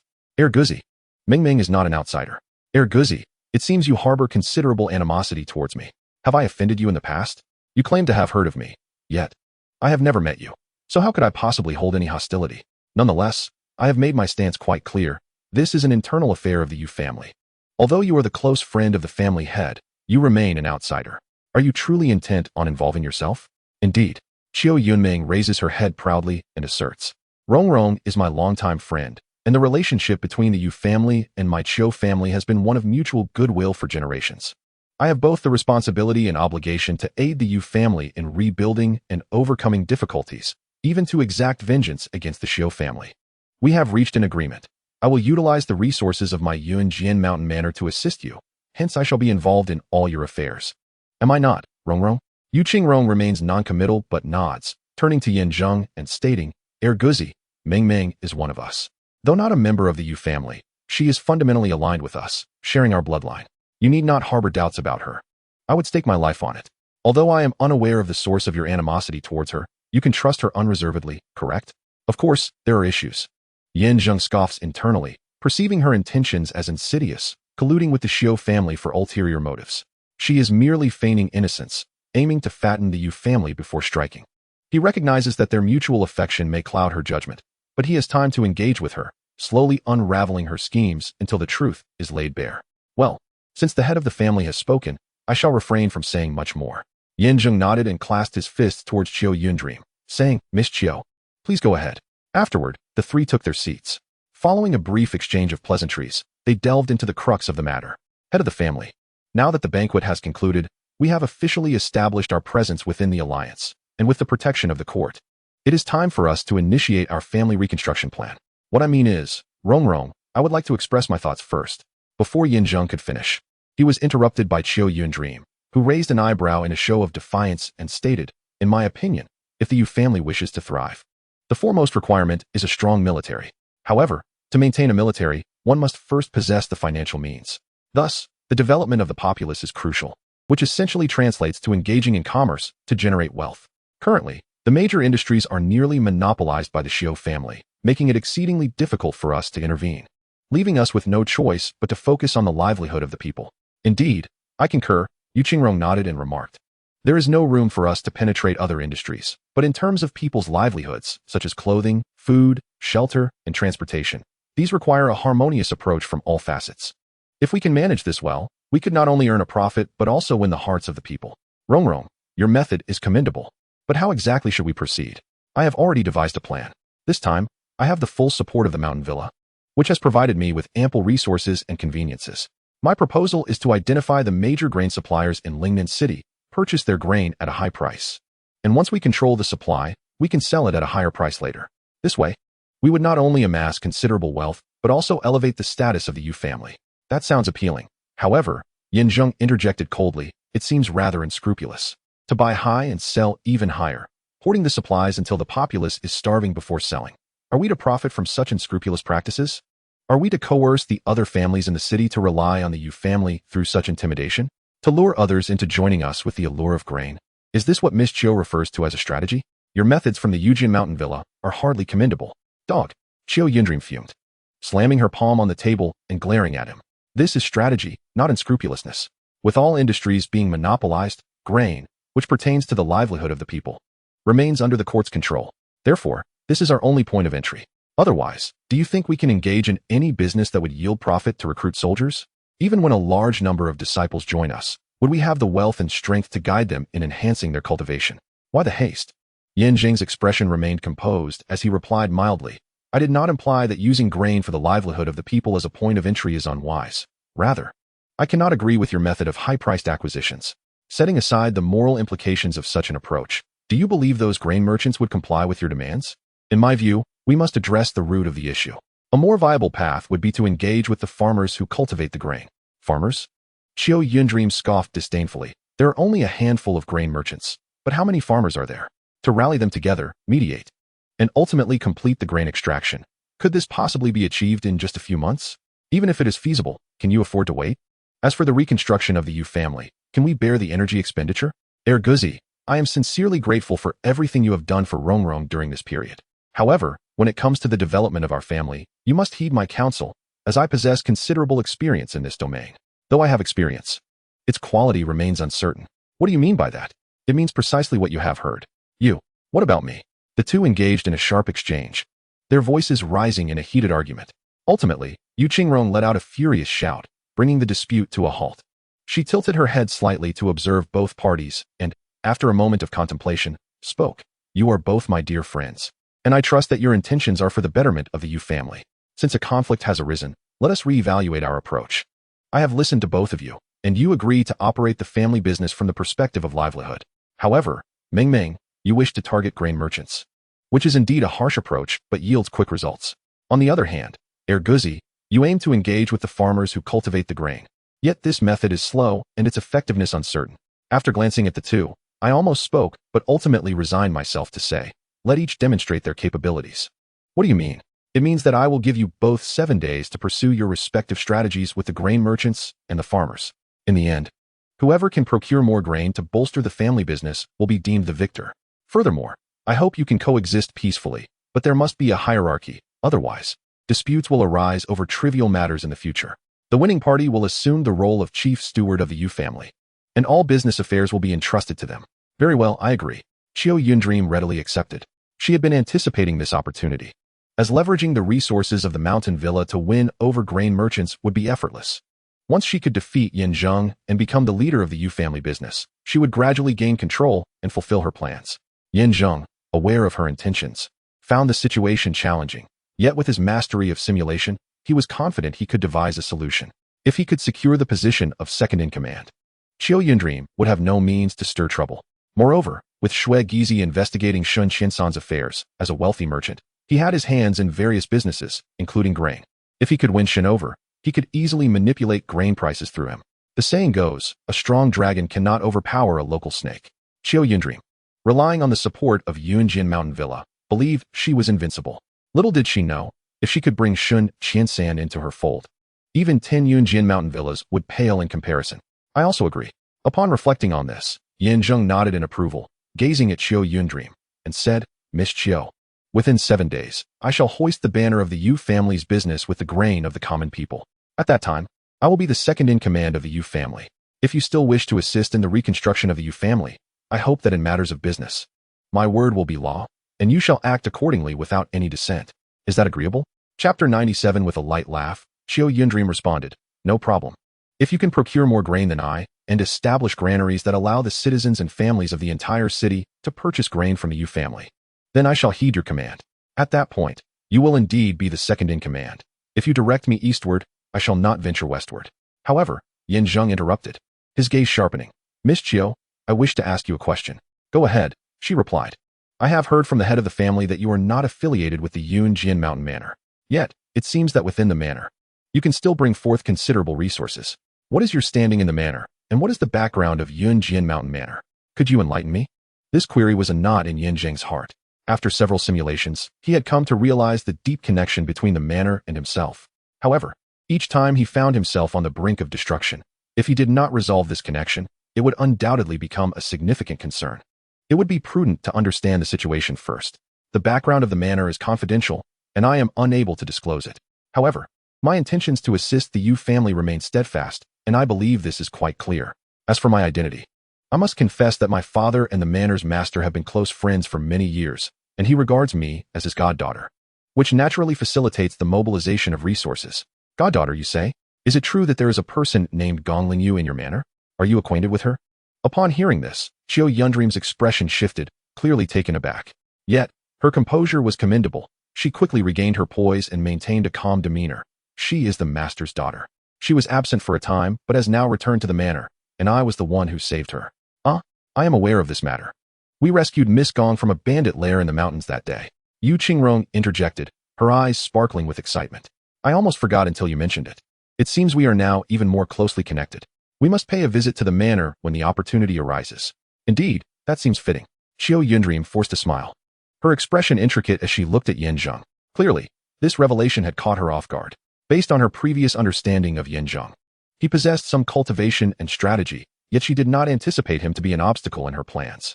However, from today's confrontation and the mention of Gongling Yu, she sensed hostility from him. It seemed that she would need to find a way to investigate this young man further. Her instincts told her that he was no ordinary individual and that she must proceed with caution. Well, Meng, it is getting late. You have traveled a long distance. Perhaps you should retire for the night. Tomorrow marks the beginning of our 7-day wager, and it is essential to conserve your energy. As Yu Qingrong spoke, Xiao Yundream said little in response. After a slight nod, she took her leave. Once she had departed, Yu Qingrong approached Yin Zheng, his gaze piercing as he inquired, Erguzi, you must tell me honestly, have you encountered Meng before? What is the nature of your relationship? One is my dearest confidant, and the other is my trusted aide. I do not wish to witness any discord between you two.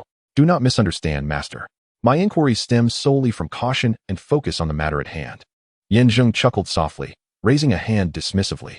To her, you may be a cherished friend, but to me, she remains a stranger. My earlier comments were merely a probe. However, her competitive spirit may indeed serve the Yu family well, albeit with a degree of vigilance. Before he could finish, Yu Qingrong interrupted sternly. Meng is my closest friend, the one I value most apart from my family. There is no need for you to test or be wary of her. I assure you, there will be no issues. This is the first and last time I will say this. Should any conflict arise between you two in the future, will you cast me out from the Yu family? Yu Qingrong hesitated, struggling to find his words, while Yin Zheng replied with a light-hearted tone, rest assured, master. I was merely jesting. I understand she is your dear friend, and from what transpired earlier, it is evident she genuinely wishes to assist in rebuilding the Yu family. I will not engage in conflict with her. Very well then. I am weary and wish to rest. You should return and gather your strength. I hope we can swiftly restore our family. Yes, master. The following morning, Yin Zheng awoke early. Upon exiting his quarters, he observed the youths training diligently in every courtyard, honing their martial skills. With business yet to commence, they had no other tasks and could only focus on self-improvement, preparing for what lay ahead. As he reached the entrance, he noticed several groups arriving at the Yu family estate, exchanging brief pleasantries with Xiao Yundream before departing. Clearly, they were preparing for the grain merchant's arrival. Yin Zheng regarded this with indifference. 7 days was ample time. Thus, he made his way through the various courtyards, offering guidance to each group. These youths included a small number of bandits brought down from the mountains, while most had gathered in Lingnan City through various means. Consequently, their foundations were weak, and many had yet to even begin their training. After a busy morning, the results were minimal, Yet he was fortunate to identify a few promising candidates among them. However, their backgrounds remained unclear, so he chose not to rush. Upon Zhao Hu's return, they would discuss in detail whom to prioritize for further training. After all, with the reconstruction of the Yu family underway, many matters await attention, and with only he and Shui Gizi managing the affairs, manpower is indeed rather scarce. Brother Guzi. Just as he stepped out of a courtyard, he heard Shui Gizi's voice calling out. Looking up, he saw Shui Gizi sprinting towards him, panting heavily and drenched in sweat upon arrival. Shui Gizi, once things stabilize in due time, your training will need to take precedence. If you tire so easily after a few paces, what will you do when faced with an adversary? Will you surrender after just a few steps? Zheng offered a bitter smile. Shui Gizi, with a proud chest, declared, even if I cannot run, I shall never surrender. This is the family motto of the Yu clan. If you can remember this principle, then my efforts in your training have not been in vain. However, mere words without practice are but empty rhetoric. Your future performance will tell the tale. Now, let us dispense with the trivialities. How goes the investigation I assigned you last night? This matter is of utmost importance, and you must not falter. Do you doubt my abilities in handling this matter? Shui Gizi grinned, leaning closer as he earnestly stated, Brother Guzi, my investigation reveals that this Shun Qiansan is not merely a wealthy merchant. He is arguably the wealthiest in Lingnan City, even ranking among the top 3 in the province. The wealth attributed to him is a gross understatement. Conservatively, his total assets must lie somewhere between several million taels of gold. Such immense wealth? Zheng frowned, skepticism evident in his tone. What business do they engage in to amass such fortune? Moreover, if they are truly so affluent, Lingnan City is hardly a place of extravagance. Why have they not relocated? Choosing instead to remain here for decades. Their enterprises are quite diverse, but the most lucrative is undoubtedly mining. Our Lingnan City's greatest characteristic is its coal mines, which account for nearly 2/3 of the entire dynasty's resources. Thus, remaining here allows for a continuous stream of wealth. I believe this is why they are reluctant to leave. You tasked me with investigating the strengths and weaknesses of their family, and I have compiled my findings for your review. Saying this, he pulled out a small booklet from his wide sleeves, filled with his annotations and insights. It was evident that he had taken the assignment to heart, meticulously recording every detail he deemed useful. Zheng was touched by his diligence. Though he chose not to express it overtly, the understanding was palpable, and he would undoubtedly entrust him with significant responsibilities in the future. As he opened the booklet for a thorough examination, he discovered that the Shun family's strength lay in their wealth. As the saying goes, a tall tree attracts the wind. They had employed numerous skilled guardians to protect their estate, making any attempts at abduction or coercion against Shun Qiansan utterly futile. Many had tried in the past, but all had failed without exception. Moreover, wealth can indeed move mountains. Even the court had many connections to him. Thus, guarding their mountains of gold yet continually reaping no benefits. Over time, the Shun family had become an impregnable fortress, deterring any would-be aggressors. As for their weaknesses, they stemmed from Shun Qiansan himself. He was known for his excessive indulgence in carnal pleasures. He has taken in over a dozen concubines, each of whom manages a substantial enterprise. This man harbors a profound fear of his wives, particularly the First Lady, for his current status is largely attributed to the influence of her family, to the extent that he is almost entirely subservient to her. Therefore, if I wish to ensure that Shun Qiansan complies, it suffices to neutralize the First Lady. Closing the book, Zheng turned to Shui Gizi. The latter remained non-committal, his expression awkward as he remarked, in principle, that is indeed the case. The First Lady is a formidable presence. Not only does Shun Qiansan fear her, but none in the household are exempt from her intimidation. Furthermore, while she does not control the most valuable mines, she oversees essential industries, particularly grain. Nearly all grain transactions in Lingnan City must pass through her hands. Yet, she is notoriously difficult to manage. As a woman, she shows no interest in the pleasures of the flesh, nor does she care for adornments or jewelry. Rather, she has a deep affinity for poetry and the arts. Poetry and the arts? Zheng inquired. Indeed, she often invites gifted scholars and talented individuals to her establishment, indulging in literary pursuits and moonlit verse. Should anyone compose poetry that pleases her, she is extravagantly generous. There are even those who, upon rendering her service satisfactorily, are willing to meet any of her demands. At this juncture, Shui Gizi could not restrain himself from asking, Brother Guzi, please do not take offense. But while you are indeed quite handsome, and any woman would be captivated by your appearance, the First Lady is simply not swayed by such charms. Although I cannot fathom your motives for wanting to win over Shun Qiansan, it seems to me that she is nearly impeccable, rendering any attempt at breach nearly impossible. Chapter 98. Are you complimenting me or disparaging me? Zheng chuckled coldly. Shui Gizi, feeling a sense of trepidation, quickly replied, Of course, I am praising you. However, I am merely stating the facts. That formidable lady is indeed challenging to contend with. She enjoys poetry but holds exceedingly high standards, not permitting just anyone to approach her. I have learned that previously, someone attempted to masquerade as a poet, but the verses they produced were utterly nonsensical, and they subsequently vanished without a trace. You wouldn't be, indeed. Zheng neither confirmed nor denied, stating coolly, I cannot speak for others, but I believe I can manage. Securing Xin Qiansan would bolster my chances of winning the wager against Qiu Yunming, thereby granting me leverage over the Yu family in the future. She is an outsider, and I do not feel secure. Wait a moment. Shui Gizi furrowed his brow in confusion. Although I investigated matters for you last night, upon my early return, I learned that a significant figure has arrived at our Yu family, apparently from Yunjian Villa. That Qiu Yunming is not our family head's close friend. With her resources, our Yu family should prosper even more. I must say, Brother Guzi, are you being overly suspicious? She is a good friend, wishing to assist. There is nothing wrong with that, even if it means relinquishing a bit of power. What do you know? Zheng's gaze turned icy as he fixed his stare upon him, whispering, This woman harbors ulterior motives. Do not ask me how I know. It is simply the truth. You are my trusted confidant, and I do not hesitate to disclose to you that there are other forces conspiring against us. The first step is to usurp the authority of the Yu family and replace me. Therefore, this transaction involving grain must not allow her to succeed. It appears she is negotiating with the grain merchants, while you aim to decisively eliminate the mother tiger and seize control of all grain for yourself, correct? The mother tiger is entirely devoted to you, and as for Xin Qiansan, he is of little concern, for he is notoriously subservient to his wife. With Xin Qiansan as our backing, our future business ventures are bound to flourish. Indeed, this consideration holds merit. Zheng hesitated, for his deeper contemplation involved leveraging Xin Qiansan to unite several other leaders, thereby consolidating all the disciples of the killing sect to assist Gu Hontian in his purging of the sect. However, this matter is of great significance. Although Shui Gizi is a loyal ally, the situation remains precarious, and he wished to avoid complications. Very well then, shall we proceed to the mother tiger? To be honest, I am quite curious. I know of your impressive abilities, yet I was unaware of your prowess in poetry and the arts.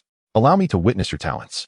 Securing the mother tiger would equate to gaining control over Xin Qiansan, a notable figure in Lingnan City, who even Su Jia treats with utmost respect. The influence behind Xin Qiansan is indeed formidable. Let us depart at once. Lead the way. Yes, Brother Guzi. The mother tiger, whose real name is Pei Xiua, serves as the matriarch and, aside from mining, oversees the largest industrial chain of the Xin family, namely the grain enterprise known as the Pei Grain House, which concerns the livelihood of the people. Even though she is married, the business retains the family name, highlighting her esteemed position within the Xin family. The grain house is located just 2 streets away from the Xiu family, in the most prosperous area of Lingnan City. According to Shui Gizi, although Pei Xiua is not conventionally attractive and possesses a fiery temper, often resorting to threats of violence, she is fundamentally a good person. After all, she frequently organizes charitable activities, providing rice to disaster victims, and is known to assist those in need of sustenance. Additionally, those capable of reciting poetry might even be retained as vendors. Hence, her reputation in the surrounding areas is quite favorable. After navigating several streets and walking approximately a kilometer, just as we were nearing our destination, we unexpectedly collided with an individual. Who is this? Can't they watch where they're going? The voice belonged to a young servant, who spoke with evident impatience. Zheng looked up to find a crowd gathered, densely packed in layers, making the area nearly impassable. This young servant was merely on the periphery, while within the throng were many elegantly dressed individuals, indicating that something significant was being planned here. However, time was of the essence, and Zheng had no leisure to entangle with the other party. After hastily instructing Shui Gizi to offer an apology, he was about to take his leave when a familiar voice suddenly resonated from within. Wait a moment. Since you are here, why rush to depart? Upon hearing this, Zheng's brow furrowed, and he looked up, immediately spotting a graceful figure emerging from the crowd. As she approached, the onlookers promptly parted, bowing their heads in utmost respect. Who is she, Brother Guzi? Weren't you just telling me? The family head's close friend, Qiu Yunming. Shui Gizi exclaimed in surprise, squinting to get a better look. And then laughed. She is quite lovely, just a tad less than our family head. Have you not heard that the most venomous hearts reside in women? I warn you. Do not speak carelessly later. Understood. Shui Gizi immediately fell silent, perplexed as to why Zheng harbored such animosity towards her. However, having followed him for some time, He had come to grasp his approach.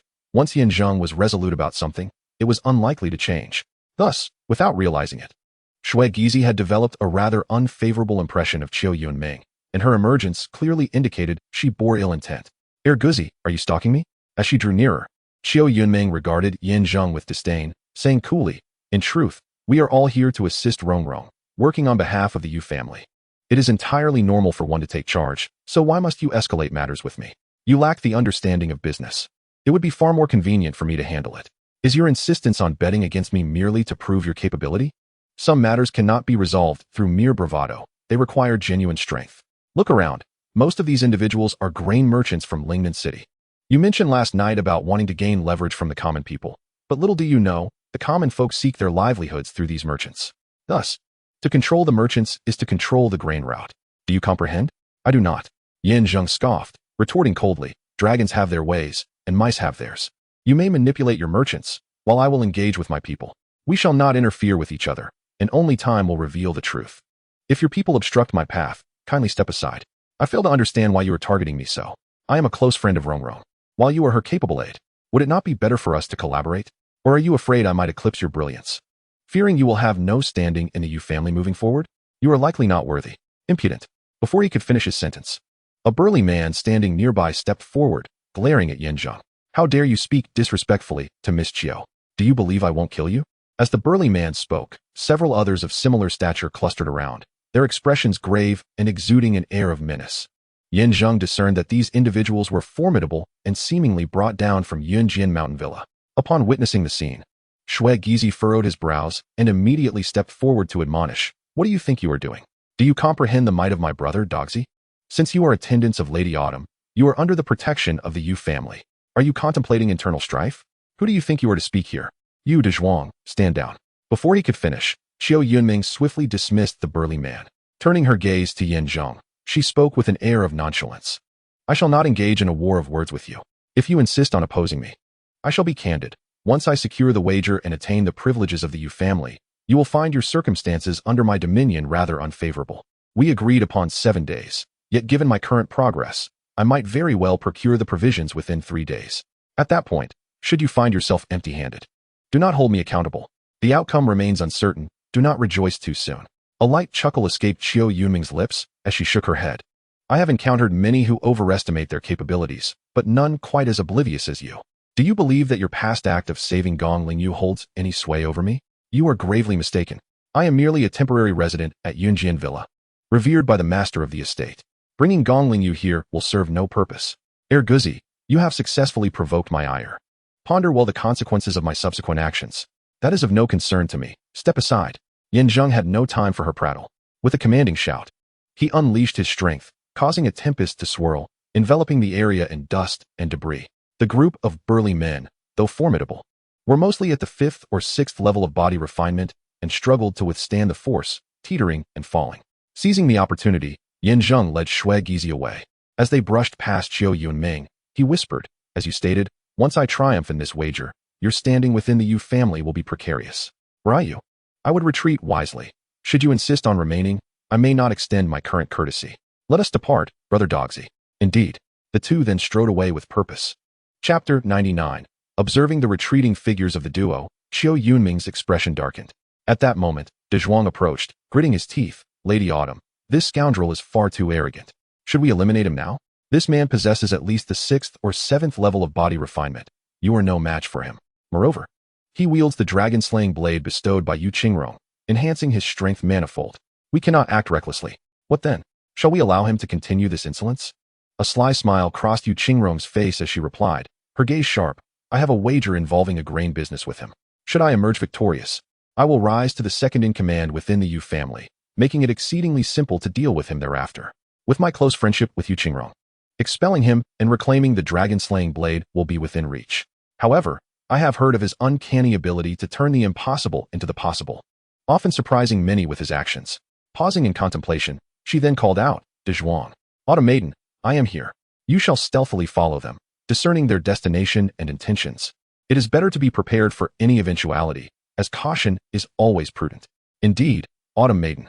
Zhuang accepted the task and turned to pursue them. In his view, this was a superfluous endeavor. that fellow heir Guzi was nothing more than a worthless cur, possessing some strength, yet not formidable enough. If he lacked the dragon-slaying blade, I could easily deal with him. A quarter of an hour later, Zheng and his companion arrived at the pay grain store.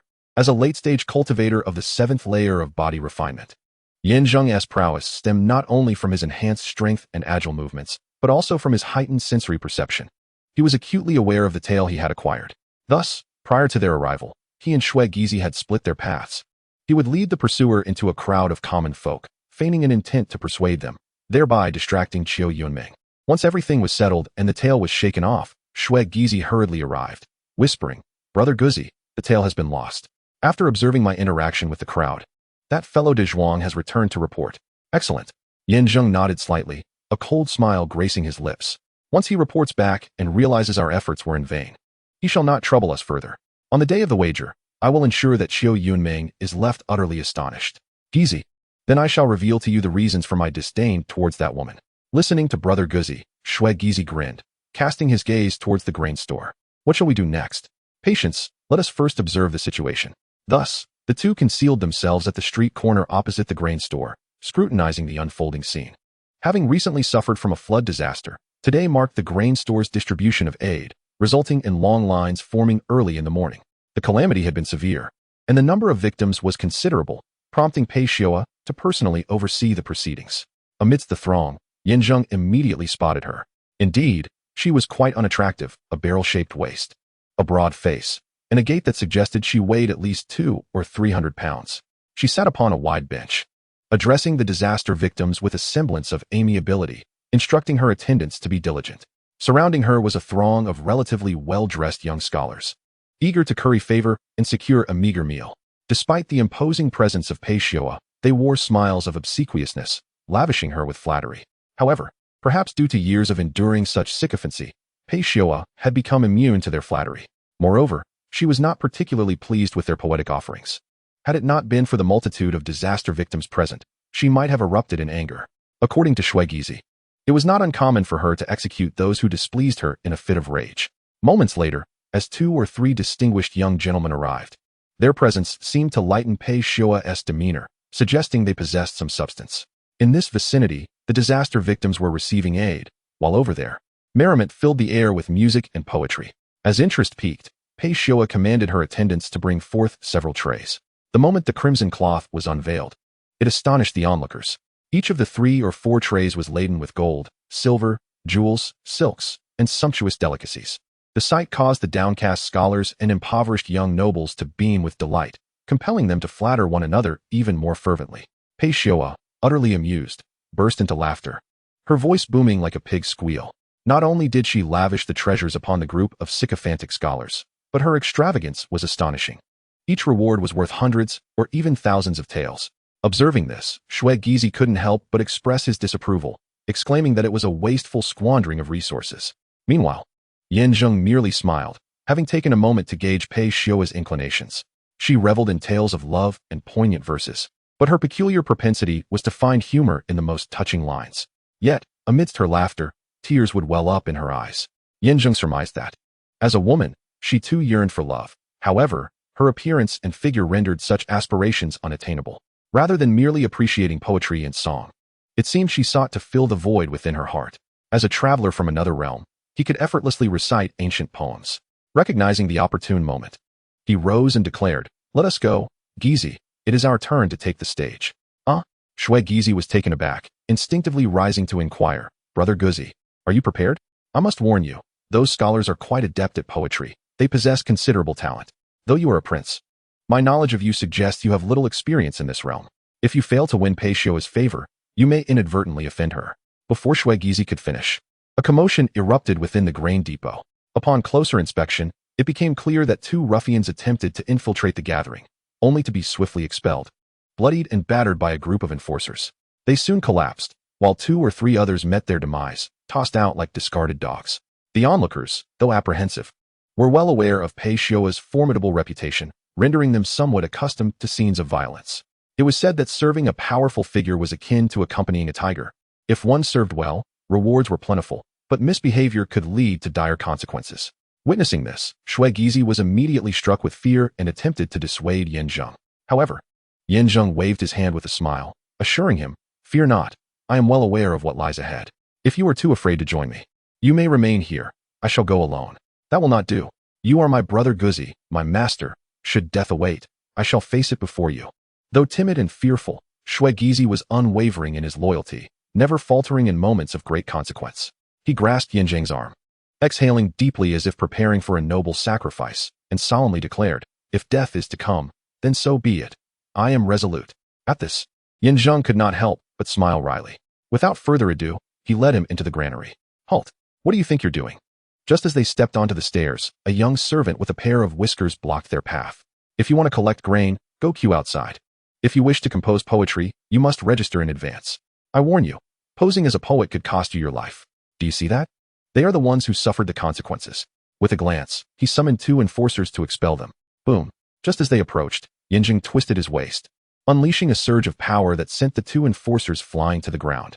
This act immediately drew the attention of onlookers. The disaster-stricken crowd, filled with trepidation, regarded him with admiration, whispering amongst themselves about his audacity to cause a ruckus in such a place. Compassionate glances were cast in his direction. It was evident that many had noticed the scholars had received a handsome sum, and he too felt a twinge of desire. However, such wealth required genuine talent and skill, not mere pretense. "Are you here to cause trouble? Have you lost your mind? Do you even know whose granary this is?" The young man with the whiskers, now enraged, bellowed, and from within the granary emerged 2 or 3 dozen enforcers. These enforcers were formidable, far superior to the previous 2, with an estimated prowess of at least the 6th layer of body refinement. Each wielded weapons of various kinds, and in the blink of an eye, they surrounded the 2. Gizi was instantly terrified, yet he knew that it was futile to plead. Once Dog Brother had made a decision, even the strongest oxen could not pull him back. "I am not here to cause trouble. I only wish to recite poetry. I kindly ask for your understanding," Yin Zheng said, his expression serene, disregarding the enforcers and addressing those inside instead. At that moment, the group of scholars and young gentlemen were taken aback by the scene. However, Peishua had long been accustomed to such occurrences. Though wealthy, she was not foolish. She only rewarded those who spoke to her heart. Attempting to attract her attention in such a manner? How juvenile. She did not even glance at Yin Zheng, instead signaling for the young gentlemen to continue their recitation. In her view, these enforcers were well-trained and formidable. Their intervention would surely result in the demise or injury of the 2 troublemakers. She had no desire for such trivial matters to disrupt her enjoyment. Yet, this time, she was gravely mistaken. "Recite poetry? Looking at you, it's clear you're a fool. Do you think you can compose poetry? Everyone attack. Kill him." With the command of the young man with the whiskers, over 20 enforcers surged forward. Energy flared, weapons clashed, and chaos erupted.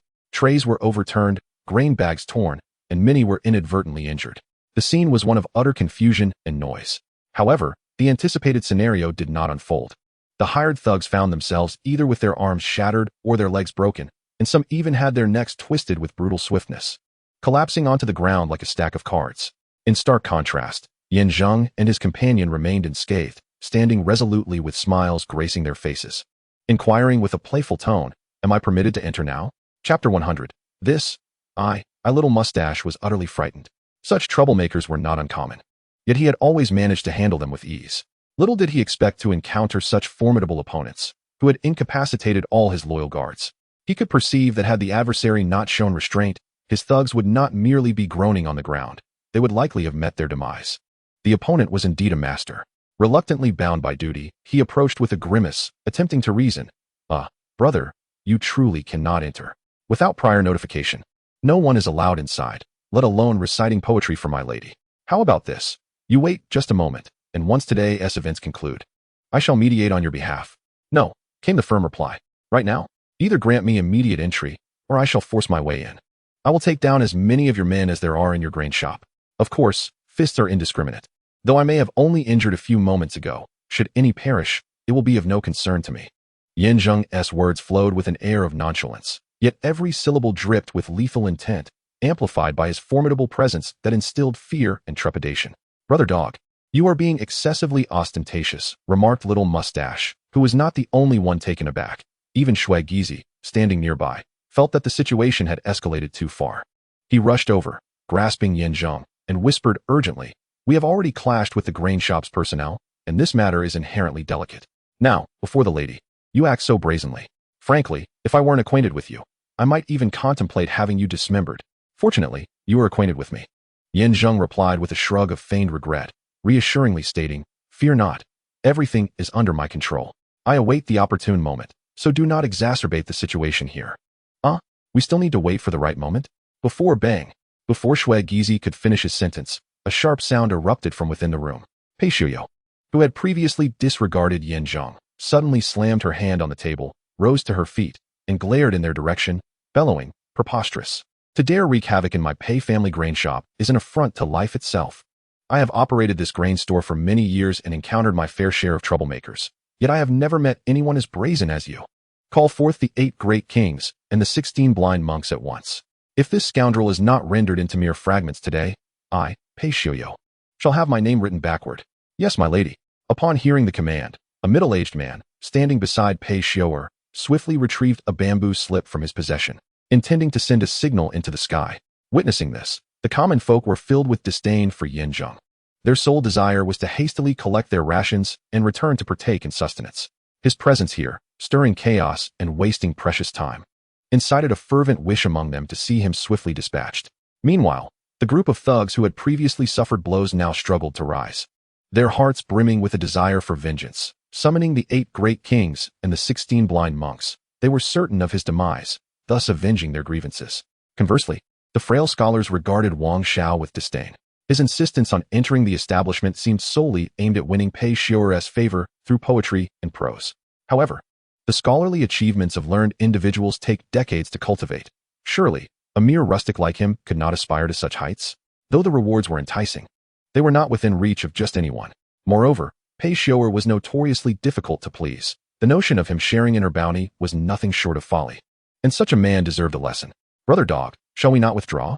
Su Gizi immediately urged, sensing the impending danger. Yet, Yin Zheng pushed him aside, hands clasped behind his back, and proclaimed with vigor, "A single grain sown in spring yields thousands in autumn. With no idle land across the 4 seas, farmers still perish from hunger. Despite the abundance of fertile fields, countless disaster-stricken souls roam, suffering famine. Does Madame Pei not feel a sense of shame as a grain magnate?" These words reverberated throughout the hall, not merely due to the weight of his subsequent sentiments, but primarily because of the preceding 4 lines of verse.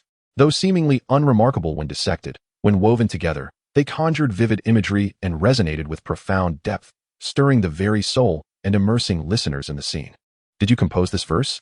Over years of poetic endeavors, Pei Shuyo had developed a keen sensitivity to words. Although she lacked such talent herself, she was indeed an adept connoisseur. Having scoured both ancient and modern texts, she had never encountered such verses, rendering the likelihood of plagiarism exceedingly slim. They could only be original. Yet, whether they were his own creation or borrowed from another remained a mystery. Nonetheless, these few lines had successfully piqued her interest. "This verse, I feel, I have never heard before.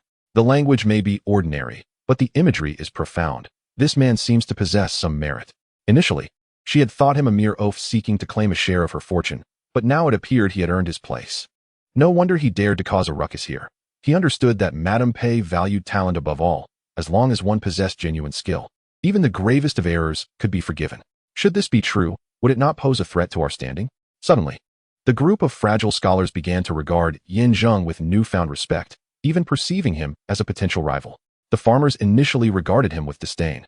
Yet his subsequent remarks evidently resonated with the impoverished, leading to a significant shift in their perception of him.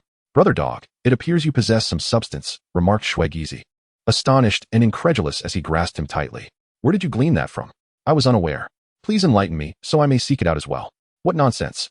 Do you think I am the type to copy? This knowledge resides within me. It cannot be replicated," retorted Yin Zheng, shaking him off. He then turned his gaze toward Pei Shuyo and calmly inquired, "Madame Pei, might you elucidate the meaning behind my earlier statements?" "Wait."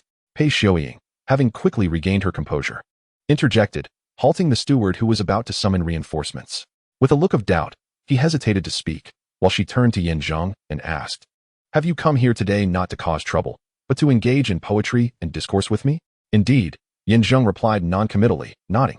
"However, I arrived with good intentions, only to encounter such resistance and the need for reinforcements against me. If this is the case, I, Guzi, am certainly not one to remain obstinate. Since this place does not welcome me, there are surely others that will. I am filled with knowledge and have my own avenues to explore. Farewell." With that, he turned to leave. Shui Gizi, perplexed by his abrupt departure, hurried after him, asking, "Brother Dog, what do you mean by this?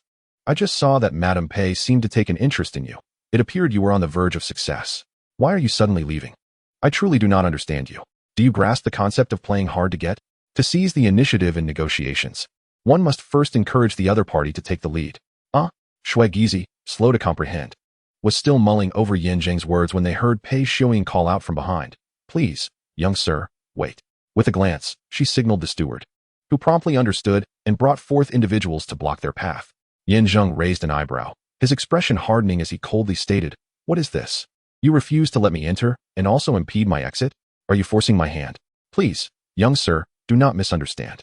Our madam wishes to invite you to the granary for a discussion," the steward replied, bowing respectfully. Shui Gizi was about to agree, but Yin Zheng interjected.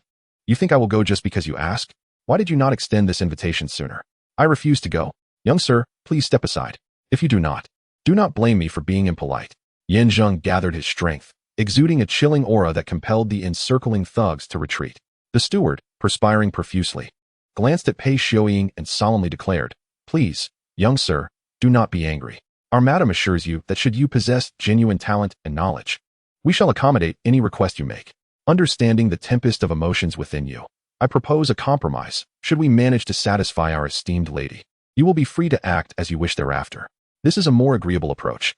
Yin Zheng exhaled a sigh of relief, recognizing the wisdom in moderation. He understood that excess in any endeavor could lead to adverse outcomes.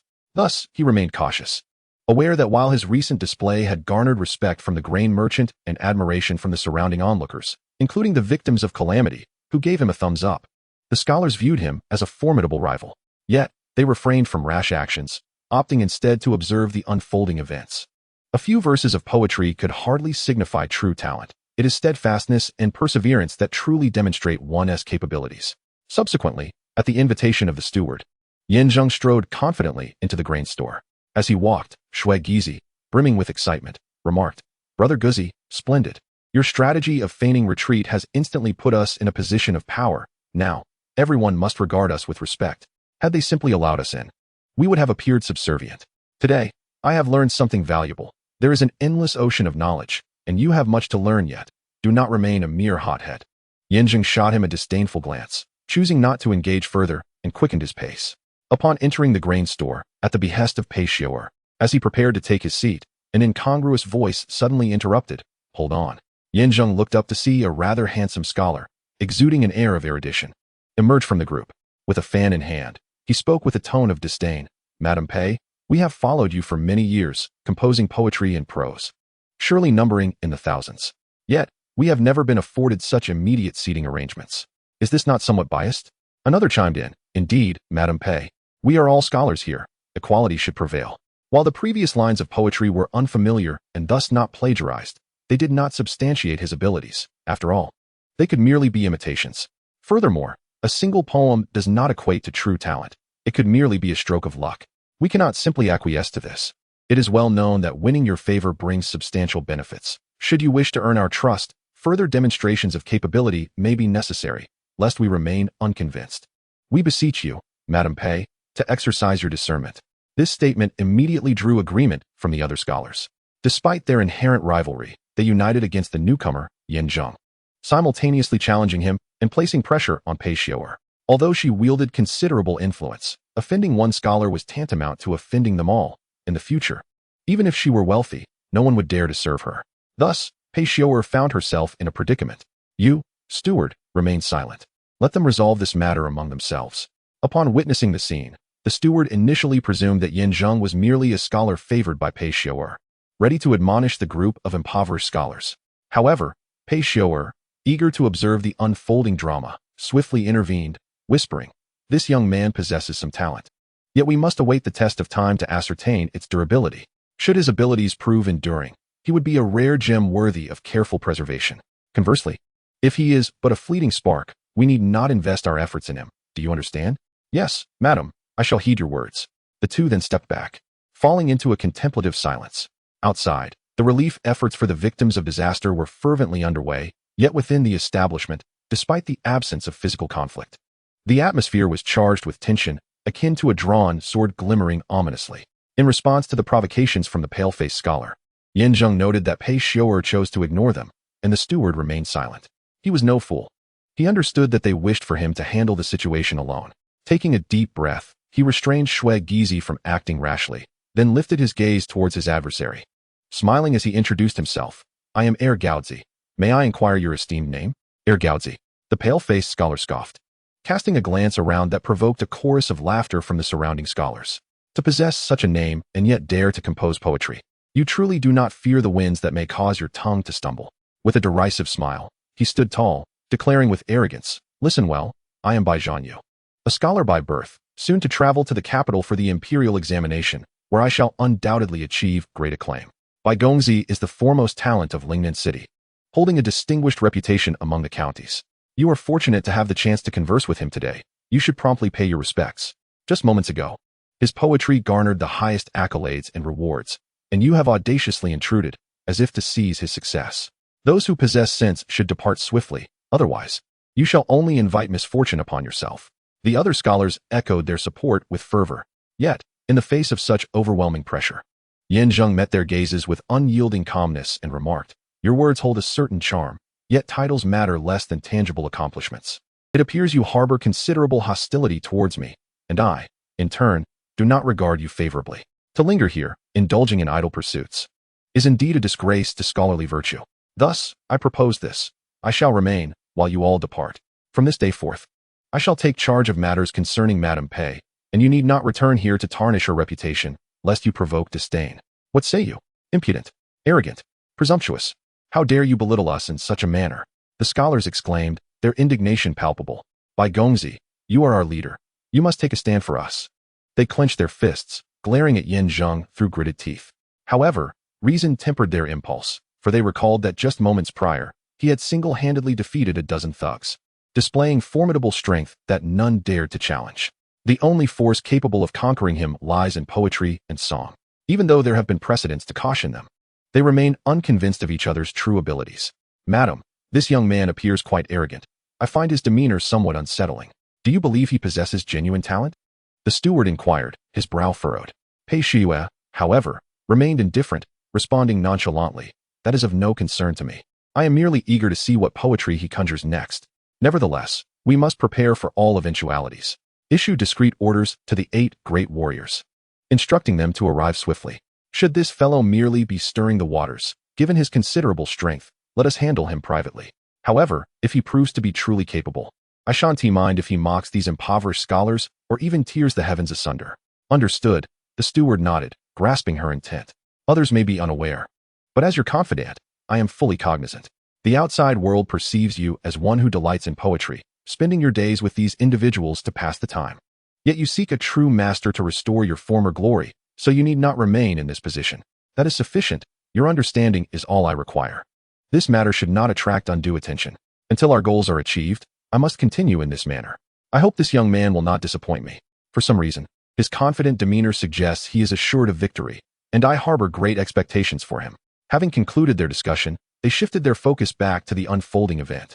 At this moment, confronted by the scholar's assertiveness, Zheng remained unfazed, calmly taking a seat. "Very well, let us engage in a contest of poetry. What theme did you choose for your previous compositions?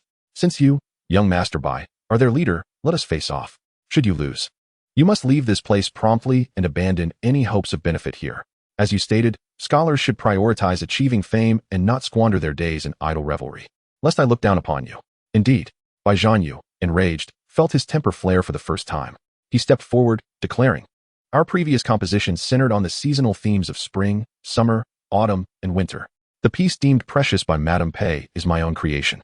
If you can craft 4 verses that either surpass or equate to mine, I will concede." As he spoke, his brow furrowed with determination. He stepped closer, stating earnestly, "The judgment of the masses is discerning. Ultimately, it shall be Madame Pei's opinion that determines the victor. If you outshine me, I will depart along with these scholars, never to return. However, should you lose, you must publicly bow and apologize, paying the price for your earlier arrogance." "Agreed." Zheng nodded, rising with a wicked grin. "However, I have an additional condition. If I emerge victorious, you and your band of impoverished scholars must kneel and confess your errors, bearing the consequences of your ignorance. If I were in your position, There would be no need to rush to the capital for the examination. One's character speaks to one's talent. Judging by your earlier words, it seems that a trip to the capital would yield little benefit. It may be wiser to contemplate whether a change in profession is in order to avoid tarnishing the dignity associated with being a scholar. No matter. Let it be as he suggests. I, by Zhang Yu, may be average in many respects, but when it comes to the description of the seasons, I dare say no one can surpass me. By Zhang Yu calmly interjected, stopping the other agitated scholars. You all know me well. Is this a lack of faith in my abilities? Very well, let it proceed as planned. I am eager to witness just how capable this fellow truly is. I expect a resounding bow. If it is too feeble, I shall not accept it. This time, I shall teach him a lesson in humility, ensuring he understands that we are not easily trifled with. Chapter 102. The crowd was stirred with indignation, not only due to Bai Zhanyu's unwavering confidence, but also in disdain for Yin Zheng. Though his previous few lines were indeed astonishing, they were likely a fleeting moment of brilliance, with little chance of reversal. Crafting poetry across the 4 seasons is the most challenging endeavor, and in this regard, Bai Zhanyu has devoted decades to his studies. He can be said to embody the essence of seasonal poetry. At least in the circumstances they have witnessed, no one has ever surpassed him. A fact evidenced by past experiences and the poetry he has just composed. The scholars felt this way, and even the steward and Pei Shiyue believed that Yin Zheng's chances of triumph were slim. Yet, there was a palpable curiosity within them to discover the true extent of his capabilities.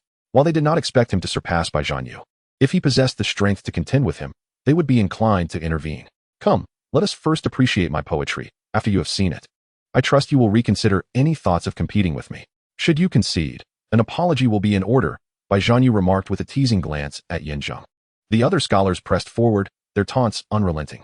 Even a group of disaster-stricken villagers, who were still receiving their rations, found themselves drawn to the unfolding scene. Their anticipation peaked. Although they understood the slim odds of success, Yin Zheng's earlier words resonated with the sentiments of the common folk, thus meriting their support. Consequently, as the scholars jeered, they simultaneously rallied behind Yin Zheng, creating a stark division in the atmosphere. Very well, let us take a look, Yin Zheng replied noncommittally, nodding with a smile before stepping towards the poetry area. Shui Gizi followed closely behind. Although he harbored some confidence in Yin Zheng, he knew that poetry was not synonymous with strategy or physical prowess. To be frank, he feared humiliation, so he whispered, Brother Guzi, what is our contingency plan? What contingency plan? If we falter, apologizing to these scholars would be a minor issue, but Pei Shiyue will undoubtedly object. Though I am unaware of the origins of the 8 great Vajras and the 16 blind monks, it is evident that they are extraordinary figures. In our naive folly, we have inadvertently offended them, and should they seek retribution, it would indeed be disastrous. Before I could finish, Yin Zheng suddenly interrupted, turning to face me with a serious demeanor. Will you perish if you unconditionally support me just this once? It's not that I doubt you, Brother Dogsy, I replied, but rather that I am concerned for your well-being. You once told me that one must always prepare for the unexpected, to be ready in order to prevent complications. No matter how confident or capable you are, plans can never fully anticipate change. Surely, having a contingency plan would be prudent? You certainly know how to apply what you've learned, Yin Zheng scoffed. Let me inform you that my backup plan involves returning home to give you a thorough scolding. I shall confine you for 3 days and nights without food, and then you will labor at the unfinished construction site of the estate until you comprehend the necessity of unconditionally trusting me, at which point your normal status shall be restored. What? Let's go? Without further ado, Yin Zheng quickened his pace, leading us swiftly to the poetry section. The verses composed by others were hardly noteworthy. Though they appeared somewhat refined, they were ultimately mediocre, a facade of grandeur concealing a lack of substance. However, upon perusing Bai Zhanyu's work, I found myself compelled to regard him with newfound respect. His composition was quite commendable, the rhythm was orderly, and the choice of words harmonized beautifully. While his depictions of the seasons may not have reached the pinnacle of excellence, given his age and talent, they were indeed impressive. Unfortunately for him, he had crossed paths with Yin Zheng, a modern soul, a time traveler embodying the literary prowess of 5 millennia. In comparison, Bai Zhanyu was but a minor figure, hardly worth mention. Are you intimidated now? Observing Yin Zheng's momentary daze as he held the poem in silence, Bai Zhanyu's confidence swelled, prompting him to tease, I told you before, poetry is my realm, and the depiction of the seasons is my forte. Not only you, but even the talented scholars from various regions and the esteemed scholars of the capital would find it difficult to surpass me. You, a mere country boy, lack the capability to compete. Let us not waste time with idle chatter. Quickly apologize and acknowledge your mistakes. To me, You are merely a fleeting distraction, hardly worth my consideration, and I do not wish to squander any more time on you. Indeed, apologize at once, echoed the others, as if they had just achieved great acclaim. I must remind you, when you bow in apology, your voice must be loud and your demeanor sincere. Should we detect even the slightest hint of insincerity, you will have to start over. This is the price to pay. Challenging us is one thing, but daring to provoke young master Bai is entirely another. Now, it is time for you to face reality. See, he cannot even utter a word. He must be utterly stunned. Laughter erupted from Bai Zhanyu and his companions, as they reveled in their ridicule, their arrogance palpable. The sight left Shui Gizi feeling anxious. Yet he refrained from voicing any imprudent ideas, having learned from past experiences. Meanwhile, Pei Xiu'er fixated her piercing gaze upon Wang Xiao, inexplicably eager for Yin Zhao to mount some form of resistance. If he were to surrender without a fight, she would be, to be frank, quite disappointed. As for poetry, I believe I could rank it somewhere around 50 or 60 in my heart. Just as the crowd thought Yin Zheng was incapable, he suddenly lifted his head to look at Bai Zhanyu and, with a hint of boredom, remarked, I must say, I am rather disappointed. I initially thought you, a great talent, would possess extraordinary abilities, yet it appears you are not so remarkable after all. Impudence. Bai Zhanyu's smile abruptly froze, and with a fierce glare, he retorted, Who cannot boast? If you have the skill, present your poetry, and cease this insipid banter. Someone, fetch the ink and brush. Yin Zheng bellowed. Pei Xiu'er shot him a glance, and the old steward, understanding immediately, hurried to the inner chamber to personally retrieve the writing implements, then respectfully arranged them on the table. Just as Yin Zheng approached to begin writing, the steward leaned in to quietly advise, Young master, please do take care. I can see Our Lady has a degree of faith in you. If you possess true talent, that would be splendid. Otherwise, it may be difficult to save face. Thank you for the reminder. I am well aware, Yin Zheng replied with a grateful smile, then lifted his brush, writing fervently on the blank paper. While others, even extraordinarily gifted poets, would typically require several hours to articulate the essence of the seasons from conception to completion, Yin Zheng, however, began to write without a moment's hesitation, finishing in a mere 4 or 5 minutes. This astonishing speed raised questions about the quality of his work. What kind of exquisite poetry could be produced in such a brief span? Though this was an impromptu performance, devoid of prior rehearsal or preparation, completing such a significant piece in one breath seemed nearly impossible. I am done, Yin Zheng declared, straightening his back and handing the poem to Pei Xiu'er. As she held it, her expression fluctuated, and she inquired, Second young master, are you certain? Do you not wish to contemplate further? Second young master, I did caution you earlier, the steward lamented, expressing his disappointment. Clearly, crafting poetry in such a short time frame was inadvisable. It seemed this young man was merely a braggart. At that moment, Shui Gizi had already prepared, scanning the surroundings for the most suitable escape route. Should the situation turn unfavorable, he would promptly flee with Dogsy. Haha, you've made me laugh. A poem crafted in 5 minutes, when it typically takes 5 hours. This surely cannot be poetry, but merely draft paper. While confidence is admirable, excessive self-assurance could lead to a fade of talent. All right, everyone, prepare yourselves. We must accept their bows and prostrations. Upon witnessing the scene, the scholars erupted into unrestrained laughter, their mockery unabashed. In stark contrast, the disaster-stricken individuals wore expressions of deep concern, inexplicably anxious for Yin Zheng. Yet, throughout the jeers, skepticism, resistance, and even the pervasive gloom that surrounded him, Yin Zheng remained composed, exuding an air of tranquility as if nothing in the world could perturb him. With an expression of serene calmness, he turned to Madame Pei and softly said, Madame Pei, please proceed. I shall grant your request. With a sigh, Madame Pei lazily unfurled a sheet of white paper and began to recite the words. In spring, jade green adorns the lofty trees, with myriad tendrils of green silk cascading down. Who, I wonder, has crafted the delicate leaves? The spring breeze in February is like scissors. What initially seemed mundane transformed dramatically. Upon concluding her recitation, Madame Pei suddenly raised her brows, looking at Yin Zheng with disbelief. The scholars' raucous laughter abruptly ceased. They exchanged incredulous glances, unable to comprehend. They had never encountered such verses before. Given their extensive reading, the likelihood of plagiarism was minimal. Hence, could it be that he had composed these lines himself? To suddenly conjure such poetry, seemingly simple yet profoundly evocative, they envisioned the scenes painted by the words. Madame Pei, please continue, Yin Zheng urged gently. Observing the astonishment on their faces, his demeanor neither humble nor arrogant, Madame Pei nodded mechanically, now intrigued. As she treasured the subsequent verses and recited them with fervor, In summer, during the season of yellow plums, rain falls in every household, and frogs croak in every grassy pond. Those who promise to visit at midnight are absent, as I idly knock the chess pieces and the lamp blossoms fall. In autumn, the azure sky meets the yellowed earth, the autumn hues ripple like waves, and cold mist rises over the green waters. In winter, the mountains are devoid of birds, and countless paths bear no traces of human footprints. A solitary boat with a straw raincoat and bamboo hat is left to fish in the cold, snowy river. As Madame Pei's voice continued to weave through the verses, the once boisterous gathering fell into a profound silence. Everyone became enraptured, unable to detach themselves from the experience. The scholars, seasoned in their fields, bowed their heads in contemplation, while the disaster victims gazed at Zheng with expressions of eager anticipation. Despite their hardships, the poetry elevated their spirits, revealing that life indeed harbors its brighter facets. After a considerable pause, Gizi was the first to leap to his feet, clapping enthusiastically and exclaiming, "Brother Guzi is magnificent. These 4 poems are simply extraordinary. Even a layman like myself is left in awe. These are not mere verses, but divine creations."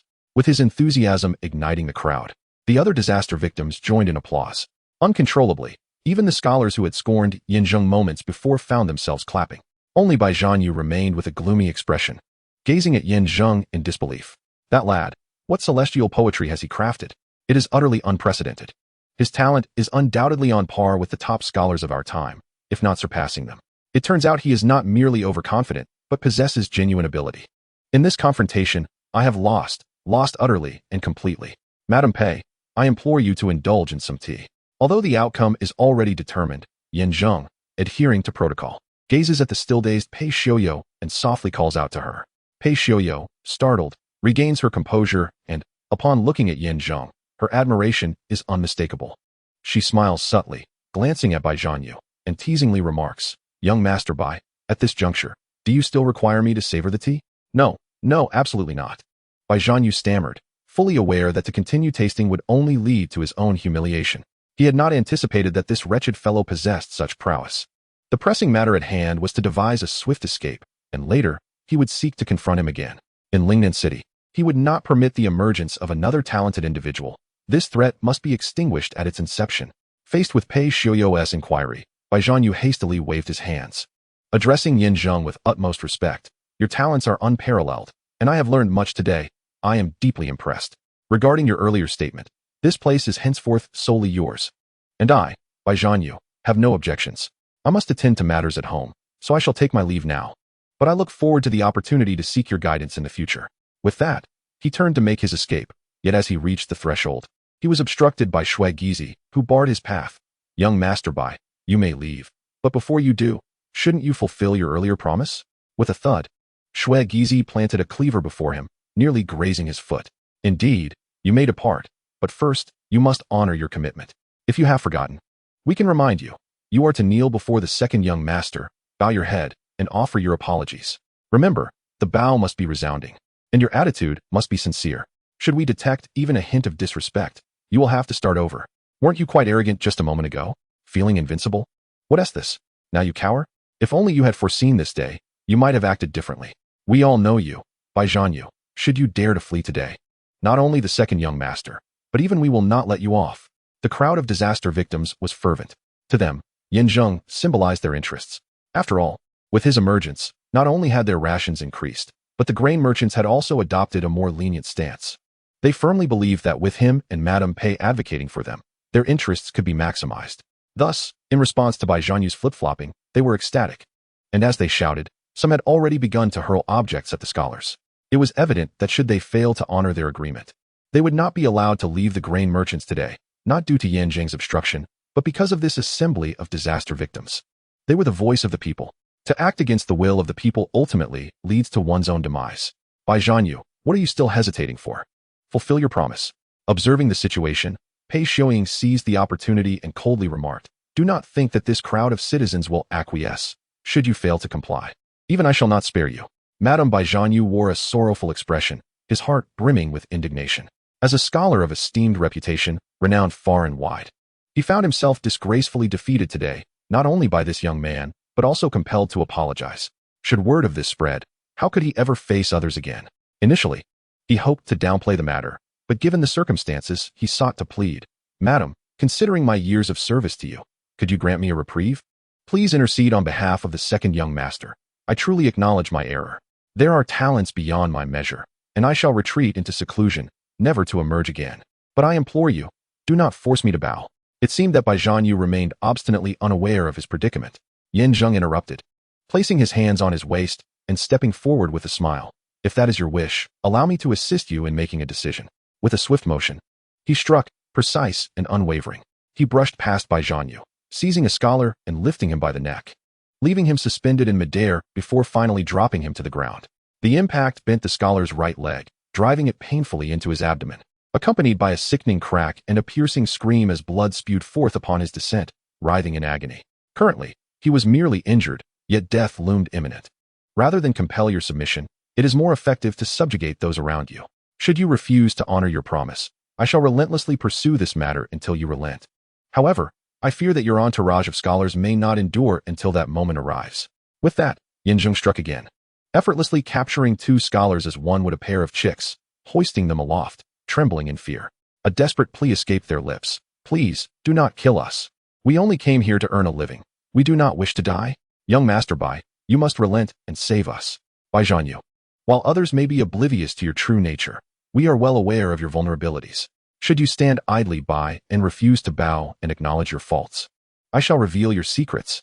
Yes, if we are to perish, let us perish together. If we suffer misfortune, you shall not escape unscathed. Hurry, bow and admit your mistakes. Accept your losses. To act otherwise would be a disgrace to your scholarly integrity. The scholars, terrified by Zheng's intimidation, were driven by an overpowering instinct for survival, leading them to utter words they would not otherwise dare. Upon hearing their threats, Zheng Yu could no longer maintain his composure. After an intense internal struggle, he finally clenched his teeth and conceded, "Very well, I shall apologize. I will bow. I acknowledge my wrongdoing. Indeed, it is as it should be." Zheng, with a faint smile, cast a glance at his opponent, his heart filled with uncertainty. Initially, he perceived the other as merely a minor character, easily dealt with. However, upon overhearing the scholars mutter about a certain secret that appeared to be of great significance to Zheng Yu, one he would rather perish than reveal, Yin sensed that there lay a deeper narrative. Yet, he refrained from acting hastily, opting to first resolve the immediate situation, leaving other matters for another day. "Come, I await you," he declared, seating himself upon a bench. Shui Gizi, understanding the situation, directed the scholars to line up one by one. "We beg your pardon, second young master, we were in the wrong." Bang, bang. "You are magnanimous, please forgive us." Bang. "I bow before you. We shall never dare offend you again. This is your territory, and from now on, we shall take care to avoid you." Bang, bang, bang, bang. The scholars, lined up, offered their apologies, bowing deeply, their demeanor sincere, tears streaming down their faces. A series of actions flowing seamlessly. When it was Zheng Yu's turn, he gritted his teeth and knelt, his bows resounding louder than any of the scholars. Only after several minutes, bloodied and dizzy, did he lament, "Second young master, are you satisfied now?" "Not bad." Zheng chuckled lightly, leaning closer to whisper, "I spare you today, not wanting to be misunderstood. However, I warn you, do not think to linger in Lingnan City again, should I see you once more. I shall strike." "Understood, rest assured. I shall depart immediately and will never remain in Lingnan City again. I shall not offend your sight." "Good to hear. Furthermore, I just heard them mention you possess some secret. Might you share it with me?" Zheng Yu, filled with trepidation, with a pained expression, pleaded. "It is but a trivial matter, and surely it lies outside our agreement, does it not? Second young master, please do not press me further." "Ha ha ha." Zheng laughed heartily, patting his shoulder, and remarked nonchalantly, "I was merely inquiring. Why the anxiety? It seems you have quite the skeletons in your closet. Nevertheless, I care not, as long as you leave Lingnan City and cease to be my adversary. Should I discover you causing trouble again, one word, death. Yes, be gone." With this agreement reached, Zheng bellowed, giving him a swift kick, causing Zheng Yu to flee in disarray, vanishing in the blink of an eye. Meanwhile, the group of scholars, now disheveled, dared not linger, scurrying away in panic. Clap, clap, clap. At this moment, the crowd erupted into thunderous applause. A chorus of admiration for Zheng. His stature rose magnificently, for in stark contrast to the clattering and hollow bravado of Zheng Yu and his ilk, he stood as the true embodiment of a talented scholar. For verses of spring, summer, autumn, and winter are undeniably remarkable, perhaps unmatched for many years to come. "My lady, do you see this second young master?" Shall we invite him into the inner hall for a more profound discussion? With that, Pei Xiao turned and walked towards the inner room. The old steward understood her intent and made his way directly to Yin Zheng. Chapter 104, Second Young Master. Our Lady requests your presence in her chamber, the old steward said respectfully, clasping his fists. Yin Zheng nodded slightly and replied, it is indeed no trouble to enter. I, too, have matters to discuss with the lady. However, I must mention that the support I received from the common folk during my confrontation with Bai Zhanyu and the others was quite considerable. Now that we have emerged victorious, I hope you comprehend my sentiments, esteemed steward.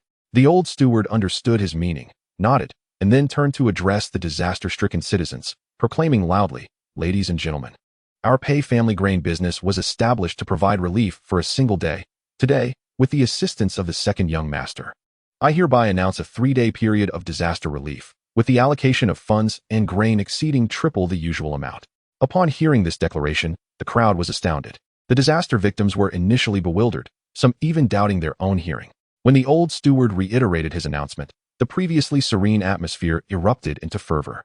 Second young master is magnificent. We thank you, second young master. Truly, you are a benefactor of the people. We have chosen the right ally, and your immense kindness will be etched in our hearts. Should you ever require our assistance, we shall dedicate ourselves fully to your cause. The disaster victims bowed deeply to Yin Zheng, revering him as though he were a deity. In response, Yin Zheng acknowledged them with nods, and then turned to Shui Gizi, instructing, Gizi, remain here and assist the old steward in distributing grain and funds to the victims. Remember to promote our Yu family well. This achievement is not solely my own, but is the result of the head of the Yu family authorizing it. I wish for you to comprehend that.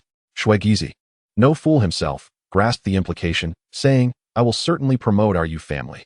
Though these victims come from humble origins, the hearts and opinions of the people are our greatest support. If we can win their favor, it will facilitate any endeavor we undertake in the future. Now I see the grand vision you possess. Not only have you addressed the grain issue, but you have also seized the opportunity to promote the Yu family, truly a dual benefit. I am in admiration. This flattery was the most gratifying he had ever delivered. Yin Zheng chuckled, patting his shoulder lightly, and replied, work diligently, and by my side, you will have much to learn. However, I still hope for you to be capable of standing on your own, without needing to consult me for everything. My ambitions extend far beyond Lingnan City. Rest assured, Brother Dogzi, through this experience, my understanding of you has deepened considerably, and I know how to proceed. Having concluded their conversation, Yin Zheng followed the young servant into the inner hall. The old steward immediately took Shui Gizi to distribute silver and grain to the disaster victims. In terms of building relationships, he was quite adept. With his capabilities, winning the people's hearts should not pose much of a challenge. Even though he was aware of his ties to the Yu family, as long as he could be of assistance to Pei Xiao, helping her achieve her desires, he believed that the old steward would turn a blind eye to certain matters. Inside the inner chamber, upon entering, the young servant discreetly closed the door.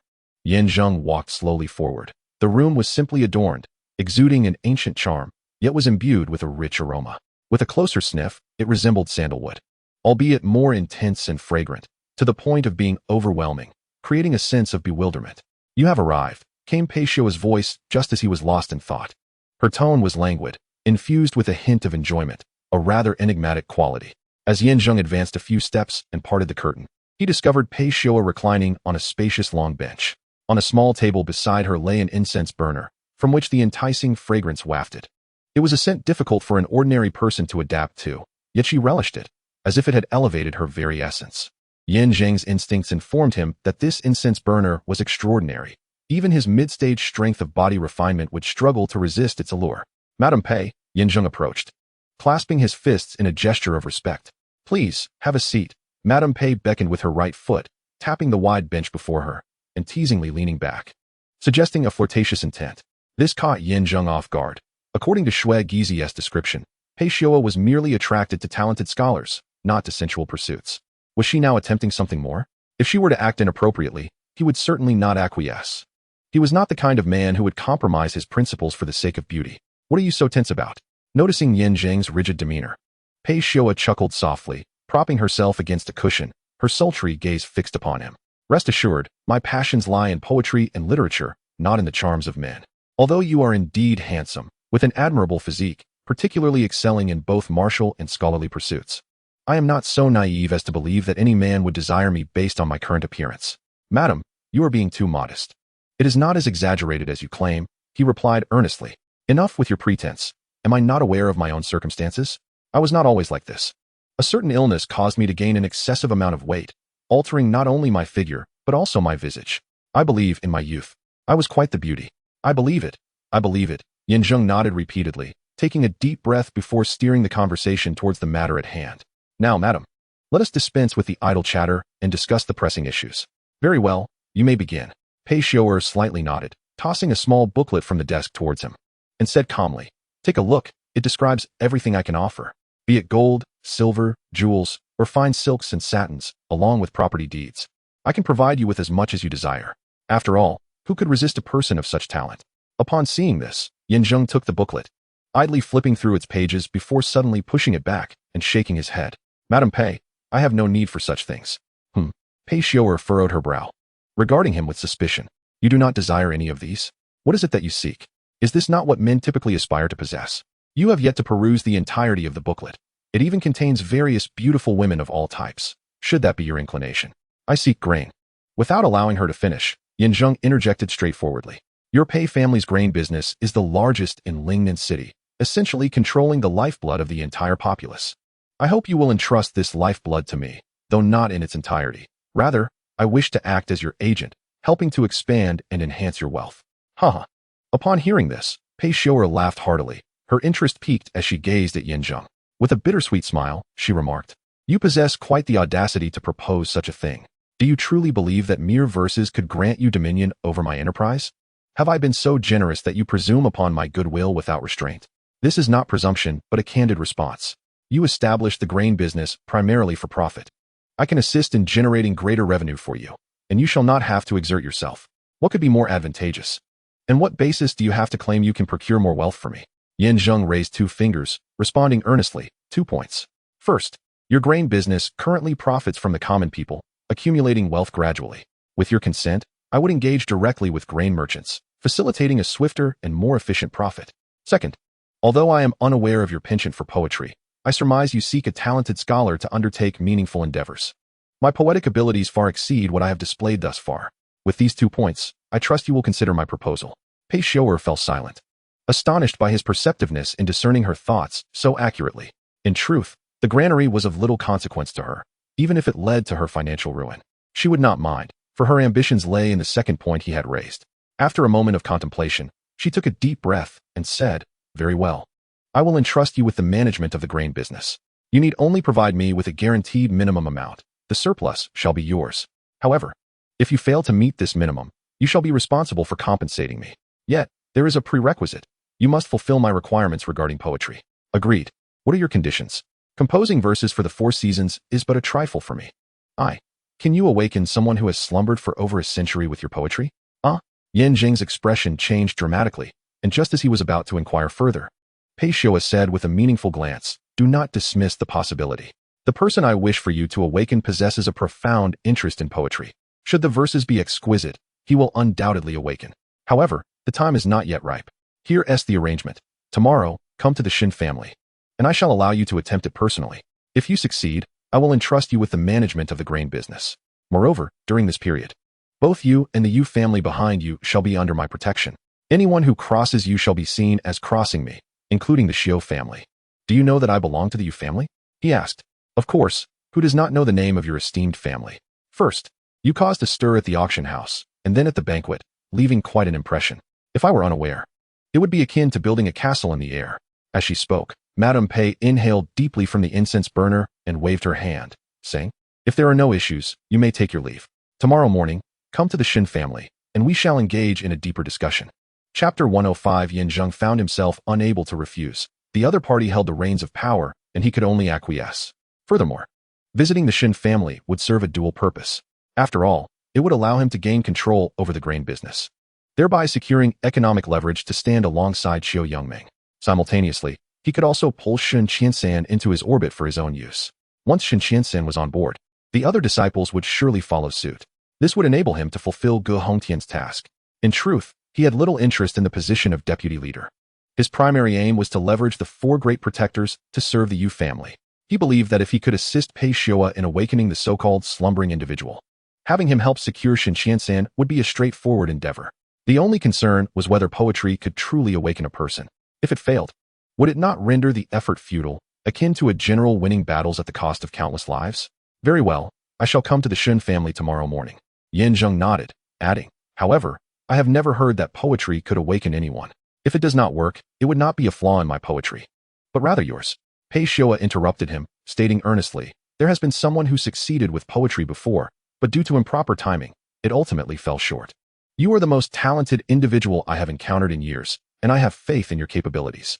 Furthermore, to demonstrate my sincerity, I can share that if that person awakens, my weight issue will be resolved, making it exceedingly important for me. Should you truly achieve this, I shall bestow upon you further rewards. All right, I shall do my utmost. Now, I must rest. You may go. Yes, Madam Pei, I shall take my leave. After their conversation, Yin Zheng clasped his fist respectfully and took his leave. Upon reaching the front courtyard, he found that the grain had already been mostly distributed. Seeing Yin Zheng, the crowd once again expressed their gratitude, but this time, the reverence was not solely for Yin Zheng, but for the entire Yu family, particularly in light of the reputation of Yu Qingrong that had been established. As the disaster victims departed, the old steward exchanged a brief greeting with Yin Zheng before attending to his own affairs. Shui Gizi immediately approached, a grin on his lips, and remarked, so, Brother Guzi, did I handle things adequately? The victims have now remembered our Shui family. Soon, word will spread from 1 to 10, then to 100. I anticipate that it won't be long before our reputation reaches beyond Lingnan City. If the Xiu family dares to trouble us in the future, the common folk will surely not stand for it. Excellent. Yin Zheng nodded in approval. This is precisely why I entrust matters of networking to you. You excel in such undertakings. If it were someone else, like Zhao Hu, I doubt he would manage as well. Just continue to leverage your strengths. Naturally.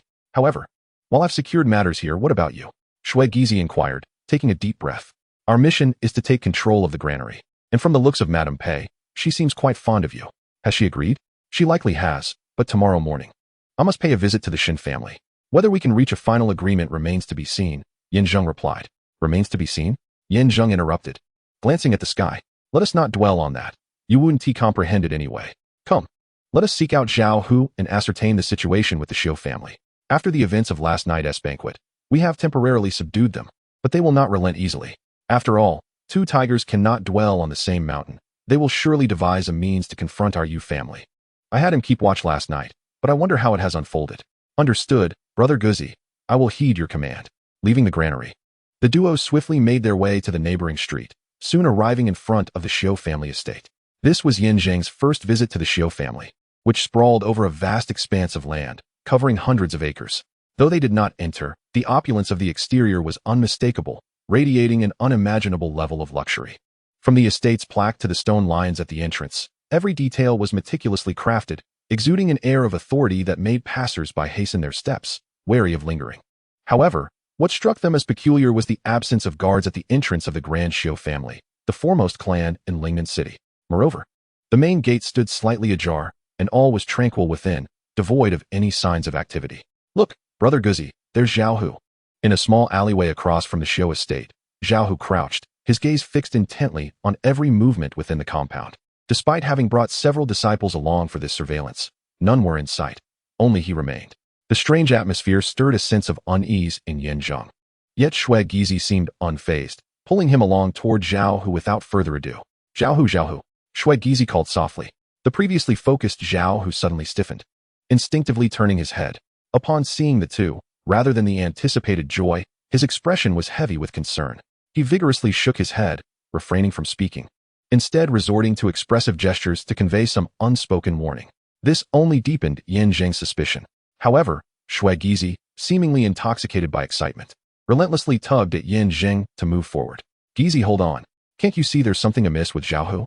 Yin Zheng grasped him firmly, but Shui Gizi, undeterred, replied. What could possibly be wrong? P.S. Just monitoring, not provoking the Xiu family. Come on, Dogzi, are you being overly cautious? Let us move forward and see what he has discovered. Enough. No more chatter. We must hide immediately. Yin Zheng insisted, attempting to pull him back. But it was too late. With several sharp sounds, a multitude of figures suddenly descended from above, surrounding them with precision, cornering the two without an escape. What is happening? Shui Gizi's expression shifted. Yin Zheng glared fiercely at him. I told you there was something wrong, but you wouldn't listen.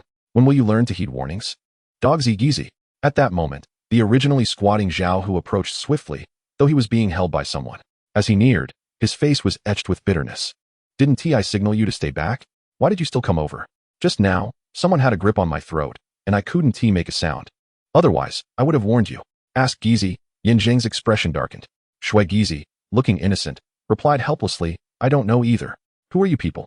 At this juncture, the two raised their heads and beheld the group of sudden arrivals, all clad in identical black attire, fully armed with blades and axes, arrows at their backs, and black headscarves adorned with a character for death on their foreheads. Their expressions were solemn, their gaze unwavering, resembling grim reapers, instilling a chilling dread. What was truly terrifying, however, was their strength. Although they had yet to engage in combat, the aura radiating from them suggested that they were at least at the 6th or 7th level of body refinement, with some possibly exceeding the 8th level. Should it come to a one-on-one confrontation, Zheng might have had a slim chance of escape, but facing such a multitude, especially with Gizi and Zhao Hu alongside him, a full retreat seemed exceedingly difficult. Who are you, and what do you want?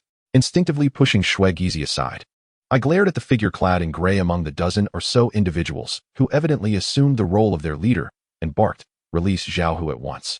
Or do not blame me for my rudeness. Move aside. The gray-clad individual said little. With a shove, Zhao Hu stumbled back towards me. Coldly, the leader stated, I have already conveyed my message to you. Relay it. Will all three of you perish, or will you cling to life? The choice lies with you. No. Who are you people? Gizi interjected, his voice laced with confusion. Zhao Hu, do not speak recklessly. Sensing Gizi's impending outburst, Zhao Hu quickly silenced him. Stepping forward to whisper, they are mercenaries, hired by the Xiu family at great expense to deal with our Yu clan. To them, the eradication of the Yu family hinges primarily on eliminating the three of us. As I have been here observing, we have already fallen into their encirclement, waiting for you two to arrive so they can capture us all at once.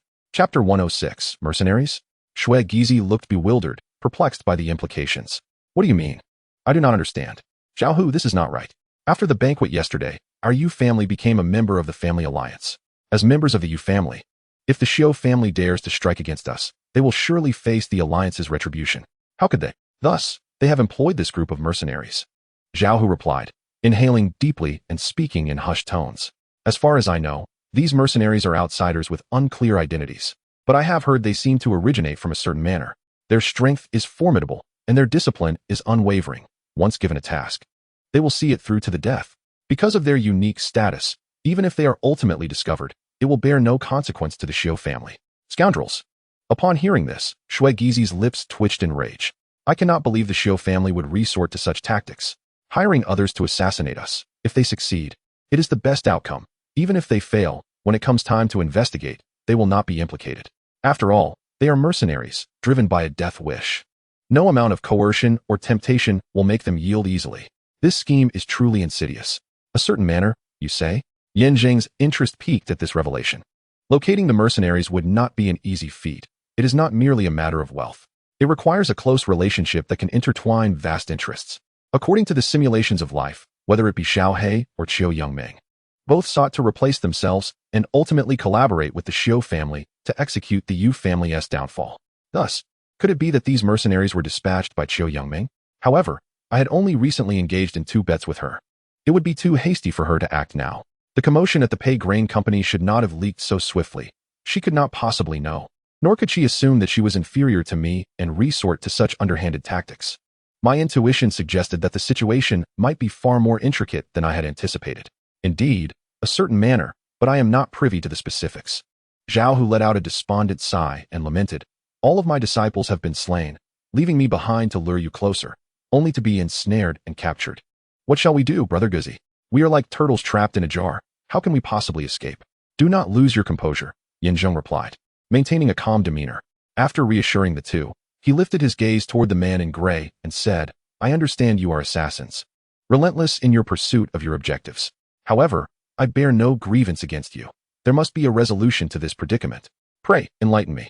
You possess a level-headedness. The gray-clad man replied with a faint smile. He gestured, and the surrounding assassins retreated slightly before he continued. Indeed, there are options before us. Our mission presents 2 choices. Either eliminate you and eradicate the Yu family, or compel the Yu family to publicly withdraw from the family alliance and distance themselves from Lingnan City. Should you cease to compete with the Xiu family, you may operate freely. So, you are dispatched by the Xiu family? Zheng inquired. That is of little consequence. What matters is that you must convey your choice to me. The gray-clad man stepped forward, his expression darkening. Furthermore, let me add, we have positioned our assassins around your Yu family estate. Once we capture you, they will launch an all-out assault. Thus, you truly have no choice but to acquiesce to my demands, or the entire Yu family will face annihilation. I am offering you an opportunity. You must seize it wisely. What? You have stationed assassins around the Yu family estate? Zheng's expression shifted sharply. Shui Gizi and Zhao Hu exchanged a glance, their faces filled with trepidation. Brother Gizi, he does not seem to jest. What shall we do? They have taken us hostage and surrounded the estate. What are these people truly after? After a lengthy contemplation, Zheng turned his gaze back to the gray-clad man and asked, there is one thing I do not understand. If the Xiu family is intent on annihilating us, why not simply kill us outright? Why resort to such convoluted means to force our surrender? Is that not superfluous? Enough with the trivialities. We have our reasons. You need only tell me which path you choose. The gray-clad man, unwilling to elaborate further, barked an order, and the assassins, who had initially retreated, advanced once more, their blades drawn, prepared to strike at any moment. Zheng's gaze darkened as he fixed his stare upon the adversary. It seemed evident that the Xiu family was behind their commands, yet the so-called Zhuangzi they served appeared to have ulterior motives. Surrounding the Yu family without attacking, they aimed to subdue them first. This suggested that Yu Qingrong was, for the time being, safe. As long as he could resolve this situation and then rally to provide aid, the crisis could be averted. With no reinforcements at hand, they were reliant solely upon themselves. Despite their numerical superiority and formidable prowess, he too was not without his own strengths. With his mastery of the 4th level of slaughtering techniques and the enhancement of the dragon-slaying blade, he was more than capable of fighting back. Zhao Hu, if you trust your esteemed companion, then take refuge behind me while I engage with them. Without hesitation, Zheng bellowed, at the opportune moment. Make your escape through the back door and inform the family head to retreat into the secret chamber. What? Shui Guozi exclaimed in horror. You intend to confront them? Is that truly feasible? Indeed, Brother Guozi, they are numerous and formidable. We may not stand a chance. Enough of your ramblings. It has come to this. We must fight to the death. It is either their demise or ours. Upon finishing, Zheng ceased any further discussion, leaving the two behind, and raised his gaze toward the man in gray, declaring with fervor, I fear my choice will disappoint you. My family shall not withdraw from the clan alliance, nor shall you succeed in eliminating us. There exists a third path. You shall perish. Incredibly obstinate. The man in gray snorted derisively and taunted. When I received the assignment, it was evident that you were a tough nut to crack, and it seems the reputation is well deserved. I am well acquainted with your background, and thus I arrived adequately prepared. Since you are so eager for death, I shall oblige. With a command from the man in gray, dozens of assassins surged forward. Instantly, the alley was filled with dazzling lights and surging force, akin to towering mountains pressing down or tidal waves crashing forth. Zheng led the two, fighting and retreating, gathering his strength to fend off the onslaught, while wielding his blade to carve a bloody path for Shui Guozi and Zhao Hu. With a swift stroke, he severed the heads of two foes. Thud! With two more strikes, he crippled their legs, and upon tearing a breach through their ironclad defenses, he shouted, Zhao Hu, quickly! Take Guozi and flee. Remember, do not look back. Run as far as you can. As long as you are safe, I can unleash my full might and engage them fiercely. But Brother Guozi, if we leave, what shall become of you? Indeed, Brother Guozi, if we depart, we should do so together. In the face of imminent danger, the two continued to hesitate. In a moment of desperation, Zheng slapped each of them across the face and commanded, You must go. Do not concern yourselves with me. To me, your presence is not assistance but a burden. Only by your departure can I fight without restraint. Flee swiftly and return to inform the family head. That is our stronghold, our foundation, and it must not falter. Very well, Brother Guozi. Reluctantly, Zhao Hu nodded in agreement, seizing Shui Guozi, who still attempted to argue, and dashed ahead. Meanwhile, Zheng was not idle. He brandished his blade, slaying adversaries to safeguard their escape. A quarter of an hour later, after dispatching 6 or 7 assassins, they finally broke through a gap, just as they were about to burst forth from the encirclement. Unexpectedly, a whirlwind of dust erupted from the smooth ground, swirling around them and knocking both to the ground. Zheng was taken aback, astonished to discover that they had prepared so thoroughly. Not only were they outnumbered, but they had also set up various traps and secret passages around them, rendering escape impossible and resulting in their disarray. At the moment the two men tumbled to the ground, several sharp blades surged towards them. Thud! A massive boulder came crashing down, striking Zhao Hu squarely in the chest, causing him to spew a mouthful of blood and stagger to the ground. Swoosh! Just then, Another long sword sliced through the air, severing Shui Gizi's right arm with a sharp crack. "Ah, my hand, my hand." Shui Gizi cried out in excruciating pain, desperately clutching his bleeding arm, tears nearly spilling from his eyes. "Gizi!" Yin Zheng exclaimed in shock. Before he could react, the man in gray swiftly approached, sneering as he spoke. "I not only know you well, but I am also familiar with those around you. The entire Yu family, aside from you, comprises nothing but a bunch of inept fools, devoid of combat prowess. To truly break your spirit, the best method is not to kill you, but to torment those close to you until you capitulate. I just offered you an opportunity, which you failed to appreciate. Now, I shall methodically torture your companions to death, so you may comprehend the consequences of opposing us." Chapter 107. Dare you? As Yin Zheng grappled with his astonishment, the man in gray suddenly darted forward, his sword aimed directly at the severed arm of Shui Gizi. "Ah!" Shui Gizi let out a heart-wrenching scream. Already in excruciating pain, the intrusion of the sword sent him spiraling into a state of unbearable agony, thrashing on the ground. In a frenzy, he unleashed a flurry of punches against Zhao Hu's chest. Bang! Bang! Bang! The thunderous sounds reverberated, deafening. Zhao Hu's body convulsed before he lost consciousness. "You bastard! I will kill you!" Yin Zheng, on the verge of collapse, roared in fury, channeling his energy to elevate his skills to the fourth tier of the killing the chicken technique. The once unremarkable cleaver seemed to awaken with a soul of its own, becoming sharp and fierce, cutting through all obstacles. With the strength of a mid-tier body refinement at the 7th level, he was akin to a deity of slaughter, an unstoppable force. The assassins that encircled him were either dismembered or pierced through, and in that moment, Wang Xiao was consumed by bloodlust, resembling a vengeful spirit unleashed. He fought fiercely, and by the time he confronted the man in gray, nearly all his foes lay dead, the ground littered with corpses and rivers of blood flowed. Throughout the ordeal, despite enduring numerous attacks, his body battered and bruised, the overwhelming desire for revenge rendered him impervious to pain. Presently, Shui Gizi lay crippled, and Zhao Hu was unconscious, their lives hanging by a thread. Though they bore no blood ties, their bond transcended mere brotherhood. As we journeyed together through storms and tribulations, I, as the elder brother, have not only failed to bestow upon them wealth and prosperity, but have instead endured relentless torment. In my shame and self-reproach, a tempest of fury swells within me, wishing to rend those two gray-clad figures to shreds. It seems you are quite enraged. At the mid-stage of the 7th level of body refinement, your strength is commendable, and coupled with this unknown technique, it possesses considerable might. However, while it suffices to contend with these death warriors, it pales in comparison to my prowess. Do you comprehend the extent of my power? Roar. With that, the gray-clad figure abruptly rose, his voice escalating to a thunderous crescendo, akin to a ferocious tiger descending a mountain, deafening in its resonance. Yin Zheng instinctively took a step back, witnessing the bulging muscles of his opponent, each sinewy line robust and expansive, with veins visibly pulsating, radiating an overwhelming force that instilled fear. 8th level of body refinement. Just as Yin Zheng finished speaking, the gray-clad figure smirked. It is the mid-stage. There exists a level of disparity between us. No matter how resolute your will may be, in the face of absolute strength, you remain but a mantis attempting to stop a chariot, courting your own demise. Originally, the task assigned to me included an additional condition. Your submission would ensure the survival of the Yu family, and you might even have the chance to be taken away by me, perhaps even gifted with an opportunity. Alas, all of that has been obliterated by your actions. Though these death warriors embrace their fate, they are also our painstakingly trained assets. Now that you have slain them, you must pay the price alongside them.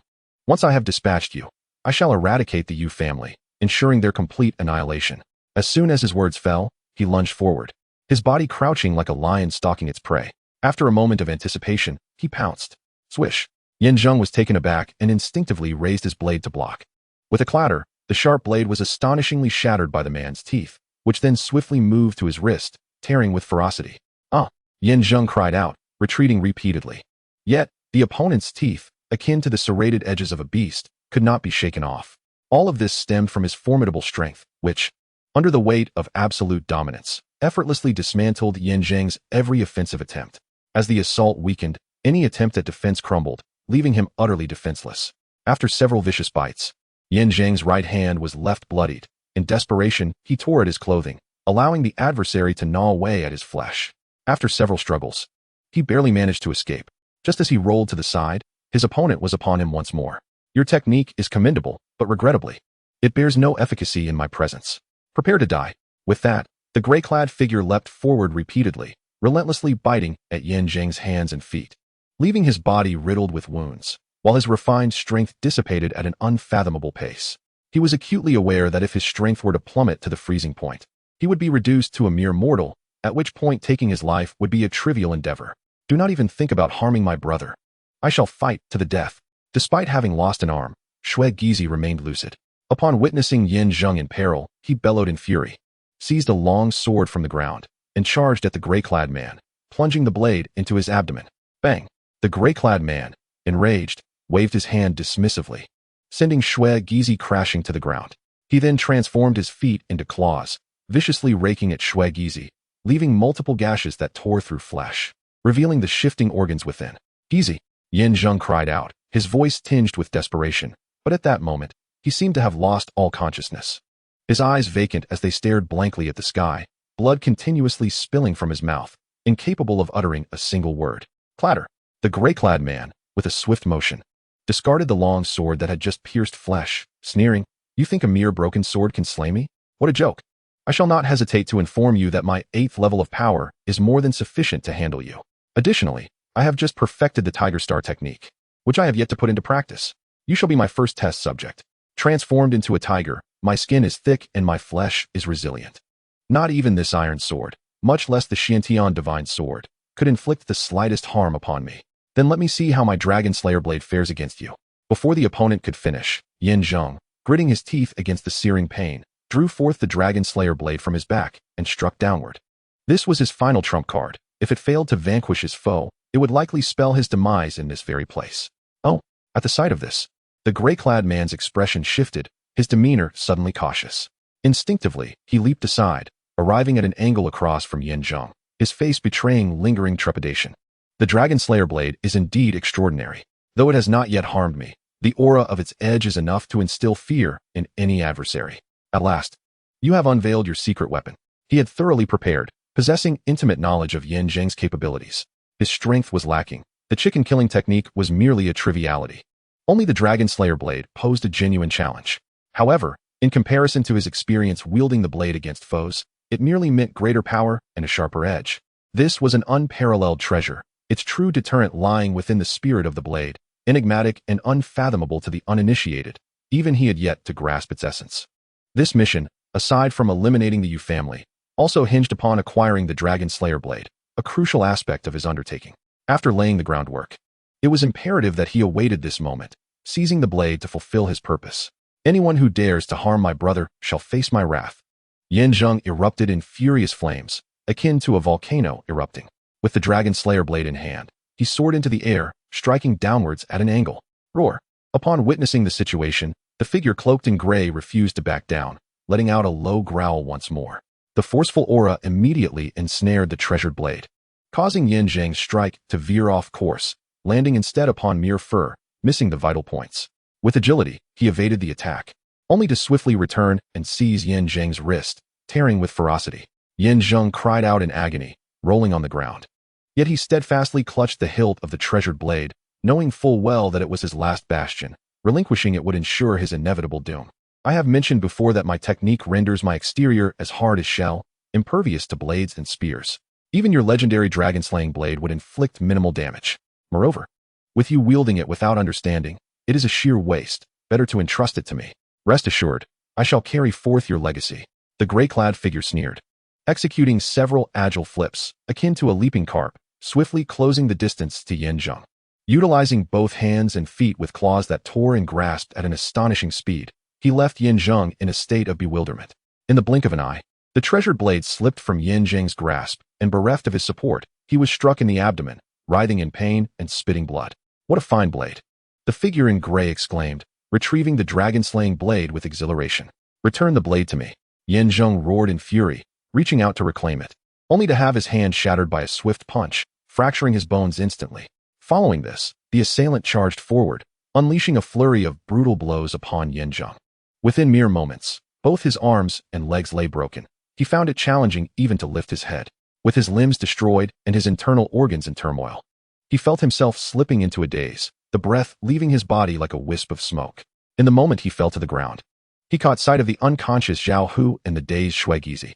Zhao Gizi, I am sorry. I failed to protect you both. It is all my fault. Zheng, overwhelmed with shame, knew well the saying that men seldom shed tears unless truly heartbroken.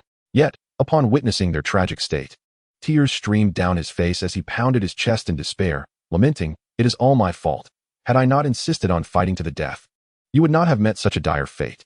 Chapter 108. The second floor of the Xiu family, a watchtower. The arrangements are already set. Xiu Benxin, hands clasped behind his back, wore a wicked smile, speaking nonchalantly, "Prepare yourself. Shortly, you shall lead the team to the Yu family to clean up the aftermath. Remember, discreetly take Yu Qing'er away, and I shall handle matters regarding the dragon-slaying blade. My technique requires the support from Guhan Tian. Thus, he must remain oblivious to my actions against the Yu family and heir Guzi to ensure that it goes unnoticed. Rest assured, master of the house. I am fully aware of my responsibilities," Yang Heir replied respectfully, clasping his fists. With the blade in hand, once the sword spirit is dismantled, we will extract the secret method, aiding your cultivation. Although I am unaware of the specifics of your technique, possessing the treasured blade alongside Gu Hongtian's divine artifact will undoubtedly elevate your prowess. As for the lightness of the Yu family, it is indeed a designated requirement from the capital. Once contributions are made, one can elevate their standing in the realm of cultivation, enabling my family to evolve from a mere lineage into a legitimate sect. This matter is of utmost importance to the honor and fate of the Yu family. Thus, there must be no errors. Additionally, I must insist that no details be disclosed to outsiders. Until our objectives are achieved, I do not wish for any unexpected complications. Besides you, me, and the realm of cultivation, I shall not permit a fourth individual to be privy to this, not even the influential figures within our clan, who are merely idle spectators. Yes, head of the family. After our discussion, the cultivator took his leave and descended to the estate, assembling a group to discreetly head towards the Yu family through the back entrance. Meanwhile, the cultivator, observing Zheng's waning strength, recognized that he was now like a flickering flame, devoid of any threat.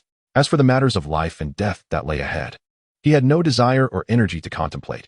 He merely awaited the gray-clad figure to deliver the dragon-slaying blade. Regrettably, during their brief confrontation, he found this young man, whom he dismissed as a mere underdog, to possess some degree of skill. However, he was an adversary. Had he chosen the path of righteousness and allied himself with the cultivator's family, he could have been nurtured into a figure of great potential, far surpassing even that of the cultivator himself. Alas, there are no what-ifs. Beyond a sense of regret, he felt little else and proceeded to descend from the observation platform. At the alleyway, Zheng was indeed gasping for breath, entirely spent. Not only was he incapable of gathering his strength for another confrontation, but he could barely stand. His trump cards had all been revealed, and facing the formidable gray-clad figure, he found himself utterly powerless. In fact, he had already lost two brothers, one unconscious and the other in a stupor, leaving the three of them like meat on the chopping block, awaiting their fate. Remember, in your next life, do not always strike against a rock with an egg. Otherwise, living once means dying once, devoid of meaning. Seeing that Zheng had essentially surrendered, the gray-clad figure signaled to the other standing warriors to remain vigilant and keep watch. He then advanced slowly, holding the dragon-slaying blade, and approached Zheng, sneering coldly before raising the blade without further ado. At this sight, Zheng's heart sank. He had never been one to yield easily. However, he was now completely restrained, yearning to fight back, yet powerless to do so. Zhao had already lost consciousness, while Shui Gizi continued to gaze skyward. Amidst the intense pain in his right arm, his body convulsed violently, the agonizing sensations rendering him near the brink of despair, tears streaming down his face. Yet he could only remain motionless. If there is a next life, I shall ensure you suffer 1,000 cuts, leaving you without a burial place. After casting a furious glance at the gray-clad figure, Zheng silently closed his eyes, awaiting death. The gray-clad figure, with a mocking smile and a shake of his head, taunted, "You, even in death, refuse to relent. Were it not for my imprecision, I would kill you and obliterate your spirit, leaving you unworthy of rebirth. Prepare to receive my blade." As he spoke, the figure in gray raised his hands high, wielding the slaughtering knife, and brought it down with force. Zheng believed he was undoubtedly doomed, having revealed all his trump cards and lacking any support. Facing such a formidable opponent left him utterly helpless. Yet, just as the blade was about to cleave down upon his head, a thunderous crash resounded, deafening and overwhelming. The sound pierced Zheng's eardrums, and before he could react, a heart-wrenching scream erupted nearby. The scream came from the gray-clad figure, causing Zheng's expression to shift in astonishment. Instinctively, he opened his eyes to behold an astonishing sight. The once firmly grasped slaughtering knife had suddenly fallen to the ground, shaking violently, releasing an unfathomable force, vast and mysterious. A shimmering light danced around the gray figure, launching a furious onslaught. From illusion to reality, the intensity grew, and even the gray figure's sturdy physique struggled to withstand it. In an instant, his garments were tattered, flesh sliced, and as he struggled and retreated into a corner, he was left bloodied and battered, a sight of utter despair. What was happening? Zheng's eyes widened in disbelief as he witnessed the scene before him. Suddenly, the slaughtering knife soared upward, seemingly responding to some unseen call, and flew directly to Zheng, radiating a bright glow, as if urging him to grasp it. The dragon-slaying knife was a legendary artifact, capable of sensing its wielder's intent. Although he had attempted to communicate with it before without success, why did it suddenly manifest now? Zheng struggled to comprehend, yet instinctively grasped the knife. The moment he held it, a profound energy coursed through him, seemingly revitalizing his spirit, instantly elevating his mood to an exhilarating high. The previously feeble strength surged forth, and he instinctively rose to his feet, his body trembling with newfound vigor. A rumble echoed within him, resonating like the roar of mountains and oceans throughout his entire skeletal frame. What astonished him further was the realization that the driving force behind the sword's spirit was his own fury. The more enraged he became, the mightier the dragon-slaying knife's power grew. As he approached the brink of collapse, his ability to turn the tables became ever more potent. Thus, the dragon-slaying knife was indeed his secret weapon. However, it was not as he had imagined, activated directly by his will, but rather triggered when his emotions reached a boiling point. Yet, was it a passive manifestation or an active response? As Zheng pondered this, the dragon-slaying knife could no longer contain itself, twitching as its blade pointed directly at the gray figure. The battered figure, horrified, slowly rose with the assistance of several death warriors, gazing at the glowing, menacing dragon-slaying knife, and in trepidation, murmured, "Could this be the legendary sword spirit? However, as far as I am aware, you have not been activated, nor do you possess the knowledge of how to utilize this. It has long since become an integral part of me, passively triggered in times of peril. Do you truly understand me? I do not even comprehend myself. What grounds do you have to utter such words? If you wish to take my life, so be it, but harm my brethren, and you shall face dire consequences. This is not the time for you to send me on my way. Rather, it is I who shall settle accounts with you in due course. Behold the blade." Zheng coldly snorted. Although he had yet to fully master the dragon-slaying sword, the manifestation of its spirit infused him with immense confidence. With a fierce roar, he charged forth, wielding the sword, while 3 or 4 death warriors rushed to confront him. Yet, they were as powerless as a mantis attempting to stop a chariot, lacking any deterrent effect, falling one by one beneath his strikes. The sword was sharp, unparalleled. It cleaved through several heads, leaving nothing but a gruesome spectacle of blood and bone. Amidst the carnage, Zheng advanced, bringing down his blade to shatter the very force that sought to impede him. Despite possessing the strength of the 8th layer of body refinement, he felt as fragile as grass before the sword.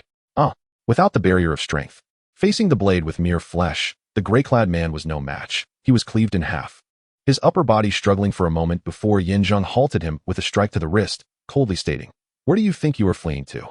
You." The gray-clad man seethed with rage, glaring at Zheng, his head shaking in disbelief as he lamented, "I never expected, truly. I never anticipated that your dragon-slaying sword possessed such formidable power.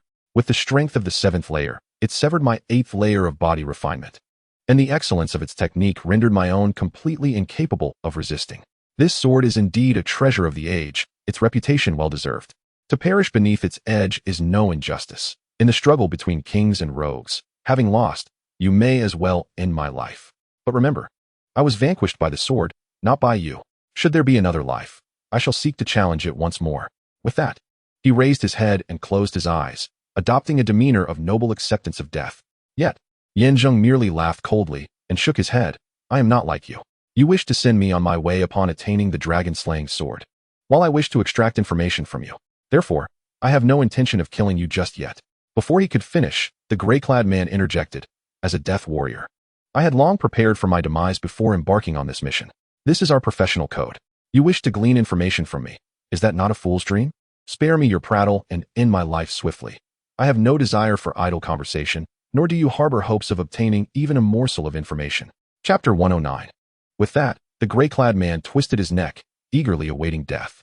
In response, Zheng appeared unfazed. He had anticipated this attitude and was not surprised.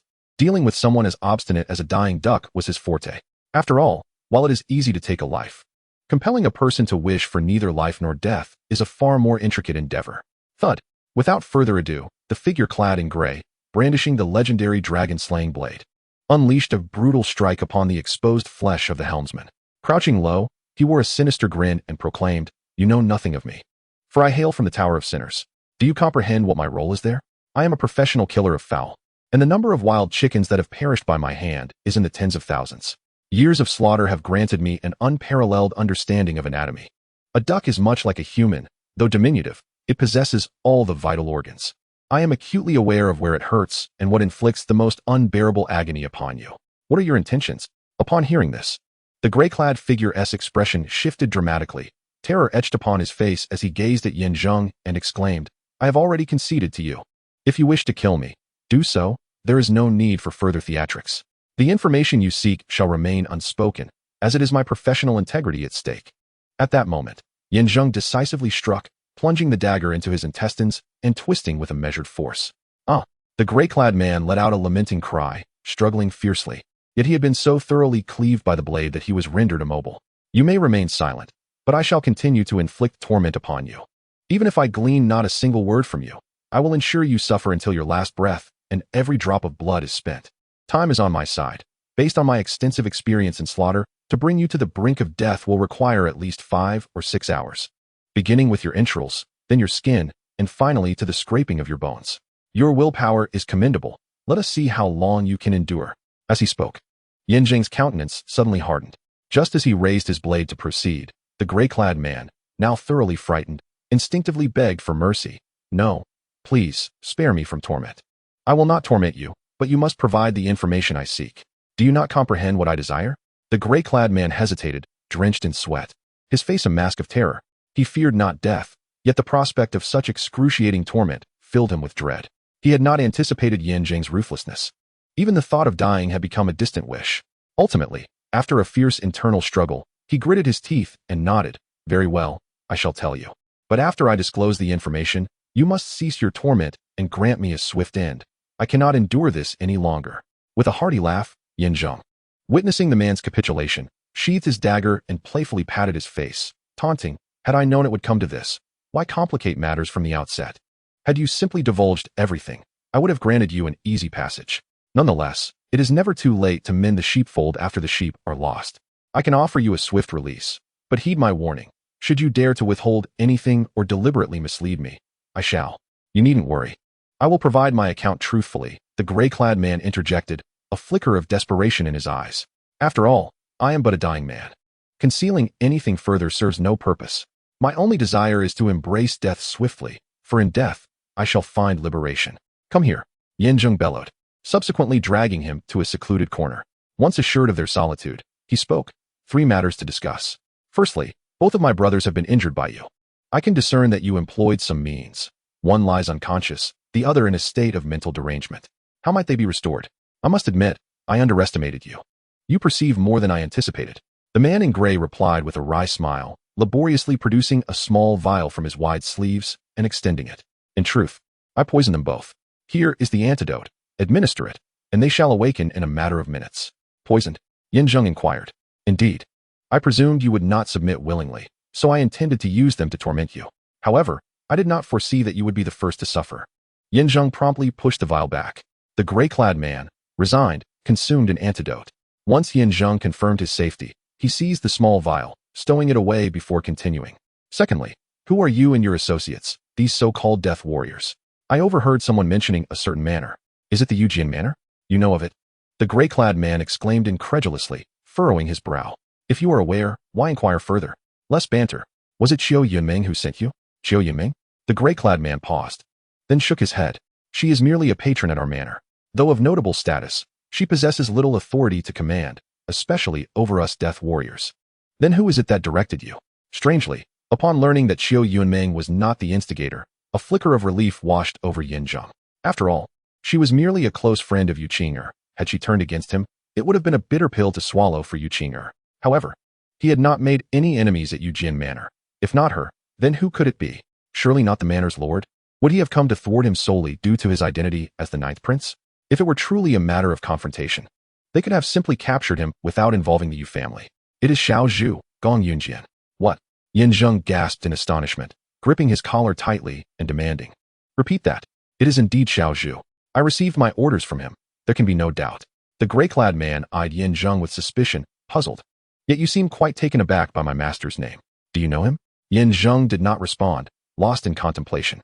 He had not anticipated Gong Yunjian's involvement. During their earlier encounter at the Black Wind stronghold, they had exchanged few words, but he had found the other to be a man of integrity. He still vividly remembers the profound debt of gratitude he owes for saving his sister, a weighty obligation that he intends to repay should the opportunity arise. At the time, he had contemplated visiting the Yuan Sword Manor, only to discover that he was, in fact, the puppet master orchestrating events behind the scenes. What could his true intentions be? Was the rescue of Gong Lingyu insufficient to evoke gratitude, leading instead to a ruthless pursuit of annihilation? I implore you. What is Gong Yunjian's purpose in sending you mercenaries down the mountain? Relate to me, in meticulous detail, the tasks assigned and the connections made throughout this endeavor. Very well. I shall comply. After a lengthy recounting lasting a quarter of an hour, Yinzheng finally grasped the intricate details. It was revealed that the Xiu family did not initiate contact. Rather, Gong Yunjian reached out to them, offering mercenaries from the manor to eliminate the Yu family. The so-called reward was merely a desire to utilize the dragon-slaying blade for research into its spirit. Thus, the mercenaries would dispatch the Yu family, freeing the Xiu family from potential familial strife, while gaining access to the coveted blade for observation. The exact motivations behind this arrangement remained elusive, yet the Xiu family acquiesced. This operation was solely orchestrated by Gong Yunjian, unbeknownst to the manor's owner or Gong Lingyu. However, these mercenaries, being subordinates of Gong Yunjian, were compelled to obey his orders, resulting in the events of today. Upon hearing this, Yin Zheng felt a pang of regret. Thankfully, Gong Lingyu was unaware, had she been involved. It would have meant he had saved the wrong person, repaying kindness with enmity, an act more beastly than human. Gong Yunjian's solitary maneuver was to seize the dragon-slaying blade. Initially, he had dismissed the contention surrounding the blade, but after experiencing its power firsthand against the gray-cloaked men, he became determined to safeguard it, ensuring that no one could take it from him. Now, for the final inquiry, how do you intend to eliminate the mercenaries lying in wait around my Yu family estate? According to the gray-cloaked man's account, both parties had agreed that once the task was accomplished here, the Xiu family would simultaneously act, sending individuals to abduct Yu Qingro. Although the reasons behind the Xiu family's fixation on taking her remain unclear, she is his very foundation, and he must protect her at all costs. Within the estate, despite the number of young members, their prowess varied greatly, with many being mere mortals lacking any cultivation, rendering them incomparable to the rigorously trained mercenaries. It appears that once the family's reconstruction commences, it will be imperative to expedite the training of these individuals. Otherwise, should another crisis arise, relying solely on oneself will be unsustainable.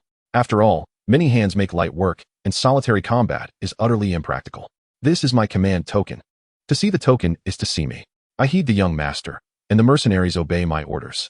As long as you present the token, they will fully comply with your commands, even more so than they would for the young master himself. The gray-cloaked man produced a token from his waist and handed it to Yin Zheng. Chapter 110. This is a remarkable item. Yin Zheng smiled, unreserved, and promptly secured the token within his possession. At this moment, the man in gray was but a breath away from death, his vitality flickering like a dying flame. Severely injured and further bisected by the dragon-slaying blade, he could barely sustain his upper body, relying solely on sheer willpower. Each time Yin Zheng struck, he subjected him to inhuman torment. After answering 3 questions, he was left gasping, and with a feeble gaze fixed upon the smiling Yin Zheng, he weakly inquired, "Second young master, I have answered all your questions truthfully. Might you honor your prior promise and grant me passage?" "Well, that should suffice."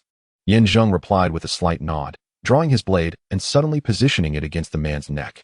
Coldly, he uttered, "Remember, do not serve as someone else's pawn in your next life. The notions of loyal warriors and steadfastness are but illusions. To live and enjoy life is far superior. Now, I shall send you on your way. Reflect well in the netherworld." With that, he swiftly severed the man's head. It tumbled to the ground with a dull thud. Even in death, his eyes remained wide open, not in surprise at his demise, but filled with unfulfilled resentment. Yet, to die swiftly was, for him, the best possible outcome. Afterward, Yin Zheng rose and approached Shui Gizi and his companion, pouring the contents of a small vial into their mouths with utmost care. As life ebbed, words turned gentle. The gray-clad man had personally ingested the antidote, which took effect swiftly. Within 2 to 3 minutes, accompanied by violent coughing, both men regained consciousness. Cough, cough. What has happened to me? It hurts. Upon waking, they grimaced, their expressions contorted with pain and cries. Once they regained their composure and surveyed the scene, they were met with a grim tableau of lifeless bodies, including that of the man in gray. Exchanging incredulous glances, they exclaimed, "Am I still alive? And these people? They are all dead?" Brother Guzi, what on earth transpired? Zheng took a deep breath and gestured dismissively. "I killed them all, including their leader, the man in gray. The specifics are rather complicated, so I shall refrain from elaborating. The crucial matter is, how do you both feel now? Are you all right?" "I'm fine. I merely experienced some tightness and pain in my chest, but I feel much better now," as if nothing had happened. Zhao sighed in relief. Just as Shui Gizi was about to speak, another wave of pain struck him, prompting Zheng to notice his severed right arm. Although the bleeding had ceased, numerous tendons remained connected at the gruesome stump, a sight too horrific to bear. Gizi, tears welled in Zheng's eyes, threatening to spill over as he struggled to suppress his anguish. Zhao's expression tightened, fists clenching in rage as he hissed through gritted teeth. "These treacherous scoundrels must have been sent by the Xiu family to kill us. Now, Gizi has lost an arm, rendering him crippled. If they are still alive, I would truly relish the thought of inflicting 1,000 tortures upon them. However, it is futile to dwell on what has transpired. Losing a hand has plunged Shui Gizi into profound despair, yet witnessing the anguish of Zheng and the others allows him to empathize. He speaks soothingly. Enough? Brother Guzi and Zhao, do not succumb to anger or self-reproach. The situation is irrevocable. In truth, losing a hand is far preferable to losing one's life. Is it not? I perceive this as a form of grace. A hand can still find its purpose. Regrettably, the training you suggested, Brother Guzi, may need to be postponed." Before he can finish, Zheng, filled with emotion, seizes him and proclaims earnestly, "Training is imperative. You yourself said that a hand can still fulfill its role. Likewise, I can facilitate your practice with one hand. Moreover, do not succumb to pessimism. From what I have gathered, once one's strength reaches a certain level, one can wield extraordinary abilities, including regeneration." "Regeneration?" Shui Gizi furrows his brow. Zhao, a scholar, suddenly comprehends and nods. "Yes, I have heard my family mention such abilities. Though they are challenging and complex, still, it offers a glimmer of hope. With Brother Guzi's talent and understanding, achieving such a feat is certainly within reach. Gizi, you must have faith. Gizi, cast aside any mental burdens. In short, as long as Brother Guzi has food to eat, you shall not go hungry. Furthermore, you must cultivate confidence. Do not see yourself as an outcast. You are still you. What is one hand? Before you attain regenerative powers, you can easily use a prosthetic." "Indeed, I shall heed Brother Guzi's words." Shui Gizi regains his confidence, nodding solemnly before asking, "So, Brother Guzi, what do you propose we do next? Those assassins you dispatched have temporarily alleviated our crisis, but the situation with the family remains dire. Therefore, we must hasten to their rescue. Brother Guzi, this requires meticulous planning." Zhao interjects, "According to the description of the gray-clad man, there are many more assassins lying in wait near the family, at least 10 times as many as here. Their strength is comparable, and we suffered significant losses in confronting this group. To deal with the others would be. Fear not, I have already made arrangements." Zheng waves his hand, smiling. "When I killed the gray-clad man, I learned how to subdue the remaining assassins. Furthermore, these assassins may prove invaluable to the Yin family in the future." "Invaluable? Brother Guzi, what do you mean by that?" The two are perplexed. After a moment's reflection, Zhao suddenly exclaims, "Brother Guzi, you do not mean to use this group for. Just know this. Now let us hasten our return. Time is of the essence. They may soon strike against the family. We cannot linger any longer. We must depart immediately." "Yes, Brother Guzi, let us go."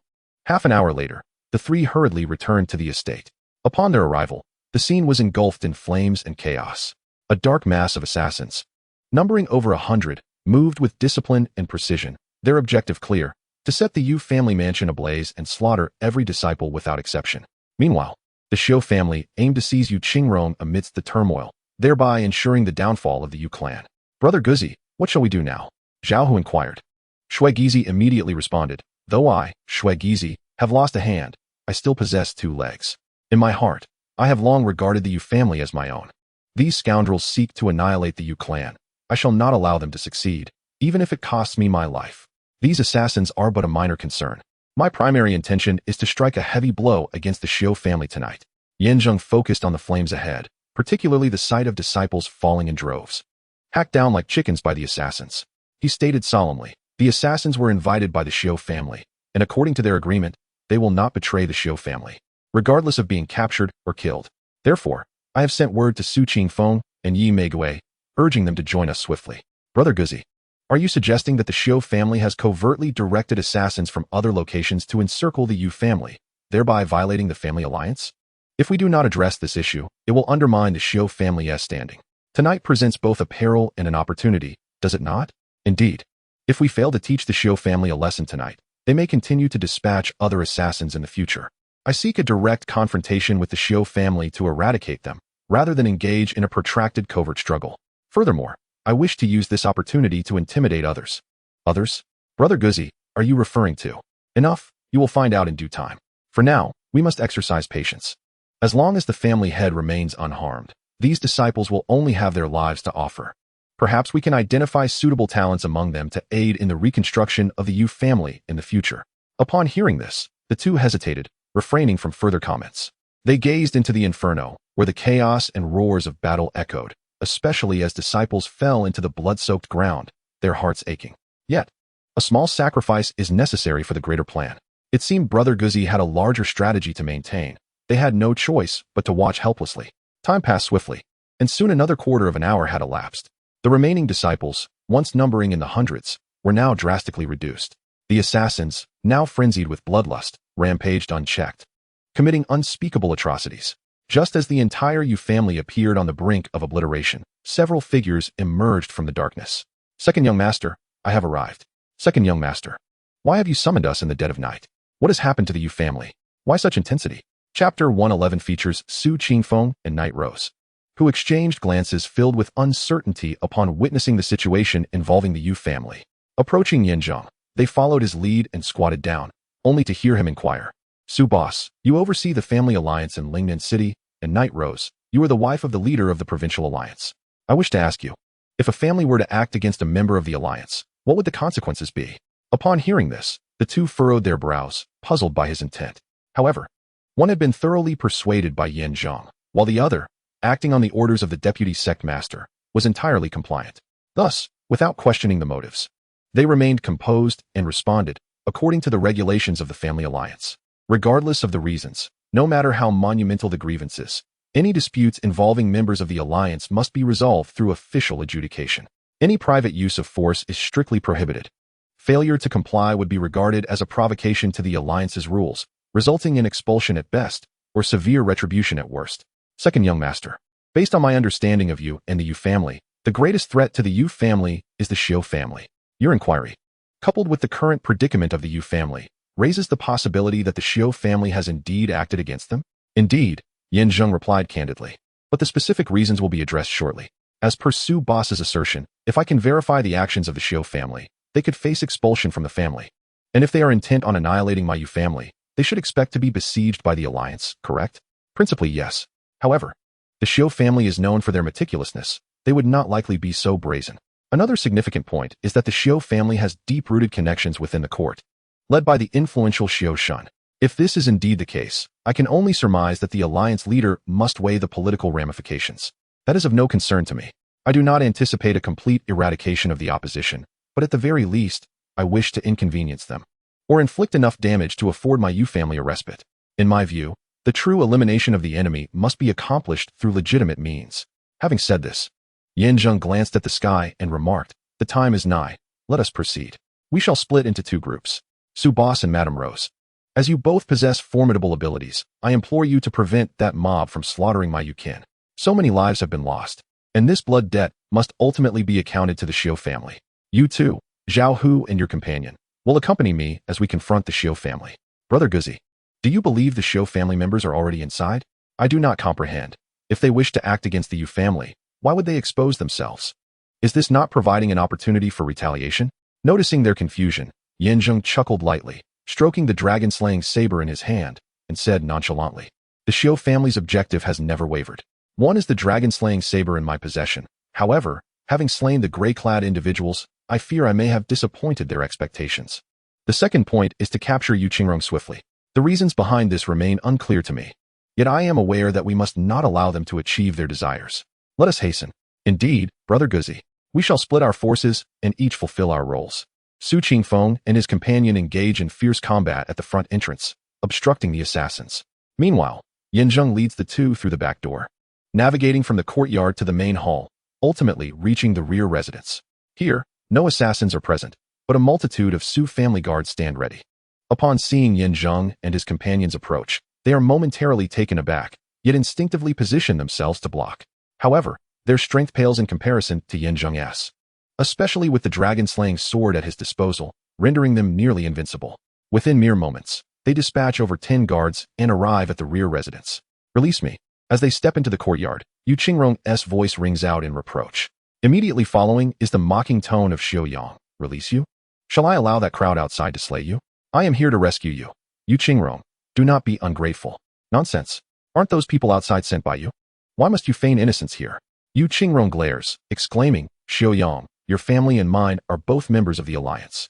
If the Alliance learns of your nocturnal raid on the Yu family, your clan shall face dire consequences. Ha ha. Xiaoyang responds with a nonchalant smile, coldly stating, who says they are sent by us? Even if they were, no one shall know of tonight's events. At most, it will be reported that the Yu family fell victim to banditry, and the authorities will simply pursue some outlaws. Your family, as always, remains utterly ineffectual, though appearing numerous. They are nothing but pawns, easily dispatched without resistance. At this juncture, Xiaoyang shifts his tone, taunting, moreover, I must inform you that you should abandon all illusions. The dragon-slaying sword has likely been delivered to our estate, and your lifeline, Erguzi, has been eliminated along with the rest. What did you say? Yu Qingrong gasps in shock, demanding, you killed Erguzi and the others? Shuigizi Zhaohu, they are all dead? Why would they be spared? Your disbelief is inconsequential. The crux is that you must accompany me now. If you cooperate, I can spare you from physical torment. Otherwise, I will resort to force. Once at my home, you shall witness the corpses of the three. I have stated before, my family is the foremost in Lingnan City, the true rulers. To oppose us is to court death. How tragically foolish to overestimate oneself. Now, let us proceed. With that, Xiaoyang seizes Yu Qingrong, intent on departing. Yet, she continues to struggle, exclaiming, release me. You scoundrel. Let me go? You have slain my kin and Erguzi. I shall not rest until I avenge them. I will kill you. I will kill you. Ha ha. However, her struggles were but a mere tickle, utterly futile. In fact, the more she resisted, the more it exhilarated her captor, who had transitioned from merely holding her to cradling her in his arms. Originally intended for the gaze of others, he suddenly harbored lascivious thoughts, pondering whether he should indulge in a night of passion with her once they returned to his abode. The surrounding guards, witnessing the scene, instantly comprehended the situation and began to jest as they followed the departing pair. Young master, one must admit, this Yu Qingrong is truly remarkable. Indeed, she possesses both an exquisite figure and striking beauty, especially with that fiery temperament. The sense of accomplishment in taming her would be immense. The young master, having grown weary of the mundane and insipid, considered this ethereal woman. Perhaps it was time to explore her tonight? Young master, indulge yourself. We shall not divulge this to the family head. No one need know, but if you feast on meat, might we partake in the broth? That sounds delightful. The guards' banter only intensified the young master's amusement, while their eyes gleamed with avarice as they beheld Yu Qingrong's delicate form. As they emerged from the courtyard, they unexpectedly collided with a figure at the entrance. Now that you have arrived, why the haste to depart? Zheng remarked teasingly, regarding the young master with a hint of mockery. I hear you wish to partake of my family head. You must first inquire whether my dragon-slaying sword consents. With that, Zheng swiftly brandished his weapon, decapitating the two guards who had expressed the most enthusiasm, their heads rolling on the ground as crimson blood gushed forth, causing the remaining guards to instinctively retreat a few steps in terror. The smile on the young master's face vanished instantaneously, replaced by disbelief as he stared at Zheng and his companions. You, why are you here? How have you survived? What is the meaning of this? Erguzi. At that moment, the sorrowful Yu Qingrong, upon seeing Zheng and his companions, was filled with unexpected joy and instinctively cried out. As she attempted to struggle, the young master held her tightly, stepping back and his expression darkening as he growled. You three are like stones in a latrine, stinking and stubborn. You've survived. It seems the gray-clad men have perished. Chapter 112. The young master's fury. His words became increasingly disjointed. The hands that held Yu Qingrong trembled uncontrollably. Seizing the opportunity, Zheng stepped forward and, with a decisive motion, struck the young master's hands away. As Yu Qingrong fell, he deftly caught her, the fragrance enveloping him, filling his heart with tranquility. As Yu Qingrong instinctively wrapped her delicate arms around his neck, an unprecedented sense of security enveloped her, gradually easing her anxious demeanor. With a gentle press of her lips, she gazed at Yin Zheng's resolute countenance and exclaimed with fervor, "Erguzi, I knew you would not succumb so easily. I am certain you would come to rescue me. I understand this cultivation, I truly do." Yin Zheng nodded in affirmation, offering reassurance. "Family head, our mission to rebuild the Yu family's legacy remains unfulfilled. How could I abandon you? Though today is fraught with peril, we must turn misfortune into fortune. The journey of the Yu family has been arduous, and we cannot simply collapse now. Please take a moment to rest while I address this matter. From a certain perspective, today's crisis may not be without its silver lining. Good fortune?" Yu Qingrong furrowed her brows in confusion. Just then, her body swayed, and she steadied herself on the ground. Shui Gizi immediately stepped forward to comfort her. Upon seeing Shui Gizi, who had lost an arm, she was struck with awe and exclaimed, "Gizi, what has happened to you? Where is your right hand?" Shui Gizi managed a bitter smile and replied, "This is a long story, but simply returning alive to see you is enough for me. We can discuss the rest later. For now, let us allow Erguzi to resolve the issue. However, family head, the pressing matter at hand is to deal with the Xiu family. Under the cover of night, they have attacked the alliance members. If we do not provide an explanation, it will not be easily overlooked. We have paid a heavy price tonight, and it is time to repay them in kind." Noticing that Yu Qingrong still wished to inquire further, Zhao Hua quickly approached to offer solace. Yu Qingrong could not help but let out a sigh of resignation, nodding slightly before standing alongside the two. At that moment, Yin Zheng and Xiu Yang exchanged glances. Behind them, flames illuminated the night sky, and cries echoed through the air, adding an eerie ambience to their confrontation. "Xiu Yang, let us speak plainly. Your Xiu family has dispatched assassins today with the intent to annihilate my Yu family. This act has already violated the alliance's regulations. If you are wise, surrender willingly and accompany me to the Xiu family to seek Xiu Benxin as a witness. I may consider sparing your life. Otherwise, today shall mark your demise." Yin Zheng observed his opponent calmly, a glimmer of lethal intent flickering in his eyes. Xiu Yang scoffed derisively, retorting, "Surrender? Your bravado is quite grand. Do not think that by eliminating those in gray attire, you can rest easy. These assassins draw their greatest strength from around your Yu family.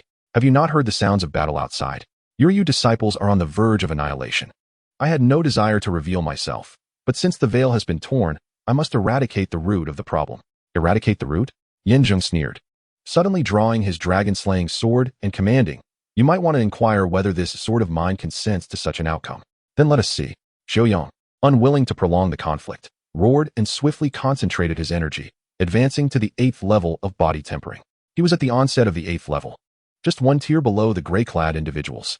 Having learned from past experiences, Yin Zheng was acutely aware that with his current strength at the mid-stage of the 7th realm, it would be exceedingly difficult to contend with his opponent.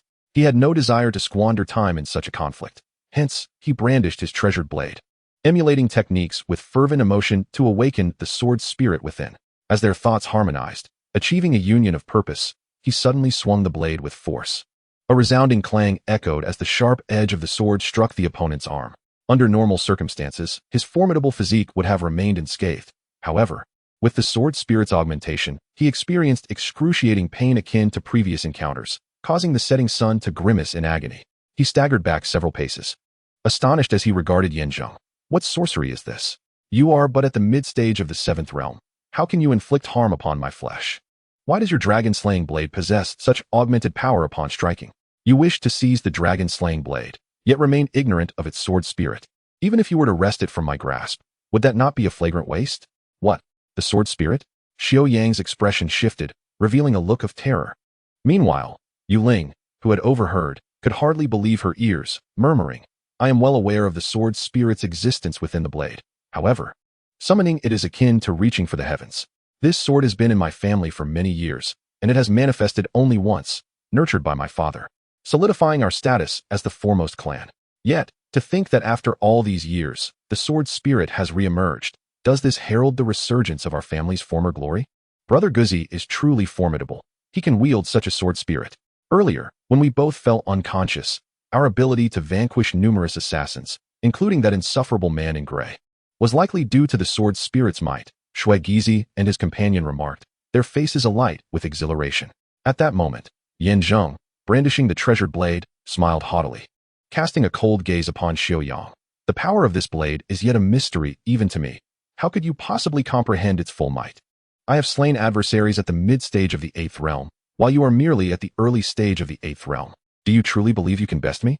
Behold the blade." With a roar, Zheng leapt upon the windfire wheel and charged forth once more. Having learned from his past missteps, Xiaoyang understood the blade's sharpness and dared not confront it head-on, opting instead to evade its lethal edge. Thus, the two engaged in a cat-and-mouse chase, dodging back and forth. However, one may evade for a moment, yet not for a lifetime.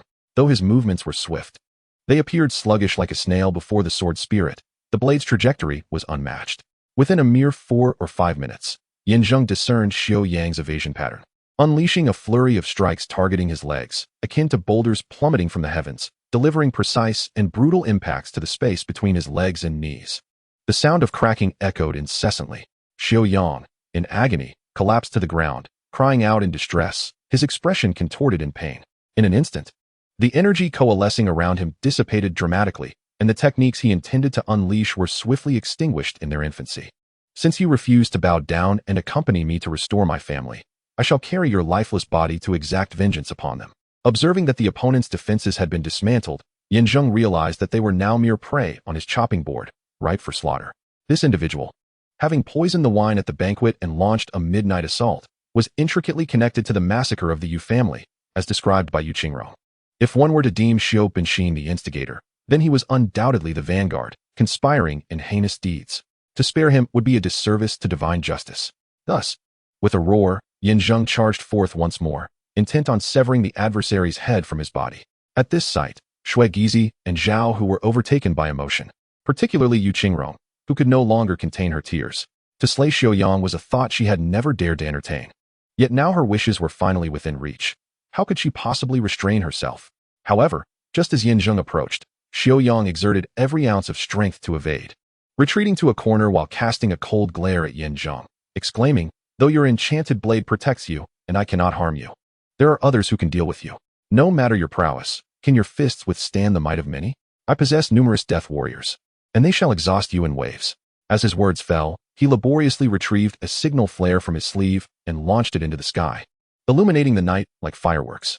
As the brilliance dazzled, several figures swiftly emerged from all directions, moving in perfect unison, and in an instant, they occupied every vital pathway, encircling the group completely.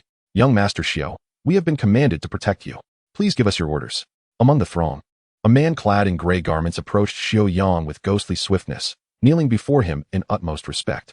"Old Gray, your brother was slain at my family estate by that scoundrel, and other death warriors fell by his hand as well. Now, he seeks to annihilate me entirely. I command you to eliminate this rogue. Not only him, but all others must be eradicated as well. Retrieve the dragon-slaying blade, and as for Yu Qingrong, assess the situation. If she submits, she may be spared. If she resists, she too shall be slain. If she cannot serve my purpose, she is of no use to me.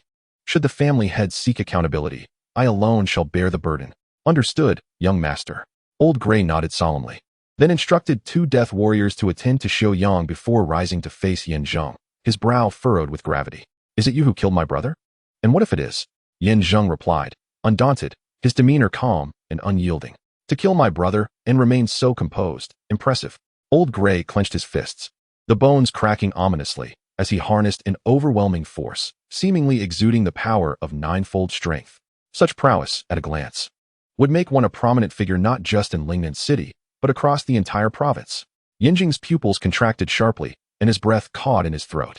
These death warriors were nurtured by the Yunjian Mountain Manor, originally intended to serve as cannon fodder. However, the fact that such formidable experts could be concealed among them raises concerns about the potential prowess of the other disciples, including the young master and the manor's owner. Surely their strength must be extraordinary? 9th level of body refinement. "Brother Dog, this individual possesses remarkable strength," he observed. Seeing this, Shui Gizi and his companion were thrown into a panic, hastily approaching to offer whispered warnings. Meanwhile, Yu Qingrong's previously relaxed expression tightened, and she instinctively grasped Zheng's sleeve, her face a mask of anxiety as she asked, "Guzi, do you still have confidence this time? You may have an advantage in the duel due to your prior knowledge of him. Yet this old Gray boasts such formidable strength that even 2 or 3 of you may not be his match." Young master." Before Yu Qingrong could finish her words, 2 urgent shouts suddenly erupted from behind them. Turning around, they discovered Su Qingfeng and Yi Meigui hastily arriving. Upon witnessing the tense standoff, their expressions turned grave. "We acted on your command to obstruct the death warriors," they explained. Yet these warriors not only ignored our pleas, but grew increasingly emboldened in their slaughter. We have exerted ourselves to no avail. The moment we saw the signal flare in the night sky, we understood the situation had turned dire. To our dismay, they have already surrounded you. Young master, I conducted a brief investigation. These death warriors are not members nurtured by our family alliance. They hail from elsewhere. Currently, they are working for the Xiao family. If we were to speculate, one could easily shift the blame onto the Xiao family, who could deny any involvement. Do not worry, I will handle this, Zheng declared, taking a deep breath and gesturing dismissively. I have long been prepared for this matter. These death warriors are fiercely loyal and exceptionally skilled.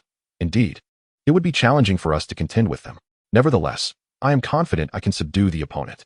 So, Madame Rose, please attend to the family head and others while I negotiate. How will you negotiate? Did you not see?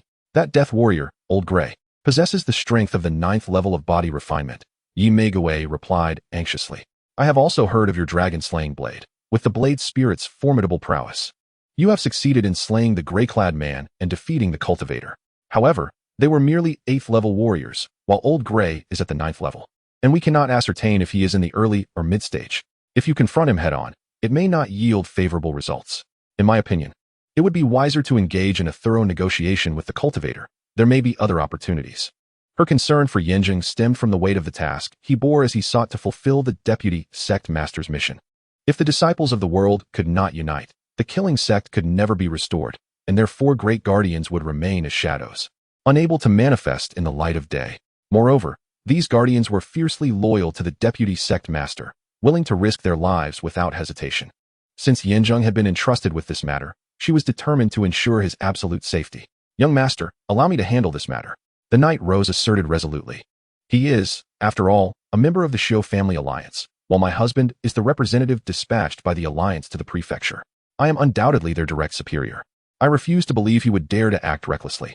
Upon finishing her statement, fearing that Zheng might engage in further debate, she turned to Xiaoyang, who was aloof in the corner, observing with cold indifference, and scolded sharply. Xiaoyang, do you recognize who I am? Madame Rose, who does not know you? Xiaoyang replied calmly, showing no concern even in the presence of Su Boss and the Knight Rose, instead wearing a faintly wicked smile. Knowing you are indeed Madame Rose, then your summoning of this group of assassins tonight to trouble the Yu family has resulted in countless casualties, which is already a violation of the Alliance's regulations. However, while the consequences have yet to escalate severely, I advise you to take these assassins away immediately. I will permit your departure. And as for how this matter will ultimately be resolved, report it to my husband. You are merely a shameless harlot, unworthy of dictating terms here.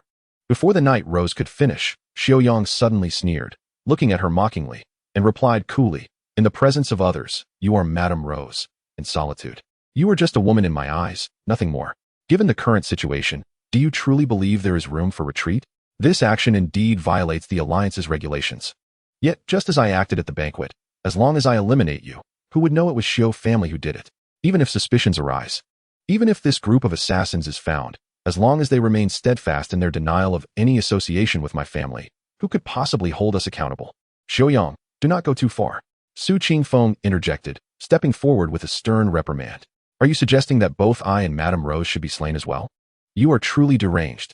Xiaoyang laughed heartily, rising slowly with the assistance of 2 assassins. After a light cough, he remarked with an air of disinterest. You may hurl insults at me as you wish, as long as I achieve my goal.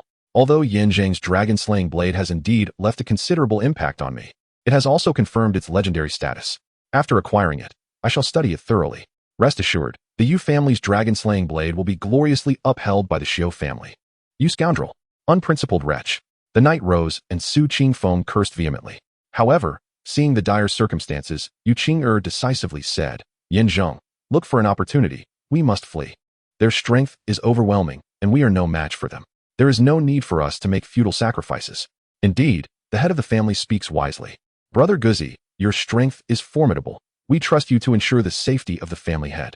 We shall hold the line here, as long as you can escape. We will die without regrets. So many brothers have perished. If we cannot avenge them, we can only follow them into the afterlife. Otherwise, how could we face so many lost souls? Shui Gizi and his companion declared passionately, filled with righteous indignation. In the midst of their heated quarrel, the Knight Roses resolved to join Zheng and the others in their impending demise, observing their unwavering resolve in the face of death. Xiaoyang could not help but smile bitterly, shaking his head as he remarked, struggling in vain is utterly meaningless. If you were to surrender gracefully, you might achieve a dignified end. However, since you wish to resist further, I shall be forced to employ lethal measures. Lao Hui, what are you waiting for? Act. Eliminate them. Yes, young master. Lao Hui, receiving the command without hesitation, waved his hand, and the warriors positioned around them surged forward like a relentless tide. Amidst the throng, Lao Hui's voice resonated. I shall take care of my brother's killer. The rest of you, dispatch the others on the spot. Remember what young Master Xiao just said. Capture Yu Qingrong alive if possible, but if there is any resistance, feel free to kill. What we do today must remain confidential. Understood. As they divided their forces to swiftly mount an attack, Shui Gizi and his companions were consumed by anxiety, urging Yin Zheng to hasten in escorting Yu Qingrong away. Yet, before they could act, one by one, they were pulled back by Yin Zheng. Just as confusion enveloped the crowd, he suddenly proclaimed, "These warriors may be fierce, but it is not us they fear, it is Xiaoyang. Lao Hui, do you recognize this token?" As he spoke, he retrieved the emblem previously bestowed upon him by the figure in gray. This revelation brought Lao Hui, who had been poised to strike, to an abrupt halt. Upon seeing the token, his expression shifted dramatically, fear overtaking him as he inquired, "How do you possess this token? Did you steal it from my brother?" According to the rules of your order, as the leader of the Death Warriors, one must destroy the token if they sense impending death. If it remains intact and falls into the hands of another, it signifies that this individual has received his endorsement. In other words, your brother's death is not my doing, and he designated me to take command of your group. What, do you intend to defy my orders? Chapter 114. At this proclamation, the room fell into stunned silence. Everyone stood agape, grappling with the shocking turn of events. Cornered with no escape, they had not anticipated such a twist. Although the specifics remained unclear, the astonishment in Lao Hui's eyes was enough to convey the chilling power of the token in Yin Zheng's possession.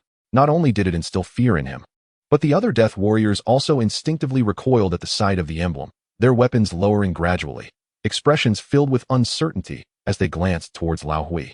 Lao Hui, why do you hesitate? Hurry, kill them. Do not forget, I am young Master Xiao, your master in this mission. I dictate who lives and who dies. Do you wish to defy my command? Sensing the precariousness of the situation, Xiaoyang felt a twinge of anxiety and, in an effort to apply pressure, he chastised Lao Hui repeatedly. However, Lao Hui did not respond. Instead, he fixed his piercing gaze upon the token. After a prolonged silence, he finally lifted his head and inquired, "My brother entrusted this token to you before his demise, yet it was you who ended his life. Aware of the weight of your sins, did he seek to atone before his death? You are well aware of the code among the Death Warriors. Since the token lies in your possession, it signifies that he had placed complete trust in me, and you are to unconditionally obey my commands. Let us dispense with the superfluous dialogue. In terms of strength, I do not match you. In terms of followers, your numbers are vast. Will you choose to aid the corrupt or embrace the light and join me? Offer me a decisive answer." Yin Zheng, having gauged his opponent, wished to avoid prolonged entanglement and presented a clear choice. Simultaneously, he instinctively distanced himself from Shui Gizi and the others. Should this man resist, he would have to fight to the death. Even if he was aware that demise awaited him, he must first ensure the safety of Yu Qingrong and the others. Lao Hui, do not listen to his nonsense. He killed your brother. Eliminate him. Lao Hui, your brother entrusted the token to me before his passing, urging you to forsake the darkness for the light. Make your decision swiftly. Do not hesitate. You currently hold the upper hand. A moment's indecision could lead to grave consequences. Yin Zheng and Xiaoyang took turns berating each other, clashing intensely, applying immense pressure upon Lao Hui. After a quarter of an hour spent in fierce contemplation, Lao Hui abruptly raised his head and bellowed, "Silence." His gaze was not directed at Yin Zheng, but at Xiaoyang. Xiaoyang was momentarily taken aback, staring at him in disbelief, stammering, "Lao Hui, what are you doing? You want me to be silent? Does that mean you choose to side with him? But he killed your brother. He is your enemy. How could you?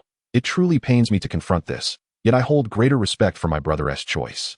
We are brothers, but he is also my superior, commanding the Death Warriors. Since he made his choice, I must honor it. Now, I, along with all the Death Warriors, shall heed the orders of the second young master. His words reflect my brother's intent, and we shall support him with unwavering resolve. Anyone who defies this command shall face immediate death." With a resounding thud, he struck the ground with his axe, unleashing a powerful force that reverberated throughout the earth. The onlookers swayed, while the Death Warriors, without a moment's hesitation, knelt in unison before Yin Zheng, declaring solemnly, "We vow to follow the second young master unto death. Should we betray this oath, may heaven and earth condemn us." leaving us without a burial place. The thunderous proclamation resonated, stirring emotions deeply. Excellent. Observing the scene, Zheng nodded in satisfaction. Just as he was about to speak, Xiaoyang, sensing the precarious situation, realized that his best course of action was to retreat strategically to preserve his life, plotting for a future resurgence. After all, as long as he could depart from this place and report back to the master of the house, he believed that the master would render a proper judgment. In an instant, he turned and fled. Although he had been injured by Zheng moments earlier, his cultivation was not insignificant. After a brief period of recuperation, he had regained a substantial portion of his strength, allowing him to escape with ease, his movements graceful and agile. In the blink of an eye, he had reached the gate of the courtyard, on the verge of leaving. Stop him. He is the mortal enemy of the second young master. His life and death can only be determined by the second young master. Did he think he could escape? Not a chance. Without needing Zheng's command, Lao Hui understood the situation perfectly. With a sharp reprimand, he summoned 2 assassins to intercept him. However, knowing his dire predicament, where staying would surely mean death, he immediately engaged in combat. The 2 assassins were no match for him, yet they fully embodied the tenacity of their kind. Even if they could not kill him, they would cling on fiercely. The 2 assassins were swiftly dispatched, but even in death, they clung tightly to his legs. Soon after, 2 or 3 more assassins surged forward, binding his hands, feet, and head. Ultimately, 10 assassins sacrificed their lives to successfully capture him. With a thud, he collapsed to the ground, subsequently buried beneath a pile of over a dozen guards. Forget escaping, even breathing became a struggle. After a brief bout of resistance, he surrendered and pleaded, "Let me go. I won't escape anymore, I promise. Please move aside. I can hardly breathe." "Humph, escape? You may flee this courtyard, but can you evade the estate?" Lao Hui scoffed, casting a dispassionate glance at him before respectfully clasping his fists towards Zheng and saying, "Second young master, we have successfully apprehended him. We await your command. As for the remaining assassins, you may decide their fate after we deal with this individual. Since we have chosen to follow you, there is no returning to the manor. From this point forward, this matter is under my discretion. You need not worry. Your ability to abandon the shadows for the light speaks to your integrity, and such a person I would gladly welcome into my fold. In the future, there will be ample opportunity for you to shine. Furthermore, I do not favor the title of assassin. If possible, I wish for all of you to live, to thrive. I do not wish to treat you as mere tools." With that, he strode confidently forward, leaving Lao Hui momentarily stunned, gazing at Zheng's retreating figure in a daze. These assassins, beyond their modest cultivation, were indeed mere instruments. Their lives were of little concern to anyone. Yet, his recent words suggested an intention to take them under his wing, to utilize them well, and to bond as brothers. Initially, when the cloaked figure had given him the command token, he had felt some resentment, yet the token's binding nature had forced his compliance. Now, upon hearing his words, he found himself somewhat willing. However, as time reveals true character, it was still too early to draw conclusions. Everything required prolonged interaction to truly understand. Soon, Zheng approached the Arhut. The Death Warriors had been relentlessly pressing on Xiaoyang, who was pale, drenched in sweat, and gasping for breath, awaiting orders. Upon seeing Zheng, he grasped at the opportunity as if clutching a lifeline, exclaiming, "Guzi, please, have them release me. I beg you, I can't endure this any longer. I am in immense pain." Zheng, with a playful smirk, crouched down and replied nonchalantly, "Releasing you is not an issue. But there are certain things you must do in return. I will certainly fulfill my side of the bargain. Anything, just let me go. I would even betray my family if necessary." Xiaoyang, a clever man, understood what was at stake and uttered such desperate words to alleviate his predicament. Zheng raised an eyebrow and warned, "I can release you, but if you attempt any tricks or mischief, I will summon a dozen more men to ensure your compliance. It seems you would struggle to withstand such punishment, and I will not hesitate to escalate the situation." "Absolutely, absolutely," Xiaoyang nodded repeatedly. Subsequently, under Zheng's directive, the group of Death Warriors gradually stepped aside. However, to be safe, they maintained a tight perimeter, ensuring that no escape was possible for Xiaoyang. Should he attempt to flee or engage in other schemes, they would pounce immediately. Additionally, a second line of defense, comprising a dozen guards, was stationed outside to thwart any further attempts at mischief. No one, not even a fly, would escape. "Xiaoyang, I shall not waste words on you. Let us get straight to the point. Today, you allowed this band of Death Warriors to besiege the Yu family, and you intended to abduct our family head. This action has breached the regulations of the family alliance, and by rights, you should be expelled from it. However, I recognize that you are a cunning old fox, and even if brought to confront your actions, you would likely deny everything. Therefore, I plan to take a roundabout approach, aiming to weaken the Xiang family primarily. The strength of a family does not solely rely on wealth or offspring. You must clarify these two matters to me, and then I shall release you. What do you say? Chapter 115. Weaken the Xiang family? Hearing this, Xiaoyang was taken aback, appearing troubled. Although he felt little allegiance to his family, it was still his support. Should that foundation crumble, his future would be bleak. Thus, confronted with Yan Zheng's inquiry, he refrained from giving a direct answer, instead falling into deep contemplation, strategizing how to navigate the precarious situation. At that moment, Shui Gizi and others approached. Brother Guzi, what exactly is your intention? Shui Gizi inquired. Puzzled, Zhao Hu, confident in his intelligence yet skeptical of the unfolding events, remarked, Brother Guzi, we were previously concerned that these death warriors would be unwilling to testify. However, at present, they certainly qualify as our own, having subdued their spirit and brought them directly to confront the Xiao family, with Boss Su and Madame Rose overseeing the situation. I cannot believe that Xiao Benxin possesses the strength of 3 heads and 6 arms to ensure the Xiao family passes through this ordeal unscathed. Indeed, Guzi. Yu Qing'er took over the conversation gravely, stating, if you believe this is not sufficiently secure, I suggest we invite all the influential families of Lingnan City, including the city lord, to join us. Justice resides in the hearts of the people. No matter how formidable the Xiao family may be, they cannot refute undeniable evidence. Can they? Upon hearing the words of the 3, Yanzheng merely smiled in silence. Instead, Xiaoyang listened intently, attempting to find an opportunity within their discourse. When dealing with ordinary individuals, this approach is indeed effective. However, Xiao Benxin is a cunning old fox.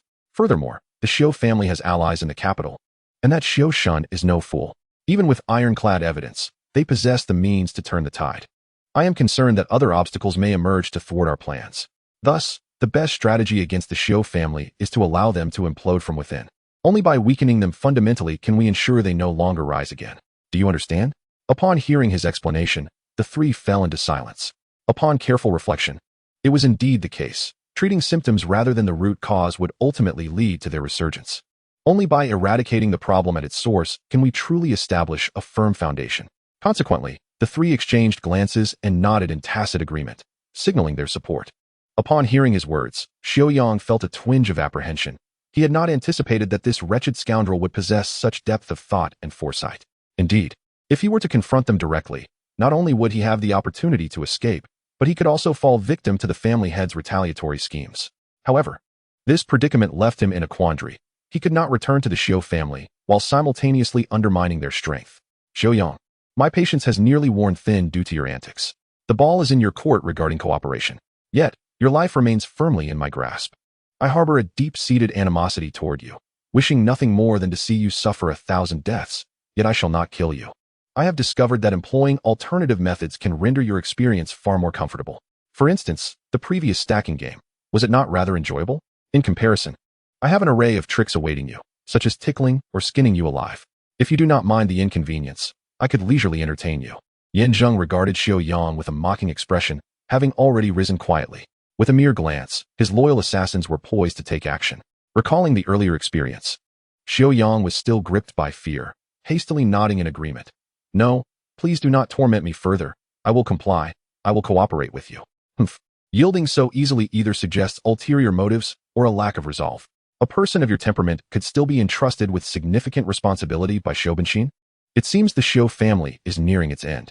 Upon this, Yanzheng's expression suddenly turned stern, and he exclaimed, I warn you, should I sense any discrepancies or concealments, rest assured, I will not tolerate it. Currently, I am in your grasp. If you utter even a single falsehood, I would only be inviting trouble upon myself. The individual known as Xiaoyang was thoroughly intimidated by Yanzheng's commanding presence, and dared not utter any rebuttals. He promptly patted his chest, offering various oaths and guarantees. Subsequently, Yanzheng instructed the gray-clad men to surround the area with a cadre of loyal assassins to prevent any interference from Xiao Benxin's faction. Although Su Qingfeng and Yi Meigui were allies, the matter at hand pertained to internal family affairs, so they were asked to wait at a distance.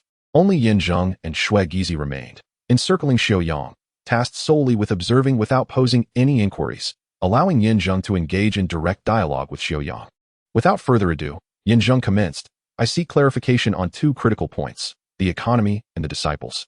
Reveal to me, where lies the lifeblood of the Xiao family? How might I diminish them?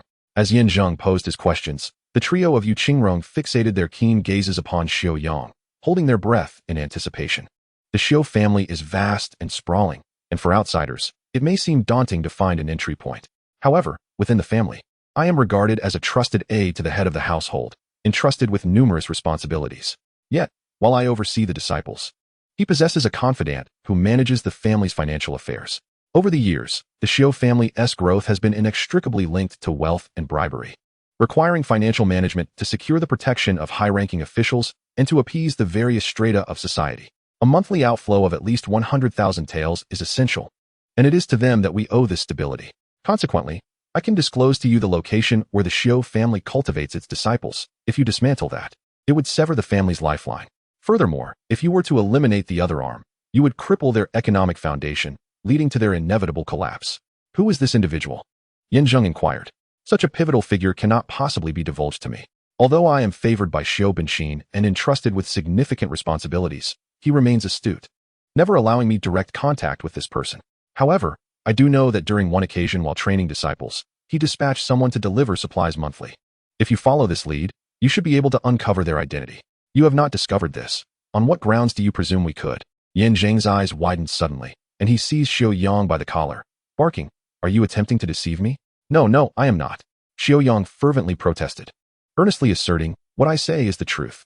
Indeed, as you have stated, I, too, am quite curious about the identity of this individual.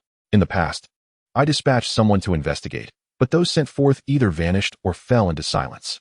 The other party has never sought me out, and it was only later that Xiu Benqin warned me that curiosity may lead to one's demise, after which I ceased my inquiries. Your desire to eradicate the Xiu family hinges upon this person, and the place where disciples are cultivated is the sole clue. Where is this location? It lies within the secret passage of the Xiu family. Through the introduction of Xiu Yang, the site for nurturing disciples is an intricately woven space.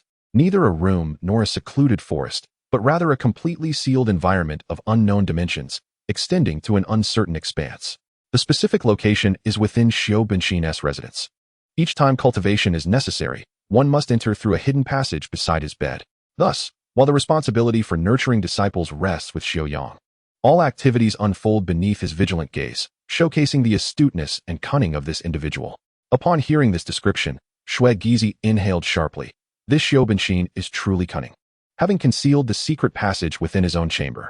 Consequently, any attempt to infiltrate the passage and disrupt the disciples' cultivation would be impossible.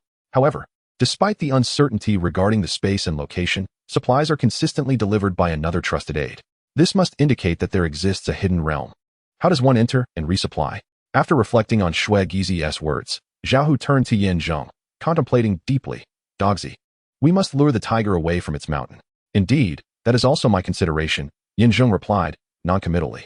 It seems Xiu Yang has not lied. Therefore, by undermining the Xiu family, we can pinpoint the location of the disciples' cultivation, forcing them to sever one of their own arms. By tracing the leads to another trusted aide, we can dismantle the Xiu family's finances, sufficiently crippling their overall strength. Thus, an opportunity for the rise of my family will present itself. However, the time is not yet ripe. Following tonight's events, the other party will undoubtedly be in disarray. We must remain patient and adapt to their next moves. What about Xiu Yang? Hearing this, Xiu Yang immediately fell into a panic, clutching Zheng's trousers and pleading, "Erguzi, please do not kill me. I have divulged everything you wish to know. You must not burn the bridge after crossing it." Chapter 116. Do not fear. Killing is but a matter of severing the head. Once the head is lost, it is merely a scar the size of a bowl. 18 years hence, one may rise again as a hero. Zheng scoffed, kicking him to the ground. Suddenly, he drew a cleaver and struck at him mercilessly, all the while stating, "As the saying goes, heavenly sins can be forgiven, but self-inflicted ones cannot be endured. Over the years, your numerous misdeeds have accumulated. If I do not end your life, heaven itself shall claim you. Your demise now spares you from further wrongdoing. This, indeed, is a boon for you. However, given your past, whether you may be reborn as a human remains uncertain.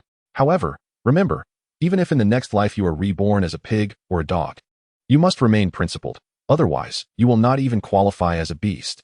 Humph. After the reprimand, Zheng struck fiercely once more, driving the blade into the man's throat, causing blood to spurt forth violently, while his body convulsed, frothing at the mouth, life flickering away. At this moment, he was utterly drained, his breath barely a whisper.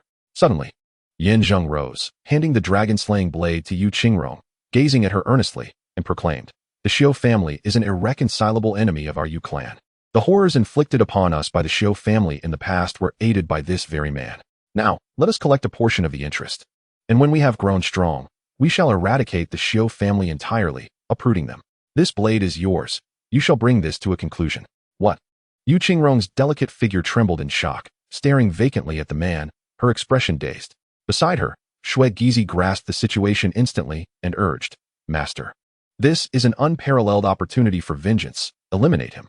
Indeed, as Brother Guzi suggested, let us first collect our dues, and once our Yu family flourishes, we shall thoroughly destroy the Xiu family, thereby honoring the spirits of our ancestors.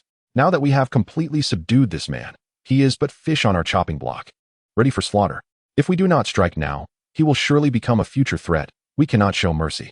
Listening to Shui Gizi and Zhao Hu, the conscious Xiu Yang, with an intense desire to survive, shouted with all his might, No, please don't kill me. Yu Qingrong miss you. Everything was ordered by the master. I am merely a pawn in this game. It has nothing to do with me. If you seek justice, hold my master accountable, please. Spare me. I beg you, do not kill me. Bring it forth. The moment he spoke, the haunting memories of her family's massacre flashed before Yu Qingrong's eyes like a parade of horrors. She still vividly recalled begging Xiu Yang not to slay her parents. Yet he remained unmoved, not only killing but torturing them mercilessly. How could he be spared without quenching her thirst for vengeance? Thus, fueled by an overwhelming surge of emotion, Yu Qingrong suddenly shouted, seized the dragon-slaying blade, and charged forward with fervor. With a swift motion, she swung the blade, cleaving Xiu Yang's head into pieces. Yet, this was not enough to satiate her wrath. Like a frenzy, she unleashed a barrage of blows upon his lifeless body. Only when it was reduced to a mere pulp, with no trace left, did she finally cease her assault. At that moment, she was drenched in blood, strands of hair wild in the wind, resembling a divine warrior. Imperious and formidable, all present stood in stunned silence, including Yin Zheng, astonished at the immense power that erupted from her seemingly delicate form. A fury that could conquer the heavens. After a considerable time, as her heart gradually settled, Yu Qingrong finally lifted her head, straightened her posture, and returned the dragon-slaying blade to Yin Zheng, her face radiating gratitude. She spoke, Thank you, Guzi. Although we have yet to eradicate the Xiu family, being able to personally vanquish this scoundrel today fulfills a long-held aspiration of mine. This is entirely your merit, and the dragon-slaying blade has become second nature to you. Henceforth, it shall belong to you alone, with no second master, not even myself. Thank you, head of the family. Yin Zheng clasped his fists in acknowledgement, accepting the blade and carefully placing it aside before raising his gaze. Now that the Xiu family is vanquished, the crisis facing our Yu family has been resolved. However, we must prepare for future actions and plan ahead. What I mean is, you wish to strategize, she interjected. Precisely. Each individual must have their assigned role. And I need to arrange this in advance, just in case. I hope you will grant your permission. Indeed, Yu Qingrong mused, her voice barely above a whisper. In principle, I have no objections to you issuing commands. However, the other day, you and Meng Meng made a pact. In this competition for the people's livelihood, the victor shall assume the role of the family's second-in-command. Thus, allowing you to strategize now seems inappropriate. Yet, considering your actions tonight, I may make an exception, but only this once. Future continuance will depend on your performance in this endeavor.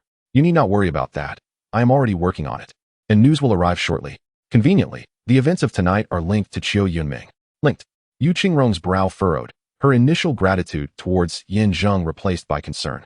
She fixed her gaze upon him and said solemnly, Guzi, while you have done much for our Yu family, I must remind you that Meng Meng is my dear friend, my lifelong companion. Why do you still harbor doubts about her? I do not doubt her, although I cannot articulate the specifics. In time, the truth will reveal itself, Yin Zheng replied, sensing the shift in tone and quickly changing the subject. If there is nothing else, may I begin my arrangements? Very well, this time only. Your continued position as the second-in-command will depend on your competition with Meng Meng. However, I sincerely hope for a peaceful coexistence between you two. Let us set that aside for now and focus on the matters at hand. Wang Xiao, unwilling to delve deeper into the issue, turned to the others and approached Su Qingfeng and his companion. He spoke in hushed tones, Su boss, please report tonight's events to the prefectural authorities. I wish to know how they will respond and what actions they might take upon learning of today's occurrences. Su Qingfeng, puzzled, inquired, Second young master, what do you mean? The head of the prefecture is Madame Rose's husband. You could simply coordinate with her. Moreover, as you previously mentioned, even if they were informed, they are unlikely to act against the Yu family. This approach serves as a test, Wang Xiao replied. Zheng raised his gaze to glance at Knight Rose before continuing. You shall do as instructed, without question. My only curiosity lies in the depth of the relationship between the Xiu family and the court. Given the gravity of the situation, I wonder what means they will employ to conceal it. Regardless, after tonight's events, they ought to think twice before making any rash moves against the Yu family, and they may even seek to curry favor. Thus, I must seize the initiative. As for you, Mr. Su, carry out the arrangements made by the second young master without hesitation. There is no need to delve into every detail. When Su Qingfeng appeared eager to inquire further, Knight Rose could no longer contain herself and interjected.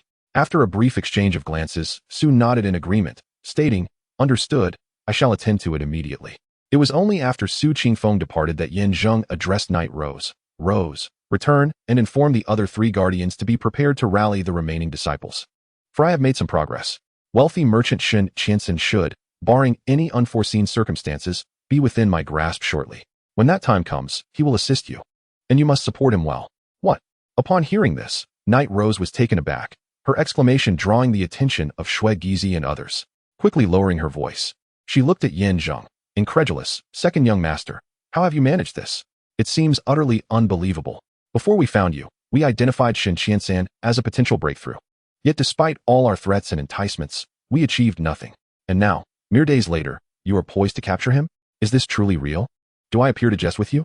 He replied, Of course not. Then I shall inform them at once to be ready. At your command. We will coordinate seamlessly with your actions. Additionally, when Su Qingfeng reports this matter to your husband, exercise caution. Should there be any hint of disturbance, report it to me immediately. Understood. Rest assured, second young master, I shall do everything in my power to support you in fulfilling the duties of the deputy sect leader. After their conversation, Knight Rose departed on her own. With these 2 matters settled, Wang Xiao felt a sense of tranquility wash over him. For it was now time to address the internal affairs of the family. Chapter 117. Second young master, we observing the situation, Lao Hui felt a twinge of anxiety. After all his maneuvers, an inexplicable dread settled within him. Particularly after witnessing the ruthlessness displayed during the slaying of Xiu Yang, he began to worry for his own fate. While, as a death warrior, he held little regard for his own life, he still possessed a certain value. Dying in such a senseless manner seemed a waste. However, the presence of a command token, entrusted to him by a brother before his demise, bound him. Even if it cost him his life, he could never defy it. This unwavering adherence to their oath is what binds the death warriors together, for they would rather shatter into pieces than betray their original vow. Please hold on for a moment. I will make arrangements for you shortly. Zheng, understanding his intentions, merely nodded slightly before proceeding to the right. Zhao, you will likely need to continue with your previous tasks. Are you suggesting that I keep an eye on the Xiu family? Zhao inquired. Indeed, vigilance is essential. After all, given tonight's events, they have neither acquired the dragon-slaying blade nor eliminated the Yu family, and they have even lost Xiu Yang's life. They will certainly not let this matter rest easily. I have just instructed Su Qingfeng to take action in hopes of using the pressure from our family alliance to counterbalance them. However, you have another task as well, the location for cultivating disciples. I understand. Zhao nodded, standing tall and thumping his chest in assurance. I will quickly ascertain the specifics of the secret passage and determine how to operate safely to gain entry. Primarily, I need to locate the site, and additionally, I will track the movements of another trusted confidant. Finding the location might be relatively straightforward, but tracking that confidant could prove challenging. Therefore, your task is quite significant. Rest assured, Brother Guzi, I am well aware of my responsibilities. My methods of tracking differ greatly from Xiu Yang's, and I am confident I can uncover the slightest clues. After all, my family's origins lie in this very pursuit, and I have acquired considerable knowledge on the subject. It should pose no problem. Excellent. After nodding, Zheng dismissed Zhao Hu, and the 2 agreed that, at most, within 5 days and at least 3, they must provide a definitive outcome, regardless of the results. Brother Guzi, while they all have tasks to fulfill, what about me? Shui Gizi exclaimed, his spirits high. Don't be misled by my current state with only one hand. I still have 1 hand and 2 legs, and my mind remains agile. I am still of value. Please do not. What? Do you think I intend to abandon you? Zheng couldn't help but chuckle, patting him on the shoulder. In my heart, you are like a brother to me, and your worth is irreplaceable. The reason I have kept you for last is that there is a crucial matter that requires your attention. A crucial matter? Shui Gizi appeared bewildered, and even Yu Qingrong approached with a hint of confusion, asking, Guzi, I see you have arranged everything else. What further tasks could Shui Gizi possibly undertake? It is not my intention to discriminate against him, but given his current physical condition, he should be focused on recuperating. Why assign him more tasks? head of the family. Upon hearing this, Gizi immediately raised his voice, stating earnestly, I do not require rest. I am in excellent health. I have mentioned that I lost one hand, but I still have others. Please do not regard me as a burden. Since Brother Guzi has indicated I have an important task to perform, I must complete it. After all, I am a member of the Yu family, and I do not wish to be seen as useless. Brother Guzi, please tell me what you need me to do. He then looked at Zheng with eager anticipation. Zheng, after a moment of contemplation, nodded slightly and beckoned to the old gray figure standing nearby. Your task, Gizi, is quite straightforward. You are to lead the Death Warriors under Lao Hui, nurturing our Yu family's younger generation. For those lacking cultivation, assist them in unlocking their potential. For those who possess it, help elevate their skills.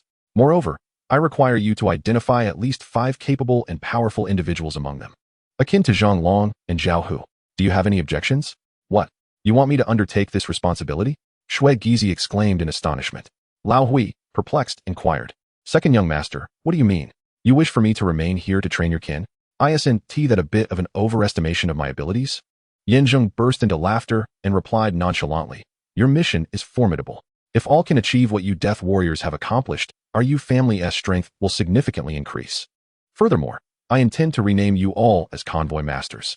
I plan to establish a security agency, and you will manage it, ensuring these individuals are well taken care of. Of course, for now, Gizi will lead you. Is that agreeable? A security agency? Convoy masters? The group exchanged glances, their eyes reflecting intrigue. Eventually, after Zheng's persuasion, Lao Hui nodded in agreement, and Gizi, invigorated, declared, Rest assured, Dogzi, I will train our Yu family's youth in the shortest time possible, coordinating seamlessly with your plans. Second young master, I used to see myself merely as a death warrior, a mere vanguard. Yet now, I have discovered a deeper significance in life. I had never considered the role of a convoy master, but now I have a goal. I will diligently cooperate with Gizi to swiftly cultivate our kin, ensuring they are not defenseless against formidable foes, akin to mere cannon fodder. If they lack strength, their existence serves no purpose.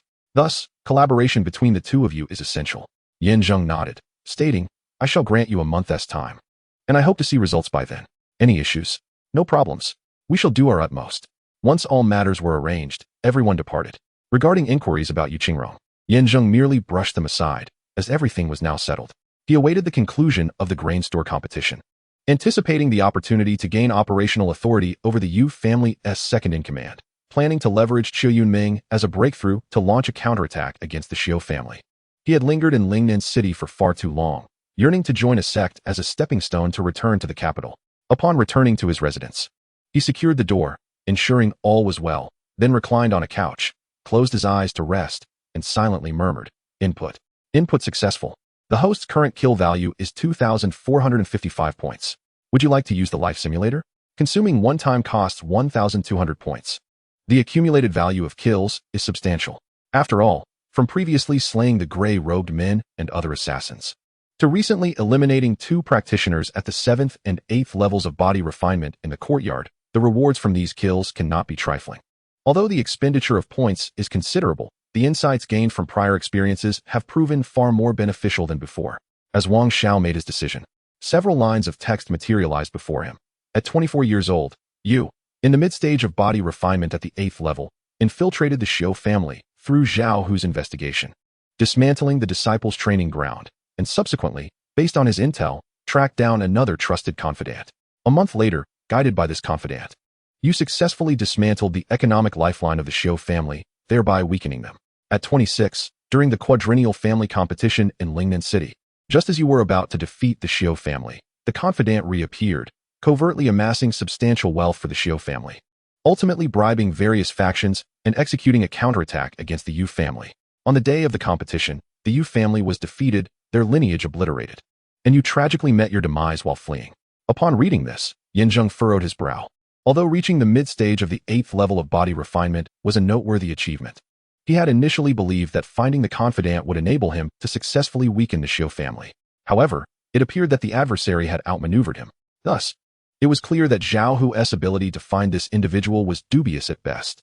Their role in the family competition would be critically significant, indicating that this person could not be spared. Moreover, the mention of the family competition suggested there were still several years to go. Having faced defeat in every competition thus far, his impression of the event was rather low. he resolved to seek an opportunity to delve deeper into its intricacies. Chapter 118 Simulation completed. The host may select one of the following three options to retain. 1. The cultivation level at age 24. 2. The survival experience at age 26. 3. A replay of the defeat in the family competition at age 26. I choose option 1.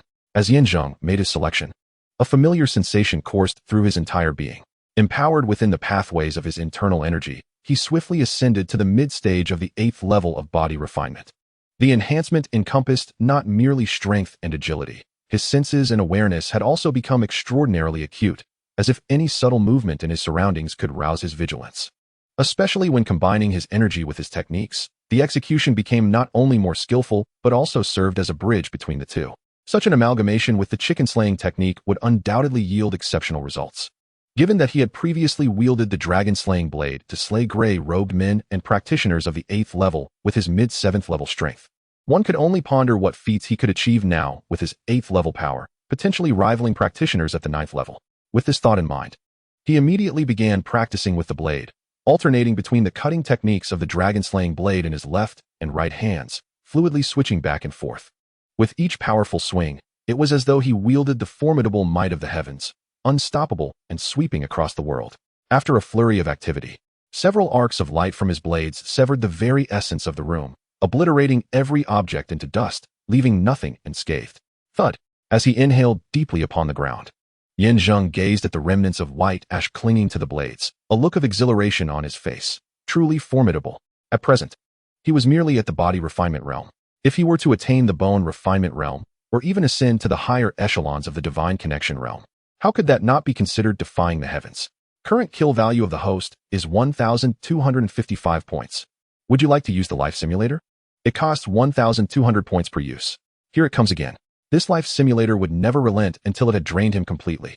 However, this was a mutual choice. If he truly did not wish to simulate, he would not be coerced. Yet, such a compelling temptation, it would be difficult for anyone, Zheng included, to resist. It could enhance his cultivation, improve his techniques, or even grant foresight into the future. Given his current predicament, acquiring more information would undoubtedly benefit any future endeavors. Who could possibly refrain? Use. Without a moment's hesitation, he silently resolved, and before him, several lines of text materialized anew. At 24, in the mid-stage of the body refinement 8th layer, you track down a trusted subordinate and seize the economic lifeline of the Xiu family. To prevent future troubles, you decisively slay him and uncover his dual identity, ostensibly the economic overseer of the Xiu family, yet truly an undercover agent planted by the Grand Chief of Yunjian Mountain Villa. Immediately, you suppress the disciples' cultivation and seize control of the economic lifeline. In the ensuing confrontation between the two clans, you gain absolute initiative. 1 month later, to expedite the thwarting of the Yu family, you propose to the alliance and the court an early family competition. Utilizing the information you acquired ahead of time, you successfully defeat the Yu family, thereby earning the title of the foremost family. At 25, you seize the opportunity to join a sect, chosen by the Yunjian sect. Upon your arrival, you discover that this sect's predecessor was actually the Yunjian Mountain Villa. Their evolution from villa to sect was facilitated by the intervention of Qiu Yunming, which led to their victory in the family competition, with all credit attributed to Yunjian Mountain Villa. The Xiu family's defeat was influenced by the Yu family, but more importantly, they had largely conceded. At 27, after 2 years at Yunjian Mountain Villa, you qualify for return to the capital. You are directly named by the sect leader as the 9th prince, and the outcome mirrors that of your previous simulations. You are captured by the 8th prince and ultimately meet a tragic end. Upon reading this, Zheng fell into deep contemplation. The lack of growth and strength was entirely anticipated, yet what astonished him was that this simulation, although it resulted in the demise of a key economic ally, was a deliberate act by the adversary. Even the subsequent clan competition was a strategic loss to the Yu family, nurturing them only to grant his own faction a place later. After spending 2 years in the Yunjian sect, he was ultimately delivered to the 8th prince.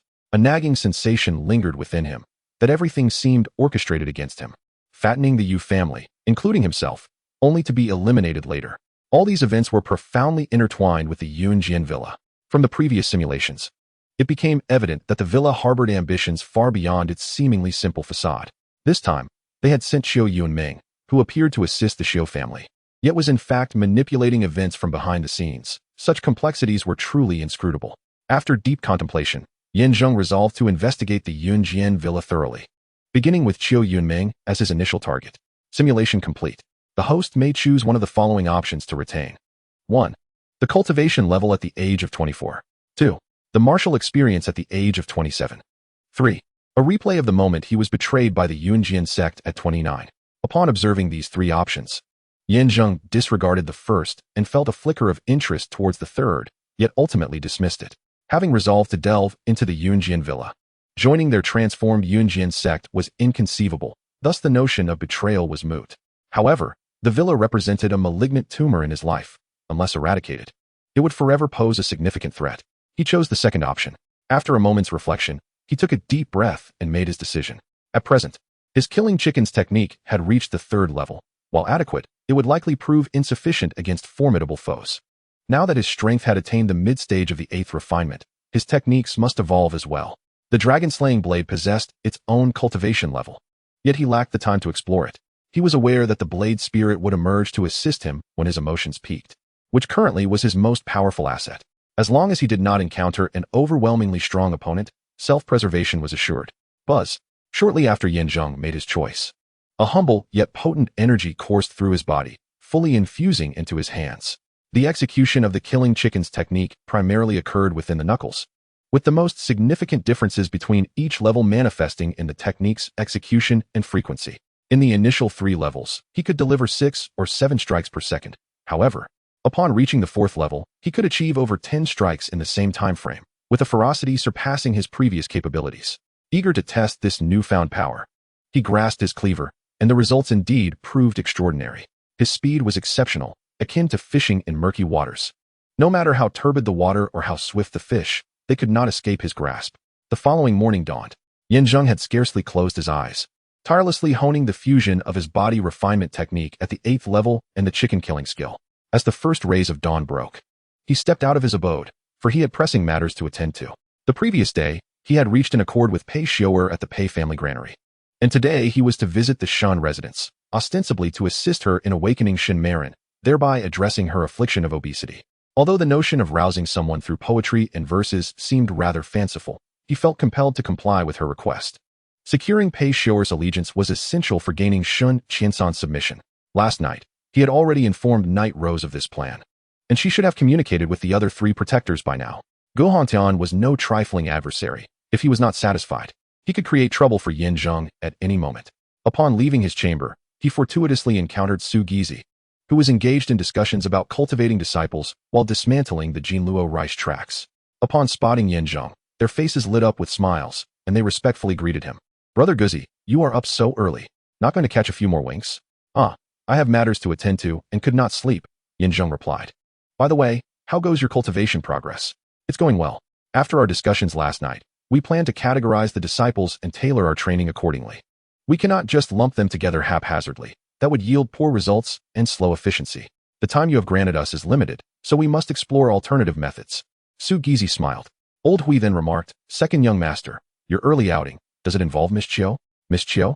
Zheng furrowed his brow in confusion. "Why bring her up all of a sudden? I just saw her rush back from outside the residence, and she went straight to find the head of the family, looking rather mysterious, as if she had urgent matters to discuss. I thought it might be the head instructing you to. Let us go and see," Zheng suggested, a slight smirk gracing his lips. "Ah, we should go see," the two replied, perplexed. Zheng leaned in closer, lowering his voice. "Do you know what sort of person Qiu Huayanming is?" "I do. You have mentioned before that she hails from Yunjian Mountain Manor." Then Old Hui, "Are you aware of the origins of your group of death warriors?" "I truly do not know." Old Hui shook his head. "We have always been somewhat contained, raised in a certain valley. The specifics of our origins and our future endeavors are dictated by my brother from Yunjian Mountain Manor." "What?" Old Hui frowned, filled with doubt. "Are you saying that we, these death warriors, are all from Yunjian Mountain Manor?" "Indeed. Thus, even if Qiu Huayanming is not the mastermind, she is surely privy to the truth. Therefore, do you believe it reasonable to confront her now?" "Despicable." Shui Gizi immediately cursed, his lips twitching as he remarked. "Now I understand why she seems to have a bone to pick with you all day long. It turns out she harbors ulterior motives. How dare she invite danger into her home, bringing such individuals here? This is no longer merely a matter of seeking justice, but rather an invitation for trouble, which cannot be tolerated." Zheng shook his head and spoke softly. "This matter is not entirely her doing, and there are numerous considerations behind it. I merely wish to seize this opportunity to test the waters and uncover the hidden truths. I share this information with you both so that you are forewarned, but do not act hastily. Remember, without my command, refrain from any extreme actions. Pretend as if you know nothing. Should my plans be disrupted, then, rest assured. Second young master, I am a loyal soldier, ever obedient to orders, and will never pry unnecessarily. Although I have been reformed under your guidance, I still adhere to my previous principles, to remain deaf and blind, to listen and not speak, solely obeying commands. Upon hearing this, Shui Gizi felt a wave of shame wash over him and quickly responded with respect. I too, Brother Guzi, was merely speaking off the cuff. I recognize that you are a person of great purpose, and everything you do is calculated. I assure you, I will not act recklessly. Very well. Let us proceed to meet her. We must be swift. I have to leave shortly. Yes, Brother Guzi. Upon arriving at the residence of the family head, several young disciples were stationed at the entrance. They had descended the mountain with Qiu Yunming to the Yu family estate and had previously crossed paths during the altercation at the alleyway. Upon seeing Yin Zheng and his companions approach, they immediately took a defensive stance. Just as they were about to step over the threshold, the disciples moved to block their entry, demanding, "Halt! What are you doing here? What do you mean? Step aside, we intend to enter." Shui Gizi barked, attempting to push past, but the two disciples silently gathered their energy, their eyes glinting with menace as they declared, "Miss Qiu is currently engaged in a private discussion with the clan leader. She has instructed that no one may enter without her command. Leave at once, or do not blame us for our rudeness." Before the statement could be completed, Yin Zheng swiftly struck one of them across the face, exclaiming, "What are you to bar our entry? Do you even know where you are? This is the Yu family, not your Yunjian mountain manor. I will go where I please. Furthermore, Qiu Yunming holds no position here. I am the second in command of the Yu family. Are you truly foolish enough to impede my progress? Dare you lay a hand on me? I not only dare, but I would also not hesitate to eliminate you. Do you believe it?" Preposterous. The disciples were incensed and quickly surrounded him. Just as Lao Hui was about to take action, Yin Zheng struck with lightning speed, swiftly incapacitating several of them. The speed was astonishing. In the next moment, Yin Zheng drew his blade without hesitation, preparing to strike down the remaining assailants when a commanding voice echoed from within the house, "Stop." Then, two figures hurriedly approached, and the one who had just spoken was none other than their master, Qiu Yundream. Witnessing this scene, Qiu Yundream's expression darkened like ink, casting a fierce glare at several of her disciples. She then raised her gaze to Yin Zheng, although her eyes glinted with malice. The gravity of the situation compelled her to maintain a facade of cordiality. She inquired, Guzi, what exactly is the matter that necessitates such a commotion?" "Indeed, I, Qiu Yundream, hail from the Yunjian villa. However, I am also a close friend of the family head, and I have come to assist the Yu family in regaining their former glory. How can you label me as an outsider? Is it truly appropriate to assault someone like me? If one day I were to lay hands on your Shui Gizi, how would you feel?" At that moment, Yu Qing'er, who was exceedingly displeased with Yin Zheng, interjected, "Ming Ming is my best friend. She is here to assist me, and her people are akin to my Yu family members. Why must you act in this manner? Although they impeded you, was there truly no opportunity for a proper discussion without resorting to violence? It was not the family head. They were the ones who struck first." Shui Gizi attempted to explain, but was rebuked by Yu Qing'er. "I only know that it is you who are currently assaulting others. I, Gizi, need not say more. I shall release them." Yin Zheng interrupted, loosening his grip and kicking the individuals aside. Taking a deep breath, he directed a serious gaze at Yu Qing'er, stating, "Family head, my recent actions were not a personal affront to Miss Qiu. I simply require an explanation." "An explanation? What do you mean?" "My meaning is one that Miss Qiu should comprehend." Yin Zheng replied with a smile directed at Qiu Yundream. Qiu Yundream's countenance darkened further as she feigned ignorance, saying, "I am unaware, Guzi. If you have something to say, please do so openly. There is no need for subterfuge. Are you not aware of what transpired last night?" "I have heard. The family head just informed me. It was said that the Xiu family hired a group of assassins to seize the dragon-slaying blade and abduct her, even planning to annihilate the entire Yu family. However, you managed to turn the tide and avert disaster. While it is true that you played a crucial role in that confrontation, there is no necessity for you to flaunt your achievements by causing me trouble. If you wish for me to yield to you and obey your commands, the prerequisite is that you must triumph over me in a contest of skill. Otherwise, should I prevail, you shall remain under my command." Ha ha. Upon hearing this, Yin Zheng burst into laughter, his expression one of mockery as he gazed at her. "Miss Qiu truly excels at feigning ignorance. Since you are reluctant to speak, allow me to remind you. Although you have heard of last night's events, are you aware of the origins of those assassins?" "Origins? Indeed. These assassins hail from the Yunjian villa, and you are sent by the Yunjian villa to aid us in reconstruction while simultaneously seeking to destroy the Yu family. Your villa is indeed rife with contradictions. What? Yu Qingruo's complexion changed dramatically. Autumn Cloud Dream was evidently oblivious to the matter at hand and was taken aback. She immediately shook her head and exclaimed, "Erguzi, do not malign the innocent. Those assassins could not possibly belong to the Cloud Sword Manor." Before departing, the manor's master fervently instructed me to aid the Yu family. Lao Hui is one of the leaders of the assassins. You may inquire with him. Yin Zheng turned his gaze toward Lao Hui. Although Lao Hui was not entirely clear about his own background, he accepted Yin Zheng's words as absolute truth. He promptly stepped forward and declared, "Indeed, we are the assassins nurtured by the Cloud Sword Manor. Miss Chiu, do you not remember me? Begone. How could I possibly know you? Dream, what on earth is happening? Please clarify." At that moment, Yu Qingrong sensed something amiss and swiftly grasped Autumn Dream's arm, demanding answers. Although she found it hard to believe such a reality, she had faith in Yin Zheng's character and capabilities. He would never unjustly accuse anyone. If he dared to speak out, there must be evidence. Furthermore, Lao Hui was now one of her own, and there was no reason for him to speak falsely. Suddenly, she realized why Erguzi had always harbored reservations about Autumn Cloud Dream. It turned out her intentions for joining the family were not pure, despite their close friendship. Having relied on one another's lives, it had been several years since they last met, and one could know a person's face but not their heart. She thus lacked complete assurance. "This is impossible. I refuse to believe it." Autumn Cloud Dream stubbornly protested. In a moment of desperation, she rushed toward Lao Hui, forcefully tearing at his sleeve. Upon seeing the distinctive mark on his sleeve, her expression turned ashen, and she fervently shook her head, murmuring, "This cannot be. There must be some misunderstanding." "Misunderstanding?" Yin Zheng scoffed, speaking with an air of arrogance. "He was sent by the manor, and you are also of the manor. One seeks to assist while the other seeks to eliminate us. If you do not provide a reasonable explanation, this matter will not merely be a conflict between us, but a question of life and death." Autumn Cloud Dream, aware of her own culpability, hesitated, pondering for a moment before soothingly responding, "There are deeper circumstances at play. Allow me to draft a letter, and once I clarify this matter, I shall certainly provide you with a reasonable explanation. Dream, you are my friend, and the Yu family is akin to my second home. I would never harm you." Yet, with the evidence laid bare, how could Yu Qingrong trust her? Although she cherished their relationship, she remained level-headed.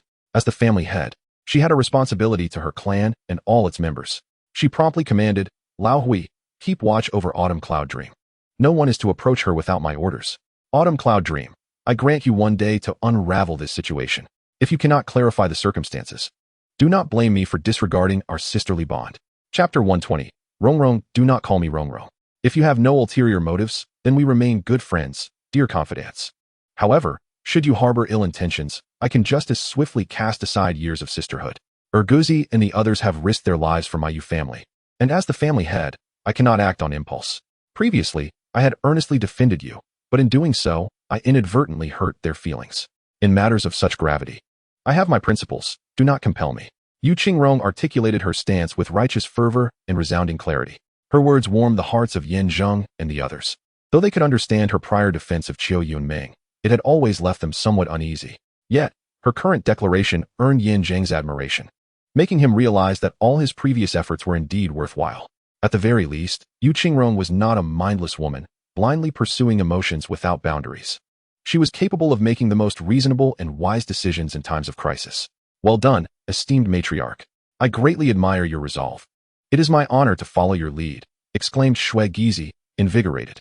Lao Hui added, though I am not a member of the Yu family, I have now pledged my allegiance to you. I am willing to advance and retreat alongside the Yu clan.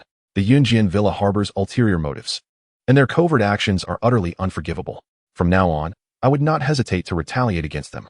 Seeing the two express their allegiance, Yu Qingrong nodded with satisfaction. Meanwhile, Qiu Yunming remained engulfed in fear, unable to find peace.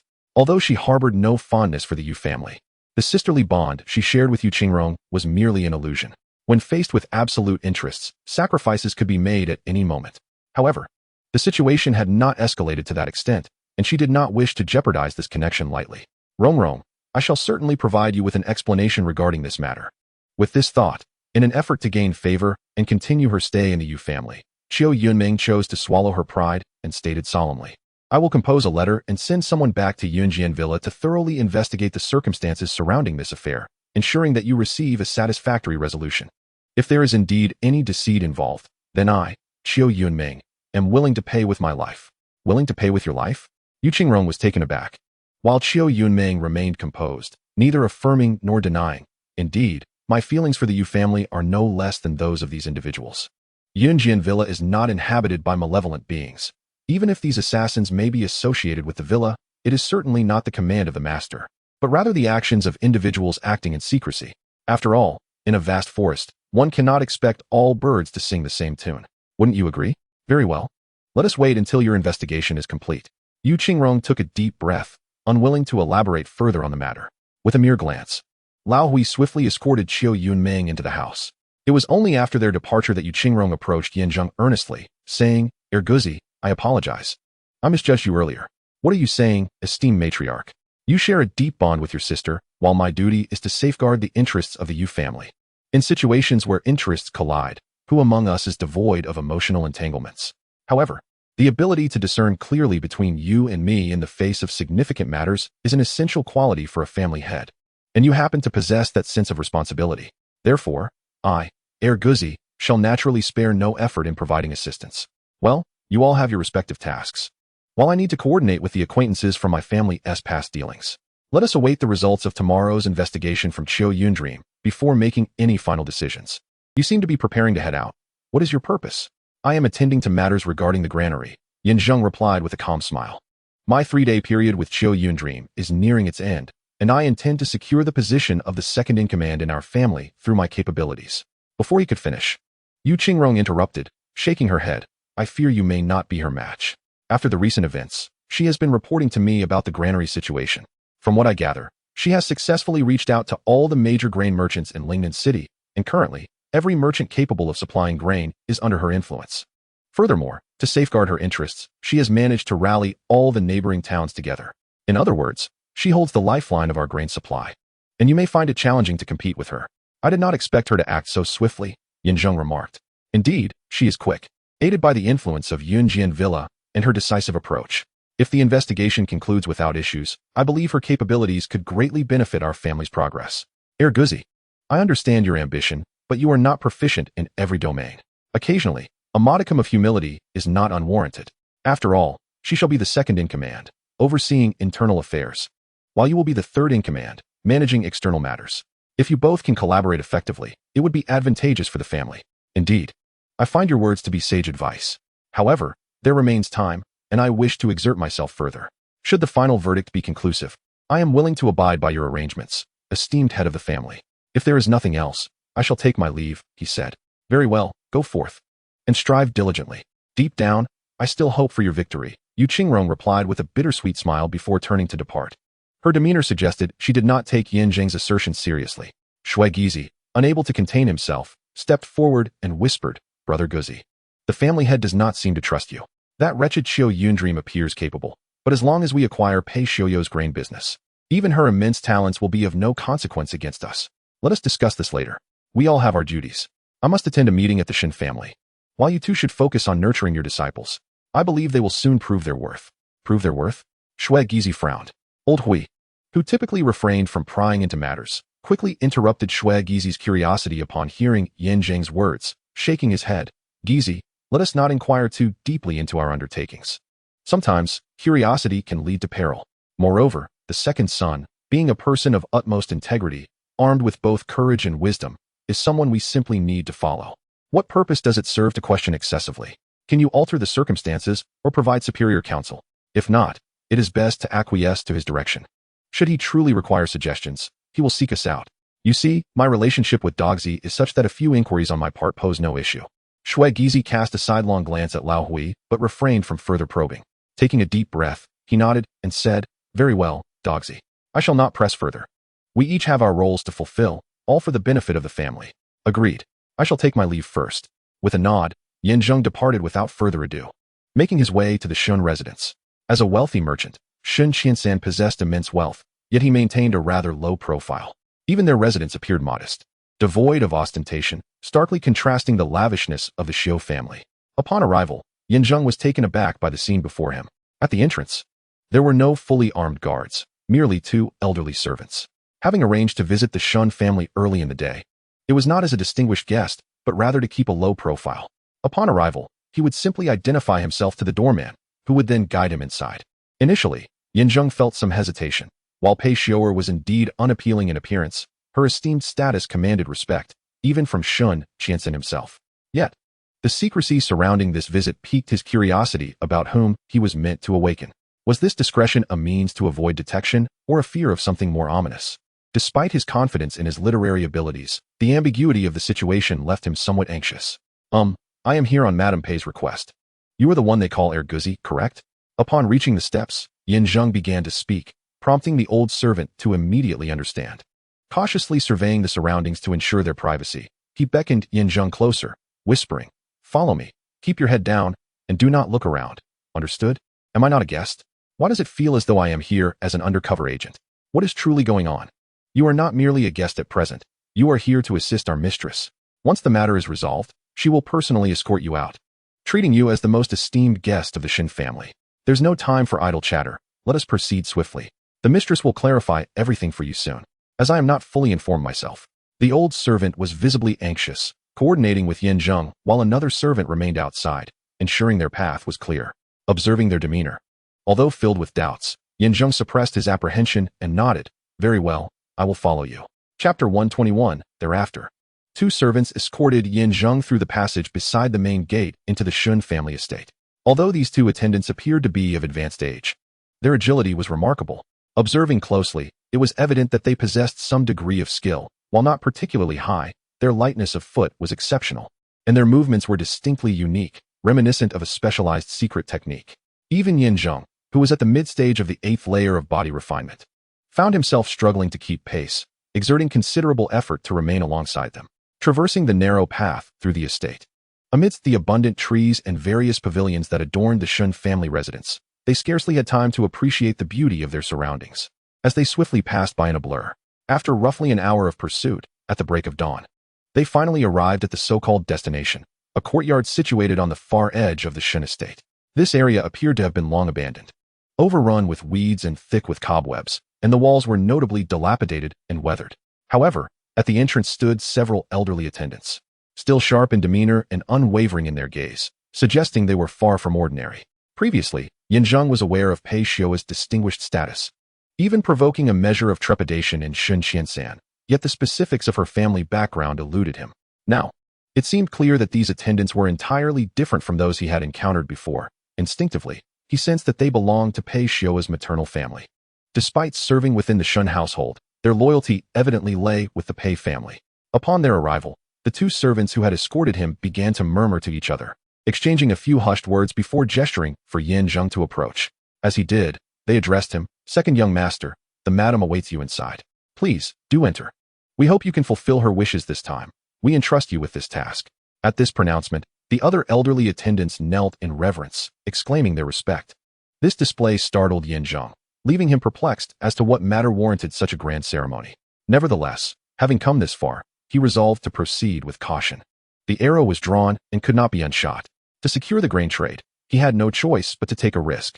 After all, having experienced 2 simulated life scenarios the previous night, his mid-stage 8th layer of body refinement, combined with the capabilities of his 4th-tier chicken slaying technique, meant that should conflict arise, he would not yield easily.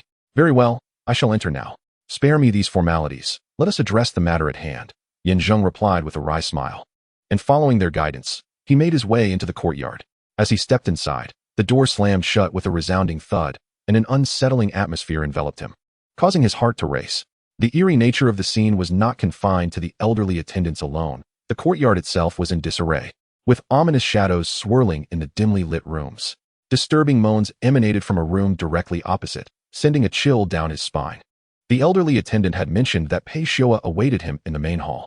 As Zheng cautiously approached the entrance, he found himself searching anxiously, when suddenly, a figure emerged, swiftly approaching. "Second young master, why are you still here? Come inside quickly." Zheng raised an eyebrow, recognizing the old steward, who had previously dealt with him at the granary. The steward appeared quite agitated. Sensing the dire situation inside, he instinctively reached to pull Zheng along, only to be halted by Zheng, who shook his head and replied, "I say, old steward, the moans from within, are they not the very ones I intend to awaken? Though the sounds are distressing, do they not seem to indicate consciousness? Is there truly anything more I need to awaken? Oh dear, The situation inside is quite complex, and it's not something that can be explained in haste. You wish for Our Lady's assistance, do you not? Hurry and seek her help. She will surely do everything in her power for you. Since you are already here, why linger on questions? Reluctantly, knowing that this was a matter of life and death, Zheng realized he could not leave empty-handed. With the pressure from Qiu Yundream and the disdain from Yu Qingrong bearing down on him, he had to resolve matters with Pei Xiuyue. Thus, he followed the old steward into the main hall, taking various turns until they arrived at a hidden chamber, shrouded in darkness. After lighting a kerosene lamp, a faint light revealed a head before him, nearly causing Zheng to collapse in shock. Do not scream. It was Pei Xiuyue, who instinctively covered Zheng's mouth and whispered, do not awaken him. He just regained a flicker of consciousness, but has now lapsed back into unconsciousness. Her condition is dire. Any disturbance could endanger her life. Do not rush. We shall proceed slowly. I will release my hand now, but you must not shout. Do you understand? Zheng nodded vigorously, and once they reached an understanding, he exhaled in relief. Accompanying Pei Xiuyue to the bedside, he took the oil lamp from her and leaned closer. It was then he noticed a young girl lying on the bed, seemingly no older than 10.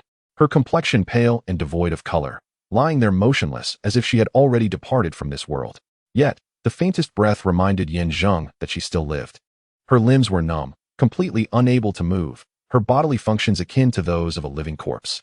Curiously, beside the girl's head lay a bamboo basket filled with poetry and prose, spanning from ancient times to the present, at least 40 or 50 volumes, showcasing a rich variety of literary styles, as if all the talent had been gathered within. Madam Pei, she is, do not speak yet, observe for a moment, and then I will discuss the details with you. Pei Xiuyue's expression was grave, reflecting deep concern as she gazed at the girl. Clearly, their relationship was extraordinary, and the secrecy surrounding them suggested a desire to avoid drawing attention. Moments passed, until Zheng completed his observation. He remained hunched over, then straightened his posture and turned to Pei Xiuyue, whispering, Madam Pei, this young woman appears to be gravely ill, lost to the world. Given your prowess, I surmise you have exhausted all forms of treatment to no avail, and there are numerous poems and verses beside her, which implies that I must awaken her, correct? Indeed. Pei Xiuyue replied noncommittally, nodding. 3 centuries ago, she fell into a coma and has not regained consciousness since. For generations, our family has endeavored to rouse her. Yet all methods, whether medicinal or arcane, have proven futile. It was only 20 years ago that I discovered the potential of poetry to awaken her, thus initiating my quest for a gifted scholar. On what basis do you believe she will respond to poetry? Moreover, after 3 centuries, she appears no more than a mere 10 years of age, Zheng queried. Her appearance does not reveal her true age. Before her slumber, she was engaged in cultivation. But after losing her way, she became utterly lost. However, due to her formidable skills, she has managed to seal herself away. What you see is merely a fade. Furthermore, my connection to her is rather intricate. She is, in fact, an ancestor of mine. Awakening her serves a dual purpose, fulfilling our family's long-held aspirations and alleviating the affliction that plagues all the women in my lineage, of which only this great-grandmother possesses the means to resolve. Upon hearing this, Zheng pondered for a moment, then expressed his skepticism. I have a question. Why must your great-grandmother remain concealed, even from the Shen family? That is of no concern to you. Your only task is to aid in her awakening. The rest is not for you to know. I must be informed. Otherwise, I shall not proceed, Zheng insisted resolutely. The reason for my visit today is related to Shun Qiansan and pertains to my future intentions. Without your disclosure, I cannot act. I agree to all your terms, but you may not fully comprehend my family's influence. Allow me to clarify. We possess the ability to mobilize any faction within the court and the capital. Thus your request shall pose no challenge. Yet, I require knowledge of this matter. It is a matter of trust. Additionally, I remain skeptical about the efficacy of poetry in rousing her, and I lack absolute certainty. If you divulge these secrets to me, what assurance do I have that my failure will not result in dire consequences? At this juncture, Zheng instinctively took a step back, only to find 2 figures blocking his retreat. They flanked him, their formidable strength rendering him immobile. Despite his attempts to harness the power of his 8th stage of body refinement, he realized that in comparison to them, he was but a mere novice, utterly outmatched. You are correct. Knowing such secrets, you must either revive her and become my savior or remain silent forever. These matters pertain to my family's future and cannot be disclosed to any third party. Pei Xiuyue remained noncommittal, her voice cold as she declared, I shall grant you the time it takes for a stick of incense to burn. Should you fail to accomplish your task by then, your demise will be inevitable. Rest assured, your death shall remain a secret, and none would dare to investigate, even if you are the 9th prince. Chapter 122. Zheng was taken aback, staring incredulously at her. Setting aside her ruthless methods of eliminating threats, the mere fact that she was aware of his secret was astonishing. Only he, Shui Gizi, and Yu Qingrong were privy to this information. They would undoubtedly keep it to themselves, and with the Zizi Tower reduced to ashes, all who knew the truth had perished. How then did she come to know? I am aware of your identity, Ninth Prince. Observing Zheng's astonishment, Pei Xiu'er maintained her composure, her demeanor devoid of interest. Anyone who approaches me is thoroughly investigated. If my people fail to uncover the truth, I will employ the resources of my family, not only within our dynasty, but wherever my family has influence, the entire continent would be turned upside down. To be honest, your status as the current Ninth Prince is quite unexpected. Sometimes, curiosity can lead to one's downfall. Being overly informed is not always a blessing. Zheng's expression darkened, a hint of murderous intent flashing in his eyes as he clenched his fists. Before he could take action, Pei Xiu'er interjected, "Do not fear, Ninth Prince. I have no interest in your secret. I merely require your assistance in awakening my grandmother. That is all. Why should I trust you? What if you decide to cut ties once you've crossed the river?" "Ha ha." Pei Xiu'er laughed heartily, a mocking expression gracing her face. "Exposing you would bring me no advantage. Moreover, based on my understanding of you, if you can indeed awaken my grandmother, you would also possess the means to put her back to sleep. Bearing a grudge against you would serve no purpose for me. A modicum of trust is essential. I have made my position clear. You should no longer hesitate. Besides, given your current circumstances, it appears you have little choice. With your current strength, you are incapable of contending with me, and even the Yu family behind you pales in comparison to my power. Are you threatening me?" Zheng scoffed. After a moment's contemplation, he took a deep breath and replied coldly, "Very well, I shall assist you. However, I cannot guarantee success. Yet, let me be clear. If you truly understand my modus operandi, you would know that those who believe they can triumph over me often meet a tragic end. I hope, Mrs. Pei, that you do not follow in their footsteps. Furthermore, should this matter be resolved successfully, you must owe me. I will exert every effort to assist you.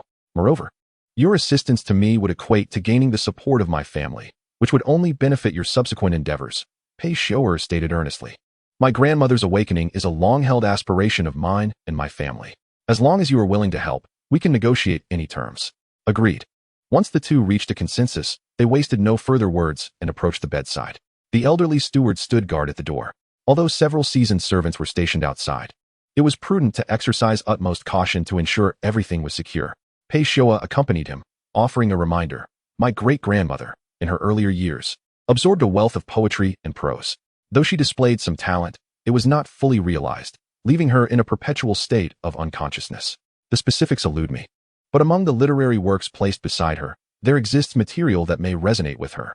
You may peruse these, selecting suitable themes to potentially awaken her. The notion of rousing a slumbering soul through verse is truly unprecedented. Zheng offered a wry smile. He felt utterly uncertain about this approach. Yet, with the proverbial arrow already knocked, there was no turning back. Since she had proposed such an idea, she must have succeeded in the past, albeit not thoroughly enough. It was time for him to add his own spark to the endeavor. Subsequently, he meticulously examined the poetry surrounding his great-grandmother. With dozens, if not hundreds, of volumes to sift through, Zheng categorized them and began his attempts. First, he recited verses celebrating the grandeur of the land, but she remained unresponsive. Next, he turned to poems reflecting human experiences, yet still no sign of acknowledgement. As he progressed to the verses of the Four Seasons, he noticed a slight movement in her form, especially when he recited the seasonal poem he had previously read in the granary. Her response intensified, though it was merely a faint tapping of her fingers. Despite not rising or even fluttering her eyelids, this was the most significant reaction to date. Time slipped away, and after 2 long hours of diligent effort, Zheng had traversed every category of poetry he could conceive, yet to no avail. "It seems you still fall short," Pei Xiu'er lamented, her disappointment palpable as she shook her head with a heavy sigh. Zheng, drenched in sweat, replied, "Madam Pei, the categories I have explored encompass all that I could think of. Initially, I was skeptical, but when I reached the verses of the Four Seasons, she did exhibit some reaction, albeit not sufficiently strong. Therefore, I believe that finding the right category may indeed awaken her. You have stated that the categories are all here. Your recent attempts, while melodious, have ultimately borne no fruit, and thus your mission is deemed a failure. After such a lengthy endeavor, it seems I have drawn water with a sieve. You may leave. I shall not expose your identity, for it bears no significance to me. However, should you seek my assistance, I fear it may be impossible." Pei Xiu'er sighed, collapsing onto her great-grandmother's side, consumed by self-pity and anguish. At this moment, the elderly steward, tasked with outer vigilance, approached with a heavy heart, intent on escorting Yin Zheng away. Yet, the opportunity had slipped through his fingers, and he felt a deep reluctance. From their earlier conversation, he sensed that the Pei family was not to be underestimated. Their involvement in matters concerning the granary and Shun Qiansan could potentially aid him in regaining a foothold in the capital and even within the court. Thus, for him, this was an extraordinary opportunity, one he was reluctant to forego. "Do not rush me. Allow me a moment to ponder," he implored. Yin Zheng managed to break free. Yet the old steward shook his head and remarked, "What more is there to contemplate? Several hours have elapsed, and all the poetry and compositions have been produced. Though I am no connoisseur of literature, your talent is indeed evident. However, what we require is not a person of mere talent, but someone capable of rousing our esteemed matriarch from her slumber. Clearly, you do not possess such capability, rendering your presence here utterly meaningless. Depart now. I have shown you enough mercy by concealing your identity. Do not linger here and create disturbances, for if you provoke me, do not blame me for my lack of courtesy." Pei Xiu'er, heartbroken, had no desire to further entangle herself with Yin Zheng, as she issued another eviction order. Several shadowy figures surged forth from the darkness, seizing him and dragging him towards the door. Meanwhile, Yin Zheng's mind raced with thoughts. From the recent experiment, it became evident that factors ranging from the seasons to human affairs bore little significance. Considering her current state of unconsciousness, she appeared merely a young girl. Her remarkable talent had led her to a high level of cultivation, yet her ambition had resulted in her losing her way. Why would such a young girl be so impatient for success? A comprehensive analysis yielded two possibilities. Either it was for love or for righteousness. Righteousness referred to familial strife, a desire to provide assistance, but his previous attempts had proven futile. The remaining option, love, seemed implausible given her tender age, suggesting she would not be overly concerned with romantic affections. Nevertheless, this was the only avenue left, and he had no choice but to stake everything on it. As he was being forcibly taken away by the two figures, he instinctively shouted, "Red beans grow in the southern land. When spring arrives, they sprout a few branches. I wish you would gather more, for this is the most poignant symbol of longing." Having recited the 4 lines of poetry, Yin Zheng was nearly at the threshold, just a step away from exiting the inner hall. At that very moment, movement occurred. The matriarch, who had lain motionless on her sickbed like a figure carved from ice, began to stir. First, her fingers twitched, then her legs trembled, and her entire body exhibited minute movements akin to that of a worm. Though the motions were slight, they were enough for Pei Xiu'er, who had collapsed beside her, to perceive the astonishing scene. Upon realizing this remarkable development, she instinctively rose, gazing at the matriarch in disbelief. Exclaiming, "Grandmother, you have awakened? Please respond. Say something." Alas, it seemed that the force was insufficient, for the matriarch had not fully regained consciousness. The gentle sounds continued, indicating the possibility of awakening, yet she lacked a final push. "Madam, it appears that this young man's poetry has had some effect. Shall we not encourage him to kindle the flames further and continue his recitation?" The old steward inquired promptly. At this moment, Yin Zheng was filled with trepidation. His previous decision had been one of desperation. If it were to fail, his bond with Pei Xiu'er would come to an abrupt end. After all, how could a little girl comprehend matters of love? This was starkly different from the scene when she had been in a coma. In truth, he harbored no expectations. Yet who could have foreseen what would transpire? "Hurry, Guzi, continue reciting. Bring forth more poetry and prose. Ideally, let them all relate to love. Quickly." Chapter 123. Pei Xiu'er shouted in haste and anger, while the old steward urged her on from the side. The two shadowy figures who had initially held Yin Zheng captive also loosened their grip at the opportune moment. Yin Zheng took a deep breath and swiftly rifled through his mind, then unleashed a torrent of verses like a barrage of cannonballs. "Enter my realm of yearning. Know the anguish of my longing. Longing for eternity, remembering endlessly, brief moments of yearning, boundless in their depth. Life indeed harbors infatuation. This sorrow is not tied to the wind and moon. For a mere 1,000 gold, one could procure the verses of Xiangru, silently expressing one's affections. If love endures, does it truly matter whether in morning or dusk?" As the love poetry flowed from Yin Zheng's lips, the response of the elderly matriarch intensified. A quarter of an hour passed. With a sudden, crisp sound, the matriarch abruptly sat up, her eyelids fluttering open as she surveyed her surroundings in astonishment. "Who are you? Where am I? Grandmother!" Pei Xiu'er exclaimed in shock, rushing to embrace her. However, with a resounding thud, she was flung away by the matriarch's internal force. "What are you doing? Embracing so recklessly, is this proper?" The matriarch furrowed her brow, eyeing Pei Xiu'er with suspicion. "Grandmother? So, You are a descendant of the Pei family? Yes, indeed, I am. Grandmother, I thud. Pei Xiu'er, in her eagerness to acknowledge her kin, found the matriarch suddenly retreating as if experiencing a moment of clarity, only to collapse back onto the bed, slipping into unconsciousness once more. Grandmother, Pei Xiu'er cried out in terror, while Zheng hurried over to examine her briefly, assuring her, "Do not worry, Madam Pei. In my view, the matriarch has likely been dormant for many years. Upon her sudden awakening, her body cannot yet adapt, requiring time for self-regulation.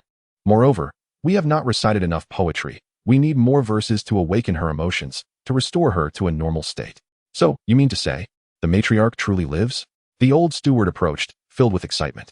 Pei Xiu'er cautiously caressed her great-grandmother, tears streaming down her face. After a moment, her emotions gradually stabilized. She lifted her gaze to Zheng and expressed her profound gratitude. "Thank you, Erguzi. It has been 300 years, exactly 300 years, since I last saw my great-grandmother. To witness her awaken and to converse with her is an experience I have longed for. If my family were to learn of this, they would undoubtedly be overjoyed. All of this is owed to you. If you can fully awaken my great-grandmother in the future, you would truly be a benefactor to the Pei family." "Madam Pei, you flatter me," Zheng replied, waving his hand as he assisted her to her feet.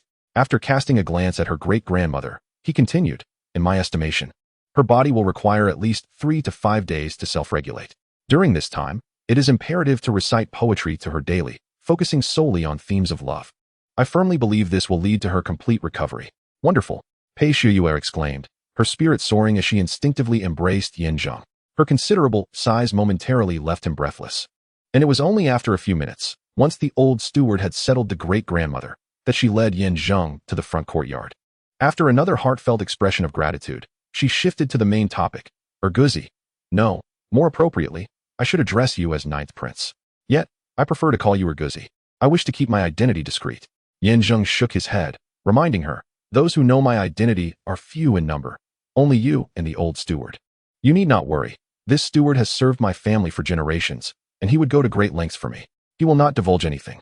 Since you wish to remain inconspicuous, I shall respect your wishes. Erguzi, you have healed my great-grandmother, and she appears to be recovering well. If she improves, my own affliction will also be alleviated. You have rendered me a life-changing favor. Speak, and I shall fulfill any request you have." "Very well. Since Madame Pei is forthright, I shall be candid as well." Zheng nodded, raising 3 fingers solemnly. "3 requests. First, I require control over your granary. We reached an agreement on this last night, so I shall not elaborate further. However, you must formally grant me the operational rights. Rest assured, before you depart, I will have the old steward accompany you. During this time, he will provide you with what you need. Do not be misled by his age. His capabilities far exceed those of many younger individuals. With his assistance, you will undoubtedly achieve your goals more efficiently." "I am grateful, Madam Pei," Zheng replied, clasping his fists in thanks. "The second request is to leverage your influence to bring your husband, Sun Qiansan, under my command, as I have a matter that requires his unique expertise." "Sun Qiansan?" Upon hearing this, Pei Xiu'er furrowed her brow and regarded Zheng with suspicion. "Erguzi, I must say your intentions seem far from pure.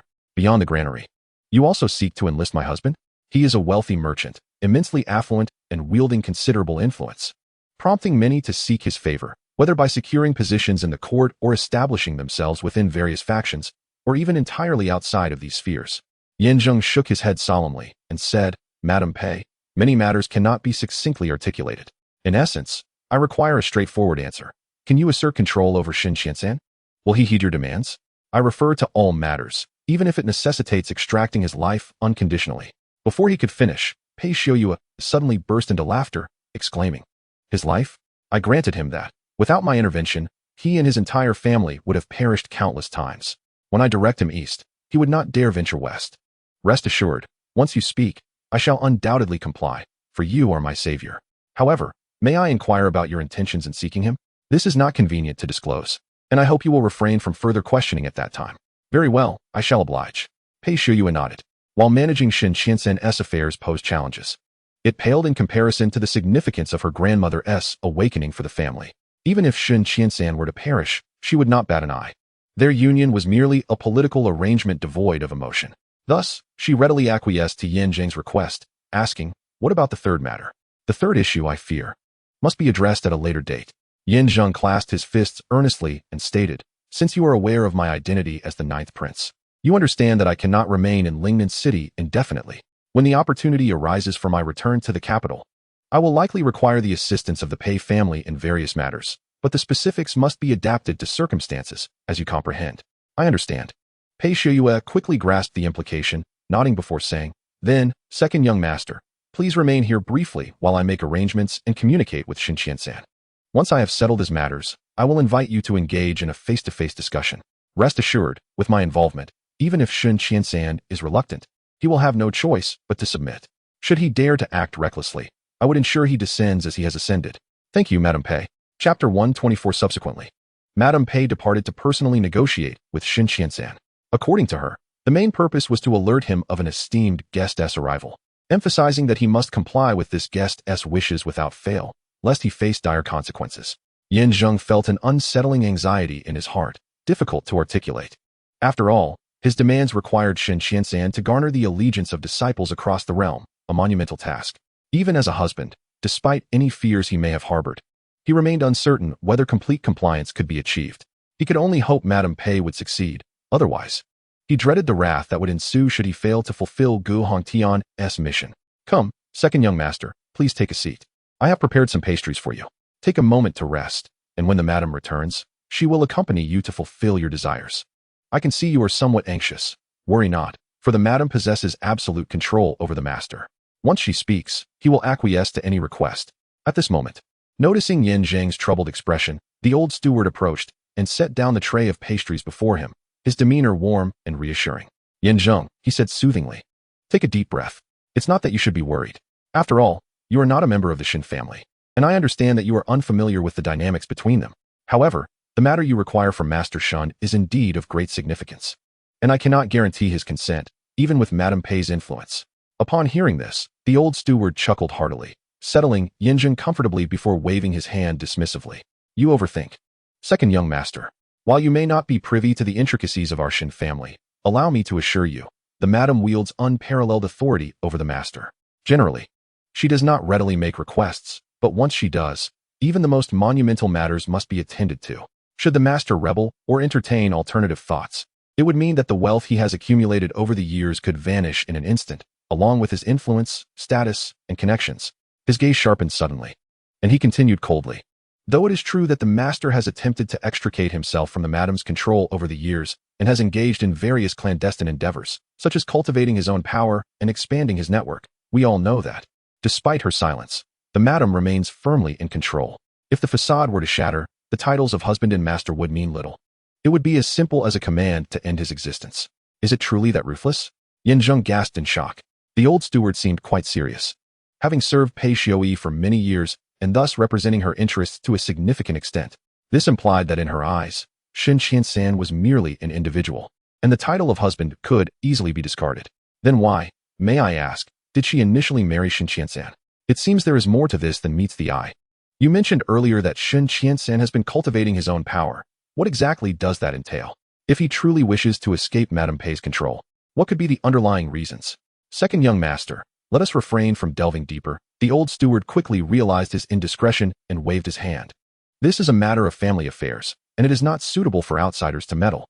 In any case, rest assured that with our madam's involvement, Shen Qiansan will undoubtedly comply with your request. I only hope that once your desires are fulfilled, you will show utmost diligence regarding grandmother.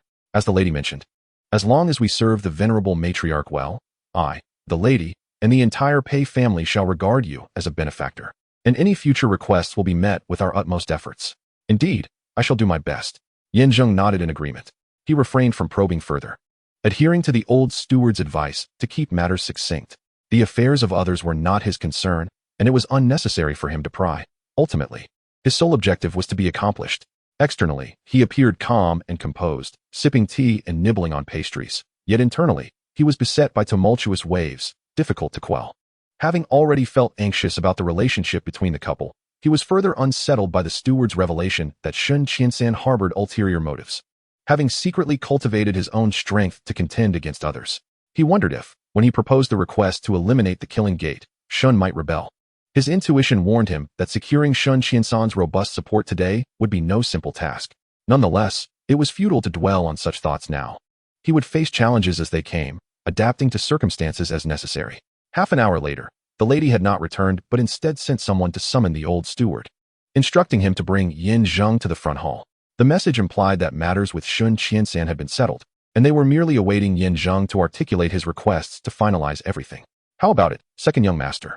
Did I not say? With Our Lady intervening.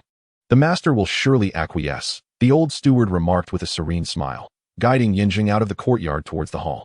Zheng merely smiled in response, appearing unconcerned, yet he knew that for Sun Qiansan to truly agree when it came to the actual demands was what truly mattered.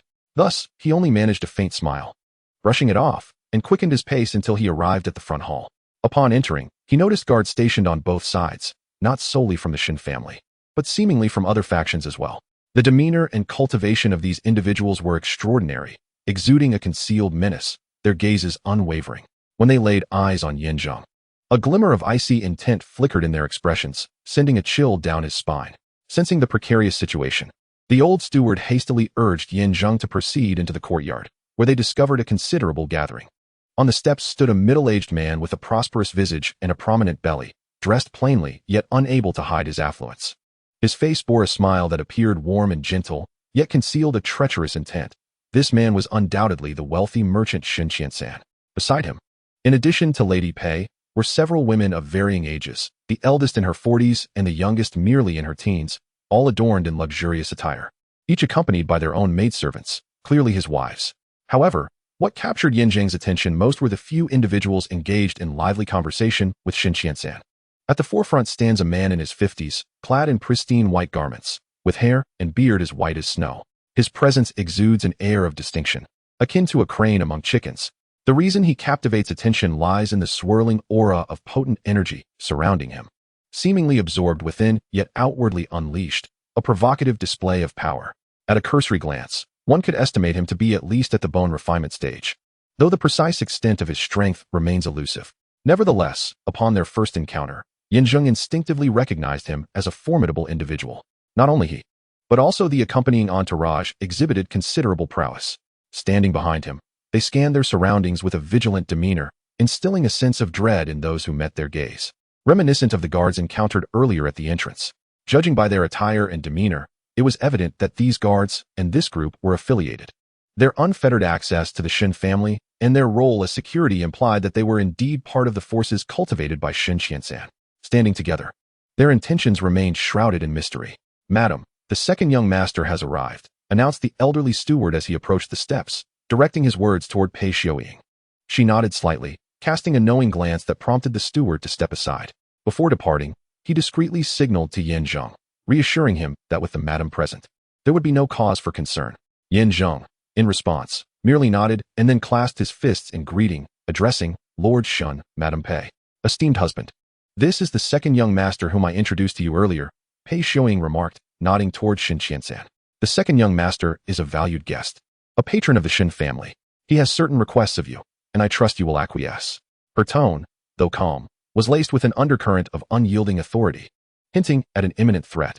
Sun Qiansan, wary of overstepping, nodded repeatedly, stating, "Since he is the Madam's esteemed guest, I assure you that any request within my power will be met with utmost diligence. However, before we proceed, I wish to introduce someone." He gestured to the middle-aged man beside him, who inclined his head slightly. "This is Tianshan He, the leader of the assassin organization, Shashaman. It appears that he too has requests, and thus you two are fortuitously aligned," he added with a chuckle. "From Shashaman?" Zheng's expression shifted dramatically, disbelief evident as he regarded Tianshan He. An unsettling apprehension began to stir within him, a gut feeling that this was no mere coincidence, but a deliberate orchestration on their part. It seemed Sun Qiansan was indeed a shrewd and formidable character. Chapter 125, The Second Young Master, A Pleasure to Meet You. As Zheng stood momentarily stunned, Tianshan He flashed a sinister smile, his gaze piercing and indifferent, instilling a chilling dread. With every word he spoke, an oppressive force radiated from him, creating an atmosphere of formidable pressure. Intuition warned Zheng that the visitor harbored ill intentions. The few words exchanged had already divulged a powerful message. He was well aware of Zheng's identity and had conducted thorough research on him.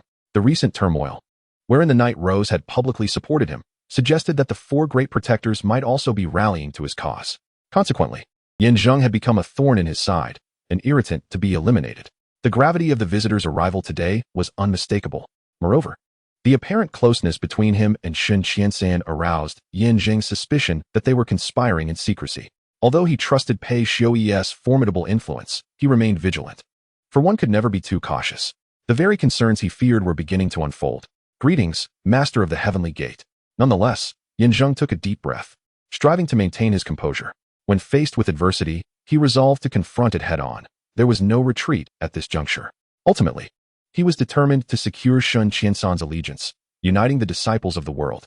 Should Shen choose to act recklessly, he had Pei Xiuyi to leverage. And if the Tianshan crane dared to make a hasty move, he was not one to be trifled with. My lord, she said, you previously mentioned that the Master of the Heavenly Gate is visiting our Shun family primarily to discuss business matters, to which I have no objection. However, I have been quite clear regarding the second young master's demands. You must address them. Now, before me, clarify this matter. There should be no issue, correct? Pei Xiuyi, unaware of the underlying connections, believed that once Yan Zheng's demands were promptly addressed, she could further negotiate regarding her grandmother's situation. The recent revival of her grandmother had ignited a spark of hope within her. However, the forthcoming poetry required the other party's contribution, necessitating recitation day and night until her grandmother was fully awakened. This was of utmost importance to the family. Earlier, when she had met with her husband, she had already penned a letter to the family, informing them of her grandmother's condition, and was now awaiting a response. Once everything was in order, she could bring her grandmother back to the Pei family. If she could finally resolve the obesity that had plagued her for years, she would not hesitate to sever ties with Sun Qiansan. She had long desired to rid herself of this useless husband. For her noble lineage and esteemed background deserved more than to be entrusted to such a feckless man. Rest assured, my lady, you are dear to me, and I shall fulfill all your requests, including those of the second young master. Sun Qiansan, non-committal, glanced thoughtfully at the Tianshan crane before turning to Yan Zheng. Second young master, may I inquire what your specific demands are? If there is something that requires my lady's involvement, you could certainly address me directly. Without Madame Pei's backing, I fear my requests may not be met. Yan Zheng, undeterred by the presence of his adversaries, boldly declared, it is quite fortuitous that I find myself in your esteemed residence today, Master of the Heavenly Gate. Therefore, I shall speak candidly. My request is that you utilize your considerable influence to unite the four principal leaders, thereby enabling me to temporarily command the other masters of the Killing Life sect. What say you? The first to furrow her brow was Pei Xiuyi, who regarded Yan Zheng with astonishment, unable to fathom that he would make such a demand. It was evident that he aimed to encroach upon another's territory, and considering that the opposing sect master was present, such a proposition appeared rather inappropriate. However, Sun Qiansan was not surprised by this revelation. Rather, he seemed rather indifferent. After a brief acknowledgement, he did not rush to respond but instead turned to Tianshan He, inquiring with a smile, Master of the Heavenly Gate. What is your perspective on this matter? This was a blatant challenge to my authority, Tianshan He thought, taking a deep breath and pursing his lips as he gazed at Yan Zheng. The aura of hostility around him intensified as he stated, in truth, I have come today with the hope that Master Shun could leverage his influence to gather all remaining disciples of the Heavenly Sect who are scattered outside. It is quite unexpected that the second young master shares my sentiments. However, I find it curious. As the sect master, my intentions are justified, while you, an outsider, possess neither the virtue nor the capability to engage in such matters. With these words, several attendants standing beside him swiftly drew their swords, ready for confrontation. Yet, Pei Xiuyi, though unaware of the full context, recognized that Yan Zheng was her ally. She was determined to ensure his safety. With a mere glance, she signaled to the old steward, who understood her intent and promptly gestured, summoning a dozen old retainers who were poised for action, thus escalating the tension between both parties to the brink of conflict. We refer to the disciples of the Killing Life sect, who are not stationed at the headquarters. In other words, they are merely auxiliary personnel and do not constitute formal members. Therefore, what grounds exist to deny my involvement?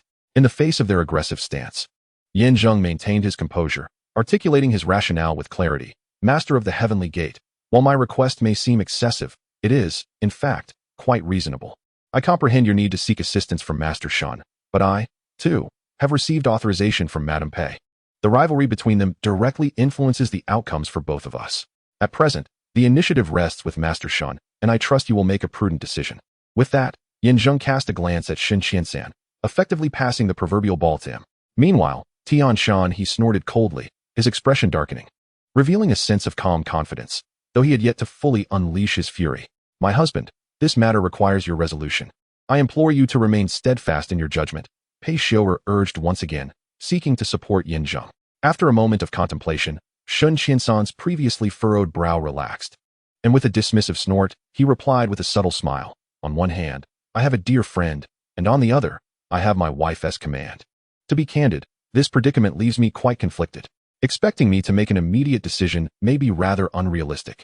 What I mean is, before he could finish, Pei Xiaoying raised her voice sharply, declaring, "Listen closely, I am not proposing a negotiation, but issuing an order.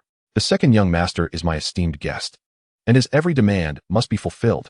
I do not care what agreement you have with that Tianshan crane or the nature of your relationship. None of that will bear weight here. You shall comply at once."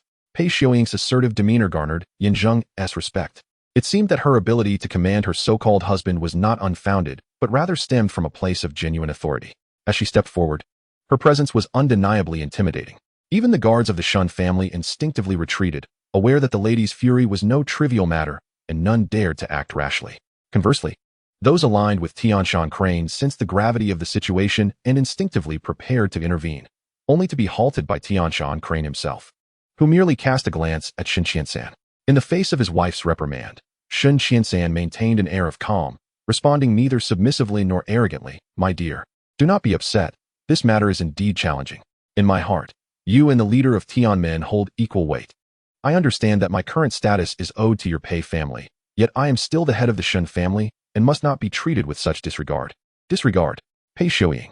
Surprisingly, in response to Pei Xiaoying's dominance, Shun Qiansan showed no signs of fear and boldly stated, "In the past, my forbearance was due to my lack of strength. However, after years of planning, while I may not be able to rival the Pei family, I can at least stand on equal footing.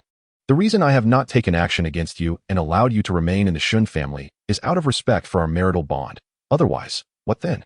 Pei Xiaoying let out a cold laugh. At that moment, the elderly steward, unable to contain himself, stepped forward and admonished Shun Qiansan. "Do not forget who has given you your current standing. Your connections, wealth, and status are all contingent upon my family's favor. They can be withdrawn just as easily. With a single letter from my lady, everything you possess can be reclaimed in an instant. Are you truly willing to oppose my family over a mere Tianshan crane?" With a swift glance from Shun Qiansan, a guard lunged forward and delivered a resounding slap to the steward's face, sending him crashing to the ground. "When did it become your place to interject, you lowly servant?" Shun Qiansan stated coldly. "I am fully aware of the implications involved, which is precisely why I have neither agreed nor refused. I have shown you sufficient courtesy. Moreover, should this matter be silenced, I could easily declare that you succumbed to illness, and who would dare accuse Shun Qiansan of wrongdoing? You. What about me? I speak candidly, and moreover, I do not refuse to comply. Rather, I wish to mediate and harmonize our interests. Hence I have made a bold decision." "What nonsense is this? Disregarding my words?" "Madam Pei, please refrain from becoming agitated. Let us first hear what he has to say."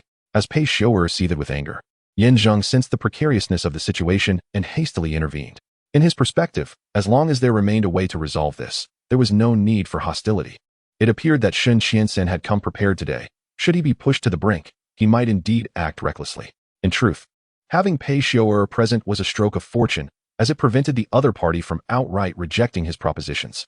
Thus, he was eager to discern the true intentions behind their facade. Chapter 126. Although Pei Xiaoying was infuriated, she did not act impulsively. She was acutely aware that Shun Qiansan had previously obeyed her every word, yet now he dared to stand against her, and so brazenly in front of so many witnesses. He must possess some form of leverage. Acting rashly could lead to dire consequences. She resolved to bide her time. Nevertheless, she was already convinced that this coward had grown audacious, and she would soon confront him, making him aware of the grave repercussions of opposing her. While she understood that he had been secretly amassing his own influence over the years, in comparison to the formidable Pei family behind her, he was but a minor player, inconsequential in the grand scheme. The crux of the matter was that today, she would ensure that Yin Zheng's desires were fulfilled. Regarding her grandmother's legacy, no one could stand in her way. To ensure every precaution was taken, she discreetly signaled to the elderly steward to remain at the ready. Should Shun Qiansan or the Tianshan crane dare to act out of line, they were to act swiftly and compel compliance, even if it meant applying pressure. Let us listen to the second young master. I am eager to discover what pearls of wisdom might emerge from his mouth. Pei Xiaoying steadied her emotions, inhaled deeply, and glared at Shun Qiansan with gritted teeth. Facing Pei Xiaoying, Shun Qiansan felt a twinge of fear, yet having come this far, he was unwilling to retreat. In his view, this was the prime opportunity to break free from his confinement. Even if his strength had waned, he no longer wished to be a mere pawn. He yearned to stand tall and assert his dignity. Thus he must do everything in his power to safeguard the Tianshan crane. For only he could aid him in escaping his plight. Madam, do not overthink. I merely seek equilibrium, for both sides hold great significance for me. And I must assess the situation judiciously. Sun Qianxin chuckled, glanced at the Tianshan crane, and after a mutual nod of understanding, he inhaled deeply and said solemnly, "You both should be acutely aware that the disciples of the Kill Life sect are numerous and widespread. To rally them to my cause, a leader must emerge. Among the 4 leaders, my influence runs the deepest. As soon as I speak, they are compelled to comply. Their compliance, in turn, swiftly gathers their respective disciples to act upon my commands. Thus, the current predicament is that the Lord of Heaven's Gate is my longtime dear friend, and I am reluctant to diminish his dignity. On the other hand, the second young master is a distinguished guest invited by my wife, making the choice between the two a significant dilemma. Therefore, after much contemplation, I propose that since valor has historically been measured by martial prowess, if you wish for me to assist either of you, it is best that you two engage in a duel. The victor shall prevail, and the vanquished shall no longer be mentioned. What do you both think of this suggestion?" Upon this declaration, the room erupted in astonishment. Naturally, Tianshan he was already aware of this, so he remained largely unmoved. The guards of the Shen family, some of whom still followed Pei Xiu'er, found this suggestion rather troublesome. Although the duel had yet to commence, it was apparent to all that Tianshan he exuded an overwhelming presence and formidable strength. In combat, who could possibly rival him? Rather than a duel, it could be more aptly described as a surrender, devoid of meaning. "Shen Qianxin, you scoundrel!" Pei Xiu'er erupted in fury. Just as she was about to reprimand him, Sun Qianxin, seemingly indifferent, replied, "Madam, why must you be so enraged? A duel is a mark of honor for a warrior, is it not? Since both sides are hesitant to choose, a contest will reveal the truth. So what is amiss with that? Could it be that the second young master fears the Lord of Heaven's Gate, and thus hesitates to step forward? You, Shen boss, the notion of a duel is, by all accounts, unproblematic. However, should the disparity in strength be excessively vast, it may verge on bullying. After all, the Lord of Heaven's Gate boasts a formidable reputation, whereas I am but an unknown. Should I lose in competition, it would be said that he is merely preying upon the youth. Conversely, if I were to triumph, I would be labeled as having bested a once great warrior now past his prime. Thus, from any perspective, this contest is ill-advised. Before Pei Xiu'er could finish her thoughts, Zheng interjected. Despite the outrage and indignation of those around him, he remained remarkably composed, even regarding Sun Qianxin with a hint of mockery. Although Sun Qianxin harbored doubts, he jested. "So, according to the second young master, you are unwilling to engage in battle? Or perhaps you wish to forfeit this contest altogether? If so, that is incorrect." Zheng shook his head and spoke. "A duel must occur. Only through determining victory and defeat can you arrive at a final decision. However, I believe the competitors must be on equal footing, at the very least, of similar age and comparable strength. Such a contest would be credible and worthy of respect. If you, Shen boss, remain obstinate, then I shall have no choice but to withdraw. However, upon my departure, I shall publicly declare that you, Shen boss, prefer to exploit your strength to oppress the weak. You may disregard Madame Pei's honor and may choose to exclude me, but I do not believe you can silence the voices of the public. Once your reputation is tarnished, restoring it will be a formidable challenge. The second young master is indeed threatening me. You may perceive it as a threat, yet I speak only the truth. Unless you harbor ulterior motives, you would not resist change. I, Boss Shen, believe that the words of the second son hold merit." Just as Sun Qianxin was about to reprimand him, Tianshan he suddenly interjected, casting a contemplative glance at Zheng before proclaiming with a smile, "To employ the mighty against the feeble, regardless of the outcome, seems quite inappropriate. After all, I am the esteemed leader of the killing sect, while he is but an unknown individual.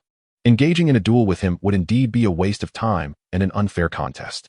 However, the clandestine matters of the killing sect must be addressed. Thus I am willing to heed the wishes of both of you. A duel is certainly in order, but the contender shall be he." While he paused, surveying the surroundings, his gaze ultimately resting upon several attendants he had brought along. "You lot, step forward." At Tianshan he's command, 5 attendants immediately emerged, displaying strict discipline and orderly formation, encircling Zheng from the 5 cardinal directions.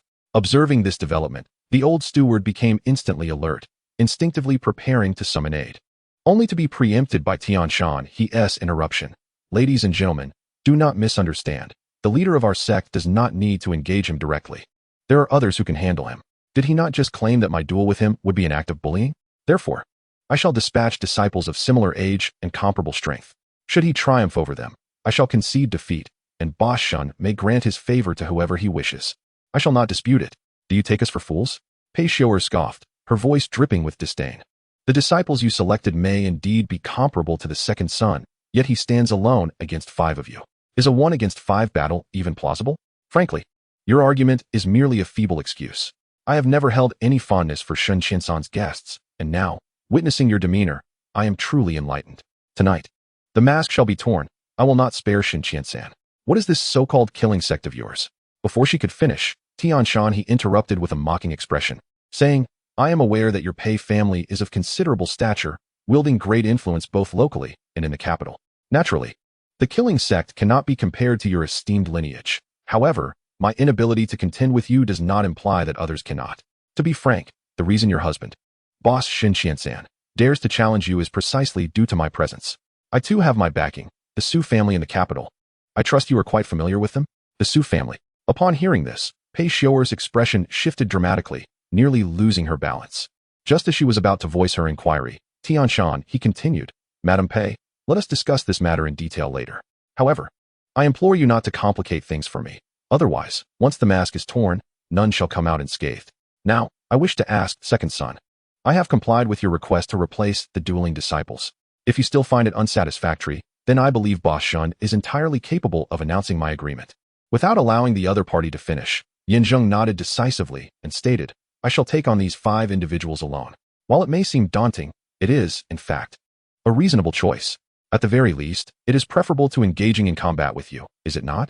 Second young master, that is unacceptable, the old steward exclaimed instinctively. Pei Xiu'er was about to voice her concerns, yet Yin Zheng remained resolute, affirming, Old steward, Madam Pei, rest assured, I am fully aware of my capabilities. In truth, I am already content that the master of Tianmen is willing to make concessions. I dare not hope for anything further. Moreover, with your assistance today, I find myself with this opportunity. Regardless of the outcome, I am prepared to accept it. Excellent. Hearing this, Shun Qiansan nodded in satisfaction, chuckling, Second young master. You truly are a paragon among men. Your words resonate deeply with me. Since you have consented, I believe there is no further need for Madam to object. Pei Xiu'er hesitated, recognizing the absurdity of one person challenging 5, particularly when their strengths were comparable, with 2 even surpassing his own. It appeared a futile endeavor. Yet since he had agreed, to oppose him now would seem overly sentimental. Nevertheless, her intentions remained steadfast. Should Yin Zheng fail, she would leverage her authority to enforce an agreement, regardless of the backing of the Su family. The matter concerned the life and death of her grandmother, and she was willing to risk everything to support Yin Zheng. Chapter 127. I shall not obstruct, but I also wish to see if, in the unfortunate event of second young master's defeat, you can truly go against my wishes and hand over that so-called disciple of the Killer's Gate to Tian Shan he. The Su family certainly wields significant power, rivaling that of my Pei family. However, I can afford to take risks. Whether they are willing to do the same to aid you is another question. Pei Xiu'er attempted to intimidate. Yet for Shun Wansan, who had already risked everything, there was little to fear. Calmly, he replied, That is a matter for another time, madam. As the saying goes, a night as husband and wife brings 100 days of affection. Regardless of the final outcome, I hope it will not affect the bond between us. Very well. Since both parties have reached an agreement, let me make this clear. If second young master defeats his opponents, I shall grant any request you make, providing my utmost support. Conversely, should you lose, this matter shall be concluded and never mentioned again. Agreed. I have no objections. With Yin Zheng and Tian Shan he in accord, the onlookers retreated to the periphery, clearing a space for the duel. Ladies and gentlemen, in my view, this contest should be decisive yet restrained, merely determining the victor. Of course, if neither party concedes amidst the fervor of battle, it shall continue until a conclusion is reached. The arena is fraught with peril, and should injuries occur, even to the point of mortal danger, all consequences shall be borne by the participants. Upon seeing both sides prepared, Shun Qiansan promptly stepped into the center and announced loudly. As he declared the commencement, he took a step back, observing the contest in silence. Yet, his expression remained calm and unperturbed, exuding an air of confidence. Fully assured of victory in this confrontation, sitting leisurely beside Tian Shan Crane, they engaged in light-hearted conversation, savoring tea and discussing strategies, entirely dismissing the upcoming duel. They were even contemplating how to mobilize their forces and gather their disciples for control once the competition concluded. Madam, what shall we do? Are we to merely stand by and watch? The anxious steward fretted. Although the duel had yet to commence, He perceived the outcome as already determined. A one-on-one confrontation posed little chance of victory, and the notion of a single individual challenging 5 was utterly preposterous. Let us not rush. We shall wait a moment longer. Pei Xiua said, her gaze piercing as she studied Zheng thoughtfully. In my estimation, this young man is extraordinary. His willingness to accept the challenge suggests he possesses some skill. However, I do not foresee him achieving outright victory. He must have an alternative strategy. You simply need to prepare for our response. Once the facade is shattered, we will immediately confront them while I take advantage of the chaos to extract our people. Once we vacate this place, I can wield the family's power to reclaim our position. That useless Shun Qiansan has entangled the Su family in this mess. No wonder they are so arrogant. Rest assured, madam, I have made all the necessary arrangements. Should the situation change, our old comrades will spring into action at once. Despite their age, they remain formidable and undiminished in strength. Dealing with this rabble will be a trivial matter. Though the leader of the Killing Gate, Tianshan Krang, is indeed formidable, he pales in comparison to our warriors. It poses no significant threat. Very well, let us observe for now. Maintain a relaxed exterior while staying vigilant within. Always ready to strike.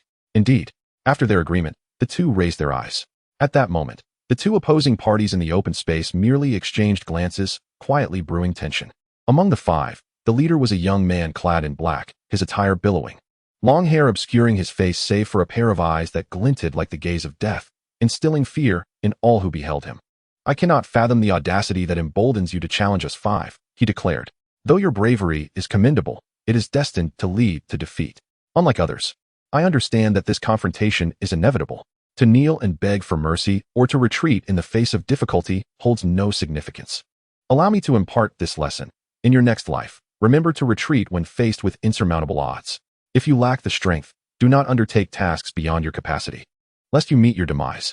Now, with that command, the young man in black waved his hand, and the other surged forward like a tidal wave, swiftly closing the distance to Zheng. Their movements were synchronized, rhythmic, and purposeful. Their intent was clear, not to merely defeat Zheng, but to eliminate him. This was a lethal order issued by their leader before the battle commenced. This youth was not yet powerful enough. The danger he posed must be extinguished in its infancy. To utilize Pei Xiua to demand the disciples was a matter not to be underestimated. If he was not eliminated today, he would undoubtedly become a significant threat in the future. After all, keeping Gu Hongtian by his side had turned into a perilous decision. Now, with the addition of Guzi, he feared that the Shashaman would struggle to maintain control in the future. Wham! Clang! Bang! The 5 of them united their strength, striking at Zheng from all sides. The force they exerted produced a series of crisp sounds, reminiscent of undulating mountain ranges, ceaseless and relentless. More importantly, each of them drew their swords and weapons, dancing in unison like a troop of demons, creating a fervent spectacle. Witnessing this scene, the onlookers could not help but exclaim. The guards of the Shin family were utterly bewildered, while the Shashaman's protectors were filled with awe, genuinely impressed. Meanwhile, Shun Qiansan and his companion, having eaten and drunk their fill, had risen, ready to reap the fruits of victory. Observing the billowing smoke, they knew without a doubt that Zheng was doomed. This was not merely a defeat in battle, it was an unequivocal end. Casting another glance towards Pei Xiua, she wore a troubled expression, her impatience palpable. She and the old steward clenched their fists, furrowing their brows, gazing anxiously at the situation shrouded in smoke, their worry nearly spilling over. Steward, quickly! Pei Xiua could not contain herself, her voice a low cry. The old steward understood at once and waved his hand. The hidden servants lurking nearby instinctively began to emerge from their various hiding places, but just as they were about to rush down, they found themselves suddenly and completely immobilized, unable to move. Upon closer inspection, they discovered that the beams they clung to, the pillars upon which they stood, and the concealed corners of the rooms were all ensnared with numerous nets, resembling spider webs that firmly held them in place, rendering them utterly motionless. Madam, these old servants came with you from the Pei family. I know their loyalty and strength. For this day, I have prepared extensively, aiming for fairness and justice. However, you must not engage in underhanded tactics. One must accept the consequences of their bets, as you have surely heard. You speak utter nonsense. Pei Xiua could not help but curse, but before she could react, a tremendous crash echoed from behind the old servants. The crowd was struck, grimacing in pain, blood oozing as they fell to the ground, their limbs swiftly bound. Soon, numerous figures emerged from behind them. On closer inspection, they realized that all were members of the Shashaman. These guards, who had been vigilantly patrolling moments before, had now succumbed to the Shun family stronghold. With their support, The old servants found it impossible to maintain their composure. Despite their formidable strength, they were taken by surprise. And the adversary's cunning tactics caused the forces prepared by Pei Xiuwa to vanish in an instant. Scoundrel! Pei Xiuwa seethed with fury. The old steward, gritting his teeth, quickly reassured, "Madam, do not be alarmed. Allow me to handle this." Just as he was about to rush out, a thunderous sound of water erupted, and a towering column of water surged forth, sweeping away the 5 assailants with great force. Following this, a formidable figure soared into the sky. "Ah!" With a cry, the 5 men screamed in agony, blood spurting from their mouths as their weapons slipped from their grasp. They were sent flying backward, ultimately falling to the ground like kites with severed strings. Before they could react, Zheng, wielding his cleaver, pressed the advantage and unleashed a flurry of savage strikes. Heads severed, limbs mutilated. In the blink of an eye, the so-called 5 masters fell apart like fragile chickens, their corpses unrecognizable. With a resounding thud, as Zheng landed, his cleaver resting on his shoulder, he stood tall amidst the bloodshed, his head bowed in silence. In that moment, he resembled an unparalleled god of slaughter, exuding an aura of invincibility. Chapter 128. After a long pause, it was the old steward who first regained his composure. Overcome with emotion, he momentarily lost himself and could not help but grasp the edge of Pei Xiuwa's garment, exclaiming, "We have won, madam. We have triumphed." "Indeed," Pei Xiuwa replied, her exterior calm, while her heart surged with tumultuous waves. She had not anticipated that this young man possessed such extraordinary prowess. With a single strike of the legendary dragon-slaying blade, he had proven to be a force of nature, annihilating all in his path. From her earlier observations, she believed his cultivation was merely at the 6th or 7th level, yet he had concealed his true strength, which must have been at least at the 8th level. The synergy of his cultivation and the blade was remarkable, allowing him to single-handedly vanquish a multitude of foes, surpassing her expectations. No wonder he dared to make such bold requests. It was not mere arrogance, but rather a well-deserved confidence. This young man's future was limitless. With both courage and wisdom, given time, he would undoubtedly rise to become a dragon among men. To have healed the matriarch of the family was no small feat. Pei Xiuwa sighed softly. The old steward continued, "Then, Madam Pei, does this mean that our family might provide him with even greater support in the future? After all, if he develops well, it would benefit the family as well." That was a matter for another time. First, they needed to resolve the immediate trouble. Once he healed the matriarch and reported back, she was confident the family would respond favorably. With this thought, Pei Xiuwa cast a glance at Shen Qiansan and his companion across the way, quietly instructing, "Old steward, please arrange for the shadows to be ready at all times. I fear there may be unforeseen changes." "Understood, madam. I shall make the arrangements at once." The old steward nodded in comprehension and proceeded to the shadows to whisper his orders. At that moment, Shen Qiansan and his companion stood frozen, exchanging incredulous glances, unable to fathom the reality before them. "Master of the Heavenly Gate, were not your 5 formidable warriors claimed to be invincible? How could they have been defeated?" With a heavy sigh, Tianshan Crane lamented, "I truly do not know. These 5 individuals are my most capable subordinates. They have previously triumphed over warriors of equal or even superior rank. Yet now, not only have they failed, but they have also been slain in return. This second dog truly is extraordinary. The loss of life is inconsequential, yet the failure in this wager is critical. The disciples of the killing sect, humph." Tianshan Crane coldly snorted, glaring at Zheng, gritting his teeth, and declared, "You think to wrest food from my mouth? To snatch it from the tiger's jaws? It shall not be so simple. Boss Shun, this matter pertains to our future. Should the killing sect suffer any setbacks, the Su family will withdraw their support. Consequently, your recent fallout with Pei Xiuwa will render your days ahead quite difficult. Thus, you must lend me your support." "Support you? How shall I support you?" Shen Qiansan said in a panic. He was not a fool, and, observing Tianshan Crane's demeanor, he trembled. As the saying goes, one must accept the consequences of a wager. "We have already lost. The best course of action now is to bow our heads in defeat. Perhaps we can still escape unscathed. Should we act rashly, I fear Pei Xiuwa will leave us with no options." Tianshan Crane raised his voice, gripping him tightly, and whispered fiercely, "Now, it is either his death or mine. We must take this gamble with all we have. If we cannot rally the disciples, then Deputy Sect Master Guhantian may seize the opportunity. And when chaos ensues within the sect, I will suffer, and you shall not enjoy peace either. But you, Boss Shun, the sect master." Shen Qiansan had yet to finish when Zheng suddenly spoke, slowly approaching, and said nonchalantly, "According to our agreement, I shall face 5 at once. If I defeat these individuals, then the matter of the killing sect aligning with you, Boss Shun, will require our discussion. This agreement is public." And with Madame Pei here as witness, given your marital ties, I trust you will not go back on your word? I will not, of course not. Shun Qiansan instinctively began to respond, but was interrupted by the scheming Tianshan Crane, who took over, forcing a smile and stating, "Second young master, your martial prowess is unparalleled.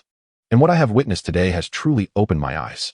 It is no injustice for my 5 disciples to perish at your hands." As he spoke, he began to walk slowly towards Yin Zheng. As they approached each other, suddenly, whoosh, Tianshan Crane's eyes sharpened, his brows twisted with malice, as a surge of energy enveloped him. Swirling like a tempest, swiftly drawing Yin Zheng towards him. His cultivation was at least at the 4th or 5th level of bone refining. While Yin Zheng was merely at the body refining stage, they were not comparable adversaries.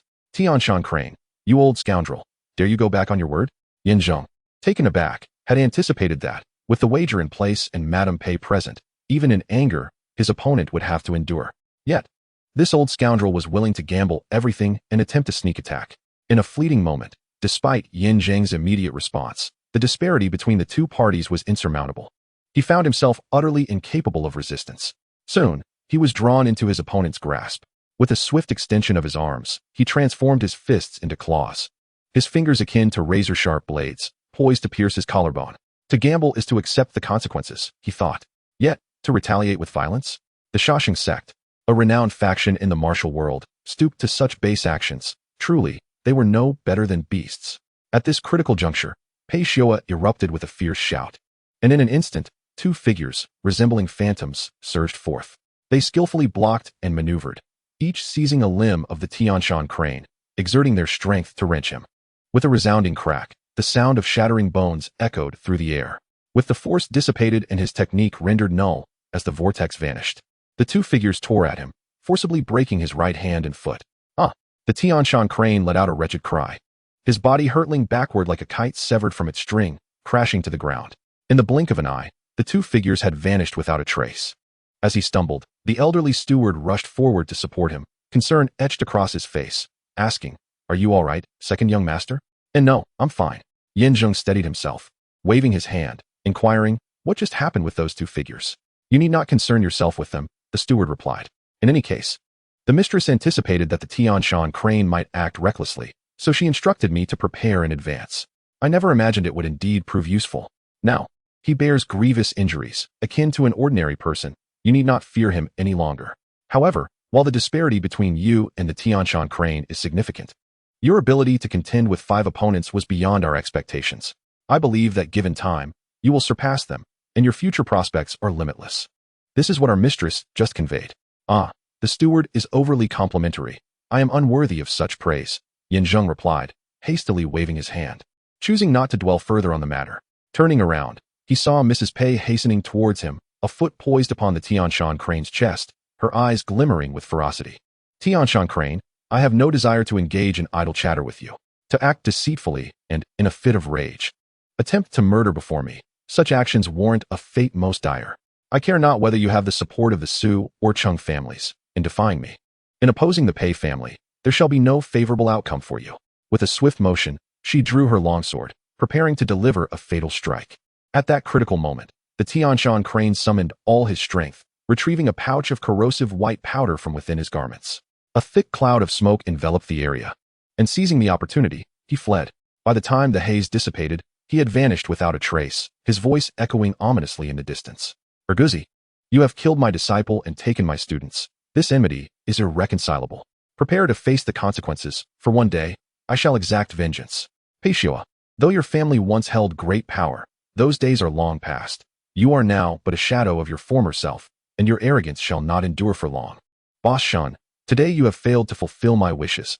I fear your days will not be easy. If fate allows, we may meet again in this life.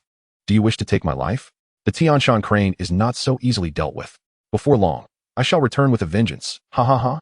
With laughter, he vanished in the blink of an eye. The old steward hastily dispatched men to pursue him, yet the Tianshan Crane was fleet of foot, leaving no trace behind.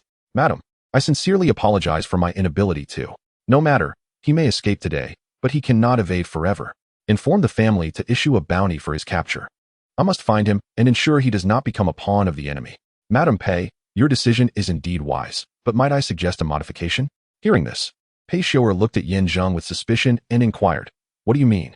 What I mean is that it is the Tianshan crane who has offended you, not the Shashing sect. The Shashing sect has a slight connection to me, so let us pursue the Tianshan crane alone. As for the Shashing sect, oh, I am quite flustered. Yes, the Tianshan crane is not affiliated with the Shashing sect. Pei Xiu'er glanced at the old steward, who understood her intent and nodded, promptly attending to the paperwork to send back to the Pei family that very night. Having resolved this matter, Pei Xiu'er turned her gaze towards Shen Qiansan. Chapter 129. Husband. Wife. Shen Qiansan trembled in fear, his head bowed, his voice scarcely a whisper. Slap. A forceful strike landed upon his face. Though Pei Xiu'er's strength was moderate, in her fury, it was enough to send him crashing to the ground. Thud. Grabbing an iron rod, she charged forward. Madam, second young master. Perhaps it would be best for the madam to handle this matter herself. After so many years, it's time to resolve the issues between them, Zheng suggested, but was interrupted by the old steward, who shook his head and said, please remain calm. Once the madam has dealt with him, your matters can be discussed at leisure. Very well, Zheng nodded. Marital disputes were not his concern. If Shen Qiansan had simply followed Pei Xiu'er's words, perhaps he might have found a way to survive. Yet, he chose to defy fate, and thus, he brought this upon himself. His collusion with the Tianshan crane had already displeased him, but after his defeat, to argue and even resort to violence was simply contemptible. Some individuals just do not know when to quit. Bang, bang, bang, bang, bang. Pei Xiu'er was ruthless. In her eyes, Shen Qiansan was not even worthy of being called a husband. He was less than a dog. She unleashed a barrage of blows upon him, fists and feet striking relentlessly. The beating lasted a full 5 minutes, until the opponent lay on the brink of death, motionless like a lifeless dog. Pei Xiu'er finally discarded the iron rod and delivered a fierce stomp to his back, bellowing, you shameless cur, offered a chance yet you refused to take it. Insisting on standing against me. Do you think you are worthy? Do you possess such capabilities? Just because you found a Tianshan crane, do you believe you can contend with me? My Pei family wields an unimaginable power. Yes, yes, madam. The madam is formidable. The madam is powerful. At this moment, Shen Qiansan was already gasping for breath, speaking while spitting blood. He dared not show the slightest defiance, nodding incessantly, willing to do anything to appease her wrath. Humph. Pei Xiu'er scoffed, casting a glance at Zheng before continuing. You still have one final value to exploit, which is to cooperate with the second young master to fulfill his demands. If executed properly, I might spare your wretched life. However, we must annul our engagement. And from this moment on, everything you possess will be reclaimed by me. You shall live as a dog, a stray with no home. Killing you would soil my hands.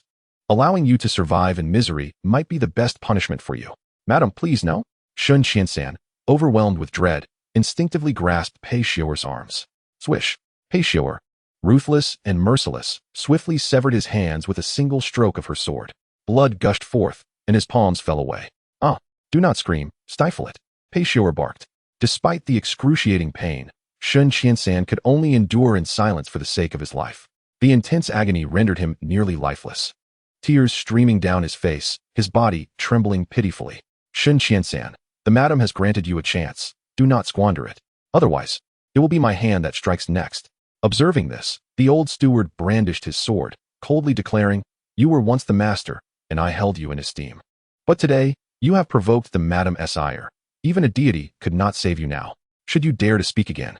It may be your feet that are severed next. At that point, living may be worse than dying. So, if I were you, I would obey. That would be the best outcome, do you understand? Yes, yes, I understand. Shen Qiansan, helpless, fought back tears and nodded repeatedly. Once matters were settled, Pei Xiu'er took a deep breath and turned to Zheng, forcing a smile. Second young master, I have taken care of it. You may now issue your orders. Should he dare to disobey, then eliminate him. Thank you, Madam Pei. Zheng clasped his hands in gratitude, nodded, and approached Shen Qiansan, saying, Shen Qiansan, I have no demands of you, only one request. Utilize your influence to swiftly contact the other 3 leaders, urging them to gather their respective followers. In 3 days, I require them all to converge in Lingnan City, awaiting orders, and they must be utterly obedient, willing to comply with any task. Is there any issue with that? No. No issue at all. Shen Qiansan had been completely subdued by Pei Xiu'er, leaving no room for hesitation as he nodded fervently. After discussing certain details with him, he was taken away by the old steward for treatment. For the next 3 days, he would be closely monitored by the steward until Zheng's demands were fully addressed, at which point he would be dismissed. I hereby declare that all of Shen Qiansan's wives and concubines are to automatically dissolve their engagements with him, each receiving 1,000 taels of silver to depart on their own accord. All servants of the household shall also receive 50 taels as severance pay and may leave. From this moment forth, the Shen family shall cease to exist. As Pei Xiuwa made her announcement, although the crowd was reluctant, her imposing presence left them no choice. The earlier scene was still vivid in their minds, and none dared to oppose her, scattering like frightened birds. Once everything was settled, Pei Xiuwa turned to Yin Zheng with a smile and said, "Second young master, it seems I need not take a commission from the grain business from now on. All of the Shen family's assets shall belong to the Yu family." "What?" Yin Zheng exclaimed in astonishment, looking incredulously at her. Before he could respond, she continued, "Originally, I could have maintained a fragile relationship with Shen Qiansan, but after this incident, I have lost the desire to uphold it. Therefore, I must return to the Pei family to report to my grandmother. While the Shen family's assets may appear substantial, to me, they are but a trifling matter. Consider it a gift of introduction from me to you. Rest assured, once my grandmother fully recovers, I shall present you with a grander gift." "I understand now," Yin Zheng replied, grasping her meaning. "I will send you some poems and verses shortly, which you may read to your grandmother day and night. However, in my opinion, she may require a plethora of poetry to ensure her complete recovery. Thus, you should return to the capital first. I plan to travel there soon for further study. At that time, we shall reconvene to ensure your grandmother's total healing. Then I shall trouble you, second young master." "Very well, you may proceed first. As per your suggestion, I will ensure that Shen Qiansan brings the students you require in 3 days, guaranteeing your endeavors are well supported and successful." "Good." After departing from the Shen residence, Yin Zheng felt a sense of tranquility. With Pei Xiuwa overseeing matters, the issue with the students was resolved. He simply needed to wait for 3 days to fulfill his task and eliminate the looming threat of Guhongtian, all while potentially acquiring the title of deputy leader of the killing sect, a rather favorable outcome. Additionally, an unexpected boon awaited him: the acquisition of the Shen family's wealth. As the richest in the province, this fortune would significantly bolster the Yu family's strength, enabling them to stand toe-to-toe with the Xiu family. Next, he needed only to wait patiently, first addressing the grain storage issue, then dealing with Qiu Yunjing, and subsequently confronting the Xiu family, ensuring everything would be in order. Lost in thought, he unknowingly returned to the Yu residence. "Erguzi, you have returned." A jarring voice suddenly rang out. Wang Xiao couldn't help but furrow his brow and, upon raising his head, was astonished to find it was actually Qiu Yunming. "How did you manage to come out? Were you not imprisoned by Lao Hui?" "Second young master." Lao Hui descended the steps, his expression filled with embarrassment as he spoke in a hushed tone. "The matter has been thoroughly investigated. It is indeed the work of Yunjian Villa, but it was solely the doing of the villa's young master, and even the head of the villa was unaware. Therefore, she has been wronged, and it was the family head who instructed me to release her." "Oh," Wang Xiao was taken aback. Although he was aware that it was Gong Yunjin's doing, being the young master, could the villa master truly be oblivious? Furthermore, regardless of circumstances, it was still someone from the villa who had committed the act. While the death penalty could be avoided, the punishment for the living would be hard to escape. The family head, I understand what you wish to convey. Although Rong Rong is furious, she can comprehend the situation, for who wouldn't desire the dragon-slaying sword? I cannot represent the entire villa with my personal sentiments. To express our apologies, the villa has already sent compensation, and we have agreed to refrain from interfering with each other's affairs from now on. Thus, this matter is effectively resolved. As for our wager, it must continue. Tomorrow marks the 3rd day, and I am fully prepared. I wonder how your grain reserves are faring." "Not too bad. Not too bad. Or are you still unprepared?" Qiu Yunming scoffed, a sneer escaping her lips. "I have already won over the grain merchants, and the common folk have limited reserves. If you wish to surpass me, it may prove quite challenging. Rest assured, after our duel tomorrow, when I ascend as the second in command of the Yu family, I will not eradicate you. I will allow you to remain within the Yu family, but your authority will not match the present. All military arrangements will be under my command, and you will merely be responsible for following orders." I shall await that day with bated breath." Yin Zheng did not engage her further, offering only a nonchalant smile before leading Lao Hui into the estate. Chapter 130. Second young master. Qiu Yunming is no ordinary adversary. This is clearly the Yu family. Although I joined later, I have been observant enough to know that the Yu family's success is all due to your efforts. Her aspirations to usurp are simply naive. It's all right. Once the grain wager concludes tomorrow, I will still be in charge of the Yu family. As for her, before she departs, I intend to extract some additional clues from her. Unperturbed by Qiu Yunming's provocations, Yin Zheng remained resolute. With all arrangements meticulously in place, neither Qiu Yunming nor even the head of Yunjian Villa would have a chance of opposing him regarding the grain matter. After all, she merely had control over the grain merchants, while he held the lifeblood of the situation. To capture the thief, one must first apprehend the king. it is essential to consider the larger picture. Clearly, Qiu Yunming's perspective is still insufficient. Nonetheless, it may prove quite difficult. Lao Hui sighed, surveying their surroundings before whispering. I have encountered those grain merchants. They have monopolized the resources of our entire city. Moreover, to completely seal your path, she has even recruited small grain merchants from neighboring cities and towns. At this point, you may not only struggle against her. Acquiring even a single grain may become an insurmountable task. Should we not make preparations sooner rather than later? Prepare early? Zheng observed the other with keen interest and spoke lightly. What do you suggest we ought to do? Eliminate. Lao Hui gestured dramatically across his throat, gritting his teeth. Why must we engage in idle chatter with her? Knowing we are outmatched, to persist in trying would be foolish, would it not? After all, the Yu family belongs to us, and her status as an outsider is irrelevant. Since we are aware of this vixen's treachery, it would be wiser to strike first, extinguishing all threats in their infancy. Do you dare? Before Lao Hui could finish, a sharp reprimand rang through the air. Looking up, they found Yu Qingrong emerging from her quarters. Although Lao Hui's voice had been low, she had still caught wind of it. With a dark expression, she approached, casting a scathing glance at Lao Hui before addressing Zheng earnestly. Guzi, I understand there have been misunderstandings between you and Meng, and indeed, last night's events were their fault. However, it is they, not her. Gong Yunjian may have ulterior motives, yet Meng is not involved.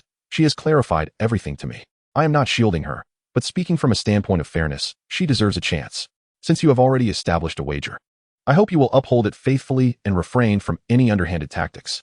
At this juncture, she exhaled gently, her tone earnest. Guzi, can you promise me to treat Meng openly, fairly, and justly? If you can triumph tomorrow, that would be well and good. But if you lose, I can. Zheng replied with a smile, nodding. Rest assured, House Master, I know how to proceed. Lao Hui was merely jesting. He would not dare act recklessly. Should Qiu Yunming encounter any mishap, there would be no need for others to intervene. I shall personally address it. In my Yu family, we do not condone the misuse of power. This is the very foundation of our clan. Thud. Upon hearing this, Lao Hui, filled with trepidation, immediately knelt and apologized. Forgive me, House Master, second young master. It was my fault. I should not have suggested such a foul idea, as it contravenes the Yu family's rules. Please punish me. That is unnecessary. It was merely talk and had not been acted upon. Yu Qingrong waved her hand, saying, but remember, this is a one-time occurrence.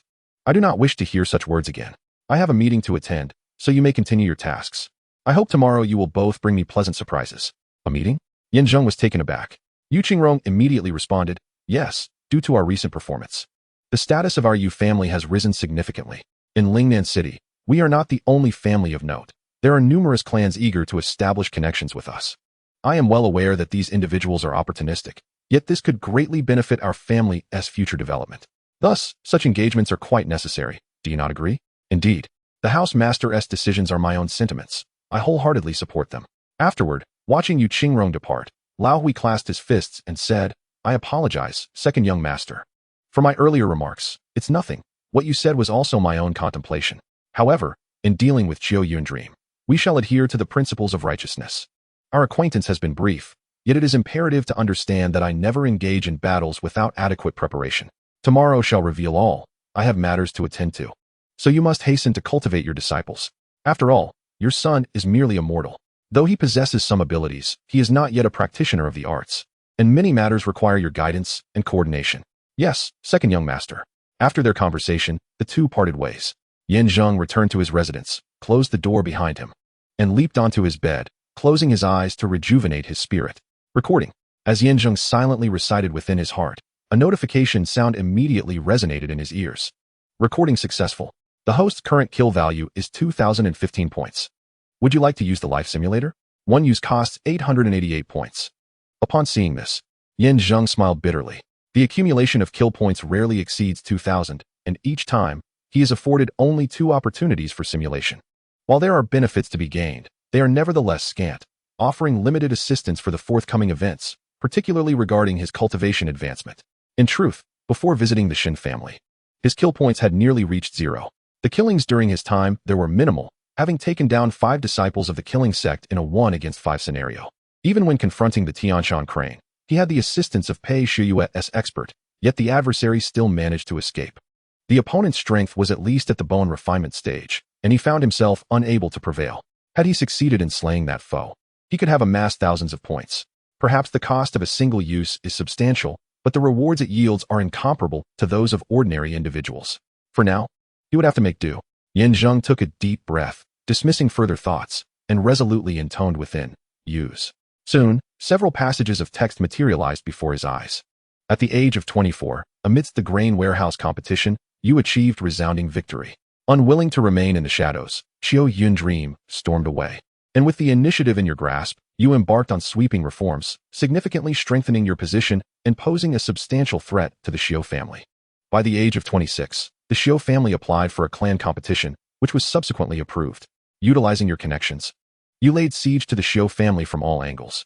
However, at this juncture, the Xiu family was robust and formidable, battling fiercely to the finals, ultimately clashing with the Xiu family. Yet, due to the interference of Gong Yunjian, your efforts crumbled to naught. At 30, after enduring a tumultuous journey, you infiltrated the Yunjian villa, intent on avenging your fallen brothers. It was then that you discovered Qiu Yun Dream had meticulously discerned all the weaknesses of your family upon leaving the Yu family. The Xiu family capitalized on this knowledge, tailoring their strategies accordingly, and ultimately triumphed over the Xiu family in the clan competition. Enraged, you sought confrontation, only to find yourself ensnared in a meticulously devised trap, leading to your capture and subsequent delivery to the capital. At 35, after 5 years of imprisonment, on the day the 8th prince ascended the throne, you were beheaded in public, meeting your end. Reflecting upon this life, emotions were mixed. The joy stemmed from achieving the mid-stage of the 9th level of cultivation, a remarkable leap of 1.5 grades, all thanks to the 5 disciples of the killing sect. Worryingly, the autumn clouds linger like a persistent fly, refusing to depart. Having left the Yu family, she continues to sow discord. Initially, the plan was to defeat her at the grain store tomorrow and send her packing. However, unexpectedly, she covertly documented all of Yu's weaknesses and reported them to the Xiu family. As the old Gray said, she is truly despicable. She cannot be allowed to leave so easily. If necessary, she must be eliminated swiftly. Yet, Yu Qingrong is sure to intervene, making this matter rather intricate. A long-term strategy is required, or perhaps a discussion with Shui Gizi and a few others. Upon witnessing this, Yanzheng unhesitatingly chose the first option. A towering building begins from the ground up. Cultivation is the foundation. Only by becoming powerful can one shatter all conspiracies and secure oneself against defeat. A familiar sensation arose. And soon, the humble yet potent true energy coursed through his entire being. This time, it not only flowed into his limbs, but also permeated every pore and strand of hair. After repeated refinement, he ultimately achieved a state of transcendence. With a thunderous sound, he unleashed a punch that roared with vigor. The air thickened, rich with particles, swirling outward like a cataclysmic eruption, leaving a trail of crackling destruction in its wake. This was the power of the 9th level of body refinement.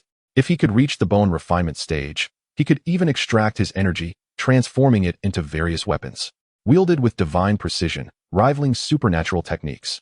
With his current strength, bolstered by the spirit of the dragon-slaying blade, he felt confident that he could sweep through practitioners of the body refinement stage and even contend with masters of the bone refinement stage, provided the disparity in levels was not too great.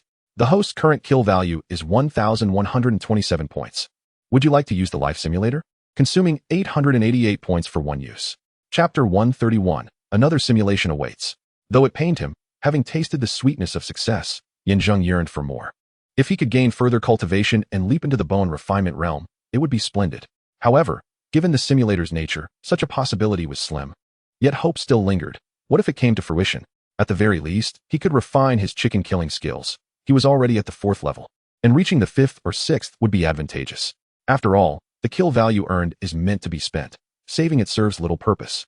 Use. Almost immediately, as he silently chanted in his mind, several lines of text reappeared before his eyes. At the tender age of 24, you, having reached the mid-stage of the 9th layer of body refinement, emerged victorious in a wager within the granary. Just as Kiwi Unming intended to depart, she was obstructed by Gong Yunjian, the young master of the manor. He offered apologies concerning the nocturnal raid and presented a significant contingent of troops. Ultimately, Yu Qingrong's heart softened, and she allowed him to remain. 1 month later, having applied for an early clan competition, you cleverly integrated the spies among the troops sent by Gong Yunjian, culminating in the downfall of the Yu family. At 26, the Yu family lay in disarray, and you, with the remnants, turned to banditry. Eventually, the Xiu family allied with Yunjian Manor to besiege your stronghold, intending to capture you alive. However, you chose to resist to the end, opting to hang yourself from a tree. Is this how it ends? Zheng was at a loss for words. This simulation did not yield an increase in cultivation, nor did it grant any martial experience. In the end, the choice of suicide was made. Yunjian Manor was indeed a malignant tumor. In countless simulations, their shadows loomed large, consistently thwarting his endeavors. Unless they were eradicated, they would remain a persistent threat. Yet, a frown creased his brow. After all, the location of Yunjian Manor, the security measures in place, and the number of skilled fighters remained a mystery to him. Acting recklessly could not only thwart his aims, but also ensnare him in dire straits, leading to inevitable failure. A more innovative approach was essential. But where to find such a path? 1. The cultivation level at 24. 2. The martial experience at 26. 3. A replay of the scene where Gong Yunjian placed spies among the troops at 24. After much contemplation, Zheng ultimately opted for the third choice. The so-called martial experience accrued over merely 2 years would likely prove of little consequence. To enhance his skills, particularly in the art of slaughter, would require at least 3 to 5 more years, thus making it easily dismissible. However, the third option, though the sole choice, sparked a multitude of ideas. If he could cleverly turn the spies into advantageous instruments for himself, perhaps he could adapt and turn the tide. After all, through various simulations, he concluded that the Xiu family's desire to see his downfall remained fervent. With Qi Yunming's defeat, they would undoubtedly seek to prevent the Yu family from growing stronger. Thus, the only timely means to restrain them would be through an early clan competition, utilizing it as a tool to suppress the Yu family. Nevertheless, he remained entirely ignorant of the specific details and the reward-punishment measures associated with the clan competition. It appeared he would need to inquire further. Only by understanding both himself and the enemy could he emerge victorious in every battle. Even the Xiu family should not think they could drag the Yu family down.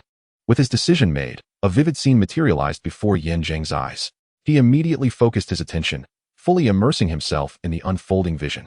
In the scene, Gong Yunjian, accompanied by a retinue of 1,000 individuals, bears a treasure trove of gold and jewels amounting to a staggering 1,000,000 taels. Among these attendants, each possesses considerable strength. To ensure the tranquility of Yu Qingrong, they have been administered with substances, the antidote of which has been entrusted to her for her discretionary control. Upon their arrival at the Yu residence, they feign compliance while clandestinely gathering intelligence on the family, orchestrating disruptions. When the day of the clan competition arrives, from the feeble contest among the younger generation to the internal affairs and business of the Yu family, everything will be undermined. Following their defeat in the clan competition, the family's assets will be depleted, rendering the Yu household a mere shell, destined for annihilation. Undoubtedly, these individuals are experts in their respective fields. While their cultivation may be average, they excel in the art of sabotage, displaying unwavering commitment to their goals, which are not easily altered. The key to controlling them lies in Gong Yunjian's astute manipulation of human nature. He has captured their family members or friends as leverage, threatening them with death should they refuse to comply. Thus, they possess vulnerabilities. If I can breach their defenses, I can turn them to my advantage. Not only will this spare the Yu family from substantive harm, but it will also allow them to covertly shift their focus from antagonizing the Yu family to targeting the Xiu family, thereby placing the opposition at a disadvantage during the clan competition. With this thought, Zheng felt a resolute determination. He devised a three-pronged approach. First, he would allow this group to infiltrate and monitor them closely. Second, he would ascertain the locations where Gong Yunjian is holding their relatives captive and orchestrate their rescue for my purposes. Third, at the opportune moment, he would reveal everything to them, facilitating a reunion with their loved ones, appealing to their emotions and reason. Even if they cannot be utilized for my ends, they must not wreak havoc. Human nature dictates that if one communicates with sincerity and passion, they can be won over. Voluntary cooperation is far preferable to coercion. Accomplishing these three tasks would require significant effort and collaboration. Zheng, Shui Gizi, and Lao Hui would serve as the core of this endeavor. He decided to withhold this plan from Yu Qingrong for the time being. After all, that Xiu Yunming had already ensnared her attention, making it difficult for her to make judicious decisions. However, the trio alone felt somewhat inadequate. They needed more allies to join their ranks. He pondered the progress of Lao Hui and the others in training their disciples and resolved to check on their situation. Taking a deep breath, Zheng contemplated the initial rationale behind assigning the two to train disciples. On one hand, it was to enhance the combat capabilities of the disciples, ensuring they would not succumb easily like leaves in the wind. More importantly, it was to identify suitable core members among these disciples, akin to the earlier figures of Zhang Long and Zhao Hu, who could assist him in executing various tasks. With this in mind, he rose to his feet. After all, there were still dozens of points of slaughter left, and further simulations could no longer be conducted. In the lengthy night, he found himself unable to sleep, seizing the opportunity to observe the fruits of his disciples' training. His sole concern was the situation concerning Zhao Hu. On one hand, he was monitoring the movements of the Xiao family, but more importantly, he sought to uncover the entrance to the heart of Xiao Ben's residence, to explore and utilize the hidden passage. Although he possessed a degree of confidence, the daunting nature of the task made it difficult to coordinate effectively. As he walked, lost in thought, he unknowingly arrived at the rear courtyard of the estate. Pushing open the heavy door, he was greeted by the resonant sounds of voices. The calls were synchronized, powerful, and exuded a robust masculinity. Zheng regained his focus, raising an eyebrow to survey the scene.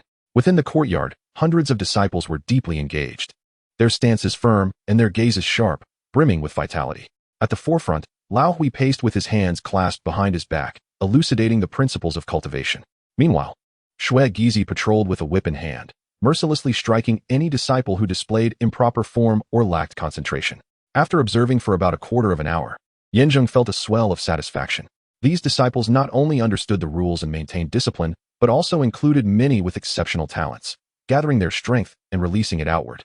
With proper guidance, their future prospects were boundless. Indeed, Lao Hui was a master of training. The disciples he produced were extraordinary, affirming the wisdom of his earlier decision. Once cultivated, they would stand independently, no longer as weak and defenseless as before. "Brother Dog?" At that moment, upon noticing Zheng's presence, Shui Gizi shouted, and the crowd immediately turned to him. "Everyone, on my command, shout second young master. Second young master." At Lao Hui's command, the 100 disciples shouted in unison, their voices echoing powerfully, causing a reverberation that was almost painful to the ears. Zheng nodded and smiled, gesturing for them to continue their drills, then stepped forward to address the two, remarking with a grin, "It seems your training results are commendable. In just a day or two, you've transformed them from a ragtag group into a disciplined army. Haha." Chapter 132. Brother Dog, you jest. "All of this could only proceed smoothly under your wise leadership," Shui Gizi replied with a smile.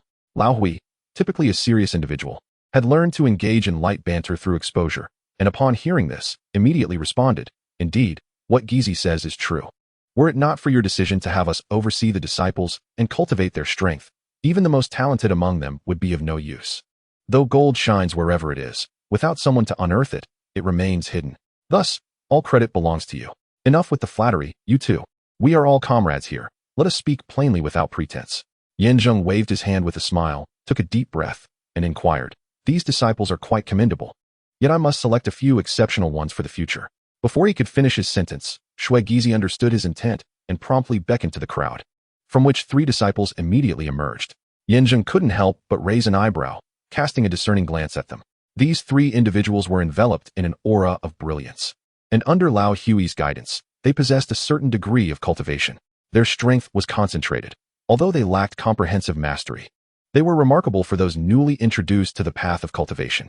Furthermore, they appeared astute, youthful, and robust. Upon their approach, they respectfully addressed Zheng as Brother Dog. Indeed, Zheng nodded slightly and asked, "Lao Hui, are these the 3 confidants you have selected for me?" "Yes, second young master," Lao Hui affirmed, gesturing towards the trio and introducing them one by one. "Their names are rather intricate, so I have given them nicknames for ease of remembrance: Big Hammer, Second Hammer, and Third Hammer. These 3 possess extraordinary talent. In just 2 days, they have made significant progress in their cultivation. Under my tutelage, they have already cultivated their strength, and if they adhere to my guidance, they will soon achieve commendable results. Moreover, their backgrounds are exceptional. They have varying degrees of connections with sects, families, and the court, with ancestral ties to significant departments such as intelligence, martial arts, and alchemy. They possess substantial resources and capabilities in strategizing, and they themselves are truly remarkable individuals. Compared to Zhang Long and Zhao Hu, I must say, they surpass them." Shui Gizi interjected, clearly pleased with the trio. Lao Hui nodded in agreement, while the 3, Big Hammer and his companions, bowed humbly, adopting a modest demeanor without being presumptuous. Zheng remained silent, his piercing gaze fixed on the 3 for a considerable time before he finally exhaled. To his discerning eyes, the trio's expressions were clear and unclouded. Though they responded with respect, their humility was genuine. In other words, their admiration for Zheng stemmed from the depths of their hearts. With such talents among them, future operations would indeed be much more convenient. "You 3 are not the bandits who previously descended from Blackwind Stronghold, are you?" Zheng inquired. Big Hammer, a striking figure, promptly replied, "We were recruited from the city. In our early years, we were exiles, fortunate enough to be taken in by the Yu family, to whom we owe a great debt of gratitude. I, Big Hammer, am willing to face any danger without hesitation. We too feel the same, chimed in the others. We have all received life-saving grace from the Yu family, and now being nurtured by them is a blessing we deeply cherish. Such kindness is higher than the heavens and deeper than the seas to us. We are willing to sacrifice our lives to repay you and the Yu family. Therefore, please trust in our loyalty, as well as our talents. We will not disappoint you. Brother Dog, please accept us. With that, all three knelt down, bowing deeply in reverence. Old Gray and Shui Gizi quietly observed from the sidelines, patiently awaiting Yin Zheng's decision. In truth, Yin Zheng had already accepted them deep within his heart. However, true loyalty must be forged through trials and tribulations. Undoubtedly, their backgrounds were unblemished, and they possessed remarkable talent and intelligence. Yet, when it comes to confronting future challenges, the most crucial aspect lies in one's temperament. If they cannot transcend their emotional turmoil, even the mightiest will ultimately crumble. I am aware of your intentions. Henceforth, I shall assign each of you a distinct trial. Should you succeed, you may remain by my side. If not, you shall serve as members of the Yu family, safeguarding our home, which is no less honorable. Are you willing? We are willing, most certainly. Please instruct us on what to do. As long as we can follow you, we would face any peril without regret. The three spoke in unison, their faces resolute and unyielding. Subsequently, under Yin Zheng's guidance, Shui Gizi arranged 3 trials. 1 hour of enduring the searing heat of charcoal, 1 hour in the chilling embrace of icy water, and half an hour of enduring the sting of needles. The 3 undertook these trials simultaneously, gritting their teeth in determination before the watchful eyes of the onlookers. As time progressed, their bodies reacted visibly. They grimaced in pain, struggling to endure. Yet, despite reaching their physical limits, they persisted, not even daring to draw a deeper breath, let alone consider surrendering. Old Gray and Shui Gizi exchanged glances, a sense of trepidation etched on their faces. The surrounding disciples watched in horror, their hearts aching for the trio, yet they dared not utter a word. Throughout the ordeal, Yin Zheng observed with a cold gaze, his focus not on their physical resilience, but rather on the clarity in their eyes, whether it remained pure or wavered under pressure. After all, the challenges they would face in the future would likely eclipse this moment. If they faltered now, it would be unreasonable to expect them to achieve great deeds later. Consider Shui Gizi. Though he lacked cultivation and was but a mortal, he had followed Yin Zheng for a considerable time without faltering. Even after losing an arm, he never uttered a word of dissent. At long last, time expired. Cease, Yin Zheng commanded, and the disciples responsible for administering the trials immediately halted. When they approached to assist, the 3 still gritted their teeth, dismissing their offers and kneeling on the ground, listening intently. Your performance has exceeded my expectations, Yin Zheng remarked, taking a deep breath. I hereby accept all 3 of you. You shall accompany me henceforth. Thank you, Brother Gizi. Rest assured, we will dedicate ourselves tirelessly until our last breath, they replied, overwhelmed with joy, nodding fervently. Their successful passage brought a sigh of relief to Lao Hui and his companion, who had been anxiously holding their breath. In that moment, the atmosphere erupted with thunderous applause. As all the disciples genuinely rejoiced for the trio, simultaneously, it ignited a glimmer of hope within them.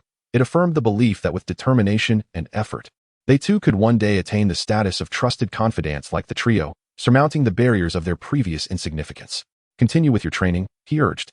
Sometimes, the ability to adhere to your roles and responsibilities without oversight is a rare and commendable quality. I hope you can embody that. Witnessing the diligent efforts of the trio, he reassured them that they too had the opportunity to succeed. Yes, Brother Gizi. Upon hearing this, the crowd dispersed like startled birds. Meanwhile, Yin Zheng instructed, Lao Hui, go AZ, bring the 3 of them over. I have some matters I wish to discuss with you. With that, he turned and exited the courtyard. Shui Gizi and the others followed closely, arriving at a pavilion outside the courtyard, where they lit the surrounding oil lamps and took their seats. Yin Zheng wasted no time, directly articulating the 3 reasons he intended to take action against the Yunjian manor. However, the specifics of their operational plan required their collective coordination, predominantly resting on the shoulders of the trio, as Shui Gizi and Lao Hui still needed to cultivate their disciples. Though they were not fully acquainted with the intricate details of the clan competition, they understood that conflict among disciples was inevitable. Desiring to avoid a situation where he stood alone and unsupported, he recognized that a strong contingent of disciples would significantly aid their forthcoming endeavors. After a quarter of an hour, having absorbed his explanation, the group fell into contemplation. Chapter 133. Once again, the Yunjian manor. Shui Gizi was the first to speak. A twitch at the corner of his mouth as he said, after all, We did save Gong Lingyu previously, which affords us some degree of connection. However, this dog manner first sent Qi Yunming to obstruct us, followed by Gong Yunjian, causing further complications. If we do not eliminate them, they will continue to wreak havoc. This is the truth, he continued. Brother Guzi informed me that our group of diehard warriors is nurtured by the manor. Otherwise, I would have remained oblivious. Lao Hui sighed deeply, stating, however, the 3 points you raised are quite challenging. If they weren't difficult, I could handle them myself without needing your assistance, Yin Zheng retorted. Casting a glance at the trio, he inquired, you 3 correspond to these 3 tasks perfectly. Do you have the confidence to undertake them? I do, responded the first. Er Chue exhibited some hesitation, yet De Chue immediately nodded in agreement, asserting, it sounds daunting, but with determination, we shall certainly manage it. I propose to investigate the location where the manor is holding their relatives and friends. Then, Er Chue can communicate with them, and finally, San Chue will bring them out. When the opportune moment arises, we will present them to you, aiding your cause. That sounds straightforward, but have you truly considered the challenges that lie within? Upon witnessing De Chue's prompt agreement, Yin Zheng inexplicably felt a tinge of uncertainty. De Chue immediately responded with a smile, I have considered it. Yet your command is our sacred mission, and we shall fulfill it at all costs. I have long heard of Yunjian Mountain Manor. Its background is intricate and convoluted. Our family had business dealings with them in the past, and I was fortunate enough to visit once. I can vaguely recall the layout within. Thus I am confident in locating the secret place where they are holding our relatives. Oh, such matters exist? Yin Zheng inquired. Yes, I can remember. Although my cultivation is rather modest, it is decent enough, perhaps an ancestral gift. I am confident that I can remain undetected. However, in terms of negotiation, Er Chue is more adept. He has the ability to appeal to emotions and reason, persuading our relatives. As for San Chue, his expertise lies in concealing locations. Once we accomplish the first 2 steps, it will be San Chue's turn to take over. Let us proceed as De Chue suggests. We shall undertake this task. Yin Zheng declared. Brother Guzi, it seems only the 3 of us are suited for this operation. You are preoccupied with myriad affairs and cannot spare the time. Gray Yi and Guizi still need to nurture other disciples. Moreover, we believe this situation does not warrant reckless haste. We simply need to handle it with utmost caution. Rest assured. The trio spoke with conviction, fearing Yin Zheng might hesitate, and they continued to implore him. In truth, Yin Zheng intended to assign the task to them all along, harboring little expectation. He believed that their commotion would alert Gong Yunjian, who might then relocate the relatives. At which point he would take action himself. Thus, he nodded and said, very well, the task is entrusted to you 3. Just do your utmost. If you cannot accomplish it, I shall not blame you. Even if it means risking our lives, we shall see it through. They pledged. This is your first task assigned to us, and we will surely give it our all. Thank you for your trust, Brother Guzi. Having reached an agreement, Yin Zheng offered a few more reminders before the 3 departed. They mutually agreed that within 3 days, regardless of success or failure, they must return to the Yu family to report, ensuring no overt actions would alert Yunjian Mountain Manor. As the trio left, the astute Shui Gizi approached and quietly inquired, Brother Guzi, your sudden decision to send them on this task, do you have other considerations behind the scenes? Indeed. But it is not yet convenient to disclose. You will understand in due time, Yin Zheng replied with a smile, waving his hand. Now, you 2 carry on with your affairs. I shall return to my room. Tomorrow marks the day of my appointment with Qiu Yunming, and I need to plan meticulously to ensure everything proceeds flawlessly. Yes, Brother Guzi. The 2 were left with a multitude of questions, pondering both the so-called task and the matter concerning the granary the following day. To be frank, they viewed this undertaking as exceedingly daunting. The prospect of triumphing over Qiu Yunming seemed nearly fantastical. However, observing Yin Zheng's unwavering confidence and considering his past performances, it seems plausible that he might indeed carve a path through the obstacles ahead. Ultimately, we can only await the unfolding of events. The following morning, Yin Zheng awoke early. Everything had been meticulously arranged, awaiting today's assessment. Although he was fully aware that Gong Yunjian would come today, feigning compassion like a cat mourning a dead mouse, he still yearned for a confrontation with him. After all, had it not been for his intervention, Gong Lingyu might have long since met her demise. As her savior, could he not expect even a modicum of gratitude? Rather than expressing gratitude, he repaid kindness with enmity. Such shamelessness was unheard of in this world. Brother Guzi. Just as he stepped out of the house, he was immediately met by Shui Gizi, who rushed over in a flurry, his face a mask of panic and fear. What is so urgent? Calm down. Yin Zheng furrowed his brow, visibly displeased. Shui Gizi gasped for breath, and after a prolonged moment, he finally spoke. It's Qiu Yunming and the others. What about them? All their grain merchants have arrived. Good heavens, the scene looks like a prelude to war. It terrified me. Can merchants truly frighten you? What sort of courage is that? After following me for so long, do you not know how to maintain composure? Zheng was at a loss for words. Just as he was about to reprimand him, Gizi waved his hands and continued. No. It's not that I'm afraid of them. It's just that there are far too many merchants this time. Not only from our city, but also from the surrounding areas. There are no less than 50 of them. They control all the provisions, and for today's contest, I'm afraid we might lose. Oh, you mean that? I understand now. Understand now? Faced with Zheng's reaction, Gizi was left utterly bewildered, muttering, "Oh dear, Brother Guzi, what time is it? And you remain so calm. Hurry and think of a solution. Should we flee, or perhaps eliminate Xiao Yunming? You must decide. The brothers are all waiting outside." Nonsense. Zheng glared at him, admonishing. "I warn you, do not act recklessly. Today's contest must be conducted fairly and justly, with no underhanded tactics allowed. Even if I were to lose in the end, I would accept it with grace. And as for Xiao Yunming, do you think she can be easily eliminated? Foolishness. But if we do not act, shall we simply await our defeat?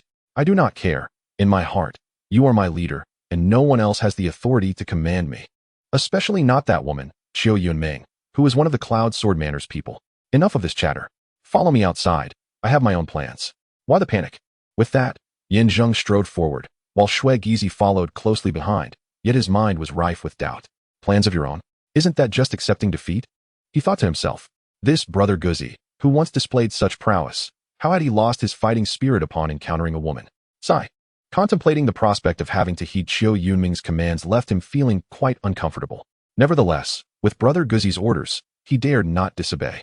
Upon stepping outside the courtyard, he immediately signaled to Old Gray, indicating that all disciples should withdraw and refrain from any reckless actions.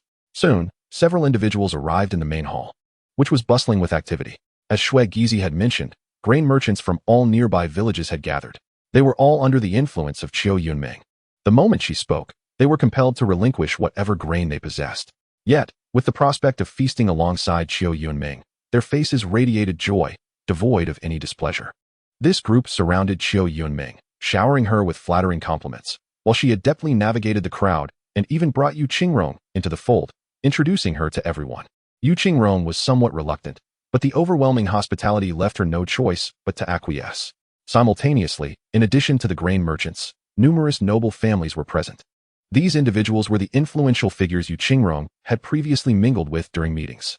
They balanced their allegiances carefully, remaining under the control of the Xiao family while fostering ties with the Yu family. Regardless of which side ultimately triumphed, their futures remained secure, illustrating a delicate survival within the interstices of power.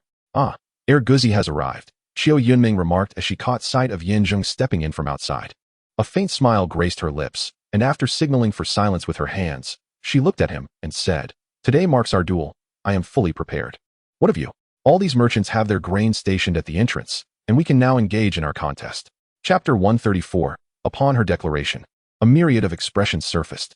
Those aligned with Xiao Yunming, including the grain merchants, were well aware of the wager at hand and felt assured of their victory. With their presence, no one in Lingnan City or neighboring towns dared to offer Zheng any support. Even if there were attempts, they would be utterly futile. Thus, this contest was less a duel and more an overwhelming domination. They whispered among themselves, exuding an air of confidence. In stark contrast, the members of the Yu family wore grim expressions, anxiously observing Zheng. Though they still possessed a modicum of faith in him, it was based on past victories. Now, with the enemy at their gates and an abundance of resources on the opposing side, their own situation appeared dire. Upon leaving the courtyard, they had witnessed a multitude of carts arriving, laden with grain. An estimation revealed at least 1 million pickles, sufficient to sustain them for several years. What could they do now? They could only wait, hoping that Brother Guzi might devise a strategy. Strategy? How could I possibly conceive one? This is a contest of resources. Their grain far surpasses ours, leaving us with nothing to compare. I surmise that Brother Dog is bound to face a setback this time. In truth, the outcome of this contest merely determines who will assume leadership. Although it holds little substantial impact for our family, I still feel a sense of comfort in following Brother Dog. Having a woman at the helm feels somewhat disconcerting. Sigh, when it comes to strength or strategic acumen, I have considerable faith in Brother Dog. However, this time, it seems he may genuinely struggle to prevail. The crowd buzzes with chatter, their words dripping with sympathy for Zheng, expressing their reluctance to see him falter. These sentiments, however, resonate uncomfortably in the ears of Yu Qingrong. Indeed, as the young ones assert, this contest will not yield any tangible consequences for the Yu family. Yet the crux lies in the fact that the family's ascent to its current stature is entirely attributable to heir Guzi. Should he lose, it would signify a loss of influence within the family. While he may remain a member, it would still carry an air of betrayal. As the head of the family, she cannot bear to see this unfold. Alas, it seems she must wait for another opportunity to make amends. Gazing at Zheng's serene countenance, an involuntary sense of shame washes over Yu Qingrong, yet simultaneously, her resolve strengthens. She must not let down the efforts he has put forth these past days. Finding an alternative means to compensate him is indeed a viable option. At this moment, old Hui is seething with fury, trembling with rage as he glances at Xiao Yunming's triumphant expression, gritting his teeth in indignation. Old Hui, spare us your words. If brother dog hears you, it may end poorly for you. Hearing this, Shui Gizi hastily restrains old Hui, shaking his head, then turns his gaze toward Yin Zheng. In truth, he shares the sentiments of the others. Today, it seems brother dog may not surmount this hurdle. He is merely waiting for the dust to settle, to see whether heir Guzi will establish his own path or confront the head of the family, forcing her to make a final decision. Regardless, the consensus among the group is clear. If the family is not entrusted to brother dog, they shall disengage entirely. Very well, let us engage in this contest. At that moment, in response to Qiu Yunming's provocation, Yin Zheng remains unfazed, offering a slight nod before stepping forward with a smile. Today, we wager on grain. It appears you have summoned numerous grain merchants, seemingly having scoured the nearby cities for supplies. I just heard that you even acquired grain from the neighboring city, totaling over 1 million pickles. Is that correct? Well, to be honest, that is rather insufficient. With merely 3 days of preparation, if granted more time, 10 million pickles would be easily attainable. Qiu Yunming internally scoffs at his audacity, thinking that he can still maintain such composure at this juncture. Soon, he shall have cause to lament. Once I ascend to the position of managing the Yu family, the first order of business will be to take action against you. Of course, while these thoughts swirl in her mind, she outwardly maintains an air of indifference, replying, "And what of you? I possess 1 million measures. Yet I am uncertain whether I can rival you. Present your offerings. Have you not concealed your provisions within your family abode?" I glanced outside and saw none of your wares. Yin Zheng shook his head, maintaining an air of calm composure as he replied, "There are none outside the estate, and even fewer within. Regardless of the quantity I might have hidden, it would pale in comparison to your 1 million measures. I have heard that your supplies stretch from our street to the next, which is indeed a rarity." A soft chuckle escaped Qiu Yundream as she cast a bewitching glance at Yin Zheng. "With such an abundance of grain, and you possessing not a single grain, does this imply your voluntary concession?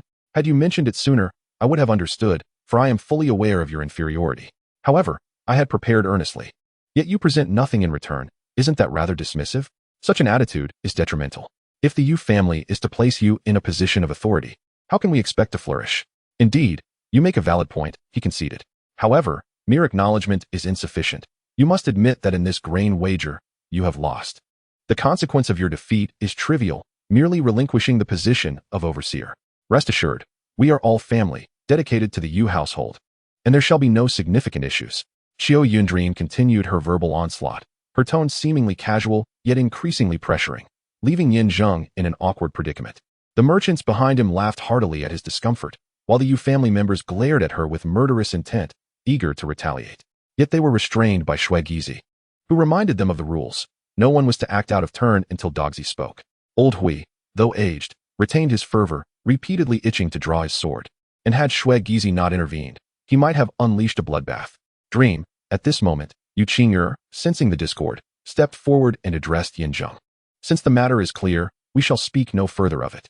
Though you are to become the head of the Yu family, remember, heir Guzi has rendered service to our clan, a merit that should be acknowledged at all times.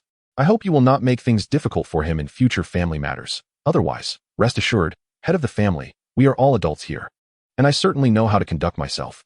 Qiu Yundream replied with a smirk, her face adorned with mockery. Since he is a meritorious figure, he deserves ample rest, and should not be burdened with every trivial matter. In case of any injury, I would not be able to bear the responsibility. Therefore, I invite the head to announce the rules of this duel, so I may properly reevaluate the family's future, for I am quite dissatisfied with the current state of affairs. "Understood," came the response. Yu Qiangrong nodded, though reluctant, for facts speak louder than words. Moreover, she and Qiu Yundream were good sisters, neither would betray the other, and both possessed a certain capability in handling affairs. After acknowledging this, she turned to the crowd and declared loudly, I hereby announce that the victor of today's grain competition is Qiu. Hold on, I have something to say.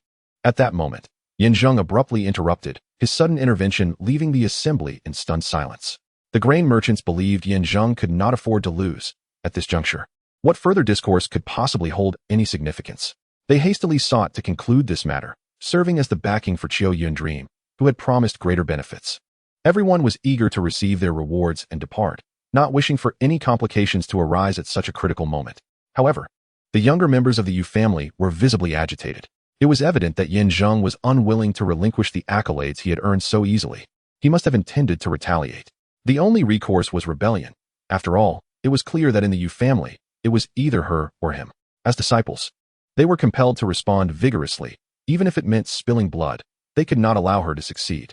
Prepare yourselves, be ready to act at any moment, commanded Lao Hui, and the disciples stood at the ready. Even Shui Gizi prepared to assist. Guzi, it has come to this. Do not complicate matters further. Sensing the tense atmosphere, Yu Qiangrong felt a foreboding sensation. She did not wish for her fellow disciples to turn on each other. Thus, addressing Zheng earnestly, she implored. Although the grain wager was proposed by Meng Meng, you had no objections at the time. While she will manage all affairs in the future as the family head, I too have other responsibilities to assign to you. You can continue to support the Yu family in a different manner. I urge you to refrain from acting impulsively. Guzi, do not act recklessly. Qiu Yundream echoed furiously. Meanwhile, she and the disciples behind her were also discreetly preparing. Should Zheng dare to act out of line, it would certainly lead to a fierce confrontation. Observing this, a sinister smile spread across Zheng's face as he casually placed his hands behind his back and remarked nonchalantly. You are overthinking things. The Yu family is my family. How could I harm it? What I wish to convey is, has the competition concluded? It has not, has it? Although Qiu Yundream, you have presented grain, I possess none within my residence, yet there are other avenues to pursue. Such haste is ill-advised. What do you mean? There is nothing within or outside your residence. Could it be that your grain will fall from the sky? You are indeed correct. It can fall from the sky. With that, Zheng clapped his hands and called out, Old steward, if you would be so kind. Chapter 135 Whoosh. A figure descended from the sky. By the time the crowd comprehended the situation, the newcomer had already landed firmly. Instinctively turning to look, they beheld an elderly gentleman, resplendently dressed, exuding an air of remarkable nobility. He bowed respectfully and addressed Zheng, saying, Young master, I have been waiting for quite some time. If you do not summon me down soon, I fear I may suffer internal injuries from being stifled. At that moment, someone in the crowd recognized him and exclaimed, Is that not Steward Shin? The Steward Shin? Surely you jest. How many Steward Shin could there be in Lingnan City? It must be the one from the Shin family. What did you say? From the Shin family? The steward of the third son Shin Qiansan? Their household is vast and powerful, controlling various resources, be it mines or provisions. Everything must pass through their hands. To put it plainly, the meager supplies we possess cannot be sold without going through their channels. Then, is it to say that this is the trump card brought forth by that Guzi? But how did he forge a connection with the Shin family? That should not be possible. Shin Qiansan is notoriously unyielding, impervious to negotiation. The grain merchants voiced their apprehensions, their earlier confidence evaporating, replaced by an overwhelming sense of anxiety and uncertainty. In their discourse, they unconsciously gravitated towards Qiu Yunming, hoping she might possess a solution. Meanwhile, Qiu Yunming's countenance darkened as she observed the jovial exchange between Zheng and Steward Shun. A sense of foreboding arose within her. Yet she refrained from drawing hasty conclusions until the situation was more settled, choosing instead to proceed with caution and adapt as events unfolded. Guzi, what is the meaning of this? Yu Qingrong was perplexed by the unfolding situation, particularly by the appearance of this so-called Steward Shun. However, her instincts hinted at an underlying complexity. Deep down, she felt that Zheng was already at a disadvantage and that any actions taken would be in vain. Wishing to preserve the unity of the Yu family, she approached to inquire, ready to intervene if necessary. Oh, how could I have forgotten this? Before Zheng could finish his thought, Shui Gizi suddenly slapped the back of his head, realizing belatedly, last time, when I went with Guzi to stir up trouble at the pay grain shop, our aim was precisely to secure their support. The pay grain shop controls the lifeblood of the entire prefecture's grain supply. All merchants from various towns must heed their lead. The wisdom of capturing the king before the thieves. If we control the greatest benefactor, will not all the grain be ours? What? Lao Hui exclaimed in shock, staring incredulously at Zheng. Young master, are you implying that you have reached an agreement with the Shin family, and they will now lend their full support to you? Indeed. Without Zheng uttering a word, Steward Shin nodded in affirmation. I have come at the behest of my mistress to aid the young master. I have heard that many grain merchants have allied with the oppressors against you. I am here to discern who those individuals are. Do they no longer wish to conduct business? Do they seek to forfeit their livelihoods? As he spoke, he cast a glance toward the group of grain merchants. Instantly, the merchants were filled with trepidation, hurriedly shaking their heads and pleading, "No, no, how could that be? The Shen family is our benefactor. The Pei Grain Company has us in a chokehold. Even if we were to turn against each other, we would never dare oppose you, would we? Indeed. We are merely here to observe the situation, and it has nothing to do with us. All our grain belongs to you, whatever you decide. We shall fully support without any objections. Please, Master Shun, do not be angry. Do ensure to speak favorably of us to Madame Pei. We implore you." The atmosphere shifted dramatically. Previously mocking Yin Zheng and wholeheartedly supporting Qiu Yunming, the merchants suddenly turned their allegiance, clustering around Yin Zheng. Despite Su Gizi's instinctual desire to resist their presence, even instructing his followers to block them, he ultimately acquiesced under Yin Zheng's subtle directive. Yin Zheng was well aware that these individuals were nothing more than opportunistic sycophants, swaying with the winds of fortune, gravitating toward whichever side promised them benefit. He had long become immune to such buffoonery. They were inconsequential players in his grand scheme. His true objective lay not with them, but with Qiu Yunming and, as simulated in the game of life, the impending arrival of Gong Yunjian. This was merely an appetizer. The main course awaited. What is happening? At that moment, Qiu Yunming wore a countenance of despair. She had believed her performance in today's gamble to be flawless, devoid of any flaws. Just before, she felt assured of victory, convinced that the other party had no chance of resurgence. Yet, unexpectedly, a seemingly inconsequential Shen steward had emerged, effortlessly turning the tide in his favor with his words.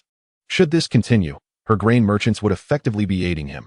In other words, she was sewing the very garments of her own defeat. Damn it! Qiu Yunming gritted her teeth, muttering a curse under her breath.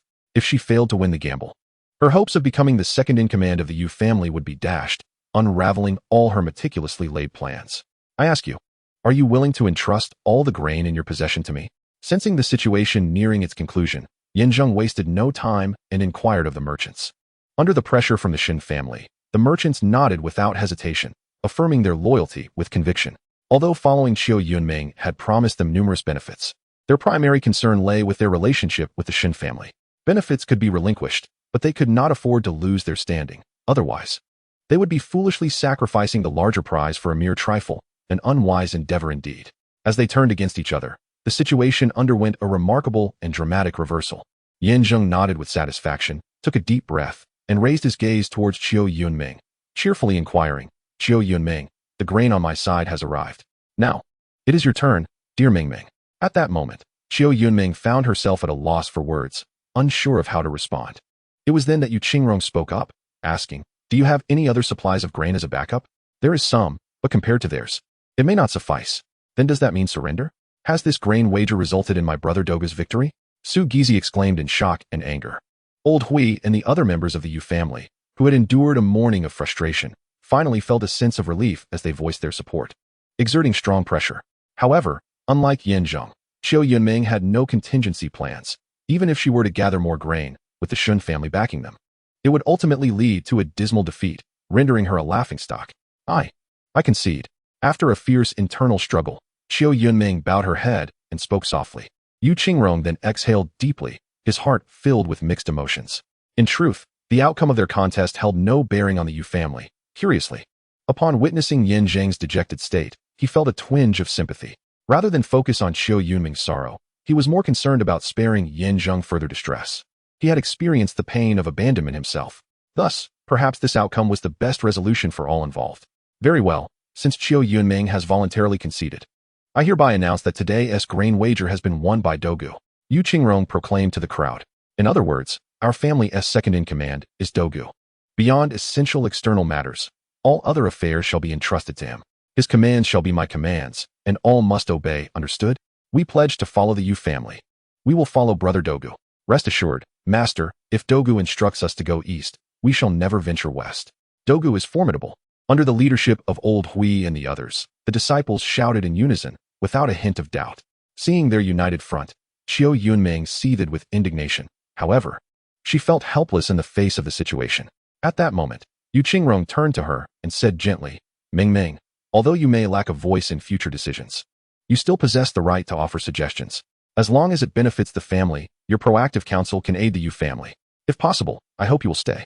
I believe, after this incident, I no longer qualify to remain in the Yu family. Therefore, Rong, I intend to take my leave. Having failed in my mission, staying here would only bring further humiliation. Everything had been planned meticulously, and yet, due to the Shen family, all has crumbled to dust. She was uncertain of the repercussions she would face upon her return. Nevertheless, she recognized her own missteps and was prepared to accept any punishment. It is time to return and report.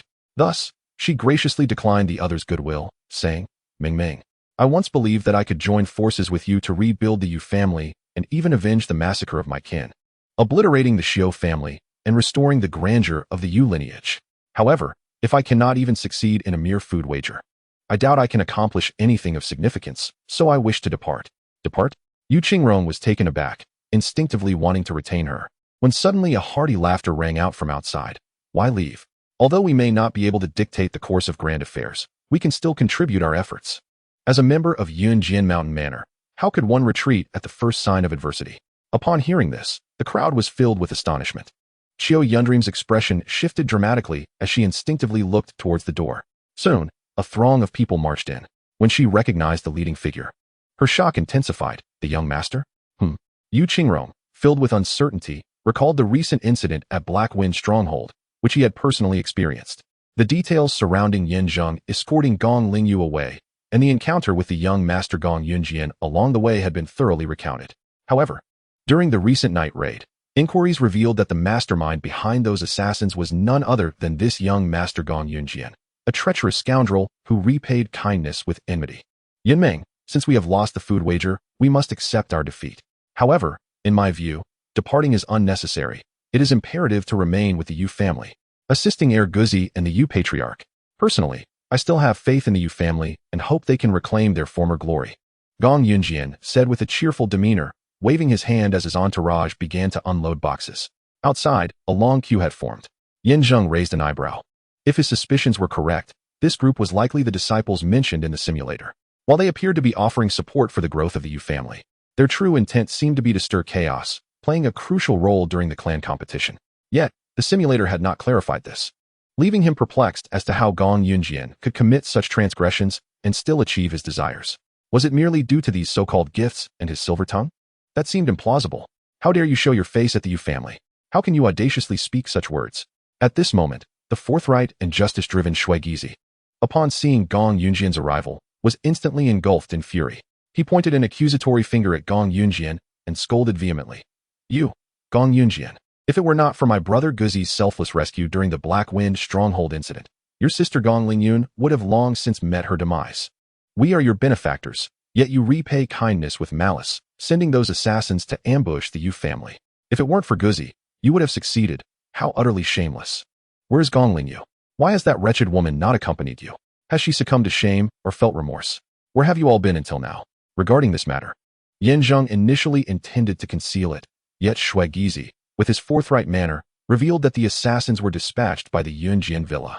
All the disciples were filled with righteous indignation, eager to storm the villa and dismantle their adversaries, only to be astonished that the foe had come willingly to their doorstep. Clang! Hiss! As soon as Shui Gizi's words fell, the other disciples unsheathed their swords, poised for battle. The entourage accompanying Gong Yunjian also braced themselves for confrontation. However, he raised his hand to command them to withdraw, admonishing, "Who instructed you to engage? There has been a misunderstanding. I understand your desire for vengeance. Yet today, we have come not only to offer our apologies, but also to present opportunities.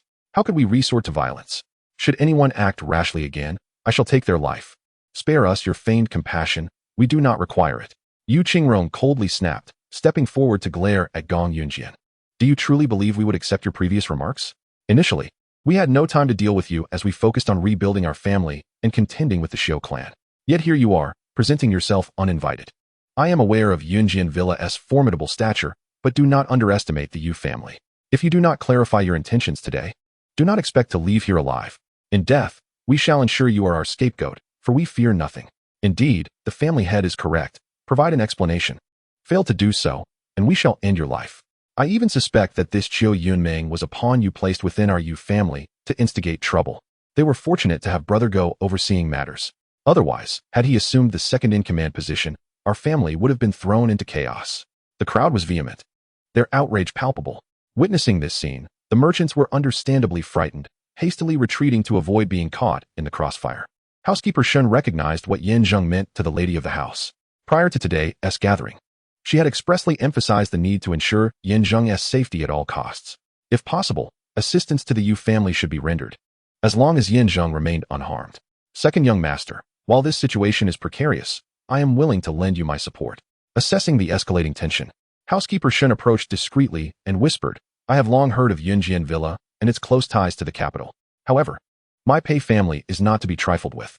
If you wish to take action, please inform me. I will assist you. After all, you are a valued guest of my family's matron. As long as she is unharmed, I am at your service. Rest assured, Housekeeper Shun, I am aware of my circumstances. I appreciate your goodwill. Zheng nodded slightly, his demeanor calm. Let us observe the unfolding events for now, unless absolutely necessary. I prefer not to involve you. Though the Pei family is powerful, repercussions must be considered, and I would not wish for you to be embroiled in this matter. Furthermore, do not be overly concerned. Even if the challenges facing the Yu family are insurmountable, I shall find a way to treat grandmother, not for any other reason, but because I have made a promise to Lady Pei, and I shall uphold it unwaveringly, irrespective of external circumstances. We are all adults, and once words are spoken, they are akin to water poured out. I shall not retract them lightly. Upon hearing this, the second young master Shun was visibly moved, realizing that he too was a person of genuine sentiment. Such words are comforting to the heart and serve to strengthen our resolve. He need not utter a word. Should anyone dare to act unfavorably towards Zheng or the Yu family, he is more than justified to take decisive action, resolving the matter before reporting back to the lady for further family discussions. Very well, I shall take charge. At this moment, confronted by the aggressive crowd, Gong Yunjian remained remarkably composed. Having thoroughly prepared for this encounter, he stepped forward to address the assembly, proclaiming, let me first address the matter of the assassins. Indeed, these assassins are under my command and were authorized by me to descend the mountain to execute their mission. However, what I did not foresee was that among them, some harbored ulterior motives, altering their target from the Xiu family to the Yu family. Nonsense. Shui Gizi interjected sharply, his tone icy. Do you truly believe we would accept such childish excuses? Are you suggesting that out of gratitude towards us, knowing the Xiu and Yu families are sworn enemies, you intentionally dispatched individuals to trouble the Xiu family, only for some to sabotage your plans and misidentify the assassination target? Precisely, Gong Yunjian replied, maintaining his dignity and seriousness. I possess evidence. This is not mere fabrication. Preposterous. I refuse to believe your nonsense. It holds no validity, Shui Gizi retorted. Calm down, Gizi. Let him present his evidence. I am quite curious to see what it entails, Zheng interjected, observing Gong Yunjian with keen interest. We shall ensure that no innocent soul is wronged, nor shall we overlook the guilty. After all, we have ample time. There is no need to rush. Indeed, Brother Guzi, Shui Gizi nodded in agreement, and the other young disciples also sheathed their swords. However, Lao Hui remained vigilant, carefully observing the surroundings, ready to act at the slightest hint of danger. At this moment, Qiu Yunjing had approached Gong Yunjian, while Yu Qingge stood alongside Zheng in battle readiness. Although she was the head of the family, the opposing party had already risen to the second in command. Thus, it was prudent for him to manage this matter. Though the Yunjian mountain manor held considerable power, the act of assassination was grave, and if possible, she wished to eliminate this threat. Otherwise, it would be a perpetual danger. All of this was entrusted to Zheng, as she had confidence in his capabilities. If he could procure food from the heavens, what could possibly pose a challenge to him? Bring them before me. With Gong Yunjian's command, two individuals were immediately dragged in from outside. As the crowd focused their gaze, they discovered two dying warriors, their bodies battered and drenched in blood, appearing as if they were on the brink of departing this world. These two individuals were the very culprits who had deliberately strayed from the rightful path, traversing from the Xiu family to the Yu family. Upon them lay not only handwritten letters indicating clandestine dealings with the Xiu family, but also witnesses whose testimonies were ample proof of my unjust persecution.